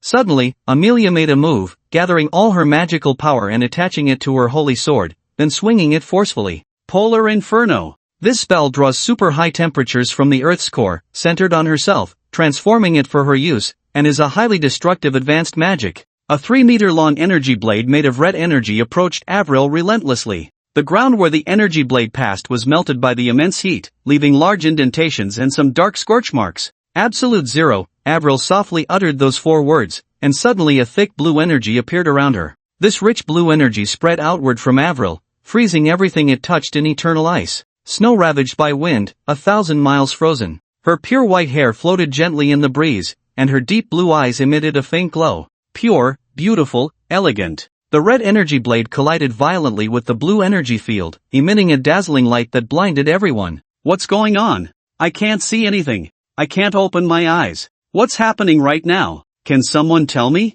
While everyone was unable to open their eyes, a student smiled faintly and casually took out a pair of sunglasses from his pocket, appearing so indifferent, so smug, as if he were the only one awake in a world of intoxication. As the light gradually faded, the intertwined red and blue beams in the sky also began to shatter, transforming into the essence of their respective elements, slowly falling to the ground. The red and blue energy essences floated down like snowflakes from the sky, creating a poetic scene. At this moment, the crowd finally saw the situation on the field clearly. The two stood in place as if nothing had happened, yet it felt like so much had transpired. Avril stood dazed, her holy sword already fallen to the ground. What happened? Who won? I don't know. What just happened? Amelia walked up to Avril, looking at her expression of existential doubt, and simply smiled faintly. She then patted Avril on the shoulder and intended to turn and leave. Just as Amelia was about to leave, Avril slowly uttered 3 words. Thank you. Hearing Avril's words, Amelia's figure clearly froze for a moment, but she said nothing, only waved her hand and left gracefully. The crowd was utterly bewildered by this scene. Wait, what just happened? Who won? Did my goddess win or not? I really want to have kids with her. At this remark, unkind glances shot towards the speaker. He merely smiled faintly and dared not speak again. Does anyone want to know what just happened? At that moment, the guy in sunglasses suddenly stood up. As soon as he spoke, the crowd responded instantly. Yeah, what just happened? I really want to know. Do you know what just happened? Stop keeping us in suspense, tell us. The corner of the sunglasses guy's mouth curled up slightly. It was finally his time to shine, as the main character always appears last. Everyone, don't be anxious, let me explain in detail. At that moment, a hot-tempered man suddenly stood up. Stop beating around the bush. If you know, just say it. If you don't, then don't. If you keep stalling, I swear I'll take you down. As soon as these words were spoken, the man in sunglasses instantly turned red, wanting to retort, but he heard voices around him supporting the angry man. That's right. If he keeps stalling, take him down. Some girls, enjoying the spectacle, jumped around the crowd, whispering, let's take him down after he finishes. I've never seen anything like this. The man in sunglasses turned pale, and under the crowd's urging, he slowly fell into memory. It turned out that at that time, Amelia's polar heat had broken through Avril's absolute zero. Just as Amelia's attack was about to reach Avril, she pulled back in time. After all, this was just a simple spar, not a life and death duel, so there was no need to go that far. After saying this, the man in sunglasses sighed deeply. He had originally planned to take this opportunity to show off, but it ended up like this. He then raised his head and found that everyone had left. Not a single person remained. What's going on? Where is everyone? Just used and thrown away. You guys are really something. Avril still stood motionless in the center of the training ground, like a petrified statue. This was the first time in her life she had been defeated, and it was such a complete loss. If Amelia hadn't shown mercy, she might have been dead by now. Thinking of this, Avril revealed a bitter smile, but soon her eyes regained their sparkle.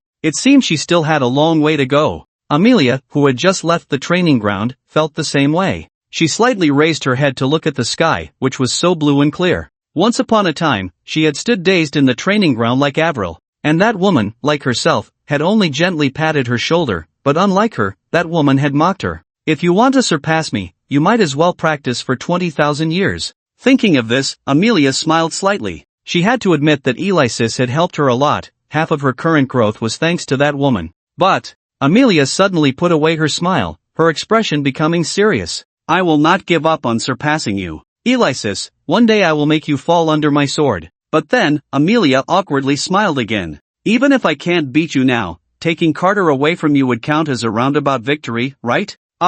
Chew. Alexis suddenly sneezed, rubbing her itchy nose. What's going on? I haven't been sick for so long. Why did I suddenly sneeze? Is someone talking about me? Or maybe, someone is thinking of me? Thinking of this, Alexis's face suddenly turned red. It must be Carter thinking of me, hee. I knew it, Carter likes me the most. Looking at the time, Carter should be back soon. Ugh, time is really moving so slowly. Why can't it go a little faster? Tomorrow is my birthday. I wonder what Carter has prepared for my birthday gift. I'm really looking forward to it. I really hope tomorrow comes quickly. At this moment, Carter was walking home with mixed feelings, having witnessed the earlier battle. To be honest, he felt a bit stimulated. He had been praised as a genius by the invigilator during the last monthly exam and had been quite pleased with himself for a while. But after watching today's battle, comparing himself to those two freaks made him feel like a small fry. He was the kind who could be taken down in an instant. Just thinking about the fact that such great perverts are not just limited to the two of them,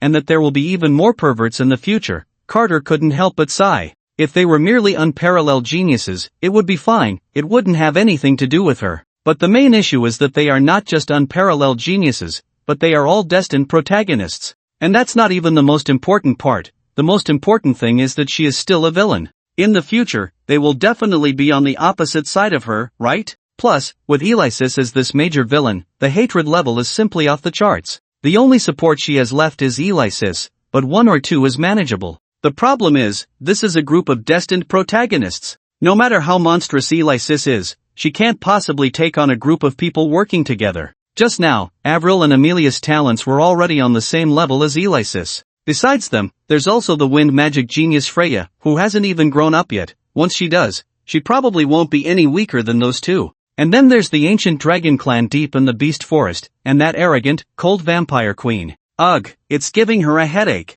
Carter helplessly rubbed her forehead. Then her eyes shifted, and she had some bad thoughts. They all seemed to like her quite a bit. Should she try to win them all over? That way, she wouldn't have any problems, right? However, this idea was quickly dismissed by Carter. Carter, oh Carter, have you forgotten how you died in your last life? You couldn't handle one, and now you want a whole group? Not only would you be exhausted, but you might even end up losing your kidneys. Besides, not to mention others, Alexis would definitely be the first to stand up and deny it. If she really managed to win over all the female leads, Alexis might just shatter her before she could even conquer them all, right? Carter, you're already grown up. Even if you die now, it wouldn't be considered dying young, would it? Thinking of this, Carter couldn't help but shiver. Oh, that image has already started forming in her mind. But right now, the relationships with those women are so messy that she can't even sort them out. They're all a bunch of bad women who are after her body. Each one is using the guise of liking her to take advantage of her. Some readers used to say she was foolish for not noticing the obvious intentions of those bad women. What do you mean she didn't notice anything? Do you see her daring to speak up? Each of those female leads has a high status, either they are unparalleled geniuses or noble lords. Which one can she provoke? She can only endure it. Why don't you try it for her? See how you would choose among so many beautiful girls who like her? It's giving her a headache. If she were like you, it would be great. Not having a single girl who likes you would make things a lot easier. Author coughs, just a little joke, everyone won't be angry, right? Shouldn't be, right? Enough thinking, if she thinks a little longer, she'll be home. Today is Alexis's birthday, and she hasn't prepared some birthday items yet, along with some cake-making materials and some birthday props. Alexis will definitely be surprised when she opens her birthday gift. She really can't wait any longer. Then, after a crazy shopping spree, Carter returned home with bags in hand. Alexis, are you home? Come help me open the door. I'm coming. Alexis opened the door upon hearing her voice, revealing a hint of surprise on her face. Wow! Carter, you bought so many things. Carter smiled slightly. These are all necessities for the upcoming events. Just wait, I promise to give you a big surprise. Surprise? Alexis perked up at those words. What kind of surprise is it? Alexis rubbed her hands together with some excitement, bouncing around next to Carter. Don't worry, you'll definitely be satisfied, but I can't tell you right now. Carter placed a finger on his lips, indicating it was a secret. But I really want to know right now. Alexis' face immediately fell, looking quite unhappy. Be patient, you'll find out soon, Carter said, placing his hand on Alexis' head in a comforting gesture. Alexis affectionately rubbed against Carter's hand. The future greatest villain, someone who would make everyone in the kingdom tremble at the mention of her name, now seemed like a pet raised by Carter. If others saw this, it would surely be a shocking sight. Really, Carter just loves to keep me in suspense, Alexis pouted. Be good, I'm going to make you dinner, Carter said before turning to head to the kitchen. Alexis sat on the sofa, looking sullen as she waited, but soon a hint of anticipation crossed her face. What could the surprise Carter mentioned be? Could it be about her birthday? But her birthday was tomorrow, what could it be? It was really making her anxious. As Alexis was daydreaming, the lights in the living room suddenly went out. The surroundings became pitch black, and she couldn't see her hand in front of her face. Slowly, she groped her way toward the kitchen. Then, Alexis snapped her fingers, and a small flame appeared on her fingertip, illuminating the darkness. Carter, it seems like the lights in our house are broken. Do you know where the candles are? Alexis reached the kitchen door, only to find that the kitchen lights were also out. Really, is the Duke's mansion this dilapidated? Alexis couldn't help but frown. Suddenly, all the lights in the room turned back on. To Alexis' shock, a confetti cannon suddenly shot toward her. She instinctively dodged and found herself leaning against a solid chest. Startled, she turned her head and saw Carter with a friendly smile, holding a cake in his hands. Alexis was momentarily stunned. Seeing this, Carter thought Alexis was just too shocked, and he held the cake out in front of her. Alexis, happy birthday, Carter said with a sweet smile. But Alexis remained frozen in place, not moving at all. Carter had imagined Alexis' excited expression, but this was clearly not what he had expected. Why are you not reacting at all? Carter waved his hand in front of Alexis, who was as still as a statue. I get it, are you waiting for your birthday gift? Don't worry, I have that ready too. As Carter spoke, he turned to get the gift. Alexis interrupted him, lowering her head and tightly gripping her hands. A bad premonition suddenly filled Carter's heart. What's wrong? Carter asked weakly. My birthday is tomorrow. As soon as she said this, the air became silent. The two faced each other, caught in an awkward standoff, an emotion named embarrassment gradually spreading in Carter's heart. Gulp! The sound of Carter swallowing was so clear in this environment. He was already sweating profusely. Suddenly, Alexis lifted her head, her gaze cold as she looked at Carter. She appeared so icy, so unapproachable, exuding an aura that warned others to keep their distance. Carter realized he hadn't seen Alexis like this in a long time. In his memory, she had always been that lazy, flirtatious, and quirky girl. This made Carter forget that the woman before him was the most dangerous woman in the world. You really surprised me, Carter DeVille. Alexis's sharp gaze locked onto Carter's eyes, causing him to constantly avert his gaze. Then Carter pretended to casually glance at the non-existent calendar on the living room table. Oh, so tomorrow is Alexis's birthday. It's all the school's fault. I don't know who was careless enough to tear off a page, really. Carter forced a sheepish smile. Alexis's eyes remained dangerously fixed on him, showing no intention of letting him off the hook. Clearly, such excuses would not fool Alexis. Now let's talk, Alexis said, crossing her arms and looking down at Carter. Talk? About what? Carter nervously swallowed. Don't play dumb with me. Alexis's tone suddenly turned severe as she grabbed Carter by the collar. Tell me, how could you even forget my birthday? If you can't give me a reasonable explanation today, believe me, you'll regret it. Carter's eyes widened in shock, his mouth agape as if he could fit an egg in it. Was this something a Duke's noble should say? Don't give me that innocent look, I'm not joking with you. If you don't give me a reasonable explanation today, I will definitely make you regret it. Faced with Alexis's aggressive gaze, Carter was completely flustered. My kidneys, should I make you suffer a little more? Ahem. Carter first coughed tactically, then his mind raced to think of how to appease a woman on the verge of exploding. Help, I'm in a hurry. What's wrong? Can't come up with an excuse? Alexis looked at Carter with a playful expression. Carter chuckled awkwardly. No, I already said it, I just misread the date. Oof. Alexis scoffed. Do you think I would believe your nonsense? It seems you can't come up with any excuses. Seeing this, Alexis decided to stop wasting words with Carter and picked him up, heading toward her room. What the hell are you doing? Carter was startled and struggled desperately, but it was futile. If you do something wrong, you have to pay the price. Alexis's expression remained very cold. No, I was wrong, I really didn't mean it, let me down. Carter continued to struggle, and in a daze, he seemed to see two kidneys appear before him. These two kidneys even spoke, grinning at Carter, or rather, at Carter's kidneys. Great-grandma is here to pick you up. As time passed, Alexis threw Carter onto the bed, and he immediately covered himself tightly with the blanket, curling up in the corner, trembling and watching Alexis warily. Alexis looked at him with disdain. Humph, do you think such little tricks can stop me? No, Alexis, calm down, I really have my reasons. Reasons? Do you think I would believe you? Do you know how much I've been looking forward to this birthday? This is the first birthday anyone has spent with me, and what about you? You clearly promised to give me a surprise, and now look? You even forgot the date of my birthday. What else do you have to say? Alexis shouted angrily. For women, especially emotional ones, such days with special significance should never be desecrated. So, dear friends, please don't make such a low-level mistake like Carter, or else your kidneys might also meet great-grandma. I really didn't mean to. You didn't mean to? Alicia sneered. Do you think just saying it wasn't intentional will get you off the hook? If you do something wrong, you must be punished. Since tomorrow is my birthday, I don't want your gift anymore. Just consider yourself a gift to me. No, please, I was wrong. Don't come over, help. Stop shouting. Even if you scream your lungs out, no one will come to save you. Today, you belong to me. Carter was nearly terrified at this point, but then he quickly thought of a plan. Forget it, if I don't take the risk, I won't catch the wolf. I'm going for it. Gritting his teeth, Carter took the initiative. Carter, are you still being shy? Alicia was feeling absolutely wonderful. All her grievances against Carter vanished in an instant, replaced by overwhelming affection. She felt like she was about to transcend. Seeing this, Carter quietly tried to escape but was caught by Alicia. Where do you think you're going? Carter smiled awkwardly and then used the same trick again. A sly grin appeared on Carter's face.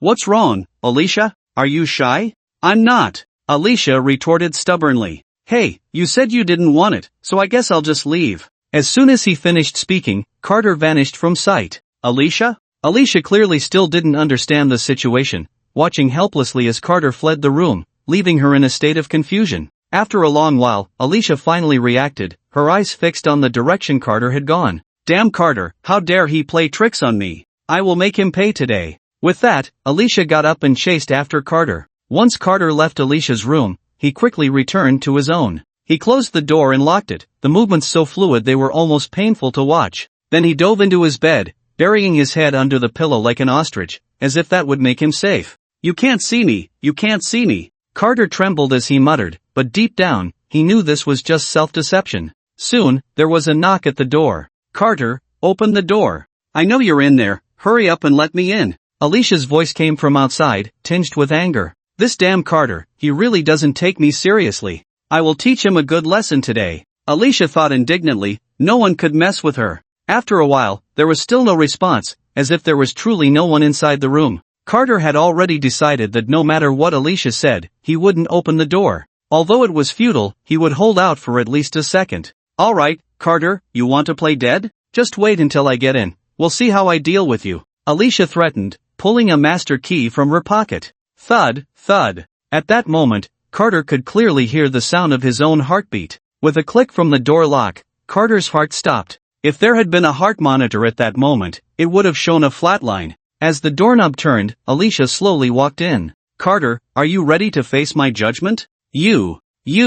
Carter panicked, pointing a trembling finger at Alicia. I locked the door. How did you get in? Alicia smiled playfully at his words. At this point, you're still worried about such trivial matters? Shouldn't you be more concerned about yourself right now?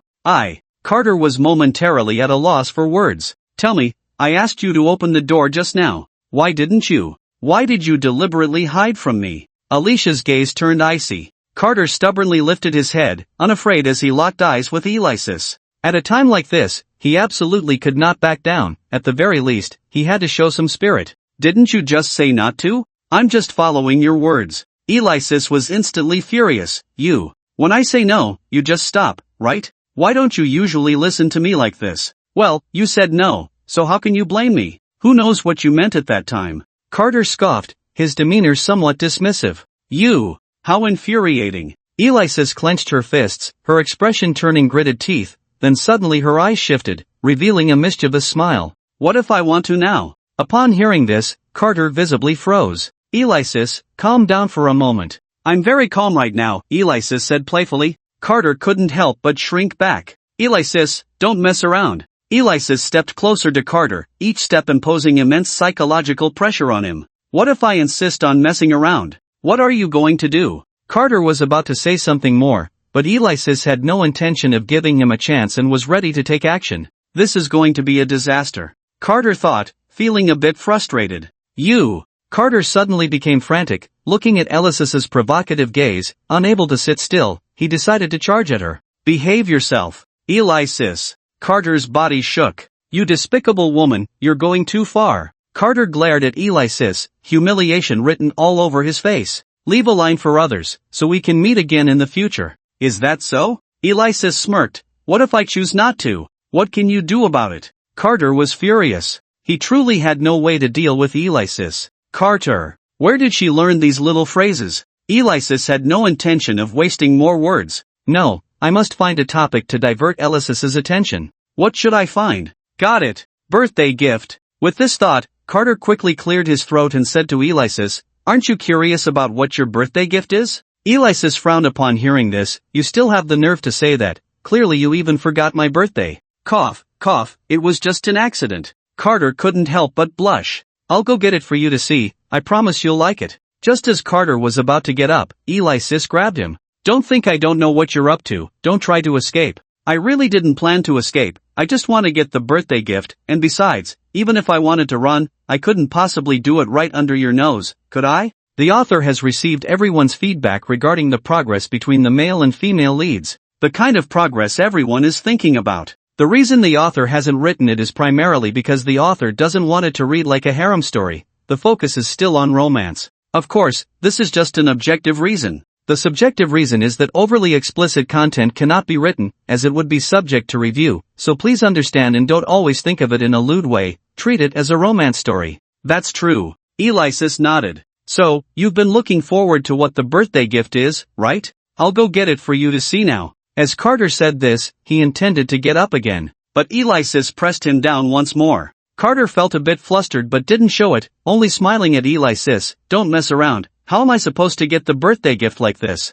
Alexis merely looked at Carter with a playful expression. Earlier, I was indeed looking forward to the birthday gift. Carter nodded frantically at the words. But, Alexis immediately changed her tone. Carter's heart sank at once. Right now, we have something more important to do. I'm not interested in birthday gifts at all, Alexis said with a wicked smile directed at Carter. Damn it! You despicable! Looking at the smug Alexis in front of him, Carter felt an unnamed fire burning within him. What's wrong? Not convinced? Alexis said provocatively. Then conquer me like a man. Pah! How rude! Carter retorted disdainfully. Alexis frowned at his words. That's just human nature, how is that rude? Did you pop out from between the rocks? Calm down, Carter. Don't let this woman provoke you. Carter's mind raced, and then suddenly he widened his eyes, putting on a pitiful expression. Alexis felt very uncomfortable under Carter's sudden gaze. What are you doing? Don't think you can pull any tricks, you can't escape today.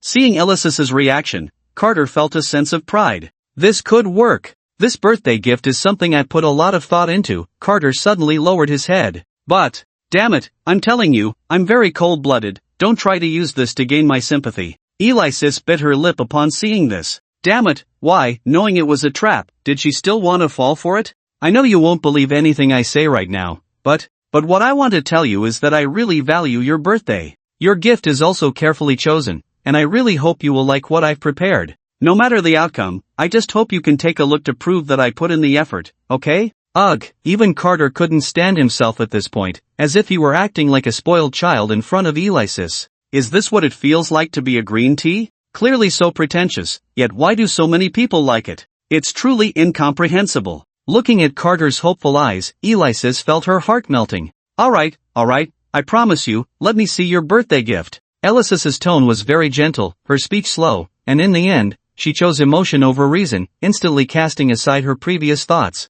Carter let out a sigh of relief upon seeing this. That scared me to death. Luckily, I managed to bluff my way through. A love-struck brain is easy to deal with, hee hee. From here on, I just need to be a little careful, and there shouldn't be any major problems, right? Carter ran out cheerfully, and seeing Carter in this state made Alexis instantly wake up. Damn it, how did I agree to this? I clearly had the decision-making power in my hands. How could I be tricked by this little demon Carter again? To fall for the same trick twice in one day is simply infuriating. Carter really is something. If this birthday gift doesn't satisfy me, humph, even the king of heaven couldn't save you. Then Carter confidently took out the gift. Is this your birthday gift? Alexis took the gift box, looking it over from left to right. That bow is really ugly. Open it and see, I guarantee you'll like it. Carter patted his chest in assurance. Really? Looking at Carter's confident expression, Alexis felt a bit suspicious. If this gift doesn't satisfy me, you know the consequences.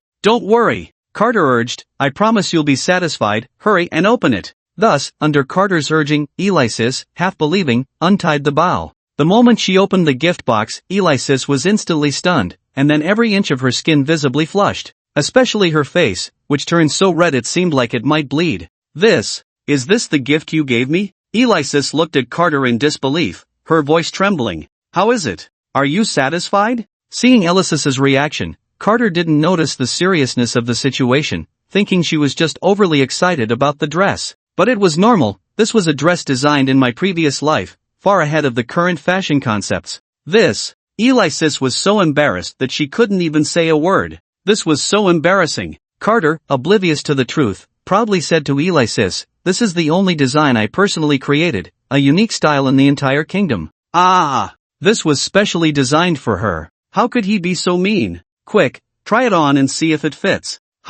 Alexis was already a bit dazed. Do I really have to wear it? Alexis looked at Carter with a dazed expression, her breath quickening. Of course you have to wear it, Carter said seriously. I spent an entire night making this. If you don't wear it, wouldn't that be a waste? Alexis hurriedly covered her mouth, struggling to hold back. What to do? She almost embarrassed herself. What's wrong with you? Carter asked suspiciously. Since the dress was still in the gift box and hadn't been taken out, Carter couldn't see that his gift had been swapped. One more chapter.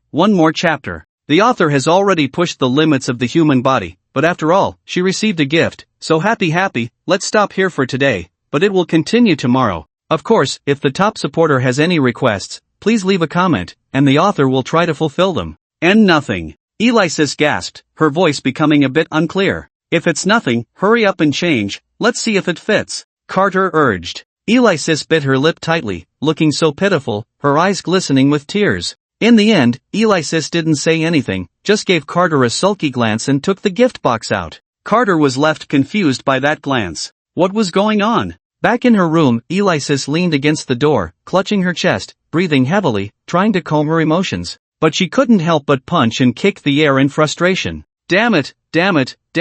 How could Carter do this? I wondered why he kept emphasizing the birthday gift, but I never expected him to think of something like this. It's just too mean. Alexis covered her face, then looked at the gift box beside her. Oh no, so embarrassing. How can I wear something like this? It would be better not to wear anything at all. I didn't expect Carter, who usually seems so serious, to be such a bad guy. He's just terrible. Do I really have to wear this for Carter to see? Alexis felt shy again, then picked up one of the dresses. Just picking it up almost made her dive under the bed. This is too much. Bad Carter, stinky Carter, how can I face anyone wearing this? Alexis covered her face, feeling very distressed. It's been so long, has Alexis finished changing? Why is it taking so long? Carter lay on the bed, bored. Then he stood up and called out, Alexis, are you ready? Why is it taking so long? Soon, Alexis's voice came from the living room. Why are you rushing? It's not like I'm not going to show you. Don't be so impatient. Carter pouted at her words. Who wants to see it? Anyway, it's a dress I designed myself. What's so good about it? After a while, the door slowly creaked open, and Alexis peeked in with just her head, looking hesitant. Carter raised an eyebrow at the sight. What's wrong? Why are you so shy? Come in quickly, let me see if it looks good. Hearing this, Alexis gritted her teeth, opened the door, and stepped inside. Carter, who had been indifferent, felt as if his eyes were about to be blinded by the scene before him. Don't get me wrong, it was a literal blinding. Is it okay now? Have you finished looking? Alexis's voice was as soft as a mosquito, sounding as if it came from her throat. Carter almost didn't catch what Alexis said, then nodded somewhat woodenly. The air fell silent again. Wait, what on earth are you wearing? Carter finally reacted, shouting uncontrollably. Why are you yelling at me? Didn't you ask me to wear this? Alexis felt a bit wronged by his shout, standing still and instinctively covering her body with her hands, her eyes welling up with tears, almost crying. I went to such lengths for you, and you still yell at me. What a scumbag. Hearing this, Carter's mind went blank. Wait, when did I ask you to wear this? Where's my dress? What happened to the dress I designed for you? Looking at Carter's slightly anxious expression, Alexis felt it didn't seem like an act, and then, looking confused, she said, Dress? I didn't see any dress. All I saw in the gift box was. At this point, Alexis's voice abruptly stopped. She felt too embarrassed to continue. Why you should change back into your clothes first. Carter swallowed hard and then turned away. Alexis, now somewhat aware of the situation, ran back to her room in shame, unable to help but cover her face. Today was truly humiliating. I'm telling you the truth, that thing really isn't from me. How could I possibly give you something like that? Carter anxiously explained to Alexis, but she didn't want to believe his nonsense at all. Humph, men. Alexis said disdainfully. Men's lies, deceitful mouths, it's strange to believe you. Seeing Alexis's expression, Carter felt a bit anxious, then suddenly thought of something.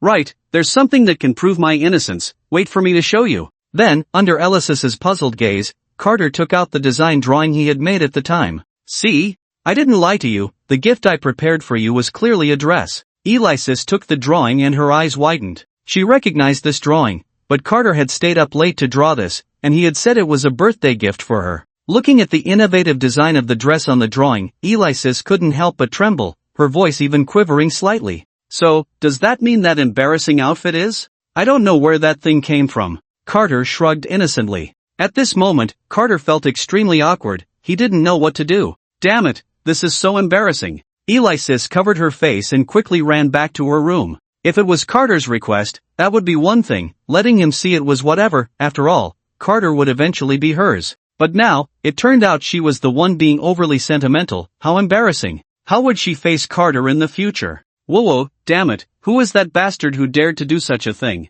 I must not find out, or I will definitely make you suffer. And Carter, no way, he saw her in such an embarrassing state, she couldn't let him off the hook either. I don't care whether you did it on purpose or not. Since the incident has already happened, you must take responsibility for me. If he dares to disagree, humph. I have my ways to make him agree. Carter sat on the sofa, his face filled with worry. It's over, what is this? This is just great, so embarrassing. Damn it, my birthday gift was clearly a dress, but that bastard changed it to that kind of thing. I better not catch him, or he'll be in for it. Meanwhile, Alexis was also lying in bed, tossing and turning unable to sleep. Damn! The more I think about it, the angrier I get. Just the thought of Carter seeing me in such a humiliating state, and I didn't even get anything in return, makes me feel like I've lost out big time. No way, I can't let her get away with this. Alexis's face flushed red. Who is Alexis? She has always been a cut above the rest since birth, the most talented magician in the kingdom's history, the youngest duke ever, and the first person in the kingdom's history to hold 2 titles.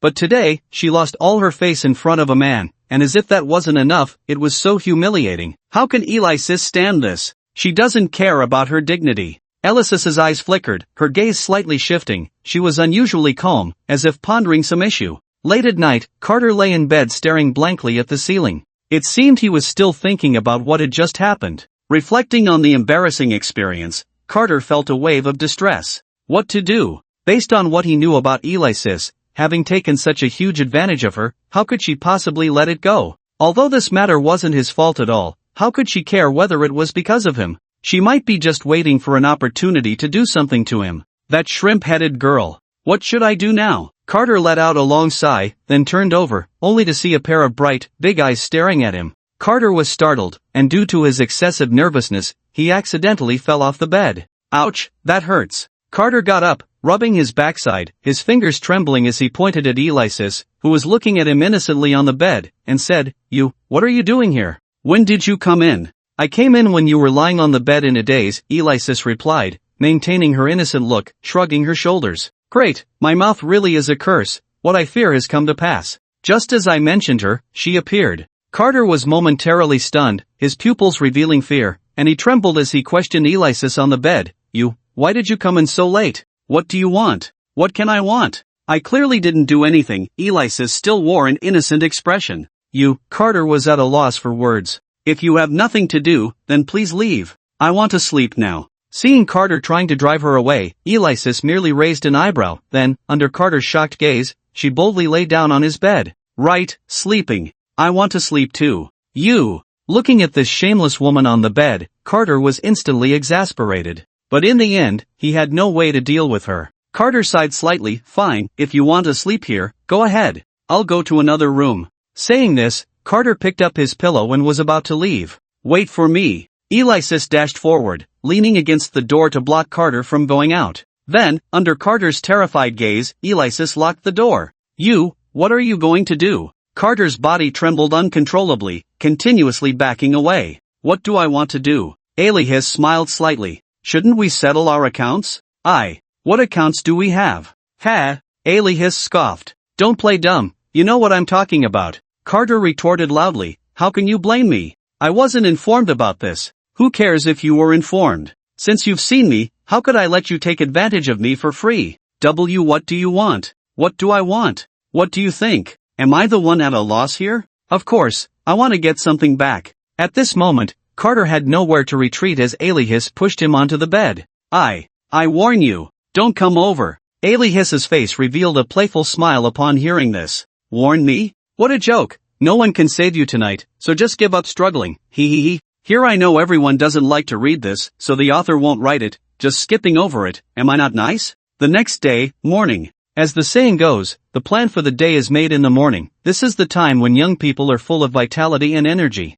But at this time, Carter didn't know what had happened. He looked pale, weak, and had dark circles under his eyes. Perhaps he hadn't slept well last night. Meanwhile, Alexis looked completely satisfied, lazily leaning on the sofa, enjoying a lollipop with a content expression. Seeing Carter come out, Alexis happily waved at him. Good morning, Carter. While speaking, she also smacked her lips around the lollipop. Carter felt a chill run down his spine at this scene. Alexis wore a mischievous smile. This lollipop really tastes good. Carter, do you want to try it? As she spoke, she brought the lollipop close to Carter's mouth, her face full of provocation. Carter trembled with anger, glaring at Alexis, and slowly spat out a word, get lost. Alexis, upon hearing this, was not angry. She calmly continued to eat her lollipop. Well, this lollipop is really too ordinary. It's normal if you don't like it. If we eat, let's have imported ones. How about tonight? Upon hearing this, Carter could no longer hold back, and his furious roar echoed throughout the manor. Get lost. Alexis deliberately made an exaggerated expression, plugging her ears with her fingers, and muttered softly, if you don't want to eat, then don't be so fierce. Author, Carter and Alexis only had a flirtation, nothing more. Important to say 3 times. No. Carter, what's wrong? You look so listless. Did you not sleep well last night? Freya, seeing Carter looking drowsy, felt a bit heartbroken. Carter was a bit dazed at this moment. And no, I'm just a bit tired from not sleeping well last night. Carter lazily yawned and then lay down on the table, feeling hopeless. Boo-hoo, my innocence is gone, I'm dirty. Freya, seeing this, felt very sorry and then grabbed Carter's hand. Carter instantly sat up as if electrocuted, quickly pulling his hand away from Freya's grip. Freya looked confused. Carter, you. And no, it's nothing, I might be a bit nervous. Carter shook his head. Freya bit her lip, then hugged Carter's head, letting him lie in her arms, softly saying, there's still some time before class starts. If you're really tired, you can sleep for a while, it's okay. Carter wanted to refuse, but he couldn't resist how tired he was. Leaning in Freya's embrace, Carter felt so comfortable, so at ease, wanting to sleep so badly. Just a bit uncomfortable for his head. Daphne, standing to the side, stared coldly at the scene, her back teeth nearly grinding to dust. She wanted to intervene but felt somewhat helpless. With so many people in the class, she couldn't argue with another woman in front of them all. That would be too embarrassing for the royal family. In fact, her brother was quite right about this after all. She was a princess of the kingdom and couldn't be so willful anymore. But that didn't mean she would give up on Carter. Daphne's gaze flickered slightly, her mind already made up. At that moment, on the training ground, you need to stabilize your lower body. Today you're like a soft shrimp. Tisk, with that face, what did you do last night? Amelia looked at Carter with suspicion. Carter felt a wave of guilt wash over her. I didn't do anything, just didn't sleep well last night. Amelia said nothing in response, just stared intently at Carter. Carter felt a bit uneasy under her gaze, nervously swallowing. But Amelia only looked for a moment before averting her eyes. Carter let out a sigh of relief at that. Suddenly, Amelia tapped Carter's perky backside with her wooden sword. No sticking your butt out while squatting. Carter winced in pain, instantly straightening her body. Damn, why is today's training so exhausting? Before long, Carter was sweating profusely. Amelia raised an eyebrow slightly. I know you're full of energy right now, but you need to exercise some restraint, understand? Look at you now, what have you done to your body? Even if you're young, you can't treat it like this. Then, Amelia's face suddenly flushed, and she lowered her head, stammering to Carter, if you're really feeling uncomfortable, actually, I can help you. After saying this, Amelia immediately covered her face in embarrassment, looking all flustered. Carter, President, you really understand, looking so serious usually, I didn't expect you to know this too. But I wonder if you would still be so calm if you knew the truth. Carter, do you want to take a break? Have some water. At that moment, Freya ran over with water, handing it to Carter while carefully wiping her sweat, looking gentle and virtuous. Amelia, are you kidding me? I'm right here, you know. But Freya ignored her completely, or rather, she had directly dismissed Amelia, wiping sweat while attentively asking Carter, if you're tired, you can take a break, no need to push yourself. Carter took the water and drank deeply. Gulp, gulp. An indescribable feeling instantly surged through Carter's body, making her want to shout out loud. Refreshing! After drinking, Carter wiped her mouth and replied to Freya, I'm okay, actually not that tired. It's fine, taking a little break is okay too. Watching the two in front of her exchanging sweet words, from Amelia's perspective, Amelia suddenly felt like an outsider.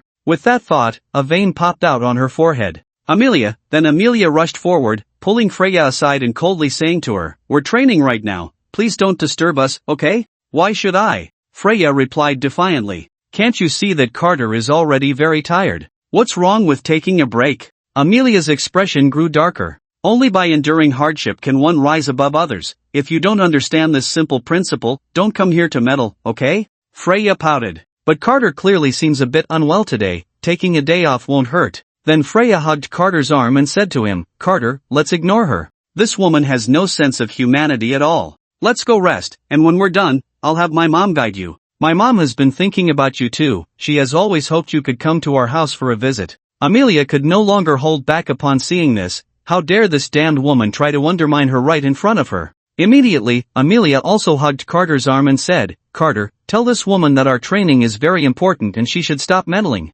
Upon hearing this, Freya immediately became displeased and said to Carter, Carter, tell that woman that if she doesn't know how to take care of people, it's fine. I can take care of them for her. She can go wherever she feels comfortable. Amelia instinctively clenched her fists. Carter, tell that woman that I can take care of my own people, and she doesn't need to worry about it. Uninvited guests should leave on their own. Hearing herself referred to as an uninvited guest, Freya's temper flared up, and she frowned at Carter, saying, Carter, tell that woman that she hasn't even made a mark yet. Who does she think she is? Truly shameless. Who are you calling shameless? I'm talking about you, how about that? If you have the guts, say it again. What will happen if I say it again? Shameless, shameless. Damn it, I will definitely teach you a lesson today, you ignorant woman. Come on, who's afraid of who? Don't think just because your magic level is high, you can bully people at will. Carter helplessly rubbed his forehead. Here we go again. Meanwhile, in the royal castle. Ralph, have you reflected properly? Queen Russell looked sternly at Ralph, who was bowing his head below. Your mother has always been proud of you, but I never expected you would do something like this. It truly disappoints me. Ralph lowered his head and said softly, I'm sorry, mother. King George Barton beside them also looked furious. Humph. How can you still have the face to speak? At such a young age, you start doing these indecent things. I really don't know who you learned these bad thoughts from. Upon hearing this, Queen Russell shot an unkind glance at King George Barton. Seeing this, George Barton awkwardly smiled. I'm just helping you teach him a lesson. Queen Russell immediately glared at him. You go stand over there. George Barton, upon hearing this, dared not say anything more and stood beside his son with a face full of grievance. How can you still say anything? Isn't it your responsibility that your son has gone bad? A king like you, with such vulgar thoughts in your head. What kind of example are you setting for your son? Ralph couldn't help but laugh when he saw his once mighty father now being scolded by his mother like a little quail. Pfft! In an instant, the air went quiet. Queen Russell glared at Ralph and said, You still have the nerve to laugh. I haven't even scolded you yet. You little rascal, how dare you mock me? George Barton's eyes widened, ready to teach Ralph a lesson. Ralph instinctively shrank his neck at the sight. Stop it, stand there honestly. Queen Russell turned to glare at George Barton. The king immediately behaved himself. Look at you two, father and son, you represent the royal family's face. Look at how you are now. People outside might be laughing at us. Queen Russell, hands on her hips, kept lecturing the two men below. The two men below didn't dare lift their heads, fully accepting the situation. To be honest, this scene was quite funny, mixed with a touch of warmth. At that moment, the palace doors were pushed open, and Daphne walked in, lifting her skirt and stepping in with an elegant noble gait. Mother, I'm here. The initially serious Queen Russell instantly brightened with joy upon seeing Daphne. Oh my precious daughter has come here to mama. Hearing this, Daphne walked over to Queen Russell, only to be embraced tightly as soon as she approached. My precious daughter is the best, she makes Mama the most at ease. Queen Russell looked at Daphne with a doting expression, then turned her fierce gaze towards the two men below the stage. Much better than you two. Ralph George Barton, you're being biased, you have double standards. Seeing her brother and father looking so miserable below, Daphne couldn't help but chuckle lightly. It seemed they had once again been scolded by their mother for doing something wrong. Ahem, since everyone is here, I hereby announce that the family meeting starts now. Jordan Barton cleared his throat and glanced weakly at Queen Russell. After receiving his wife's approval, Jordan Barton stepped onto the stage, and an overwhelming sense of authority washed over him. After so many chapters of silence, he finally displayed the dignity expected of a king. Everyone, I believe you have already guessed the content of this family meeting. This time, our main agenda is to welcome a family member who has been lost for a long time. Such a long time of wandering will definitely make her feel out of place. So what I hope is that after our family member returns, you will show her your utmost enthusiasm to welcome her, allowing her to feel the warmth of home. And do your best to help her integrate into this big family, to make up for the warmth she has missed outside. Then George Barton turned to Ralph and Daphne. Especially you two, you must not bully her when your sister comes back, do you hear me? Heard you. Ralph nodded, still looking forward to meeting this sister. Daphne, however, pouted and reluctantly replied. It was so good like this now, why did a sister have to appear out of nowhere? And to make matters worse, her sister was so outstanding. When she arrived, would she still be the one everyone liked the most? What's wrong? Daphne, do you have any objections? George Barton frowned upon seeing her reaction. No. Daphne lowered her head in response. Since no one has any questions, George Barton turned to Queen Russell. Queen, have the arrangements for the celebration been made? All arranged, Your Majesty. Queen Russell responded with the standard noble etiquette, looking so dignified and graceful. Very good. The king nodded, then his gaze suddenly sharpened. This gathering is not only to welcome our daughter home but also to give her a proper name. Let those nobles see how excellent the princess of the kingdom is. Alright, that's all I have to say. Does anyone have anything to add? Everyone shook their heads. Since no one has anything, this meeting is adjourned. Everyone, go about your business, dismissed. With Jordan Barton's command, everyone began to leave the hall. Mom, wait a minute. Daphne suddenly called out to Queen Russell. What is it, my precious daughter? Daphne's expression suddenly became a bit shy. Seeing this, Queen Russell smiled. It's okay, just tell Mama directly if there's anything, no need to be shy. Daphne shyly nodded. Alright, Mama, then I'll say it. Go ahead. Daphne took a deep breath and slowly spoke. It's just that I have a crush on a boy. Queen Russell. Then she excitedly grasped Daphne's hand. Which family's young master is it? Quickly tell Mama. Daphne lowered her head, feeling a bit embarrassed. It's from the DeVille family, named Carter. The DeVille family? Queen Russell fell into deep thought upon hearing about this family. That's right, I've never had the chance to be alone with him, so I want to take this opportunity to. Daphne couldn't help but cover her face. Talking about such things with her mother was really embarrassing. So you just want to be alone with him, right? Queen Russell smiled. Mom, can you help me? Daphne's eyes lit up with hope at her mother's words. Queen Russell immediately patted her chest and assured her, don't worry, this matter is on me. Really? That's great, Mom. Thank you. Daphne excitedly jumped into Russell's arms, nuzzling affectionately. Russell looked at Daphne with a doting expression and couldn't help but sigh. My daughter has grown up. She knows how to find a man.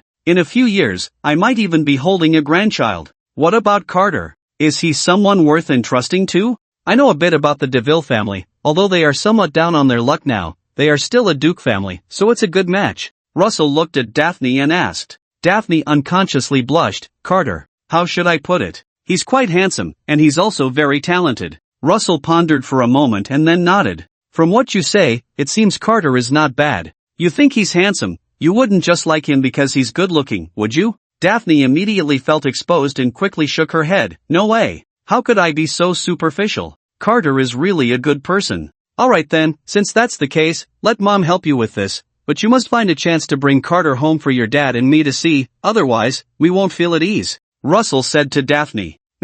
Thank you, Mom. Goodbye, Mom. With her voice fading, Daphne bounced out, clearly very happy. Russell smiled with satisfaction at the sight, but once Daphne was far away, her smile suddenly vanished, replaced by a serious expression. The DeVille family? Just this family alone is manageable, but the person in charge of this family, Elise, is a troublesome woman. 3 days later, Carter, come here quickly and help me see if this outfit looks good on me. And this one, can you bring it over too? I want to try them all on. In the room, Elise was only wearing a set of lingerie, holding 2 dresses in her hands and constantly measuring them in front of the mirror. Carter, on the other hand, covered his face, unable to bear looking at the scene before him. You say you want to change clothes, so just change. Why do you need me here? Can't you change by yourself? Hearing Carter's complaint, Elise was indeed unconcerned. How could I know what looks good on me? I need someone else's opinion, otherwise, how can I pick the right clothes? Then, can't you change and then let me see?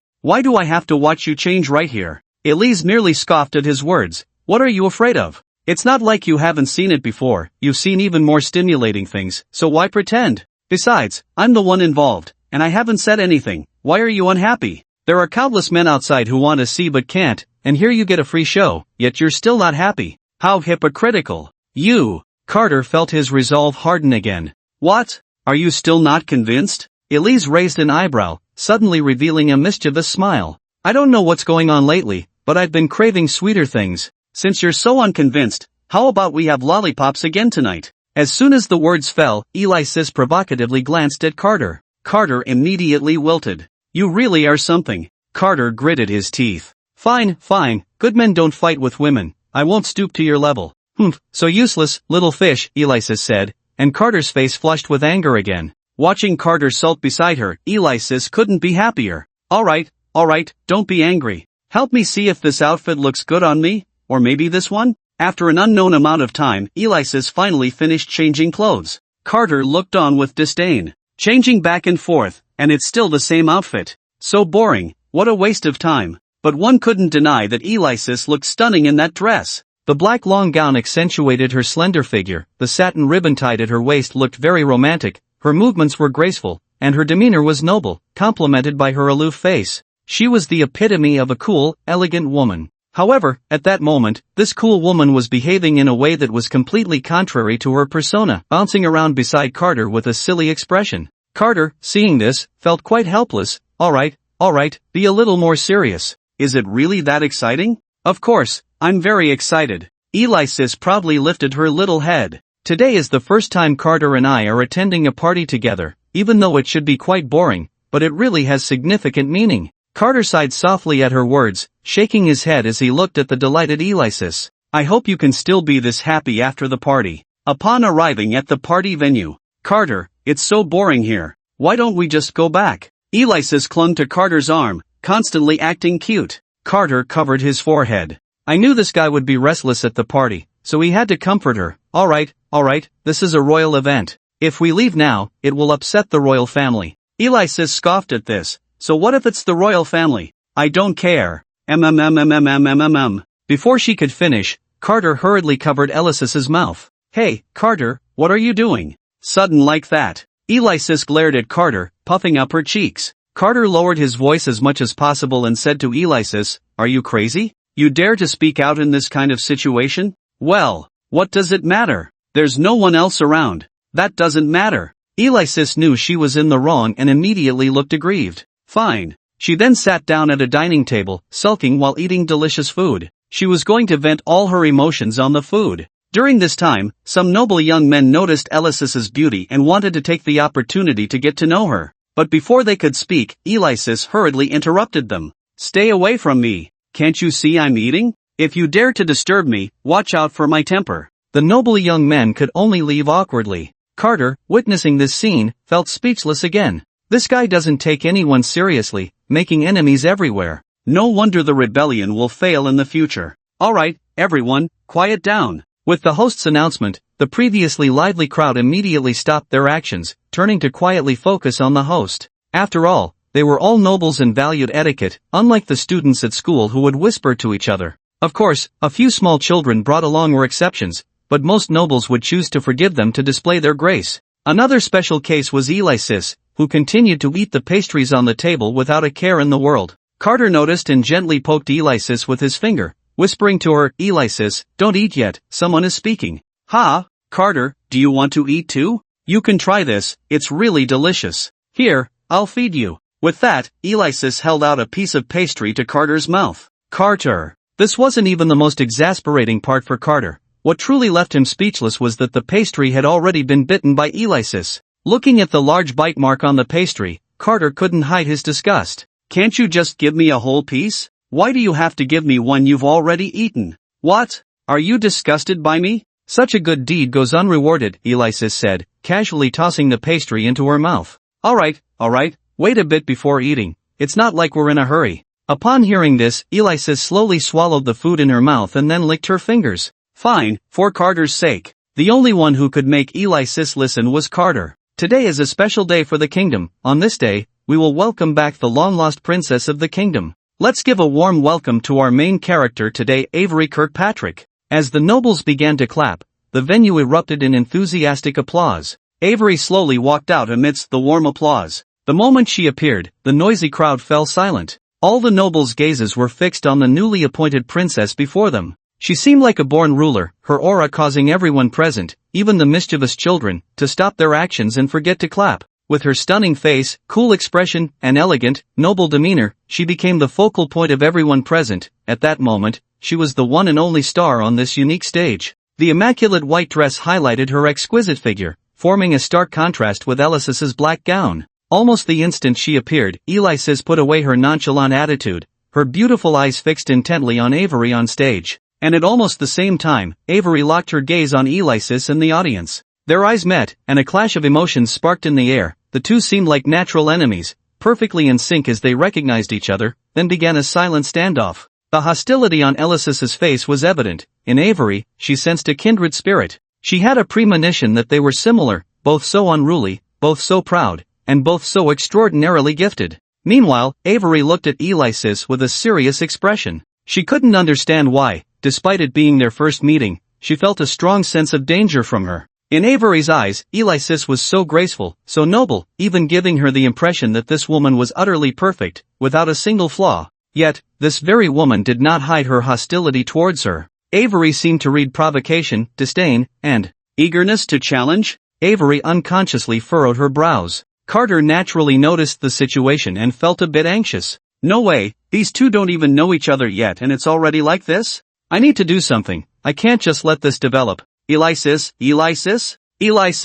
At that moment, Alexis seemed enchanted, completely oblivious to Carter speaking. Finally, Carter waved his hand in front of Alexis, and she reacted, looking at him with a puzzled expression. What's wrong? Nothing, just saw you staring off into space and was curious about what you were looking at. Carter replied, Oh, I didn't see anything. Elise unconsciously paused for a moment, then stopped looking in Avril's direction. Seeing that the other party had withdrawn their gaze, Avril also lost interest, but then she noticed Carter beside Elise, her gaze sharpening. Did he come too? What is his relationship with that woman just now? Avril shook her head and then pushed her thoughts aside. Forget it, thinking about this is meaningless and doesn't really concern me. I'll find an opportunity to chat with him, just to ask if he is the person from back then. The party continued, and Avril simply introduced herself before stepping down to sit beside the king and queen. Queen Russell, sitting nearby, held Avril's hand with a kind expression, very warm. After so many years, her lost daughter had finally been found. The host on stage was speaking,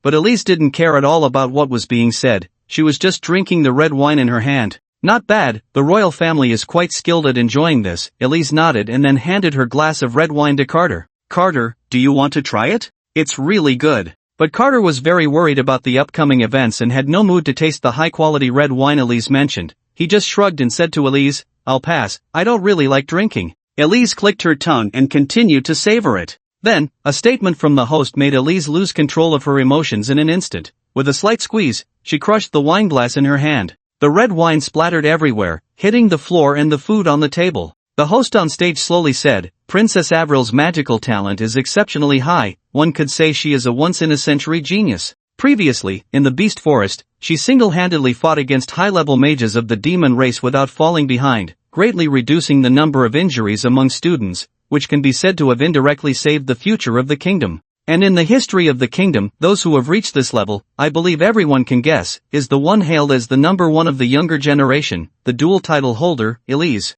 And Princess Avril can be said to be the only one who can rival Elise in talent. People around began to cast puzzled glances in Elise's direction. Carter's heart tightened. Oh no, it's at this moment. My dear Elise, you must hold it together, otherwise, we are finished. Carter hurriedly spoke to Elise to comfort her. Elise, what's wrong? Can you calm down? But Elise couldn't hear anyone now. She stood up and walked towards the door. Elise, where are you going? Wait for me. Seeing this, Carter rushed up to try to stop Elise. On stage, George Barton frowned at the suddenly exiting Elise. Is this Elise being a bit too dismissive of our royal family? In fact, today's congratulatory speeches were all pre-designed. Elise's achievements are too high. In some respects, her reputation has even surpassed that of the royal family. So comparing Avril with Elise today was also pre-planned. The first purpose, of course, was the main goal of this gathering, to give Avril a proper name by comparing her with the long-established Elise, maximizing the nobility's attention towards Avril.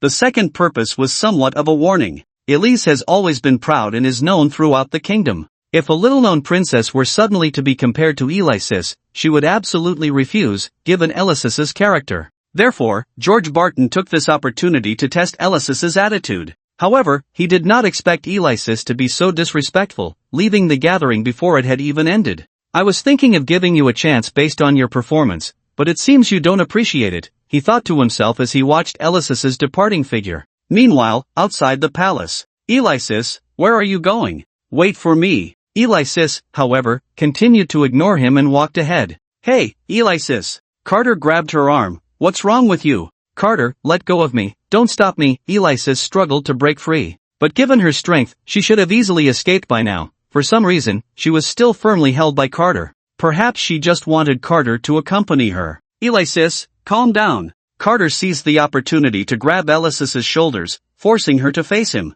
How can you expect me to calm down? Alexis's eyes were red. In fact, while such small matters could make Alexis a bit angry, they were not enough to shake her inner strength, let alone make her cry. Her heart was very strong. But now, she looked as if she had suffered a great injustice. Perhaps only in front of Carter would she reveal her softer side. Alright, Alexis, don't cry. Seeing this, Carter felt a pang of sympathy and held Alexis in his arms, and Alexis immediately threw herself into Carter's embrace, crying loudly. Clearly I am the most outstanding genius in the kingdom. Why does that little nobody get to be compared to me? Why does she get to be on par with me the moment she appears? Alexis sobbed. Don't think I don't know, those royal people said those things today on purpose, just to target me. Ever since my talents were discovered, those so-called decision-makers of the kingdom have been secretly targeting me. What right do they have? Just because they are useless, they want to make themselves feel useful. Bullying others is not a skill. I hate them the most. How can they be so excessive? Alexis cried, her tears soaking Carter's clothes. Seeing the wronged Alexis in his arms, Carter felt a bit at a loss. Alright, don't cry anymore. In my eyes, Alexis has always been the best. No one else can compare to you. Hearing this, Alexis broke into a smile. Of course, I am the best. Not just in your heart, I want everyone to know that I am the best. Others are not even worthy of being compared to me. Seeing Alexis's mood improve, Carter felt relieved, but then Alexis's next words hit him like a bolt from the blue. But those royal guys actually dare to bully me like this. When the time is right, I will just overthrow them. Let's see if they dare to be arrogant then. Carter hurriedly covered Alexis's mouth. Are you crazy? If someone hears this, it will be trouble. You must not say such things again, do you hear me? Alexis merely scoffed. Hey, did you hear me or not? Carter was a bit anxious. Didn't you promise to be a law-abiding good citizen? Stop thinking about rebellion, okay? I really will worry. Alright, I got it. I'll listen to you, okay? You're so naggy. Alexis mumbled, then rested her head on Carter's shoulder. That's more like it. Carter breathed a sigh of relief upon hearing this. Fortunately, he had managed to calm Elise down, or else who knew what kind of trouble might arise. However, what Carter didn't know was that although Elise was now obediently nestled in his arms, her gaze was wandering, lost in thoughts unknown. Alright, Elise, let's head back now. The party isn't over yet. We just snuck out. Why do we have to go back? Why not just go home? No way, Elise. You should know what this party represents. You can't just leave without permission. Fine then. Elise pouted, looking quite aggrieved, and reluctantly followed Carter back to the gathering.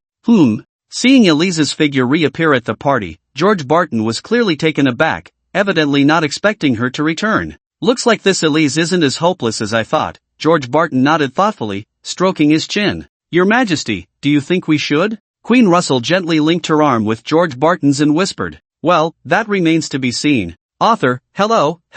To all the readers seeing the latest chapter, thank you for your support. The author would like to mention that tomorrow is the Qingming Festival, and I have some personal matters to attend to, so I would like to take a day off. I hope everyone can agree to that. Also, wishing everyone a happy holiday. For those who haven't followed the author yet, could you please give me a follow? Thank you for your support. Seeing Elise sitting there looking aggrieved, seemingly turning all her emotions into appetite, stuffing her mouth with food, Carter couldn't help but laugh out loud. Elise shot him a glare and said, "What are you laughing at?" Then, in a huff, she bit off a piece of the pastry in her hand and, before Carter could react, shoved it into his mouth. How is it? The Duke's saliva is delicious, right? Carter disdainfully took the piece of pastry out of his mouth, spat on the ground in disgust, and then glared at Elise. Elise, on the other hand, looked quite pleased with herself. Serves you right for laughing at me just now. After the core members of the royal family finished their speeches according to the rules, half of the party was already complete. The following time was generally for the nobles to mingle, and of course, there were also some handsome young men and beautiful women taking the opportunity to connect romantically. In fact, sometimes, people just lack confidence. Being a bit more proactive means there's no need to envy others. Of course, the king and queen's speeches didn't say much else. Most of it was similar to what other so-called experts would say, just a lot of nonsense. The core message was to express 2 points. The first was to convey that Avril was returning to the family, and he would give her enough love and care to make up for the hardships she had endured outside over the years. The second was to announce that from now on, Avril would officially become the 3rd princess of the kingdom, allowing the nobles to get to know her and subtly reminding them of their place. Naturally, these words weren't concocted by George Barton himself. They were prepared in advance by those so-called literary figures to maintain the royal image. Generally, the speeches were written by those so-called literary masters, who were said to be highly skilled, with appropriate language and elegant wording, boasting daily to outsiders about how knowledgeable they were and how many books they had read. Since they were experts, their fees were bound to be exorbitant, otherwise, how could they highlight the noble status of these experts? It was clearly just a matter of a few sentences, yet under the influence of a wonderfully elegant literary level, it dragged on for more than half an hour, with just one person speaking for that long. All this time combined successfully lulled the already utterly bored Alexis, who had been thinking about her awkward yet unfulfilled desire to be with Carter, into sleep, as there were simply too many people around. One could only say that it was worthy of a literary master. The result was indeed of high quality, and the money spent was not in vain. After the speeches of the king and queen concluded, it was announced that the nobles would officially enter a time of mutual conversation and exchange. During this period, Daphne's gaze wandered around restlessly, seemingly searching for something. Eventually, her eyes locked firmly onto Carter, her face lighting up with joy, followed by a hint of nervousness. "Mom!" Daphne tugged at Queen Russell's hand. Queen Russell smiled mysteriously and patted her daughter's hand in reassurance. "Don't worry, Mom has everything arranged." "Thank you, Mom," Daphne exclaimed with delight and hurried off. Meanwhile, Queen Russell's gaze flickered slightly, fixating on Carter, who was wearing a rather outdated pair of large black glasses, looking quite ordinary, and she wondered what he was thinking. Alexis, on the other hand, was sprawled over the table, much like everyone else in a math class, as if hypnotized, with a bit of drool hanging from the corner of her mouth. She was mumbling something softly, clearly dreaming of something. Carter, witnessing this scene, shook his head helplessly. This woman, who usually appeared so proud and dismissive of everything, had such an adorable side in private. Was this what they called a contrast cuteness? Carter couldn't help but find it amusing. Hearing Alexis mumbling softly, he curiously leaned in closer. "Let me hear what you're dreaming about. Drooling like that, it must be about some delicious food, right?" As Carter leaned in, he heard Alexis mumbling in a daze, "Carter. Delicious. Moi." Carter's face immediately darkened. She certainly didn't disappoint him. She was indeed dreaming about eating. With a displeased expression, Carter reached out, intending to teach Alexis a little lesson when suddenly, a royal maid approached him and tapped his shoulder. Carter turned his head in confusion. "Excuse me, are you Mr. Carter DeVille?" "Yes, that's me." Carter nodded somewhat stiffly. "It's like this, Queen Russell is looking for you regarding something." "Do you have time now?" Upon hearing this, Carter quickly nodded. "Yes, I have time now." "Good, please follow me." With that, the maid turned and gestured for Carter to follow. Carter was somewhat puzzled. He thought he had no communication with Queen Russell, so what could she want with him? He glanced back at Alexis, who was sleeping soundly with a slight smile on her lips. Never mind, let her sleep here for a while, at least she would be more honest while asleep. Otherwise, who knows what kind of trouble she would cause if she were awake. Then, under the maid's guidance, Carter left the hall. Meanwhile, Daphne quickly ran back to her room, and due to her earlier haste, a light sheen of sweat appeared on her body, making her look so enticing. I'm about to meet Carter, I'm so excited, Daphne thought, her imagination running wild. Many possibilities flashed through her mind, Carter's excited expression upon seeing her, as well as his shy demeanor. Of course, these were all just Daphne's fantasies. After all, a lovesick girl often imagines that the person she likes might also like her back. Of course, when Carter saw Daphne, he was likely mostly surprised. Then, Daphne took out the fashionable dress that her brother had given her. I wonder what Carter's expression will be when he sees me in this dress. He must be shocked, right? Daphne seemed a bit pleased, as if she could already envision Carter staring at her in astonishment. In fact, she had originally planned to wear this dress at the beginning of the party. However, since the main focus of the gathering was not on her, wearing it would likely steal the spotlight from her sister. Seeing this, why not give the author some attention? After all, this dress is so stylish and beautiful that wearing it would probably draw the spotlight away from Avril. To be honest, she wasn't particularly welcoming of this sister, as Avril was just too outstanding, overshadowing her own brilliance. Moreover, once Avril arrived, she would no longer be the youngest child in the family, and she would inevitably take away some of the love that belonged to her. So, Daphne did feel a bit of resentment towards Avril. But after all, she was her sister, and there was no deep-seated hatred between them, so Daphne certainly wouldn't do anything to overshadow Avril at her own party. Her nature was still kind. It was just that her jealousy was a bit strong. Furthermore, in such occasions, if someone stood out too much, it would be a topic of discussion among everyone. The nobles present were incredibly pretentious. They would surely say she dressed like this just to steal the spotlight. Especially those noble women, who couldn't stand seeing anyone more beautiful than themselves, were the most gossiping. They would turn any non-issue into a scandal, just like that old hag. Daphne took off her long dress, revealing her curvaceous figure, looking very enchanting. I know everyone hopes Carter will come in right now, but please don't rush, Carter can't come in yet. Daphne narcissistically looked in the mirror, admiring her figure without an ounce of excess fat, and smiled with satisfaction.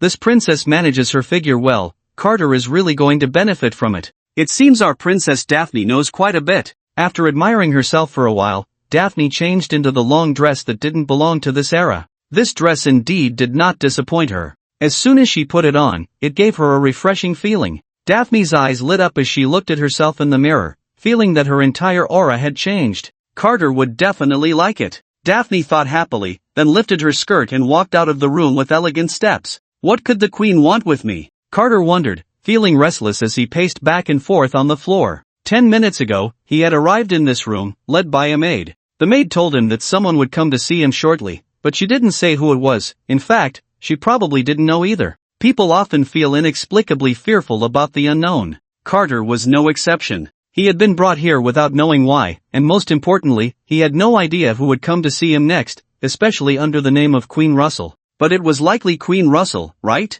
As time passed, Carter's thoughts multiplied, and he couldn't help but feel anxious. He had learned about Queen Russell from the plot panel. She was a kind-hearted woman who was also very capable and virtuous. Behind every successful man is a woman who silently supports him. It could be said that George Patton would not have been able to quell the kingdom's internal strife so quickly without Queen Russell's help. She was a key figure in the plot, though not very conspicuous. Although she had a kind heart and probably wouldn't do anything out of line, at the end of the day, she belonged to the righteous side, while I was positioned as the villain. Normally, this plot shouldn't even exist, right? In other words, I shouldn't even have the qualifications to represent the DeVille family at such gatherings. The one qualified for that is Alexis. But in fact, although I came here nominally accompanying Alexis, I also received an invitation. I was initially puzzled as to why even I received an invitation. But now it seems this was all premeditated, with ulterior motives. It looks like the previous changes in the plot have caused the subsequent storyline to deviate again. I hope this deviation will be in my favor. Just as Carter was lost in thought, the door was slowly pushed open. Carter nervously swallowed, his eyes uncontrollably fixed on the doorway. He wanted to see who was coming. Then, to Carter's astonishment, Daphne walked in, lifting her skirt gracefully. Noticing Carter's gaze, Daphne proudly lifted her little head. See? I knew that I, miss, was born beautiful. As long as I dressed up a little, Carter would definitely fall for me. Daphne was brimming with confidence. Carter? Isn't it just a matter of casually beckoning him to come? Just as Daphne was feeling triumphant, Carter's mind was racing. Who am I? Where am I? Cough, sorry. I got off track. I have to say, the moment I saw Daphne, it truly gave me a refreshing feeling. This was completely different from Daphne's usual dressing style, abandoning the elegant and noble style of the aristocracy, replaced by a vibrant, sunny, and lively feeling. It was like the energetic and charming college girl I felt in my past life. But upon closer inspection, "Isn't that the dress that was stolen from me?" Carter instantly became furious. "Damn little thief, I've caught you this time. You could have just stolen the dress, but why pull such a prank to tease me? Do you know what I went through that night? I had finally managed to calm Alexis down, but it was all because of you. You made me experience such a terrifying ordeal. Do you know how much damage this has done to my young heart?"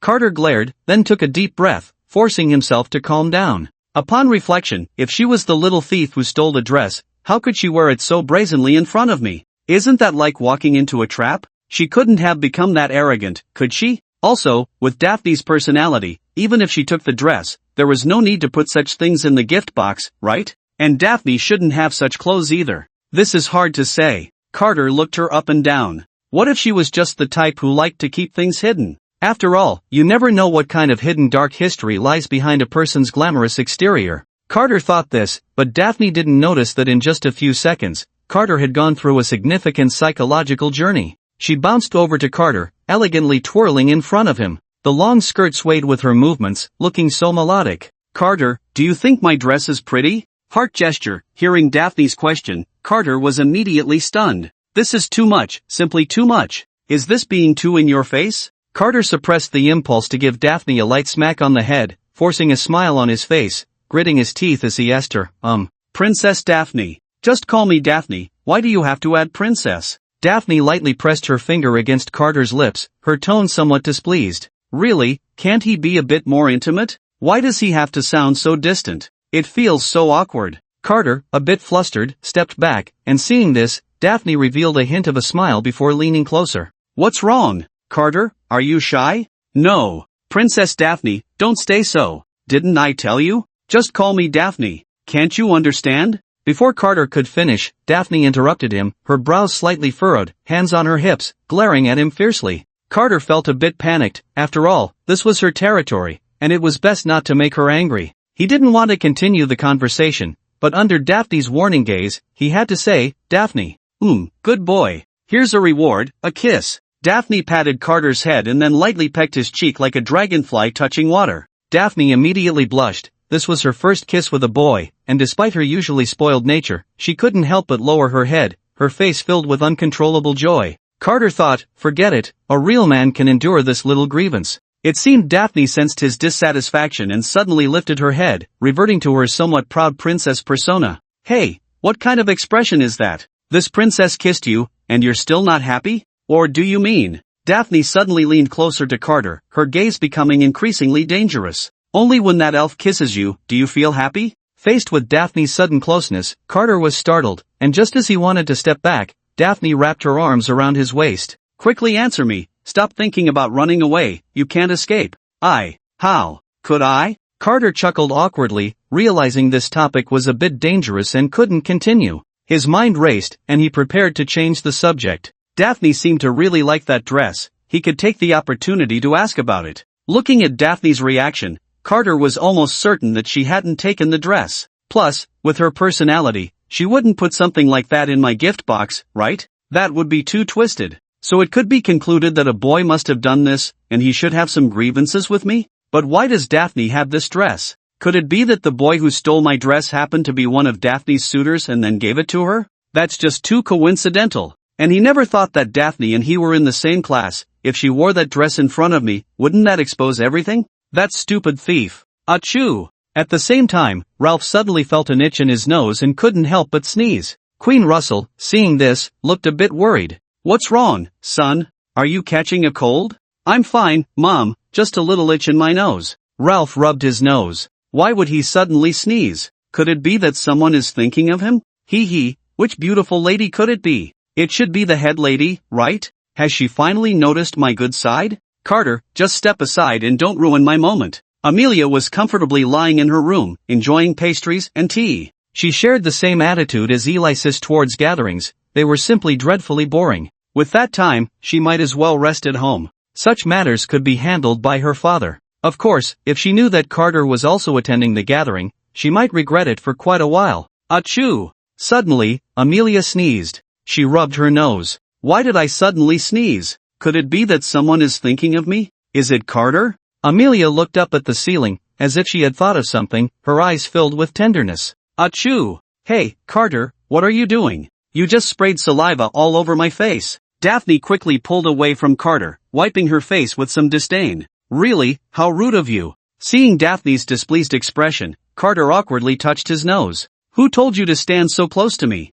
It's not like I asked you to be this close. How could I possibly react to this distance? Of course, Carter could only think these words in his heart. He could never say them out loud. He just awkwardly smiled and said, "Sorry, I couldn't control it just now." At the same time, he wondered who was secretly cursing him. Truly despicable. Daphne wiped her face and then spoke, all right, this princess will not hold a grudge against you, so I won't bother with you. And also, seeing that Daphne wanted to say more, Carter hurriedly interrupted. He had a premonition that what Daphne was about to say would definitely be something he couldn't handle. By the way, Daphne, princess. Daphne's expression instantly turned unfriendly. Carter awkwardly cleared his throat twice. Daphne. Only then did Daphne nod in satisfaction. Carter felt a bit embarrassed, thinking that this little girl was really hard to deal with. He then nervously spoke, about that dress of yours. What about it? Isn't it pretty? Daphne replied happily, spinning around excitedly in front of Carter. It is pretty, but I've never seen a dress like this before. Where did you get such a style? Carter asked. This style. Daphne lowered her head, appearing to think. I actually don't know where this style came from. It's my first time wearing such a dress too. Carter thought to himself, of course, it's your first time wearing it. This is my exclusive custom piece. How could an ordinary store have it? This dress actually came from my brother. Daphne answered. Upon hearing this, Carter's heart sank. Daphne didn't notice Carter's unease and continued. I don't know where my brother got such a novel dress, but I think it's really pretty, so I had him give it to me. Daphne looked quite pleased, while Carter's expression grew increasingly grim. Carter, do you think I look pretty now? Daphne suddenly leaned close to Carter's face and asked.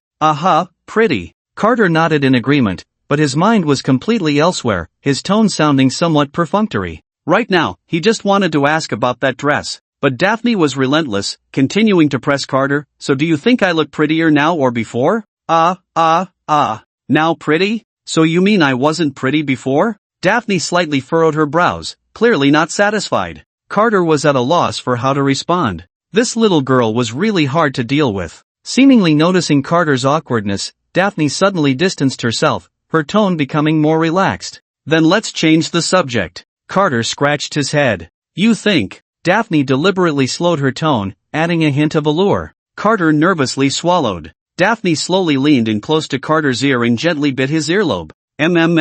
Carter instantly felt a jolt, as if he had been electrocuted. How could this be? Why was he acting so strangely? Damn it, she was really good at this. Where did this little girl learn such things? Noticing the faint blush rising on Carter's face, Daphne smiled with satisfaction. Carter, you need to be careful. At that moment, Carter felt as if countless ants were crawling all over him, making him extremely uncomfortable. He wanted to escape, but Daphne held him tightly. You still haven't answered my question. Do you think I'm prettier, or is this dress prettier? Daphne's breath sent a shiver down Carter's spine. The dress.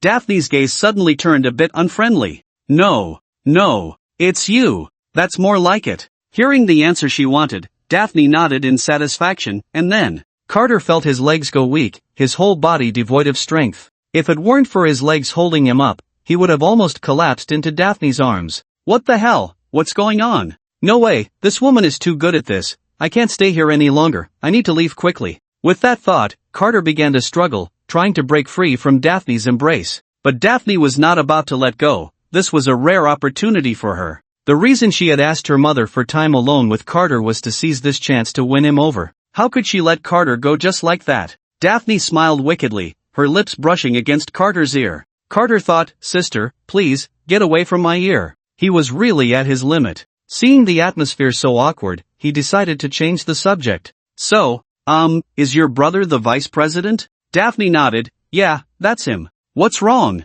Carter's mind immediately conjured the image of that somewhat arrogant pretty boy. Anger flared up in Carter. Great, it really is that guy. I should have figured it out sooner. He had come to bother me for no reason before. Who would have thought that guy, looking all refined, was actually like this behind the scenes. It's infuriating, I absolutely cannot let him off the hook, Carter thought indignantly. Just then, Daphne suddenly reached out and took off Carter's glasses. What are you doing? Carter reached out to snatch the glasses back. Ever since he got used to wearing them, he liked to keep them on. Without them, especially in front of others, he felt very uncomfortable. It was like not wearing clothes at all. But Daphne had no intention of returning the glasses. Staring at Carter's stunningly beautiful face, Daphne couldn't help but be mesmerized, her hands unconsciously cupping his cheeks as she murmured, "You really are beautiful." Then, Daphne slowly lowered her head. Hey, what are you doing, woman? Do you know what you're doing right now? I advise you to be respectful, that way, everyone.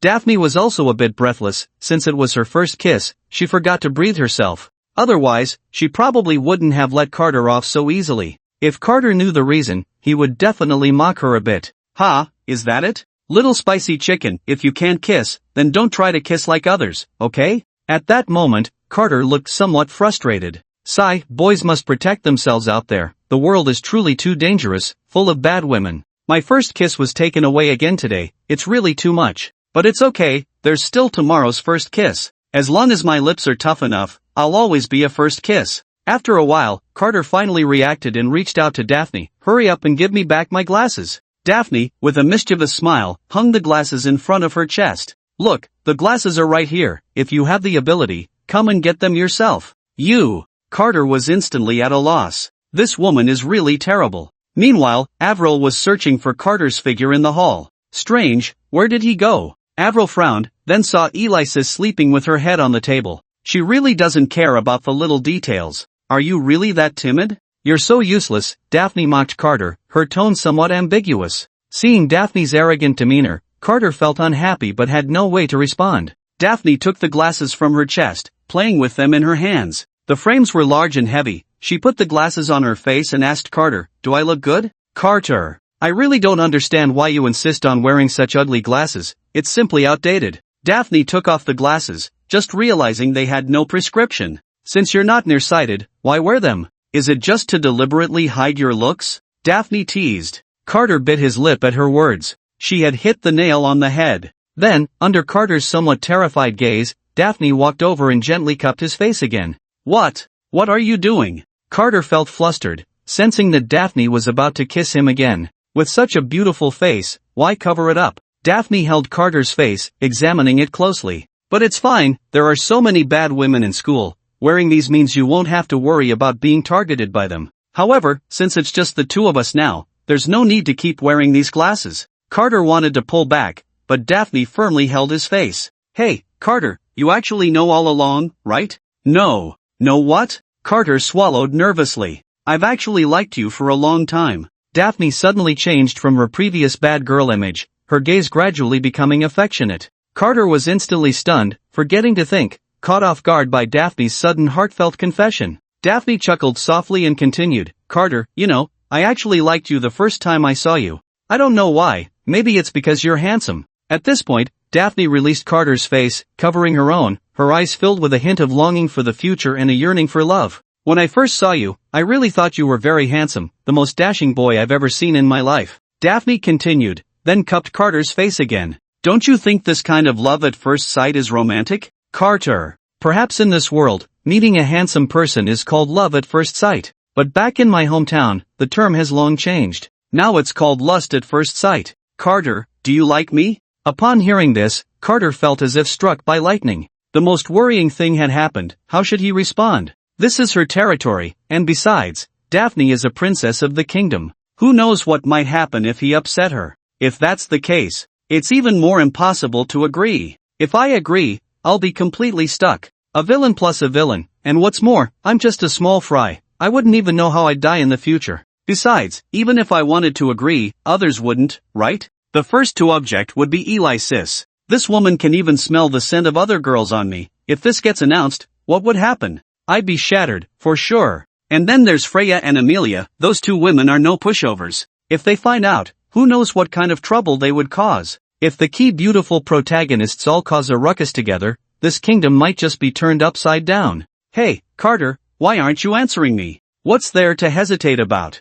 Daphne frowned slightly, clearly a bit dissatisfied. This isn't the first time I've confessed to you, you already rejected me once before. I put my pride aside to come to you again, I advise you not to be ungrateful. Daphne pinched her waist, embodying the spoiled princess's willfulness at that moment. Carter swallowed nervously, unsure of how to respond. Then Daphne suddenly became gentle, slowly taking Carter's hand and softly saying, "Think about it, I'm the princess of this kingdom. If you're with me, wouldn't everything in my future belong to you? And your family is currently on the decline. Who knows, you might not even be able to keep your duke title. If you had the resources I could provide, think about how much that would help your family in the future. You know my parents dote on me. Are you sure you don't want to consider it? Sister can take care of you." After saying this, Daphne gently leaned her head against Carter's chest, feeling the strong, powerful heartbeat. Thump, thump, thump.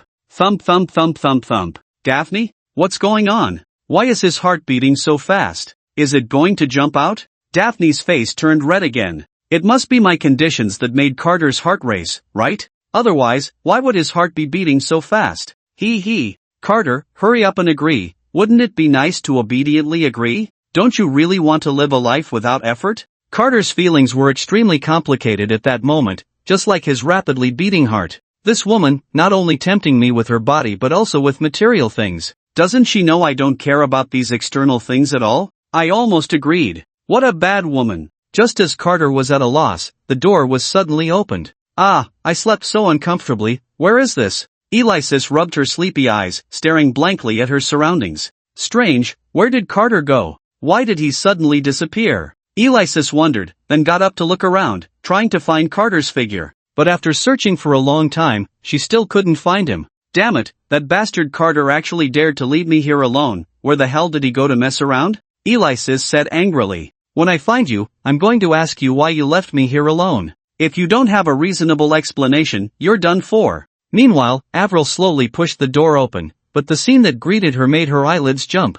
Seeing Daphne lying in a man's arms left Avril in disbelief. Then Avril's gaze moved up, and upon seeing the man's face, her pupils involuntarily constricted. Actually, the author originally planned to update only 2 chapters, but seeing everyone's enthusiasm, mainly because the author received too many requests for updates, decided to add another chapter. Avril's pupils trembled. Due to her biological instinct, she automatically ignored Daphne, who was lying on Carter. Now, all that remained in her eyes was the boy before her. In Avril's eyes, the boy was so handsome, his features seemed to be sculpted by a world-class master, perfectly natural and harmoniously combined, bringing a sense of tranquility. Especially his pitch-black eyes, like a piece of exquisite black jade set against flawless white jade. His noble and elegant aura radiated effortlessly from within, and the boy's beautiful face was like the morning sun, gentle and reassuring. Avril stood frozen in place, her lovely eyes fixated on the charming face before her, lost in a daze. She admitted that her heart raced. She had never seen such a handsome boy before. It was a truly marvelous feeling, one she had never experienced throughout her life. This was the first time she felt something so special. Strange, why is my face so hot? Avril instinctively touched her face. Due to her unique constitution and her affinity with ice elements, her body temperature had always been different from that of normal people. While normal people's body temperature remained constant, Avril's temperature resembled that of cold-blooded animals, much like her expression, which was always icy. Yet today, under the continuous influence of hormones, Avril felt her first body temperature from memory. Although it was strange, she did not reject this feeling. In fact, she could even say she liked it. She had become infatuated with this sensation. Hey, you! Why are you here? The sudden voice pulled Avril back to reality. Seeing the boy across from her with an unnatural expression, Avril couldn't help but feel her cheeks flush slightly. Had she been staring at him for that long? Hey! I'm talking to you. Why are you here? Seeing that Avril ignored her, Daphne felt overlooked and, in a fit of frustration, raised her voice a few notches.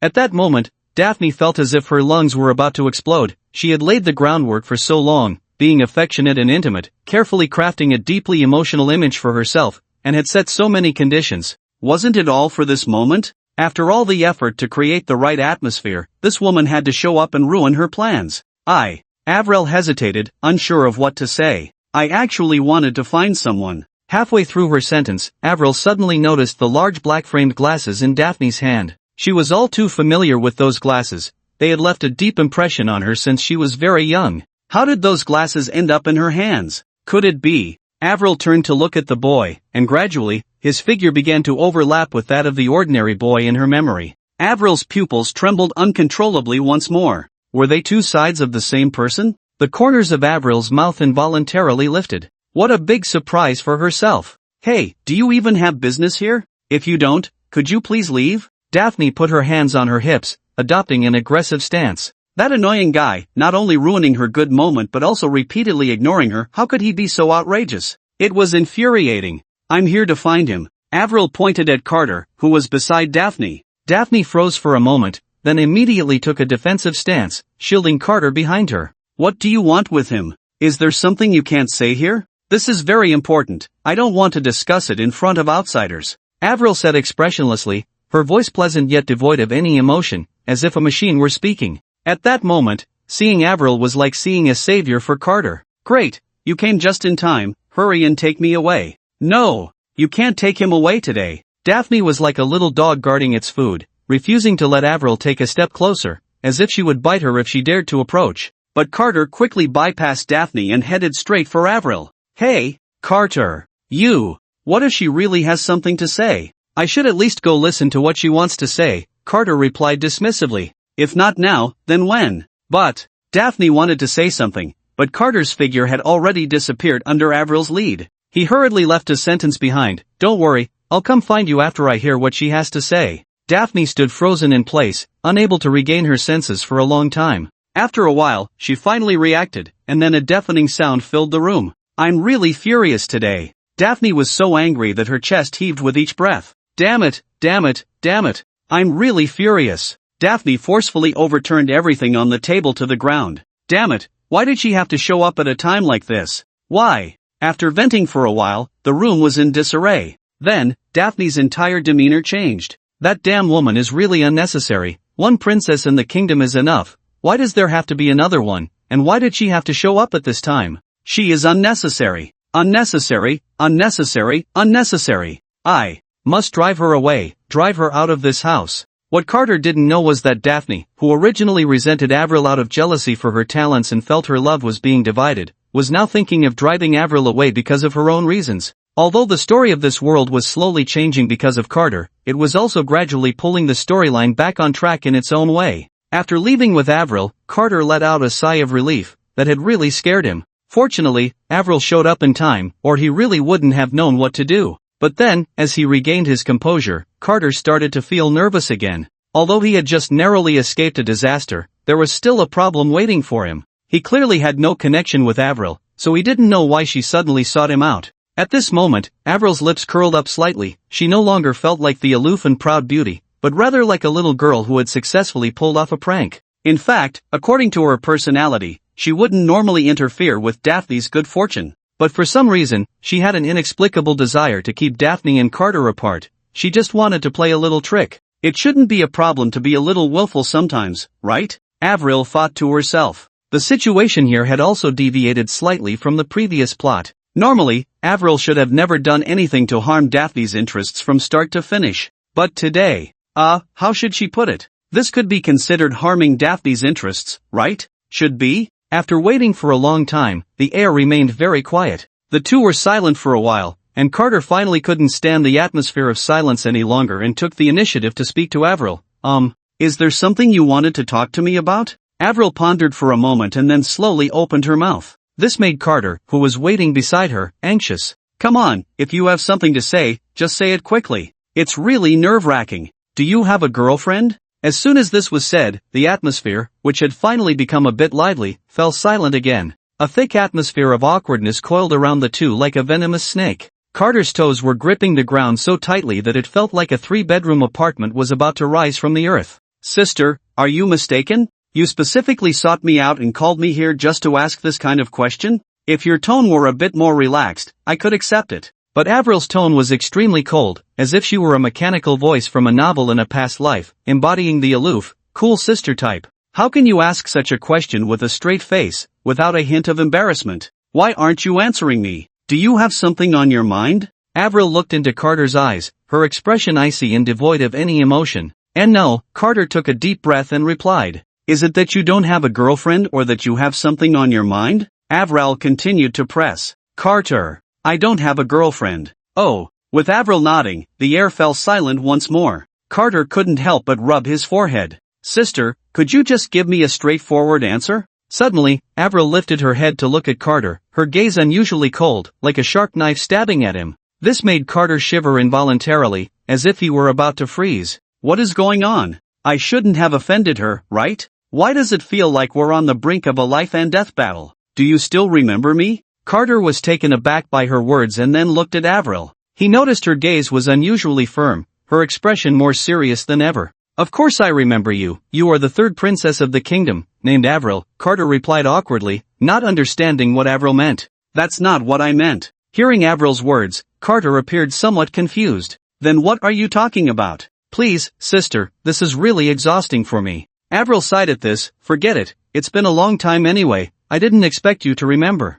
But, Avril's gaze suddenly became intense, as if she wanted to melt Carter with her eyes. I actually have always remembered you. The only stranger who ever helped me. Carter's heart trembled at her words, and at that moment, he understood the meaning behind Avril's statement. Their thoughts slowly drifted back to that time. What to do? What to do? How could I be so unlucky, to have crossed over as a villain? A young Carter paced anxiously in his room. At this time, his face was still quite youthful, but his handsome features were beginning to show, still carrying a hint of baby fat, making him look very cute. He was a standard little boy. He had just awakened his system panel and had a preliminary understanding of his fate. No, I have to do something. I can't just sit here and wait for death, can I? Carter thought, and his gaze gradually fell on the plot panel, which briefly mentioned, due to her identity and aloof personality, Avril is not popular at school and is even bullied by jealous girls. If I could take this opportunity to boost the heroine's favorability, at least I could help her a bit and make a good impression, right?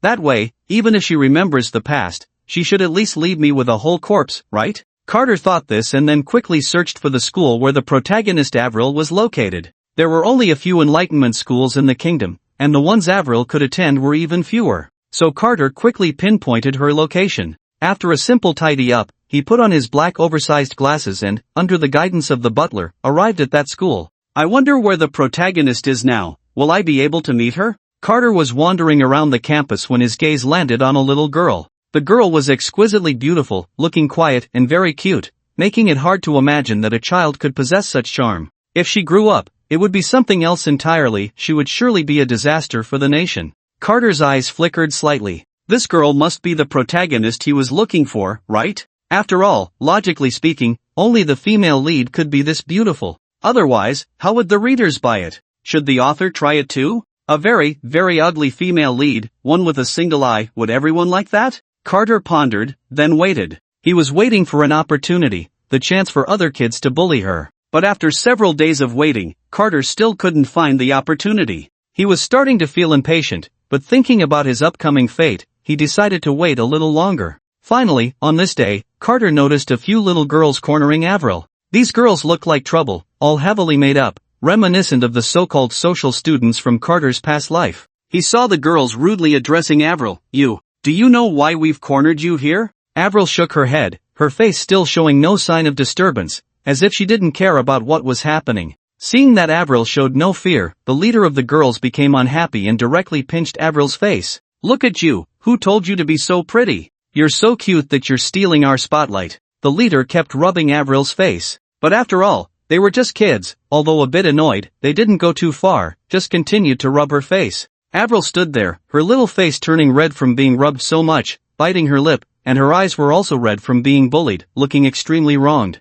Seeing that the time was right, Carter cleared his throat and stepped forward, loudly questioning, "What are you doing?" The crowd was momentarily stunned by Carter's voice, then turned to look at him with unfriendly expressions. Avril looked ahead. There stood a child who seemed to be about her age. At that moment, Carter was even a bit shorter than Avril, perhaps because girls developed faster than boys at this stage. The child in front wore an ugly pair of large black glasses, looking somewhat outdated. But Avril didn't care about that. Her eyes were filled with gratitude as she looked at Carter. Carter quickly stepped forward, using his small frame to shield Avril, and shouted at the bad group in front of him, "How can you bully someone?" Although the boy in front was small, in Avril's eyes, he inexplicably grew taller. It was a feeling she had never experienced before, the feeling of being protected by someone else. The leader of the girls raised an eyebrow. "So, are you saying you want to stand up for her?" The girl looked him up and down, finding him mediocre, ordinary, and outdated, showing no interest in him at all. "That's right, I want to stand up for her. Carter raised his head, unhesitatingly meeting the girl's gaze. Come on, after all, I'm an adult. My age could be your father's, and I'm not going to be scared by a little brat like you. Avril nervously tugged at Carter's shirt, seemingly worried. Don't worry, I'm fine. Carter turned back and smiled at Avril. She nodded. The girl opposite raised an eyebrow and said to Carter, in that case, why don't you come with us? Do you dare? If you want to go, then let's go. Who's afraid of whom? Carter scoffed and was about to leave with them. At that moment, Avril tugged at the corner of Carter's shirt again, shaking her head, signaling him not to follow them. Carter simply turned around and ruffled Avril's hair. Don't worry, I'll be fine. Then he turned and left, leaving Avril standing there, at a loss. Carter had been full of confidence. He thought he could easily handle a few little girls, but soon he realized he was wrong because he had forgotten that he was also a child now. So, Carter was no match for those girls at all. The girls leaned against the wall, looking at Carter with nervous smiles. What's wrong? Little glasses? Weren't you just so cocky? Where did that bravado go? They had just given Carter the nickname Little Glasses because his glasses were quite memorable. Carter pressed his lips together and said nothing. This was bad, things had gone awry. What should he do now? What's wrong? Why aren't you talking? The leader of the girls asked with a teasing smile. Then she snatched the glasses off Carter's face. Wearing such ugly glasses, you. The leader froze in place. The other girls were just as stunned.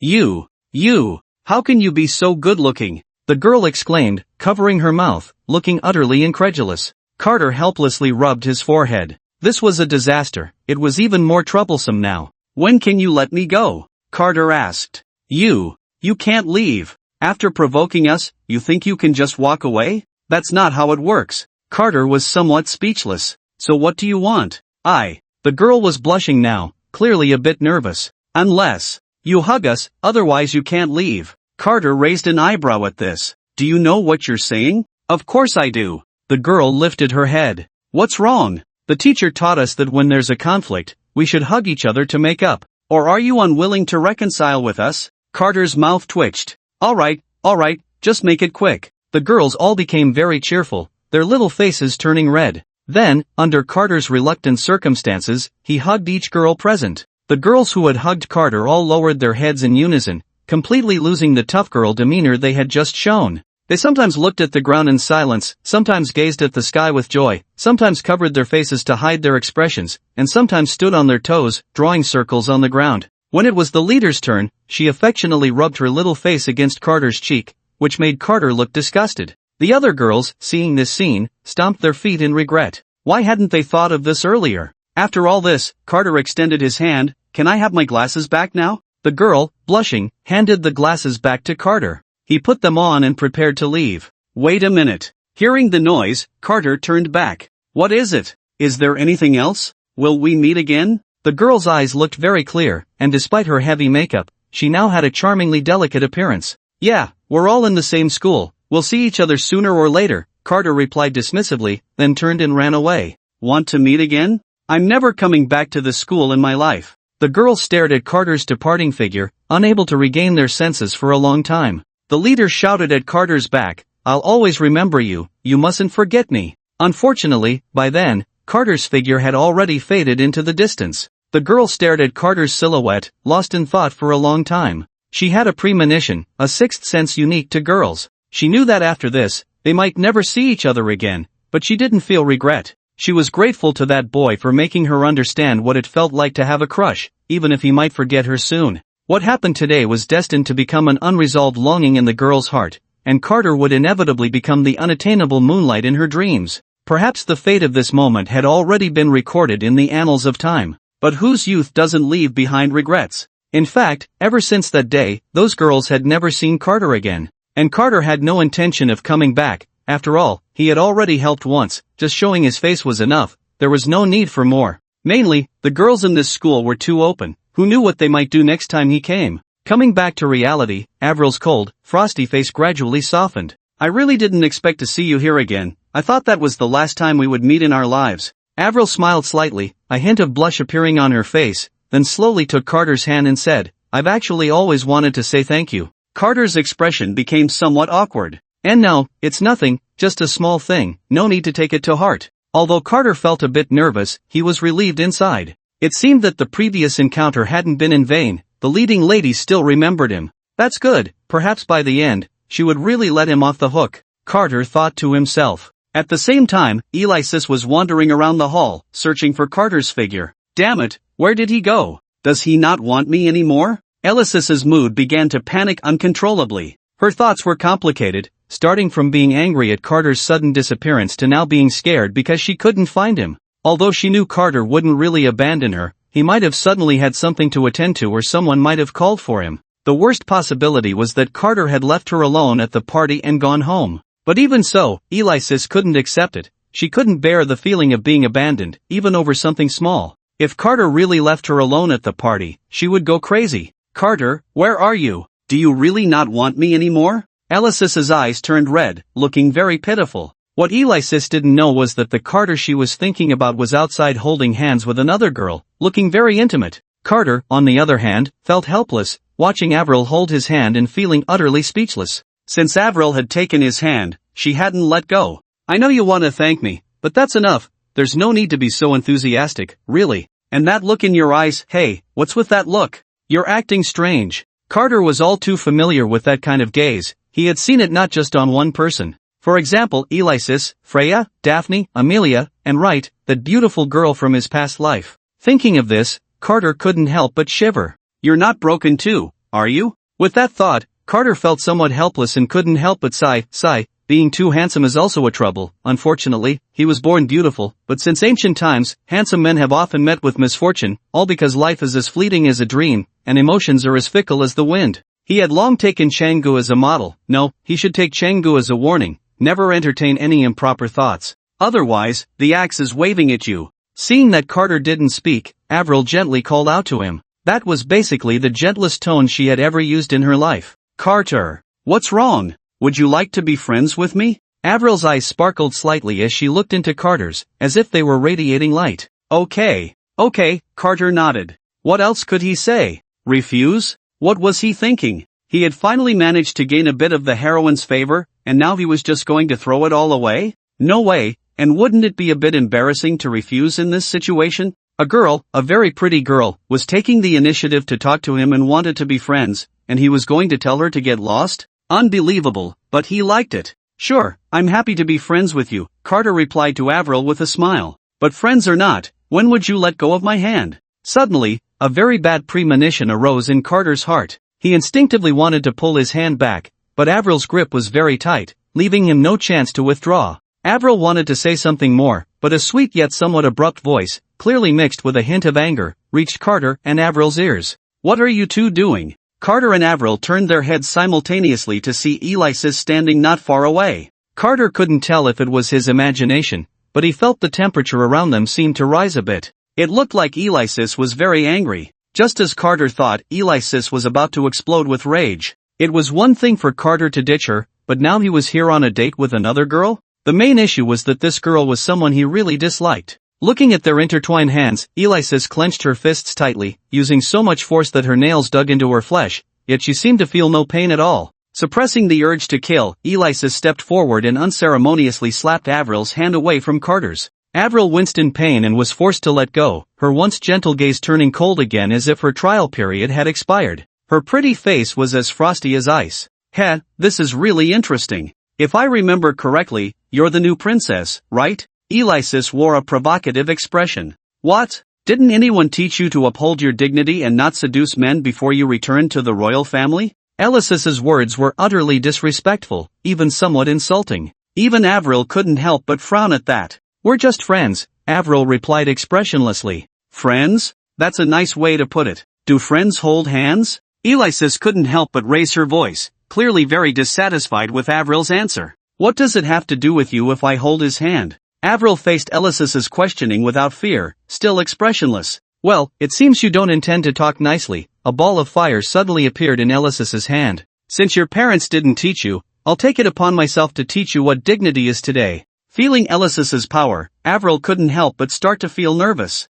The woman before her was strong enough that she felt she couldn't compete with her at all. Seeing this, Carter could no longer pretend to be dead and quickly blocked Alexis. Stop it, let's go back. Didn't you always say you didn't want to stay here? Carter was sweating profusely, his mood fluctuating like a roller coaster. This was the royal territory. If he got into a fight with the princess here, it would be a disaster. Alexis turned her cold gaze back, her eyes very unfamiliar. Are you pleading for her? Carter felt a chill run down his spine. No, Alexis, calm down, this is just a misunderstanding. Misunderstanding? You call this a misunderstanding? Alexis's voice rose a few more notches. She's already holding your hand, could it still be a misunderstanding? If you misunderstand a little longer, are you two going to kiss? Carter immediately panicked at the words, fearing something would happen, and quickly began to explain. No, listen to me, we knew each other before. Shut up! Alexis glared at Carter, completely unrecognizable at that moment.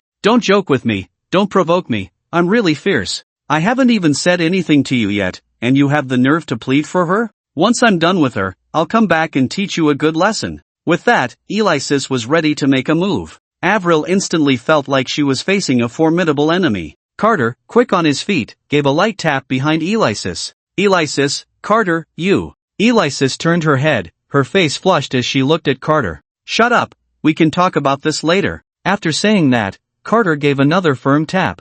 Alexis let out a soft whimper, feeling her whole body go weak, and soon lost all her strength. In the end, under Carter's overwhelming boyfriend power, Alexis was reluctantly pulled away by him. So, when interacting with girls, one must not indulge them, never be timid. Sometimes girls also like a bit of dominance, but don't go overboard. After Alexis left, Avril finally breathed a sigh of relief. Coming back to her senses, she realized her dress was already soaked with sweat, clinging tightly to her skin, accentuating her curvy figure. Avril stood there for a long time, unable to regain her composure. She once thought she could be invincible among her peers, as she had previously defeated any genius she encountered. But now, when she met Amelia and just now Alexis, she realized what it meant to be outclassed. It seemed that in front of true geniuses, she remained as insignificant as ever. A bitter smile crept onto Avril's lips. 15 minutes later, Carter and Alexis had returned home. Since the speech at the gathering was already over, and they had heard everything they needed to, it was now just a time for the nobles to chat, so returning at this time was not a big deal.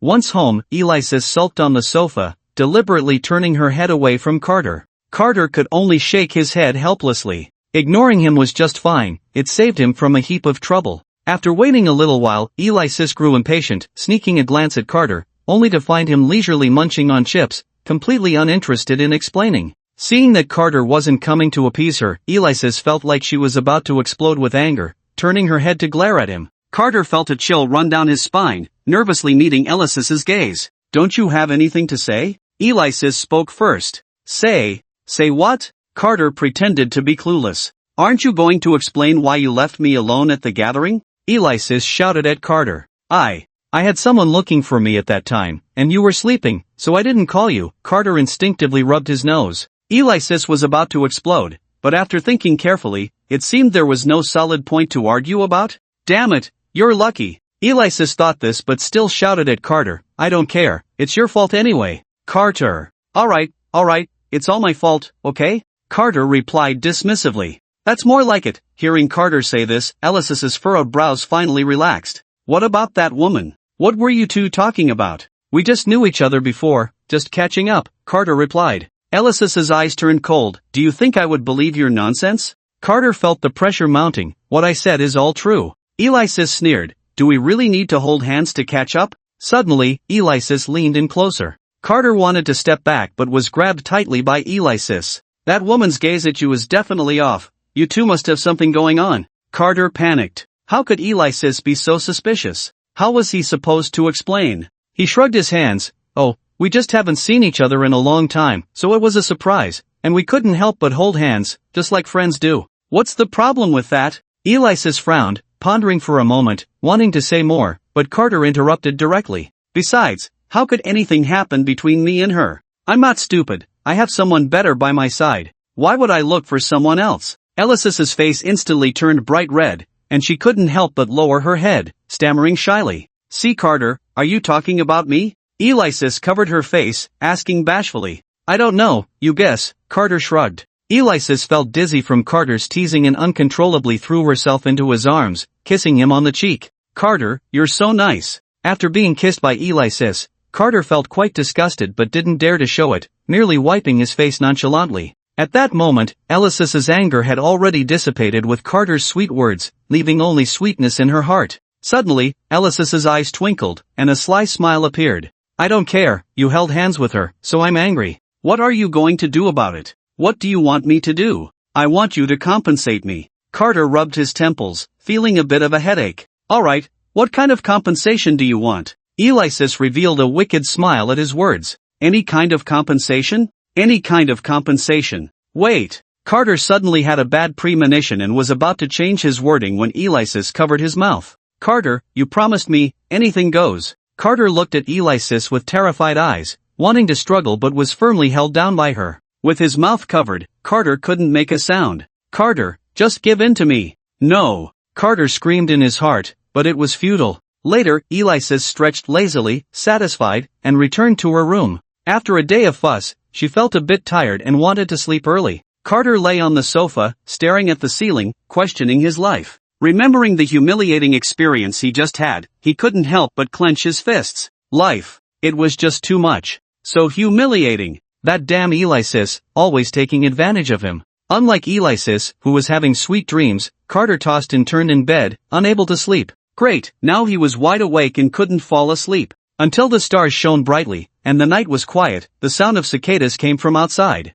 Although it was crisp and pleasant, to Carter at that moment, it was as noisy as a racket. Damn it, can you stop making noise? Carter, feeling irritated, angrily threw the pillow on the floor. After sitting on the bed for a while, he silently picked the pillow back up. Tossing and turning, unable to sleep, it was clear that Carter's biological clock had been disrupted. His mind inevitably recalled the events of the day, making his already troubled heart even more restless. He couldn't sleep at all. The rippling waves slowly colored his entire heart. In the end, it's all that damn Ralph's fault. Carter suddenly sat up, thinking indignantly. If it weren't for him framing him, none of this would have happened. And he was part of the main group. He seemed more like a villain. So despicable and shameless. Ralph? Just watch me turn you into golf. Today's incident cannot just be brushed aside. I must find that golf and get to the bottom of this. Until now, Carter still believed that this series of events was caused by Ralph's scheming, especially with Alexis taking advantage of him. But in reality, even if Ralph hadn't caused trouble for Carter, Alexis would have found a way to take advantage of him sooner or later. It was just a matter of time.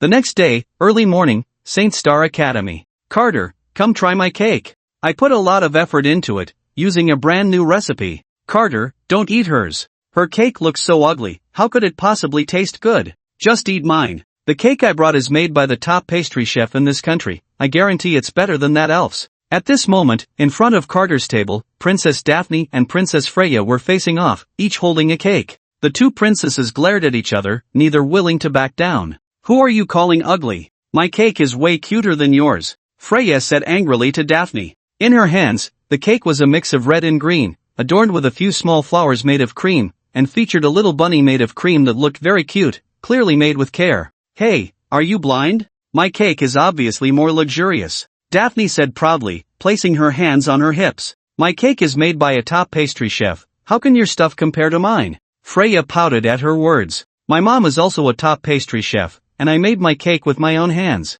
How can something made by someone else compare to mine? You didn't put in the effort like I did. Hearing Freya say this, Daphne immediately became upset and said in a flustered tone, You're talking nonsense. I also prepared mine with great care. Oh really? Freya's lips curled into a mocking smile. Then why didn't you make one yourself? Could it be that you can't? If Carter ends up with you, won't he starve when he gets home? That would be too pitiful. Unlike me, I can cook. Carter will definitely be happier with me than with you. You're talking nonsense. Daphne glared at the woman in frustration. Freya's words hit Daphne like cannonballs, piercing her heart, yet she felt helpless. Because what she said was true. Growing up, she hadn't even stepped into a kitchen more than a few times, and in this regard, she was indeed defeated by this woman. Of course, except for the last sentence, she could guarantee that Carter would be happier with her than with that elf. Looking at the slight, mocking smile on Freya's lips, Daphne couldn't hold back her temper any longer and immediately questioned, You elf, don't go too far. Do you believe I'll teach you a lesson? Freya immediately frowned. Who do you think you are? Am I afraid of you? Let me tell you, I've been annoyed by you for a long time. Just watch how I teach you a good lesson today. Who's afraid of whom? Come on, come on. At this moment, Carter felt overwhelmed. Already a bit unhappy, he could no longer endure it and stood up, addressing the two women in front of him. Enough. Can you both be quiet for a moment? It's really noisy. With Carter's shout, the two girls immediately fell silent, looking at him with aggrieved expressions. Carter held his head, feeling quite helpless. Sigh, making such a fuss every day, how can this go on? Being too handsome is indeed a hassle. Then the two women silently, with perfect understanding, held their cakes out in front of Carter. Carter, Daphne and Freya. Carter looked at the two cakes in front of him and nervously swallowed. Which one should he eat? One cake was manageable, but two cakes. You have to finish them both, the two girls said in unison. Carter felt a bit helpless. Weren't they just at each other's throats? When did they become so in sync? Although the two girls wore calm smiles on their faces, Carter could clearly sense the hidden hostility beneath. Helpless, Carter picked up a fork and randomly chose a cake to eat, but then he heard Daphne suddenly exclaim, and saw her extend the cake in her hand towards him. Carter was speechless at this, and then he reached for the cake in Daphne's hand. Daphne's face lit up with joy, but Freya was not pleased. Why should he eat hers first and not mine? Freya then coughed loudly and nudged the cake in her hand closer to Carter, indicating that he should eat hers first. Daphne shot Freya a glare, and Freya defiantly glared back. Their eyes clashed sharply, creating intense sparks in the air. Carter shook his head helplessly, about to say something when Daphne suddenly said, "If your throat is bothering you, go get it checked out. Don't cough here and disturb others' moods, okay?" Freya immediately bristled. What do you mean? The literal meaning. How infuriating. What? Do you want to fight? Come on. Carter sighed silently in his heart as he watched the two beautiful girls facing off against each other. Here we go again. Alright, stop it. Carter spoke up to intervene. The two girls ceased their verbal sparring upon hearing Carter's voice. However, the desire to outdo each other was still evident in their eyes. Although they stopped talking, they were secretly competing, both eyes fixed on Carter, waiting to see which cake he would eat first. Carter naturally sensed their tension, and then, under the shocked gazes of the two girls, he took a fork in one hand and simultaneously stabbed both cakes to take a bite. Seeing the two beautiful girls' mouths drop open, Carter smiled. How about that? Is it not okay to eat both cakes at once? Let's see what you can do about it. Time quickly passed, and it was soon time for class to end. Carter rubbed his swollen belly. Sigh, he had eaten too much. How could he possibly finish two cakes? It was torturous. Indeed, the saying "the blessings of many" only existed in fantasy. With so many girls liking him, where was the blessing? It was clearly suffering. Fortunately, after finishing the cakes, the two girls became a bit more subdued and stopped causing trouble. Otherwise, he would have had more to deal with. Watching the students coming in and out of the classroom, Carter's expression suddenly turned serious. He then stood up and walked towards the door. Freya, seeing Carter leave, felt puzzled and instinctively asked, "Carter, where are you going?" "I have some matters to attend to," Carter replied, walking out of the classroom without looking back. Freya watched Carter's retreating figure with confusion. What could Carter be up to? At Starlight Academy, in the student council office,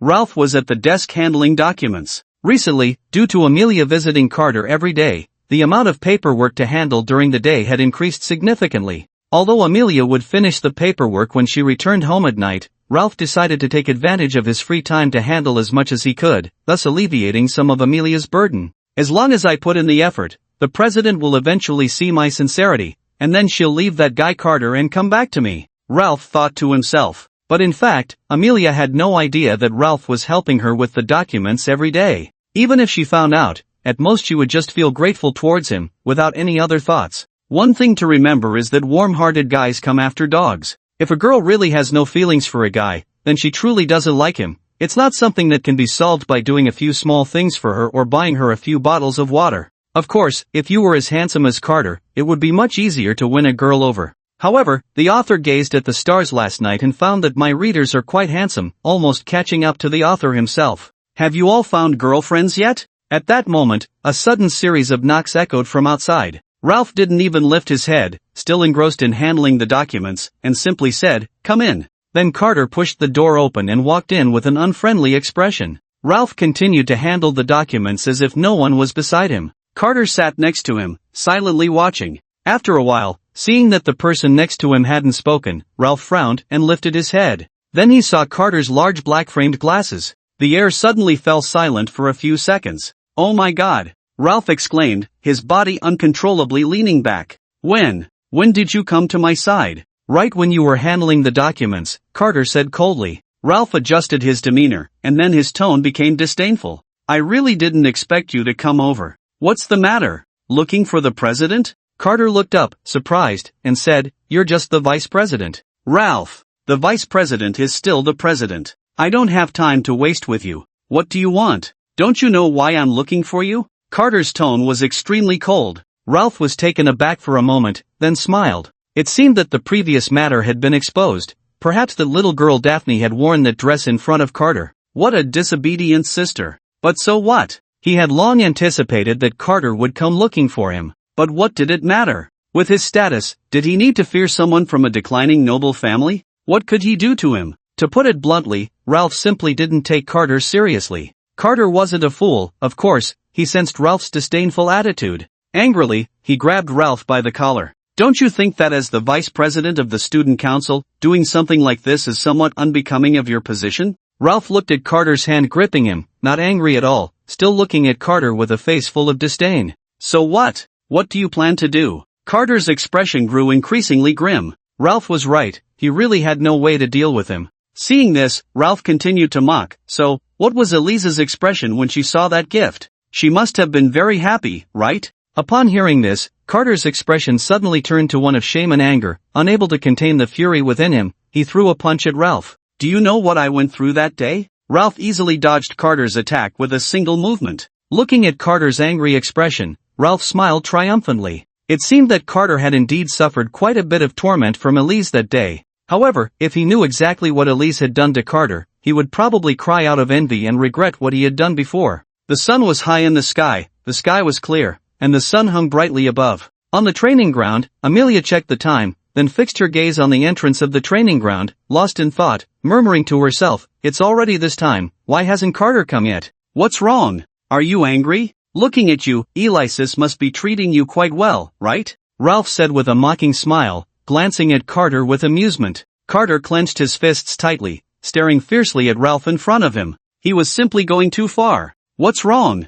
Still not convinced? Don't forget, you just laid your hands on me. Do you know what kind of punishment you would face for attacking the vice president of the student council at the Holy Star Academy? At these words, Carter's heart tightened. Damn it, he had acted impulsively. In his previous life, he would never have resorted to violence, because those who understood knew better. But now, what he was learning at the academy was not scientific knowledge, but the ways of killing, which made Carter forget his concerns and act on impulse. Perhaps this was also a transformation between a modern person and someone from a magical world. Don't say I didn't give you a chance, Ralph said with a teasing expression. Do you dare to fight me? Right on the arena. To quickly improve the practical combat skills among students, the academy allows challenges between students. So, what do you say? Do you dare to challenge me? Seeing Ralph's condescending posture, Carter furrowed his brows tightly. Ralph was deliberately saying this. Although Carter's family was gradually declining, after Alexis's strong intervention, it had already begun to show signs of rising.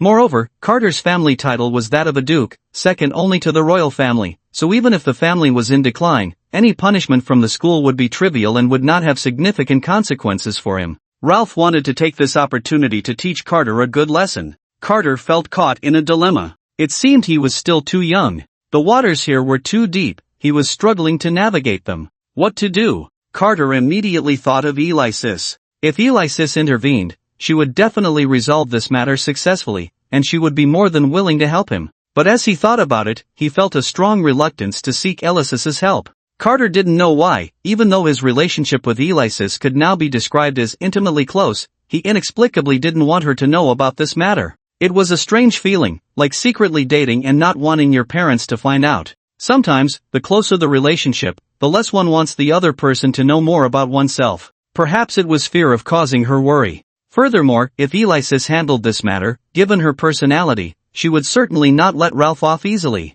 If things escalated, it would inevitably reach an uncontrollable level. The one thing Alexis was most wary of now was the royal family. They were destined to be mortal enemies in the future, and if he wanted to change Alexis's fate, he had to avoid any conflict between her and the royal family. The only solution now might be to agree to Ralph's request. But Carter was no fool. Ralph had become the vice president of the Holy Star Academy for a reason. It wasn't that he didn't want to teach him a lesson, but because he simply couldn't do it. What was he to do? Seemingly sensing Carter's concerns, Ralph smiled faintly. Don't worry, as the vice president of the Holy Star Academy, I certainly won't bully the weak. I promise to suppress my own magical power to match yours, that way, it won't be considered bullying, right? Carter had already thought it through. As a man, he could just take a beating if it came to that. Being provoked to this extent, he couldn't just back down. But upon hearing Ralph say this, Carter's eyes lit up. Over the past few months, under Amelia's guidance, Carter's strength had skyrocketed. In Carter's view, if their strengths were equal, it was uncertain who would win or lose. Is that true? No jesting, Ralph replied. Seeing Carter agree, Ralph's mouth curled into a cold smile. Carter, oh Carter, do you really think that just because our magic levels are equal, you have the strength to fight me? How naive. I, Ralph, am still a dignified prince of the kingdom, the vice president of the student council. Although I may not be as formidable as Amelia Elisis, I am still an extraordinary talent. My strength has been accumulated through life and death battles in the monster forest and constant fights against various geniuses. How could you, a mere freshman who has only been talking big for a few months, possibly compare? Then please follow me. At the training ground, a large arena stood in the center, established by the academy to resolve conflicts among students and enhance their practical combat skills through mutual exchange. At this moment, two figures stood on the arena. One figure was tall and slender, exuding a certain elegant charm. Opposite him was an ordinary-looking boy. This battle attracted the attention of everyone present. The people of St. Star Academy all knew Ralph's name. Seeing an unknown boy daring to challenge Prince Ralph, many looked on with confusion. They wondered what extraordinary ability the seemingly ordinary boy possessed to challenge someone who was almost the second strongest in St. Star Academy. Due to the Academy's regulations, students were not allowed to harm each other fatally or disable one another during duels, so both held unsealed swords. Ralph gripped the holy sword, his demeanor shifting from playful and cunning to one of cold determination. Carter felt a shock. Just the pressure alone made him feel he had already lost half the battle to Ralph. You better be careful. Ralph crossed the holy sword in front of him and quickly charged at Carter. Carter hurriedly defended himself, but Ralph's speed was too fast, and he had already darted behind Carter. Carter overlooked one thing: even if their magic levels were equal, his physical condition was far inferior to Ralph's. Carter quickly turned to defend. The clash of blades produced a pleasant ringing sound. Carter was knocked back repeatedly by the impact. Ralph was slightly taken aback. He hadn't expected a freshman from St. Star Academy to be able to block his attack. It should be noted that he had held nothing back in that strike. Meanwhile, Amelia was searching for Carter and, seeing the crowd around the arena, walked over. On the arena, Ralph looked at Carter in surprise and said, "You did well. It seems you are not as useless as I imagined." Ralph sneered, "But the next attack won't be so easy to block." As soon as he finished speaking, Ralph quickly charged toward Carter again. Carter gripped his sword tightly, looking very serious. Ralph swung horizontally, aiming directly for Carter's neck. Carter instantly crouched down, barely dodging the attack, as Ralph's strike grazed his scalp. Missing his target, Ralph quickly adjusted his stance and twisted his wrist, bringing the sword down. Carter sprang up, quickly adjusting his posture to dodge to the side. He thought he had evaded Ralph's attack, but Ralph's reaction was incredibly fast. As Carter leaped, Ralph followed closely behind, also springing up and sticking right to Carter's back. Another sweeping strike came. This hit landed squarely on Carter, the blade striking hard against his back, causing him to break out in cold sweat and half kneel on the ground, unable to rise for a long time. Ralph smirked at the sight. "Is this all the strength you have? It seems I overestimated you." Carter stared intently in Ralph's direction, saying nothing. If Ralph had used a real sword, he would have been dead by now. Taking a deep breath, Carter endured the pain and slowly stood up. "Come again." Carter chose to take the initiative this time, raising his sword high and delivering a powerful downward strike. Ralph remained calm, simply positioning his sword in front of him, effortlessly blocking Carter's attack. Carter then twisted his wrist and slashed at Ralph's waist, but Ralph blocked it again. Carter followed through by raising his sword and aiming for Ralph's neck. Ralph merely turned his head slightly to evade the attack. Just as Carter was about to strike again, a sharp pain shot through his calf. He leaned his sword against the ground. Without the support of his sword, he would have already fallen. A smug smile appeared on Ralph's face as he seized the opportunity, raising his sword high and quickly striking Carter's arm, thigh, and chest.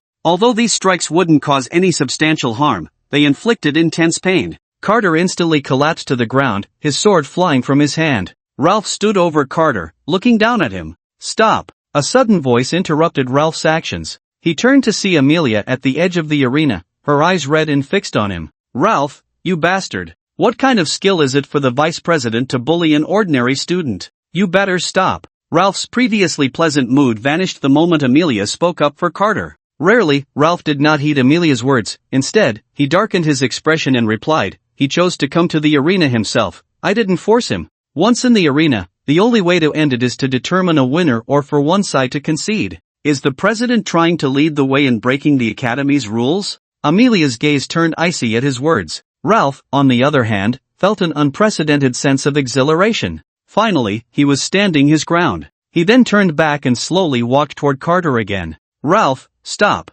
Amelia shouted, ready to rush onto the stage. Ralph turned his head, expressionless, and said, what? Is the president really going to break the Academy's rules for this man? To his surprise, Amelia replied firmly, if you insist on doing this, then I will gladly step down as president. You! Ralph was taken aback. He hadn't expected Amelia to respond this way. She was known as the model student, unlike Alexis. Alexis was exceptionally talented but had never cared for the rules. Amelia, however, was the standard good student in the eyes of the teachers, not only gifted but also strict with herself, adhering to the highest standards and never breaking any rules. Yet today, she was willing to violate the Academy's regulations for Carter. Amelia, you don't need to come up. Suddenly, Carter's voice stopped Amelia in her tracks. He slowly stood up, leisurely picked up the sword that had fallen to the ground, and said, I'll handle my own matters. He then looked at Ralph, from now on, be careful, I won't let you crush me like before. How arrogant! Ralph exclaimed, moving swiftly to Carter's side.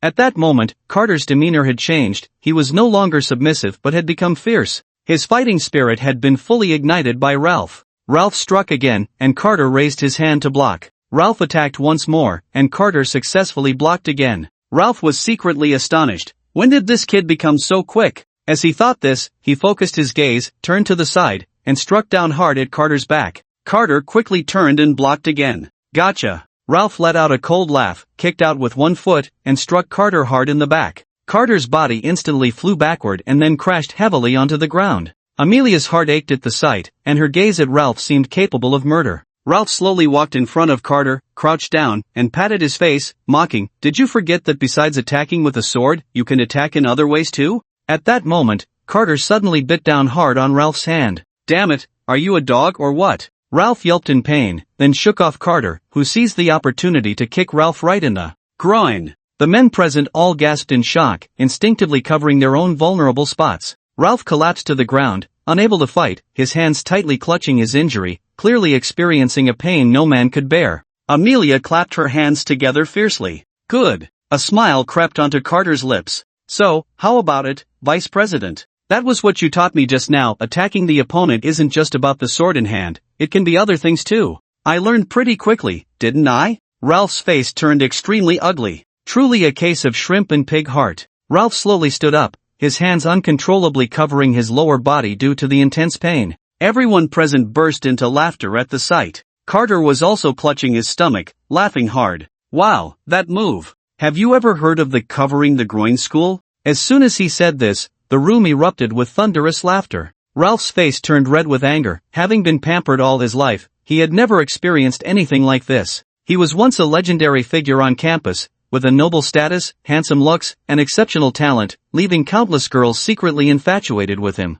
But now, he had become the laughingstock of the entire school because of this incident. And that wasn't even the worst part. The worst part was that Ralph would never know that ever since Carter mentioned the term covering the groin, it would become his nickname. Everyone would secretly call him the founder of the Covering the Groin School. Why not the successor? Because there was no Wodong school in this world. Damn bastard, do you even know what martial ethics are? Ralph shouted angrily. Carter merely smiled faintly in response. I didn't know what martial ethics were before, but now I do. It's covering ethics. Just look at you, and you'll understand. Carter casually pointed. Following Carter's direction, Ralph's face turned from red to green with anger. Damn bastard, don't get too cocky. I was careless just now, now let me show you my true strength. Suddenly, the surrounding magical energy surged, but Ralph still kept his promise and didn't unleash his full power. Instead, he suppressed part of it, basically matching Carter's level. Carter, be careful, don't die. Ralph closed his eyes. A visible layer of blue energy gradually surrounded him.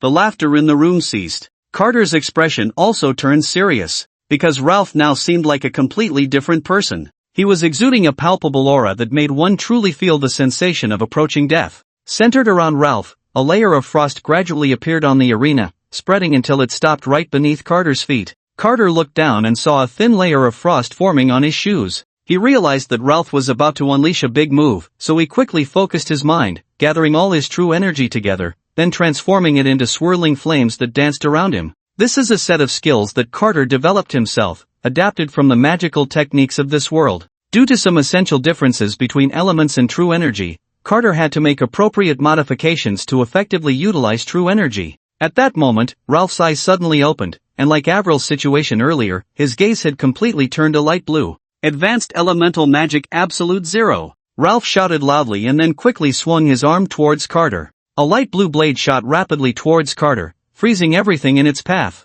Originally, this was an area attack, but due to Ralph's limited strength, he could only condense a single blade. However, the attack power of this blade was not something an ordinary technique could compare to. Flame Slash! Seeing Ralph launch an attack, Carter quickly swung out his own blade. This technique was something Carter had thought of on the spot. He felt that if he remained silent, he would be overshadowed by the momentum of others. Although the name was somewhat common, it fit the technique quite well. Unlike the magical attack where the blade itself was composed of magical elements, Carter's attack was a blade of true energy wrapped in a layer of flames. Both blades flew quickly and collided with each other. The moment the blades clashed, a violent explosion occurred, and the shockwave from the explosion spread outwards. However, in terms of results, Ralph's attack was superior, as most of the shockwave flew towards Carter. In contrast, Ralph only had a minimal residual shockwave that he easily defended against. Seeing this, Carter quickly positioned his sword in front of him, but he was still thrown back by the shockwave, crashing heavily to the ground,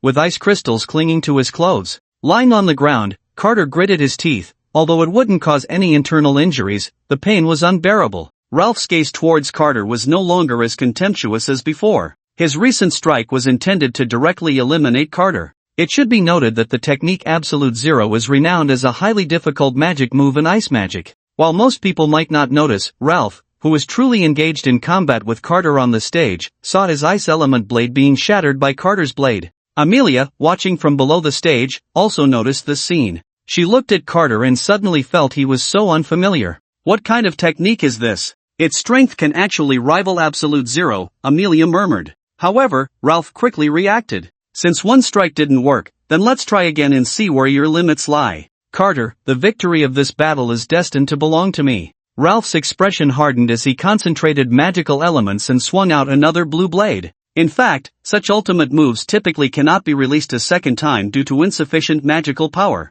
However, Ralph was suppressing his magical power, so he had plenty left. In this regard, Ralph was somewhat cheating. Carter took a deep breath. If he used the previous technique, he would likely still be at a disadvantage. Rather than wasting true energy to cover his attack with a flashy but impractical layer of flames, it would be better to condense all his true energy and deliver a decisive attack. Carter then gathered the little true energy he had left and swiftly swung out a blade. This time, the blade was different from before. It was devoid of any embellishments, looking very plain yet extremely lethal. Magical elements are ultimately just elements. In the face of true heavenly and earthly energy, they become overshadowed. This time, the collision did not result in a large-scale explosion. Instead, the ice element blade was easily torn apart by the true energy blade, although the true energy blade also suffered some damage, becoming slightly smaller than before. Ralph was taken aback and quickly dodged. The blade of true energy flew past, almost brushing against Ralph's ear, leaving a smooth and deep wound on the arena. Seeing this attack, cold sweat poured down Ralph's face. If he hadn't dodged quickly, he would have been split in half, right? This little brat really shows no mercy. But what kind of technique is this? Without elemental enhancement, unaffected by elements, is there any means of attack in this world that doesn't rely on elements? After Carter unleashed this strike, the crowd fell silent. Carter's blow could be said to have truly subdued everyone present. Initially, the onlookers were only there to see Carter make a fool of himself. A nameless nobody daring to challenge the two strongest fighters of the Starlight Academy? Wasn't that asking for death? But the development of the situation had completely exceeded everyone's expectations. No wonder this seemingly ordinary boy dared to challenge the vice president of the student council. He actually had some skill. How many among these freshmen could force Ralph into such a predicament at the same level? After delivering that strike, Carter was left without strength, due to his injuries and the fact that he had summoned all his energy. Now, Carter could only barely steady himself, lacking the strength to continue fighting. Ralph glanced at Carter, intending to continue the fight, but was directly called out by Amelia. "Ralph, the purpose of the arena is for students to spar and improve their skills. There's no need to continue fighting now. Do you want to keep going?" Ralph's expression was complex, yet he felt helpless. Anyone with eyes could see that this battle no longer needed to continue. As vice president, he couldn't act out of personal vendetta. The audience was watching. Even though he wanted to continue teaching Carter a lesson, he had to stop. Ralph said nothing and slowly walked off the stage. Amelia immediately ran in front of Carter, asking with concern, "How are you? Does it hurt?" Carter just smiled and replied, "It's fine, nothing serious. A few days of rest should be enough." Seeing this scene made Ralph even angrier. He truly felt like he had lost more than he gained. Not only did he fail to teach Carter a lesson, but he also lost face. Just as Ralph was about to leave this painful place, Amelia suddenly called out to him. "Wait, did I let you go?" Ralph was taken aback. He saw Amelia draw the holy sword from her back, pointing it at Ralph below the arena. "I now formally challenge you in my capacity as the president of the student council. Vice president, if you don't want to be looked down upon, don't refuse." Ralph's eyes widened, his face filled with shock and confusion. He never expected Amelia would challenge him for this man. He knew exactly what Amelia was doing. She was seeking revenge for Carter. Ralph felt as if he had been struck hard in the chest, gritting his teeth, unable to accept this reality. "Stop talking nonsense and get up here." Amelia snorted coldly, then settled Carter down, gently kissing his forehead. "Don't worry, leave the rest to me." Ralph stood there, his expression dark. At that moment, he was in a dilemma, unsure whether to go up or not. If he went up, he couldn't defeat her. If he didn't, would the prince of the kingdom be labeled a coward? Ralph took a deep breath and slowly walked onto the stage. Amelia showed no hesitation, charging forward and striking heavily at Ralph's head. Ralph hurriedly crossed his sword in front of him, and then a crisp booming sound echoed. Ralph let out a muffled grunt, and the arena beneath his feet cracked in response. It was clear how powerful Amelia's strike was. Ralph involuntarily took a few steps back. Amelia stepped forward again, delivering a powerful horizontal sweep that caught Ralph off guard, striking him squarely in the chest. This blow from Amelia was delivered without any restraint, and Ralph, taken by surprise, was sent flying. Then, Amelia concentrated all her magical energy, channeling it into the sword in her hand, which instantly turned a vivid crimson. Ralph, shocked, quickly summoned his magic and plunged his sword into the ground, causing a thick layer of frost to form beneath his feet. An ice wall shot up in an instant. Meanwhile, Amelia had completed her charge and swung her sword forcefully in Ralph's direction. A blade of fire elements raced toward Ralph, crashing heavily against the ice wall. The ice wall shattered into countless pieces under the immense impact of the fiery blade, and the fragments were instantly vaporized by the intense heat, releasing clouds of steam. Ralph, unable to resist the oncoming shockwave, was thrown back, crashing down onto the arena floor with a heavy thud. He felt a tightness in his chest, and then suddenly, a wave of nausea hit him,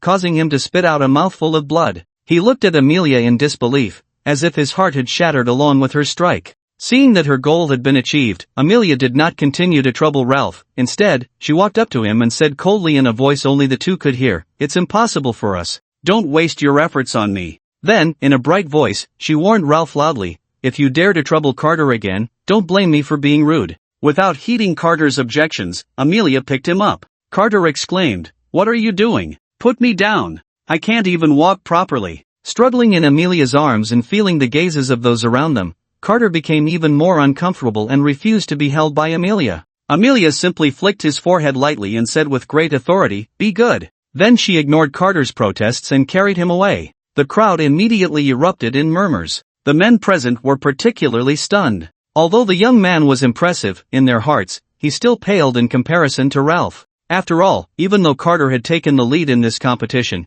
it was because Ralph had suppressed his own magical power level. Thus, they still valued Ralph's talent more. Moreover, Ralph's prominent status as the vice president of the student council and a prince of the kingdom made it hard for them to understand why Amelia had rejected him. Even in terms of looks, Ralph was undoubtedly more handsome than that ordinary young man, right? Hearing the murmurs, Carter felt extremely embarrassed and instinctively shrank into Amelia's embrace. Noticing Carter's movements, Amelia felt a bit shy but also somewhat proud, unable to help but lift her head slightly and hold Carter tighter. Now everyone should know that Carter belongs to me, right? Yet at that moment, Carter wore a face of frustration, feeling like a little wife despite being a man. Damn it, this is so embarrassing, Carter gritted his teeth. Feeling the stares of those around him, he felt very unnatural and instinctively turned his head, burying his face in Amelia's embrace, silently repeating to himself, "You can't see me, you can't see me." Although Amelia thought this way, her expression betrayed her. After the two left, the crowd buzzed with discussion.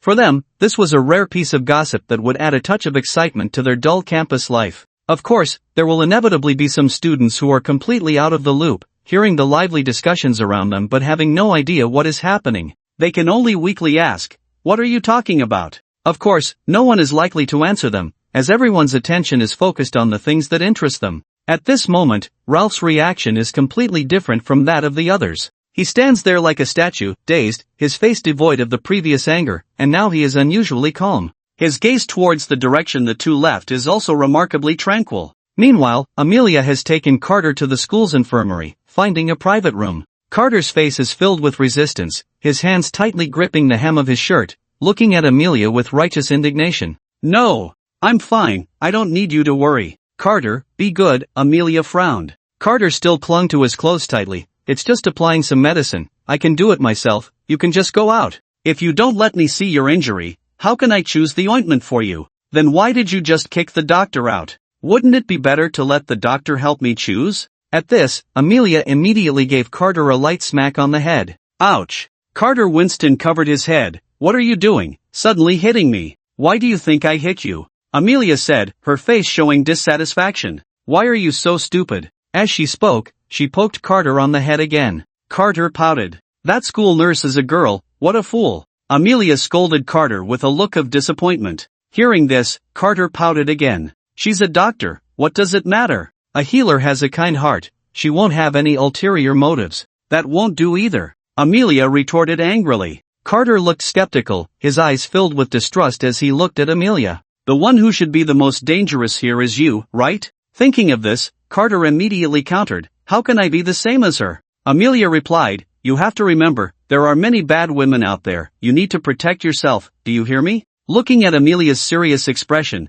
Carter was filled with disdain. "Of course, I know there are many bad women out there. Aren't you one of them? Don't think I don't know what you're thinking." Amelia frowned slightly again at Carter's reaction. As soon as these words were spoken, the infirmary fell into a deathly silence. Carter suddenly felt a chill down his back and inexplicably felt a bit guilty. He immediately thought of Alexis. With that thought, Carter shook his head. "Don't scare yourself, Amelia can't possibly know, there's no evidence. As long as a man's resolve is strong enough, everything is a first time." "Alright, I don't have time to waste with you, I have things to do later, so don't waste time." The sudden voice broke Carter's imagination. Carter remained silent, gripping his clothes tightly to show his determination. "It seems you still won't listen," Amelia frowned. "I advise you to stop, I warn you, don't. Stop." Despite Carter's desperate resistance, it was still futile. "Hey, what are you doing?" Carter hurriedly tried to stop her. "I'm not injured here, what do you want?" Carter looked at Amelia with a wary expression.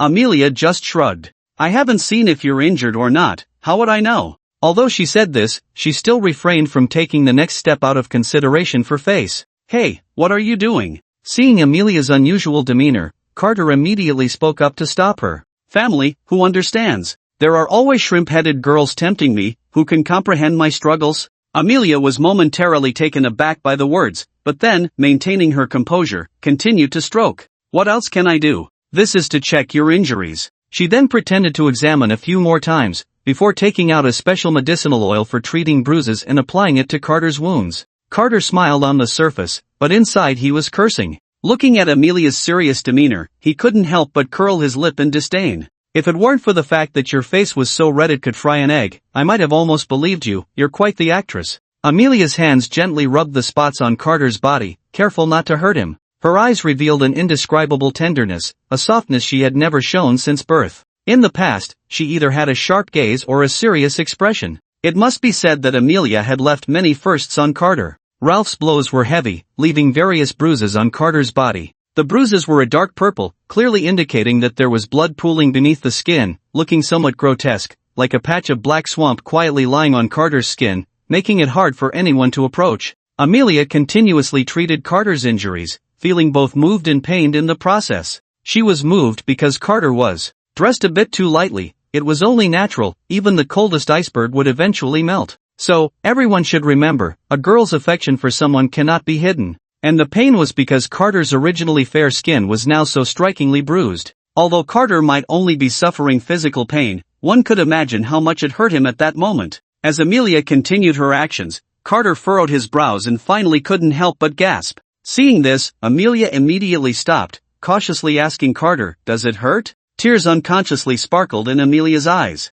This was someone who had never known tears since childhood, who had fought against demons and endured countless battles, sustaining innumerable injuries without shedding a single tear. At this moment, Amelia's eyes were slightly red, displaying a hint of helplessness, a touch of fragility, and a sense of grievance, all of which harmoniously manifested in her demeanor, making her look so pitiful and heart-wrenching. Carter felt an inexplicable tug at his heart and smiled in response, "It's fine, I can endure it." Hearing this, Amelia lowered her head and continued applying the medicinal oil to Carter. Carter bit his lip, watching the silent Amelia help him, and suddenly spoke up, "Thank you." Upon hearing this, Amelia's heart soared with joy, and she unabashedly looked up at Carter, her face breaking into a silly smile. Carter felt a bit guilty under her gaze and instinctively touched his nose. "Wah! What are you doing?" Carter was somewhat confused. How had the touching atmosphere they had just created suddenly vanished? Meanwhile, Amelia was undeterred, still fixated on Carter, refusing to look away. Although Carter had merely expressed gratitude, it was significant.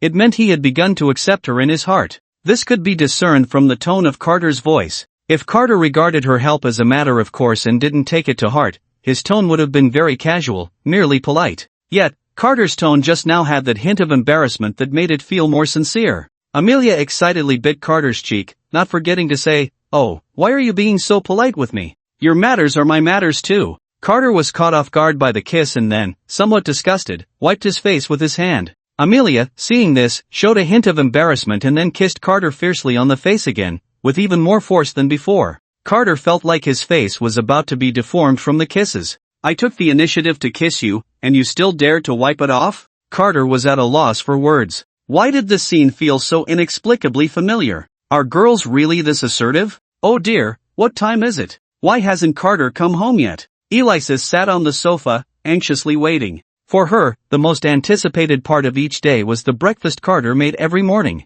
And now, it was the dinner he prepared when he came home from school. Also, the time spent cooking together in the kitchen was especially important to Alexis. During that time, it was rare for her to be with Carter without thinking about anything inappropriate. Instead, she could feel a warm sensation. It was the feeling of building a home, and only during that time could Alexis have the illusion that she had become Carter's bride. So when they were truly together, what they genuinely felt was that warmth, not constantly thinking about anything inappropriate. And then there were the nights when Carter was asleep. Although she loved that warm feeling, it didn't seem to conflict with her liking for something more intimate, right? Just as Alexis was lost in her thoughts, the sound of the door opening came from the entrance. Alexis instantly sprang up and rushed to the door. "Carter, why are you home so late today? You came back a whole minute later than before. What on earth were you doing?" "Carter, seriously? Is the time now precise to the minute? Should I expect it to be precise to the second next time?" Before Carter could respond, Alexis directly hugged him. "Do you know that I really worry about you when you come home this late? Do you not want me anymore?" The moment Alexis hugged him, Carter couldn't help but gasp. "Hiss. You. What's wrong?" Alexis noticed something was off with Carter and gently released him, afraid of hurting him further, looking at him with concern. "Are you hurt? Where are you hurt? Let me see." A hint of barely noticeable panic appeared on Alexis's face, but she concealed it well. To her, Carter was the most important. If something really happened to him, she would be heartbroken.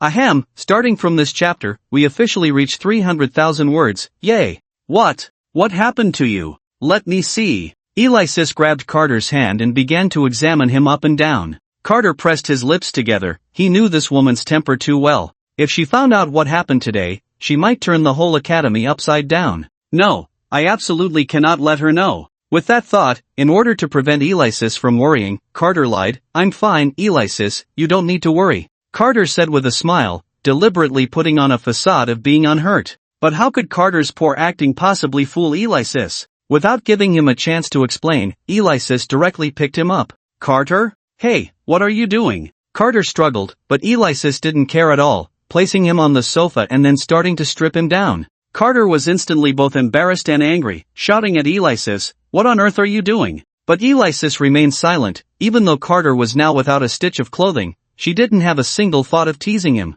She just stared blankly at the bruises on Carter's body. Now the bruises on Carter's body no longer looked like they did at first, which were black and purple, but had turned a deep blue-green. It seemed that the medicinal oil Amelia had chosen was quite effective. Alexis gently touched the injured area on Carter's body, and a tear slowly slid down from the corner of her eye as she softly asked, her voice trembling slightly, "Does it hurt?" "Cough, it's okay, actually it doesn't hurt much, it just looks a bit scary," Carter replied somewhat awkwardly. Seeing Carter's shy demeanor, Alexis couldn't help but smile mischievously. "Come on, it's not like you haven't seen it before, why be so shy, acting like it's your first time?" "Shut up!" Then, Alexis simply waved her hand lightly, and a few faint green light spots slowly fell onto Carter. The deep blue-green bruises on Carter's body then disappeared. This was Alexis's healing magic. Carter could clearly feel the change in his body and looked at Alexis in disbelief. Noticing this, Alexis raised her head slightly, looking quite pleased with herself. "How about that? Am I amazing?" Carter nodded, then an embarrassed expression appeared on his face.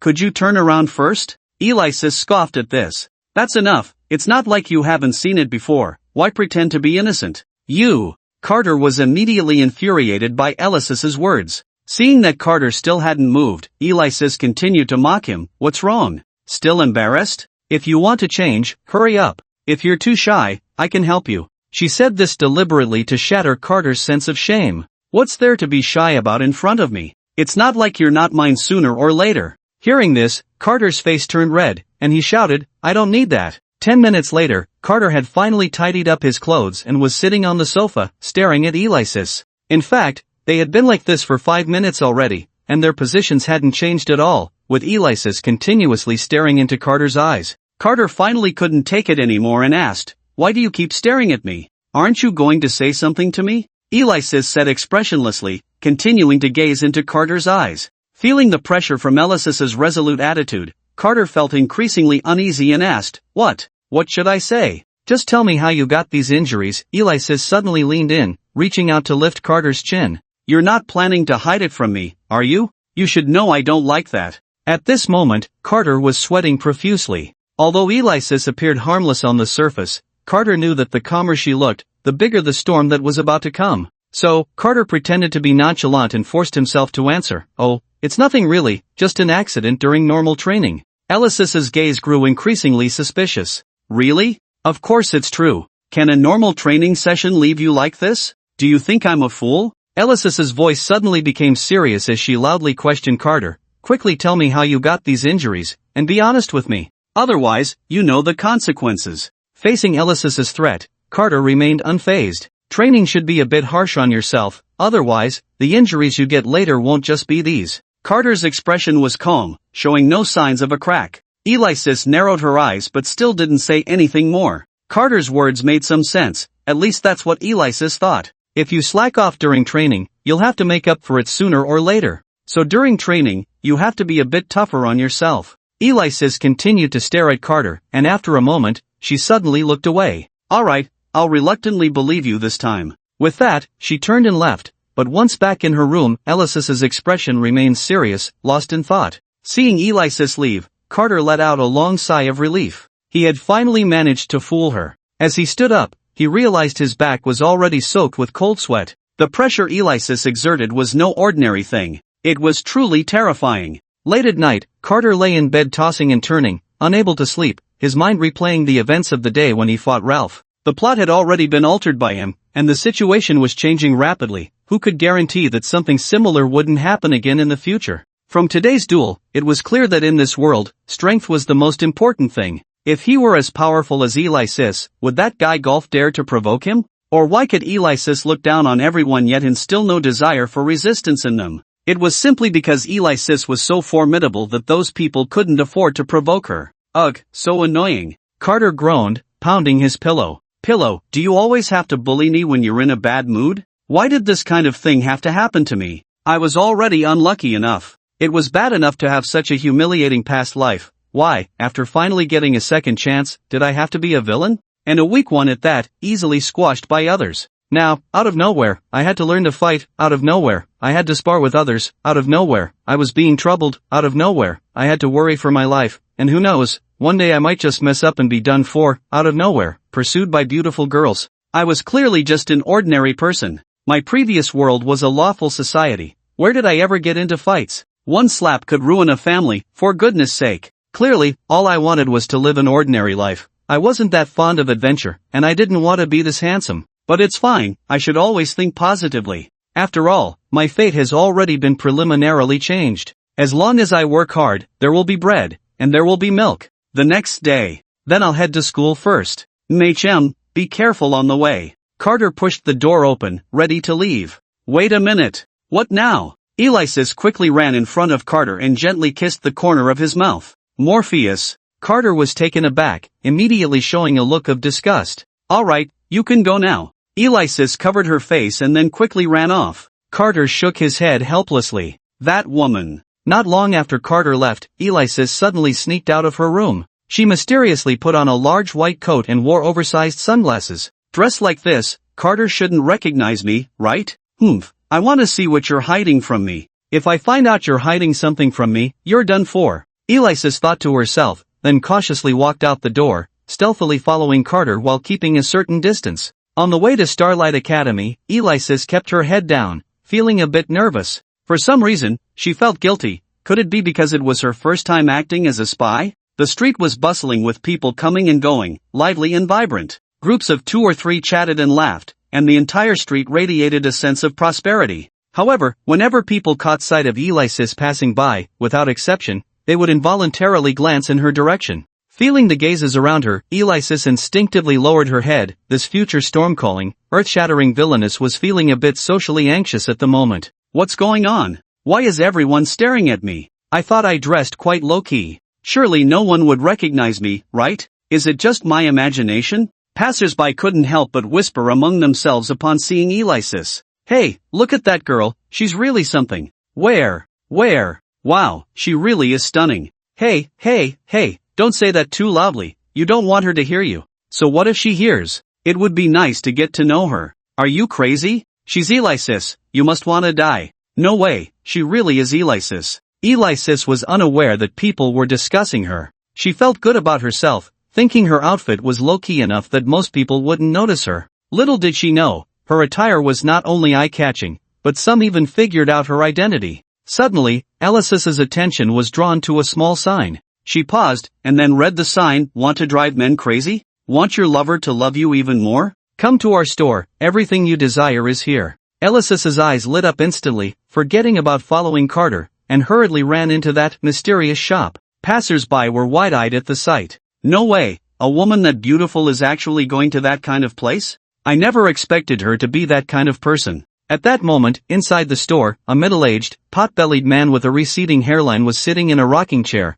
leering at a book in his hands. It was unclear what was written in that book that made the owner so happy. Hey, what do you sell here? Alexis suddenly approached, tilting her head slightly, cautiously inquiring. Oh, can't you see for yourself? Don't you have eyes? The owner, interrupted at a moment of excitement, was quite displeased, filled with irritation. But when he looked up, his eyes lit up. Wow, a beauty. The owner suddenly darted to Alexis's side, so fast that even she didn't react in time. Looking at the owner, he had a flower in his mouth and was wearing sunglasses, giving off a vibe that was, how to say it, his aura was different, but somehow even more greasy. Alexis unconsciously took a step back. Miss, may I ask what kind of service you need? The greasy owner inquired, deliberately elongating his words, his greasiness on full display. Alexis couldn't help but shudder, suppressing her disgust as she replied, doesn't your sign outside say you have everything I want? What exactly do you have? The greasy owner immediately revealed an evil grin.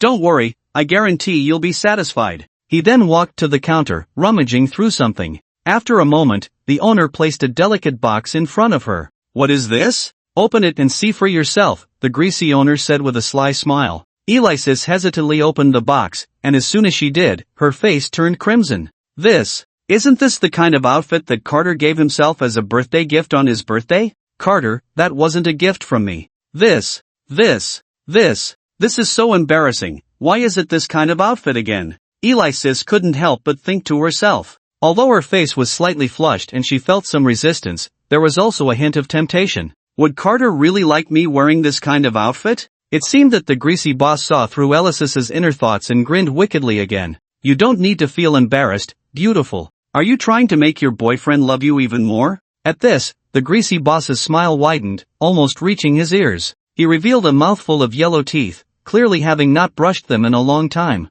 I guarantee that once you wear this, your boyfriend will absolutely fall in love with you. Hearing this, Alexis hesitated even more. Are you serious? Of course I'm serious. The greasy boss flashed his signature yellow teeth again. I'm a man myself, how could I not know what men like? Men, you know, they love this the most. At this moment, the light was dim, the walls were airtight, and only a candlestick on the table was slowly burning, emitting a faint glow. The greasy boss wore a lewd smile, and the weak candlelight illuminated his face. Combined with his Mediterranean hairstyle, it was particularly fitting. Alexis felt a chill run down her spine but didn't show it, trying her best to shift her gaze away from the boss and instead focus on the outfit that made her heart race. The style of this outfit was basically the same as the one she saw on her birthday, just a different color. The previous one was purple, while this one was black. This actually suited her style even more. Alexis's face turned slightly red as she imagined herself appearing in front of Carter wearing this. She thought of Carter staring at her in shock, drooling. Then, I'll take this one, please wrap it up for me. After saying this, Alexis couldn't help but cover her face. It was just too embarrassing. Alright, I'll wrap it up for you. The greasy boss, seeing another business opportunity, was overjoyed, the few remaining hairs on his head standing up in excitement as he hurriedly began to pack. Then, noticing that Alexis was exceptionally beautiful, the boss felt a bit of an itch in his heart. Beautiful, if you're not sure, you can try it on in advance. The greasy boss's face revealed another lewd smile, his yellow teeth shining under the dim light, looking particularly glaring. If you can't see anything yourself, I can help you take a look. Before the greasy boss could finish his sentence, there was a sudden bang. His figure was instantly sent flying, crashing into the table in a very strange position. His head created a large hole in the table, splintered wood scattered on the floor. The boss's head was stuck in that hole, presenting a head-down posture, combined with his big belly. It looked quite funny. At this moment, the boss was dazed, one lens of his sunglasses shattered, completely unaware of what had just happened. Who am I? Where am I? These 6 words perfectly described the boss's inner thoughts at that moment. In contrast, Alexis simply patted her hands, as if she had just touched something disgusting. Really asking for it, daring to flirt with me. Alexis's gaze flickered slightly. If she hadn't been in a good mood today, would this pig-headed boss still be alive? She would have killed him long ago. Alexis leisurely put away the outfit and then looked at the rocking chair beside her, where there was a book. What is this? Alexis picked up the book and casually flipped through a few pages, her pupils suddenly constricting. Ahem, this book is nice. I'll just take it with me, consider it your compensation to me. The boss finally reacted, watching as Alexis swaggered out with his belongings. No way? You're just taking it? You haven't even paid yet. Look at you, a pretty girl, and you turn out to be like this. This is too much. The boss struggled a bit, realizing he was stuck and couldn't move at all. Growing anxious, he shouted at Alexis's back, "Hey, don't leave yet. At least let me out first."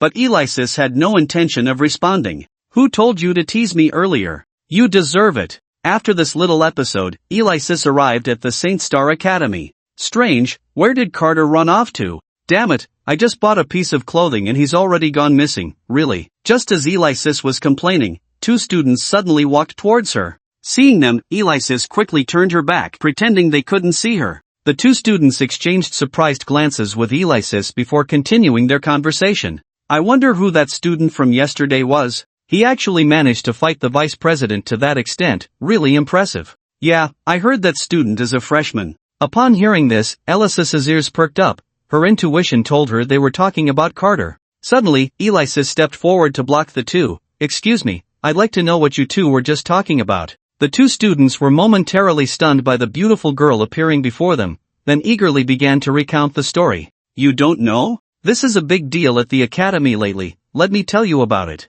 No, let me tell it, I was there. Hey, let me go first, don't interrupt. And so, Alexis learned the ins and outs of the matter. She could now be certain that the person they were talking about was indeed Carter. Who else would wear such ugly black oversized glasses? It seems Carter got injured during that fight. Alexis's expression suddenly turned cold. She then raised her head and asked the 2, who was that vice president you mentioned? You don't know the vice president? The 2 students looked at Alexis with some suspicion. The vice president is Prince Ralph of this country. How could you not know him? Ralph. Upon hearing this name, Alexis lowered her head and thought, so it's you, alright, I'll remember you. By the way, beautiful, what's your name? Which class are you in? Are you a freshman? One of the students was still hoping to flirt with Alexis and get to know her better, but when he looked up, he found that Alexis had already disappeared. The student scratched his head in confusion. Strange, where did she go? She was just here. At the training ground, Carter was currently undergoing training with Amelia as usual.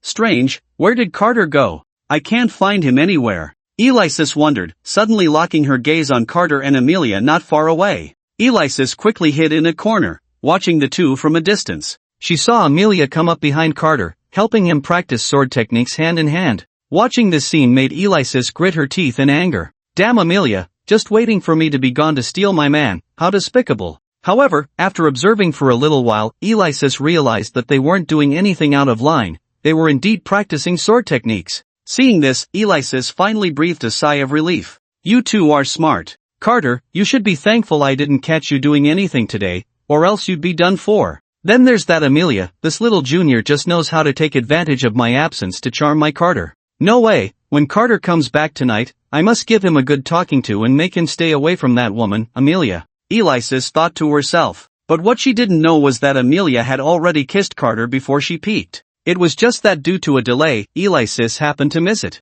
Carter still didn't know that he had narrowly escaped a disaster without realizing it. Well, although the position is a bit ambiguous, I have to say, that little Amelia really knows how to teach. But such an ambiguous position must be intentional, that wicked woman. Just as Alexis was peeking with great enthusiasm, Rupert spotted her sneaky figure and walked over, puzzled. Alexis, what brings you here today? What are you doing? The sudden voice startled Alexis, and she turned around in a panic. Oh no! It's Rupert! You should call me Teacher Rupert. Alexis, you're still as disrespectful as ever. Rupert shook his head, correcting her. So what? Anyway, you're not as good as me right now. Alexis scoffed. Rupert. By the way, Teacher Rupert. Alexis said, a bit flustered. How did you recognize me? Rupert. I'm not blind, how could I not recognize you? Do you think just because you're wearing glasses, I wouldn't recognize you? I could recognize you even if you turned to ashes. The only one who can leave me speechless like this is probably you. Rupert slowly spoke. Let's not talk about that. What about you, Alexis? What made you interested in coming to school today? I just missed the school environment, so I came back to take a look. Alexis said, feeling guilty. Rupert. Others may not understand you, but I do. You miss school? Unless the sky is falling. You came because of that kid named Carter, right? Rupert slowly pointed out the crux of the matter. Wah! What? No way, that's not it. Alexis panicked and tried to cover it up. Rupert just smiled and didn't refute her. It seems that kid is really important to you. It was evident since last time, after all, the great Alexis actually accompanied him to participate in the school's observation event. That's really something. Alexis lowered her head and stammered, it seems that nothing can be hidden from Teacher Rupert. Then I hope you can take good care of Carter in the academy from now on. Rupert nodded. Of course, Alexis, I will still give you face. After that, Alexis and Rupert left, chatting and laughing, to catch up. But what Alexis didn't know was that just after she left, Freya ran over and started to compete with Amelia for Carter's attention. The two of them each grabbed one of Carter's arms and started arguing. The scene was quite spectacular. However, timing was just so coincidental that Alexis perfectly missed it. This made Alexis want to say a word of thanks to Rupert. Thank you so much, old dang. Meanwhile, in the student council office, Ralph was handling some documents. Suddenly, he sneezed, and an uneasy feeling began to swirl in his heart. Ralph frowned, feeling a bit at a loss. What on earth is going on? After school, Ralph was still dealing with the documents. After all, he still held onto a glimmer of hope in his heart, believing that as long as he worked hard enough, one day Amelia would change her mind. Suddenly, Ralph looked up and unconsciously gazed out the window. Why do I always feel like someone is watching me? What on earth is going on today? Ralph's emotions grew increasingly restless as he hurriedly packed away his documents, intending to head home early. The sun had already dipped halfway behind the mountains, and the sky was dimming. A gentle breeze brushed past, sending shivers down Ralph's spine and making the hairs on his arms stand on end. Huff! Ralph took a deep breath and quickly ran towards the academy's entrance. By this time, it was quite late, and the academy was already deserted. Suddenly, a fireball hurtled towards Ralph. He dodged in a panic, and the massive fireball struck the ground with a thunderous roar. Ralph stared at the marks left by the fireball not far away, unable to regain his composure for a long time. The power of that strike made it clear that had he been hit, he would have been rendered incapable of fighting. Ralph clumsily got to his feet and angrily shouted at his surroundings, "Who is it? How dare you ambush me here? Do you know who I am?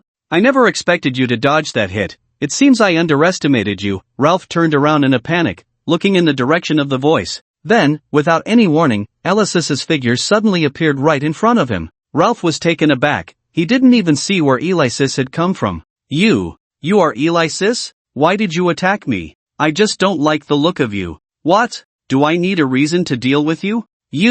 Ralph was now drenched in cold sweat. He had heard too much about Alexis's notorious reputation: arrogant, self-important, and unpredictable. How had he provoked such a calamity? "I warn you, I am a prince of the kingdom. If you dare to lay a hand on me, think about the consequences." Alexis merely scoffed at his words. "A mere little prince dares to speak so insolently in front of me. If your father were here, I might still show some respect." Upon hearing this, Ralph's pupils constricted. He had heard of Alexis's arrogance, but he never expected her to be this bold. Her words were a complete provocation to the dignity of the royal family. How dare she? As a duke of the kingdom, had she not considered the consequences of her words?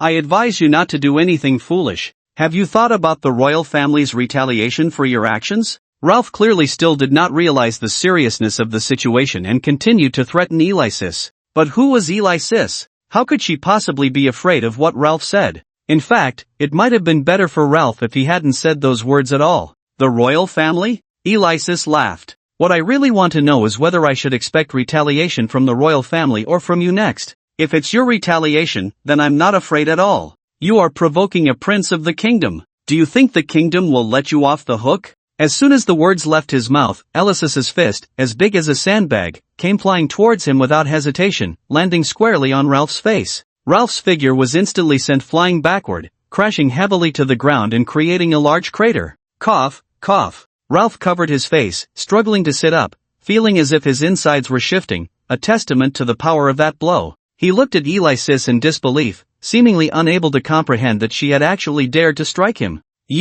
Before he could finish his sentence, Alexis's fist came at him again, smashing into his face with such force that it felt like a massive iron hammer, embedding his head into the ground. "I will not allow you to threaten me." Alexis did not stop, continuing to gather strength and strike Ralph's head. Without pausing, she brought her fist down hard onto Ralph's head again. I have to say, Ralph's head is really hard. He can withstand so many punches from Alexis. However, Alexis didn't go all out. She still had her limits, so she only taught Ralph a lesson. But after this special makeover, Ralph's face should be disfigured. Alexis reached out, pulling Ralph's head up from the ground, dislodging some stones that fell to the floor in the process. At this moment, Ralph's face had nearly turned into a pancake, his breath faint, already on the verge of death. Remember, don't provoke people you can't afford to mess with. Otherwise, the next lesson won't be so simple. The barely conscious Ralph was taken aback by her words. People he couldn't afford to mess with? He hadn't offended anyone else these days.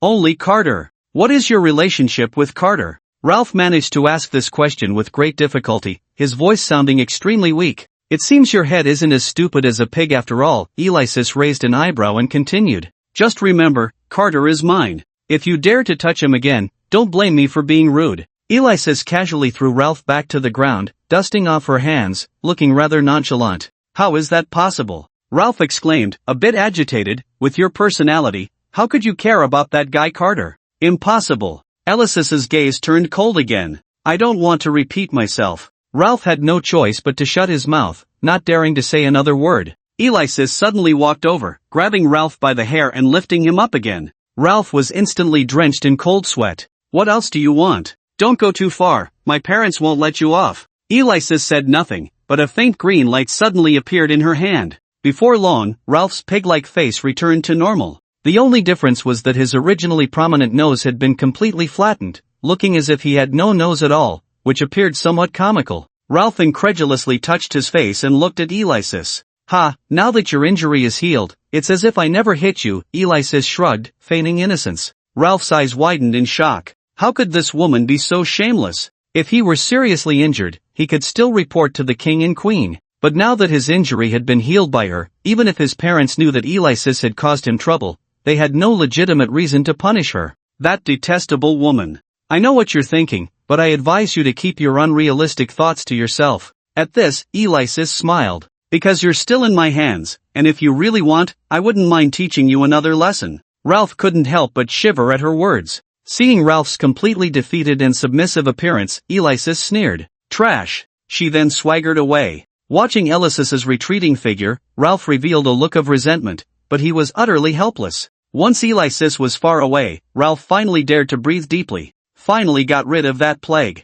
"I didn't expect Alexis to have learned healing magic. She's really hiding her talents." Ralph grimaced. This matter must be reported to the king and queen. The sun was nearly completely set, and the sky gradually darkened. Ralph dragged his heavy body back home. As soon as he reached the sofa, he couldn't wait to lie down. So comfortable. Just as Ralph was enjoying himself, Daphne walked over and, seeing Ralph's nose, couldn't help but laugh out loud. "Ha ha, brother, why does your nose look so strange? Did you get plastic surgery?" "Nose?" Ralph touched it and felt something was off. "What's wrong with my nose?" "You can just go look in the mirror and find out." Daphne pouted and then bounced back to her room. Ralph, suspicious, picked up a mirror to take a look. It was fine until he looked in the mirror, and Ralph immediately let out a scream like a slaughtered pig. "Ah, my handsome nose. Damn woman, I will never forgive you." In the room, Daphne heard Ralph's almost frantic voice and shook her head helplessly. "Sigh, brother is going crazy again." At that moment, in the DeVille Duke's mansion, Alexis sneakily opened the door, peeking inside to see no one. Just as she was about to sneak in, the living room light suddenly turned on, and Carter was sitting on the sofa, staring at her intently. Alexis smiled awkwardly. "Hello, Carter, what a coincidence, huh? Where have you been?" Carter shifted his position, crossing his legs. I wasn't doing anything? Just went out for a stroll." "Really just went out for a stroll? Really?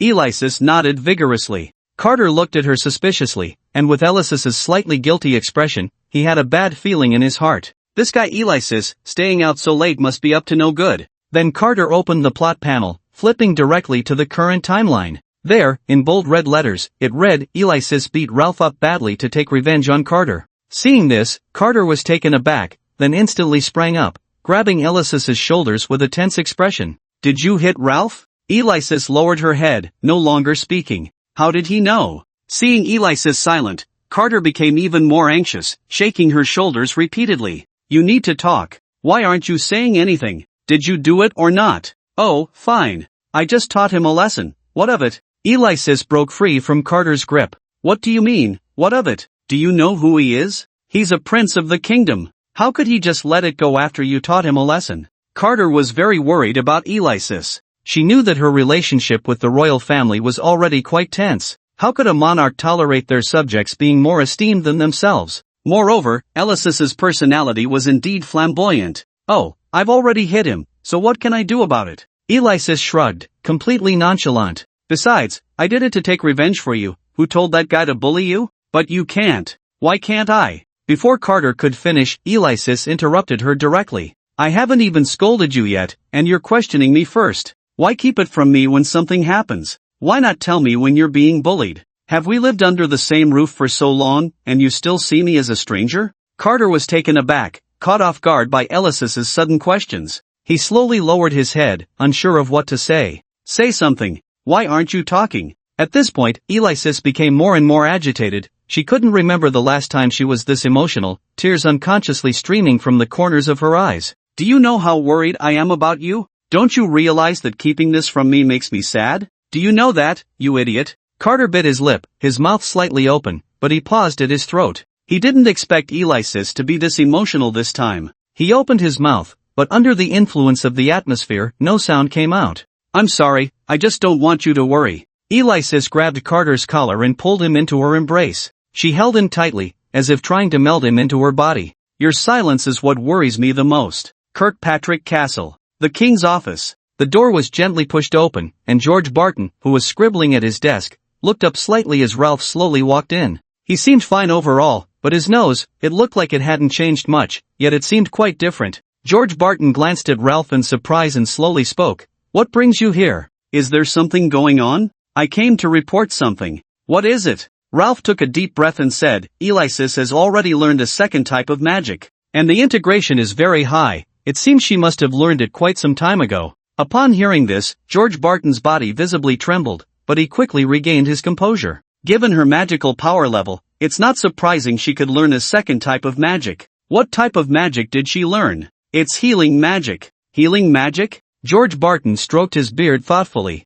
That is indeed a bit tricky. I must say, Alexis is truly someone who can create surprises. Besides that, I also suspect she has learned another type of magic. Oh, George Barton immediately became interested. What other magic has she learned? Space magic. Clatter! A delicate ballpoint pen fell to the ground, and a drop of cold sweat slowly slid down George Barton's forehead. What did you say? She actually learned space magic? Father, please don't panic. Seeing this, Ralph continued, I only suspect it because for a moment, I felt she was using space magic, but I just can't be sure. One must always be cautious. George Barton leaned back in his chair and took a deep breath. It seems it's time to implement some measures. Otherwise, some people might no longer be able to tell who the true master of this country is. Strike first. This was a lesson George Barton had learned after 20 years of wandering and paying a bloody price. The previous rebellion in the kingdom had given those troublemakers an opportunity because it wasn't dealt with in time. As a monarch of a nation, one must never be indecisive. Decisions must be made swiftly. Better to mistakenly eliminate than to let go. For the stability of the country, all potential threats to the kingdom must be eradicated to ensure the dynasty's legacy and prosperity. Late at night, Carter lay in bed, staring blankly at the ceiling. He felt very uncomfortable and couldn't sleep at all. At this moment, Alexis was clinging to him like an octopus, making it impossible for him to even turn over. Alexis was sleeping soundly, occasionally smacking her lips, mumbling something he couldn't quite catch. Clearly, she had turned Carter into a giant human-shaped pillow. Carter felt helpless, watching the sleeping Alexis while he couldn't sleep at all. He really wanted to give her a good thump on the head. However, this time, he surprisingly did not push Alexis away but allowed her to hold him. Perhaps it was because of the heartfelt words she had just shared with him. What kind of relationship did he have with Alexis? This was a question Carter had never considered before. To be honest, even now, it felt very unreal to him. Traveling through a magical world, Carter felt as if his understanding was completely different from his past life, almost as if he were dreaming. Yet the pain he felt from the duel earlier was so vivid, as if reminding him to integrate into this new life. Since arriving in this world, he had no friends, his parents had vanished when he was very young, and to be honest, he could barely remember what they looked like now. Perhaps he had always been quite lonely. Carter stared at the ceiling and suddenly laughed, then looked at Alexis, who was sleeping soundly on him. Although this woman was mischievous, lazy, clingy, and often took advantage of him, he had to admit that his life had become much more enjoyable since she arrived. Of course, not in the way everyone might think. Since she came, he no longer felt so lonely. Ding! Congratulations to the host, you have successfully advanced to change your fate, meeting the system upgrade conditions. The system will now automatically begin upgrading. Upgrade complete, new function added, foreseeing the future. The future is elusive. How can one guarantee what will happen? Function, when significant events occur in the future that directly or indirectly change the host's fate, this system will automatically trigger a prompt. 6 months later. Classmates, after 6 months of training, I believe everyone has made great progress. However, this is not the time for you to be complacent. This is precisely the time for you to be on high alert, because from now on, you are no longer newcomers. You have officially become wizards belonging to the kingdom. On the podium, Rupert passionately addressed the students below. Spittle flew everywhere. Why was he so excited? Because it was the Academy's long-standing rule to motivate the students. This was indeed a tough job for Rupert, a man over 50, it was quite challenging for him. Now your training will no longer be just a comfortable stay in the training ground doing monotonous basic training day after day. Your first lesson will be your first ever experience in real combat. Rupert continued his passionate speech. The students in the front row instinctively shrank back. You will be divided into groups and can freely find your teammates. Of course, each team will have a supervising teacher. Remember, the upcoming training is not a game, it can truly be deadly. You will come into close contact with bloodthirsty magical beasts,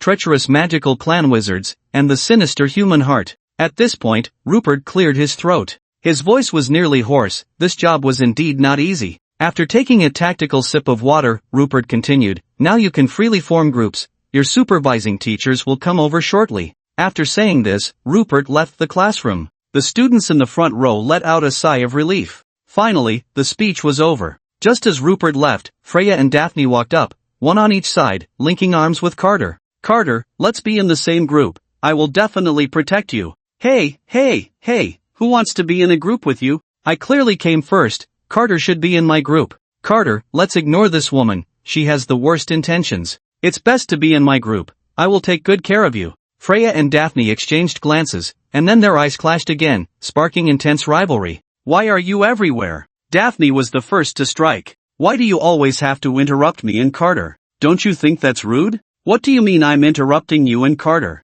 Freya was almost laughing in anger. Think with your pig brain, who met Carter first? Are you really going to say that? You, the third party meddling in someone else's relationship. Daphne was immediately enraged upon hearing this. Damn woman, who are you calling the third party? I've made it so clear, and you still can't tell who I'm talking about? Truly a pig brain. Freya feigned helplessness, shrugging her shoulders. You despicable woman. Daphne clenched her fists. Are you looking for a fight? Bring it on, who's afraid? Come on. Let's go. Carter felt a headache coming on as the two women started arguing again and quickly intervened. Alright, stop arguing. Didn't we say we would form a team of 4? So let's just team up together. Upon hearing this, both women turned their heads away in a huff, then simultaneously said to Carter, I don't want to team up with her. Carter was at a loss for words. Although these two argued as soon as they met, they really had an inexplicable chemistry. It seemed they both sensed this too, feeling a bit displeased,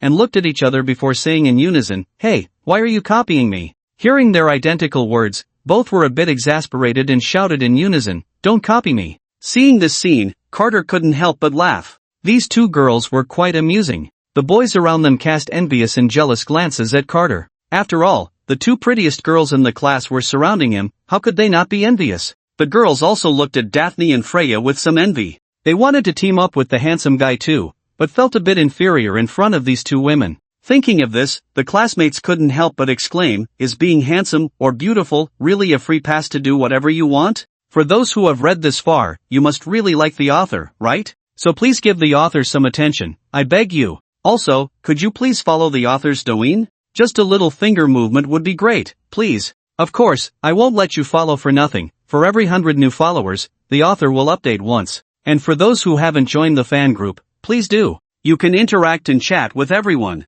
After a bit of commotion, the group now had 3 confirmed members. Although the two women had quieted down, they still wore expressions of defiance, looking at each other with disdain. Clearly, they still didn't see eye to eye. We still need one more person. Who should we find? Carter thought for a moment and then looked at Locke, who was sitting idly to the side. Right, the author almost forgot about this character. Bringing him in to fill the spot is just perfect. Carter walked up to Locke and extended his hand. Cousin, we still need one more person. Do you want to join us? Locke, so you finally remembered me, huh? Sure. I'm in. Locke reached out and shook Carter's hand. Carter nodded. Looks like our little team is officially formed. However, Locke felt a bit uncomfortable being sandwiched between the two women. He couldn't help but sigh. Ah, here I am, just a light bulb. After confirming the team members, not long after, a group of people started to enter the classroom one after another. These people had strong physiques and impressive appearances, clearly not ordinary individuals. Just as Carter was lost in thought, a familiar voice suddenly reached his ears. Carter, do you want to choose me as your instructor? Carter looked up and met Amelia's gaze, surprised as he spoke. Amelia, what are you doing here? Daphne and Freya immediately felt like they were facing a formidable enemy. Damn, how is this woman everywhere? What? Surprised to see me? Amelia revealed a charming smile, looking enchanting. I really didn't expect you to show up here, Carter replied. You didn't come here just to. You guessed it, Amelia said, extending a finger to gently touch Carter's lips. Seeing this, Daphne and Freya instantly became displeased, standing up and glaring fiercely at Amelia. However, Amelia paid no mind to the two princesses' gazes. In her eyes, they were just two little friends, not worth worrying about. Carter also sensed the tense atmosphere and subtly moved away from Amelia's finger. But didn't they say that a teacher from the academy would lead us in practical training? How come you? Amelia smiled proudly at his words. I graduated from Starlight Academy a few days ago. Because of my outstanding performance, I've been asked to stay on as a teacher. Now I can be by Carter's side again. Aren't you happy? Freya and Daphne's faces darkened at this, muttering softly, not at all happy. Meanwhile, Locke covered his face, feeling gloomy. Great, now there's one more. Alright, I announce. Amelia stood up and addressed everyone. From now on, I am your instructor. I disagree. Before anyone could react, Freya was the first to stand up in opposition. There are so many instructors here. Why should you be our instructor? Seeing this, Daphne chimed in. That's right, I disagree too. Are you kidding? One Freya is already enough of a headache for her. Her intuition told her that this woman was definitely interested in Carter as well. No, Freya can wait, she needs to get rid of this woman first. Carter's heart sank at their words. This is bad, something's going to happen. Amelia, however, did not explode in anger as Carter had expected. Instead, she remained relaxed and expressionless, as if she hadn't heard what the two had just said. I've only heard of teachers selecting students. I've never heard of students selecting teachers, Amelia said lightly. Hearing this, the two princesses pursed their lips, unsure how to retort. Then Amelia continued, do you think I want to teach you too? I came here specifically to find Carter. You two are just riding on Carter's coattails. The two princesses clenched their fists at this. Damn, this woman isn't even pretending anymore, is she? But the most important thing right now is to come up with a name for the team. What should we name it? Everyone pondered. Then Amelia spoke up directly. I've already thought of a name for the team. Let's call it the Ater Squad. It's named after the last character of mine and Carter's names. Does everyone have any objections? Upon hearing this, Freya and Daphne immediately exploded. Why should it be named after your name and Carter's? I disagree. Yeah, I want to use my name and Carter's name too. Why not call it the Night Squad? Amelia frowned and then waved her hand. This matter is settled. Don't forget, your instructor is me, so you have to listen to me. Why should we? We're part of the squad too. Why should we all listen to you? I disagree. Yeah, even if you are the instructor, you can't be a dictator, right? We have the right to express our opinions too. Carter felt his head spinning. Can you all just stop arguing, ladies? At this rate, this squad might disband before it even gets established. Just as everyone was at a standstill, Locke muttered softly to the side, anyway, you three are all here for my cousin. That little squad might as well be called Carter's Harem. Discussing this and that is just too troublesome. As soon as these words were spoken, the argument among the three women instantly stopped, and they all turned their unfriendly gazes toward Locke. What are you doing? Locke felt a bit uneasy under their stares and instinctively hid behind Carter. Then, inexplicably, three large bumps appeared on Locke's head. Locke, alright, so saying the truth doesn't work either. I've become the only one injured in this world. After this incident, the three women fell silent, their faces showing awkward expressions. Even Amelia seemed a bit uncomfortable. After all, being referred to as a harem was indeed quite embarrassing. In light of so many fans paying attention to the author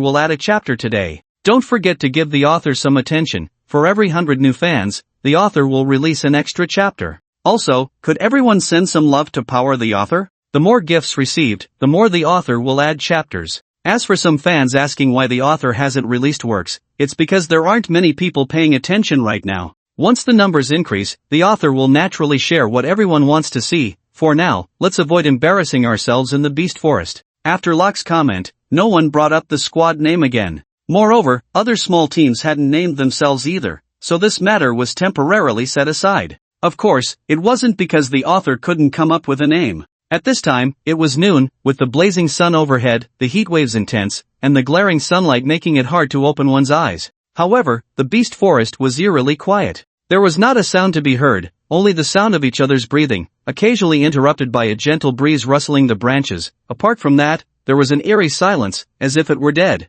The trees towered high, blocking the clouds and sunlight, creating a stark contrast with the noon outside. Since this is your first real combat experience, the goal this time is not primarily about fighting, but to experience the feeling of battle, Amelia said, leading the way at the front of the group. This lesson is quite special, you all need to learn to kill. Amelia's tone was half seductive, slightly cheerful, but her words sent a shiver down everyone's spine. Seeing this, Amelia displayed a proud expression and looked at the two women. Some people mustn't cry out of fear. Daphne and Freya clenched their fists, clearly very unconvinced. Then Amelia approached Carter. At that moment, Carter had his head down, making it hard to see his expression. Amelia naturally wrapped her arm around Carter's shoulder and softly comforted him. Don't worry, I'll protect you. Freya and Daphne were grinding their teeth in frustration. The path through the Beast Forest was rugged and dimly lit. The group had no idea how long they had been walking when they arrived at the entrance of a strange cave. The cave had an odd shape, somewhat resembling an ant's nest, but it was very low, barely reaching shoulder height. This is where we will be trialing today, Amelia said, then picked up her sword and struck the cave entrance fiercely. The entrance instantly collapsed, and in the blink of an eye, 6 creatures suddenly emerged, attacking in Amelia's direction. Amelia reacted quickly, a flash of cold light passed, and a head, dripping with hot purple blood, rolled in front of everyone. The other creatures, seeing their companion killed, froze in fear, huddling together and trembling. It was only then that everyone reacted and got a clear look at the mysterious creatures. They were small, emaciated, with grotesque faces, ugly features, and green skin, resembling humanoid beings. Looking at the head lying there, tongue out and soaked in purple blood, Carter couldn't help but feel nauseous, a strong sense of discomfort rising in his heart. Do you see these lowly monsters? Amelia turned to look at everyone. Your task today is to each kill one of these creatures. But don't say I didn't warn you, these creatures are cunning by nature, so don't give them any chance. Amelia's finger suddenly pointed at Freya. You go first. Freya trembled visibly at the mention. This woman wouldn't be taking the opportunity to settle personal scores, would she?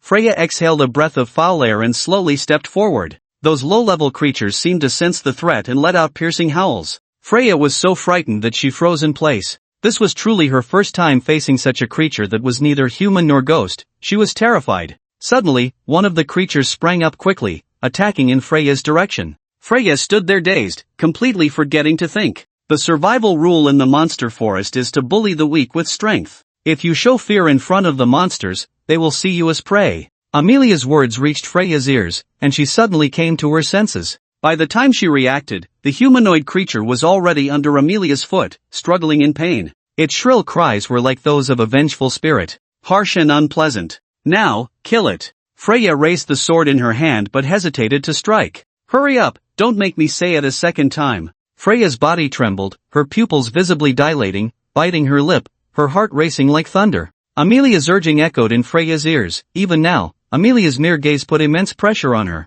Drip! A drop of sweat the size of a bean dripped from Freya's nose onto the holy sword in her hand, making a crisp sound. Gritting her teeth, Freya closed her eyes and thrust down hard. The monster's voice abruptly stopped as the sharp holy sword pierced its head, going straight through. Purple blood splattered out, with a drop landing on the back of Freya's hand. The scalding sensation forced her to release her grip, and she looked at the sword embedded in the creature, lacking the courage to pull it out again. Amelia, seeing this, spoke coldly. Are you going to abandon your weapon? Freya's face turned pale as she looked at the holy sword and pulled hard. Blood splattered again, emitting a putrid stench, and the blade still had some unknown matter clinging to it. Freya felt like she was going to vomit, but she bit her lip tightly, not making a sound, her eyes revealing stubbornness. Amelia nodded at this and then pointed at Daphne. It's your turn. Having witnessed the earlier scene, Daphne was somewhat prepared. She quickly ran over, closed her eyes, and swiftly slashed. A humanoid creature was directly cut in half.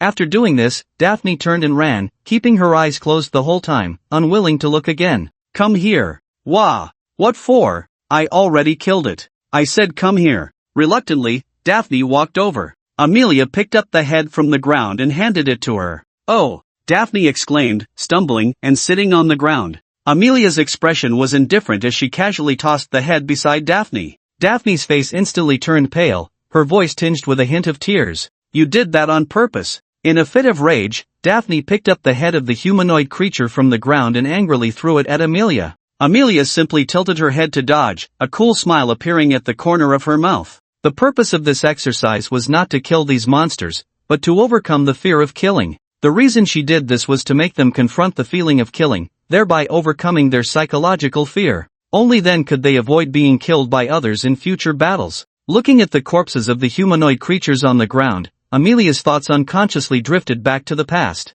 That woman scared me like this before. Amelia smiled. The previous words seemed to still linger in Amelia's ears. Is the junior sister unable to handle even this level? How useless. Do you think you can surpass me like this? Don't joke around. Soon it was Carter's turn. Carter swallowed hard, feeling very nervous. For someone who had never even killed a chicken, starting off by killing such humanoid creatures was really difficult. But Carter couldn't back down. It would be ridiculous, the girls over there had already taken action, and if he showed cowardice now, what face would he have left? Carter stepped forward, looking at the ferocious creatures. Although they were not human, they gave Carter a feeling of wanting to kill. Just at the moment when Carter hesitated for a few seconds, the humanoid creature extended its sharp claws, determined to fight to the death with Carter. Instinctively, Carter thrust his sword forward, piercing through the creature. Drops of blood fell to the ground, making a corrosive sound as they touched the surrounding grass. Carter stood there in a daze, staring at the humanoid creature he had just killed, unable to regain his senses for a long time.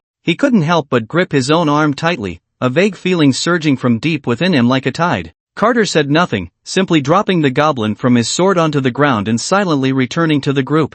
At that moment, a warm embrace suddenly appeared behind Carter. Amelia, who was about to move, froze. Damn it, she had wanted to take this opportunity to comfort Carter, but unexpectedly, she was interrupted. That annoying woman. Don't be afraid, I'll be with you. Carter turned around, and the person hugging him was Freya. He could clearly feel the body of the person behind him still trembling. She probably hadn't recovered from what had just happened, yet she chose to comfort Carter at this moment. Carter smiled and patted Freya's small hand. Don't worry, I'm fine. In reality, Freya thought, so scary, I can't take it, I need to find someone to comfort myself. Daphne snorted coldly.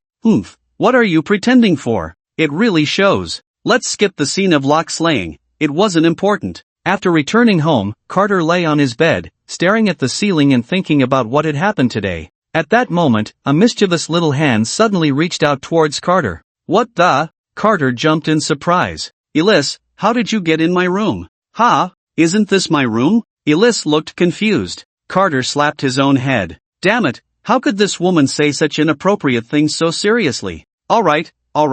Elise linked her arm with Carter's. I saw you looking troubled today, so I thought I'd play a little joke on you. Carter, although you were right, that wasn't a reason for you to sneak into my room. Carter lay back down, forcibly grabbing Elise's restless little hand. Elise, today, he felt something different from before. The experiences of today would have been absolutely unacceptable in his past life, but in this world, they felt so ordinary. Perhaps this was the transformation that occurred when moving from one world to another. Report, Captain, this is already the fourth corpse of a similar situation. The person reporting was a knight dressed in bright armor, holding a sharp sword. They were the backbone of the kingdom's defense, and every country's army was the foundation of its nation. The person referred to as the captain walked up to the corpse, crouched down, and observed it carefully. The victim's face was marked with terror, as if he had seen something horrifying before dying. Moreover, his appearance was somewhat unattractive. Looking at his body, the upper half was intact, showing no signs of damage. The horror lay in his lower half.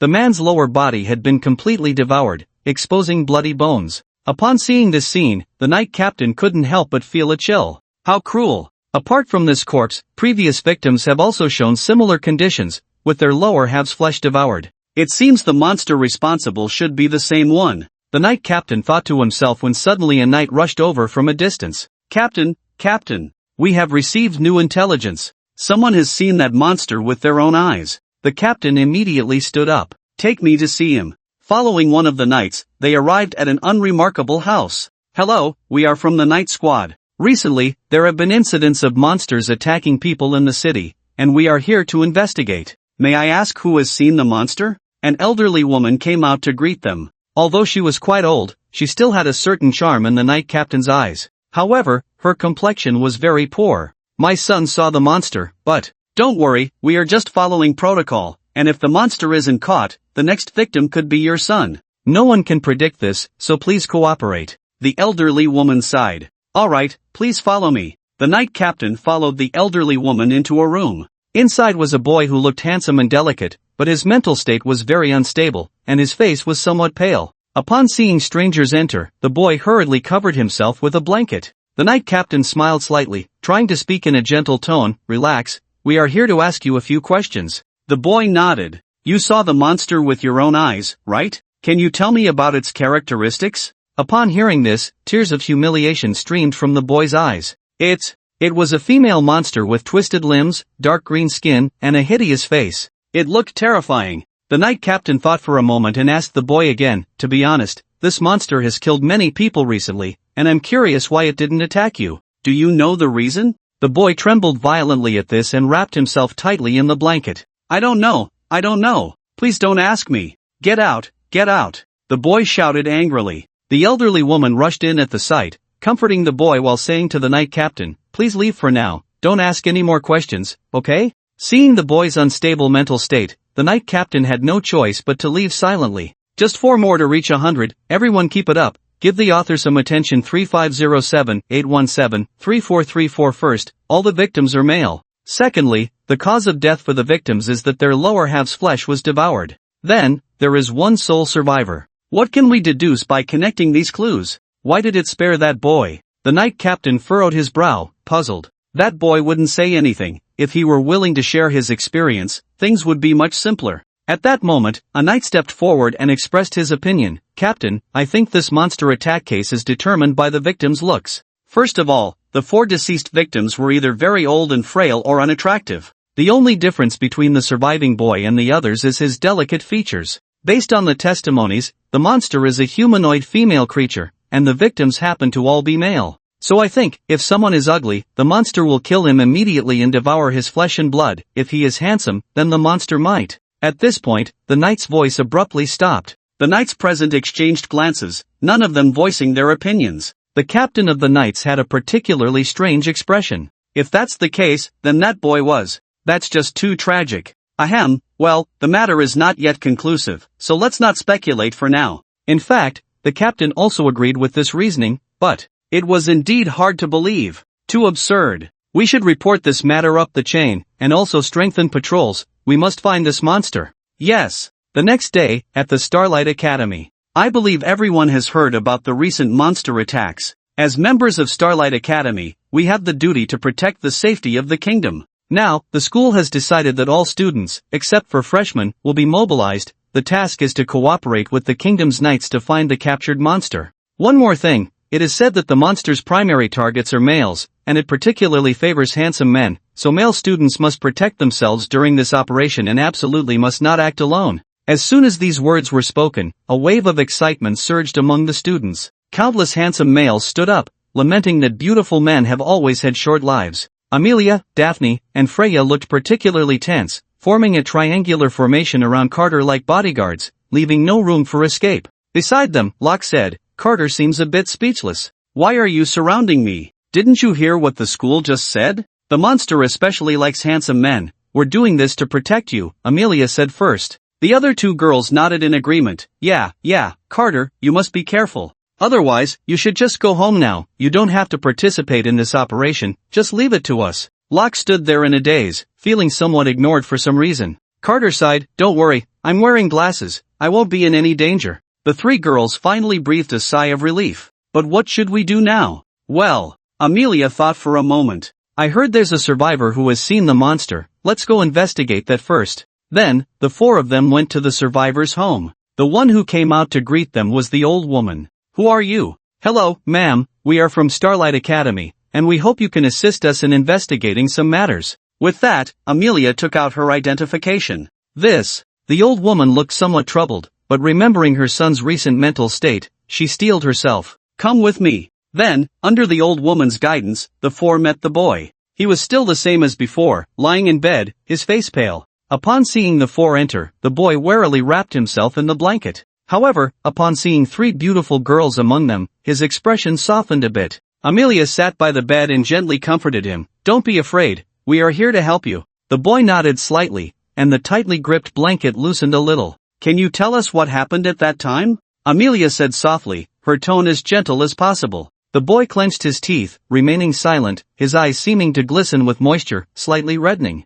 I know you don't want to remember, but you are the only survivor of this incident. Have you ever thought that the monster might come looking for you again? As soon as these words were spoken, the boy suddenly broke down and cried. I said.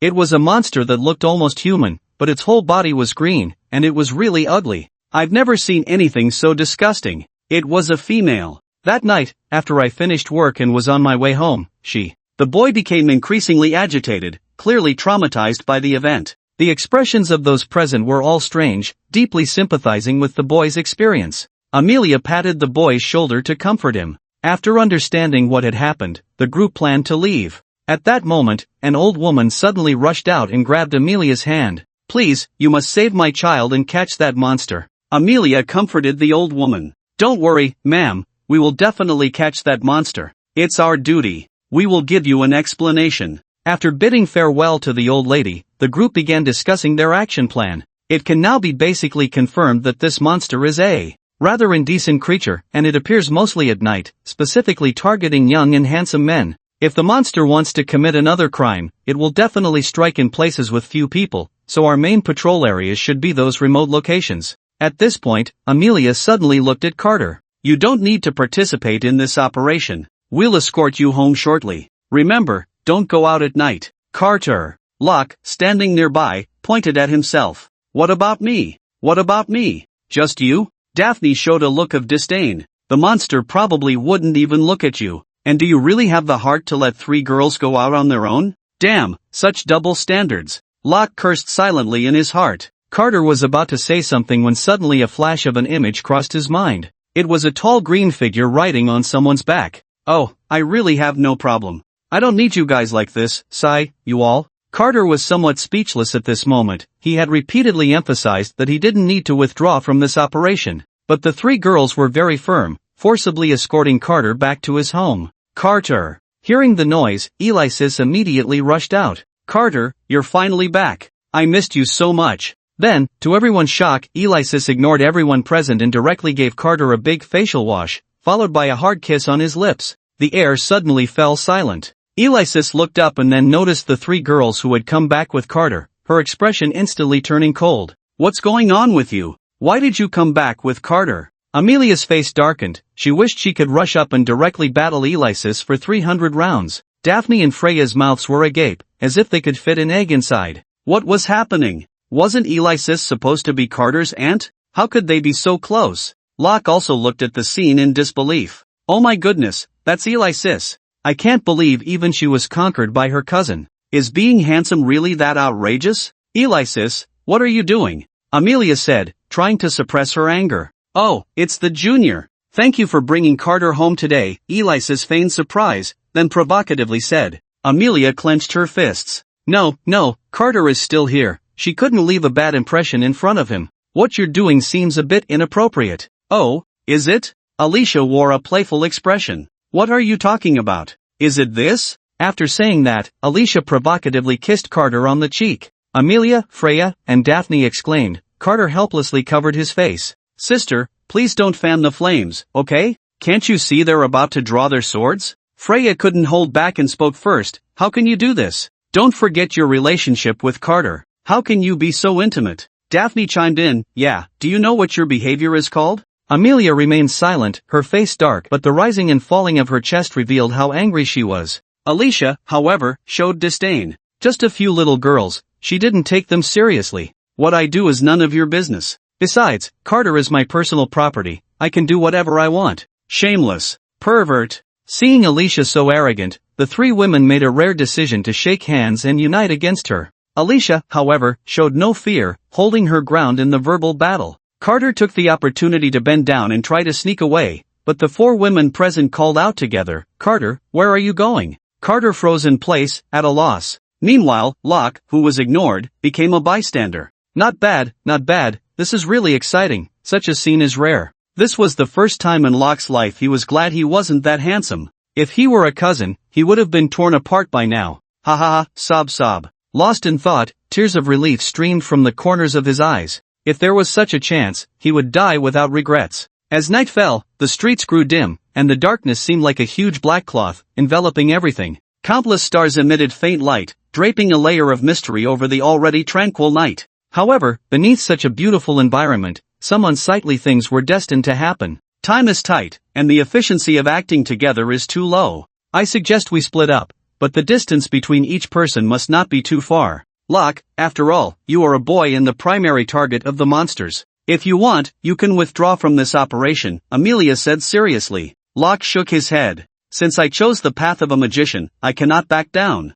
The future is bound to encounter many dangers. If I back down when trouble arises, how can I grow into a qualified magician? I will not withdraw from this operation. Although Locke's voice was not loud, it was firm and resonant, changing the opinions of those present about this inconspicuous person. Of course, Locke also knew that if he actively withdrew in such a situation, he would likely be looked down upon. Amelia patted Locke on the shoulder. Well done. Then Amelia handed each person a strange stone. This is a communication stone. By infusing your magic into it, everyone can contact each other. Remember, our target for this operation is this street. Do not run too far, and definitely do not leave the range of this street. If anything happens, be sure to contact us in time. Do not act alone. Now, everyone, let's move. With Amelia's command, the group scattered. Just after Locke had separated from the team, he heard a man scream not far away. Locke's heart skipped a beat, and he hurried over, then shouted into the communication stone, "Everyone, I seem to have discovered something unusual. The other side of the communication stone immediately replied, "Tell us the exact location, we'll be there right away. Don't act impulsively, wait until we arrive to discuss." Locke simply agreed and then revealed the specific location. After receiving the information, Amelia quickly ran towards the target site. However, she felt a bit puzzled. They had just begun their actions, and there was already news. If this monster was so easily exposed, why had the night squad failed to find her trace after such a long time? Locke cautiously moved towards the target location. He was extremely nervous, his heart racing violently. Soon, he locked onto a dimly lit alley. With each step, Locke's heart pounded harder. This was the first time he was so close to death while being alone. The fear itself wasn't terrifying, it was the unknown factors that came with experiencing fear that were truly frightening. At that moment, Carter was lying in bed. "I wonder how they are doing. Will they encounter any danger?" Carter thought to himself, and suddenly a scene flashed through his mind. It was a corpse with a mangled lower body.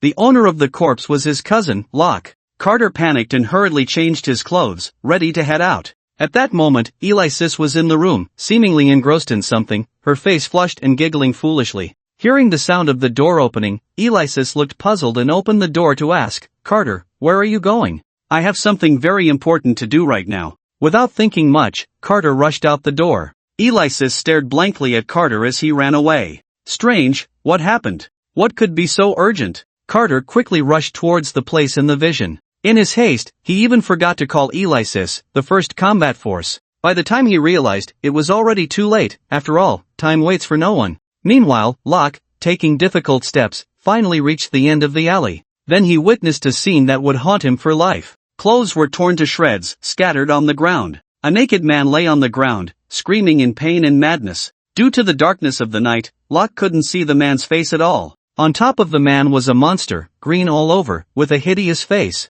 The monster's features were quite distinct, it was clearly female. The monster let out a piercing laugh, revealing its excitement at that moment. Locke nearly vomited. "Oh my god, what sin did I commit in my past life to witness such an eye-watering scene?" But Locke dared not make a sound, nor did he dare to peek again. He feared he would become like the man beneath. Of course, whether due to physiological or psychological factors, he couldn't allow himself to look any longer. The monster's laughter and the man's screams intertwined, constantly stimulating Locke's nerves. "Oh my god, when will they arrive?" Locke prayed in his heart, covering his ears, trying hard not to hear the nauseating sounds. He didn't know how long it had been when Locke leaned against the wall, lost in thought. Suddenly, a hand rested on Locke's shoulder. Locke was startled at first, and just as he was about to scream, a delicate hand covered his mouth, preventing him from making a sound. "Shoo, do you want to be discovered by the monster?" Locke focused his gaze and saw that the newcomer was Daphne. Locke immediately breathed a sigh of relief, as if a heavy stone had been lifted from his heart,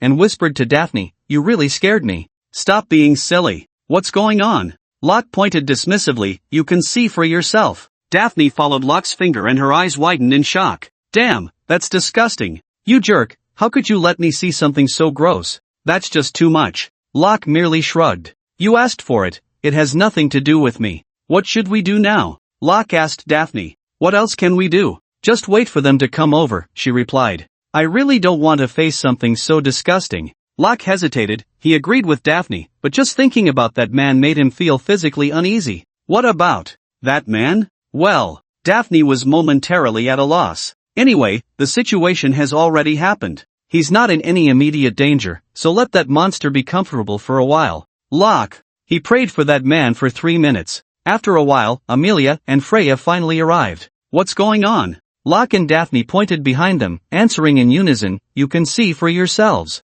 The two women turned to look, and upon seeing the scene, they nearly vomited their last meal. Amelia's eyes twitched, even she felt uncomfortable witnessing this. As for Freya, she had long since covered her eyes tightly. Seeing this, Amelia decided not to wait any longer and drew her sword. This was the monster's most vulnerable moment. She had to seize the opportunity to strike it down and not let it escape. However, what Amelia didn't expect was that the monster, even while engaged in such activities, was exceptionally alert. As soon as Amelia appeared in its line of sight, it vanished in a flash. Amelia quickly followed suit. Seeing this, Locke and the others also ran out. They then saw the man, barely clothed, curled up in a ball, still covered in the monster's slime, looking extremely disgusting. He was mumbling to himself, "Stay away from me." The two princesses turned away at this sight and promptly handed the honorable task of taking care of this man to the only male present, Locke. "This man is up to you," the two women said, then followed Amelia to chase after the monster. They didn't want to stay here for another moment. Locke was left alone, feeling at a loss. He then looked at the man on the ground. "Hey, buddy, are you okay?" The man remained curled up, trembling. Locke felt deep sympathy and tried to comfort him. "I know what happened to you is hard to accept, but it has already happened. You need to look forward." Seeing the man still silent, Locke sighed. "How about I take you home? Where do you live?" With that, Locke reached out to help the man up, but the man resisted fiercely, refusing to get up no matter what. Locke grew impatient. "Come on, man, you need to get up. Just look at yourself." The man remained unmoved. With no other choice, Locke forcibly pulled the man up. "All right, tell me where you live, and I'll take you back." As Locke lifted his head, he finally saw the man's face clearly. Locke's body froze. The man before him was none other than the only survivor who had witnessed the monster earlier that morning. A cold sweat instantly broke out on Locke's back. "How can it be you?" At that moment, the man stopped crying, and a strange aura filled the air. Locke then noticed that the sensation of gripping the man's shoulder felt wrong. It was as if he was holding a pile of mud. Panic-stricken, Locke released his grip and looked closely. His hands were covered in some disgusting substance he couldn't identify. Locke was instantly horrified, quickly shaking his hands. Then, a strange smile suddenly appeared on the boy's face. "Ha ha ha." The corners of the boy's mouth stretched wider until they split open, reaching the roots of his ears. His skin gradually revealed a dark green hue, and his features became increasingly grotesque, until he finally transformed into the monster that Amelia was currently chasing. "Why you?" Locke opened his mouth, but still couldn't say anything. A suffocating sense of tension gripped his throat tightly. At that moment, his heart was already filled with fear, even forgetting to resist. The monster revealed a sinister grin. An old, hoarse voice slowly entered Locke's ears. "What's wrong? Surprised to see me here?" This monster could actually speak human language. The monster continued to laugh wickedly. "I have a special ability. As long as my body has come into contact with another person's genes, I can transform into their appearance." Locke was taken aback by this revelation. Then, what was that thing just now? The monster laughed even more wildly at his words. "That just now was merely a little gift I left for them. From the moment you began searching for me, you were already under my surveillance. Meanwhile, Great Spirit of the Elves, hear my call, Wind Blade." A blade formed of swirling winds shot rapidly towards the monster not far away. However, the expected separation of flesh and blood did not occur. The moment the wind blade touched the monster, it was as if it had struck water. The monster instantly melted into a pool of green liquid, splattering everywhere. Freya was startled by this sudden turn of events and quickly raised her holy sword in front of her. Just as the liquid was about to touch Freya, a fireball suddenly intercepted it, incinerating the green liquid completely. The remaining liquid fell to the ground, emitting a piercing corrosive sound, while a putrid stench wafted into everyone's noses. Daphne wrinkled her brow and covered her nose with her hand. Freya, on the other hand, looked at the large hole created by the corrosion with lingering fear, then cast a complex glance at Amelia. "Thank you." Amelia did not respond, merely lowering her head, lost in thought. Suddenly, Amelia looked up sharply. "Where's Locke?" "He just went back to help that boy," Daphne replied. "Not good, we need to go back." As soon as she finished speaking, Amelia didn't wait for Daphne and Freya to catch up and quickly ran back in the direction they had come. "Damn it, I should have thought of this sooner." Amelia slapped her forehead in frustration. In fact, with her normal strength, she could have seen this as a trap. However, that monster was just too cunning. After all, the scene was truly too shocking, causing Amelia to momentarily lose her ability to think. As a figure flashed by, Locke crashed heavily against the wall, the impact so great that it shattered the bricks, leaving a deep pit. Locke forced himself to prop up his body with the holy sword, gasping for breath. "What's wrong? Is this all you can do?" The monster's smile grew increasingly arrogant, as if mocking Locke's incompetence. Locke instinctively wiped the corner of his mouth, feeling a warm trickle. So he was already bleeding? He hadn't even noticed. "Monster, don't be so arrogant." Locke positioned the holy sword in front of him. Now he had nowhere to retreat. There has always been a law of nature. The one who fears first is the one who dies first. Locke had no choice now. He had to overcome the fear of death. The Hodorwa family is not so easily subdued. Locke began to concentrate his magical energy, and soon, a layer of holy flames ignited on his holy sword. Locke plunged the sword into the ground, and the broken street suddenly exploded, with pillars of fire shooting up into the sky, racing towards the monster. The monster did not dodge or evade, only smiled slightly. A mere trick. The monster slightly opened its hand, raising it high towards the sky, as a swirling mass of black mist gradually formed in its palm. Just as a pillar of fire was about to erupt beneath her feet, the monster suddenly pressed its palm down towards the ground, forcefully suppressing the flames and pushing the fire back. Locke's face turned pale at the sight. The monster's palm only appeared slightly scorched. The monster gently shook its hand, its voice mocking and slightly hoarse as it said to Locke, "It seems your flames aren't hot enough."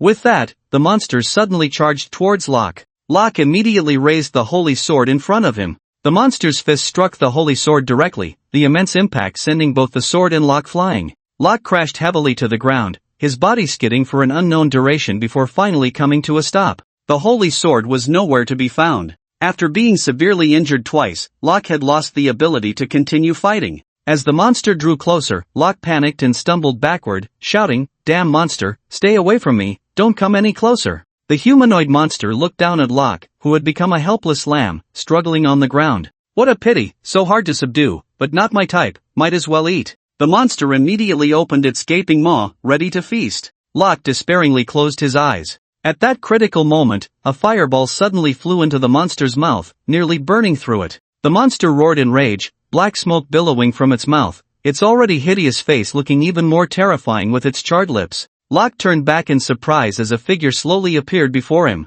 It was a seemingly ordinary boy holding a silver-white holy sword and wearing large black-framed glasses. "Cousin? What are you doing here?" Locke was somewhat taken aback, clearly not expecting Carter to show up. Hadn't he gone home already? "Phew, I finally made it. It seems the situation isn't too bad yet." Carter wiped the fine sweat from his forehead, not answering Locke's question. The monster glared furiously at the arriving Carter, its teeth bared. "Damn it, another ugly one. Can't a girl get a handsome guy to play with? Another?" Locke was stunned at the remark, looking at the hideously ugly monster. To be honest, he felt hurt. Carter did not react much to the monster's words, only saying lightly, "Its flames aren't hot enough. I wonder how it feels to taste my flames." The promised update had been delivered. Don't forget to give the author some attention. Love you all. As a burst of flames shot into the sky, a green figure flashed across the night sky, then came crashing down heavily towards the ground. Carter immediately rolled forward, dodging this deadly attack, raising the holy sword in front of him, his eyes fixed on the monster, not daring to relax for a moment, fearing it might make a sudden move he wouldn't expect. This battle was of great significance to Carter, as it was his first true fight, relying on no one but himself. However, Carter's mindset was overly tense, he lacked confidence, a courage to resolve the battle on his own. Right now, he was not thinking about killing the monster, but rather about stalling for time, waiting for others to support him. The beast's instinct to capture prey is to check if the opponent fears it. Carter's mindset gave the monster an opportunity. The monster grinned again, its mouth widening, its eyes gradually emitting a dark light. Carter was drawn to this dark light, and gradually, a layer of mist began to envelop him. The mist grew thicker, more mysterious, and increasingly eerie. Carter's heart began to race uncontrollably, and he suddenly felt a wave of heat at his neck. Startled, Carter turned around, only to see the monster's grinning face staring ominously at him. "Ah!" Carter let out a faint scream, stumbling backward and falling to the ground. A piercing laugh echoed behind him, and in terror, he turned again, only to find another monstrous grin watching him, accompanied by a chilling chuckle. Carter hurriedly got to his feet, gripping his sword, and warily scanned his surroundings. 1, 2, 3, 4. Countless grotesque faces appeared out of nowhere, surrounding Carter with their sinister laughter, leaving him no escape. The eerie and bizarre laughter continuously filled Carter's ears, jarring his nerves. He felt as if his head was about to explode from the cacophony. Unable to contain himself, he cried out, "Ah! Cousin, what are you doing? Get out of the way." Locke's sudden voice pierced through Carter's mind, snapping him back to reality as he quickly raised his sword in front of him. But it was still a moment too late. The monster's figure flashed past him. As the monster landed on the ground, a jet of blood erupted from Carter's shoulder, flowing steadily outward. "Cousin, are you okay?" Locke exclaimed. The anthropomorphic monster revealed its signature grin again, chewing on something unknown. "I never expected that the flesh of someone as ordinary looking as you would be so delicious." Carter's face turned pale, and he instinctively covered his shoulder with his hand. The intense pain left him speechless, and drops of cold sweat mixed with blood trickled onto the ground.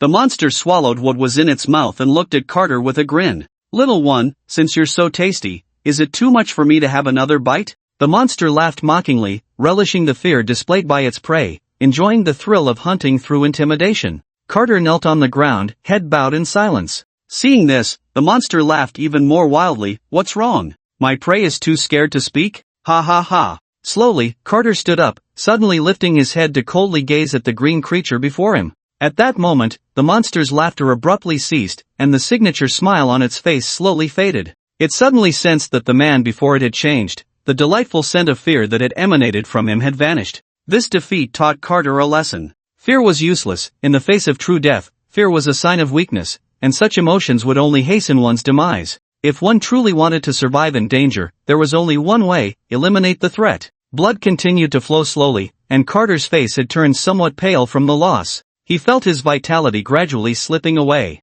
Ha, not afraid anymore, huh? But what does that matter? You are destined to be no match for me. Even if I stand still, you won't be able to do anything to me. Your blood will slowly drain away, and then you will become my food. It's just a pity that I can't drink your blood. I believe it must taste delicious, right? Ha ha ha. The monster continued to snarl, deliberately amplifying its laughter. It sought to intimidate its prey further in this manner. However, unlike its previous genuine laughter, this time the laughter lacked conviction, serving only to mask its insecurity. It couldn't understand why, despite the prey being much weaker, it felt a sense of inadequacy, something it had never encountered since birth. Perhaps it is because Carter is no longer afraid. The reason humans distinguish themselves from animals is that animals exist only in emotion, while humans possess feelings. Never force a person who has reached a dead end, even if your strength surpasses theirs 100-fold. Because you never know what someone with no way out will do. Seeing that Carter did not show the fear he had anticipated, the monster became somewhat agitated.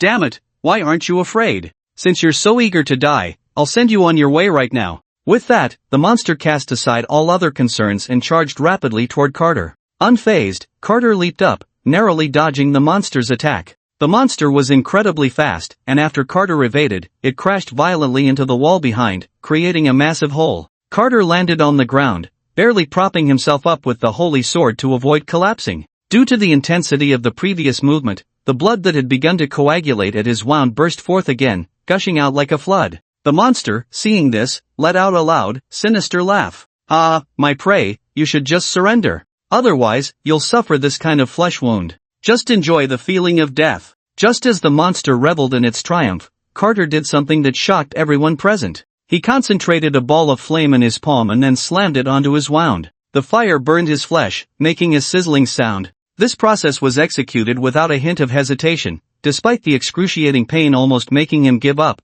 he gritted his teeth and persevered. Because he knew that the more critical the moment, the more hesitation would lead to defeat. Both the monster and Locke were taken aback by Carter's self-mutilating act. The anthropomorphic monster stood frozen in place. She had never seen anyone in this world be so ruthless, so willing to harm themselves. Carter's wound was completely cauterized, and the blood vessels fused together due to the burning. Now the bleeding has stopped. Carter lifted his head, glaring fiercely at the monster before him. He had forgotten himself and was gradually becoming frenzied. Our battle has just begun. The monster was utterly stunned. The roles had reversed, now it was she who felt fear. Damn it, playing tricks, today I will definitely eat you. The monster let out a furious roar, attempting to cover up its own insecurity. It then recklessly charged at Carter. Carter's eyes were fixed, unblinking, on the monster before him. Their figures intertwined in an instant and then quickly separated. Time seemed to freeze at that moment, with only the sound of their breathing echoing.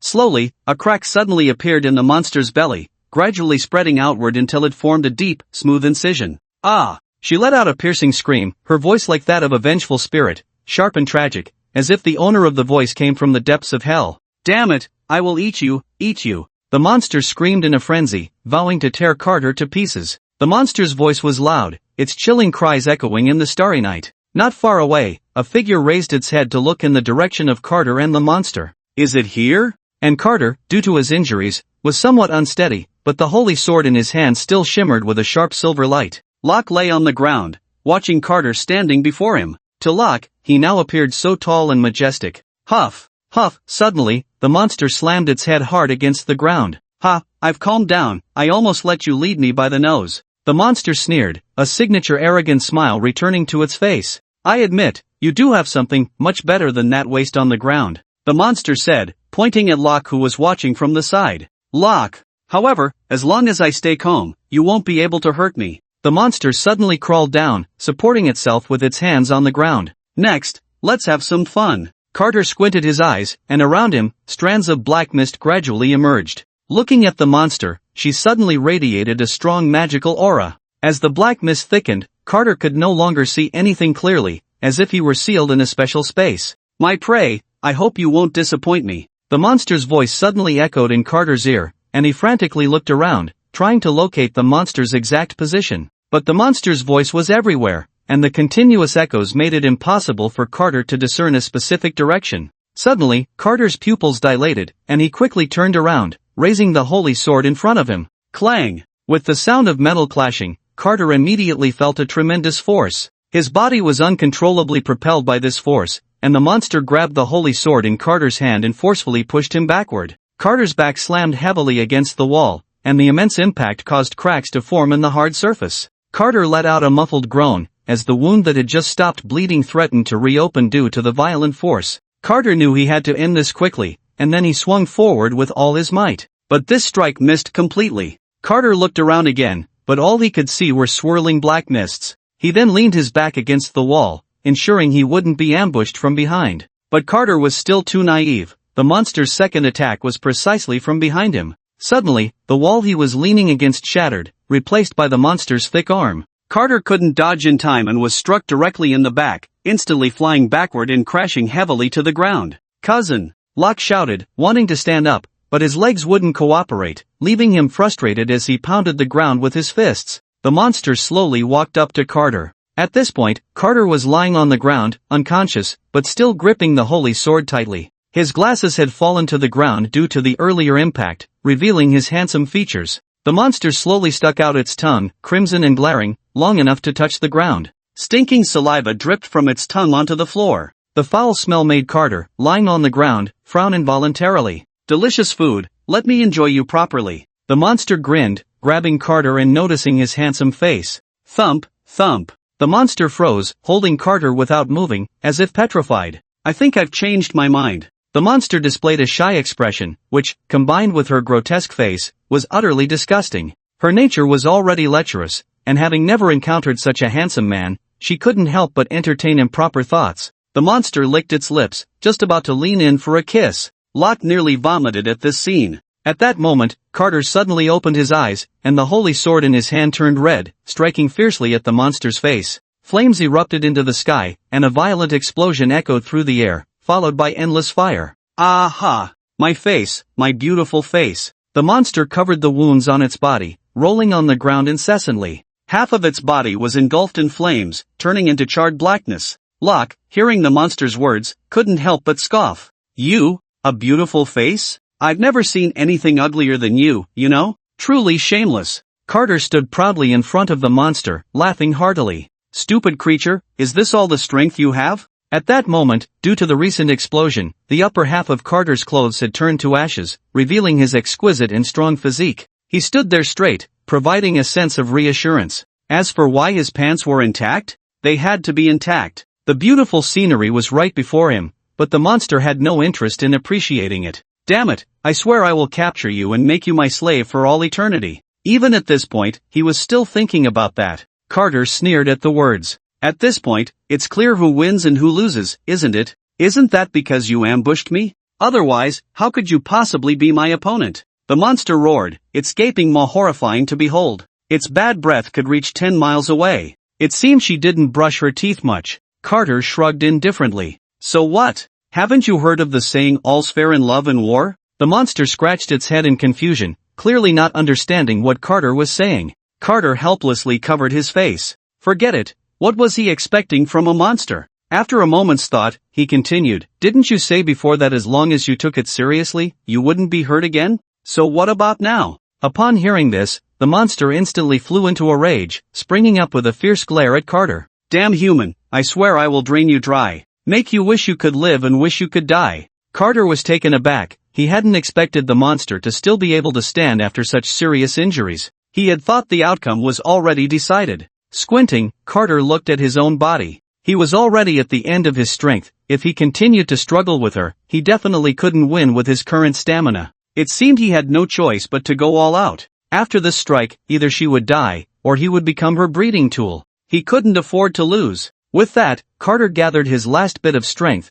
focusing on the surrounding spiritual energy. In an instant, white light points appeared in the sky, slowly flying towards Carter and merging into his body. The monster was startled. What was this technique? How had she never seen it before? A strong sense of fear suddenly surged in her heart. Watching the handsome young man before her grow stronger, the monster began to sweat coldly. No, she couldn't just sit and wait, she had to do something. Then, under Carter's gaze, the monster's body gradually emitted a green light, revealing a strange aura. Clearly, this monster was also planning to unleash its hidden skills. Success or failure hinged on this moment. As time passed, the energy emanating from both of them grew increasingly intense. Locke watched in shock. Had his cousin really become this strong? It seemed he was the only one dragging the team down. A bitter smile appeared on Locke's face as he looked at the monster confronting Carter. The fluctuations of magical energy around her were also strong. He wondered if his cousin could handle her. As both of them completed their charge, just as they were about to unleash their strongest strike, a flash of an ice sword pierced through the monster's body.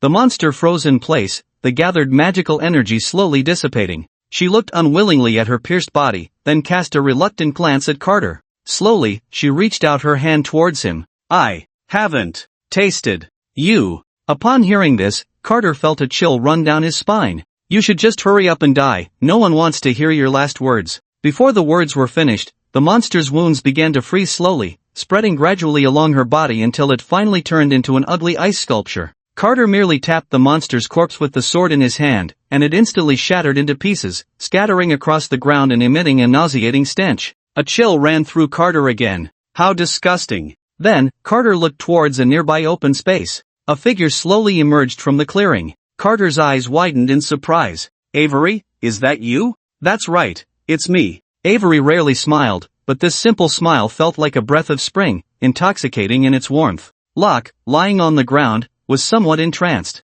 Avery was also captivated, staring intently at Carter. Carter touched his face, finally realizing what was happening, and hurriedly picked up his glasses from the ground and put them on. In that instant, Avery's gaze became clear again. Thank you so much for today. Carter scratched his head. He was genuinely grateful to Avery. If she hadn't shown up in time, the outcome of the battle could have been uncertain. Avery continued to gaze at Carter, a hint of a smile on her face. Carter felt a bit uncomfortable under her stare and instinctively averted his eyes. But Avery was not about to let him off the hook. She stepped forward and gently brushed her fingers across Carter's face. Carter froze in place, as if struck by lightning. What was happening? Wasn't it said that her heart was as cold as ice and she wouldn't feel anything? What was going on now? Avery continued to look into Carter's eyes. So how do you plan to thank me? Carter lowered his head, feeling a bit at a loss. Locke looked on in disbelief at the scene before him. No way, why was even Avery treating his cousin like this? Was it that all excellent beautiful girls were destined to fall for his cousin? Cousin, are you a beautiful girl killer? Seeing that Carter was silent, Avery cupped his face. Why aren't you speaking? Are you shy? Or are you planning to take advantage of me? Carter's face turned red instantly. He wanted to break free but was firmly held by Avery's grip on his cheeks. And no. Avery's smile grew wider at this. She leaned closer to Carter's ear, her lips slightly parted, and gently blew a breath. The cool air sent a tingling sensation through Carter's heart. So, how about offering yourself to me? Carter's pupils dilated in shock, and he hurriedly pulled away. Your Highness, this is not a joke. Ha ha ha. Avery covered her mouth, laughing lightly, finding Carter's reaction amusing. Alright, I was just teasing you. Carter let out a sigh of relief. Then Avery continued, but I don't like being called Your Highness. Would you like to change how you address me? What should I call you? Avery looked at Carter with a smile in her eyes. Just call me by my name. Okay. Say it. Ha, just say it. Oh, okay. Carter bit his lip and softly said, Hey Avery. Ha ha ha. Avery laughed again at his words, making Carter feel a wave of embarrassment. What was this inexplicable sense of shame? Just as Avery was about to say something, a pleasant voice suddenly came from behind them. Hey, what are you two doing behind my back? It was the weekend, and the author decided to give you a little extra, so don't forget to follow the author. The two turned to see Daphne had appeared before them at some point. She quickly ran over and pulled Carter behind her, glaring at Avery with an angry expression. What are you doing here? Does my presence here concern you? Avery replied expressionlessly, looking at Daphne. You! Daphne was furious. Is this how you speak to the crown princess? I was just speaking the truth, Avril said, still expressionless. Damn it. Seeing Avril's attitude, Daphne felt as if her lungs were about to explode. She was growing to dislike her sister more and more. I think you have ulterior motives. Now that you've grown up, have you learned to seduce men? Carter quickly covered Daphne's mouth, signaling her not to speak recklessly. But Daphne completely misunderstood Carter's intention and struggled on her own. Carter, what are you doing? Why won't you let me speak? Avril's face had completely turned cold, but she didn't intend to hold a grudge against Daphne. After all, this person in front of her was her own sister. Besides, even if she did seduce men, what did it matter? They weren't her men, so she had no right to interfere. Freya and Amelia stood by in perfect harmony, enjoying the show. Come on, let them fight. Alright, stop it, Carter suddenly shouted. Only then did Daphne quiet down, looking a bit wronged after being yelled at, tears welling up in her eyes. Seeing the farce come to a halt, Freya and Amelia felt a bit disappointed. They thought a fight would break out. At that moment, everyone noticed the wound on Carter's shoulder and gasped. Carter, your shoulder. It's nothing, just a minor issue, Carter patted his chest to assure them. What minor issue? It's already very serious, you need treatment immediately, Amelia frowned. Let's get Carter home first. Everyone nodded and planned to take Carter back. Meanwhile, Locke watched the crowd gradually walk away, feeling a bit desperate. Hey, have you all forgotten about me? Someone help me. Hearing the voice, Amelia finally realized there was still someone lying on the ground and picked him up. Really, you just keep causing me trouble. Locke. As Amelia was leaving, she glanced at the monster's corpse. Normally, they should clean up the battlefield first to avoid losing some crucial clues due to the passage of time. But right now, the injured were the priority, and there was no time to worry about anything else. Amelia then turned around and left. Shortly after Amelia left, a wizard in a black robe appeared. Tisk, TSK, really useless. I thought I could cause some panic. The man in black shook his head, then crushed the monster's head underfoot, reaching in to pull out a small black stone. The small black stone looked very strange, emitting a unique metallic luster even in the dark. This thing must not be discovered by you, the man in black sneered, then slowly left the place. Meanwhile, Carter had been taken back home. With the aid of the lights, everyone could finally see the gruesomeness of Carter's wound. The wound was not large but somewhat deep, with clear bite marks visible. The surface of the wound was charred, and if one sniffed carefully, they could even smell the aroma of roasted pig's trotters. The girls present felt very uncomfortable at this sight. Even Amelia and Avril couldn't help but have red-rimmed eyes. Elise rushed out upon hearing the commotion. Carter, is that you back? Her voice sounded somewhat joyful, but when Elise saw Carter, her smile instantly froze on her face. Wah! What happened? Elise's voice trembled. Carter, how could you be so seriously injured? Don't worry, I'm fine. The wound just looks a bit scary. Carter patted Elise's hand to comfort her. Shut up. Elise's voice suddenly rose. Why were you out so late? Isn't it better to stay at home honestly? Why can't you just listen? Carter smiled awkwardly upon hearing this. Then, Alexis turned her gaze to the four women. And you, are you all useless? Can't so many of you protect Carter? Why is it that only Carter got hurt while you all are perfectly fine? What is the reason for that? Everyone present lowered their heads, unsure of how to respond. Locke pointed to himself, indicating that he was also injured. Alexis then walked up to Amelia, grabbing her collar fiercely. You're the team leader, right? Can you explain why Carter got such serious injuries? Amelia lowered her head, not knowing what to say. I always considered you my only rival, but is your ability only this much? Amelia felt a stir in her heart. So she had already regarded herself as her own rival? I'm sorry, it's my fault. Alexis pushed Amelia back hard and then carried Carter into the room. The other women wanted to follow but were directly scolded by Alexis. What are you doing coming in here? A bunch of useless people, can you not cause trouble? The women stopped in their tracks, clenching their fists, but felt helpless. Inside the room, Carter, it might hurt a bit next, just bear with it. Don't worry, I can endure it, Carter reassured. Alexis was filled with heartache at that moment, then took a pill from a white bag. Take this, it's for pain relief. Carter nodded and tossed the pill into his mouth. The taste was strange, it was a bit bitter at first, but then turned sweet over time. Carter, next I'm going to cut off the burnt flesh, but I'll be quick, just hang in there. Carter nodded, signaling Alexis to start. Alexis was extremely nervous, her hand holding the scalpel trembled uncontrollably. After briefly using fire to neutralize the poison, Alexis began her work. Carter gritted his teeth, trying hard not to make a sound. Time passed quickly. Alexis's technique was superb, completing the task in just 45 seconds. But for Carter, those 45 seconds felt like several centuries. Hey, you lot, how long are you going to stay in my house? Can you leave already? Alexis shouted angrily at the women. However, all the women present were very determined to stay and accompany Carter. Alexis was immediately furious, rolling up her sleeves to drive them away. But the women remained resolute, refusing to budge even if Alexis tried to force them out. Alexis was about to go mad. Why do you women need to be here with my man? This is outrageous. You really have no shame. This is my home. What right do you have to stay here? Get out now. Carter found this scene somewhat amusing. Alright, Alexis, everyone is quite tired. Let them rest here for a bit. At this point, Carter's wound had been bandaged, but he still looked pale from blood loss. This is really infuriating, Alexis muttered, then sat down beside Carter. It was at this moment that Carter saw an opportunity. It was a chance to change his fate. After all the beautiful female protagonists in this world were gathered here. Besides, there was also Alexis, the big villain. If he could seize this opportunity to improve Alexis's relationship with everyone, it would be best to take it a step further. Perhaps in the future, they wouldn't stand on opposing sides anymore. Are you all hungry? How about I and Alexis prepare something to eat for everyone? Carter said to the group. Alexis immediately stood up, her face filled with disbelief.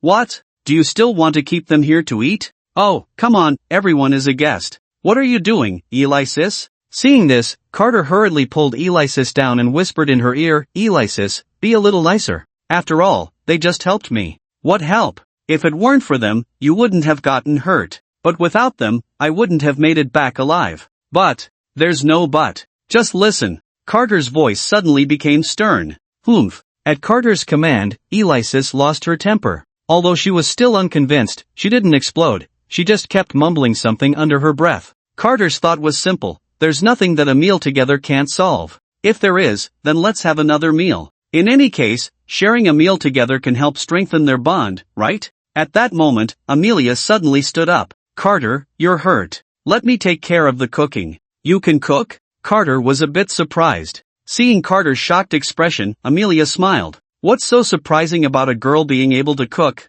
Upon hearing this, Alexis immediately pouted and mumbled quietly, looking very unconvinced. Humph. So what if you can cook? Daphne had the same expression as Alexis. Humph. Girls who can cook are the most annoying. I'll help too. I can cook. Freya stood up and hurriedly said to Carter. Carter nodded. She knew Freya's cooking skills. At this moment, the usually silent Avril also stood up. Clearly, having lived a hard life since childhood, her skills should be decent as well. The three girls rushed into the kitchen, eager to show off their abilities. This was no longer just about a meal. For them, it was war. In the living room, apart from the two boys, only Alexis and Daphne remained on the sofa, staring at each other. Alexis was the first to speak to Daphne. Hey, little girl, why aren't you going with them? Daphne frowned, clearly unhappy with being called little girl. But when she saw the size of Alexis's chest and then looked at her own, she immediately shrank back. So what if her chest was big? I'm a princess. How could I cook for others?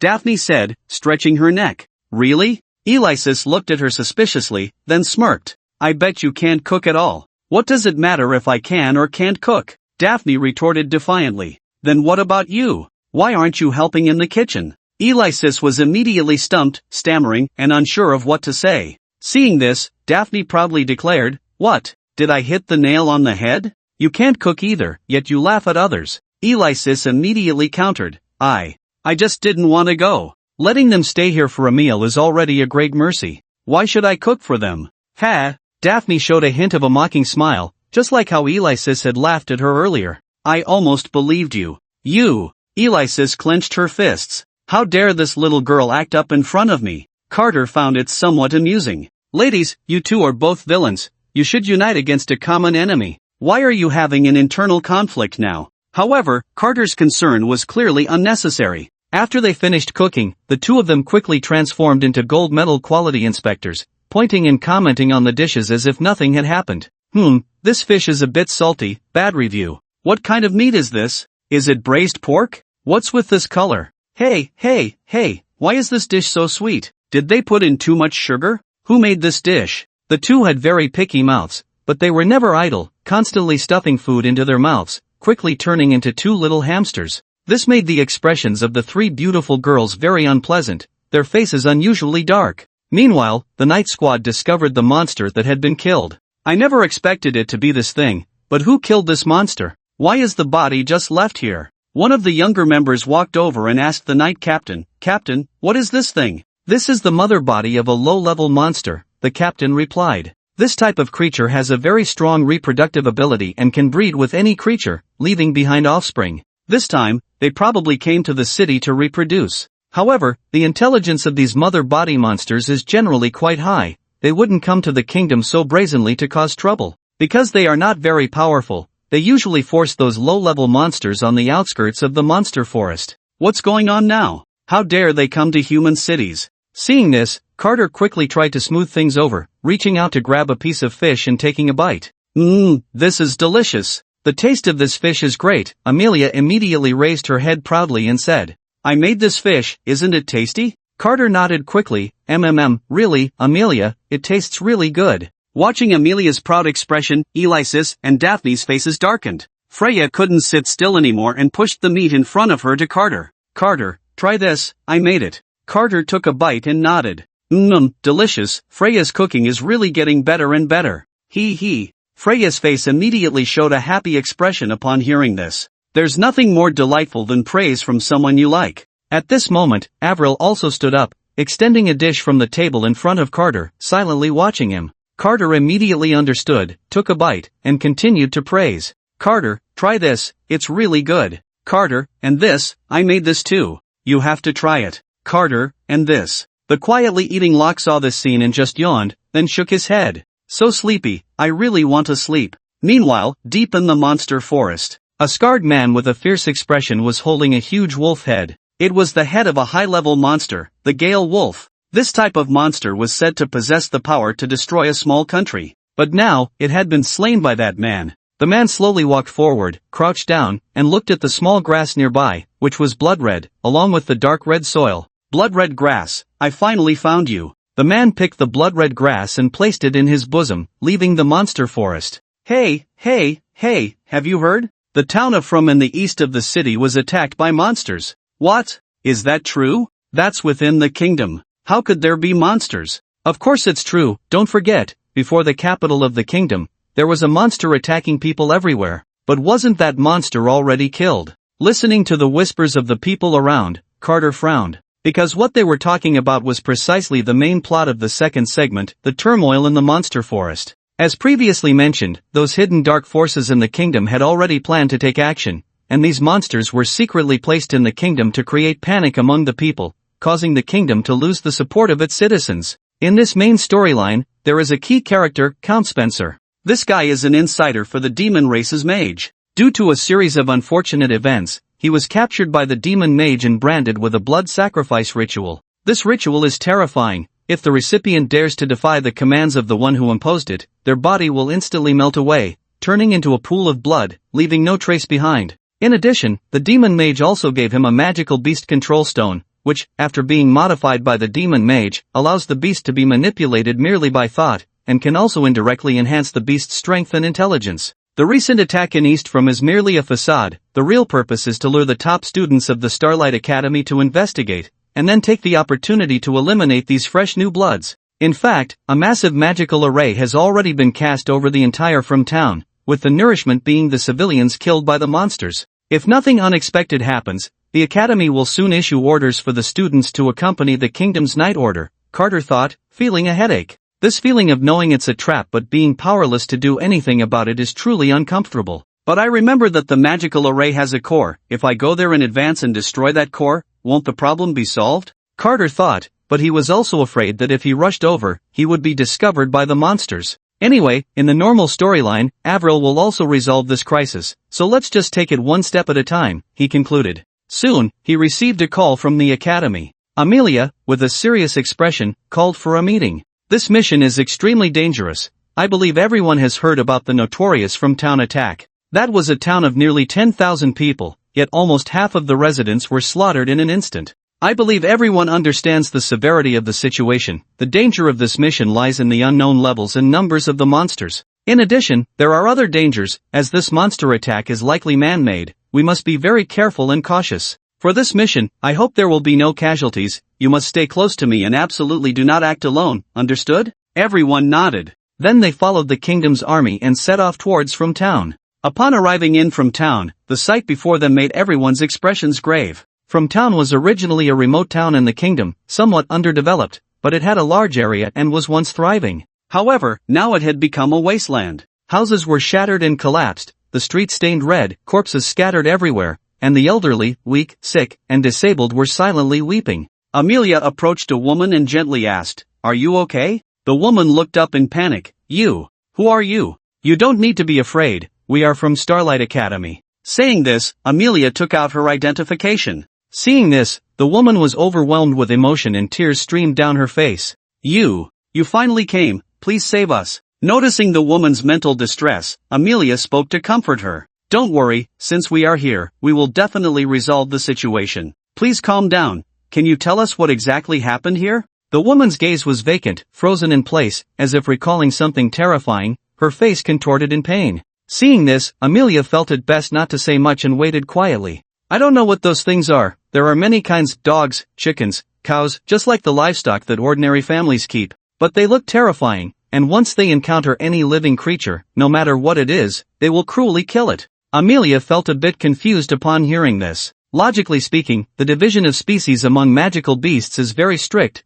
Cooperation between different species is impossible unless someone is secretly manipulating things. "Alright, we understand. Do you have anything else to add?" The woman did not respond to Amelia, only murmuring to herself, "They're all dead, all dead." Amelia sighed, then asked other members of the crowd, receiving similar answers. There were many kinds of monsters in this small town. "This is somewhat troubling. If there are too many monsters, it will take a lot of time," Amelia pondered. "However, these monsters shouldn't have come from outside, right?" Carter suddenly reminded her. Amelia looked at Carter with urgency. "What do you mean?" "Think about it, if these magical beasts came from outside, how could there be so many? The borders are guarded by soldiers, and if something happened, there would definitely be news." Amelia nodded, feeling it made a lot of sense. But how did these monsters appear in this small town? Carter suggested, "Is there a possibility that some magical item can turn docile animals into bloodthirsty monsters?" Amelia's eyes lit up. She excitedly hugged Carter. "Carter, you're a genius."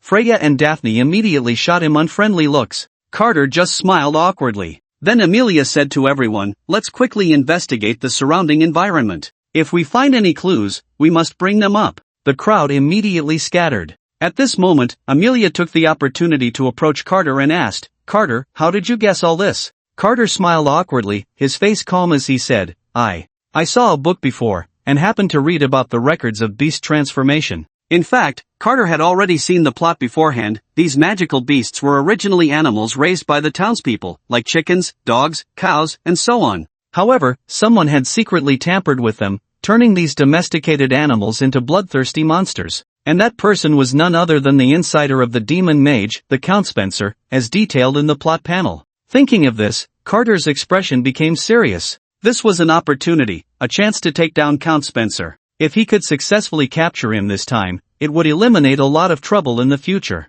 Amelia's eyes brightened, he truly was the man she had chosen. Initially, she thought Carter was just good-looking, with a decent personality, and that having him around as a decorative vase would be nice. After all, her own abilities were sufficient, her man just needed to be handsome. But after these few days of getting to know him, she realized Carter was a strong and capable man. His previous battle experience showed that even after sustaining serious injuries, he could still fight back against monsters. He deserved the title of a man. Moreover, in this incident, Carter had also demonstrated his analytical skills. No, a man like this absolutely couldn't be given to someone else, Amelia thought to herself. She then leaned in close to Carter and gave him a hard kiss on the cheek. Wah! What? Carter was taken aback by this sudden ambush, unable to help but blush. "Since you performed so well, I'm rewarding you," Amelia said with a grin, and before Carter could react, she bounced away. Carter was left feeling both amused and exasperated. This woman. Meanwhile, the others were continuously searching the nearby area,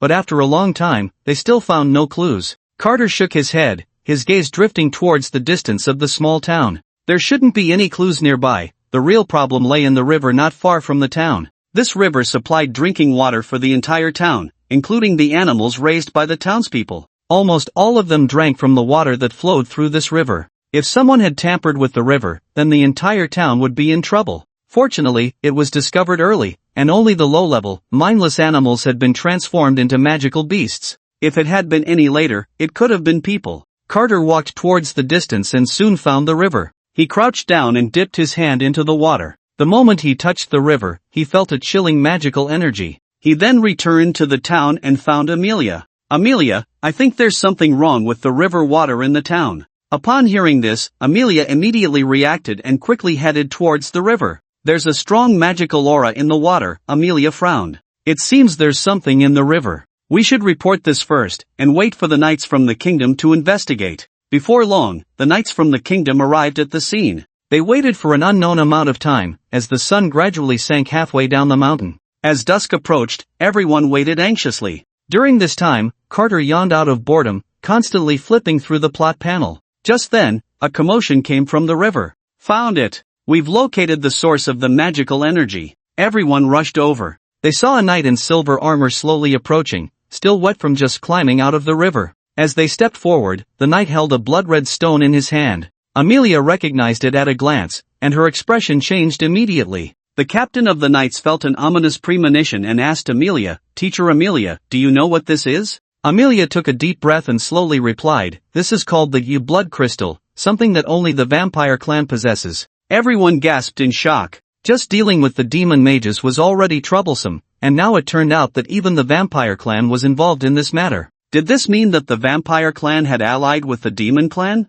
After hearing this news, Carter felt a wave of dread wash over him. The vampire clan? Wasn't that a character that would only appear much later? Why were they showing up now? And according to the plot panel, this conspiracy was orchestrated by Count Spencer. What did this have to do with vampires? The blood crystal, as the name suggests, is a crystal refined from the blood of vampires. Vampire blood is the key that vampires use to turn humans into vampires. And the blood crystal is specifically researched and modified by vampires to manipulate others. Once a normal person absorbs the blood crystal, they will completely become a slave to the vampire, acting according to their commands. The sky gradually darkened, and tonight's moon was particularly round, draping a mysterious veil over the unadorned earth. Suddenly, a wolf's howl pierced the air, causing everyone to feel a chill run down their spines. Not far away on the hillside, a wild wolf was howling. But upon closer inspection, they realized it was actually a dog. The native townspeople turned pale upon hearing the dog's bark, hurriedly taking the elderly and children back into their homes, praying to survive the day.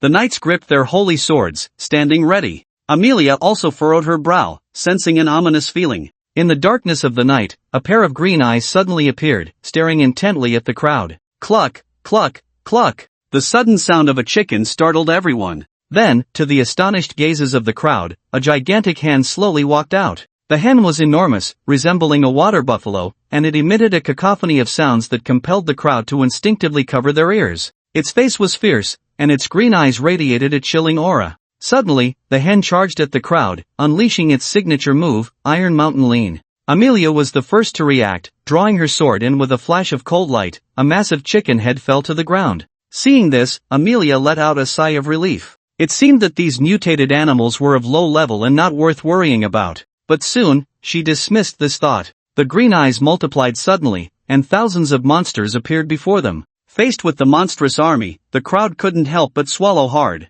Even Amelia found herself swallowing nervously. There were simply too many monsters, outnumbering them by several times, even dozens of times. The monsters varied in type: chickens, cows, sheep, and so on, but all were, without exception, gigantic. The population of the small town was about 10,000, and most families relied on livestock for their livelihood. One could imagine how many animals were in this town. With the furious barking of a dog from the nearby hillside, the monstrous army charged towards Carter and the others. They quickly broke the formation of the crowd, as their numbers were overwhelming. Chicken droppings and eggs flew everywhere, leaving the kingdom's knights unable to dodge. The noble knights of the kingdom simply could not accept such a method of attack. "Damn it, Carter! Where are you? Can you hear me?" Amelia shouted anxiously. Being scattered by the swarm of monsters meant that everyone was now fighting independently. This also meant that each person would fall into a state of isolation and helplessness. A gigantic egg suddenly flew towards Carter. He quickly dodged to the side.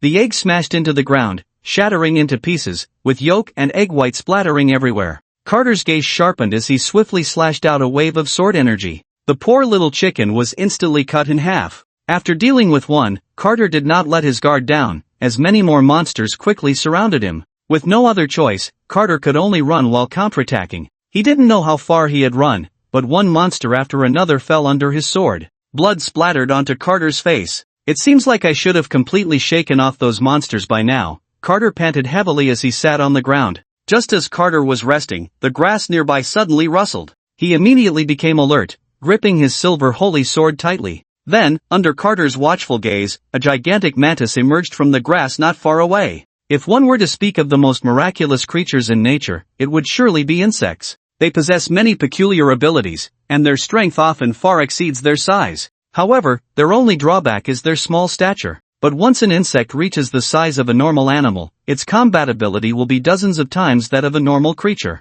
The mantis before him stood at least 2 meters tall. The giant mantis tilted its triangular head, its compound eyes, made up of countless facets, fixed intently on Carter, occasionally using its large pincers to touch its own head. Slowly, the mantis began to move towards Carter, raising its large pincers in front of itself, closing them together. It was clear that the mantis had already regarded Carter as its prey. Unfortunately, Carter was not a mindless insect and would not simply wait for it to approach. Carter suddenly lunged forward, his sword igniting with flames as it sliced through the rapidly moving air. Insects fear fire. Flame attacks have a remarkable effect on insects. He then swung his sword fiercely at the mantis. However, the mantis reacted quickly, blocking with its 2 large sides. The holy sword emitted a crisp metallic clash at the moment of impact with the sides. Carter was taken aback, not expecting the mantis's shell to be this hard. As the sound faded, Carter's figure slowly descended to the ground. In contrast, the mantis seemed unaffected. The 2 massive sides were singed by the flames during the block,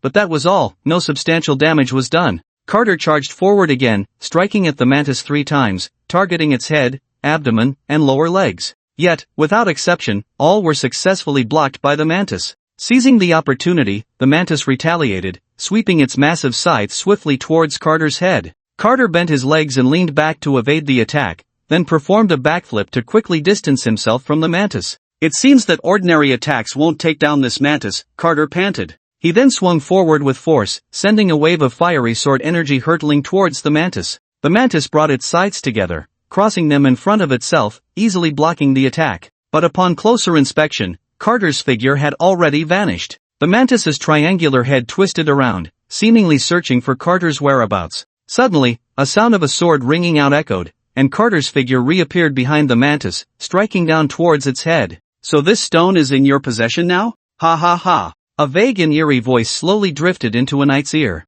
"Who is it? Who's there?" The knight turned around in panic, his face showing terror. "You! Ugh!" As the voice faded, a figure slowly collapsed into a pool of blood. A tall and somewhat elegant figure gradually emerged from the darkness. He crouched down, dipped his finger in the man's blood, and then put it in his mouth. "The taste is quite ordinary." The man spat on the ground, then pushed aside the dead knight's arm to retrieve a small blood-red stone. "This thing cannot be in your hands." Meanwhile, just as Carter was about to succeed, the mantis's 2 large sides suddenly twisted at the joints, flipping over in an extremely bizarre manner to block Carter's attack, and took the opportunity to grasp the sword in Carter's hand. Carter's heart sank, and under his shocked gaze, the mantis's head gradually twisted around, turning a full 180 degrees, staring intently at Carter. Carter tried to break free, but the mantis's sides held him firmly, preventing any escape. Damn it, can the mantis's compound eyes even see behind it? In this stalemate, Carter took a deep breath, his gaze gradually deepening. A faint shimmer of light began to rise in the surrounding air, the natural spiritual energy of heaven and earth. As the light points continuously flowed into Carter's body, a silver-white gleam suddenly flashed along the blade of his sword. Carter abruptly twisted the sword, shattering several teeth on the mantis's scythe. He then quickly retreated, landing steadily on the ground. Looking at the now damaged sides, a hint of fear appeared in the mantis's eyes as it swiftly turned to flee. Carter silently focused his spiritual energy into the sword, watching the mantis's retreating figure. Then, he swung fiercely in the direction of the mantis. A silver-white crescent-shaped sword energy flashed by, and soon the mantis's body was cleaved in 2. Carter let out a sigh of relief and walked over to the mantis's corpse. "I never expected that insects would be so difficult to deal with after growing larger," Carter thought to himself. Suddenly, a feeling of dread washed over him. Instinctively, Carter jumped up, and in that split second, the mantis attacked. A blade of air sliced through, accompanied by the sound of air being cut. Carter was startled. He couldn't believe that this creature, even after being split in two, was still alive. Was the mantis's vitality really that strong? Carter quickly severed the mantis's two large sides. The mantis was left with only a torso, twisting continuously. Taking a deep breath, Carter raised his sword high and brought it down with force. The blade pierced the mantis's head, splitting its triangular-shaped head in half. Only then did the mantis finally fall silent, ceasing all movement. After confirming that the mantis had no signs of life, Carter let out a sigh of relief. It seemed that one must always remain vigilant. If he had reacted even a moment slower, the consequences would have been unimaginable. Carter's gaze flickered as he looked towards a small grove not far away. That should be the target I'm looking for. At this moment, it was midnight, and the round moon was gradually obscured by dark clouds. At this time, in the Duc de Ville's mansion, Alexis looked up at the sky. The once twinkling stars were now hidden behind thick clouds, leaving no trace of light. A sense of worry rose in her heart. I wonder how Carter is doing. Is he in danger? No, I have to go check. Carter, please don't get into trouble. In the town center, as Amelia killed a massive earth dog in front of her, the battle came to an end. At this moment, Amelia was covered in blood, looking quite disheveled, to the point that her original features were unrecognizable. Two white hen feathers still clung to her head, adding a touch of absurdity. Carter, Freya, Daphne, Locke, where are you? Amelia shouted around her. I'm here. Freya's voice came back, and Amelia hurriedly turned around. Freya was not in good shape either. Blood splattered all over her, emitting a strong stench. Freya sniffed herself and immediately made a disgusted expression. This was so gross. She definitely needed to clean herself up after this mission. Amelia rushed over and hugged Freya tightly. Freya was momentarily taken aback and then tried to break free. Don't! I'm dirty. That's great. You're okay. Amelia's voice was a bit choked. She was genuinely worried. After experiencing such a beast-tide attack, she was really afraid that the members she led would get hurt. If that happened, it would be her failure, her inability to protect them. Seeing Amelia holding her tightly, Freya's heart softened, and she stopped struggling, allowing Amelia to hold her. Alright, I'm fine. Freya gently patted Amelia's back to comfort her. At that moment, Amelia suddenly lifted her head. What about the others? Ugh, this is really disgusting. Why does a princess like me have to do this kind of thing? Daphne slowly walked over to the two, complaining while brushing off her clothes. She looked just as disheveled, with two eggshells hanging from her head. Seeing this, the two girls suddenly burst into laughter. Daphne's face turned red at the sight. Hey, you two women, what are you laughing at?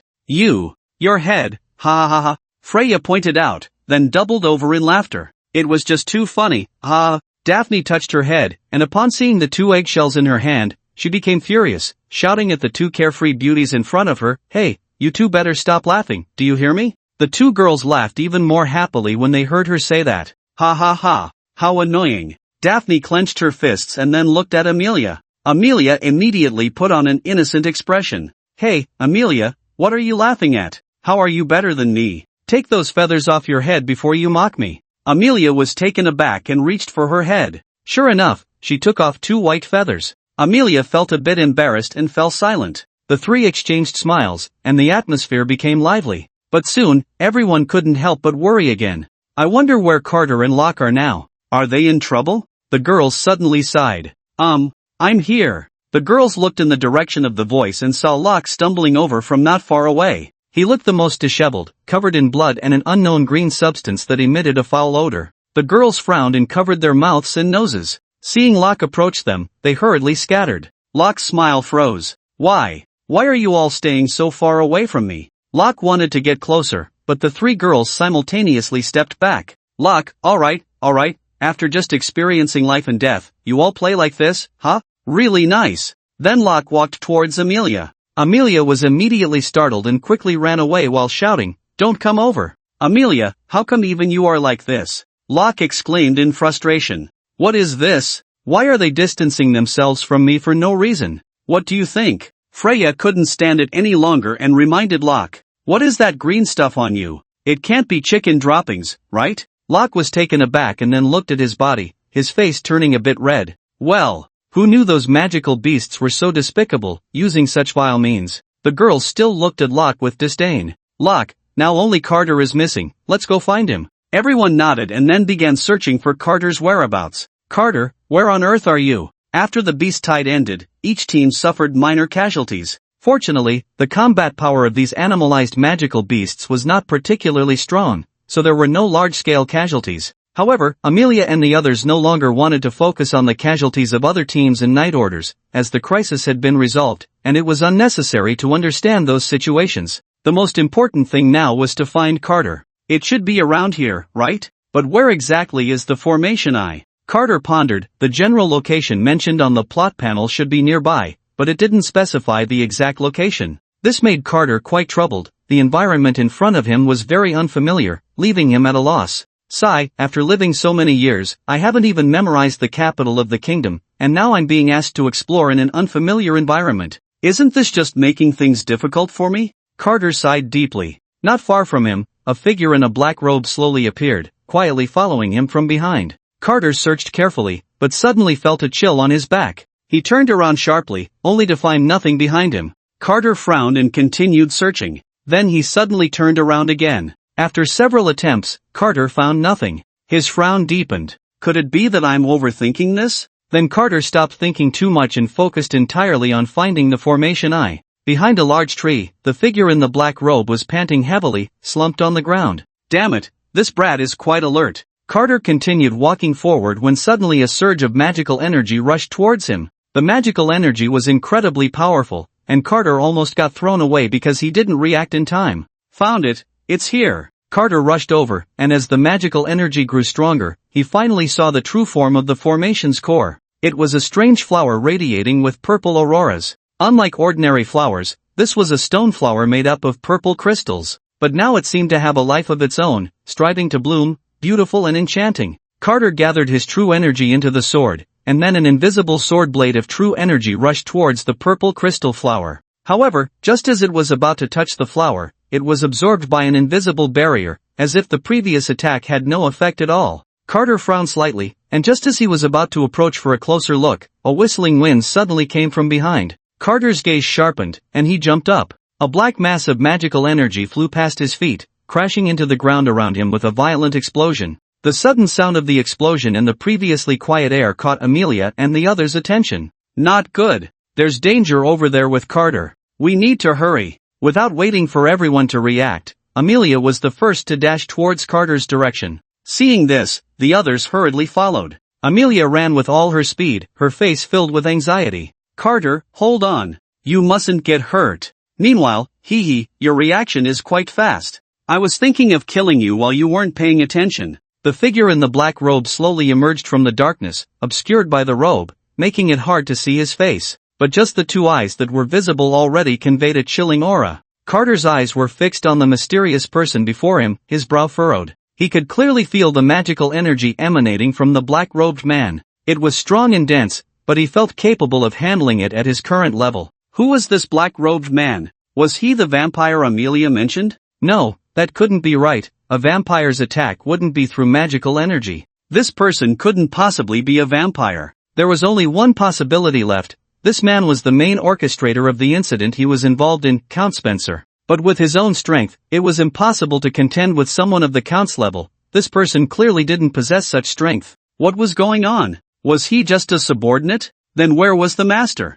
Getting distracted in battle is not a good habit. It could cost you your life. The hoarse voice entered Carter's ears, startling him and sending chills down his spine. He saw the black-robed man gradually gathering two black-purple energy orbs in his hands, a smile appearing at the corner of his mouth as he threw the two energy orbs towards Carter. Carter immediately leaped to evade, his body floating in mid-air. Your reaction is good, but unfortunately, your speed is too slow. The hoarse voice came again from behind Carter, who was immediately alarmed. However, since he was in mid-air without any leverage, he had no way to respond. The black-robed man struck down with his foot, and with a single blow, he knocked Carter to the ground. Carter's body crashed heavily onto the ground, embedding itself within it. Damn it, where is this place? How can there be such a remote area? Alexis had already stepped into the town's territory, constantly searching. Unfortunately, she was lost. Oh no, where is this? Is this still in the country? Alexis stomped her foot in frustration, unable to stop herself from saying,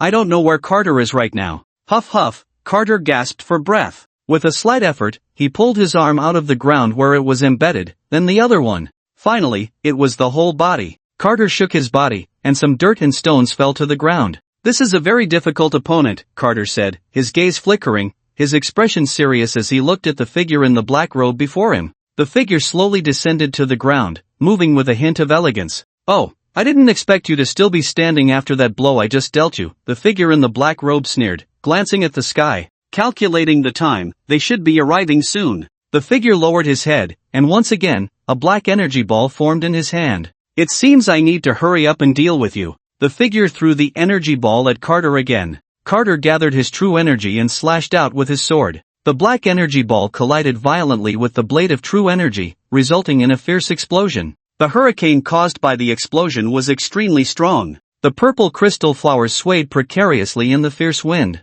Seeing this, Carter's gaze flickered slightly. "What are you thinking about again? Didn't I warn you that getting distracted in battle could cost you your life?" Carter quickly turned around, drawing his sword to block. The figure in the black robe kicked straight at Carter's holy sword. In an instant, Carter felt a tremendous force hit him, and his body involuntarily retreated with this force, his feet firmly planted on the ground. At the same time, the ground beneath Carter's feet was gouged out, leaving 2 deep marks. As Carter's body was pushed back by the figure's force, he eventually leaned against a large tree. The figure in the black robe continued to exert force, and Carter suddenly felt he could no longer withstand it. The arm he used to support himself gradually bent until the sword was pressed against his chest. "It seems your abilities have reached this level," the figure in the black robe sneered. At that moment, Carter suddenly lifted his head, grinning at the figure. "Sir, let me give you a piece of advice." "Oh?" The figure in the black robe raised an eyebrow. "Even at this point, you're still stubborn." A hint of cold laughter appeared at the corner of the figure's mouth, as if mocking Carter's overconfidence. "Sir," Carter's smile remained unchanged. "What I want to tell you is, never underestimate your enemy at any time." Carter suddenly shouted, the unexpected outburst momentarily startling the figure in the black robe. In those brief seconds, Carter seized the opportunity and delivered a powerful kick aimed directly at the figure's wide-open center. The sound of cracking eggshells suddenly echoed, as if a chick was about to break free from its shell. The figure in the black robe immediately clutched his groin in pain, and one could faintly see tears glistening in his eyes. It was evident how painful the previous attack had been. "Ha ha ha, I'll make you pay for your arrogance." Carter's laughter reached the ears of the figure in the black robe. The figure had become so complacent that he failed to notice such a significant opening. If it had been before, when Carter's feet were still restrained, perhaps he truly had no way to counter. But since Carter had leaned against that large tree, his feet had been freed. Faced with such a large opening, Carter naturally would not let it go. What is martial virtue? Can it be eaten? "Damn bastard, I will definitely kill you." The figure in the black robe let out a painful roar. He then charged towards Carter, throwing a punch. Carter sidestepped to avoid it, but the figure's sidekick followed. Carter leaned back again to evade. The figure took advantage of the momentum, raising his leg high for a swift downward strike. Carter supported himself with his hands on the ground, twisting his body to quickly create distance from the figure. Then, Carter adjusted his stance, leaping high into the air, using gravity to strike down fiercely. The figure in the black robe turned and easily dodged. Carter's sword struck the ground, leaving a crack in the earth. The figure kicked out again, and as Carter stood up, a gust of wind howled past him. Carter raised his sword high once more, preparing for another strike. The man in the black robe turned his head again, easily dodging, and seized the opportunity to kick Carter in the stomach. Carter winced in pain, stumbling back a few steps, still unable to react when the figure in the black robe lunged at him again. A beautiful upward kick struck Carter's chin hard, lifting his body off the ground.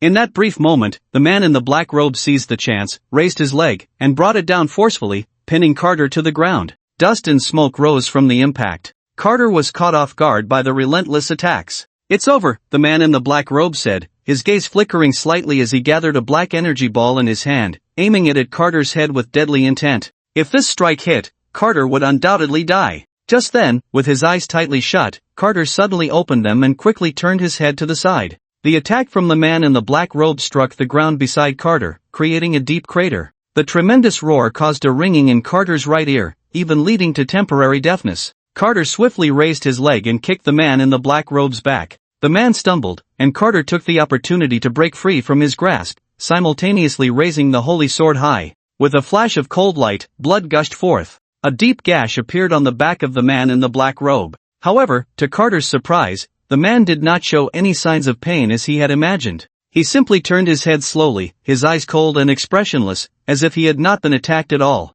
"It seems I really underestimated you," the voice of the man in the black robe came slowly. Carter sneered. "Feigning weakness, accumulating strength, overcoming the strong with the weak. Ha ha ha ha ha, overcoming the strong with the weak, what a bold claim. Today, I will see how you can overcome the strong with the weak." The figure in the black robe lunged at Carter again. Carter was alarmed. The man's speed seemed to have increased even more. In just a flash, the man in the black robe appeared right in front of Carter. The energy ball in his hand reached out toward Carter. However, this time the energy ball was no longer composed of black magic but was a pure earth element. Carter hurriedly blocked. The moment the energy ball touched the holy sword, it exploded violently again. Carter was thrown back by the explosion. "I didn't expect your strength to be so formidable. It seems I can't deal with you without using my true power," the man in the black robe sneered. "Now, enjoy this." Carter lay on the ground, his chest heaving violently. The person before him was at least as powerful as a high-level mage. He was definitely no match. Although he knew he couldn't defeat him, Carter remained calm, his eyes fixed on the purple crystal flower not far away. In an instant, the figure in the black robe suddenly descended, the yellow energy ball in his hand aimed at Carter's head for a strike. Carter quickly got up. Another violent explosion followed. A huge crater was left where Carter had just been. He staggered back, his body swaying unsteadily due to exhaustion. He held on, but it was more accurate to say that he had no way out now. He had to endure. The figure in the black robe lunged at him again, and just as Carter reacted, he was kicked in the head by the man in the black robe. Under the immense inertia, Carter's head was involuntarily thrown to the side, and blood sprayed from his mouth. His body flew back again. Seizing the opportunity, Carter lay down beside the purple crystal flower. The man in the black robe was about to move in for the kill, but when he saw the purple crystal flower next to Carter, his pupils suddenly constricted. Ha ha ha ha ha, a mournful laugh suddenly echoed. Carter slowly stood up, spitting out the blood remaining in his mouth. "If I'm not mistaken, this strange flower is the core of the ambush array you set up, right?" The gaze of the man in the black robe gradually dimmed. "How did you know?" Carter did not answer, only speaking to himself. "I just attacked that flower so many times and you didn't show up, yet you appeared just when I wanted to get closer to stop me. If I'm not mistaken." "No," the man in the black robe hurriedly interrupted. But it was too late. Carter reached out and pulled the purple crystal flower out. A purple whirlwind suddenly erupted from the ground where the flower had just been pulled, followed by a thick blood mist spreading outwards. "You're insane." The man in the black robe quickly retreated, fearing that the blood mist would touch him. "Damn it, the blood energy has already leaked here, we can't stay any longer. You little brat, just stay here and enjoy your own masterpiece." As soon as he finished speaking, the man in the black robe dared not linger any longer and ran back. Meanwhile, Carter, who was closest to the blood mist, was completely controlled by it. The continuous blood mist surged into Carter's body. Hot, so hot. Carter felt as if his body was on fire. But soon, he felt an overwhelming chill. Cold. So cold. Carter kept rubbing his body, trembling constantly. He felt as if he had fallen into an ice pit, with only endless darkness before him. Gradually, shadows began to appear before Carter's eyes. He resisted the urge to step forward, but when the figures turned around, they revealed bloody faces like those of evil spirits. Carter was terrified and kept retreating, but the group of evil spirits had no intention of letting him go, surrounding him continuously. Carter felt those bloody faces appearing before him one after another. One face, two faces, three faces. Each face bore a different expression. Some were grinning maniacally, their laughter heart-wrenching. Others wore sorrowful smiles, their laughter deeply unsettling, evoking an indescribable feeling. A portion of them were crying, their voices sharp and trembling, as if every tear they shed carried endless sorrow. Countless noisy and varied voices intertwined, constantly assaulting Carter's mind. He felt as if his head was about to split open, wishing for death. Ah! Carter couldn't help but scream to the sky, venting the pain within him. Suddenly, in this utterly cold world, Carter's heart felt a flicker of warmth. "Carter, don't be afraid, I'm here with you." Carter's cries stopped, and the coldness and headache vanished. He slowly opened his eyes, and what met his gaze was no longer those bloody faces like evil spirits, but his teammates. Freya, Daphne, and Locke stood beside him, looking at him with concern. He was now lying in Amelia's arms. Amelia looked at Carter with a pained expression. "Carter, what happened to you?" Carter shook his head. "I don't know, I just... Ah!" Carter's head throbbed again, his eyes bloodshot and in great pain. Everyone present fell silent, and Amelia began to cry. Because in that brief moment, everyone clearly felt a strong wave of energy emanating from Carter. It was a very evil energy, one that only a mage of the demon race would possess. What happened today must not be known by anyone else, do you understand? Amelia said seriously to everyone. They all nodded. The fact that Carter had demonic energy must not be leaked. Especially since Carter's identity was special, he was a descendant of a duke's family.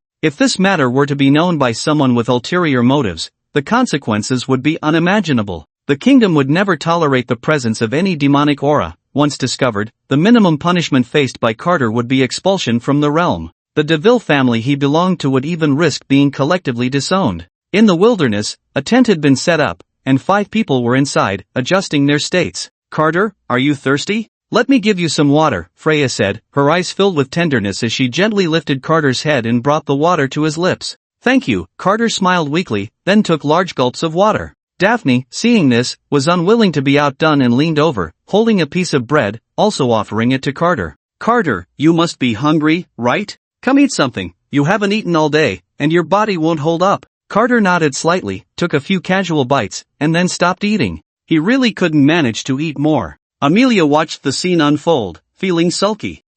These guys only know how to fuss over Carter while he's injured, trying to gain favor. So cunning. Hello, everyone. So far, this book has officially reached 350,000 words. First, I want to thank those who have stuck around to this point. It's your support that has allowed the author to write this far. Secondly, this book is about to undergo a test, and I will need 5 new titles. I believe everyone has their own insights by now, so feel free to share any good suggestions in the comments. The author will consider them. Also, don't forget to give the author's little notes some attention. For every additional 100 followers, the author will add a chapter. Thank you, everyone. As Amelia watched the 2 women vying for Carter's attention, she didn't react much, merely showing disdain. They were just 2 little girls. The man would surely prefer a mature and charming woman like herself. Besides, she had a genuine engagement with Carter. In the end, these 2 women could only drink some soup while she had the meat all to herself. Thinking of this, Amelia revealed a smug smile. Seeing this, Locke also wanted to join in. Carter immediately became alert, watching Locke with a wary expression. Daphne and Freya covered their noses, frowning to keep Locke away. Why? Locke cried, feeling excluded. What do you think? Daphne said, hands on her hips. Just look at yourself, you're filthy. You can't come over. Freya chimed in. Yes, don't come over. Locke was on the verge of tears. I've already cleaned myself up. That doesn't matter, you still smell. Stay away from us. Daphne covered her nose, looking disgusted. Locke sulked in a corner, mumbling something under his breath. Everyone burst into laughter at this scene, and the tent filled with a light and joyful atmosphere. By nightfall, the 3 women began a war over the position of the tent. Carter lay quietly on the carefully prepared bedding, while Locke wore a dissatisfied expression, having been pushed to the very edge of the tent. Even a slight turn would send him rolling outside. The tent was spacious enough for everyone to find a comfortable spot to lie down, but now it had formed 2 extremes. One side was crowded with people around Carter, while the other side had no one willing to approach Locke. A significant gap existed between these 2 extremes, yet no one was willing to cross it, as if a vast chasm separated the 2. There were positions on either side of Carter, but now 3 women wanted to lie next to him. The 3 women exchanged glances, all unwilling to give up this opportunity. The gazes of the 3 flickered slightly, like flashes of lightning, intersecting invisibly in the air. Suddenly, Amelia took a step forward, lying directly on Carter's left side, wrapping her arms around his. Opportunities to share a bed with Carter were rare, and if she missed this moment, who knew when the next would come? The 2 women were momentarily stunned, unable to react. But when they saw the mocking smile at the corner of Amelia's mouth, their eyes flashed with anger. How dare this guy run off with her? Soon, the 2 reached a consensus to push this detestable woman out first. At that moment, Carter, due to his injuries, had fallen into a deep sleep, unaware of what was happening outside, and even less aware that a war had erupted among his 3 women. What are you doing? Get up quickly. Daphne whispered urgently to Amelia. Amelia smiled provocatively. Why should I get up? I won't give up my spot. You despicable. Daphne's voice rose uncontrollably, but fearing to disturb Carter's rest, she had to lower her voice again. You bastard. Get up now. Amelia continued to taunt, beckoning with her hand. Then let's see what you can do. Daphne, exasperated, stepped forward to pull Amelia up, but Amelia simply waved her hand lightly, easily dodging Daphne's grasp. Damn it, I have to pull you up today. Daphne, furious, reached out again to grab Amelia, but Amelia just flicked her wrist, sending Daphne tumbling away, her hair a mess and looking somewhat disheveled. Seeing this, Amelia felt even more triumphant, opening her mouth as if to say, "Little brat." Daphne was instantly furious and then glanced at Freya beside her. "Why aren't you coming over to help?" Freya nodded, but her gaze was wandering, seemingly lost in thought. Just as Daphne was about to continue her struggle with Amelia, she grabbed Amelia's hand again, and Freya pretended to help. At that moment, while Amelia and Daphne were entangled, Freya seized the opportunity to slip in and lie down on Carter's other side. Daphne stopped in disbelief, staring at the scene before her. Freya's face was flushed, a bit embarrassed. She didn't want to miss this rare opportunity either. After all, such chances were few and far between. The significance was different. Daphne's eyes widened in shock, then she glared at Freya in anger. "How can you do this? You despicable little person." Freya lowered her head, her face still red, clearly a bit shy. "This is called all's fair in love and war." It was impossible to resist Amelia, she was too formidable, and even binding her and Daphne together wouldn't be enough to take her on. So, Daphne had to be a little wronged. "Don't worry, once I win Carter, I won't forget you, I will definitely take good care of him for you," Freya thought firmly. Amelia found the scene somewhat amusing. "Ah, interesting, truly too interesting." It seemed that today the little princess of this kingdom was destined not to enjoy herself. Daphne changed her target, angrily reaching for Freya, wanting to pull her up. Of course, Freya wouldn't just give in, she broke free immediately. Daphne, unwilling to give up after one failed attempt, lunged at Freya again. Seeing that Daphne was still not planning to back down, Freya quickly wrapped her arms around Carter's, warning Daphne, "Do you want to wake Carter up?" Daphne was instantly furious. That despicable woman, truly vile. Daphne had no choice, she was afraid that if she moved too much, she would wake Carter. She could only lie down beside Freya. Daphne looked at Freya and Amelia, who were affectionately linked to Carter's arm, and felt a surge of jealousy. She had no intention of sleeping at all, her mind racing with thoughts of how to replace the two of them. In contrast, Amelia and Freya appeared completely at ease, falling asleep shortly after. Their smiling faces looked particularly sweet. Daphne was seething with frustration, forcing herself to stay awake deep into the night, even though she was exhausted. Once she confirmed that Freya and Amelia were asleep, a wicked smile crept onto Daphne's face. "Freya, if you are unkind, don't blame me for being unjust." Quietly, Daphne gently removed Freya's arm from Carter's, her movements soft, afraid of waking her. Everything went smoothly. Freya did not wake, occasionally smacking her lips in her sleep,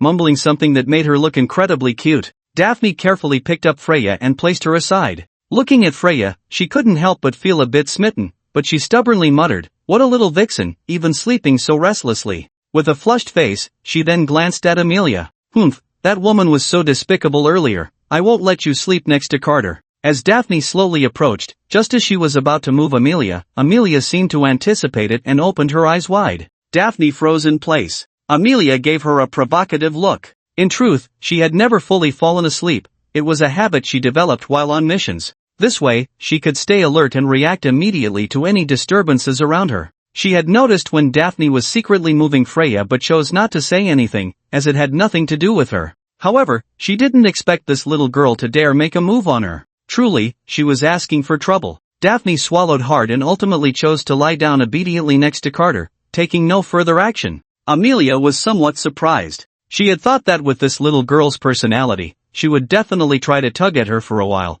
and she was already prepared to teach her a lesson. But she didn't expect this little girl to be so sensible this time. Since that was the case, Amelia couldn't be bothered anymore and closed her eyes again, resting. Daphne honestly linked her arm with Carter's and shut her eyes. She wasn't foolish, she couldn't beat Amelia, so why provoke her? If things went awry, she might lose her current opportunity altogether, and that wouldn't do. Holding onto Carter's arm gave Daphne a sense of security, an indescribable feeling that soon lulled her into a deep sleep. In her dream, she became Carter's wife, the two of them hand in hand, standing on a high mountain watching the sunset, utterly happy. The golden afterglow bathed their faces, highlighting their sweet smiles. Suddenly, Daphne felt her other arm being held as well. Looking closely, it was her little daughter, the fruit of her love with Carter. The three of them sat together, blissfully watching the sunset. The next morning, Amelia woke up early and was momentarily stunned by the scene before her. The three of them were in a rather strange position. Daphne was turned towards Carter, holding onto his arm, while Freya was similarly turned, gently wrapping her arms around Daphne's waist, appearing very intimate.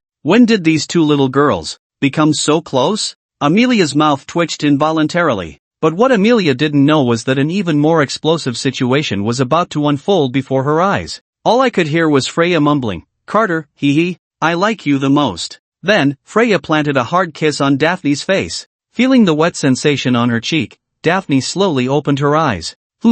What happened? Daphne touched the spot where she had just been kissed and then turned around. What is it? At that moment, Freya, sensing something was off, also slowly opened her eyes. The two locked eyes. The air suddenly fell into a brief silence. Ah! Two high-pitched voices erupted simultaneously. Amelia instinctively covered her ears. Next to her, Locke was so startled that he jumped up in surprise. What's going on? What happened? Locke observed his surroundings with a wary expression. After confirming that nothing dangerous had occurred, he finally sighed in relief. Really, you scared me to death. What are you doing so early in the morning? Locke muttered quietly, then lay back down and fell asleep again. Carter furrowed her brows, rubbed her sleepy eyes, felt around for her glasses, and put them on. After seeing what was happening, she was momentarily stunned. What was going on? Were they having a meeting? Daphne jumped up, vigorously rubbing the spot where she had just been kissed. Freya was in the same situation, continuously rubbing her lips and mumbling,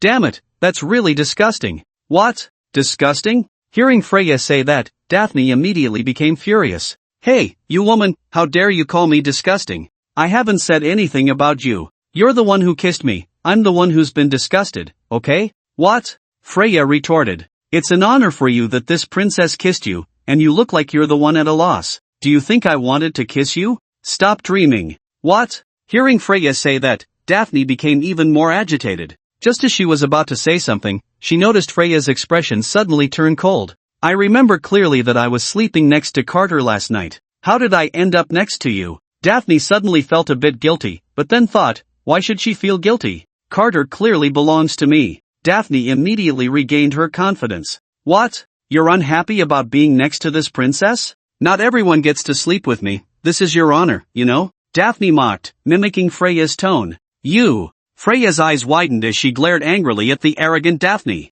Amelia couldn't help but laugh at the two arguing in front of her. Ha, you two really have a good relationship. Shut up! Both turned their heads simultaneously, speaking in unison to Amelia. Amelia shrank her neck and playfully stuck out her tongue. Freya was extremely angry at that moment. How could she tell that she had a good relationship with that woman? Daphne felt the same way as Freya. She didn't want to have a good relationship with that woman at all. Seeing this, Carter could only smile helplessly. These two women were truly a pair of happy rivals. Alright, stop making a fuss. Hearing Carter say this, the two finally ceased their bickering but still crossed their arms and turned their heads away, unwilling to acknowledge each other. Okay, everyone stop it. Amelia looked at the two with exasperation. I'll go prepare something for everyone to eat, so wait a moment. With that, Amelia's figure slowly left the tent. In the towering mountains, there was a cave that seemed bottomless and appeared somewhat eerie. Just standing at the entrance of the cave, one could clearly feel the damp mist rushing towards them. In this deep cave, silence was shattered by terrifying echoes, sending chills down one's spine. The sound of dripping water was clear and abrupt, contrasting sharply with the surrounding stillness. Really, to choose such a place as a refuge, what a strange race. At the entrance of the cave, a man in a black robe slowly walked in. His face was obscured, but his sharp, knife-like gaze was unmistakable. As he ventured deeper into the cave, the sound of dripping water became more pronounced, and the sense of emptiness grew stronger. Occasionally, bats flew past his ears. Such animals found the dark, damp cave to be the perfect habitat. After an unknown amount of time, he finally reached the end. A massive figure hung upside down from the cave ceiling, hands clasped in front of him, as if a cocoon had tightly wrapped around him, obscuring his appearance. Suddenly, a bat with red eyes slowly flew over, opening its mouth to bite towards the man in the black robe. The man merely reached out and caught the red-eyed bat. As he tightened his grip, a crisp sound of bones breaking echoed in the silent cave, gradually drifting away with the sound of its collision against the cave wall. Don't be so rash, after all, those in this cave are all my children. A hoarse and eerie voice came from above, and the figure suddenly spread his enormous arms, gradually revealing his true form. It was an extremely pale face, almost a shade of ashen blue. His face was very long, covered in wrinkles that added to its ugliness. His ears were pointed, reminiscent of an elf's, and as he opened his mouth, his prominent fangs caught the eye. He looked like a humanoid bat, towering in stature. The man in the black robe snorted coldly. I advise you to keep your ill intentions to yourself. Don't forget our deal. Don't forget, without our help, you will never become a true vampire. The massive figure's expression gradually twisted into a snarl but quickly returned to normal, revealing a hint of a cold smile. But it seems the one breaking the rules is not me. May I ask, why has a portion of the accumulated blood energy suddenly vanished? Do you not intend to give me a reasonable explanation? What explanation do you want? The black-robed man's gaze flickered slightly as he gathered magical energy into a sphere. The vampire chuckled. Please, don't be so agitated, I was just asking. Only then did the black-robed man retract his magic, coldly staring at the figure before him. You only need to remember that obedience to orders is enough. Don't forget, without our help, what you wish to achieve is absolutely impossible. The vampire's pupils dilated slightly. Despite his helplessness, he could only bow to the man before him. I will obey your command. The black-robed man slowly stepped forward and patted the vampire's head. The vampire's fangs instantly revealed themselves, yet he made no move, allowing the black-robed man to humiliate him. The black-robed man slowly extended his hand. Give it to me. What? You know what I mean. The vampire struggled internally before handing over the blood-colored crystal to the black-robed man. The black-robed man smiled with satisfaction. I advise you to be more honest. Some things are not for you to covet. Having obtained what he desired, the black-robed man left with satisfaction. Before departing, he coldly told the vampire, since there has been a change,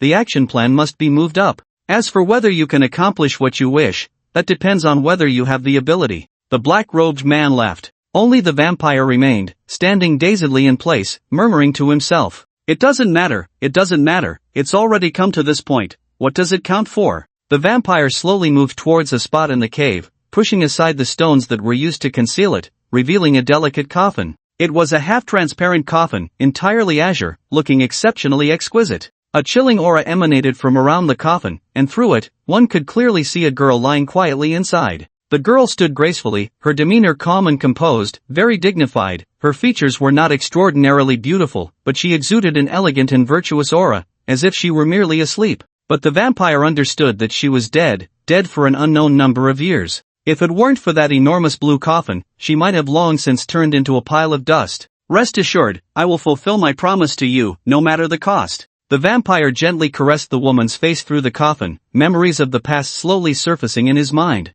His expression changed variously, sometimes joyful, sometimes sorrowful, sometimes yearning, sometimes silent. Countless emotions gradually appeared on his face, and the final expression that emerged was one of hatred. The Amelia squad had rested in the open space for several days. Since the crisis had not yet been resolved, they needed to stay a while longer. However, the days of ease had made them complacent, as if the crisis in this small town had already been lifted. Just when everyone was at a loss and planned to leave, an anomaly suddenly occurred. That night, the bright moonlight was gradually obscured by clouds in the sky. The author reflected carefully and realized that the recent plot had indeed declined in quality, as the author was now preoccupied with thoughts of a new book, neglecting this one. However, after a moment of painful reflection, the author decided to focus on improving this book first. Readers, rest assured, I will not disappoint you again. That day, everyone patrolled the area as before. Everyone must remember to patrol according to the designated positions, and be sure not to stray too far from each post.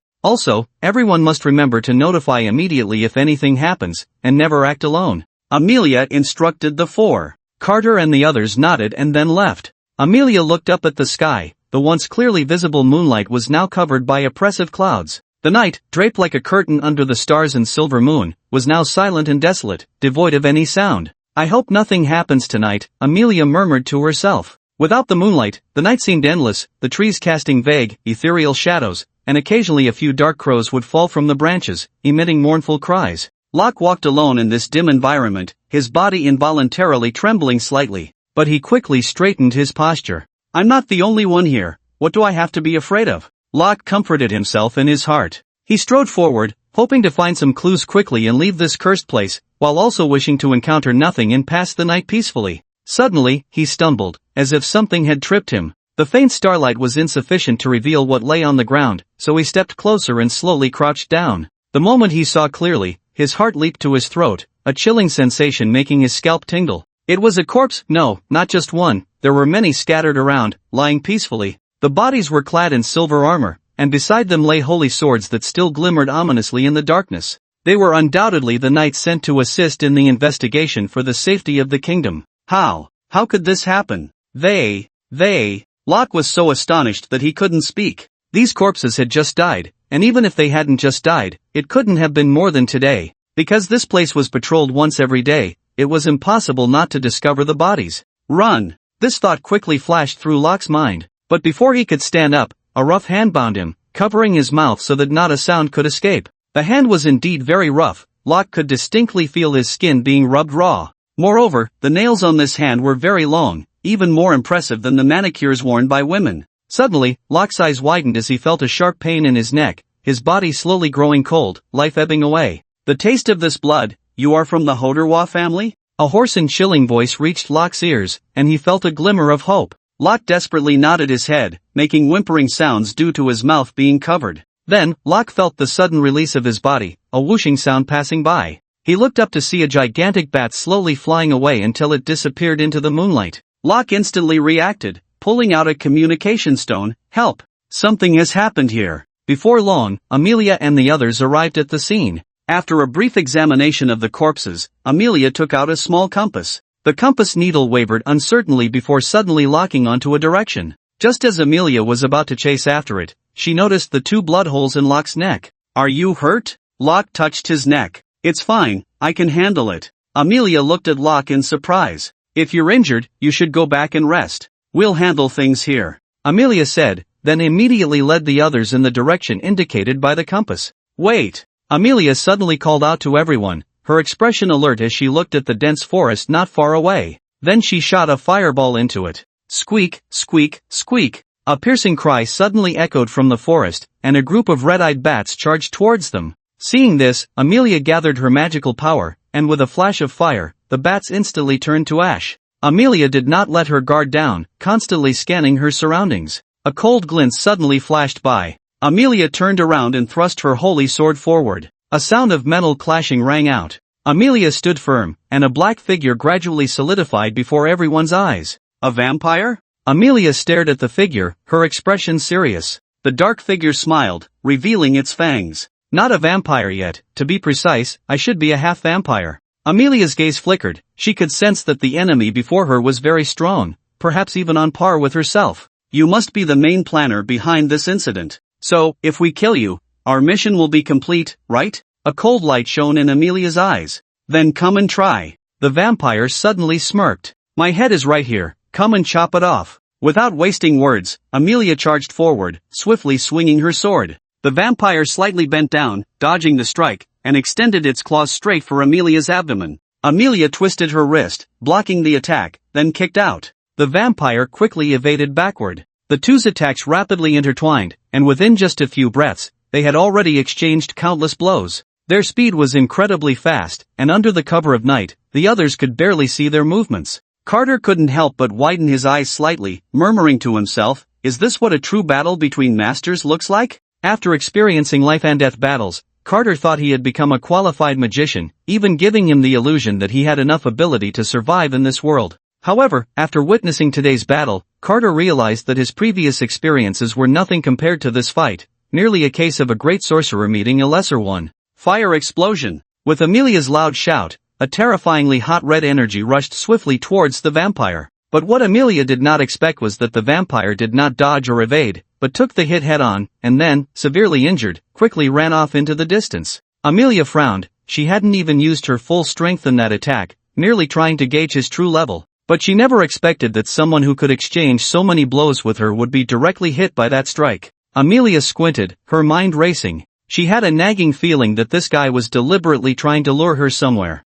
But upon seeing the vampire's figure growing more distant, Amelia had no time to think further. This was a once-in-a-lifetime opportunity. If she missed it, who knew when she would get another chance? With the mindset of facing whatever came her way, she was not afraid of any tricks this vampire might have. Amelia quickly chased after him. They soon arrived at a remote mountain, desolate and devoid of any signs of human habitation. During this time, the vampire had been intentionally keeping a certain distance from Amelia and the others, strictly controlling the situation. Finally, in front of a cave, the vampire stopped, turned around, and looked at everyone with a sinister gaze. Now, the roles of hunter and prey have been reversed. Amelia frowned, not wasting words, and directly swung her sword at the vampire. The vampire extended his hand, firmly grasping the blade, and the two were momentarily locked in a stalemate. Little girl, your strength is quite impressive. I haven't seen a talent like you in a long time, the vampire praised sincerely. Hearing this, Amelia's frown deepened. She did not respond and instead kicked out. The vampire stumbled, and Amelia seized the opportunity to leap into the air, bringing her sword down. A blade of fire element shot straight towards the vampire. At that moment, a layer of red blood energy gradually surrounded the vampire's body. The vampire swung his claws forward with force. A red claw mark collided with the fiery sword blade, resulting in a violent explosion that erupted with blinding light in the pitch-black night sky. Just as the light faded, Amelia's figure instantly followed, her sword aimed at the vampire's throat. The vampire hurriedly sidestepped to evade while swinging his claws to attack. Clang! Amelia successfully blocked the attack and then kicked out. The vampire's figure was sent flying, crashing into a large tree. Due to the overwhelming force, the thick tree trunk shattered with a loud crack, its massive body toppling down and crashing to the ground with a thunderous roar. At this moment, Amelia sank down, positioning the holy sword in front of her. Gradually, a thick red energy began to gather around her, centered on Amelia. The originally cool night air continued to rise in temperature. Waves of heat rushed towards her, as if a giant furnace was roasting her. Amelia was about to unleash her ultimate move. Just then, an unusual phenomenon occurred. A massive hexagram magic circle suddenly appeared beneath everyone's feet. The colors of the hexagram were strange, alternating between purple and red, constantly flickering. As the light continued to flash, the magical power Amelia had gathered instantly dissipated. Amelia looked at the scene before her in disbelief. The ground suddenly erupted with a tremendous suction force, forcing everyone to be pulled down to the ground. Even Amelia could not control herself and half knelt down. Ha ha ha, did you not expect that I actually had this up my sleeve? The vampire sneered. He then slowly walked in front of Amelia and kicked out. Amelia hurriedly blocked, but due to the restrictions of the magic array, both her speed and strength were greatly limited, and she was directly sent flying by the vampire's sudden strike. The same thing happened to Amelia. Her body crashed into a large tree, which then slowly fell down. Carter was firmly stuck to the ground, unable to move due to his injuries. He was all too familiar with the effects of this magic array. It was the blood sacrifice array recorded on the plot panel. He had clearly destroyed the array's core, so why could this array still be activated? Soon, the vampire provided a reasonable explanation. He walked slowly to Carter and patted his face. I don't know what method you used to find the core of this array in advance, the vampire said, revealing a cold smile. But you didn't expect that this array has more than one core. Each purple crystal flower represents a different area. Now, enjoy the fear of death. The vampire sneered. Don't touch him. Amelia slowly stood up, blood at the corner of her mouth, each step a struggle. Oh, I really want to know, in a scene like this, how do you still have the courage to say such things? The vampire smiled playfully. I said, don't touch him. Amelia's gaze was exceptionally firm, causing the vampire to momentarily falter. Her eyes, they were so similar to hers. Suddenly, Amelia used all her strength to plunge the holy sword into the ground. It's just a magic array, nothing to worry about. If you think you can defeat me, Amelia, with something like this, I advise you to stop dreaming. Then, a massive wave of energy suddenly erupted around Amelia's body. A terrifying energy gathered on the sword in her hand. The vampire was shocked. He did not expect her to condense such dense magical power in this situation. With a loud shout from Amelia, the enormous hexagram magic array that surrounded everyone suddenly dimmed and disappeared. Not far away, a strange flower made of purple crystals unexpectedly exploded into fragments. How is this possible? How could you break this array? Why? The vampire's anguished wail echoed, and then he suddenly spat out a mouthful of blood. This was the backlash of the array, which had been set up using his own blood as a catalyst. Now that the array was broken, he was also injured. The binding force that had held everyone disappeared, and Carter felt his body lighten before standing up. The vampire's body also underwent a shocking transformation. His originally tall figure slowly shrank until it returned to a normal size. His fangs, claws, and pointed ears, all the features of a vampire, vanished, transforming him into a frail old man. Why? How could this happen? No! The old man let out an angry roar. Amelia lay weakly on the ground, looking at the old man in front of her, feeling an inexplicable familiarity. Not just her, everyone present felt that the old man's figure was very familiar. You. Who are you? The old man raised his head and looked at Amelia. Before I became a vampire, I had another name. I am called Sias Hodwar. Amelia's pupils suddenly widened. Sias? You are that famous vampire hunter. Amelia was completely stunned. She never expected that the once renowned vampire hunter would one day become a vampire. Dragging his broken body, Saya slowly walked in front of Amelia. Amelia slowly closed her eyes. At this moment, she had no strength left to continue fighting. Breaking through that magic formation had already been her limit. Now, she could only hope that someone from another team would notice the battle here and come to her aid. The anticipated fatal attack did not come, and Amelia slowly opened her eyes, only to see Saya smiling at her.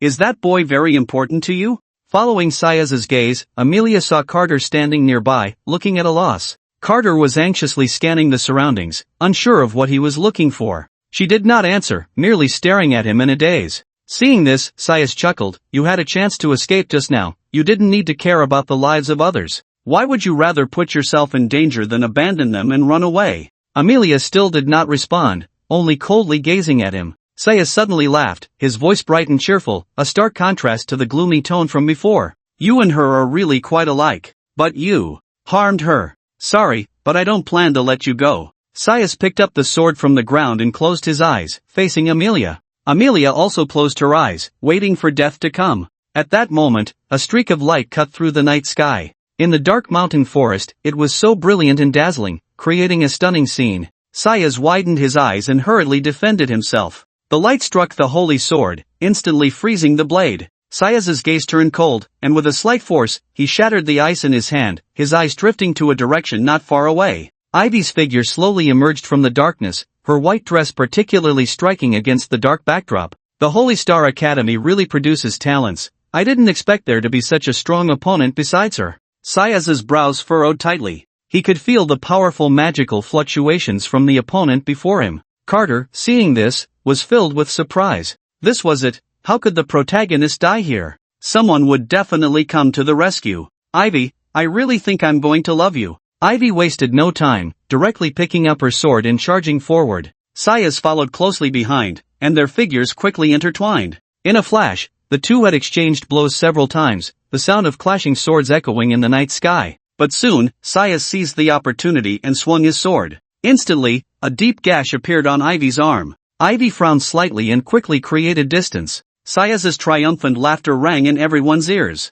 I haven't used a sword in decades, it seems I'm a bit rusty. But back in the day, I was a sword genius. It looks like it's still enough to deal with you. As soon as he finished speaking, Sayas's figure lunged at her again, and Ivy immediately defended herself without hesitation. Sayas's swordsmanship was indeed superb, and he had completely suppressed Ivy. Soon, several more wounds appeared on Ivy's body. Seeing this, Sayas revealed a smug smile. But he quickly sensed something was off. Although Ivy's swordsmanship was not as good as his, her learning ability was incredibly fast, and her skills were increasing at a terrifying rate. The situation quickly shifted from one-sided suppression to a stalemate, and then to a counterattack. Sayas was filled with dread. What kind of monster was this? Why was her growth rate so fast? Amelia, witnessing this scene, also slightly opened her mouth. As a genius herself, she was not easily surprised by ordinary talent. However, facing Ivy's nearly terrifying growth rate, Amelia had to admit it. She was a genius born for battle.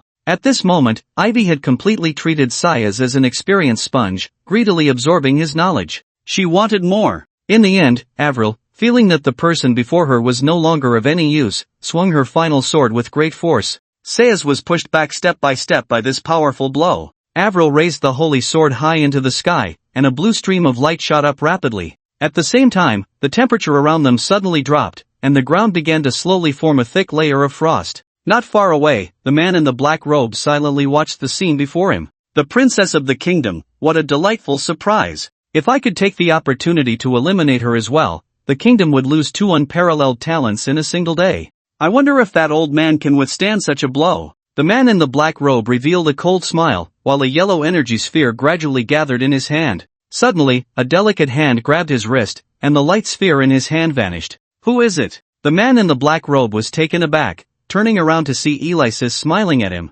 Hi, how are you? Alexis? How did you get here? The man in the black robe's eyes widened in terror. Oh, Alexis frowned slightly at his words. You know me? It seems my reputation is quite significant. The man in the black robe realized he had misspoken and quickly shut his mouth, watching the woman before him warily. Alexis suddenly exerted strength in the hand she was holding, causing the man in the black robe to break into a cold sweat from the pain. I can't let you disturb them. Now, let's have some fun. The perspective returned to the scene. Avril had completed her charge, and the terrifying ice element was moving rapidly around her. Sayas hurriedly tried to summon the elements within him, but his already battered body was insufficient to support such powerful magic. Sayas wanted to rush forward to stop her, but as he got closer, Frost suddenly rose from his feet, freezing him to the ground. A bitter smile crept onto Sayas's face. "This is it, I'm sorry, I really tried my best, but I really want to see you one more time." As a blinding white light flashed, Sayas's body was frozen into a beautiful sculpture.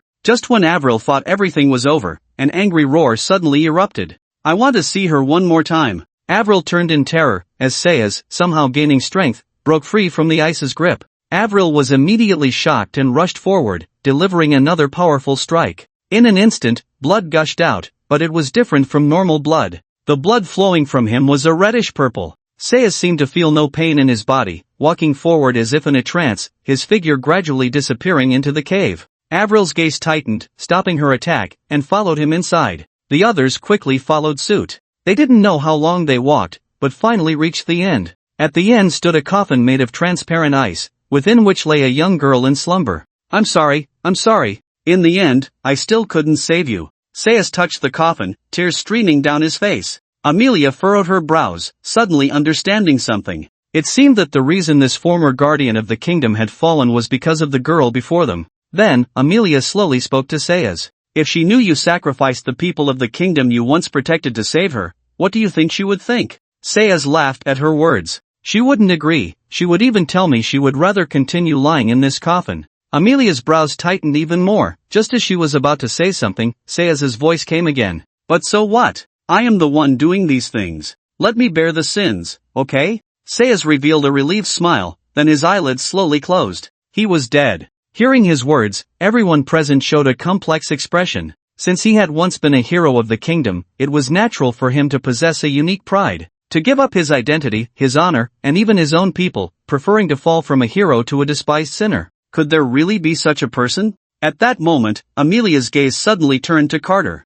Carter felt a chill run down his spine. What's going on? Who's staring at me? With the death of Sayas, the mission was officially declared over. Everyone left the cave with relaxed expressions. On the way back, feeling bored, Freya suddenly said, "Why do you think a former hero would end up like that?" As soon as this topic was raised, everyone showed great interest. Amelia then explained to the group, maybe it's because he wanted to resurrect that woman, after all, she was his lover. But what does that have to do with him becoming a vampire? Vampires are said to have the ability to resurrect the dead, Amelia said seriously. What? Resurrect? Everyone was very surprised to hear this. Actually, it's somewhat similar, Amelia thought for a moment. It's said that vampires can assimilate people into vampires, and if the other party is dead, as long as the body is intact, they can bring them back to life. That also corresponds to why that woman's corpse needed to be preserved in ice. It must be for this reason. While everyone was chatting, Alexis's figure gradually appeared before them. Carter was very surprised to see this. Alexis? What are you doing here? At that moment, Alexis was covered in dirt, her hair a mess, and she was cursing, "Damn it, what on earth was that thing, that it could withstand even my stuff?" Hearing the noise, Alexis looked up, saw Carter, and immediately rushed over to hug him. "Carter, I finally found you. Let me give you a kiss." Saying this, Alexis intended to kiss Carter in front of everyone. The crowd gasped. Everyone knew Alexis, but they never expected this fierce woman would show such a girlish side. She could actually display this kind of expression? Seeing this, Carter quickly refused. "Alexis, stop it. There are so many people here. But if I can't kiss Carter, I really will die." Alexis immediately pouted, looking wronged. The three women nearby immediately showed a vein on their foreheads, synchronized in their reaction. What she meant was that she often kissed him when no one was around? Thinking of this, the three women stepped forward, blocking Carter. They decided to unite and deal with the most detestable one in front of them first. Alexis, well, it really is a case of no tiger in the mountain, and the monkeys claim the throne. When did these little characters become so arrogant? Alexis immediately rolled up her sleeves, ready to teach these three women a lesson. But the three women showed no fear. As the two groups were about to clash, Carter hurriedly intervened. All right, everyone stop. We've been at this for so long, aren't you all tired? Hearing Carter say this, the four women finally relented, though their eyes still looked like they wanted to eat someone. Carter sighed helplessly. Sigh, really? On the way back, someone suggested taking a bath before going home. As soon as this was said, it instantly won cheers from many girls. Girls are inherently clean creatures, and after the previous battle, they were dirtier than ever. If they could take a bath, it would truly be a blessing. Before long, Amelia and the others found a bathhouse. Although most of the town had been destroyed, a part of it had been preserved. This bathhouse was fortunate enough to have survived, and everyone was very lucky to have found it. The facilities at the bathhouse were very rudimentary, with only 2 hot springs serving as bathing areas, surrounded by a row of walls, and a wall separating the men's and women's baths. However, these were all made of bamboo, which didn't look very sturdy. The group quickly divided into their respective changing rooms according to gender. At this moment, however, Alexis remained outside, seemingly lost in thought. Ah, this feels so good. Finally, I can take a bath. I've been so exhausted lately, Locke said, leaning back in the hot spring with a look of contentment. Carter, on the other hand, was quite disdainful and kept his distance. After all, this guy had chicken droppings on him before. What if some got into his side while they were in the same pool? No way, he had to stay far away from him. Just then, the door to the men's bath suddenly swung open, and Alexis strode in with her long legs. Carter's expression froze immediately. Locke's expression also stiffened. He knew Alexis was there to find Carter, but the problem was, he was also bathing. And were those two close enough to bathe together now? How thrilling! Alexis kept her gaze straight ahead, and since Locke was submerged in the water, she couldn't see much. She walked over to the side and tossed a bath towel to Locke.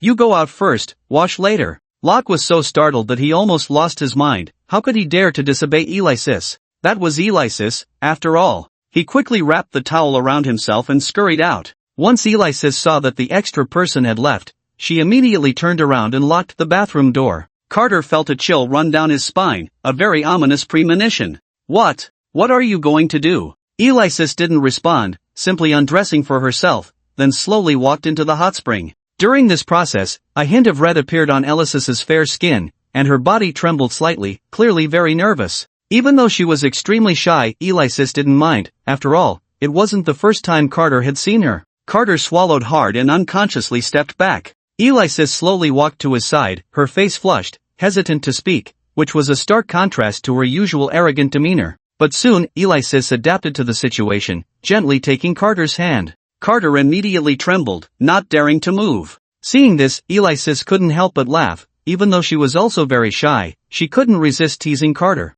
What's wrong, feeling shy? Meanwhile, in the women's bath, 3 girls were lounging in the hot spring, enjoying this beautiful moment. The warm water splashing against their skin gave a refreshing feeling. But without exception, all 3 of their gazes were fixed on the wall in front of them. Because behind that wall was the men's bath, where Carter was bathing. The 3 women understood each other without saying a word, but no one brought it up. Because once one person suggested peeking, the other 2 would definitely join in. They didn't want Carter to be seen by other girls. If anyone was going to look, it could only be them. So, for now, everyone had to endure. They would rather not look than let other girls sneak a peek. In this stalemate, Freya's eyes darted around as if she had thought of a good idea. So, taking advantage of the other 2 girls' inattention, Freya slowly moved toward the bamboo wall. Freya kept inching closer to the bamboo wall, constantly glancing at the other girls. Seeing that they weren't looking at her, Freya let out a sigh of relief. Those guys shouldn't notice, right? Freya thought to herself, then quietly extended her finger to poke a small hole in the bamboo wall.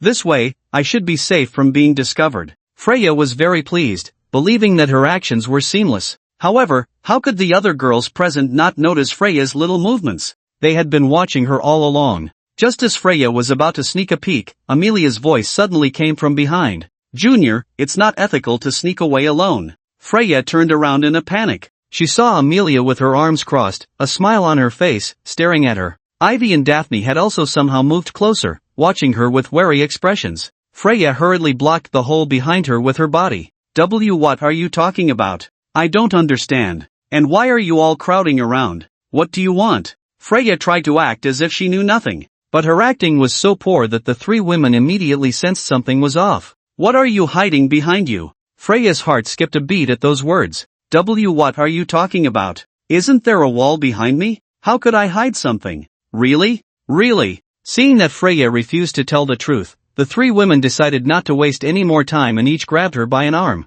Hey! What are you doing? Let go, you have no right to do this. Freya struggled, but it was futile, she was tossed aside. Ugh, damn it. Freya rubbed her sore bottom, glaring fiercely at the 3 annoying women. The moment Freya was moved aside, Amelia immediately spotted the small hole, and her body trembled, her expression changing involuntarily. If she could just get through that hole. Amelia's breathing became a bit hurried as she slowly approached the hole. But she wasn't the only one who noticed it. A delicate, white hand rested on her shoulder. Amelia frowned. She didn't like anyone touching her body, not even another girl. What does Teacher Amelia plan to do? Ivy's voice came coldly. The once steaming hot spring suddenly dropped a few degrees for some unknown reason. Amelia looked at the person in front of her, her expression turning icy. Yeah, I wonder what Teacher Amelia is up to, sneaking around like this. Daphne added, her gaze equally unfriendly. Do I need to tell you what I'm doing? The three faced off. Seeing that the two wouldn't back down, Amelia's expression grew increasingly grim.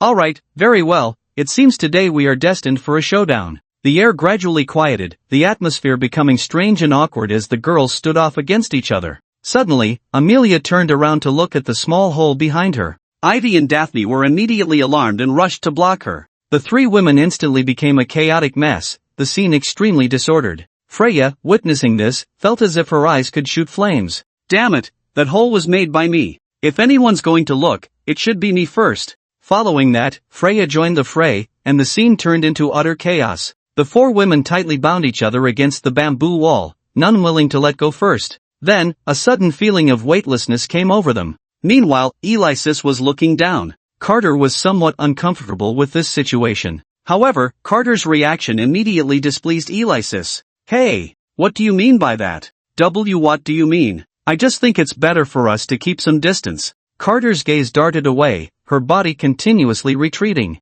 Alexis was not about to let Carter off the hook so easily. Hey, Carter, are you shy? Alexis said lazily and seductively, speaking slowly. Carter's heart was racing nervously. Alexis, don't do that. What's wrong? What's so bad about it? I really like it, Alexis said nonchalantly, then her brows furrowed slightly. You seem to have a pretty good relationship with those girls. Carter became even more flustered upon hearing this. No, we're just friends. Friends? Alexis raised an eyebrow. Do you think I'm a fool? Do I look like a fool? You know? I'm really jealous, Alexis said with dissatisfaction. Carter immediately felt a chill and hurriedly distanced himself. Alexis, listen to me, just calm down a bit. Calm down? If you were me, would you be able to calm down right now? Carter panicked and involuntarily stepped back. I'm telling you, don't do anything reckless.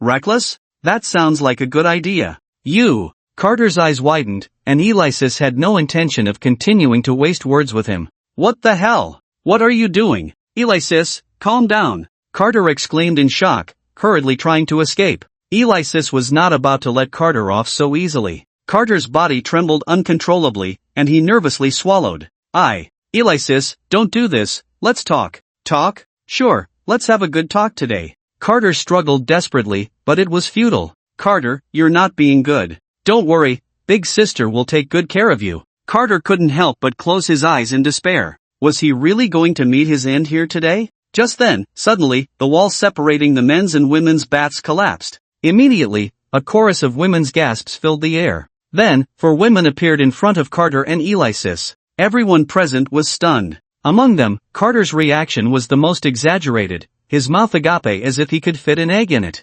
After this series of events, the entire bathhouse erupted in deafening shouts. Even Rock, who was resting outside, was startled. He looked at the tightly closed door and shook his head inwardly. Meanwhile, the reacting Alexis instantly stood in front of Carter, her expression very unpleasant. Damn it! They were so close to succeeding. Why did these women always come to ruin things at such critical moments? The four women in front of her shared the same thought. They looked extremely flustered but also very angry. Why are you with Carter? The four girls asked in unison. Alexis, however, wore an indifferent expression. Her provocative demeanor ignited the fury of the four women across from her. But now they had no way to act. They wanted to rush forward but dared not make a move, so they could only glare angrily. The scene fell into a very awkward state. Alexis was fine, not feeling embarrassed at all. But the four women were different, they were somewhat at a loss. Carter, at this moment, was also in a panic. What the hell? What should I do now? Should I take the chance to escape? But in this situation, how could I run? This is really... it's so annoying, my toes feel so strange. Why do they keep moving? After an unknown amount of time, Amelia could no longer hold on and was the first to rush out. She really couldn't take it anymore, it was too embarrassing. And it wasn't a solution to keep holding out, she would settle the score with them later. With Amelia leading the way, Avril, Daphne, and Freya soon followed suit, unable to endure any longer, and fled in a panic. Alexis looked at Carter with some displeasure. Carter became even more flustered, hurriedly closing his eyes, pursing his lips, and his body involuntarily retreating. After finally persuading Alexis to leave with his silver tongue, Carter let out a sigh of relief. On the way back, everyone was silent, and the atmosphere was extremely awkward. However, everyone's gaze inevitably fell on Alexis. Especially the four women, their eyes on Alexis were filled with a hunger that seemed ready to devour her. The recent events had greatly impacted them. This was still in public, and Alexis dared to be so brazen. What would happen when she returned home and was alone with Carter?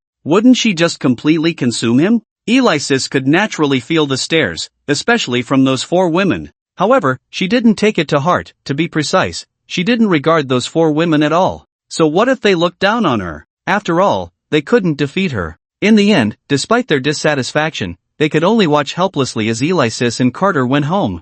Amelia felt as if flames were about to burst from her eyes. She was somewhat different from the others. She had a genuine engagement with Carter. Back at the Starlight Academy, she had already been overshadowed by that woman, Alexis. Did she really have to lose to her in pursuing the one she loved? She was truly unwilling. 3 days later, due to the enormity of the incident, it was only natural for the king to hold a large speech event. First, to soothe the emotions of the kingdom's people. Second, to reward the soldiers who had performed excellently in this operation. Everyone must remember, we are a collective. As long as you are a citizen of this country, no matter where difficulties arise, the kingdom will not stand idly by, George Barton said passionately from the podium. His robust figure appeared so wise and powerful at that moment. Queen Russell looked at her handsome husband, her eyes filled with affection. In contrast, Alexis below the stage was yawning helplessly, nearly falling asleep. She felt extremely bored. The king's words were nothing but nonsense to her. She really didn't understand why she had to attend such a tedious event.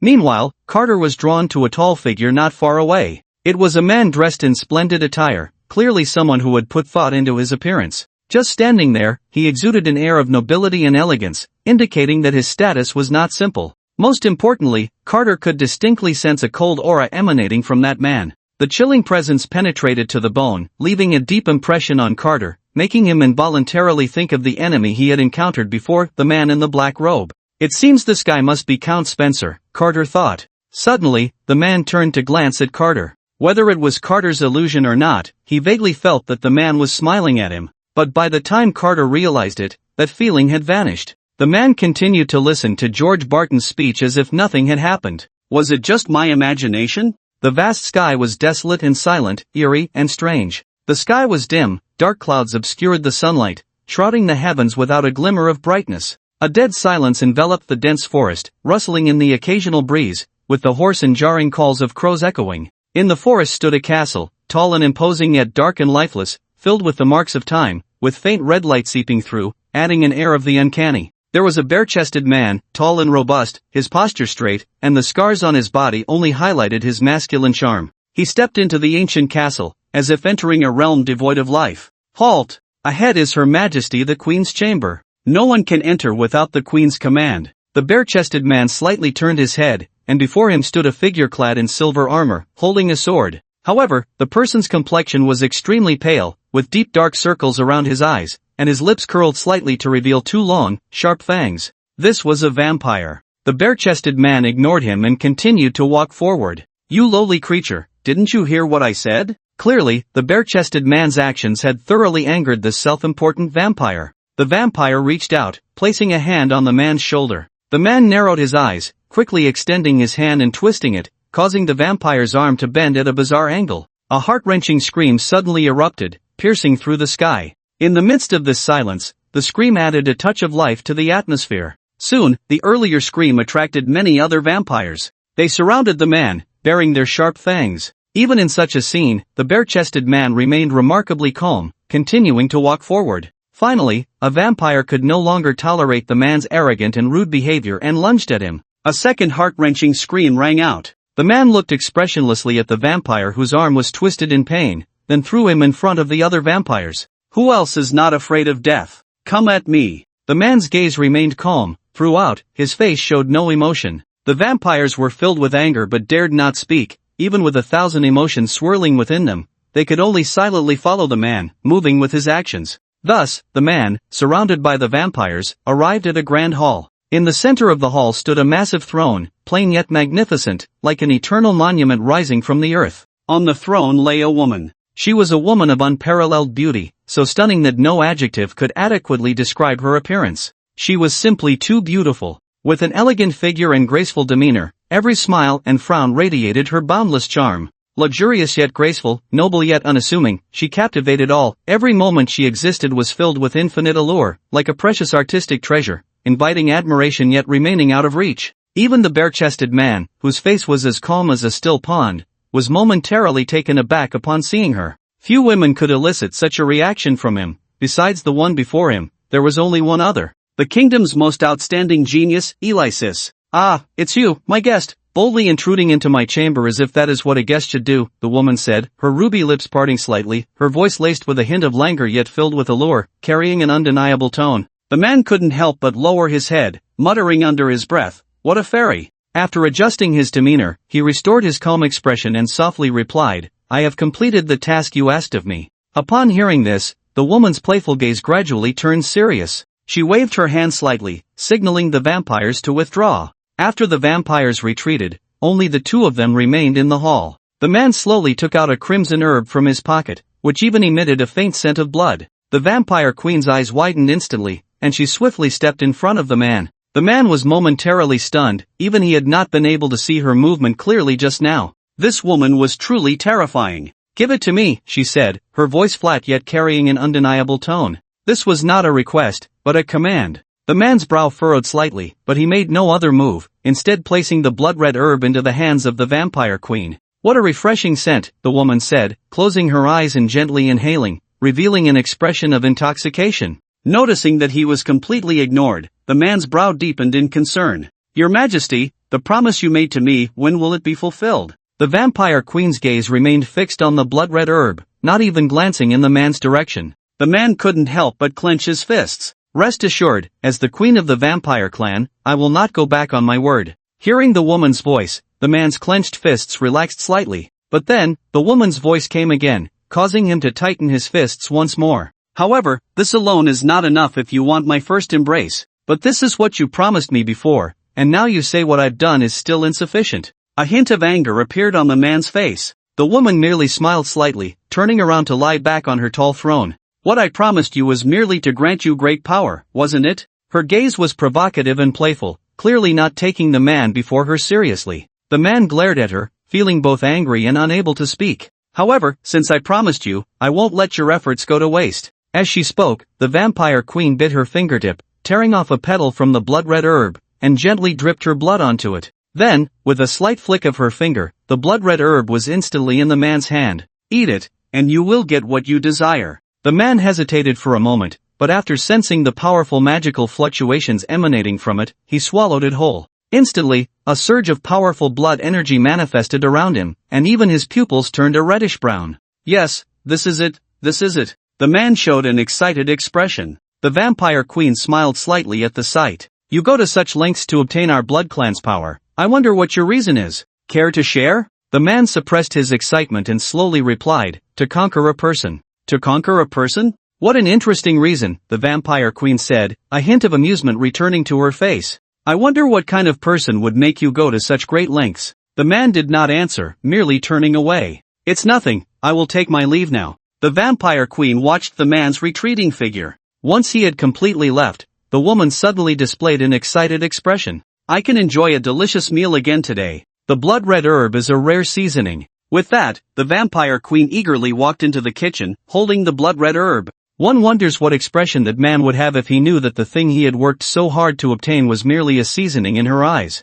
The scene shifted back to the interior of the kingdom. George Patton was still passionately delivering his speech on stage. The crowd below raised their heads, their gazes intense. His speech undoubtedly stirred the hearts of the people. His fervent words and confident assurances made every listener in the audience feel invigorated. Even Carter lifted his head, unconsciously drawn to the person on stage. As a modern man, his thoughts were undoubtedly far beyond those of these natives. Yet even he found George Patton's speech to be shocking. "It seems this king has something to him," No wonder those previous leaders always gave a speech before taking action. I used to find it strange why those leaders could have so many followers just by speaking. Today's experience truly lives up to its reputation, Carter thought to himself, and in a daze, suddenly felt a surge of blood energy within him, as if his entire body was about to ignite. What is happening? Carter's skin suddenly turned a deep red, and the burning sensation throughout his body left him at a loss. Not far away, the nobleman had his back to Carter, holding a strange red stone in his hand.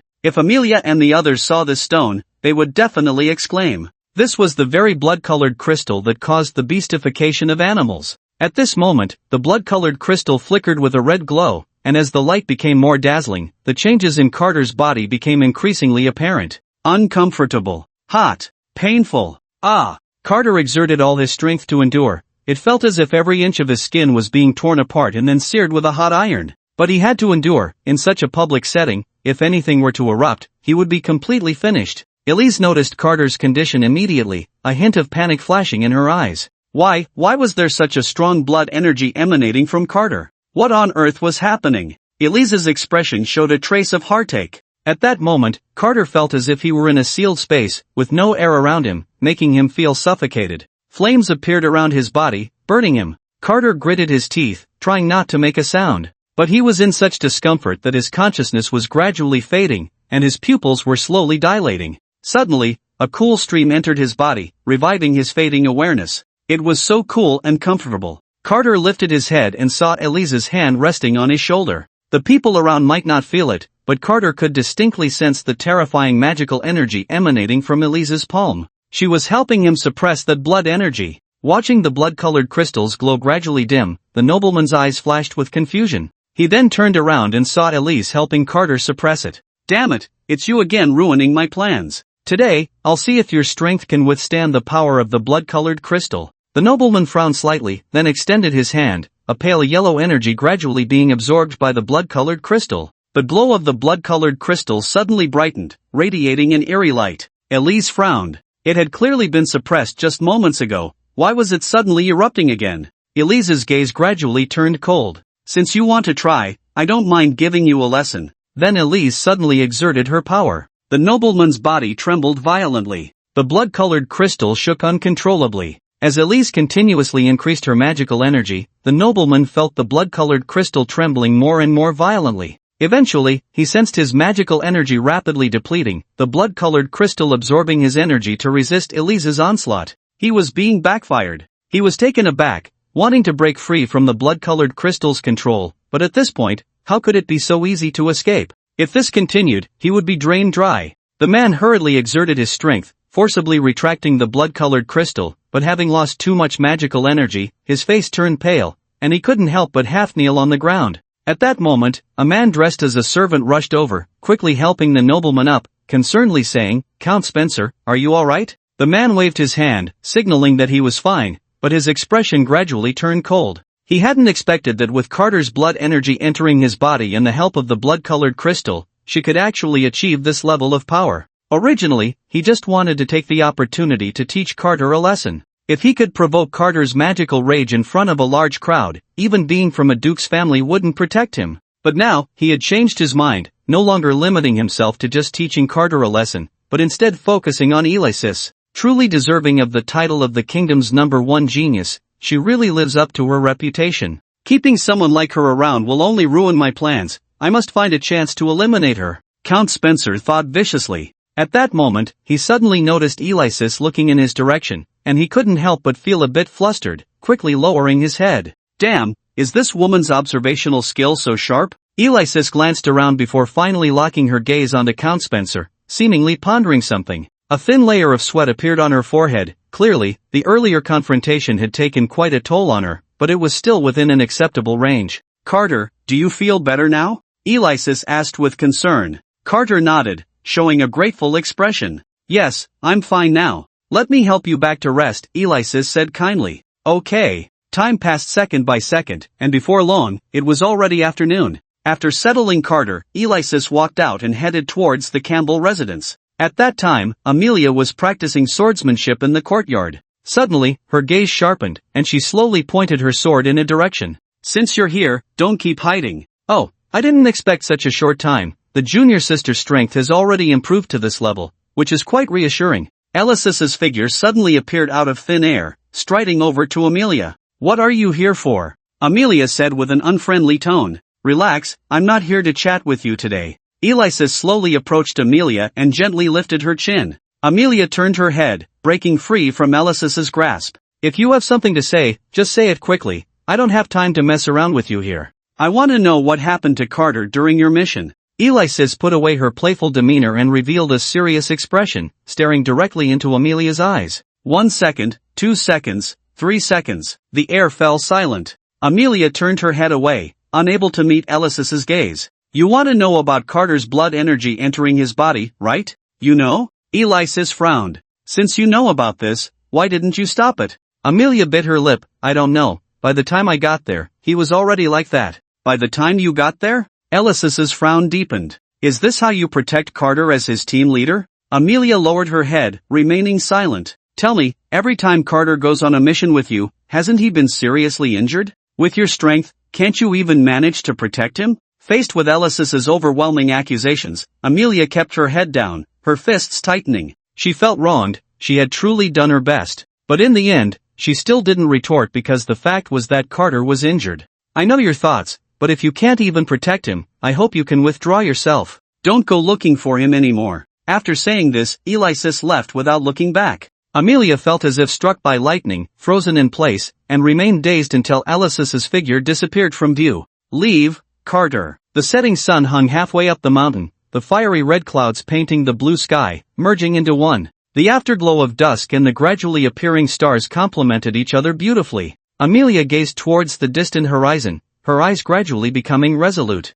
Today was a particularly special day for the entire kingdom, especially for the royal family. King George Barton's best brother was returning. He was the general who had accompanied George Barton in quelling the kingdom's rebellion, and one of the few in the kingdom to have reached the level of a grand sorcerer. Originally a man of great military achievements, he should have enjoyed wealth and honor, but he had suddenly disappeared a few years ago. No one knew why he left, just that he had done so quietly. Nor did anyone know why he would suddenly return many years later. However, at the Duc de Ville's mansion, this matter seemed less significant. "Ugh, it's really annoying. I have to go to that damn party again," Alexis complained as she lay on the sofa. She truly despised such occasions. Carter comforted her from the side. "Alright, let's go for a walk. Staying at home isn't much fun." "I don't care, you have to come with me." Alexis suddenly clung to Carter's arm, playfully whining. Okay, I'll go with you," Carter said, his face showing a hint of helplessness. Besides, he hadn't planned to let Alexis attend alone. With her personality, who knows what kind of trouble she would cause. He had to keep an eye on her. The two quickly dressed up and headed out to the party. Upon arriving at the venue, Alexis, as usual, seemed to be surrounded by invisible walls, isolating herself from others. However, Alexis didn't mind. For her, it was better without those annoying flies bothering her. As they entered the hall, they saw George Barton drinking with a burly man, both enjoying a lively conversation, occasionally bursting into hearty laughter. In contrast to George Barton's splendid attire, the man across from him was bare-armed, his skin covered in a dense array of scars, a sight that was truly shocking. This man was the king's best brother Alexander Wilson, known as the Grand General of the kingdom. Almost the moment Alexis appeared, Alexander's gaze was drawn to her. "Brother, I see a familiar face. I'll go catch up," Alexander said to George Barton. Without waiting for George Barton to respond, he strode confidently towards Alexis. George Barton was taken aback. "Do you have acquaintances in the kingdom? How come I didn't know?"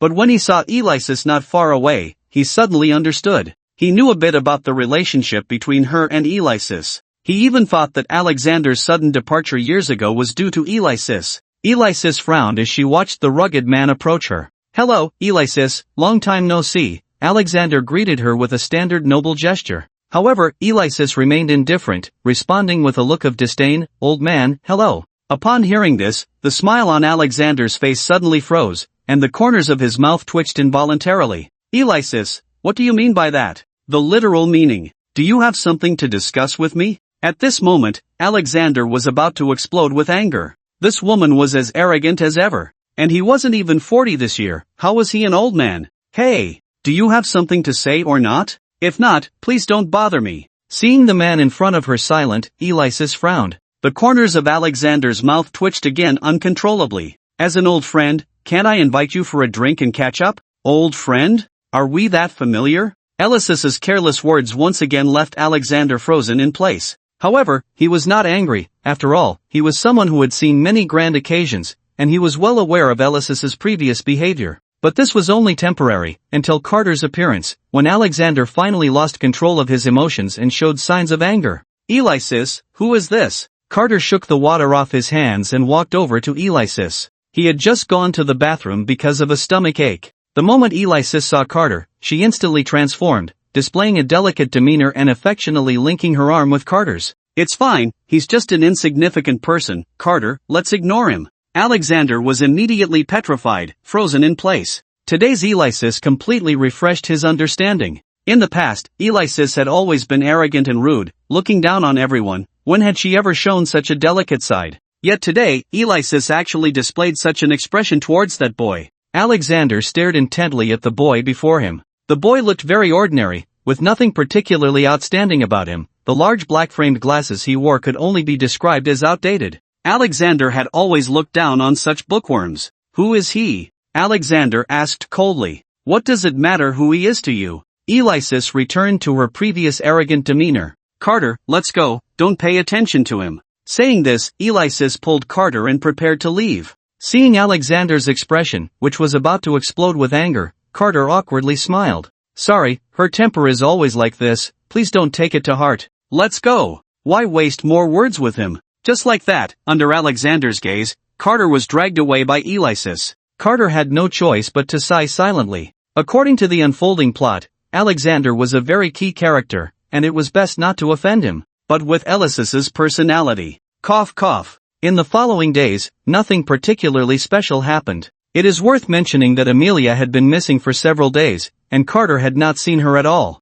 This puzzled Carter, but he didn't think much of it. After all, she was the protagonist. The protagonist only grows stronger when faced with setbacks, and there would be no danger. However, Alexis had recently become strangely odd, locking herself in her study every day, seemingly researching something. What's going on? Why can't I find it? I clearly remember it was in these few pages. At this moment, Alexis was flipping through a book in her study. The book she was flipping through was The 36 Strategies for Capturing Men, which had not featured in nearly 100 chapters. Recently, more and more beautiful girls had appeared around Carter, and without exception, they all had ill intentions towards him. Even Alexis couldn't help but feel a sense of crisis. Although she looked down on those little girls, their numbers were overwhelming. Moreover, she was completely clueless when it came to romance. What if she mishandled a detail and Carter was deceived by another girl? No, she had to study carefully how to win over Carter and eliminate any worries. With this thought, Alexis began to write furiously.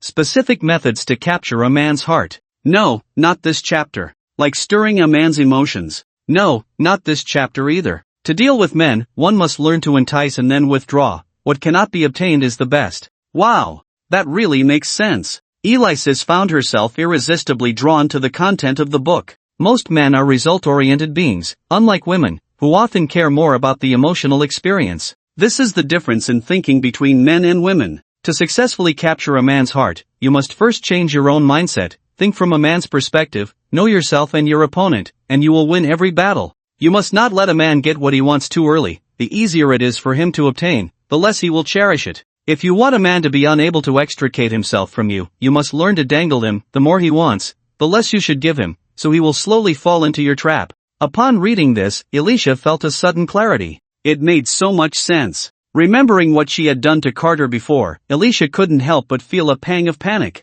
What should I do? I seem to have been too proactive before. Will Carter not cherish me? But I can't blame myself. Carter is just too tempting. How can I resist? And the problem now is not that he craves my body, but that I crave his. What should I do? What should someone in my situation do? Alicia felt a bit lost, desperately searching for a solution but finding none. No, I can't keep giving myself away. I must be reserved. Being reserved will make Carter understand my importance. Alicia thought this way, and she did act accordingly. However, the results were somewhat disappointing, completely failing to meet her expectations. During dinner, Alicia deliberately turned her head away, not looking at Carter, but still secretly observing his reactions. At first, Carter found it a bit strange, thinking, what trick is Alicia up to now? But later, he didn't think much of it. He never considered that Alicia was intentionally ignoring him. Seeing that Carter had no reaction at all, Alicia grew anxious and hurried back to her study to continue reading. It wasn't until she reached the last page that Alicia finally found the answer she was looking for.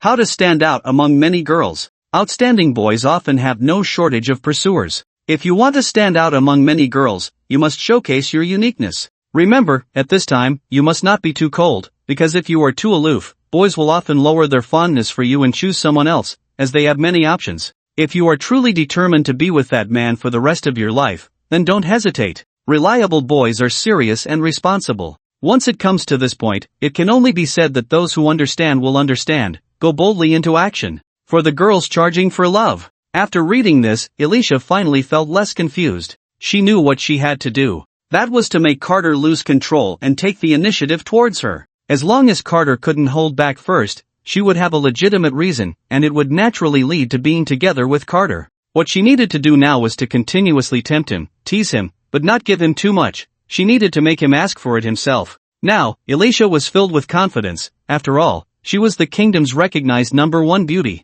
Capturing a Carter would be a piece of cake, right? Hee, Carter, get ready to face your sister's sweet bombardment. Just don't crumble under the pressure. Then, Alicia picked up that book she had snatched from the owner of the little shop earlier and began to learn the techniques. This move is good. I'll try it tomorrow. The next morning, while Carter was cooking in the kitchen, Alicia was staring at him intently, making him feel a bit uncomfortable. Alicia, why are you staring at me like that today? Alice said nothing, merely staring at him silently. Carter furrowed his brow slightly, trying hard not to focus on Alice's gaze. But sometimes, the more one tries to ignore something, the more one can't help but pay attention to it. Although Carter pretended to be indifferent on the surface, he was actually already disturbed by Alice's gaze. What's wrong with Alice? Why is she acting so strangely today? Carter couldn't help but think to himself. Suddenly, he felt something was off. It turned out that Alice had unexpectedly moved closer at some point. Carter felt a bit nervous, as if countless ants were crawling on him, making him very uncomfortable.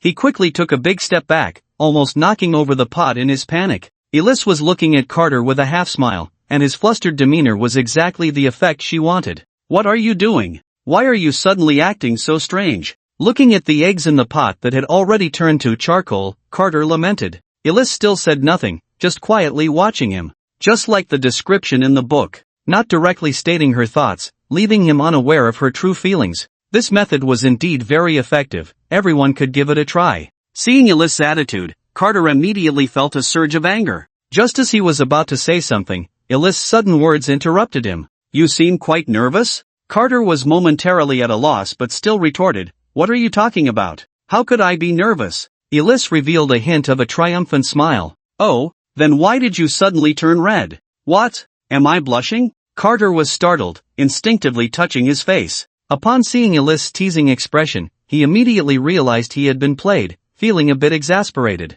He hurriedly pushed Alice away and walked to the pot, looking at the eggs that had completely turned black, muttering to himself. Really, all that effort this morning was for nothing. It's all your fault for always messing around. Alice raised an eyebrow, simply stating, if you have nothing to hide, why would you care about these things? Carter was suddenly made uncomfortable by this statement. Nothing to hide? What could he possibly have to hide? Carter truly had nothing to hide. But for some reason, he felt a bit flustered by her words. What are you still standing there for? Hurry up and come help. Seeing Carter's feigned fierceness, Alice smiled helplessly. At the dining table, Carter kept his head down, silently eating, occasionally glancing at Alice, afraid of being caught, quickly averting his gaze in guilt. Knowing Alice, she would surely do something mischievous soon, so he had to be on guard. However, to Carter's surprise, Alice was unusually quiet this time, simply drinking her porridge, looking demure and obedient, even ignoring the glances he kept throwing her way. Alice's sudden abnormality left Carter feeling unsettled. He didn't want to think about it, but his mind seemed uncontrollable, constantly replaying Alice's behavior today. She wouldn't normally act like this.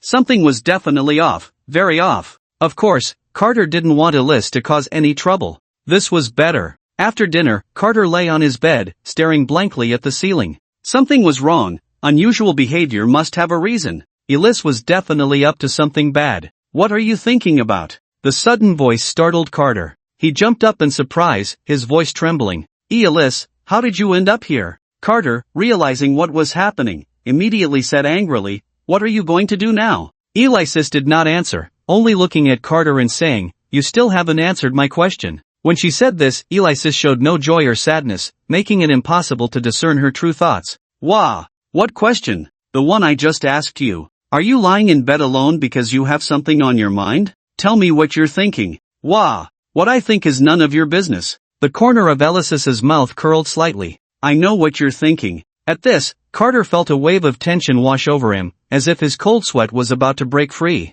Why? You can't possibly know what I'm thinking. Stop joking. Can you read minds or something? Don't be ridiculous, Carter retorted stubbornly. Although he knew Alexis couldn't possibly know his thoughts, he couldn't help but feel a bit panicked. It was as if he had been completely grasped by Alexis. This feeling made Carter very uncomfortable. Alexis suddenly leaned in closer, her face approaching Carter's. What are you doing? Carter felt a bit flustered, wanting to back away, but it was as if he were frozen in place, unable to move, only able to watch as Alexis drew nearer. Carter's eyes widened. Alexis made no excessive movements, but for some reason, the situation felt overwhelmingly impactful to Carter. As Alexis slowly pulled away, Carter sighed in relief, gasping for breath. What you were just thinking must have been about this, right? Alexis revealed a playful smile. Carter, you know? Your current mood is written all over your face. Carter quickly turned away. I don't know what you're talking about. With that, he hurriedly ran out of the room. Alexis watched Carter's retreating figure without chasing after him, merely smiling slightly. It seemed that no matter what one did, there was a method to it. This was the first time Carter didn't show disdain, instead, he appeared shy. After running out of the room, Carter leaned against the sofa. His mind was a mess, filled with everything that had just happened. He felt terrible, and it was a feeling very different from before. What on earth is going on?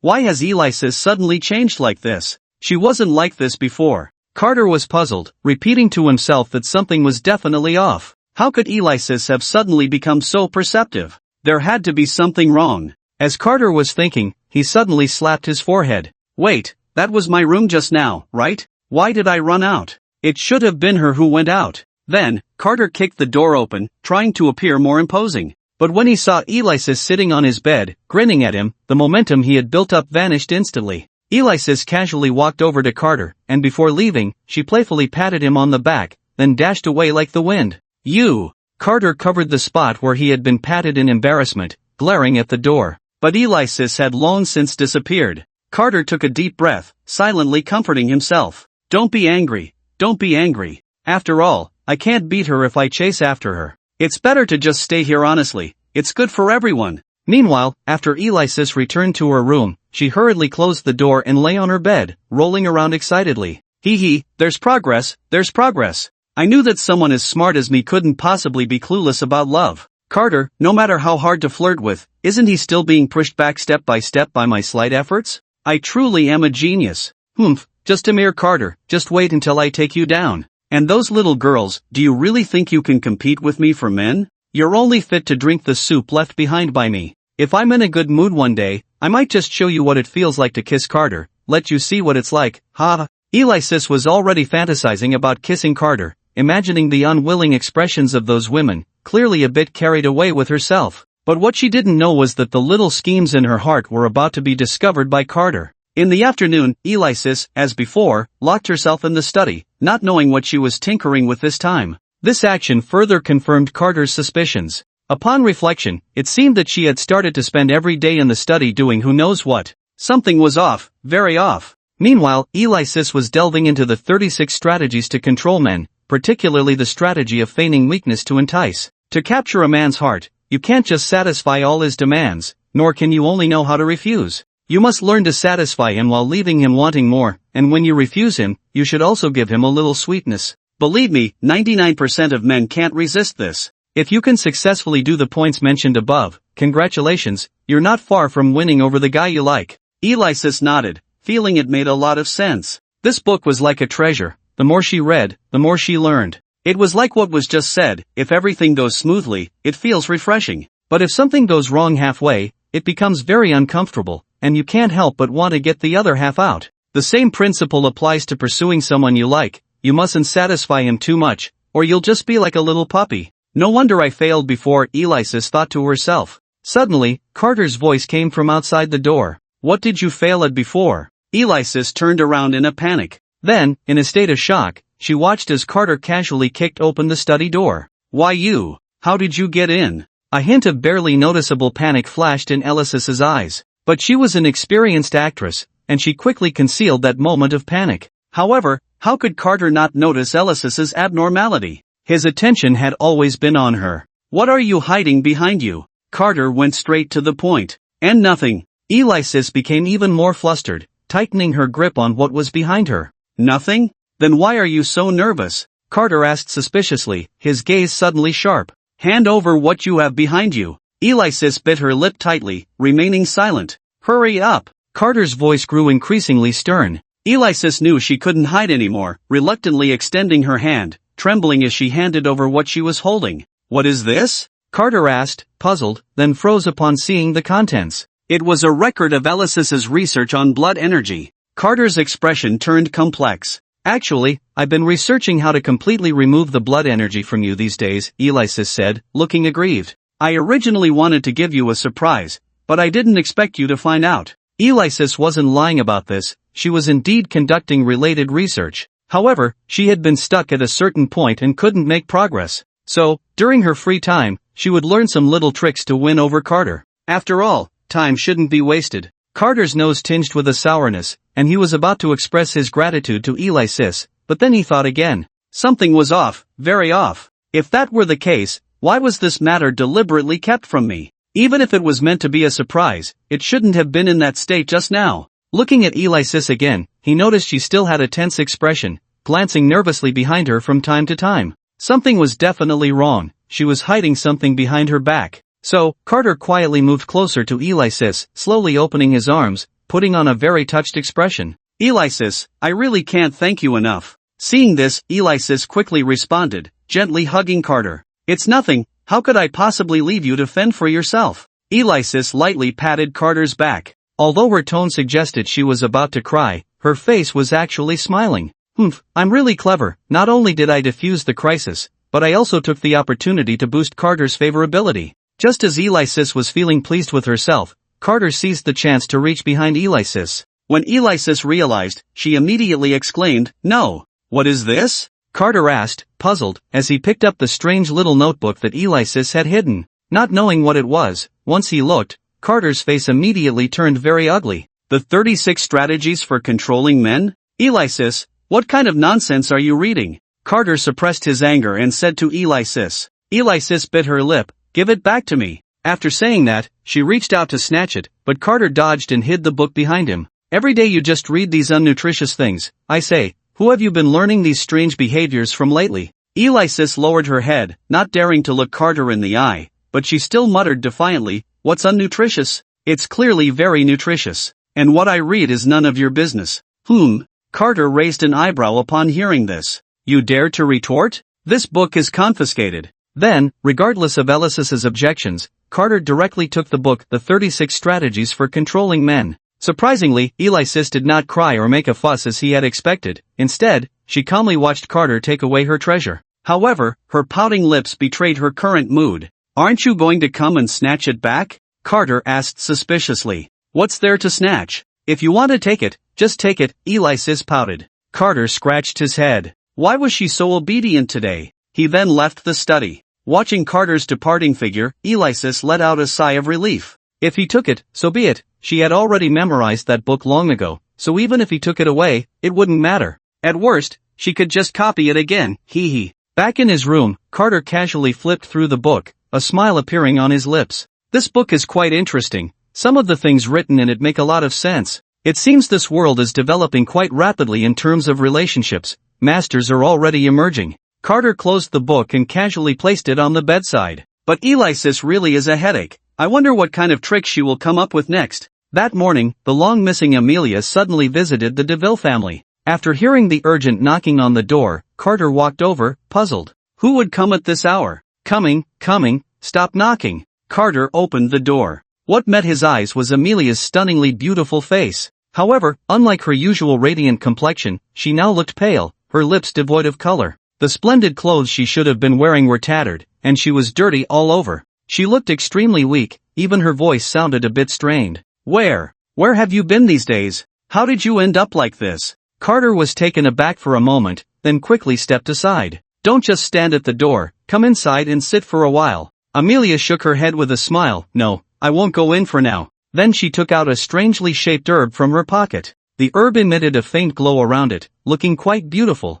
Eat this, and your blood issue will be resolved, Amelia said with a smile, though her voice sounded very weak. Carter, seeing this, felt a bit worried. Are you really okay? Don't worry, I'm just a little tired. Just then, Alexis slowly walked over, her expression showing a hint of vigilance. Carter, who is it? It's not those women again, is it? Alexis approached Carter and, upon seeing Amelia across from them, was momentarily taken aback, wanting to say something, but the words caught in her throat, and her brow furrowed slightly. Where have you been? Alexis looked at Amelia with a complicated expression. Amelia did not answer, merely shaking her head lightly to indicate she was fine. I'll be leaving now. Amelia turned and stumbled away. Is she really okay? Carter asked Alexis with some concern. Alexis's expression was also somewhat complicated, but when she saw the unmasked worry in Carter's eyes, a hint of jealousy rose in her heart. Don't worry, she won't die. With that, Alexis hurried into the room, leaving Carter still lost in thought at the door.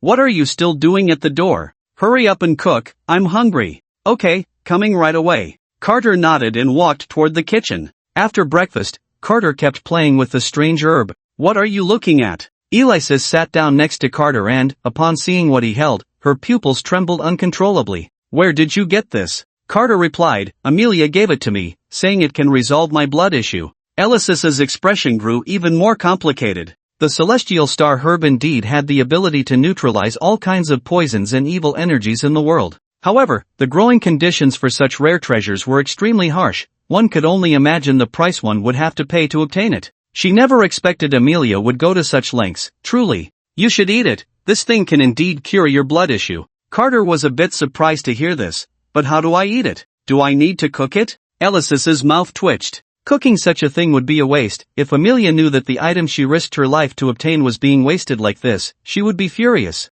No need, just eat it directly. Carter nodded and stuffed the entire herb into his mouth, chewing. A strong bitterness instantly spread throughout his mouth. Besides that, Carter felt his tongue was both numb and spicy, as if it had lost all sensation. Don't spit it out, swallow it all. Alexis quickly covered Carter's mouth. Just like that, after an unknown amount of time, Carter finally swallowed the strange herb. It was really disgusting. Carter stuck out his tongue, feeling as if he was about to die. Alexis, on the other hand, rolled her eyes. Do you know how precious what you just ate was? You really don't know how to appreciate your blessings. You must thank her properly this time, do you hear? Upon hearing Alexis say this, Carter couldn't help but widen his eyes. After eating the celestial star herb, Carter suddenly felt a warm current flowing through his body. This feeling is truly wonderful, as if something within my body has been dissolved, warm and incredibly comfortable. Carter quickly sat cross-legged, quietly sensing the changes in his body. Alexis nodded upon seeing this.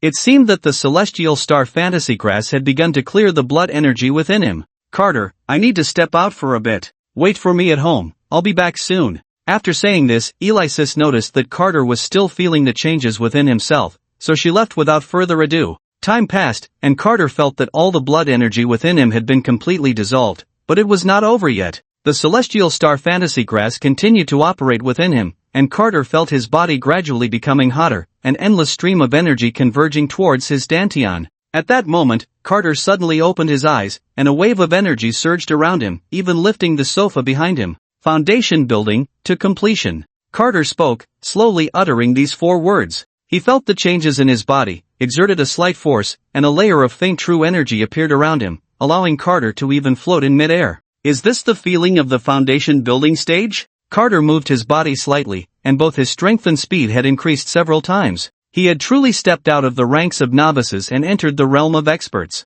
Meanwhile, Amelia lay weakly in bed, wearing a thin nightgown, while Count Campbell held her hand tightly, his eyes filled with worry. Suddenly, Amelia seemed to sense something, withdrew her hand, and said to Count Campbell, Dad, could you step out for a moment? I want to be alone. All right, my daughter, you rest well. I won't disturb you, Count Campbell replied, getting up to leave. After he left the room, Amelia looked towards a corner of the room. Why do you always sneak around? Can't you just come out openly? In the corner, Alexis's figure appeared out of thin air. However, this time, unlike before, she did not tease Amelia with a smile but sat by her bed with a serious expression, reaching out to silently feel her physical condition. Seeing this, Amelia smiled slightly. What's wrong? Why the sudden frown? This isn't like you. You're about to die, you know? Alexis's face was very grim. Really? Am I going to die? Amelia closed her eyes and said nothing, as if resigned to her fate. Can you tell me what happened? Alexis suddenly asked.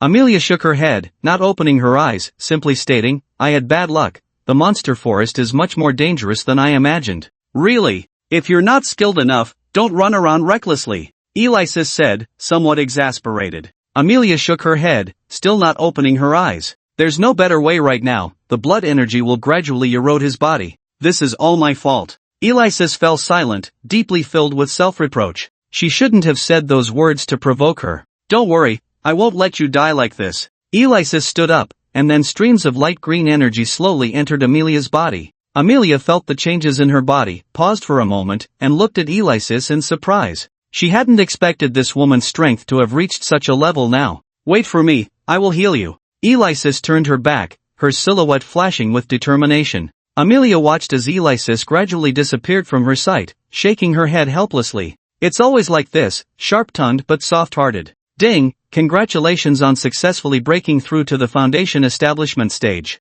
You have now received a reward, Black God Dragon Slaying Sword. Black God Dragon Slaying Sword? Wow, that name sounds incredibly powerful. Carter was very excited, and before long, a sword appeared in his hand out of thin air. The sword was entirely black, with a black dragon engraved on the hilt. The blade emitted a slight chill, looking extremely sharp, and the black dragon on it was imposing, as if it were alive, its eyes gleaming with brilliance. Wow, this is so cool! Carter exclaimed, then gently swung the sword. A plain sword she instantly shot out, cleaving the door of Alexis's room in half. Carter stared in shock at the door split before him, lost in thought. Alexis shouldn't be angry, right? Just as Carter was pondering this, Alexis's voice suddenly came from behind him. What do you mean I won't be angry? Ah! Carter jumped in surprise. Alexis, how did you come back so quickly? Alexis looked around. The place was a mess, the sofa was overturned, and various small items were scattered chaotically on the floor. Looks like Carter is a bit mischievous when home alone, Alexis nodded, but when she saw her door split in two, she completely lost her composure. What does this mean? Are you trying to kick me out? Alexis's expression darkened. No. Carter hurriedly waved his hands. He was joking, he was afraid Alexis would kick him out. Let's not forget, the DeVille family now belonged to Alexis. Forget it. Anyway, I won't be staying here for a while, just remember to fix it, Alexis said. Not staying here? What do you mean? Are you moving out? A glimmer of joy flashed in Carter's eyes. Alexis raised an eyebrow. From the looks of you, are you happy if I move out? No, how could that be? If you move away, I'll be very bored alone, Carter said, feeling guilty. Really? Alexis looked at Carter suspiciously, then noticed the sword in his hand and raised an eyebrow. Your sword is nice. Carter smiled. Cool, right? It will be my exclusive sword from now on. Alexis nodded, then suddenly hugged Carter tightly. Carter was a bit startled and tried to break free. Don't move, let me hold you for a bit. Hearing Alexis say this, Carter gradually calmed down and gently patted her back. I don't know when I can come back next, so you must take good care of yourself at home. Carter was a bit taken aback. Where are you going? Alexis released him, her gaze becoming firm. Beast Forest. Carter was stunned. What was Alexis going to that kind of place for? He was about to ask why, but Alexis had already disappeared, leaving him alone in the living room, lost in thought. Was there this part in the original plot? Carter wondered. Just as he was about to check the plot panel to keep up with current events, a scene suddenly flashed in his mind. It was a prompt from the plot panel, which only appeared in life and death crises. The scene showed a funeral, and in the center of the venue was Amelia's portrait.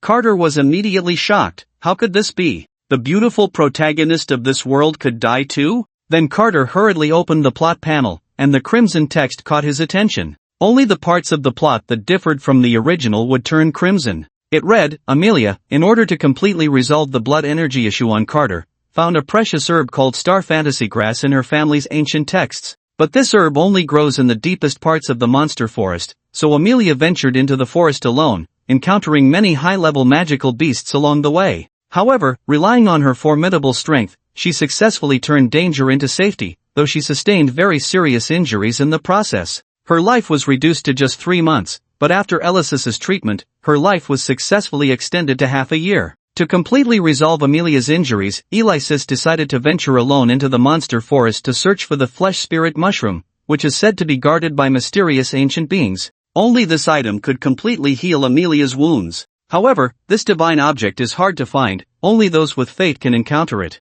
And Alexis only had half a year, would she be able to find it? Upon reading this, Carter's heart suddenly tightened. According to the scenes he had seen earlier, it seemed that Alexis did not find the flesh spirit mushroom within half a year, otherwise, Amelia would not have died in the end. He never expected Amelia would go to such lengths for him, and Carter felt a pang of emotion. No, Amelia has done this much for me, I can't just watch her die. Carter slowly raised his head, his eyes revealing a hint of barely perceptible determination. He would go to the monster forest, since the storyline had given him a hint, there must be a turning point in this matter. Since Alexis and that item had no fate, then let it be me who retrieves it. Carter touched the black god-slaying dragon sword in his hand, and just lightly brushing the blade caused a drop of blood to fall from his finger. So sharp? Carter murmured. Just right, I'll take this opportunity to test just how powerful this sword really is. Rations, water, armor, and the sword, all packed. What else is there? After quickly gathering his things, Carter set off towards the monster forest.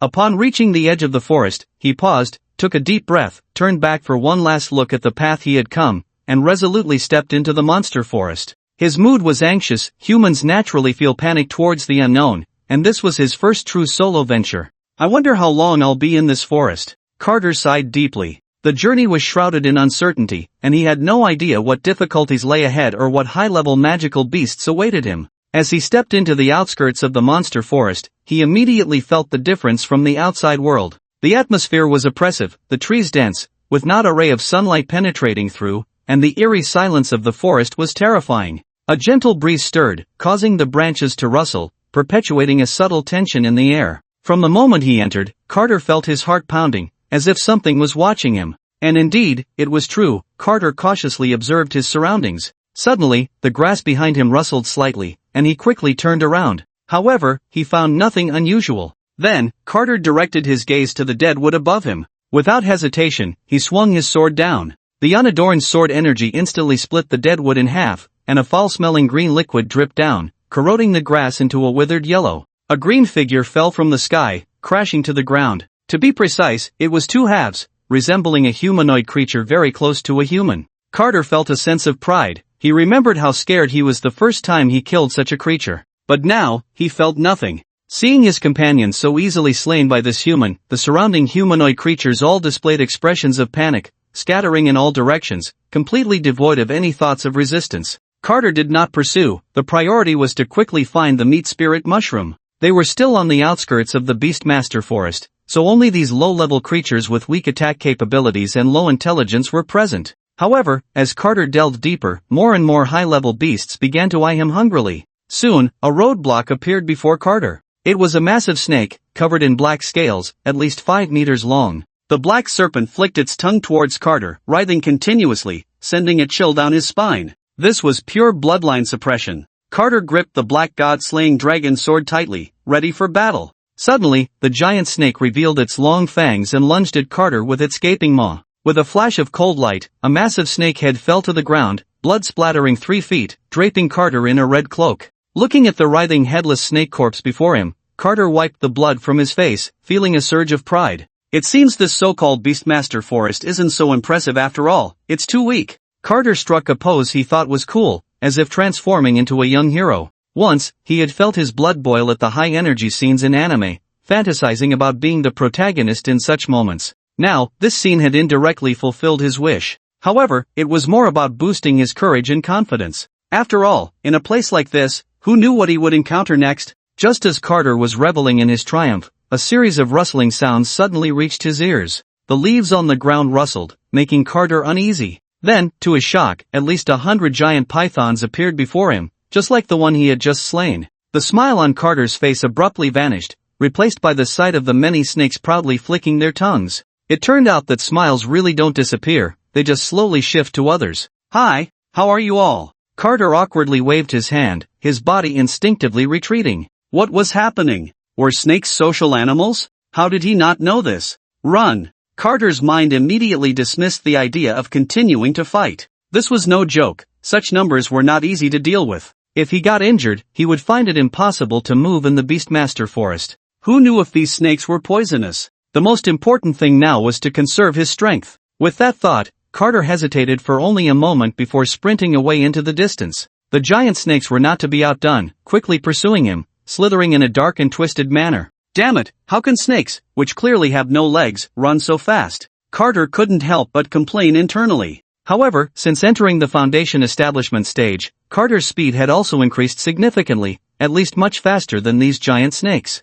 It was just that he couldn't shake them off immediately. Carter ran desperately, with thousands of giant snakes chasing him just as fiercely. Damn it, why are they so hard to shake off? Carter cursed under his breath, and soon he found himself in an unfamiliar place. The terrain here was different from that of the previous Beastmaster forest. The trees were mostly green, displaying a hint of vitality, and many of them bore oddly shaped fruits. At the same time, a gorilla lounging on the ground, enjoying a wonderful time, slowly opened its eyes, sensing the presence of an intruder. Damn it, what bold creature dares to trespass in my territory? The gorilla stood up, towering over 3 meters tall, resembling a small mountain, and with each step, the ground seemed to tremble. The most important thing is that this gorilla can actually speak human language. Roar! The gorilla angrily pounded its chest and quickly ran towards Carter. As for why it didn't swing on branches like other monkeys, this was mainly because the gorilla hadn't lost weight recently, and the branches couldn't support its weight. As it got closer, the gorilla finally saw what had intruded into its territory.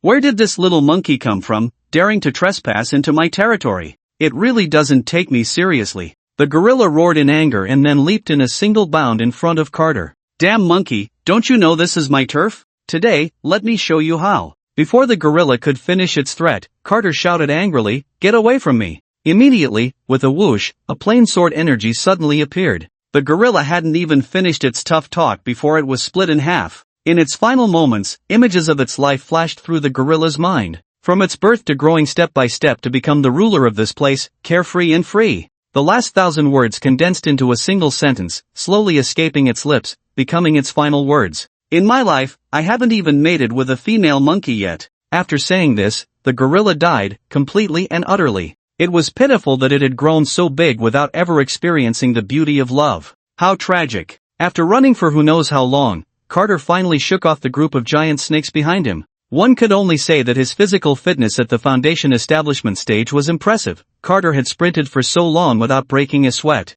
He couldn't help but exclaim, "If this were my last life, I wouldn't have to worry about the physical tests in college. I could easily crush those flying college students." But the problem Carter faced next was that he had completely lost his sense of direction in this forest. The terrain of the monster beast forest was complex, with basins and rivers crisscrossing. Even trying to rely on the sun to find his way, he couldn't see it due to the forest's terrain. Carter sighed. Well, he could only hope for divine intervention. He should first find the meat spirit mushroom and deal with everything else later. Carter continued walking forward and soon discovered a river. Seeing that the water source was relatively clear, after all the trouble he had gone through, he felt unbearably thirsty and began gulping down the water. After quenching his thirst, he suddenly felt a burning sensation on his skin.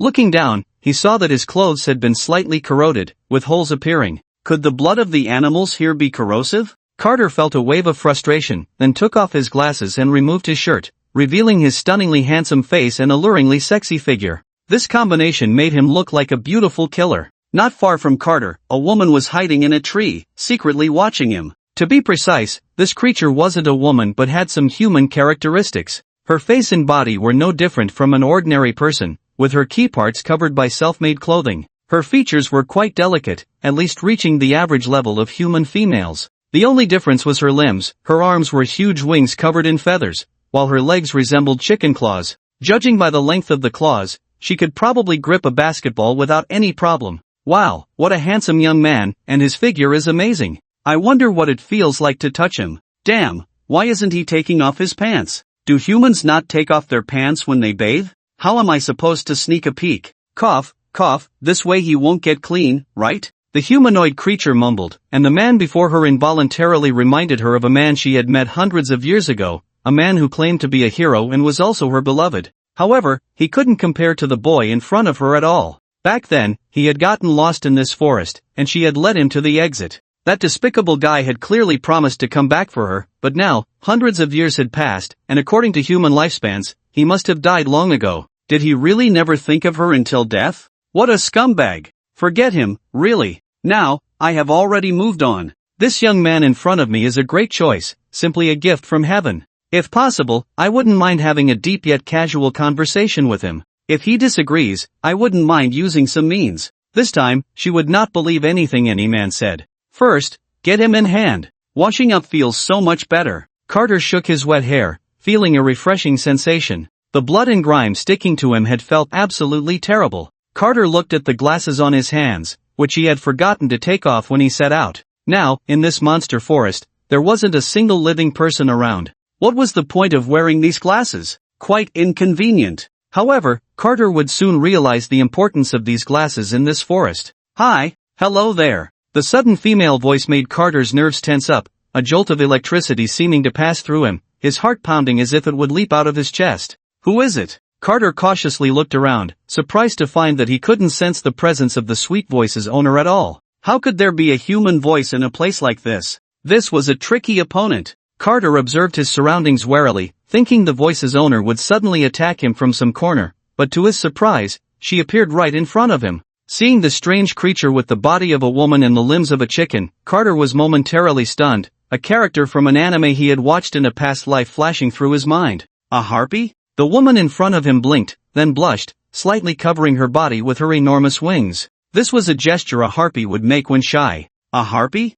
I've been called that name before. Carter was taken aback upon hearing this. Someone else had called her that name before? Wasn't that a name taken from an anime in his past life? Could it be that someone else was also a traveler like him? Seeing that Carter wouldn't speak, the harpy lowered her head slightly, feeling shy, but at the same time, her eyes kept sizing up Carter's bare upper body, complemented by his extraordinarily handsome face. TSK, what a great figure. Noticing the harpy's unabashedly aggressive gaze, Carter frowned slightly, unconsciously covering his body with his hands, and then quickly put on his clothes. Sorry, I lost my composure just now. The harpy wiped the drool from the corner of her mouth, lowering her head shyly. She resembled a girl meeting her crush for the first time, bashful and at a loss. If only her limbs were human, it would be even more perfect. So, what do you want? Carter asked, still keeping a wary eye on the humanoid creature's movements. I don't have anything, it's just. The harpy appeared very shy, unable to help but cover her face with her enormous wings. I just want to be friends with you, is that okay? Looking into her expectant eyes, Carter's mouth twitched. Okay, sure. In short, I can't offend her, I need to stabilize her emotions first. Really? The harpy's face showed a hint of excitement, and she immediately planned to approach Carter directly. What are you doing? Don't come over, Carter warned, gripping the black god dragon-slaying sword tightly while trying to maintain a distance from the harpy. The harpy stood there awkwardly, her smile frozen on her face. I'm sorry, I was being too forward. Don't worry, I mean no harm. Despite the harpy's efforts to explain that she just wanted to be friends with Carter, he remained unmoved. Who knows what this guy's true thoughts are? Do you want to come to my house to hang out? I can make you something delicious. Carter shook his head. No thanks, I have things to do, so I won't bother you. Why not? The harpy immediately drooped her head, her expression slightly disappointed. Didn't you promise to be my friend? Because you're not being honest. The harpy became a bit anxious upon hearing this. How am I not being honest? I really mean no harm. Carter merely frowned at this. Then tell me, why do you want to be friends with me for no reason? I can't say it, can you? You definitely have an agenda. I'm not going back with you. Oh, I really have no agenda. The harpy said anxiously. I just thought about mating with you. No, I mean, just to enhance our feelings. Oh, Carter's eyes widened in shock. Did she just say the word mating? She definitely did. Carter felt a chill run down her spine, her back prickling with sweat. No, she couldn't accept even the beautiful female protagonist of this world, let alone other species. She absolutely could not accept it. No,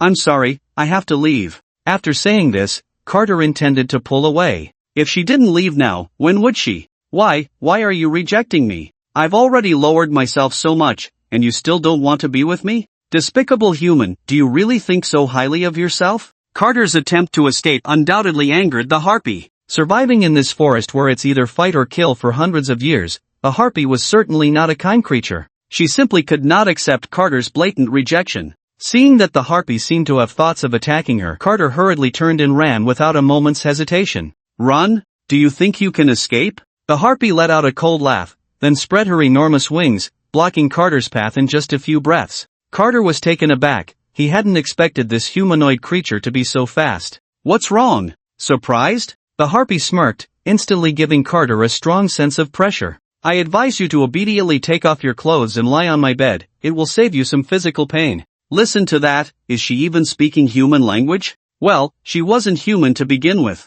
In your dreams. Carter's voice trembled slightly. He was genuinely panicking. Since you refuse to listen obediently, then let me teach you a lesson. The harpy's gaze sharpened, suddenly soaring high into the air, then diving swiftly, her sharp claws aimed directly at Carter. Carter remained calm, swinging his sword. The two attacks collided, producing a piercing roar. It sounded like nails scraping against a blackboard, making Carter's eardrums ache. The black god dragon-slaying sword can't cut through her body? Carter's gaze sharpened. The harpy before him was stronger than he had imagined. A scratch had even appeared on her claws. It seems I need to show some real strength. The harpy quickly approached Carter, her sharp claws slashing fiercely. Carter slightly sidestepped just in time, swinging his sword. The harpy tightly gripped the incoming blade with her claws, sparks flying from the impact. Both Carter and the harpy distanced themselves from each other. Carter took the initiative, unleashing several sword strikes in quick succession. The harpy relied on her speed to evade them one after another.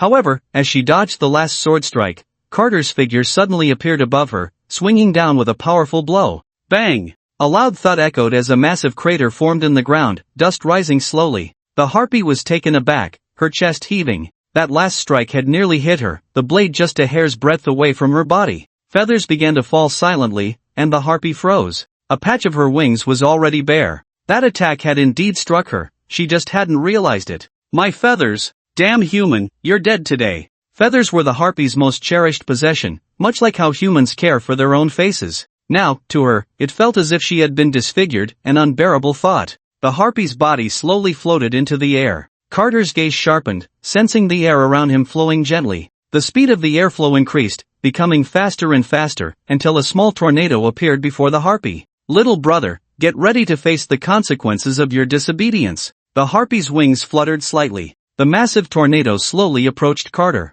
He tried to evade, but the tornado seemed to have a mind of its own, relentlessly following his movements. Just as Carter prepared to gather his strength for an attack to disperse the tornado, he suddenly heard a slicing sound in front of him. A cold glint flashed by, and Carter hurriedly turned his head away. A blood mark slowly appeared on his handsome face, and a tree behind him suddenly collapsed, leaving a clean, smooth cut. Could this tornado also shoot wind blades? The harpy revealed a smug smile at the sight. It's not too late to surrender now. If you make your sister happy, maybe she'll let you go. You damned old hag. You! The harpy immediately became furious, her expression darkening. Let's see how long you can keep that bravado. The harpy continued to manipulate the tornado towards Carter, who struggled to fend off the occasional wind blades that shot out. After narrowly dodging another deadly wind blade, Carter's gaze flickered. He couldn't continue like this, he had to think of a way. Flame burst. With a loud shout, Carter unleashed a fiery sword strike that collided with the tornado.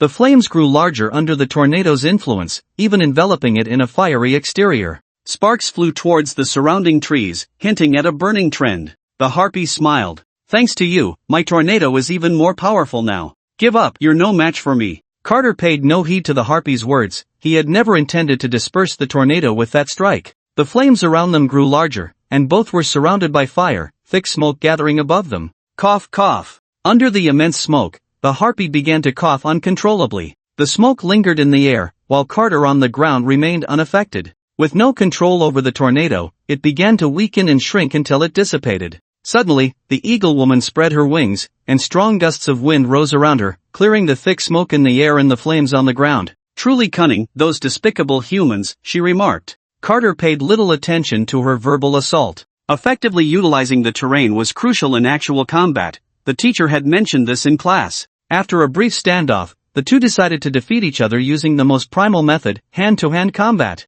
Carter swung his weapon, but the eagle woman easily dodged, adjusting her position midair to deliver a beautiful spinning kick. Carter hurriedly bent backward, barely avoiding the blow, but before he could react, the eagle woman's attack came again in quick succession. He quickly drew his sword to block, and their attacks clashed, producing a violent sound of metal colliding. They fought for an unknown number of rounds before finally stopping. Both were panting heavily, yet neither had managed to gain the upper hand. Damn it, this isn't a solution, the Eagle Woman pondered. With no other option, she decided to fight another day. After all, the area within 100 miles was her territory, he couldn't escape. The Eagle Woman then spread her massive wings and slowly flew into the sky. I'll let you off the hook today, but next time, you won't be so lucky. As she departed, Carter let out a sigh of relief and slumped to the ground, gasping for breath.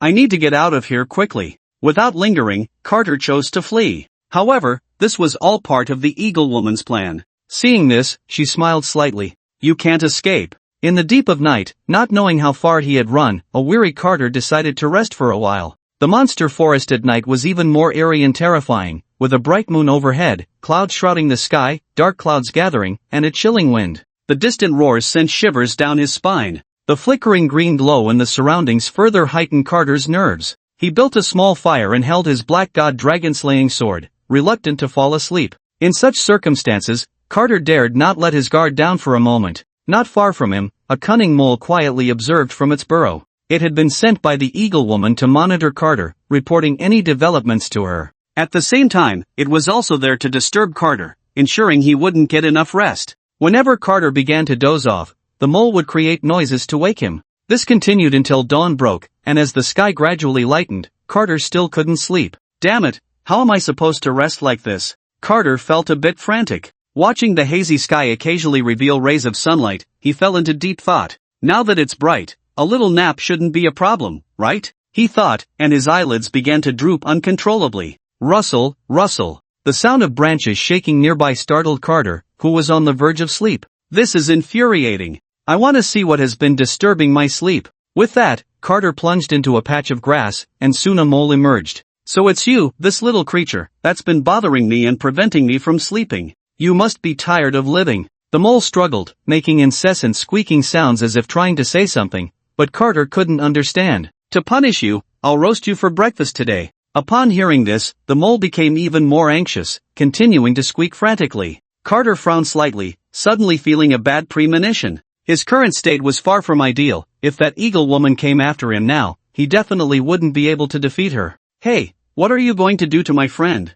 Oh no! What you fear will come. Carter turned around, on the verge of tears, only to find the harpy looking at him with a smile. Unlike Carter, who was drowsy and sporting panda eyes, the harpy was radiant and full of life, her feathers looking remarkably smooth. She knew her opportunity had arrived. With a teasing expression, she looked at Carter and said, "What's wrong, little brother? You look like you're not in good spirits. Want me to hold you and let you take a nap?" Hearing the harpy's playful words, Carter felt a mix of anger and helplessness. After a fierce battle yesterday, he was already exhausted, and having run such a long distance only added to his fatigue. Plus, he hadn't slept at all last night, leaving him with no strength to fight back. The harpy wasted no time and charged straight at Carter, her sharp claws aimed at him. Carter hurriedly drew his sword to defend himself, but the harpy seized his sword and lifted him into the air, then dove down, slamming him hard onto the ground. Damn, that really hurts. Carter tried to move his body, feeling an overwhelming sensation as if he might explode. The harpy slowly descended, gripping Carter's neck with her claws. She could easily take his life if she wished. She extended her massive wings and gently stroked Carter's handsome face. "Little brother, why are you so quick to give up today? You're not feeling weak, are you?" The harpy chuckled lightly. Carter tilted his head slightly, cursing her for being despicable while his mind raced to find a way to escape her grasp. "Are you thinking about how to run away? I advise you not to waste your efforts. Just behave, or I won't be so polite anymore." The harpy frowned. Carter was startled. Was his thought so obvious? However, her words reminded him that she might actually like him. If he could win her over, wouldn't that solve everything? At this point, his life was in her hands, and he couldn't care less about losing face. After all, he had interacted with so many girls. Winning her over should be easy, right? Taking a deep breath, Carter slowly closed his eyes to adjust his state of mind. "What? Have you resigned yourself to your fate?" "It would have been better if you had done this earlier," the harpy said, a hint of mockery in her eyes. "Just behave, and I won't treat you poorly." At that moment, Carter opened his eyes, filled with deep affection and love. In that instant, the harpy's mind went blank, her heart racing as if struck by Cupid's arrow. Could you let me go first?" The harpy paused, then slowly lifted her foot. Just as Carter was about to get up, the harpy suddenly pressed down hard again, pinning him beneath her foot. No! What if you run away? Carter shook his head helplessly. Don't worry, I won't run. I just want to talk to you. Hearing this, the harpy finally lifted her claws, allowing Carter to stand up slowly. So, what do you want to talk about? Do you really like me? Carter's direct question caught the harpy off guard. I don't know. The harpy lowered her head in a fluster, her cheeks flushed. Just yesterday, she had been able to casually express her feelings, but now she couldn't bring herself to say it. A slight smile appeared on Carter's lips. It was working. He slowly moved closer to the harpy. What are you doing? The harpy's breath quickened, her body instinctively retreating until her back hit a tree, leaving her with nowhere to go as Carter cornered her. The harpy became even more flustered. Is he going to kiss me? Carter suppressed the discomfort in his heart, gritted his teeth, and tried to make his voice sound more affectionate. Didn't you say you liked me yesterday? Are you trying to deceive me? And no. The harpy quickly shook her head. I like you. Carter helplessly shook his head. She fell for it so easily, it was really too easy. Just when he was lost in this forest, she could guide him, but before that, he needed to rest a bit. What? The harpy's eyes held a hint of expectation. This made Carter feel a bit guilty about deceiving her, but he had no choice now and could only silently apologize in his heart. I have something I need your help with. I wonder if. Upon hearing this, the harpy immediately assured him, don't worry, I've got this. Just tell me, what is it? I'm a bit tired and want to rest for a while. I wonder if you could. Don't worry, I've got this. Before Carter could finish his sentence, the harpy grabbed his body and flew off into the distance. Hey, where are you taking me? Carter felt a bit anxious, but soon they arrived at a secluded wooden cabin. Let's rest here, it's very safe. I'll help you make the bed. With that, the harpy began to busy herself. Carter gently lay down. The bed was soft and comfortable. It seemed she had put a lot of thought into it. Carter felt a bit guilty. Go to sleep. I'll keep watch over you, ensuring your safety. After saying this, the harpy stepped outside to patrol. The better the harpy treated Carter, the more guilty he felt. But the moment he lay on the bed, an unexpected wave of fatigue and drowsiness washed over him, and he slowly drifted off to sleep. During his slumber, Carter felt as if his body was wrapped in a fluffy blanket, warm and very comfortable, and he unconsciously snuggled a bit. The harpy couldn't help but make a sound. He saw her stealthily lying beside him, slowly wrapping her large wings around him. He didn't know how long it had been when Carter slowly opened his eyes. This sleep was the most peaceful and comfortable he had experienced in recent days. Rubbing his sleepy eyes, he then noticed the harpy beside him, holding him and sound asleep, which made him freeze for a moment. But in the end, he didn't struggle, he just let her hold him. After all, she hadn't done anything to him, and it wouldn't hurt to be held for a while. Who knows when they would meet again after he left. Carter silently sat by, waiting for the harpy to wake up. Before long, the harpy slowly opened her eyes. Seeing Carter staring at her without blinking, she blushed and quickly withdrew her wings. I'll go prepare dinner. With that, she hurriedly left. After a while, the smell of roasted meat wafted into Carter's nose. The two sat by the campfire, enjoying the roasted meat from an unknown animal. Here, this is for you. What is this? Carter asked, seeing the harpy hand him a long strip of roasted meat, feeling a bit puzzled. Why does this piece of meat smell so bad? This is very nourishing, the harpy said with a sly smile. You'll need it later, so eat up. Carter was a bit suspicious. Forget it, I think I'll pass. This meat looks disgusting. Seeing that Carter refused to eat, the harpy immediately drooped her head, looking unhappy. After they had eaten their fill, the harpy's expression softened like spring water as she slowly leaned closer to Carter. What are you doing? Carter asked, feeling a sudden bad premonition rise in his heart, and he slowly began to back away. If anything felt off, he would run away immediately. Don't be afraid, I was just thinking that it's getting late now, the eagle woman said shyly, a hint of expectation in her eyes. As soon as Carter heard this, he became a bit agitated. Listen to how bluntly that was said, is it really reasonable? No way. Carter firmly refused. The eagle woman's expression immediately darkened. What do you mean? You don't like me? Seeing that things were going awry, Carter quickly explained, of course not, I still like you a lot. If you like me, then why not? Carter opened his mouth but couldn't say anything, as if something was choking his throat. Well, you listen to me, this kind of thing can't be taken lightly for us humans. It should only be done with someone you want to be with for a lifetime. What do you mean? The eagle woman's gaze sharpened slightly. You mean I'm not someone you can be with for a lifetime, right? Carter suddenly found himself at a loss for words. He did think that way. I don't care what you mean. I'm telling you, I have my eyes on you, and today you must obey me. I won't care about your feelings. Seeing that reasoning wasn't getting through, Carter quickly changed his approach and said to the Eagle Woman, "You like me, right? So what if I do?" The Eagle Woman raised an eyebrow. "What kind of trick are you trying to play? It's hard for me to believe you like me in your current state. You just want to toy with me, don't you?" Carter's expression suddenly became very serious, as if he wanted to see through her. The Eagle Woman showed a hint of panic in her eyes and quickly explained, "No, it's not like that. I really like you." "Alright, no need to say more." Carter hurriedly interrupted. "How could you like me and still try to force me? You just don't like me." To be honest, Carter felt very uncomfortable saying this. The Eagle Woman bit her lip, wanting to refute. But what he said made so much sense. Seeing her hesitate, Carter breathed a sigh of relief. After all, having been in the beast forest all this time, how could she have come into contact with such advanced ideas? Then Carter pressed on, "Since you like me, you should help me unconditionally, right? Don't you think helping others with a purpose really makes people feel tired?" The Eagle Woman lowered her head, thinking for a long time before slowly uttering a word. "Yes. To be honest, I came here to find something. Can you help me?" Seeing the opportunity ripe, Carter decided to reveal his true purpose. What is it? Then Carter quietly adapted the story about Amelia, changing her into a boy. This was also to avoid making the Eagle Woman jealous. Sure enough, upon hearing this, the Eagle Woman's eyes brimmed with tears, and she decided to help Carter find the flesh spirit mushroom. Carter sighed in relief and said, "Then can you show me the way? I'm really pressed for time and can't linger too long." The Eagle Woman showed a hint of hesitation upon hearing this. Carter, seeing this, was a bit puzzled. "What's wrong? Are you going to leave?" The Eagle Woman's eyes were moist, her voice tinged with grievance.